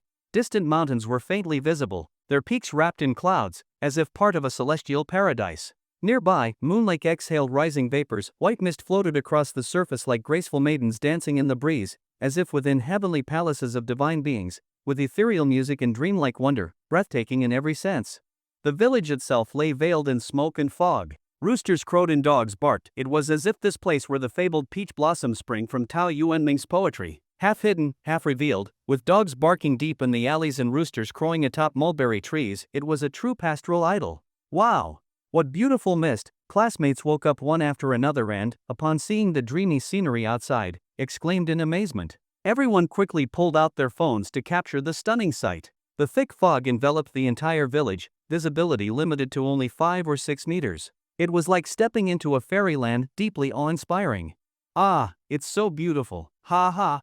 This trip was so worth it. Excitedly, they snapped photos to record the breathtaking scenery. Monkey, come look at this photo I took. Isn't it amazing? Yes, it's pretty good, but still not as good as my butterfly in the mist shot. Seeing Shido's skeptical expression, Monkey handed over his phone. Don't believe me? Look for yourself. Wow, that's stunning. I need to take one like that too. Shirtu grabbed his phone and ran toward the flower beds. Monkey just chuckled and continued capturing the scenery. At that moment, the sun slowly peeked over the mountains. The thick mist softened the sunlight, and from afar, the sun looked like a fiery red orb hanging in the sky. Everyone marveled at the beauty of the sunrise. Normally, the sun would be blinding as soon as it rose, but today, thanks to the fog, they could finally enjoy its grandeur. Unfortunately, as the sun climbed higher, the mist over the village rapidly dispersed. The once blurred landscape came into clear view. Every blade of grass, every tree, every mountain and stream appeared vividly. Let's go take a walk by the lake. After meeting up with Louis and the other 2 girls, and eating breakfast together, Zhang Feng led the group to admire the scenery at Moon Lake. On weekends, Moon Lake was lively. Tourists from the city were everywhere. Since it was only 4 to 5 kilometers from the county, just a 10-minute drive, many people would come here to relax and unwind, treating it like a public park. Blending in with the tourists, the group strolled along the lakeside path, watching the green willows sway, the sunlight glimmering on the water, and feeling refreshed by the breeze. Crazy, what are those kids doing? About half an hour later, the group arrived at the village entrance along Moon Lake. There, 7 or 8 kids were playing in a rice paddy. Monkey asked curiously. Those mischievous brats are probably catching fish, Zhang Feng said as he recognized Little Duck and Damao among them. The kids had rolled up their pants and were barefoot, searching the muddy paddy for something. Little Duck even had a fish basket slung over his shoulder. Zhang Feng smiled, knowing they were fishing by hand again. Catching fish? There are fish in there? Shirtu looked at Zhang Feng in surprise. Of course there are. When the water level rises every year, small fish and shrimp from the lake get washed in. There are also plenty of yellow eels and loaches. Crazy, can we go in and catch some too? Watching the kids have so much fun, Monkey was itching to join in and asked eagerly. Yeah, crazy, let's give it a try. Everyone seemed excited, sensing this would be a fun activity. Heh, it's just an abandoned paddy field. If you want to catch fish, follow me. Zhang Feng was now also interested and ready to show off a little. Yay! Everyone cheered, took off their shoes, rolled up their pants, and waded barefoot into the muddy field. Are we really going in too? Zhang Xiaoyu and another girl hesitated as they looked at the muddy field. Why not? Catching fish in the field is really fun. Lui replied as she took off her shoes and stepped in with the others. The two girls hesitated for a moment, then joined the fishing crowd. Wow, crazy brother, sister you're here to catch fish too? Little Duck and Damao ran over happily. Look, these are the little fish we just caught. Whoa, you caught so many? That's impressive. Zhang Feng saw their fish basket nearly full and praised them with a smile. Hey kids, can we see your fish basket? The other classmates gathered around, curious about the children's catch. When they saw the nearly full basket, they gasped in amazement. Who would have thought 4- or 5-year-old kids could be so skilled at hand fishing? But everyone was also delighted. This meant there were plenty of fish, so their chances looked good too. Little Duck, Damao, go to my house and bring back a few more fish baskets. I'll treat you to crystal jelly this afternoon. Really, crazy brother? Of course. When have I ever lied to you?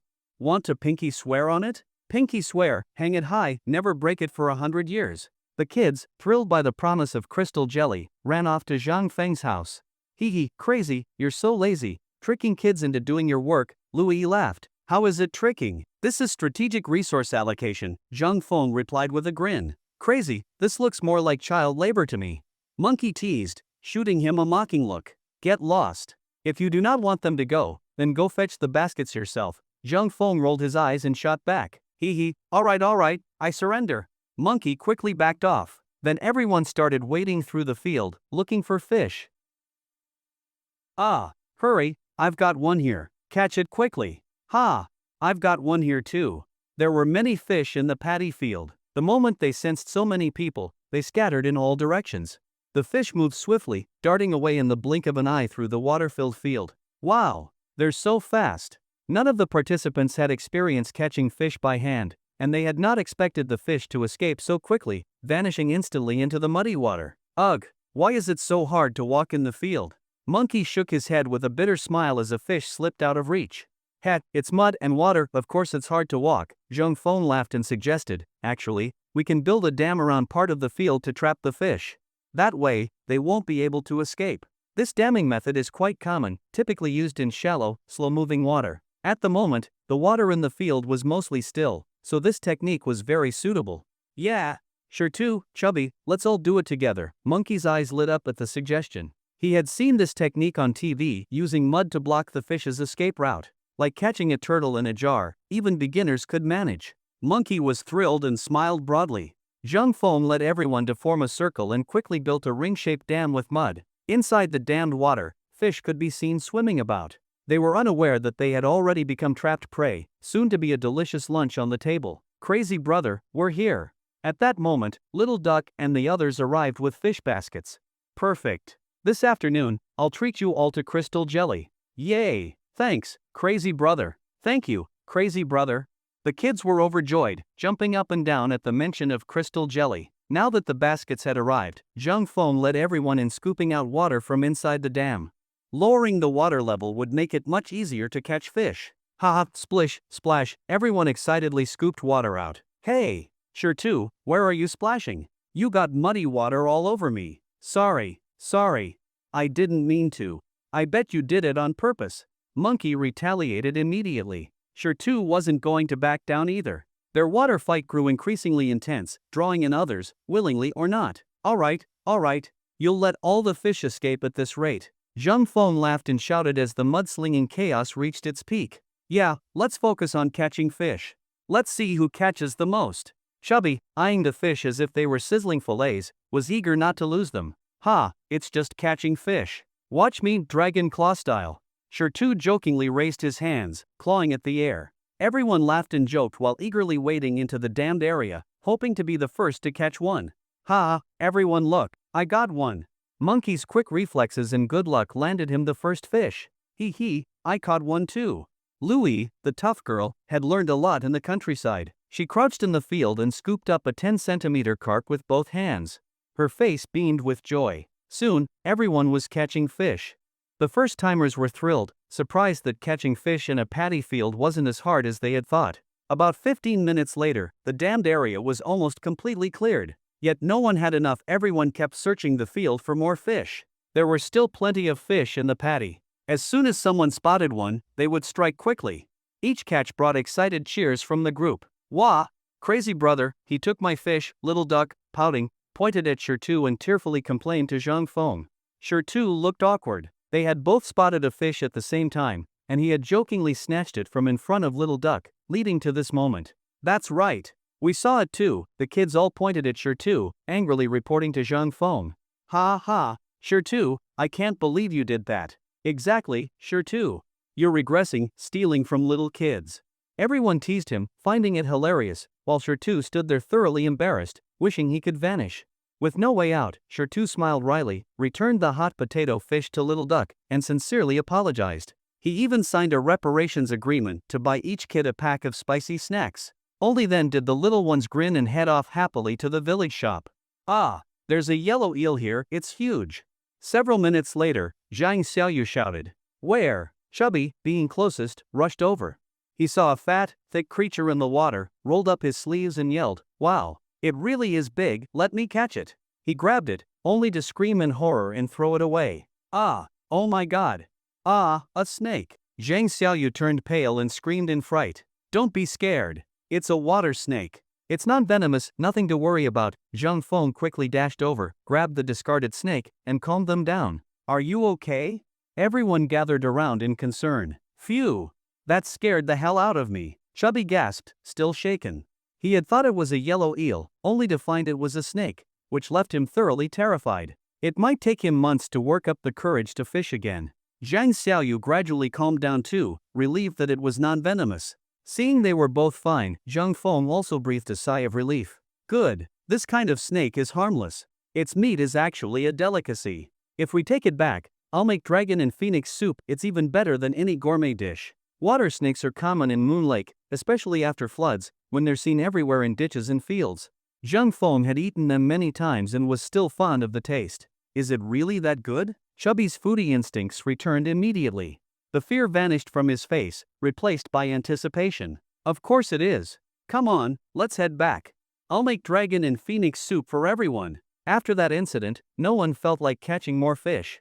Zhang Feng led the group home with their fish baskets in hand. Back home, Zhang Feng slaughtered a local chicken, then stewed it with the snake over a fire. He added ginger and cardamom to enhance the flavor. By lunchtime, the dragon and phoenix soup had become everyone's favorite. The taste was exquisite. The big pot of soup was finished to the last drop. The chicken and snake meat were delicious and completely devoured. Everyone was thoroughly satisfied. They agreed the trip had been totally worthwhile. Moon Lake not only had stunning scenery but also incredible food. Spirits were high, and everyone looked forward to an unforgettable weekend.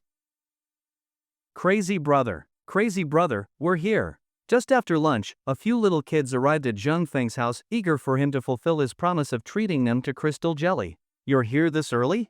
Zhang Feng glanced at the time. It was only 12:30. Isn't it already afternoon? The kids had a vague concept of time, and they looked at Zhang Feng with eager faces. Heh, you really couldn't wait. Zhang Feng found their impatience amusing. All right then. To make crystal jelly, we still need fruits from the mock sour plant. How about we head up the mountain to gather some? Yes. Crazy brother, let's go now. The kids had picked them with Zhang Feng before and were familiar with the task. They excitedly urged him to hurry. Hold on, I'll call the others. Zhang Feng calmed the excited little ones and went inside to notify his classmates.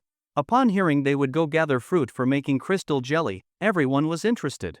In summer, crystal jelly is a common snack to beat the heat, but none of them had ever made it from scratch. Curious and enthusiastic, they followed Zhang Feng and the group of kids toward the back mountain. The south has 1,000 rivers, Yunnan and Guizhou 1,000 mountains. Behind Moon Lake Village lay the vast and undulating Qinglong mountain range, stretching for hundreds of kilometers like a giant green dragon sprawled across the land, hence its name. Qinglong Mountain boasted a beautiful landscape and dramatic peaks. It housed the province's largest virgin forest, spanning hundreds of kilometers with dense vegetation and frequent sightings of wild animals. Among them were large animals like antelopes, black bears, and wild boars, and smaller creatures like wild pheasants and rabbits were commonplace. Lately, villagers had even reported hearing wolves deep in the forest. This was the last natural forest stronghold of Guizhou province. The region also nurtured rare trees like cyatheas and spruces. It was rich in wild medicinal herbs. In earlier days, it had been a treasure trove for locals. During farming off-seasons, villagers would venture into the mountains to dig herbs. The forests were full of valuable plants like castrodia, noto ginseng, schisandra berries, and polygonatum. They would carry their finds to the county market to sell and trade for essentials. The income wasn't much, but it helped with household expenses. As they walked the mountain path, the sea of green trees in the distance was awe-inspiring. A gust of wind swept through, and the forest rippled like waves across a green ocean. The nearby slopes were also stunning. Fields of wildflowers bloomed in vibrant colors: golden chrysanthemums, dandelions, red spider lilies, fragrant hyacinths, and elegant white lilies. Many blossoms went unnamed even by Zhang Feng. The flowers drew squeals of delight from the girls, who eagerly took out their phones to capture the scene. The boys were equally pleased, eyes wandering over the breathtaking mountainside. Crazy, crazy. Look, is that a wild lily? Louis suddenly shouted, spotting a cluster of proud, white flowers blooming in a crack between stones. Yes, that's wild lily. Beautiful, right? Zhang Feng smiled. Gorgeous. The group rushed to photograph the noble, pure blossoms. Crazy, what about that one? Looks beautiful too. Oh, that's the legendary red spider lily, also called lycoris. As they walked, Zhang Feng introduced the various plants they encountered. The red spider lily that's said to bloom for 1,000 years? No way, isn't that just a fantasy flower? Exclaimed Shirley, a fan of online novels. And yet here it is right before your eyes, Zhang Feng grinned. Damn, I had no idea it looked like this. Everyone gasped in amazement, quickly taking photos to share in the group chat. Along the way, they admired many plants and flowers. After about 15 minutes, they reached their destination. Geez, crazy brother, you're so slow. Yeah, we've been here ages. The kids were already at the mock sour plant grove, bouncing around impatiently and giving Zhang Feng's group a hard time for lagging behind. Can't wait, huh? Alright, let's get started. Zhang Feng led everyone to begin harvesting the jelly fruit. With so many people, it only took 10 minutes to fill 3 large bags. Okay, that's enough. We're going back already? They were having fun and reluctant to leave. Yeah, we haven't even played enough. Alright, how about we go pick some wild raspberries? Yes, wild raspberries are my favorite, so sweet and tart. Everyone perked up at the mention of wild fruit. Wild raspberries were common in the area and a beloved childhood snack. Soon they arrived at a hillside full of wild raspberries. The rural kids were ecstatic, swept up in nostalgia. Be careful, the raspberry vines have thorns. Zhang Feng warned, seeing how frantically excited everyone was. Ouch. Crazy, why didn't you say that earlier? Zhang Xiaoyu pouted, clutching her pricked finger. Zhang Feng chuckled, half gleefully. Heeding his warning, everyone slowed down, though they kept stuffing their mouths with berries, declaring them delicious. Because the fruit was so small, they gathered handfuls at a time to feel satisfied. Just then, something unexpected happened. A gray, furry creature suddenly darted from the brush, startling Monkey. Ah! What the heck is that? Monkey cried out, stumbling backward. A rabbit! It's a rabbit, catch it, a classmate shouted joyfully upon spotting the wild hare. But it was too fast. In a flash, it bolted over 10 meters and was almost out of sight until Zhang Feng picked up a stone and, with a sharp throw, sent it flying like a missile. A direct hit. The stone struck the rabbit's head with such force that it instantly collapsed to the ground. Twitching, its head was badly wounded and it clearly would not survive. Stunned silence. Everyone stood frozen in shock. They had just witnessed something incredible. Whoa, crazy, how did you do that? Tell us. Crazy, you're insane. That luck is unreal. After a moment of stunned silence, everyone rushed over, full of awe and disbelief at what they had just seen. Nothing but skill from practice, Zhang Feng replied with exaggerated calm. Come on. That was so smooth, I'm giving you 99 points. 1 point off for being too smug, Monkey teased. You just got lucky, Shirley said, shaking his head at Zhang Feng's self-satisfied grin. Lucky or not, a rabbit's a rabbit still counts as a good catch. Zhang Feng said nonchalantly. Crazy brother. Look how big it is. Little Duck returned, proudly carrying the rabbit, beaming as if he had caught it himself. Let me see. Zhang Feng took it, hefted it, and estimated it weighed around 5 or 6 kilograms, enough for a full meal. Nice. And pretty fat too. We'll have a wild rabbit feast this afternoon. Zhang Feng was delighted. Let me see. Crazy. No, me first. The boys all scrambled for a look, while the girls backed away slightly, curious but squeamish. After some time, Zhang Feng slung the rabbit over his shoulder and led everyone back down the mountain.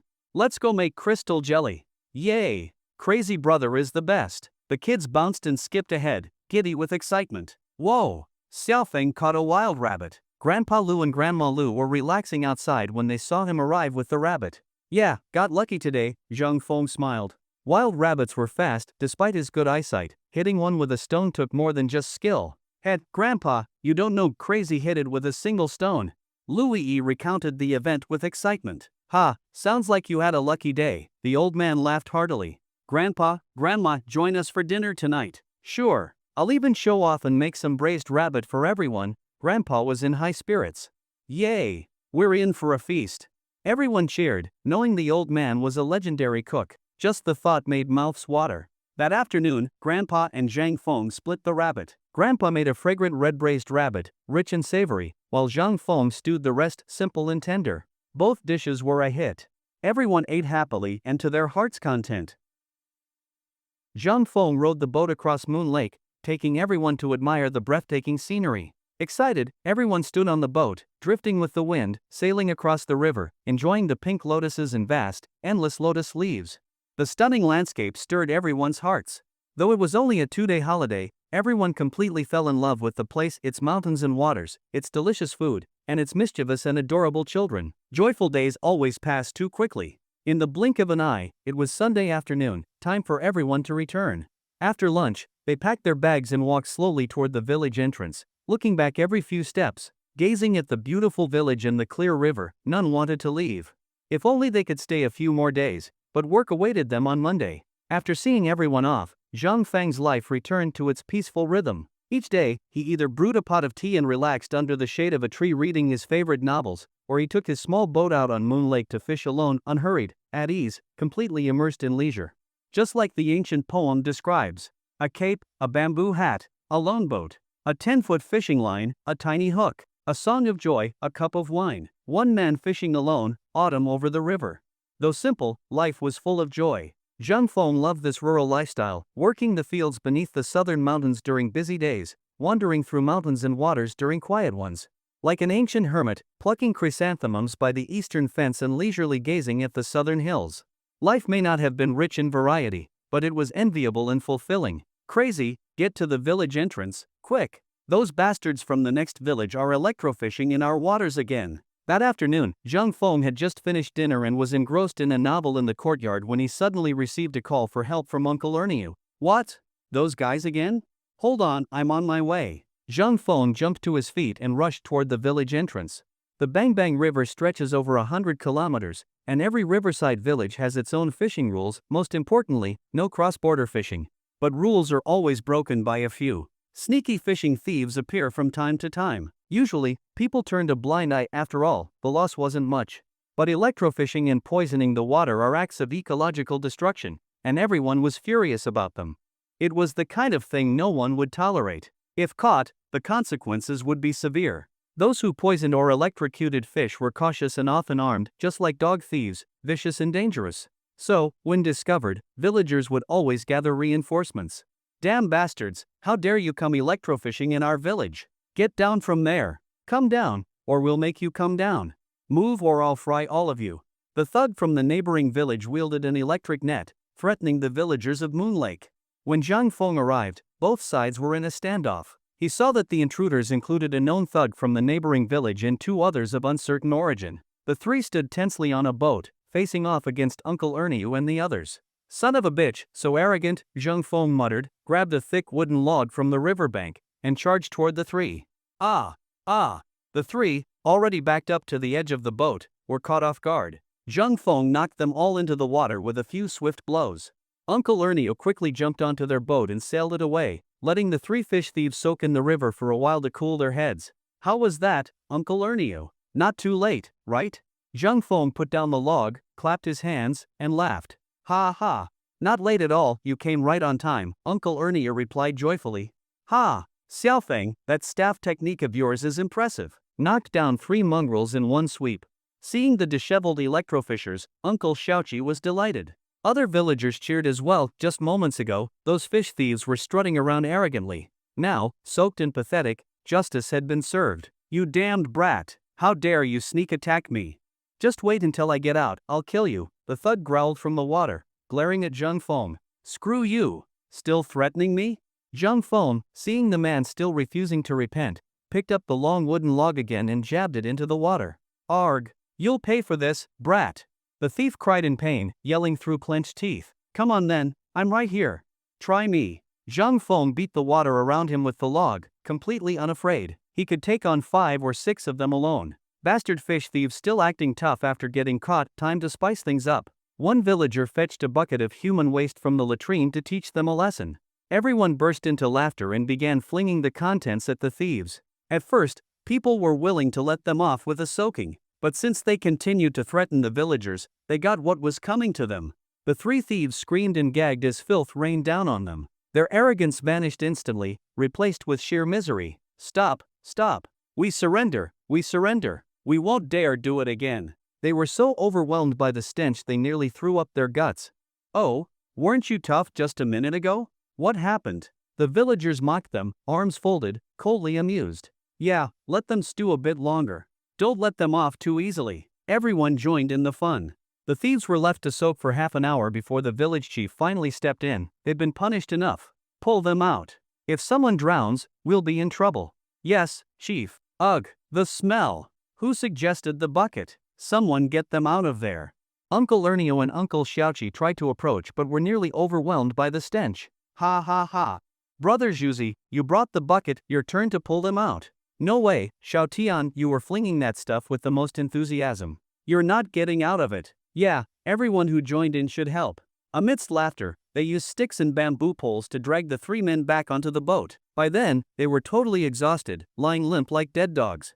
Beaten and humiliated, the 3 fish thieves took half an hour to recover, then fled Moon Lake Village as fast as they could, likely never to return. Night had fallen. People slowly dispersed, chatting about the incident. Everyone agreed it was satisfying and hilarious. Life in the countryside might not be as eventful as in the city, but seeing a spectacle like this was rare and memorable. Xiaofeng, Xiaoyi, wait up. Come to my house for a drink. Uncle Ernie laughed heartily and called after Zhang Feng and Zhang Yi, also inviting Uncle Xiaoqi and others. He was clearly in a great mood. They had caught the electrofishers and given them a good punishment. Spirits were high. Everyone gathered at Uncle Ernie's home for drinks. A plate of peanuts, a bowl of dried fish, and a jar of homemade rice wine. They clinked glasses and chatted merrily until midnight. Brother, I'm not drunk. Let's keep drinking. After the gathering, Zhang Feng supported his tipsy cousin home. The guy was swaying as he walked. Alright, drink all you want at home, Zhang Feng chuckled. It was nearly dawn by the time Zhang Feng got his cousin home. His second uncle and aunt were still up in the living room, watching TV and waiting. Whoa, she always drunk again? Dad, I'm not drunk, Zhang Yi protested, wobbling. You rascal. Look at yourself, get to bed. Second uncle sighed, helping Zhang Yi into his room with Zhang Feng. After saying goodnight, Zhang Feng returned home. His mother, sister, and younger sister were still awake, waiting for him. A wave of warmth surged through his heart. Mom, you should all rest. We have an early morning tomorrow. Alright, sleep well and lock the doors. His mother yawned and went to bed. His sister and younger sister also turned off the TV and went to their rooms. Zhang Feng quickly washed up, checked on the animals, and seeing them all safe in their shelters, closed the doors and headed upstairs to sleep. The next morning, Zhang Feng slept until sunrise. When he checked his phone, it was already 6:30. He quickly got up and joined the others in picking vegetables. Zhang Feng's vegetables were of exceptional quality and had become the most premium produce in Qingshan County. Prices had soared. Cabbage now sold for 20 yuan per kilogram, most vegetables for 25 yuan, and condiments like scallions, garlic shoots, and coriander for up to 40 yuan per kilogram. Just from selling vegetables, Zhang Feng's family earned 800 to 900 yuan a day. That meant they easily made 20,000 to 30,000 yuan a month, drawing the envy of the entire village. Of course, the most profitable of all was Fatty Nil. In his restaurant, a high-end countryside dish cost at least 1,000 to 2,000 yuan per table and was always in high demand. The place was packed daily. He was now planning to expand and open a second location. "Hey, Xiao Wang's here. What's your boss up to lately?" "He hasn't been to the village," Zhang Feng asked as Xiao Wang drove up to the gate. He handed him a cigarette. "Thanks." Xiao Wang took the cigarette and tucked it behind his ear. "Our boss is busy scouting locations for the new restaurant. He's got his hands full." "Really? Come in and have some tea." "Thanks, Xiaofeng, but the restaurant is still waiting for the veggies." Xiao Wang smiled, quickly weighed the produce, tallied the bill, and drove off in a hurry. "Is Xiaofeng home?" "Oh, uncle, come on in, have a seat." At noon, Zhang Feng was lying in the yard enjoying the cool breeze. When he heard the village chief's voice, he immediately stood up and greeted him. "Ha, Xiaofeng, you seem to be living quite the comfortable life," said the uncle cheerfully, noticing the lounge chair under the cypress tree and the teapot on the stone table. He. Zhang Feng scratched his head shyly. After the village chief sat down at the stone table, he quickly poured him some tea. "Uncle, have a cup of tea. You, boy, should get out more during the day. You stay at home all the time like a woman in postpartum confinement." The village chief shook his head. He really did not know what to do with this nephew. He used to be the pride of the village as the first student to attend a top university, but after graduating, he had spent the past 3 years at home doing nothing, earning himself the reputation of being a notorious slacker. Thankfully, the boy had recently undergone a major transformation. Not only had he tidied up the household, but he also started a green farming initiative. In just 2 months, he had already made hundreds of thousands of yuan, a result that truly turned heads. But his lazy nature still had not changed. Whenever he had free time, he would lounge around in the yard. The village chief sighed at the thought. "I understand, uncle. So, what brings you here today?" Zhang Feng smiled, knowing his uncle came out of concern. "Well, the village orchard is up on the back hill, and transporting the harvest every year has always been troublesome. So, the village is planning to build a road leading up there. I am here to gather opinions and see if anyone has any suggestions," the uncle explained. Upon hearing this, Zhang Feng immediately understood. The plan was to build a road. He fully supported it. After all, the current mountain path from his home to the orchard was only 500 or 600 meters, but it took more than 10 minutes to walk. It was especially treacherous on rainy days when the path became slippery and muddy, and people often slipped and fell. "I think building a road to the orchard is a great idea. I have no objections. I am just curious how it will be built and who will do the construction. According to our plan, we'll build it ourselves. It will require around 70 to 80,000 yuan. Most of the funding has to come from within the village. The county has only approved a special subsidy of 20,000 yuan, the uncle said after a brief pause. In that case, I will contribute 30,000 yuan. Hopefully, the road can be completed soon." Zhang Feng thought for a moment and made the decision. A proper road would benefit everyone, making it easier to transport fruits and mountain goods. Besides, the village chief had come to his house in person. It clearly was not just a casual consultation. He recalled how the village chief had gone out of his way to help him secure a 3,000 yuan scholarship when he went to university, and how he had always looked after his family. Moreover, building roads and bridges is a meritorious act. As the saying goes, when poor, attend to oneself, when wealthy, help the world. Now that he had the means, it was only right to donate tens of thousands of yuan to improve the village's infrastructure. "That is wonderful. I truly thank you on behalf of everyone." The village chief stood up excitedly, gripping Zhang Feng's hand.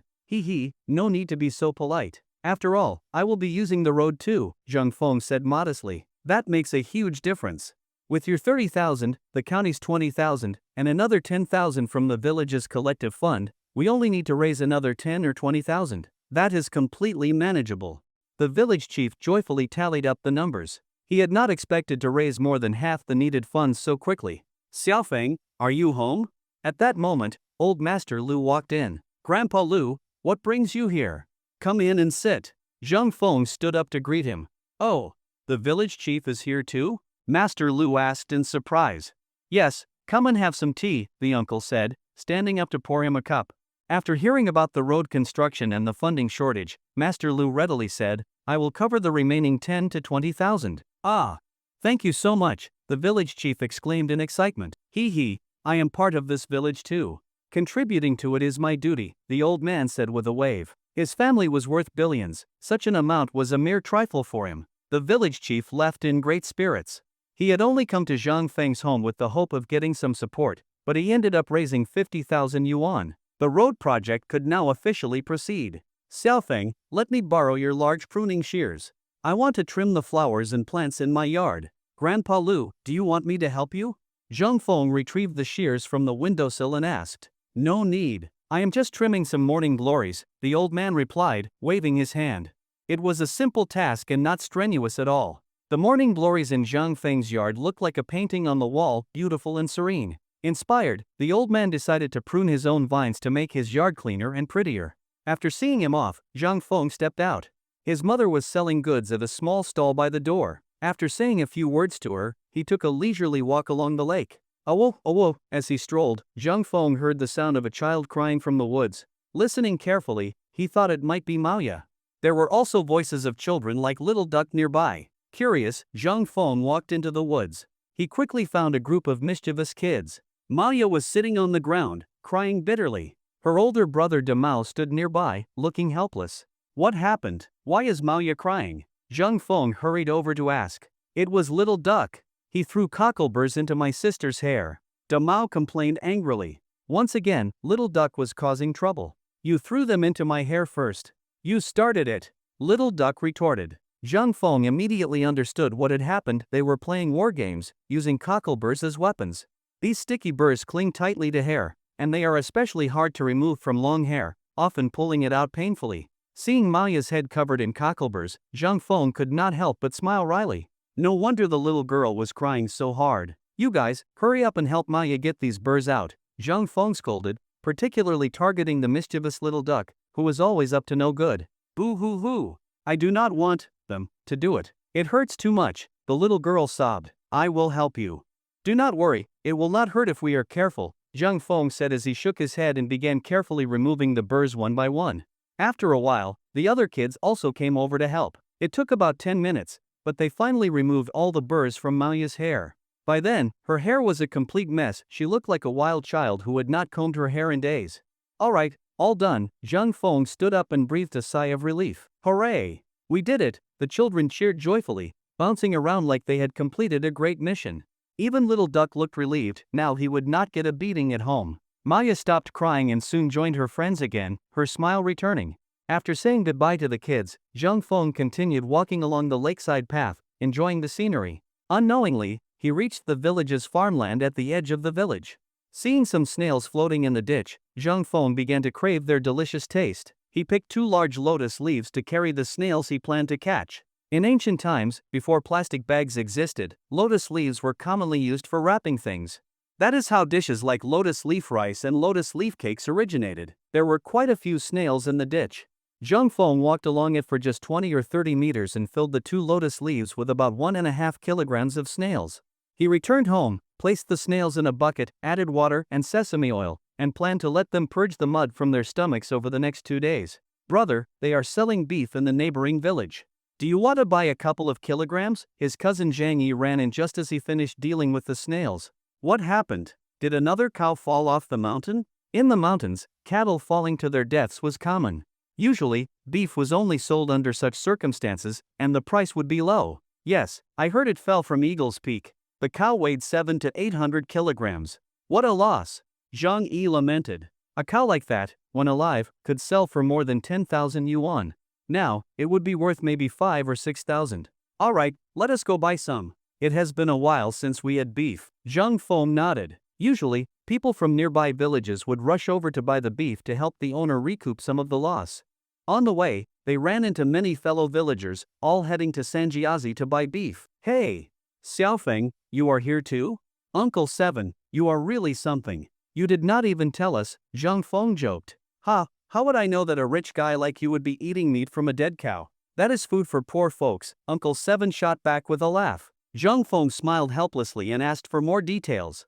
He learned that today's beef was only 15 yuan per kilogram and it was genuine yellow cattle beef. Since the cow had not died from illness, eating the meat was safe. Zhang Feng bought 20 kilograms at once. What they could not finish would be stored in the freezer, meaning they would not need to buy beef again for a long time. 3 days later, the road construction project in the village officially began. Under the guidance of Uncle Dashan and several other craftsmen, the villagers selected the route and began drilling holes and blasting rocks. A rented bulldozer pushed the blasted stones to the side of the path. The villagers followed behind the bulldozer, leveling the road surface with crushed stones. Men, women, young, and old all joined in the effort, working with great enthusiasm. It felt as if they had returned to the passionate days of the past. In just 5 or 6 short days, the road leading to the orchard was completed. Although it was just a short gravel road, once it was open to traffic, everyone was incredibly excited. From that day on, they would no longer have to carry fruit by hand or by pack horse, and transporting produce would no longer be a headache. The next day, to celebrate the road's completion, the entire village came together joyfully for a feast. They slaughtered pigs and fish and gathered ingredients locally. Vegetables, rice, and flour were all sourced from within the village, and the expenses were covered by the leftover funds from the road construction. Xiaofeng, today you are in charge of the cooking. That evening, the village chief came to Zhang Feng's house, patted him on the shoulder, and handed over the role of head chef. What? Just me? Zhang Feng had never cooked for so many people before. He asked, somewhat lacking confidence. Of course not. You can find a few people to assist you. Alright, I will give it a try. It was Zhang Feng's first time cooking for such a large group, like a maiden being carried to her wedding in a sedan chair. He recruited Uncle Ernia, Zhang Yi, and several other villagers to form the Moonlake Village Feast cooking team. Though the team was hastily assembled, Zhang Feng had no idea how much food to prepare for how many people. With no experience, he could not figure it out no matter how hard he thought. Suddenly, Zhang Feng's eyes lit up. He thought of old Master Lu, who had worked as a chef his entire life. A countryside banquet like this would be no problem for him. Master Lu, there you are. Zhang Feng quickly found him and explained his dilemma. I never thought you would run into trouble, Xiaofeng. Ever since he met Zhang Feng, the old man had never seen him stumped, especially in cooking, where his talent was extraordinary. Yet today, he had met his match preparing a village banquet. Zhang Feng looked embarrassed. He had not expected the old man to be so delighted at his predicament. Truly, he was a mischievous elder, just like the saying goes, old age is childhood's second coming. No worries. I will cook with you. After laughing heartily, the old man joined the cooking team as Zhang Feng's advisor. He taught him how to cook in large pots, how to estimate quantities based on the number of guests, and how to avoid waste. All this overwhelmed Zhang Feng, who had never realized cooking for a crowd could be so complicated, but he also learned a lot. At noon the next day, Zhang Feng and the team began their preparations. The village women washed and chopped vegetables. The men slaughtered pigs and fish, built cooking stoves, cooked, and went to the market for oil, salt, soy sauce, and vinegar. In the blink of an eye, it was afternoon. The banquet was about to begin. The first and most time-consuming dish Zhang Feng made was braised pork with vermicelli. It bubbled constantly in a large iron pot, releasing a rich aroma. The village children could not wait, their eyes locked on the chunks of meat, drooling continuously. Brother Feng, is it done yet? Little Duck asked impatiently. Not yet. What, can you not wait any longer? Zhang Feng laughed, finding the child adorable, just like a little greedy kitten. Yes. Our stomachs are growling. The child rubbed his belly. You greedy little rascal, Zhang Feng chuckled and gave each of them a bone to chew on, sending them away from the dangerous fire pit. He then cooked 8 additional side dishes, including braised fish. In the countryside, during festivals or formal gatherings, there are traditional rules about how many dishes to serve at each table, always an odd number, often 9, perhaps symbolizing longevity. Everyone, take your seats. The food is about to be served. As the villagers settled in, the helpers began serving dishes. Each plate released mouth-watering aromas, and smiles spread across every face. The village feast was simple and informal. There were no lengthy speeches from leaders. Once the food was served, everyone just started eating. The atmosphere was casual and joyous. People drank big bowls of liquor and ate large chunks of meat without any restraint, just like at home, enjoying toasts and laughter with relatives and neighbors. The children were thrilled, enjoying rare freedom. They ate whatever they wanted, however they wanted, ending up with greasy faces and mouths. It was a lively scene. Zhang Feng's dishes had excellent color, aroma, and taste. Everyone loved the food and praised him enthusiastically. The feast lasted for over 2 hours, until the sun set. Only then did the villagers reluctantly disperse. Then they worked together, some cleaned up leftovers, some washed dishes and swept the floor. With many hands, the work was quickly done, and the venue was cleaned before dark.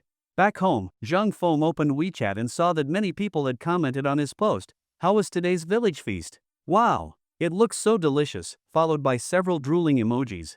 Why is everyone else's dinner so lavish, and I am eating instant noodles? feasting in mansions while there are bones on the roadside.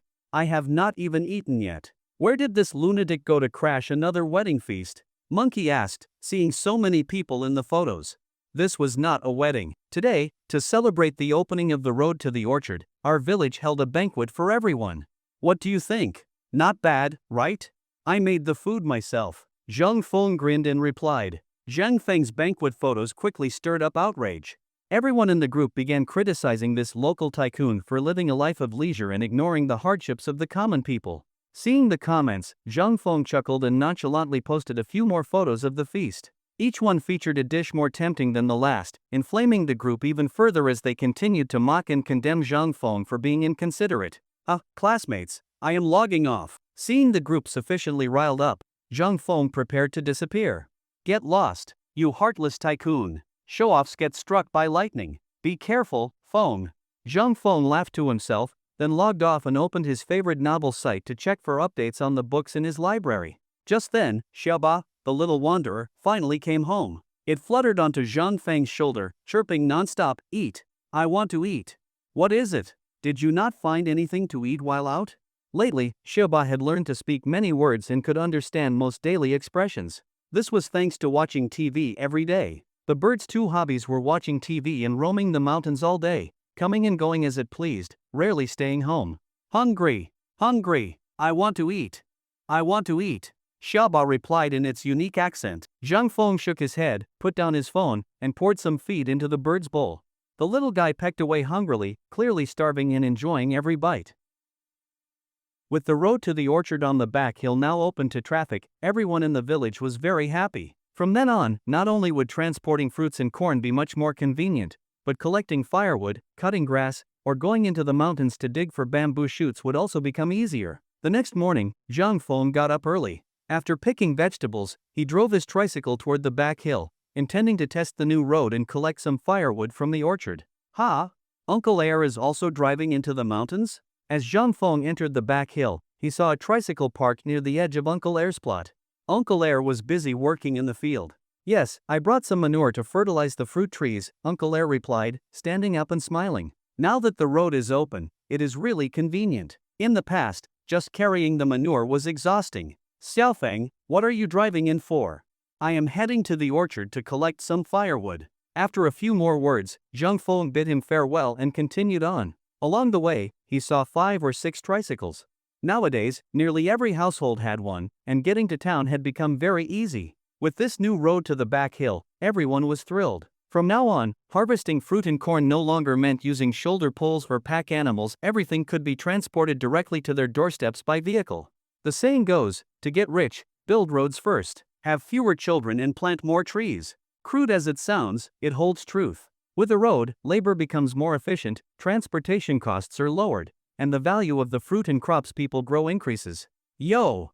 Uncle Ernie, you are really something. You even need to drive just to herd a cow. When he reached the edge of Uncle Ernie's land, Zhang Feng saw him cutting grass, and his tricycle was parked nearby. He teased with a smile. Screw you. I am collecting grass to take home, alright? If I do not drive, are you going to help me carry it? Uncle Ernie shot him a glare. Hee, I am heading to the orchard for firewood. See you later. Zhang Feng did not continue the banter and rode off on his tricycle. This guy, Uncle Ernie chuckled and continued cutting grass. The grass would be placed in the cowshed to make manure, which in spring would be used to fertilize the fruit trees and corn in the field. Not only would this save money on fertilizer, but natural manure also would not damage the soil. Soon Zhang Feng arrived at the orchard. He parked his tricycle and, taking his machete, walked deeper into the orchard. He passed through to the place where he had set traps the day before, hoping to see if there was any catch. As expected, there was nothing. It seemed the wild pheasants had grown smarter and realized there was danger near the Zhang family's orchard. Lately, he had not caught a single one. Not giving up, Zhang Feng wandered around the hillside, hoping to catch one or two. As he walked, he carefully looked for signs of wild pheasants. Suddenly, he noticed fresh droppings nearby. Squatting down for a closer look, he confirmed they belonged to a pheasant. Delighted, he started searching the area. Sure enough, he was right. About 5 or 6 meters away, he found a pheasant nest in a bush containing 6 or 7 eggs. Overjoyed, Zhang Feng carefully collected them. Wild pheasant eggs were a true delicacy, richer and tastier than free-range chicken eggs, and could sell for 2 or 3 yuan each in the market. Ha, we common folk, truly so joyful. Zhang Feng hummed a tune happily as he placed the pheasant eggs into his pocket and headed back to the tricycle to store them first. He placed the eggs in a plastic bag and hung it on the front of the tricycle, then re-entered the orchard to start gathering firewood. In about half an hour, he had filled the tricycle and began driving home. Little duck, stop running. Ha, come get me, catch me if you can. Tee-hee-hee, you will never catch me. Several kids were playing and chasing each other along the shore of Moon Lake. Suddenly, Little Duck turned around to make a face at Demao and the others and, not seeing the path ahead, fell into the lake with a splash. Ah! Wah! Little Duck cried out in fear, thrashing in the water, seemingly forgetting how to swim. Little Duck fell into the lake. The children panicked and ran to the edge of the lake, but the water's surface was over a meter below the bank. They could not reach him. What happened? Zhang Feng happened to be driving by and, hearing the commotion, guessed someone had fallen into the water. He stopped the tricycle and sprinted over as if in a 100-meter race. Brother Feng is here. Brother Feng is here. Little Duck is saved. Brother Feng, Little Duck fell into the lake, please save him. The kids on the bank were crying in relief as they shouted all at once. When Zhang Feng reached the lake, he saw Little Duck struggling, having swallowed several gulps of water. Without hesitation, Zhang Feng took out his phone and wallet, placed them on the ground, and jumped into the lake. He grabbed Little Duck, pushed him up from behind, and the children on the bank pulled him up in a few swift motions. Tourists who had heard the cries for help also rushed over. Seeing that Little Duck was safe, they sighed in relief and praised Zhang Feng. Zhang Feng climbed ashore, saw that Little Duck was fine but in shock, and sat dazed on the ground. Demao, go to the orchard and get your Uncle Ernie to come back quickly, Zhang Feng instructed, seeing there was no serious injury. Got it, Brother Feng, Demao answered and ran up the hill. You all right, child? An old lady came over and asked kindly. Wah! Little Duck burst into loud sobs, leaving the elderly woman at a loss. Ha, it is all right. Let him cry. He will be fine soon. This little rascal forgets things quickly. I bet he will be bouncing around again in no time, Zhang Feng said with a smile. Indeed. Luckily you arrived in time. Otherwise, he might have swallowed even more water, the old woman said with relief. Hearing Little Duck cry so loudly was a good sign that he had only been frightened. After observing a while, she left, and the crowd gradually dispersed. Where is my son? How is my son? At that moment, Uncle Ernio came running in a panic, having abandoned his vehicle when he got the news from Demao. Damn you, I told you not to mess around by the lake. Now look, fell into the water. Watch me beat the hell out of you. Seeing that Little Duck was fine, his father's expression changed instantly. Brandishing his sandal, he began hitting him. Ouch. Stop. Stop hitting me. Little Duck jumped to his feet in pain. Damn it, and you still want to play by the lake? Uncle Ernie was furious. Little Duck was his only child. The moment he heard the boy had fallen into the lake, he had rushed over. Seeing that he was unharmed, anger surged in. Truly, deep love brings harsh discipline, Zhang Feng thought to himself. How universal a parent's love is, there is no parent who does not love their child. I will not play by the lake anymore. Little Duck, hopping on his feet, quickly admitted fault, completely forgetting the earlier fear of drowning. You rascal, hurry home and change your clothes. After venting a bit, Uncle Ernie felt calmer. Little Duck limped home, and Uncle Ernie sighed, this child is just too mischievous. Xiaofeng, thank goodness for you today. If anything had happened to Little Duck, how would I explain it to his mother? It is fine. It was just an accident. Just make sure to teach him better in the future. I hope so. Anyway, Feng, I will head back now. You should change too, or you will catch a cold, Uncle Ernie said with concern and followed Little Duck home. Zhang Feng picked up his wallet and phone, gave some instructions to the kids, then drove home. Xiaofeng, why are your clothes all wet? His mother asked, following him into the house. Just now, Zhang Feng recounted what had happened with Little Duck falling into the lake. Sigh, that child is too naughty. At the mention of Little Duck, Zhang Feng's mother, Wang Guolan, shook her head. That boy was always up to mischief, and today he finally learned a lesson. By the way, where are my sister and Zhang Lin? Zhang Feng changed into dry clothes and noticed his elder sister and younger sister were not home. He asked at the door. They went to the village entrance to ship some parcels, his mother answered while sitting at the stall. Oh. Recently, his sisters and Zhang Lin's online store had been doing well, averaging over a dozen orders per day with a gross profit of 5 to 600 yuan. Aside from crispy fish, the other items in the household were not enough to meet demand. In the end, they had asked their second uncle to help buy more goods from the market to prevent shortages. At first, no one expected the online store to perform so well. Likely because the products were high quality and never substituted with inferior ones, the store had built a good reputation and had many repeat customers. Word-of-mouth marketing had also boosted business. From daily revenues of a few hundred yuan at the start, the store now made over 1,000 yuan per day, and it continued to grow rapidly. At this rate, monthly profits of 20 to 30,000 yuan seemed entirely achievable. His elder sister seemed to have found her passion. She now managed the online store with great dedication, becoming more confident in life, which made Zhang Feng genuinely happy for both her and his younger sister. Woof woof, woof woof. Hey! How many times have I told you, little black, stop chewing my slippers? Bring it here right now. Whimper. At this moment, the two puppies were wrestling over Zhang Feng's slippers like they were playing soccer. Hearing his voice, little black shoved big black aside and brought the slipper back to Zhang Feng's feet. You two little devils. Alright, go outside and play. Zhang Feng waved them off, sending the clever pups outside. The sky rarely stays clear for 3 days. The weather in mountainous areas is notoriously unpredictable, what is known as 10 miles, different skies. Last night saw continuous overcast and rain, but by morning, the sky had cleared completely, with the sun beaming down in a dazzling blaze. In the deep mountains, the mushroom season was nearing its end. After a busy morning, Zhang Feng managed to gather only 500 to 600 kilograms.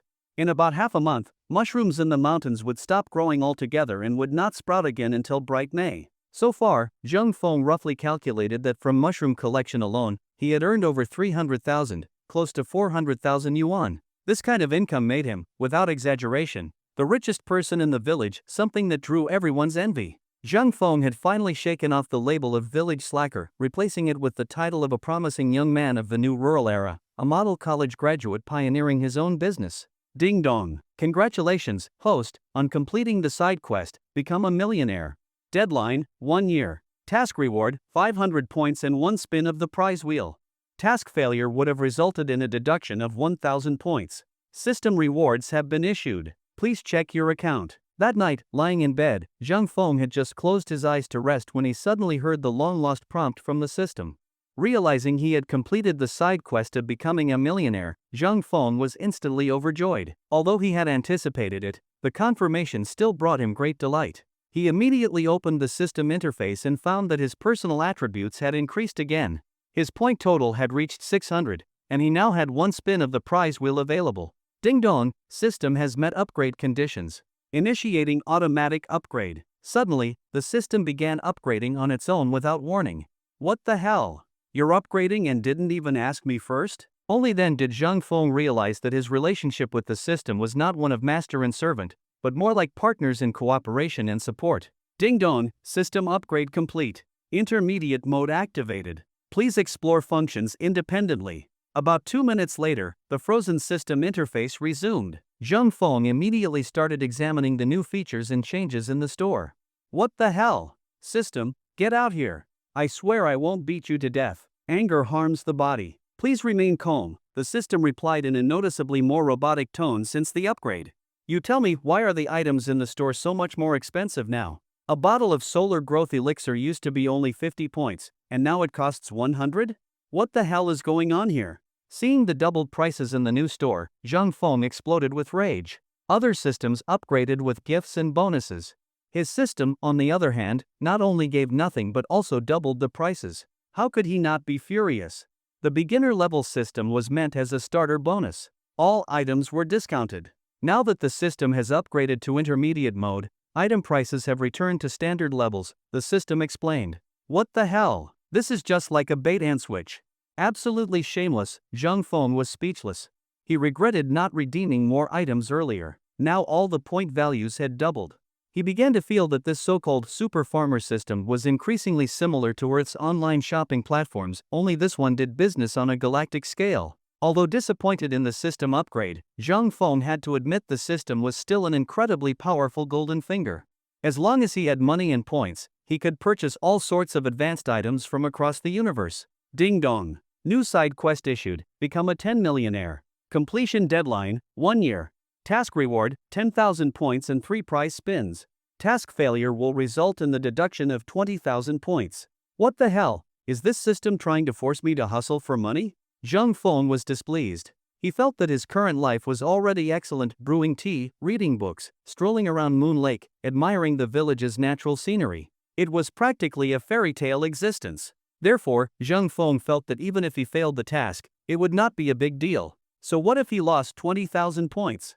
Wait, no. Zhang Feng suddenly remembered that 20,000 points was not just 20,000 yuan, it equated to 2 million. If he failed the task, where would he get that many points? Cold sweat poured down his back as he realized he had no choice but to accept the system's mission. That night, Zhang Feng could not stop thinking about how to earn money.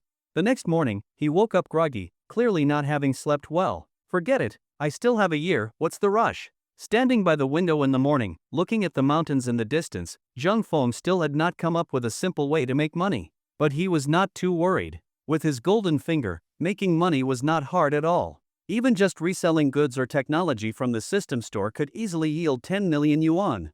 After getting up, Zhang Feng continued his daily routine of practicing the bodybuilding technique. Thanks to his consistent exercise, his physical fitness had improved steadily. He felt full of strength and energy every day, never tiring even when working in the fields. Lately, Zhang Feng had been secretly giving his family lunar growth elixir. Their physical conditions had significantly improved, especially his elder sister and mother Wine Guilan. They were now nearly at the level required to begin practicing the bodybuilding technique themselves. Since the technique was so effective, Zhang Feng hoped his entire family would start cultivating it and stay healthy, free from illness. I was thinking in the wrong direction. Suddenly, Zhang Feng slapped his forehead in frustration. Although his family could not practice the 38th galactic bodybuilding technique, what about the others? He quickly opened the system store and searched for bodybuilding techniques. The system instantly returned hundreds of results. After filtering through them, he found one with low requirements, the 8th galactic bodybuilding technique. The 8th galactic bodybuilding technique had been popular in the universe for over 10 billion years.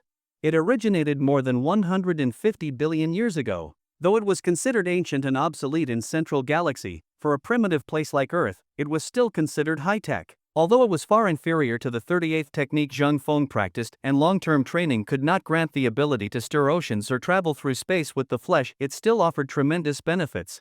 It significantly boosted physical strength, maintained health, and had powerful anti-aging effects. According to the system's description, people who practice the 8th technique regularly could, on average, live 20 to 30 years longer than those who did not. In the broader universe, this might be nothing special, but on Earth, it was nothing short of astonishing. If a pill could extend life by 20 years, even if it cost $1 billion, Earth's billionaires would fight each other for it. After reading the detailed description of the 8th galactic bodybuilding technique, Zhang Feng finally made his decision. Alright, this is the one, he said. Seeing that the technique was very affordable, just 50 points, he immediately redeemed it. 8th galactic bodybuilding technique redeemed successfully. Would the host like to begin learning now? Learn! Zhang Feng decided to master it himself first before teaching it to his family. Suddenly, a stream of unfamiliar images appeared in his mind. In the scene was a middle-aged man dressed in a white training uniform, standing calmly with hands behind his back, exuding an aura of power without showing anger. Then, the man began to move. His movements were slow, yet every gesture radiated an immense force, like a volcano on the verge of eruption. Every motion seemed to carry explosive power. Only then did Zhang Feng realize he had underestimated this technique. Though it was not a specialized cultivation manual, its effects on physical enhancement were formidable. About 15 minutes later, Zhang Feng had absorbed all the information about the 8th galactic bodybuilding technique. The technique was divided into 3 levels. Mastering the first level and reaching its peak would double one's physical capabilities. It was said that those who reached the 3rd level could split stones and shatter tablets with ease, even if not quite capable of cutting mountains or cleaving rivers. However, Earth's environment was too poor. Whether one could even reach the peak of the 1st level was uncertain. Still, Zhang Feng was not discouraged.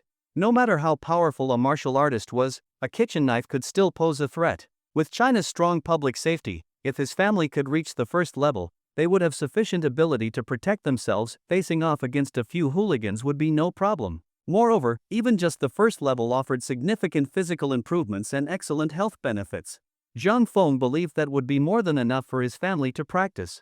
Xiao Feng, breakfast is ready. Seeing Zhang Feng sitting dazed in the yard, his elder sister called out after finishing breakfast preparations. Alright, I'm coming.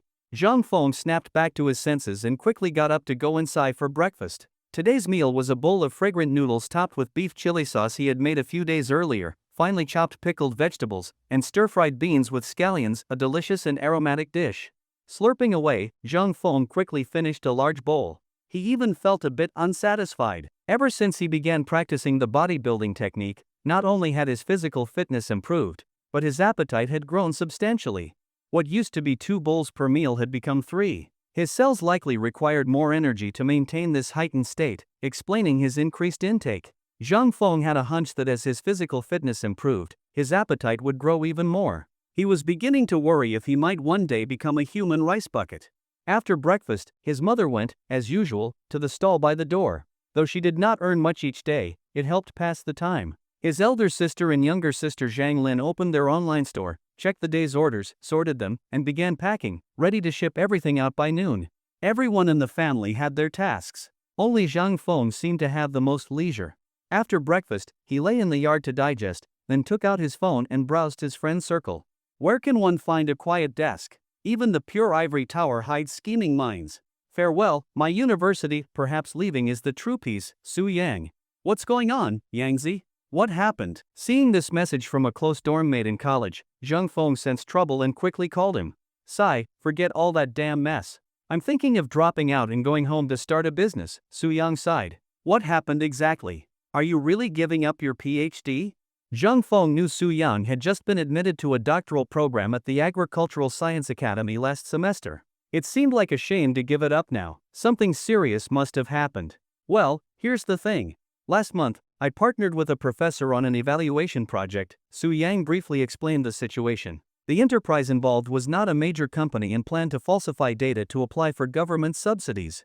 Su Yang refused to sign off on the falsified report. As a result, pressure came at him from all sides, and he began considering dropping out. Zhang Feng shook his head.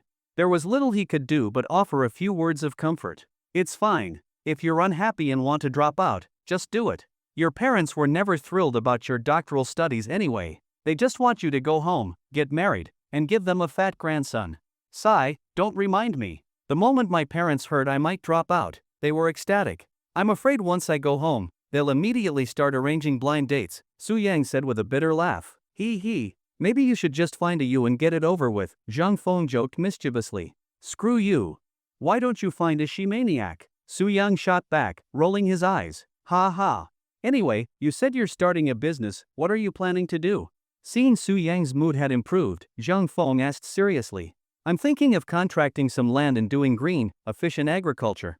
But it's still just a preliminary idea, Su Yang said after a pause. Suddenly, Zhang Feng remembered the Guiguosiang agricultural agent formula and manufacturing process he had. Previously, because he had no background in that field, he had only planned to produce some for personal use or small-scale sales to local villagers. But if Su Yang, a top student in agricultural pharmaceutics, joined, the technology in Zhang Feng's hands could really shine, helping more farmers increase their incomes and escape poverty. In that case, I do have an idea, Zhang Feng then explained his proposal. He would provide the technology, Su Yang would manage operations, and they could split the funding either solely from Zhang Feng or jointly. You really have something that good? Su Yang asked in shock, hardly daring to believe it. Of course. I'll send the materials to your email right now.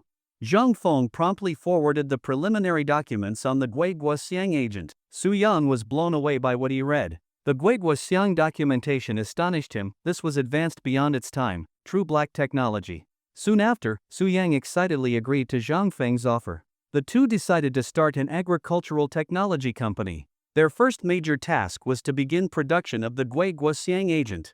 According to their agreement, Zhang Feng would invest 300,000 yuan and provide the technology, while Su Yang would invest 50,000 yuan. Zhang Feng would hold 70% of the company shares, Su Yang the remaining 30%. Su Yang would be in charge of day-to-day operations. Yangzi, you need to come back quickly. Our company is waiting for you. All right, I'll be back tomorrow. Su Yang was delighted and full of confidence in the future of their business.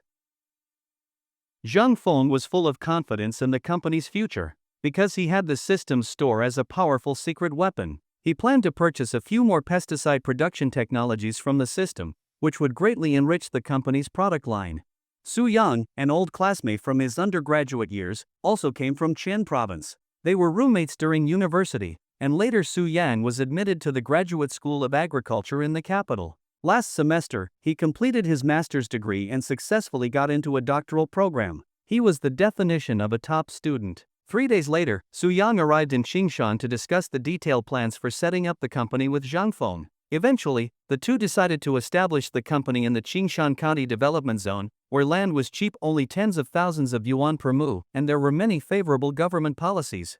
In the following days, Su Yang, now the general manager of Fengyang Technology, began the process of registering the company, ordering machinery for pesticide production, inspecting the development zone in person, selecting a location for the plant, recruiting technicians, and training staff. You damned capitalist lunatic. I am working myself to the bone here, exhausted like a dog, while you sit around eating and sleeping all day, living far too comfortably. I do not care, you need to come help right now, or I am quitting. Su Yang finally snapped after seeing Zhang Feng post photos of food and leisure in the group chat. Furious, he protested Zhang Feng's hands-off approach. I am sorry. It is all my fault. I will come help tomorrow. Zhang Feng immediately apologized and promised to come help, finally calming Su Yang down. Alright, but if you dare not show up tomorrow, I will personally come to your house. Su Yang threatened and hung up the phone. Zhang Feng gave a bitter smile. It was all because of posting to social media carelessly. He resolved to be more cautious in the future. He could not let others know he had too much free time. He needed to appear busy. Over the next few days, Zhang Feng worked alongside Su Yang, running around and hiring several employees. Only then did the company begin to take shape. A week later, the registration was officially completed, and all the formalities were in place thanks to the development zone's efficiency. Without that, who knew how long it would have taken? Busy days passed quickly. In the blink of an eye, it was June 23rd, the day of the high school entrance exam for his younger sister. The entire family silently prayed for Zhang Yu to do well. On the 24th, Zhang Lin's college entrance exam results would be released. In the past few days, she had seemed somewhat distracted, full of anticipation and anxiety. By noon on the 24th, it was finally time to check the results. The whole family nervously gathered around the computer as Zhang Lin's trembling fingers typed in her registration number. Chinese, 125, Math, 113, English, 132, Social Studies, 245. Total score, 615. Phew, seeing the score, Zhang Lin finally breathed a sigh of relief. Everyone else also relaxed. Not bad, 615. Check your provincial ranking, Zhang Feng said happily. But since college admission depended on overall competition, a high rank was necessary to get into a good university. Rank, 435. That's a solid rank. You should be able to get into C University or Chong University without issue. Other options like Capital Normal University, East H Normal, or Central N University are also good choices. Based on her score, the university quotas, and past admission lines, Zhang Feng felt confident. Especially with Central N University, it was a 985 institution but somewhat less competitive, making it a good safety choice. Zhang Lin gave a silent nod. These are just suggestions.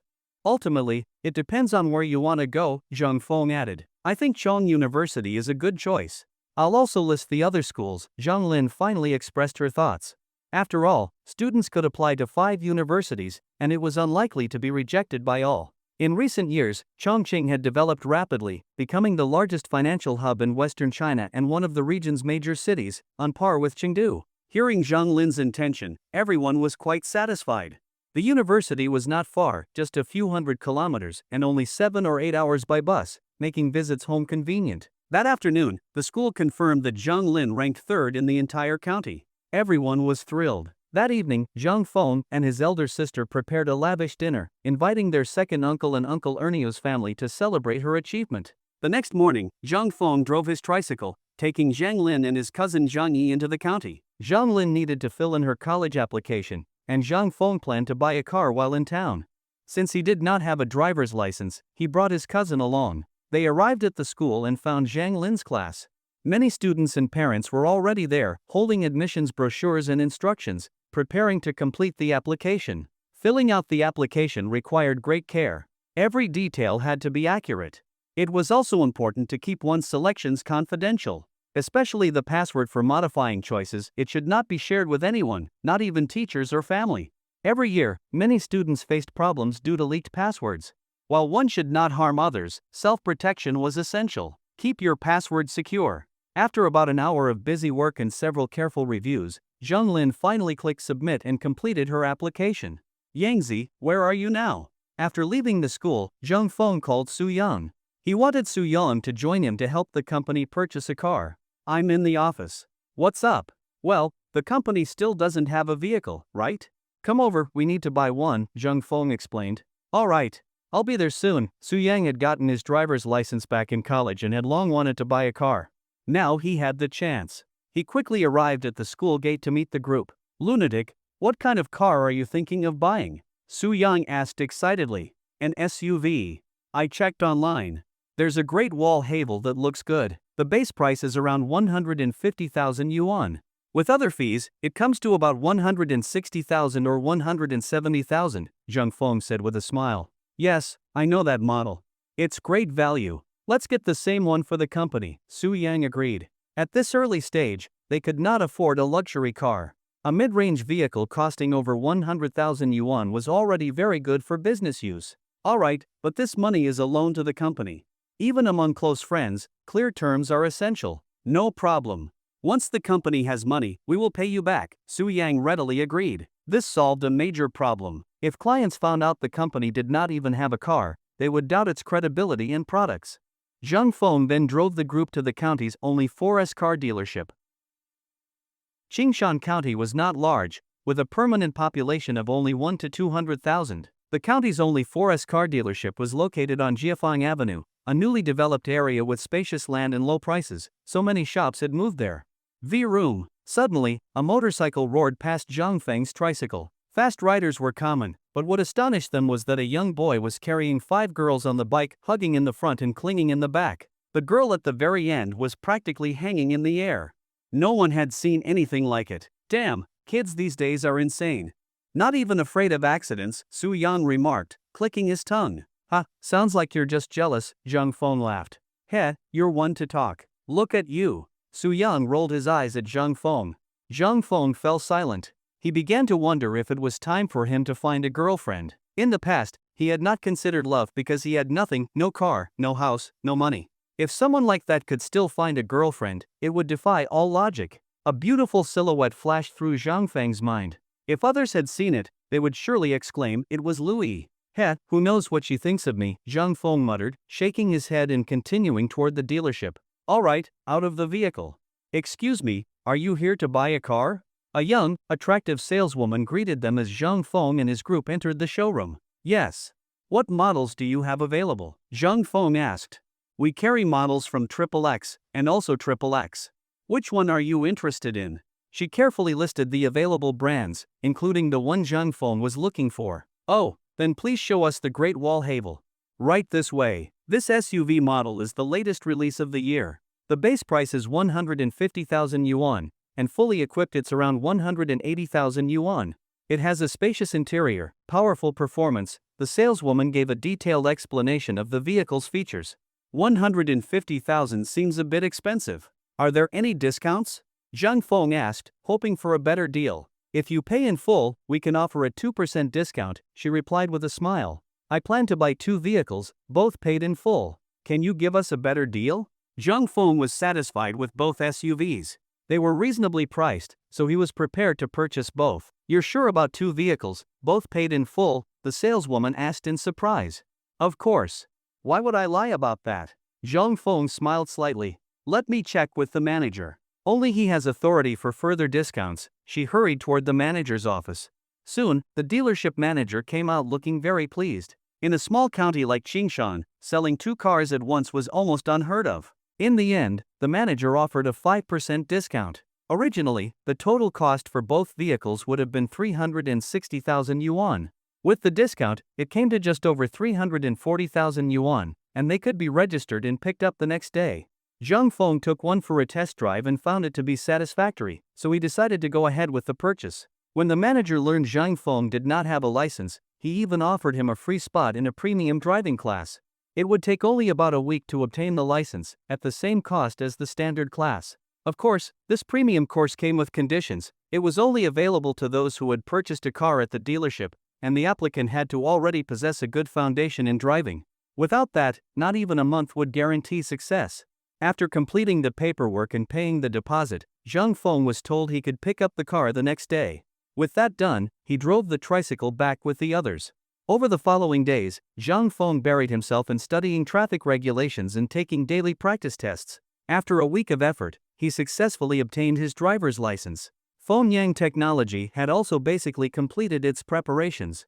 A temporary factory had been built, and workers were being trained on the production line. Since neither Zhang Feng nor Su Yang had prior production experience, they hired several technicians to serve as the company's technical backbone and train new staff. It was estimated that production would begin in half a month.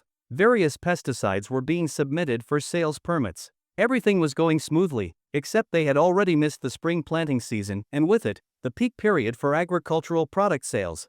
After 2 busy weeks, Zhang Feng returned to a more leisurely pace. He drank tea and read novels in the courtyard, watered the plants, or went for walks by the scenic moon lake. Sometimes he hiked into the mountains to watch the sunrise or sunset. Every day was tranquil and pleasant. Xiaofeng, the cornfield is getting overrun with weeds. Take Dabai and Xiaobai and go clear them out, his mother, Wang Guilan, said during breakfast. Got it, Mom. I'll head out after I eat. Zhang Feng finished the noodle soup in his bowl, wiped his mouth, and went to the backyard. He slung a basket over his back, took a sickle, and opened the sheep pen, letting the 2 fluffy, silly goats out. Then he called them to follow him leisurely to the cornfield. Lunatic, taking Dabai and Xiaobai to the mountain? As he walked out the gate, he ran into Louis. She wore a white t-shirt and tight jeans that hugged her long legs. Yeah, going to the field to clear some weeds. Seeing Louis made Zhang Feng happy, his face lit up with a big smile. Tee-hee-hee, then I'm coming too. Dabai, Xiaobai, follow your sister. Louis joyfully led the 2 goofy goats ahead. Zhang Feng chuckled and followed her. At the cornfield, Dabai and Xiaobai obediently wandered in to graze. Come on, let's go dig some sweet potatoes. Sure. Louis followed Zhang Feng curiously to the sweet potato field. Soon, a large patch of green sweet potato vines came into view. It was Zhang Feng's family plot, about 1 to 200 square meters, yielding 3 to 500 kilograms annually, enough to last until the new year. Lunatic, let me try, Louis said excitedly, eyeing the vines. You know how to dig sweet potatoes? Zhang Feng asked skeptically. Humph, you dare doubt me? Digging sweet potatoes is easy. Just pull the vine like you would a radish, right? She said, glaring. Ha, who told you that? Zhang Feng laughed. Sweet potato vines are delicate and snap easily. Pulling them would never work. Humph, watch and learn, she said, squatting down and grabbing a vine. Ah! With one strong tug, the vine snapped, and Louis nearly fell over. Zhang Feng instinctively caught her right into his arms. Feeling her soft waist and firm hips, Zhang Feng's heart raced. Both of them were momentarily stunned. Nestled in his arms, Louis's heart pounded wildly. A warm current flowed through her, her cheeks turning pink with shyness. Zhang Feng asked nervously. She murmured softly, almost inaudibly. Will you be my girlfriend? He asked gently, still holding her. Louis lowered her head and nodded slightly, a small hint of joy flickering on her face. Ha ha. You said yes. Woohoo. I love you.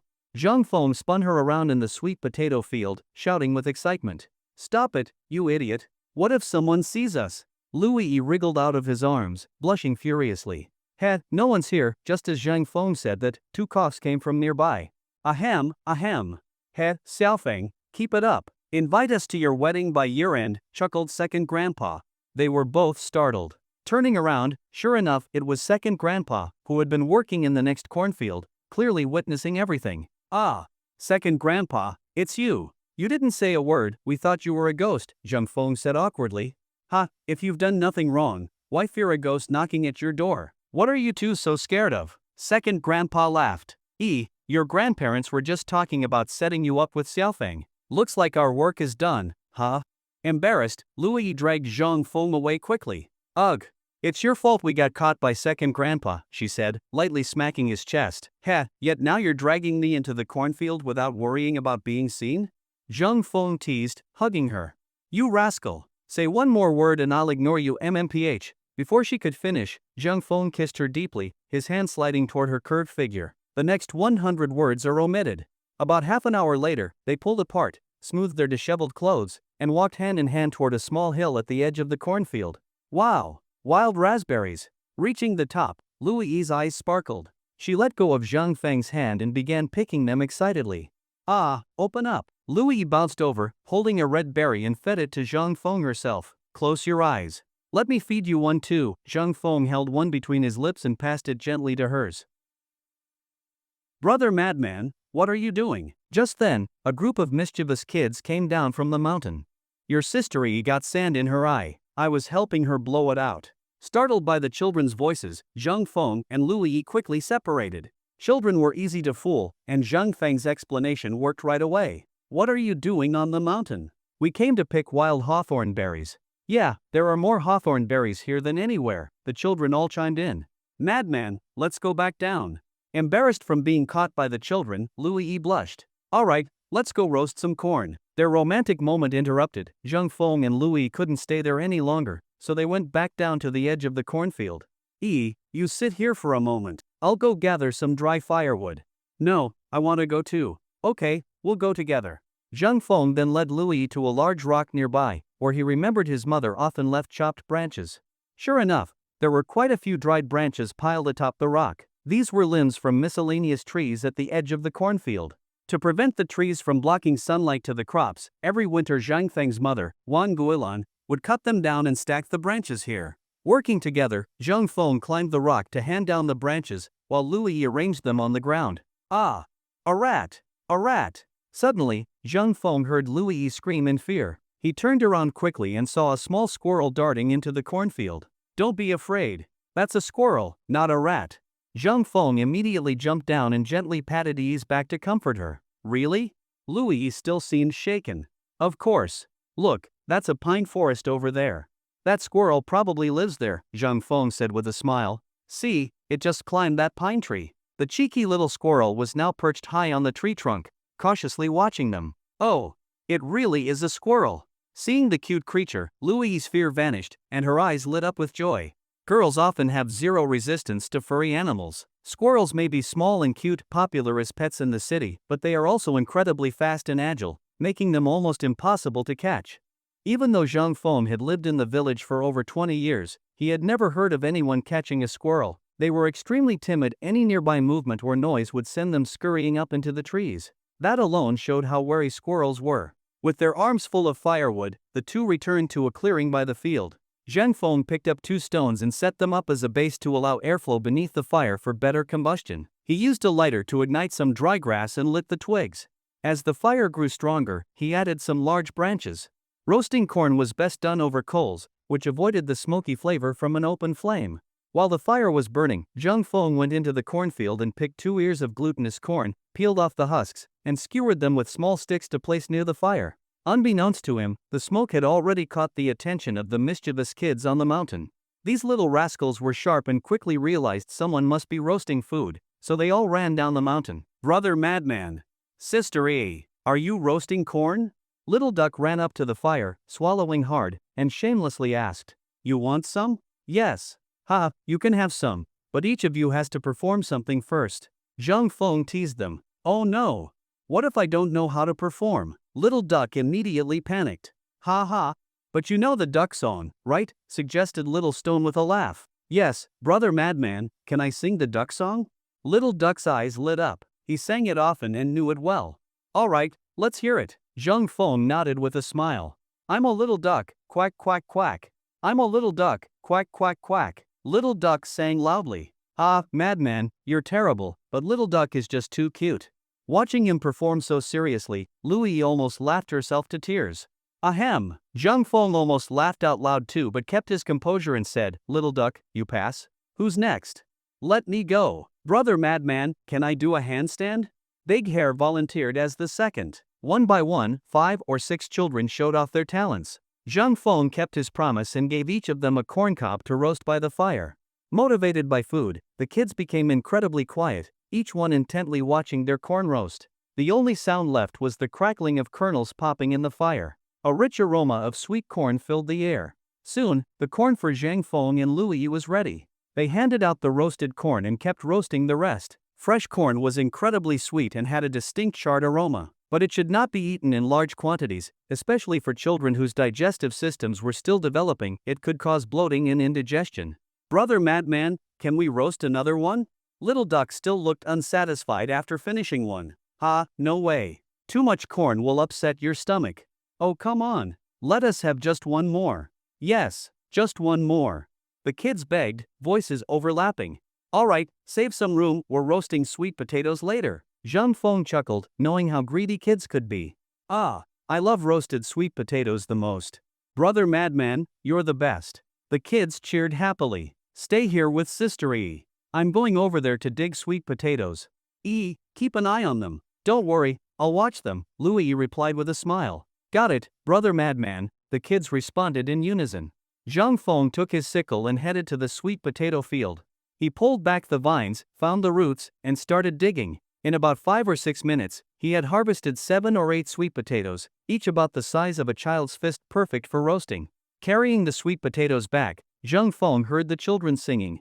Their voices grew clearer as he approached. The sun winks at me, the sun winks at me. Birds sing for me, birds sing for me. Louis sang one line, and the children repeated after her. She was teaching them the song the Demon King sent me to patrol the mountain. I'm a hard-working, non-clingy little goblin. Don't ask where I came from, or where I'm going. I'm picking the prettiest flower for my princess. The Demon King sent me to patrol the mountain. I'll take a trip through the human world, beating my drum, striking my gong. Ha! Zhang Feng couldn't help but laugh, imagining the kids running around the mountain singing that song in the future. Your brother Madman is back. Sing the song I just taught you for him. Okay. Okay. The kids had all seen Journey to the West and thought the song was hilarious and catchy. The sun winks at me, the birds sing for me, everyone sing along. Louis led, and the children sang together enthusiastically. The edge of the cornfield was soon filled with their youthful, adorable voices. Quietly, Louis recorded them singing and posted it to her social media, titling it A Group of Little Goblins Patrolling the Mountain. The post went viral. Even though Little Duck and Big Hair didn't sing well, their expressions were incredibly cute. Combined with the song's catchy tune, everyone online called it the strongest toddler idol group. People who hadn't been to Moon Lake kept asking where Louis had found such adorable kids. Wait, isn't that Little Duck and Big Hair?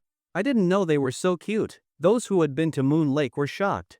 Who are Little Duck and Big Hair? Curious onlookers asked. They're kids from Moon Lake Village, Brother Madman's village. Ah, they're so adorable. I regret not going last time. E, why don't you choreograph a dance for them? With a dance, it'd be even more perfect. Yes, we demand a dance performance. Meanwhile, Zhang Feng and Louis had no idea what was happening online. They were roasting sweet potatoes with the kids by the fire. After about 10 minutes, the buried sweet potatoes began releasing a strong, fragrant aroma. Brother Madman, is it ready yet? The kids licked their lips, full of anticipation. Not yet. Wait a little longer, Zhang Feng replied with a smile. How much longer? They asked impatiently. Soon, just 1 or 2 more minutes. How long is 1 or 2 minutes? The children were determined to get a straight answer. Zhang Feng. 1 or 2 minutes. Just count slowly from 1 to 100 and that should do it. Louis found the kids irresistibly cute. Oh, we got it. 1, 2, 3, 5, 8. They started counting well but quickly descended into chaos with random numbers. Ha ha. Madman, these kids are so funny. Zhang Feng and Louis couldn't help laughing at their antics. Soon, the golden roasted sweet potatoes were ready. The impatient little kids, undeterred by the heat, peeled off the charred skins and cautiously nibbled at the sweet, piping hot flesh. Their expressions, a mixture of anticipation and fear of getting burned, were both amusing and endearing. Hee hee, Madman, look at them. They all look like little cats with dirty faces, Louis giggled, nudging Zhang Feng as she looked at the kids' sooty mouths. After the kids finished eating the sweet potatoes, their faces were all completely blackened like little tabby cats. Amused by the sight, Louis got the idea to have the Moon Lake Tabby Choir sing The Demon King Sent Me to Patrol the Mountain one more time. This time, with their special tabby makeup, the performance was even more entertaining. When Louis posted the video to her social feed, it once again sparked astonishment and lively discussion among her friends. Alright, the song's over. Time to head home, lunch will be ready soon, Zhang Feng said, waving them off like a shepherd chasing away a herd of mischievous goats. What about you, Brother Madman? Are you not coming home? I still need to dig up a few more sweet potatoes. You go ahead. No, we want to go home with you and Sister E. Yeah, we're going back with you, the little ones chattered excitedly. Madman, let's just take them along, Louis said, finding the playful kids utterly adorable. She tugged gently on Zhang Feng's sleeve. Zhang Feng chuckled and nodded. He extinguished the fire and buried the embers. Like a king among children, he led the pack down to the sweet potato field, planning to dig up a few more to bring home for everyone to try. Seeing Zhang Feng dig sweet potatoes, the kids wanted to help. They shouted excitedly, but Zhang Feng quickly stopped them. Having them not help would be blessing enough. He dug up about 10 kilograms of sweet potatoes, more than enough for the household. He also decided to give 4 or 5 kilograms to Louis's grandparents. Madman, aren't sweet potato leaves also delicious? Let's pick some to take back, Louis suggested, recalling her grandfather's stir-fried sweet potato leaves with smoked pork. Sure, let's try it. Zhang Feng had never eaten them before. In Moon Lake Village, sweet potato leaves were usually fed to livestock, but he had heard that in big cities, people often ate them. Curious, he decided to pick some. In about 15 minutes, Zhang Feng had collected a kilogram or two of sweet potato leaves, which felt like enough. He packed the sweet potatoes and leaves into a basket, slung it over his back, and headed down the mountain with Louis and the gaggle of kids following behind. As for the 2 beloved goats in the cornfield, Zhang Feng was not worried. They would return home by sunset on their own. Just in case, he had bought bell-shaped trackers from the system and tied them around the goats' necks, so he never had to worry about losing them. Dabai, Xiaobai, we're heading back. Don't forget to come home this afternoon. Louis shouted toward the cornfield. Bah, bah. The goats bleated before lowering their heads again to graze.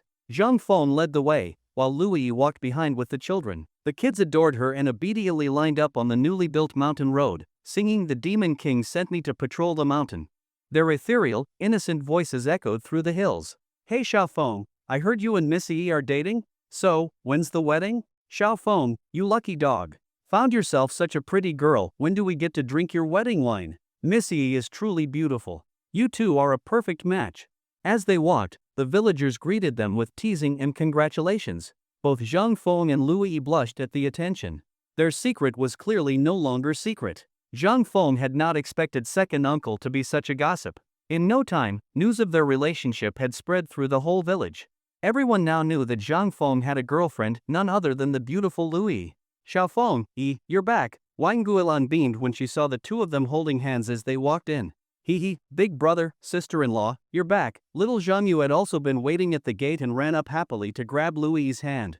Nearby villagers watched and murmured in admiration, impressed that Zhang Feng had landed such a beautiful girlfriend. Auntie, we're back, Louis replied shyly. Mom, we're heading inside. Not wanting to linger under so many watching eyes, Zhang Feng quickly led Louis into the courtyard. The little ones scattered, each heading home for lunch. Ha ha ha.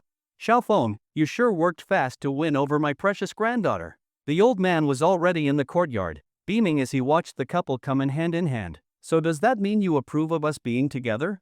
Zhang Feng asked joyfully.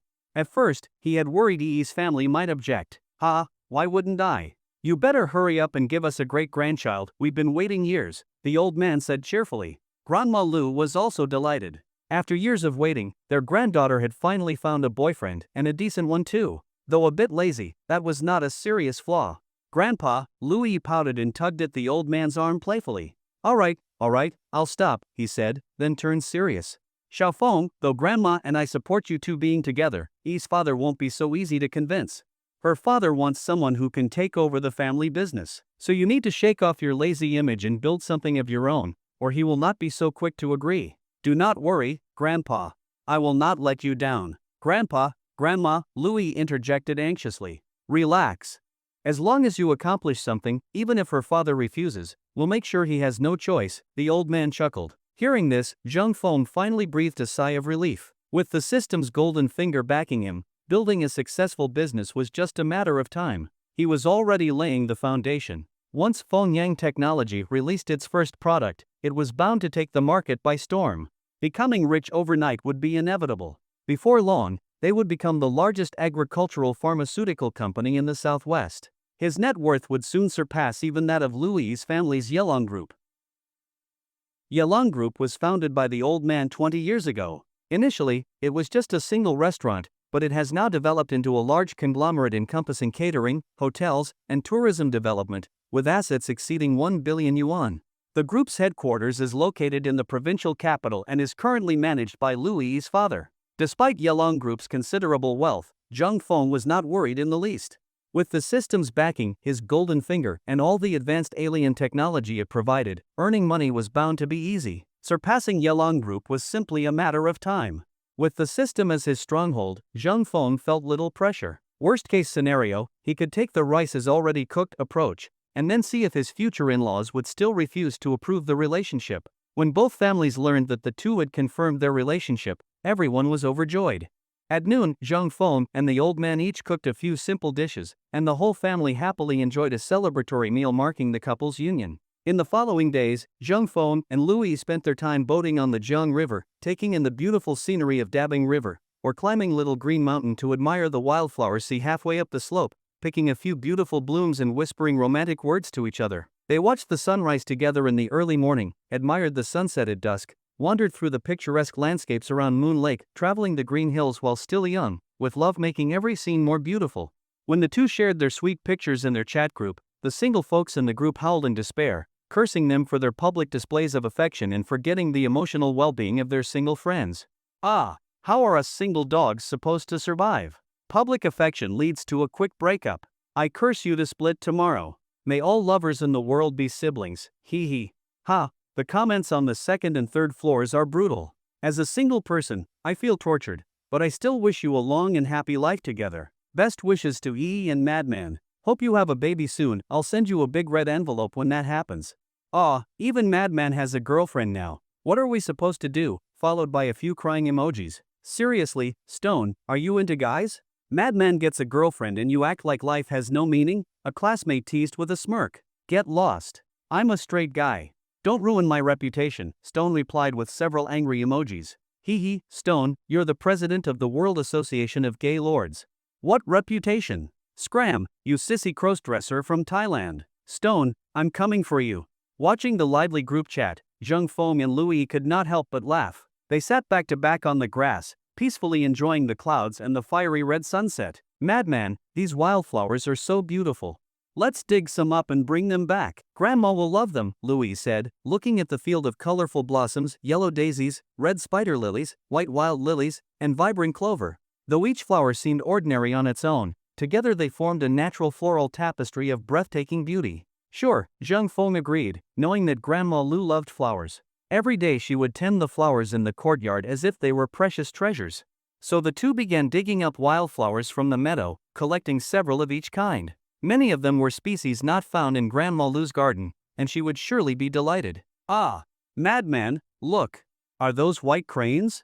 They're so beautiful. Suddenly, a flock of white cranes glided across the sky and slowly descended to the shore of Moon Lake. From a distance, they looked like graceful immortals preening beside the lake. It was a perfect scene, cranes flying with the sunset, waters blending with the sky. The harmony of nature was breathtaking. The couple stood entranced by the sight, fully immersed in the beauty of the glowing sunset. The setting sun sank into the west, its blood-red light reflected on the water, sending ripples of crimson across the surface. It reminded one of the ancient verse. A slanting sun spreads across the water. Half the river is blue, half the river is red. Such a description was a perfect match, vividly capturing the beauty of Moon Lake at dusk. Unfortunately, such scenery was fleeting. As the sun set, the world darkened, and Moon Lake temporarily lost its enchanting glow. Over the next few days, the couple continued their honeymoon lake adventures, exploring every corner of Moon Lake, witnessing the rising sun in the east, the stunning sunsets, the charming flora, and the ever-changing mountain clouds. Unfortunately, Louis could not live so leisurely. After enjoying over 10 days of relaxation, she had to return to work and attend to her company's affairs. After her departure, Zhang Feng resumed his former routine, brewing bitter tea, reading novels under the shade, watering and pruning the courtyard plants. His life was once again slow-paced and relaxed. When the mood struck him, he would take the dogs Dahei and Shohei up the mountain to collect wild berries, or roast corn and sweet potatoes with little Duck and Demao. He had practically become the village's king of the children. The next morning, it had been about a week since Zhang Feng last caught any swamp eels, and they were becoming overabundant in the backyard ditch. So he grabbed his net and bucket and headed to the back to catch a few dozen kilograms for his mother to sell at her stall. Zhang Feng's backyard had practically become a treasure trove. Whether from the vegetable garden or the eel-filled ditch, it provided several hundred yuan of income each day. Just by selling vegetables and eels, a household earned 40 to 50,000 yuan a month. Cluck cluck, cluck cluck, woof woof, woof woof. Just as Zhang Feng was fishing for eels, the chicken coop erupted into chaos. Knowing something was wrong, he rushed over and, sure enough, saw a nearly 2-meter-long flower-patterned snake coiled on the beam of the chicken coop. Damn, coming to steal chickens? Might as well say you're delivering food to me. Since flower-patterned snakes are non-venomous, Zhang Feng was not afraid. He quickly fetched the fire tongs from the kitchen. The snake had not yet escaped, which made Zhang Feng grin. He immediately pressed down on the snake's body with a stick and clamped its head with the tongs. Woof woof, woof woof. The two dogs came rushing to help, barking furiously at the snake on the ground. Hee hee, alright, I knew you helped. I'll give you bones during dinner, Zhang Feng chuckled, shooed the dogs away, and held the snake tightly in his hand. Uncle Ernie, what are you up to now? Come over for lunch and have some dragon meat. Zhang Yi, come over for lunch later, we have something special to eat. Having caught a large snake, Zhang Feng was in a great mood and planned to stew a pot of snake soup for lunch, adding some chunks of fish. Just imagining the taste made his mouth water. By noon, Zhang Yi and Uncle Ernie arrived one after the other. Uncle Ernie also brought along his son, since Ernie's wife worked in the city and did not come home for lunch, so the father and son usually had simple meals. With Zhang Feng hosting today, of course Uncle Ernie brought his son along. Haha, Xiaofeng, we're here to enjoy a big meal again, Uncle Ernie laughed as he entered. Madman bro, we're here. Little Duck was excited too, as eating at Madman bro's place always meant delicious food. These days, even the landlord has no surplus grain left. Make sure you settle the bill after eating. Haha, you stingy miser, charging money for a meal? I've got no money, only this life to give, Uncle Ernie replied with a grin. Damn you, then I'll take your son as payment. Ha, I do not want this son anymore. Take him if you want, Uncle Ernie joked shamelessly. What the hell, that's ruthless. Zhang Feng immediately retreated, giving a thumbs up, thinking Uncle Ernie really had guts, he might as well fly to the heavens. Originally, Zhang Feng had also invited the old man and Grandma Lu, but the two elders politely declined. So Zhang Feng simply served them each a big bowl of snake and fish meat and sent it over. This is good stuff. Big brother, where did you get the snake meat? Zhang Yi asked, swallowing his saliva as he looked at the fragrant dish on the table. Heh, that thing sneaked into my chicken coop trying to steal chickens. Fortunately, Da Hei and Xiao Hei noticed it. When I heard the dogs barking and rushed over, lo and behold, a 2-meter-long snake was coiled on the beam of the coop. Zhang Feng recounted the snake-catching story with vivid gestures while serving the dishes. Wow! You've got such luck, tasty food coming straight to your door. Uncle Ernie said with envy. Mom, sister, you should try the snake meat too. See how it tastes, Zhang Feng said with a smile. The last time they had snake meat, it was water snake, which tasted milder, not as delicious as this spotted snake. It's tasty. Really good. Everyone tried a piece and could not stop praising it. As for little sister Zhang Yu and little Duck, they did not need any invitation. They were already devouring the food enthusiastically like a pair of greedy little cats. After Lu Yi returned home, her parents found out about the relationship. To test Zhang Feng, her father set a goal, earn 10 million yuan in a year. Upon hearing this, Zhang Feng actually felt relieved. Even if her father had not imposed such a condition, Zhang Feng would still have strived for it, as it aligned with a system-issued task requiring him to make 10 million yuan in a year. Lu Yi's father thought this would stump Zhang Feng, but he had clearly underestimated him. He had no idea about Zhang Feng's golden finger. If the plan proceeded smoothly, Zhang Feng could easily meet the target in just a few months. To fulfill the task, Zhang Feng planned to expand the family's swamp eel farm.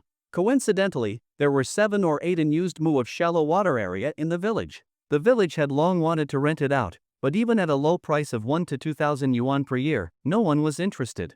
With the current saturated aquaculture market and intense competition, without a unique product or strong sales channels, losses were almost guaranteed. But Zhang Feng had nothing to fear. With the help of the Rihua growth serum, the eels he raised would be incredibly tasty. As long as the product was delicious, sales would not be an issue. To move quickly, Zhang Feng immediately called the village head, his uncle. Hello, uncle? Xiaofeng, what's going on? The uncle asked, curious.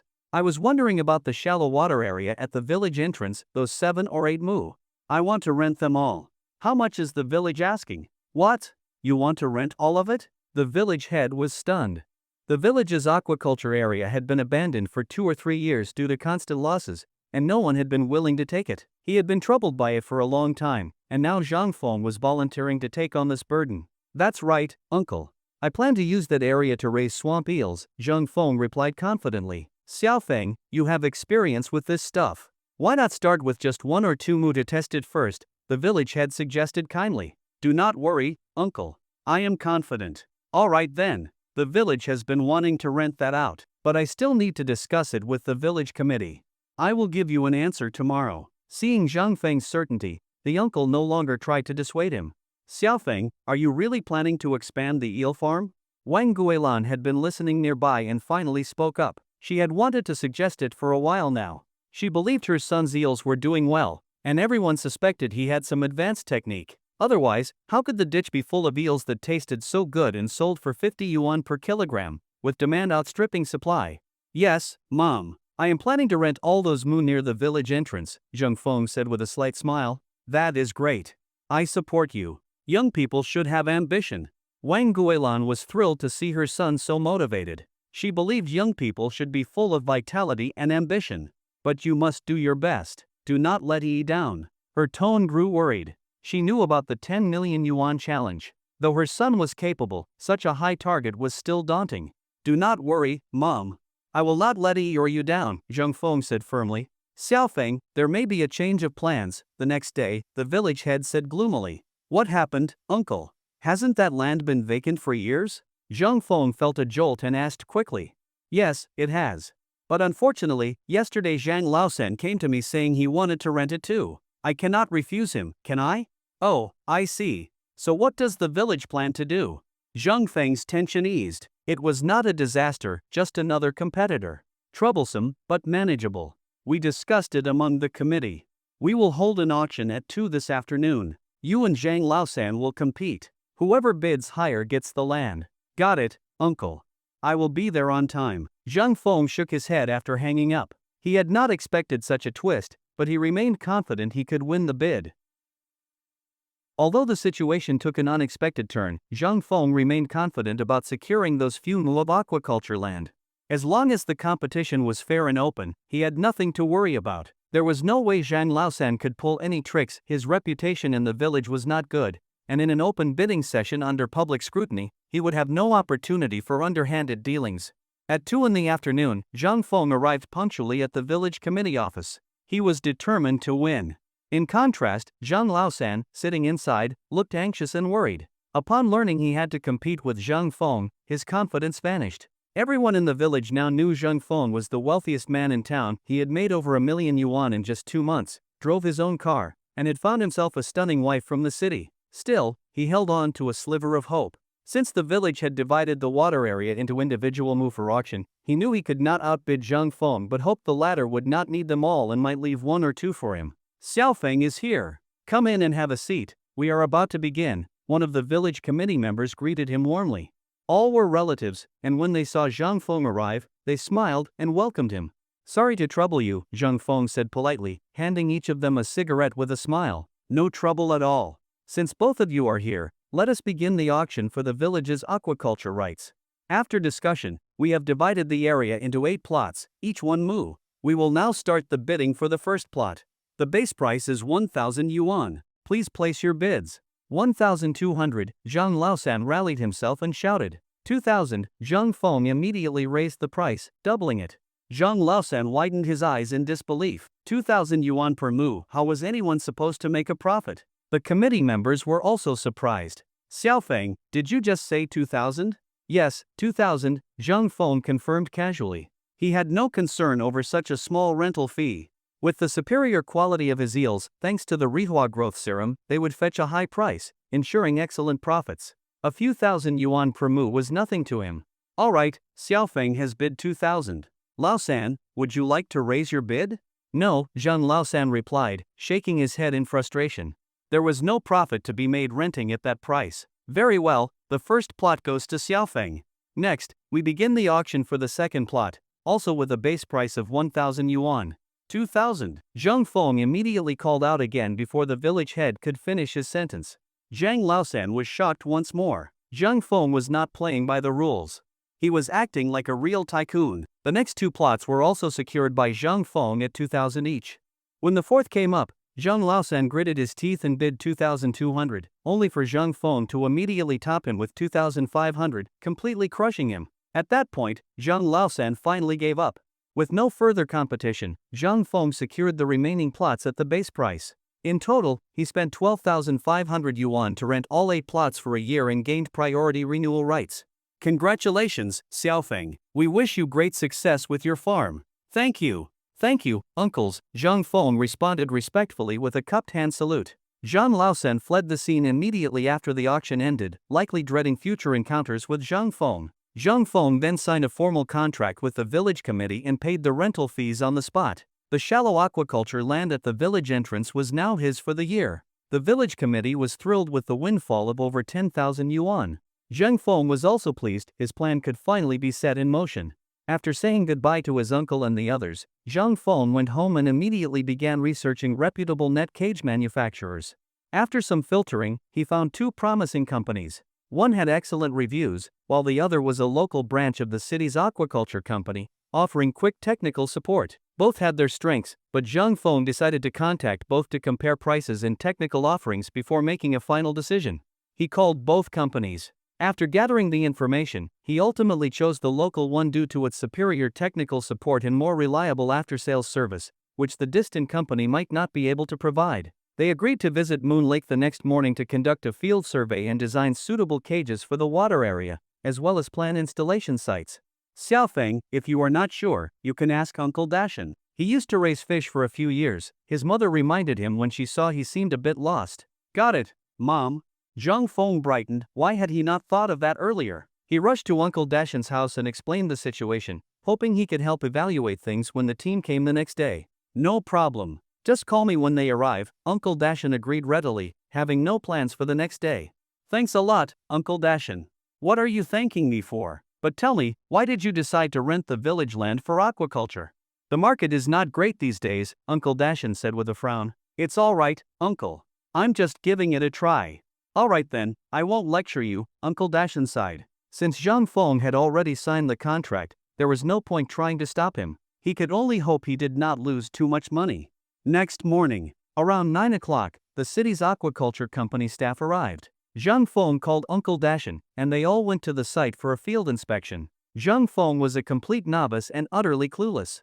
Thankfully, Uncle Dashan was there. Otherwise, he might have been conned without even realizing it. Zhang Feng could only sigh with emotion afterward. Different fields really did require different expertise.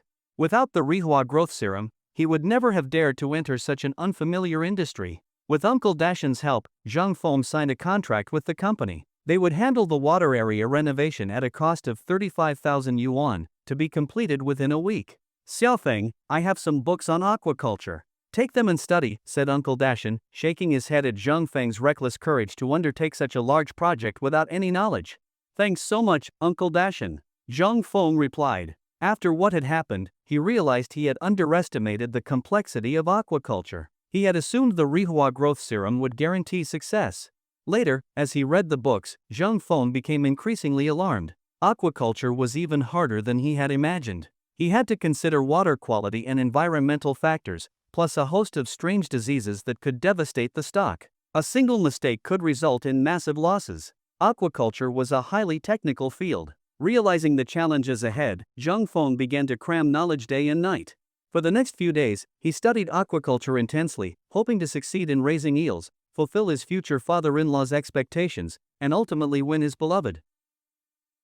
Over the following days, Zhang Feng was extraordinarily busy. During the day, he supervised the installation of net cages at the aquaculture site. At night, he studied all kinds of aquaculture knowledge.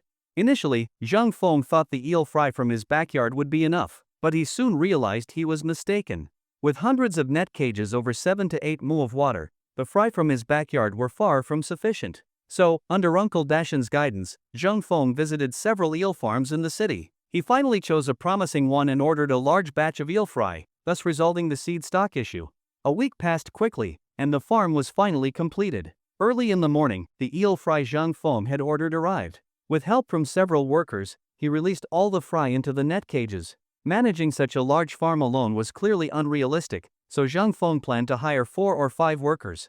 Suddenly, he thought of Uncle Yu. In his 50s or 60s, he had spent his life fishing and would likely adapt easily to raising eels. Zhang Feng immediately headed to his house.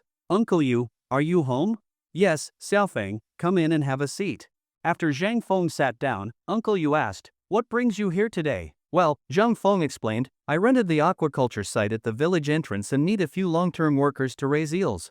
The pay is 3,000 yuan a month, plus a 500 yuan meal allowance, he went on to explain, hoping to gauge Uncle Yu's interest. Ah, Xiaofeng, you came to the right person.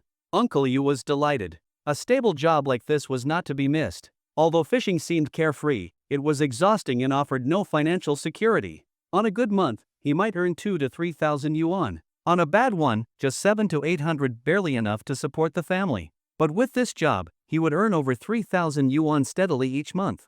That was clearly a better deal. That's great news. Besides you, Uncle Yu, I still need a few more people. Could you recommend anyone? Well, Juzi is a solid choice, honest and dependable, never lazy or sneaky. And Zhang Laojio is decent too. Yes, brother Juzi is definitely good, but didn't Uncle Jiu plan to go work elsewhere? Work? At his age, over 50, what kind of work can he do? Maybe street sweeping for 1 or 2,000 a month. He would surely be glad to join you, Uncle Yu said. Zhang Feng later approached Uncle Dalan, who also happily agreed. Local jobs paid poorly, typically 1 or 2,000 yuan a month, so Zhang Feng's offer of 3,000 plus a meal allowance was quite attractive. That afternoon, everyone reported to the eel farm for their first day. 2 small tile-roofed buildings stood by the site, one for storing feed and tools, and the other as a resting place. Everyone, let me know what tools we still need. I'll go buy them right away, Zhang Feng said as they gathered. Xiaofeng, I think we need 2 more boats. Yes, with only 1 boat, feeding is too slow. There's also. Everyone voiced their thoughts. Based on their suggestions, Zhang Feng purchased a variety of tools, most importantly, 2 additional boats and a few handcarts for moving feed. In the following days, Zhang Feng worked alongside everyone. Once the workers had mastered the techniques and operations were running smoothly, he gradually delegated management to Uncle Yu and raised his salary to 4,000 yuan. Uncle Yu ran the farm with great order. Zhang Feng visited only once or twice a day, enjoying a return to his relaxed life, sipping tea, watching flowers bloom and fade in the courtyard, gazing at drifting clouds in the sky, lying on a chair with a good novel, and admiring the deep beauty of the sky. When he felt restless, he would stroll by Moon Lake, admire the shimmering water and willows, hike mountains, walk his dogs, or tease his mischievous little ba. Life was idyllic. One day, lying in the courtyard, Zhang Feng opened his eyes and found his slippers missing again. No doubt it was the work of his 2 mischievous puppies. They loved playing with his slippers, and he had often woken up to find them gone. Da hey! Xiao hey! Get over here now! Woof woof! The dogs ran out, heads tilted curiously as if asking why they were being summoned. You little devils! Where are my slippers? Bring them back right now! Zhang Feng pointed at his bare feet and barked at the dogs. Woof woof! Da hey barked at Xiaohei, seemingly blaming him. Woof woof, Xiaohei retorted indignantly, you were playing with them too. You even learned to blame each other? Zhang Feng laughed and scolded.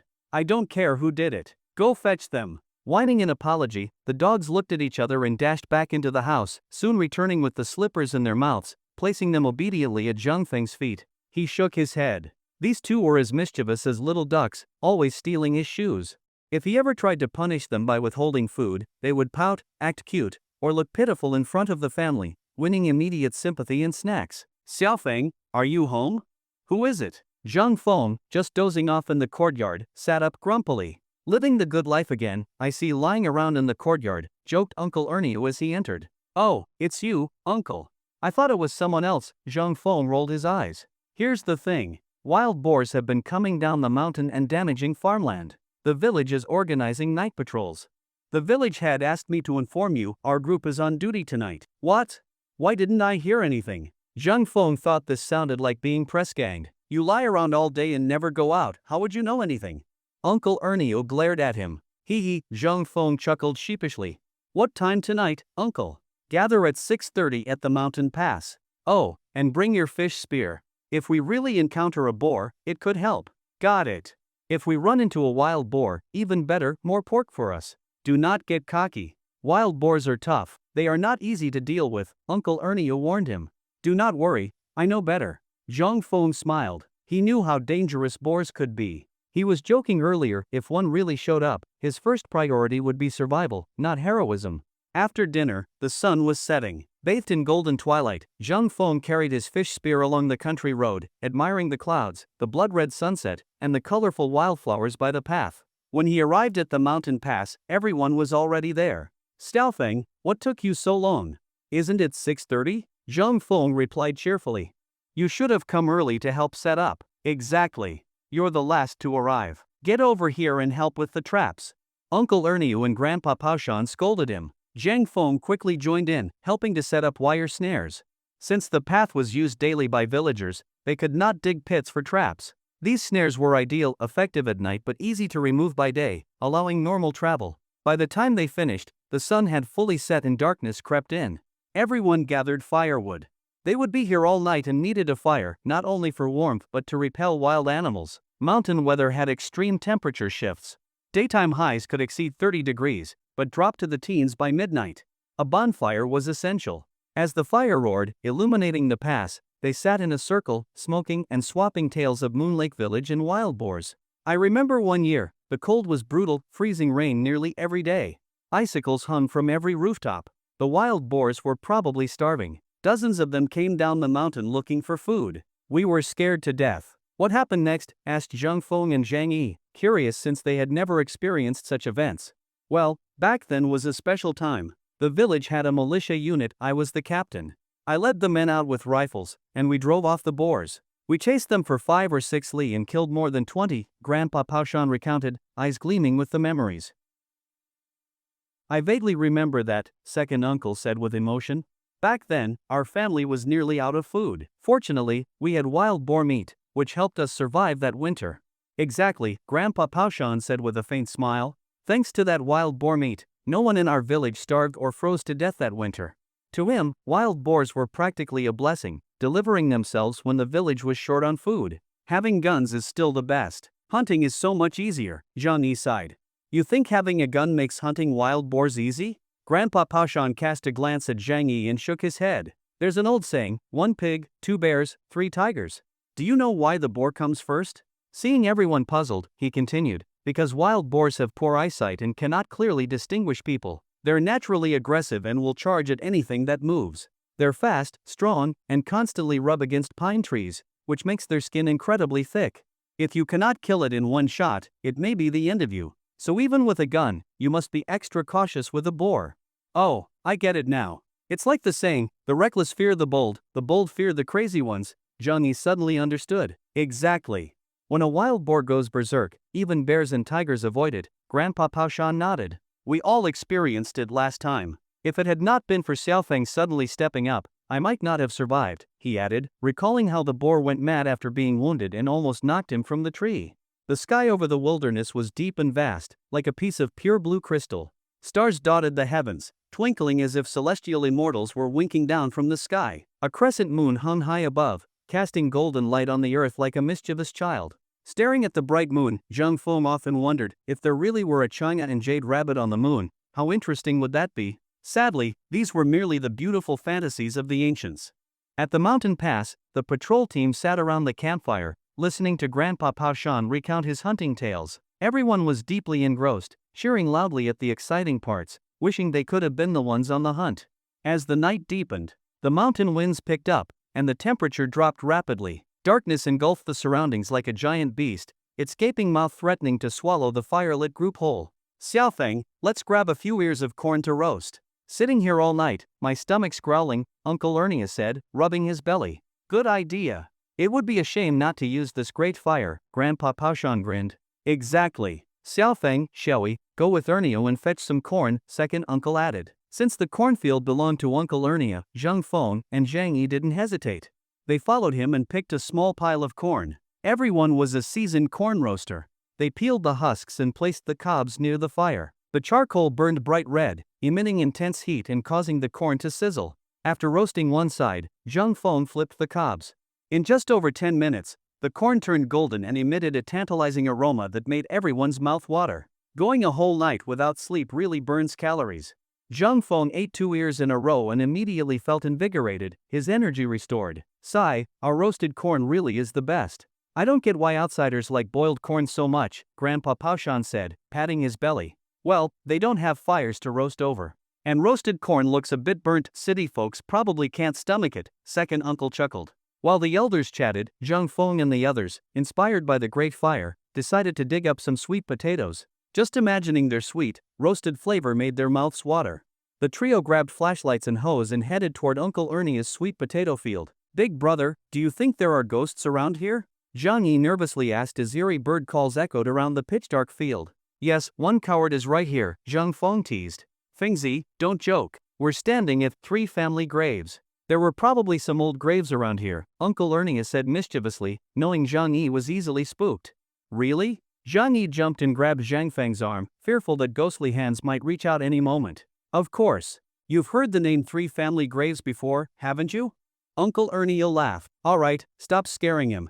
Shall we? There are no ghosts here. If there were, we would have scared them away already, Zhang Feng said casually. Uncle Ernie and Zhang Feng, fearless by nature, never believed in ghosts. Perhaps ignorance truly is bliss. The two led Zhang Yi into the sweet potato field. Uncle Ernie held the flashlight while Zhang Feng dug. Within a few minutes, they had dug up over 10 sweet potatoes. All done? Zhang Yi asked, glancing nervously into the darkness. Yep, let's go, Zhang Feng said, loading the potatoes into a sack. The 3 made their way back through the cornfield. As they moved, the corn leaves rustled, sounding like countless ghostly hands reaching out. Zhang Yi, too scared to walk in back, ducked his head and hurried forward. Ah! A ghost! Zhang Yi suddenly screamed and stumbled backward in terror. Zhang Feng caught him just in time. A ghost? Where? Uncle Ernie quickly shone his flashlight ahead only to see a shadowy figure. Why are you shining that light at me? Never seen someone taking a crap, came a familiar voice. Grandpa Pashan quickly pulled up his pants, his face red with embarrassment. Oh, it's you, sir. We thought it was a ghost. Everyone breathed a sigh of relief as Grandpa Pashan stood up. Zhang Yi blushed. You youngsters are too soft. I started hunting alone at 12, spending a week at a time deep in the mountains. You would have died from fright, Grandpa Pashan said, shaking his head. It's just that people scare each other. We didn't expect to run into you here, Uncle Ernie laughed awkwardly. Exactly. Who would expect to bump into you in a pitch-black cornfield at night? Zhang Yi added, his tone finally relaxed as he spotted the firelight ahead. Latest chapter first published on Loom 9 Book Bar. In the latter half of the night, Grandpa Paushan, being elderly, took a rest while the younger men stayed by the fire, chatting. Think any wild boars will come down tonight? Probably not. The fire's so bright, they're probably scared off. Shu, listen. I think a boar is coming. Zhang Feng suddenly perked up. Though faint, the sounds grew clearer. Snorting, grunting, the boar's gruff noises became unmistakable. Wake up, Grandpa Paushan. A boar's coming, they whispered urgently. He woke at once, alert. A woo-woo-woo. Suddenly, a sharp squeal came from the first trap. A boar had been caught by the wire snare. Grab your gear. Let's go take a look. Armed with spears, rods, and muskets, and lighting the way with flashlights, they approached. Even from a distance, they could see a large wild boar ensnared and struggling helplessly in the trap. No other boars appeared. This one must have been a loner, which made it much easier to handle. Whoa! Must be almost 300 kilograms, someone exclaimed. Do not get close yet. Wait until it exhausts itself, Grandpa Paushan warned as Uncle Ernio stepped forward. A desperate boar is extremely dangerous, best to wait until it tires out. What if it escapes? Uncle Ernio asked anxiously. Then it escapes. But if someone gets hurt, it is not worth it, the elder shook his head. Patience is key in hunting. Heeding his advice, they returned to the fire to wait. Time passed painfully slow, every minute dragging on. But finally, dawn broke and the boar's cries weakened, it was near collapse. Let's go. Time to collect our prize, Grandpa Paushan said, his face tired but eyes bright with joy. They approached with ropes and weapons. The boar now lay limp and breathless. Swiftly, they tied all 4 legs, rendering it immobile. Only then did everyone finally breathe easy. Even exhausted, the boar's massive size made it a fearsome sight. After smoking a cigarette and taking a short break, everyone began dismantling the barbed wire on the road so that villagers could enter the mountains more easily after dawn. Alright, Xiaofeng, Ernia, you guys carry the wild boar, and let's head back, Grandpa Paushan said as he put away the snares and addressed the younger men.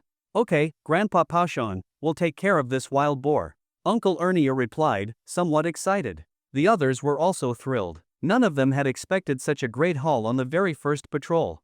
Hold on, Ernia, the eldest uncle stopped the eager man, then asked everyone, what do you think we should do with this wild boar? Sell it directly, or slaughter it and divide the meat? Of course sell it. Wild boar meat is tough, coarse, and has a strong gamey smell. Why keep it? Grandpa Paushan quickly shook his head. He had no interest in wild boar meat. Exactly, just sell it. Wild boar meat is not nearly as tasty as domestic pork. Second uncle nodded in agreement. Everyone else also agreed to sell the boar. The last time they sold wild boar meat, they made a tidy profit. They had all gotten a taste of the benefits, so they unanimously decided to sell it and use their share of the money to buy whatever they like later. Alright, since everyone agrees, Xiaofeng, give Boss Niu a call and see if he wants it, the eldest uncle said with a smile after seeing the consensus. Zhang Feng nodded and immediately called Fatty Niu. When Fatty Niu heard that they had caught another wild boar, and a live one at that, he got very excited and instantly said he would buy it, offering a high price of 25 yuan per half kilogram based on live weight. So, how did it go, Xiaofeng? After Zhang Feng hung up, everyone looked at him expectantly. All set. Brother Niu is sending someone over right away. He's paying 25 yuan per half kilogram, live weight, Zhang Feng said with a smile. What? Everyone was stunned. That much even for live weight? Why not? At restaurants, a single dish of wild boar meat, barely half a kilogram, can cost over 100 yuan, Zhang Feng replied, shaking his head, knowing well how expensive food was at Fatty Niu's restaurant. Ah, of course. Buyers have to make money too, Grandpa Paoshan chuckled. He understood business, buy low and sell high. If someone could profit from it, that was their skill. Knowing the wild boar was going to fetch such a high price made everyone very happy. The boar weighed about 150 kilograms. At 25 yuan per half kilogram, that meant over 7,000 yuan.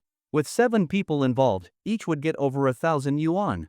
If they worked construction in the city, they would have to toil for at least a week to earn that much. After walking about 100 meters, they soon reached the entrance to the mountain road. Damn, where else are you going? You plan to carry the boar all the way back for exercise? What else can we do?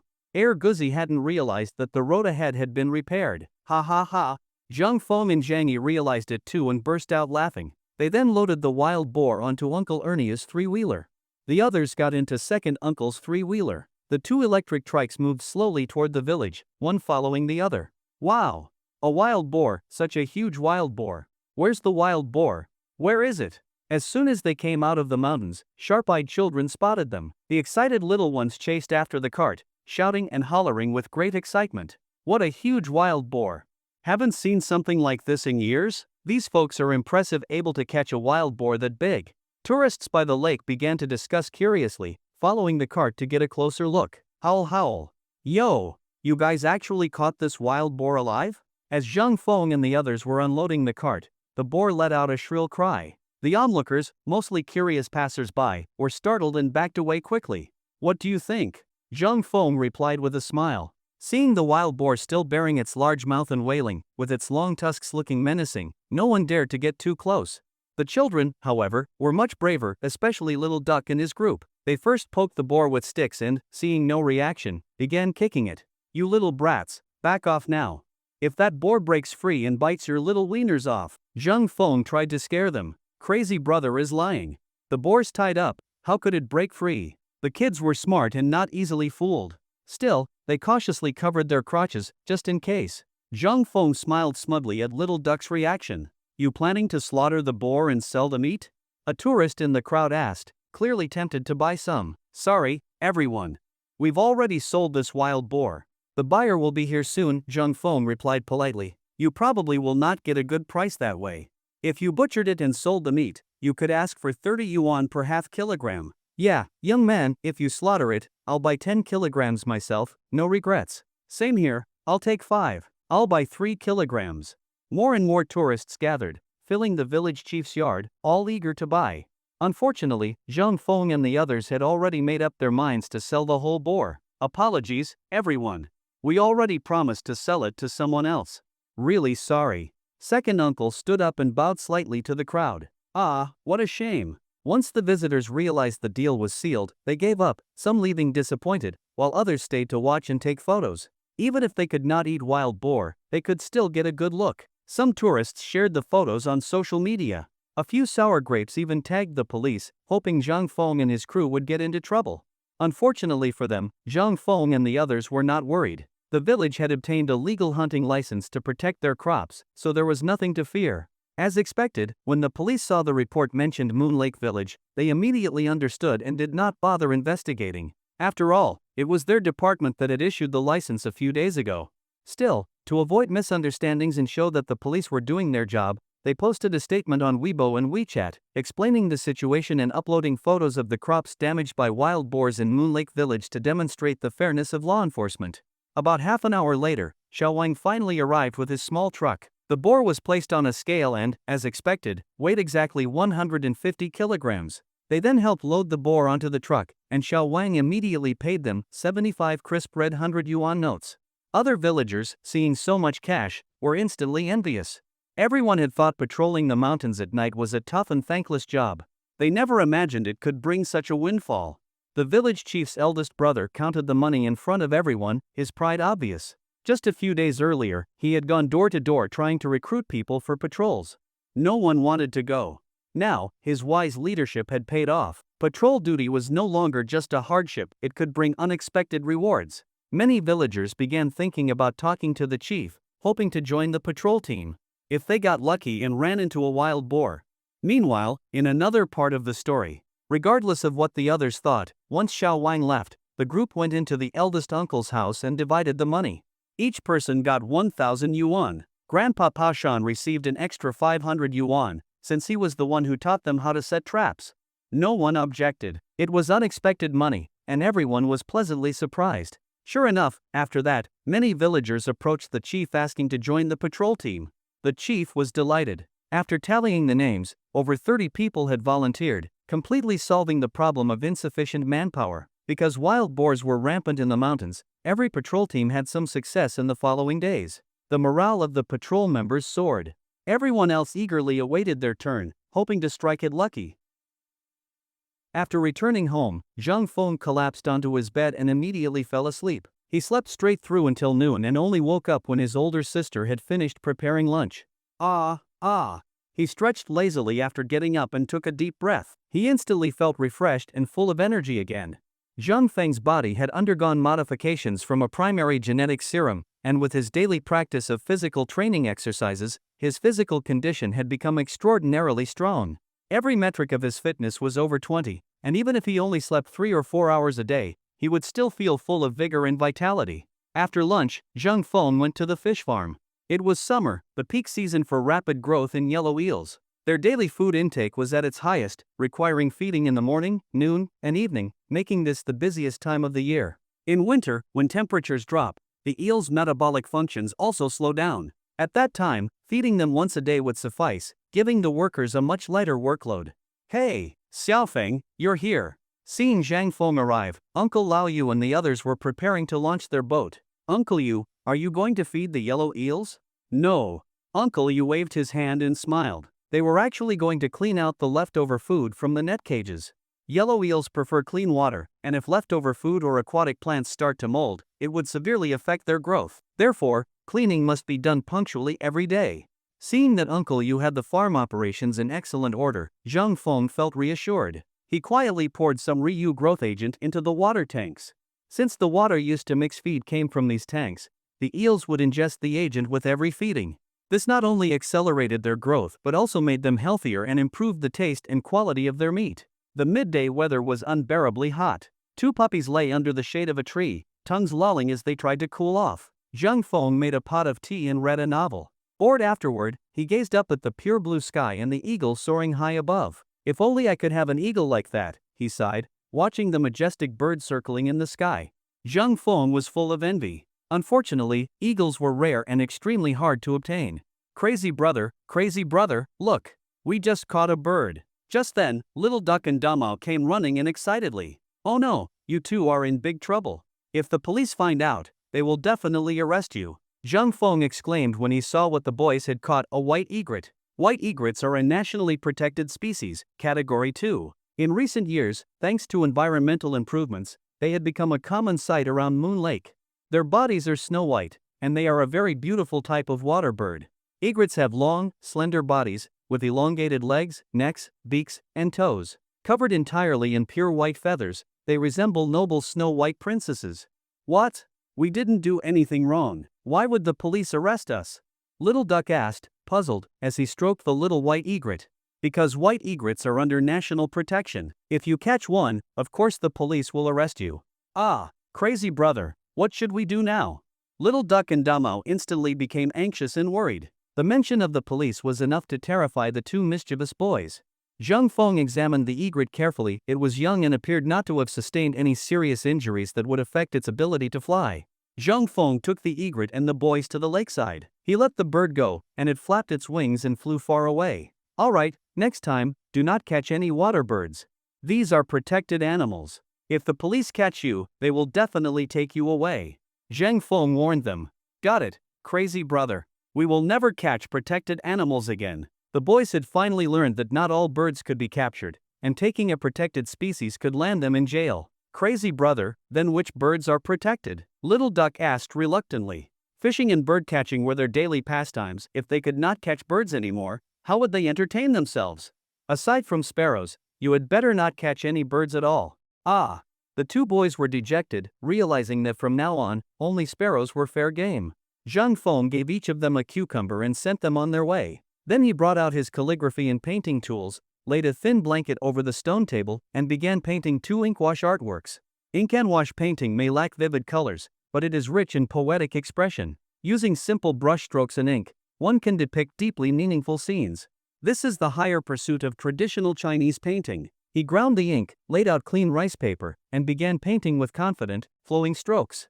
Mountains rose with the sweep of his brush, and a crystal-clear river meandered eastward. As time passed, the landscapes came to life on paper: towering mountains, proud pines, and bamboos standing tall, and a lone man in a boat leisurely fishing on the river. Wow! Big brother, your painting is amazing. His younger sister had come over at some point. No fair. You painted such a beautiful lady for our older sister. You have to paint one for me too. That was a portrait of a noble lady, alright? Zhang Feng smiled wryly, knowing she would not take no for an answer. I do not care what kind it is. You must paint one for me. I want to hang it in our room, she insisted. Alright, I will paint one for you. Zhang Feng shook his head helplessly. He knew better than to argue with this little princess. He took out more pigments and painted one for his younger sister and another for Zhang Lin. He also painted one for their mother. Seeing their happy faces filled Zhang Feng with joy as well. Brother, why not paint all of us on one scroll and hang it in the main hall? It would look amazing, his younger sister suggested cheerfully. Yes, Xiaofeng, paint all three of us. We can hang it in the living room, their mother added, laughing.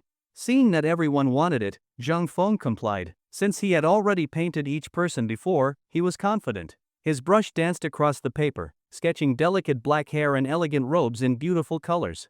One by one, exquisite ancient-style beauties appeared on the scroll, lively and lifelike. With rosy cheeks, red lips, and jade-like hands, they looked like fairies descended from heaven, gorgeous beyond imagination, ethereal and refined. Everyone nearby was stunned. Their mother could hardly believe the beauty in the painting was herself, though the familiar face was unmistakable. Ah! It is so beautiful, like a fairy. His younger sister exclaimed. Xiaofeng, quickly frame it and hang it in the main hall. His older sister was thrilled too. She had not expected her younger brother to have such extraordinary painting skills. Even Zhang Lin, the calmest among them, was visibly delighted. Alright, once the painting dries, I will frame them all, Zhang Feng agreed, happy to see their excitement. Yay! Brother, you are the best, his younger sister shouted joyfully. Zhang Feng chuckled, put away his brushes and paper, and took the previously finished paintings to the long table indoors.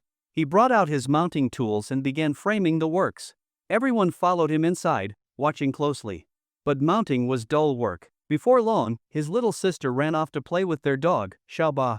Their mother watched for a while before going back to the courtyard to sell goods. His older sister and Zhang Lin also left after a short while to take care of other tasks, leaving only Zhang Feng to work alone. Ah!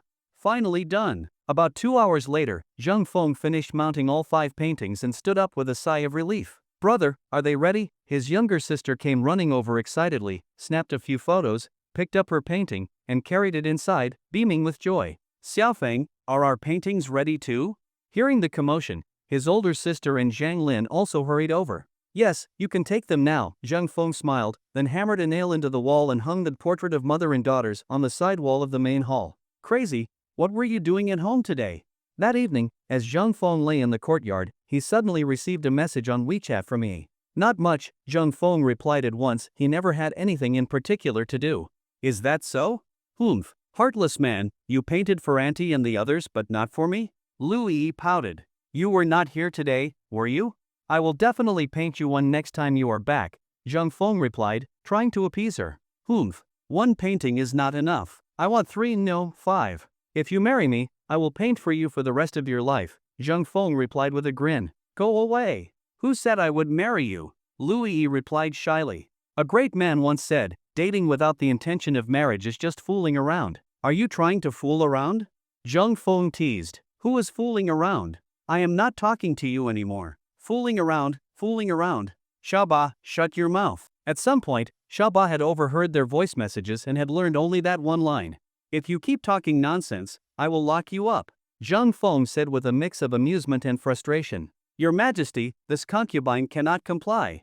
Xiaoba cried and flew up into a tree. Zhang Feng could not help but laugh. This guy watched television all day and picked up all sorts of nonsense, constantly making everyone laugh. He truly was the treasure of the household. "Hee, brother, who are you fooling around with this time?" his younger sister ran out upon hearing Xiaoba. "Ahem, do not listen to his nonsense. I was just revisiting a famous quote from a great man," Zhang Feng said seriously. "I bet it was with sister-in-law," his sister said, smiling mischievously. Zhang Feng could only offer a helpless smile. The moon hung at the tip of the willow branches, and the couple had arranged to meet after dusk. Bathed in the hazy moonlight, Zhang Feng and Louis sat at the bow of the boat, back to back, quietly admiring the beautiful stars in the sky. Though there was no sweet talk or overt romance, a gentle warmth still lingered between them. A breeze passed by, rustling the willows whose branches danced with the wind, creating a soft rustling sound. The surface of the lake shimmered faintly with a bluish glow. The bright moon in the western sky cast a soft radiance, veiling the entire world in a thin gauze. The willows along the lakeshore looked like elegant maidens dressed in white gowns, as graceful as drifting clouds obscuring the moon, as fluid as snow dancing on the wind. The willows on the bank seemed like fairies from the heavens, dressed in gowns made of moonlight, dancing gracefully with the breeze, each movement so elegant, so natural, and so enchanting. "Crazy, look at the stars. They are so beautiful tonight," Louis said with a face full of wonder. At that moment, the sky was filled with countless stars, scattered like mischievous children winking at the people below, adorable and captivating. "Yes, the stars are as beautiful as you," Zhang Feng gently touched Louis' smooth cheek and said with a smile. He. "Crazy, do you think the cowherd and the weaver girl really exist up there?" Louis asked innocently. "Maybe," Zhang Feng replied hesitantly. "Do you think the Jade Emperor is too cruel, only allowing them to meet once a year on the Qixi festival?" Louis said indignantly. "Well, no worries. When I become rich, I will buy a spaceship and let them meet every day," Zhang Feng laughed. "Yes, we will build a bridge in space for them, so they can be together forever and never part again." The crescent moon curved like a delicate brow, showing no sign of reunion. The sight of red beans evoked endless longing in tearful eyes. Day after day, she split peach seeds, holding the beloved firmly in her heart. Two flowers growing across a wall, sooner or later, they will become one. Louis believed that true lovers would always end up together, and no storm or wave could separate them. "Crazy, no matter what happens, I want to stay with you. Yes, we will never be apart." Zhang Feng gently held Louis, feeling even more determined in his heart. One boat, one paddle, two people. Zhang Feng rowed the small boat, taking his beloved through the beautiful landscape of mountains and waters. They looked up at the starlit sky, gazed at the misty distant mountains, and admired the serene surface of the lake, two people in quiet harmony, yet filled with deep affection. Under the soft moonlight, the surface of Moon Lake looked like a smooth mirror. From afar, the small boat was like a spreading crack, slicing through the calm water and moving toward the distance. "Oh no! It is already midnight. I have to go home, or Grandma will start calling me." Louis suddenly realized the time. The wonderful night had passed too quickly, catching them off guard. "Already?" Zhang Feng was also surprised. It felt as if the sun had just set a moment ago. How could it be midnight already? Zhang Feng could not help but complain to himself. Whoever said time flows like water was wrong. This was more like the speed of light. Otherwise, how could it pass so fast? But for the sake of future happiness and smooth dates, Zhang Feng dared not stay too long. He did not want to leave a bad impression on Yi's grandmother. He quickly rowed the boat back to shore and saw Louis home. When Zhang Feng returned home, the house was already silent. His mother and family were likely asleep. He quietly pushed open the door. The small dog barked twice when startled, but recognizing him, it closed its eyes again. He went to the bathroom to shower, then climbed upstairs to rest. At the first crow of the rooster, the world turned bright. When Zhang Feng opened his eyes, it was already daylight outside. Standing by the window, he looked out at the misty haze. The sun, still half hidden, shyly peeked at the newly awakened world. As the morning sun rose higher, the mist quickly dispersed, and everything became crystal clear, as if the world had been washed clean. After breakfast and seeing off the truck that collected vegetables, Zhang Feng went to the backyard. He had not checked the drainage channel in a few days, and found that yellow eels were once again swarming. He grabbed his tools and bait. In no time, he had scooped up 2 large buckets, likely weighing 70 to 80 kilograms. When he brought the eels to the roadside, tourists who heard the news quickly gathered. Some bought 3 kilograms, others 5, and in no time, the 2 full buckets were completely sold out. The scene was exceptionally lively. After a month or two of steady efforts, Zhang Feng's eels had gained a solid reputation. Frequent visitors to the area all knew his eels were exceptionally delicious, and children especially loved them. Every time Zhang Feng displayed his eels for sale, it triggered a buying frenzy. Sometimes, tourists even made special trips from the city just to purchase them. Fatty Nyo's restaurant also ordered eels directly from his household, using them as a signature dish. They were always in short supply. However, that shortage was expected to ease soon, as the yellow eels at Zhang Feng's fish farm would be market ready in another 2 months. Because Zhang Feng had added Ryu growth agent to the feed, his eels grew faster than normal, were tastier, and healthier. Eating these eels regularly was also beneficial to health, particularly effective in alleviating common elderly ailments such as hypertension, rheumatism, and chronic headaches. They also had notable effects on childhood loss of appetite. The meat of the yellow eel was so tender and flavorful that even picky eaters could not resist it. At noon, both families gathered for a meal. While eating, the elderly gentleman praised, "Xiaofeng, the quality of your eels and vegetables is truly excellent. Absolutely top-notch. As long as you like it, Grandpa," Zhang Feng replied with a smile. "What a pity such good products go unnoticed. Xiaofeng, how about selling some of your eels and vegetables to our hotel?" the old man sighed and asked. He had had his eye on Zhang Feng's produce and eels for some time, but had hesitated to ask due to the previously limited supply. "Yes, crazy, I also think your eels are underpriced. At only 50 yuan per kilogram, these could easily sell for 1 or 200, Louis agreed. "That is right. Xiaofeng's eels and vegetables are extraordinary. Since I started eating them regularly, my blood pressure has returned to normal, and my chronic rheumatism has not flared up in a long time," Yi's grandmother added with a smile. "Sure, Grandpa, how much would you like each day?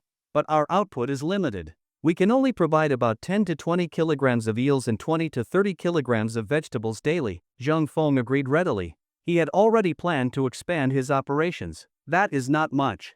Xiaofeng, you must expand your scale quickly," the old man said, somewhat displeased with Zhang Feng's prior lack of ambition. He felt that Zhang Feng was very capable but had not leveraged his strengths to actively explore the market. Pressed by everyone's urging, Zhang Feng admitted his shortcomings and promised to expand vegetable cultivation. He decided to convert his sweet potato fields and glutinous corn plots into vegetable gardens. Even unused spaces in the orchard would be planted with vegetables. However, Zhang Feng later realized he might be going in the wrong direction. The land behind the mountain lacked sufficient water and was unsuitable for growing vegetables.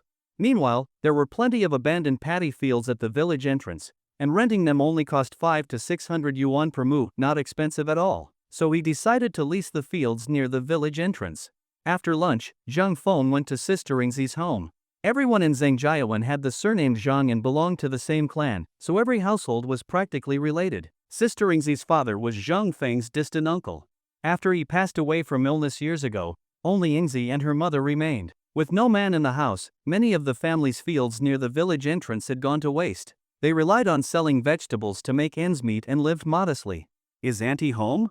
"Oh, Xiaofeng, come in and have a seat," Ingzi said warmly. Thanks to Zhang Feng, they had been able to rent out their old house and earned an additional 5,000 yuan per year, which had significantly eased their financial situation. "My mom went to sell cold noodles at the village entrance." "Oh, Auntie is also selling snacks at the village entrance?" Due to the beautiful scenery around Moon Lake, many tourists visited daily. A spontaneous snack market had formed at the village entrance, and business was good. Though it did not make anyone rich, it was easy to earn 1 or 2,000 yuan a month. "Yes, so what brings you here today?" Ingzi handed Zhang Feng a cup of water and asked. "Here is the situation." Zhang Feng explained his intentions. "I see. Come, I will take you to my mom. I do not think there will be a problem. The land is just sitting there unused anyway," Ingzi said with a smile. "Thank you so much, Sister Ingzi. It is no trouble." Zhang Feng followed Ingzi to the village entrance and quickly found her mother. When he explained his idea about renting the fields, she happily agreed. Just as Yingzi had said, the land was idle and served no purpose. Leasing it to Zhang Feng brought in 3,000 yuan a year, which made her very happy. 3 mu of land would now bring in extra income, easing their financial burden. It was a win-win situation. Zhang Feng was thrilled. After securing the 3 mu, he did not stop there. He seized the momentum and rented over a dozen more mu of abandoned land from other households. The rental rate was the same 1,000 yuan per mu, nearly double the market price. Everyone was delighted to rent to him. In the end, Zhang Feng estimated that he had rented around 17 or 18 mu of land that day. That should suffice for now. But this was just the first step on a long journey. Many tasks still lay ahead. He needed to plan the fields, decide which vegetables to grow, and how much of each, all decisions that required careful thought, not impulsive choices. Fortunately, there was wisdom in age. Grandpa Lu, a lifelong chef, knew the market demand for vegetables like the back of his hand. With his guidance, Zhang Feng finally determined what varieties to grow, resolving a problem that had been troubling him for days. System, exchange these types of vegetable seeds for me. Understood, host. Please wait a moment. A few seconds later, several bags of vegetable seeds appeared in front of Zhang Feng. The seeds produced by the system were of exceptional quality. Even without using the Ryu growth agent, the vegetables grown from them would be nearly identical in taste and quality to those in the backyard. Although he had spent over 100 points, Zhang Feng believed it was well worth the price.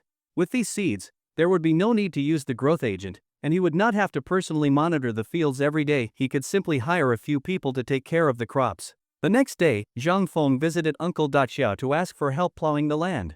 Nowadays, very few people in rural areas raised cattle, and even fewer knew how to plow fields. Therefore, some households in the village had purchased mechanical plows. These machines were not only efficient, capable of plowing 10 to 20 mu per day, but also simple to operate, especially on flat terrain. Uncle Daqiao, are you home? Oh, it's Xiaofeng, come on in and have a seat. Ever since Zhang Feng had turned his life around and made good money, the villagers' attitudes toward him had changed significantly. In the past, people had avoided him or talked behind his back. Now, they treated him with warmth and respect. Thank you, Uncle Daqiao. Zhang Feng sat down on a small stool and said, Uncle Daqiao, do you have time in the next few days?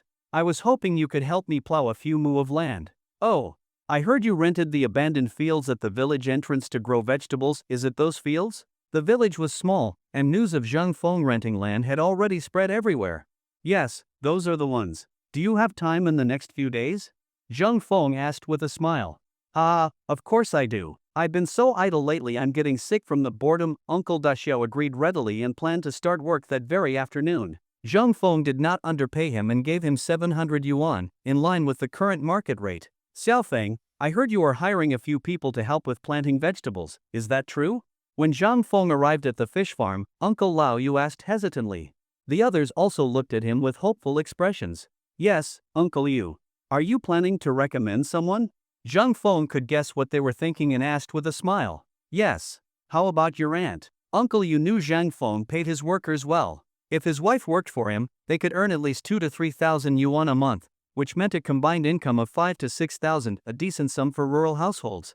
Soon, the others also began recommending their family members. Zhang Feng agreed to all of them. After all, planting vegetables was a simple job in the countryside and did not require highly skilled labor. Thank you so much, Xiaofeng.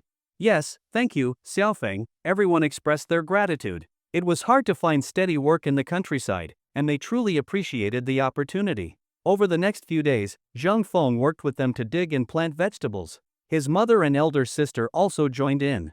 After 4 or 5 days of hard work, they successfully planted vegetables across more than 10 mu of land. With that, Zhang Feng's busy period came to an end, and the remaining tasks were left to Anchu and the others. At noon, the sun blazed overhead, birds sang in the trees, and the willow branches along the lakeshore swayed gently in the wind. After lunch, Zhang Feng, feeling bored, dragged Zhang Yi with him to fish under the shade near the lake. Zhang Yi, a fish is biting, hurry. This round is almost over, big bro. Can you hold the rod for me? Zhang Yi, busy with his mobile game, replied without even looking up. Zhang Feng was speechless. He quickly grabbed the fishing rod. Whoa! Feeling the strong tug from below, he could tell that the fish must be a big one. He carefully let it swim instead of pulling too hard, fearing the fish might break loose and escape. Zhang Feng had great patience for fishing. After playing the fish for 4 or 5 minutes, it finally grew tired. With a swift pull, a large fish about a foot long leapt out of the water. Zhang Feng caught it in one swift motion. It was a pitch-black carp, likely a mutated species, and he was overjoyed. Wow, looks like a carp.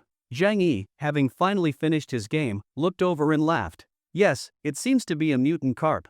Zhang Yi, I'll take this one home and keep it in my pond. Although the fish was completely black, Zhang Feng found it uniquely beautiful and wanted to raise it as an ornamental fish. Go ahead and take it. You caught it anyway, Zhang Yi waved nonchalantly. Alright, I'll take it back first. You stay here and watch the gear. Sure, go ahead. Zhang Feng put the carp in the fish basket and quickly ran home. Once there, he placed the carp into the large pond by the entrance. To ensure it would thrive, he secretly added 2 drops of the Ryu growth agent. Wow, brother, where did you get that carp? His younger sister asked, surprised as she came over and saw the beautiful black fish swimming in the pond. Just caught it from the lake. Meow, meow. The family cat, attracted by the smell of fish, ran over and stared at the carp with gleaming eyes. Hee. What are you up to, little cat? His sister gently pinched its chubby face and tapped its head. Remember, do not even think about touching that fish, got it? Meow meow, the cat shrank back pitifully, casting a longing glance at the fish. Still thinking about that fish, she scolded, catching the cat sneaking another glance. She slapped it lightly on the head in warning. Meow meow. The cat quickly nodded in surrender, eyes lowered, and his sister finally picked it up with a satisfied smile. Zhang Feng shook his head and smiled. The household pets were getting smarter and more endearing by the day. He grabbed a handful of fish food from inside and scattered it in the pond. The black carp, like a shark sensing blood, dashed over and devoured the food eagerly. Hello, yes, this is he. Alright, I will be right there. Second sister, who was that on the phone? Your boyfriend? Zhang Yu teased when she saw Zhang Lin smiling happily. Stop talking nonsense, Zhang Lin rolled her eyes and explained, it was the courier. My university admission letter has arrived, I have to go pick it up at the village entrance. What? Your admission letter is here? Let's go, I'm coming with you. The younger sister tossed the cat aside and grabbed Zhang Lin, rushing toward the village entrance. The cat meowed in protest, cast a resentful glance at the demon queen Zhang Yu, then slowly made its way to the balcony to bask in the sun. Zhang Feng, upon hearing that his sister's letter had arrived, also quickly followed. Their mother and older sister had also heard and rushed to the village entrance, their hearts full of excitement. Sister-in-law, where is your whole family going? Auntie Hohat, Zhang Lin's admission letter has arrived. We are all going to check it out. Oh, looks like another college student in your family. Congratulations, congratulations. The Zhang family really raises good children. First the son gets into university, and now the daughter too. Yes, their ancestors must be blessing them. Come on, their ancestors are our ancestors too. I say it is just that their children work hard. Exactly. Only through hardship can one rise above others. Without diligence, how could they have achieved this? The villagers resting in the shade were stirred into chatter, all revealing looks of admiration. 2 children from one household getting into prestigious universities, it was no small feat, and certainly not the case of some second-rate schools. You must be Zhang Lin. Here is your admission letter. Congratulations on getting into a top university. The courier confirmed her identity and handed her the admission letter from Chong University. Thank you, Zhang Lin responded politely. Their mother handed the courier a red envelope. He accepted it happily, expressed his gratitude, and left. Did you enjoy the story, guys? I hope you did. Support this video with a like and a comment. I'd really appreciate it. Thanks for watching and see you next time.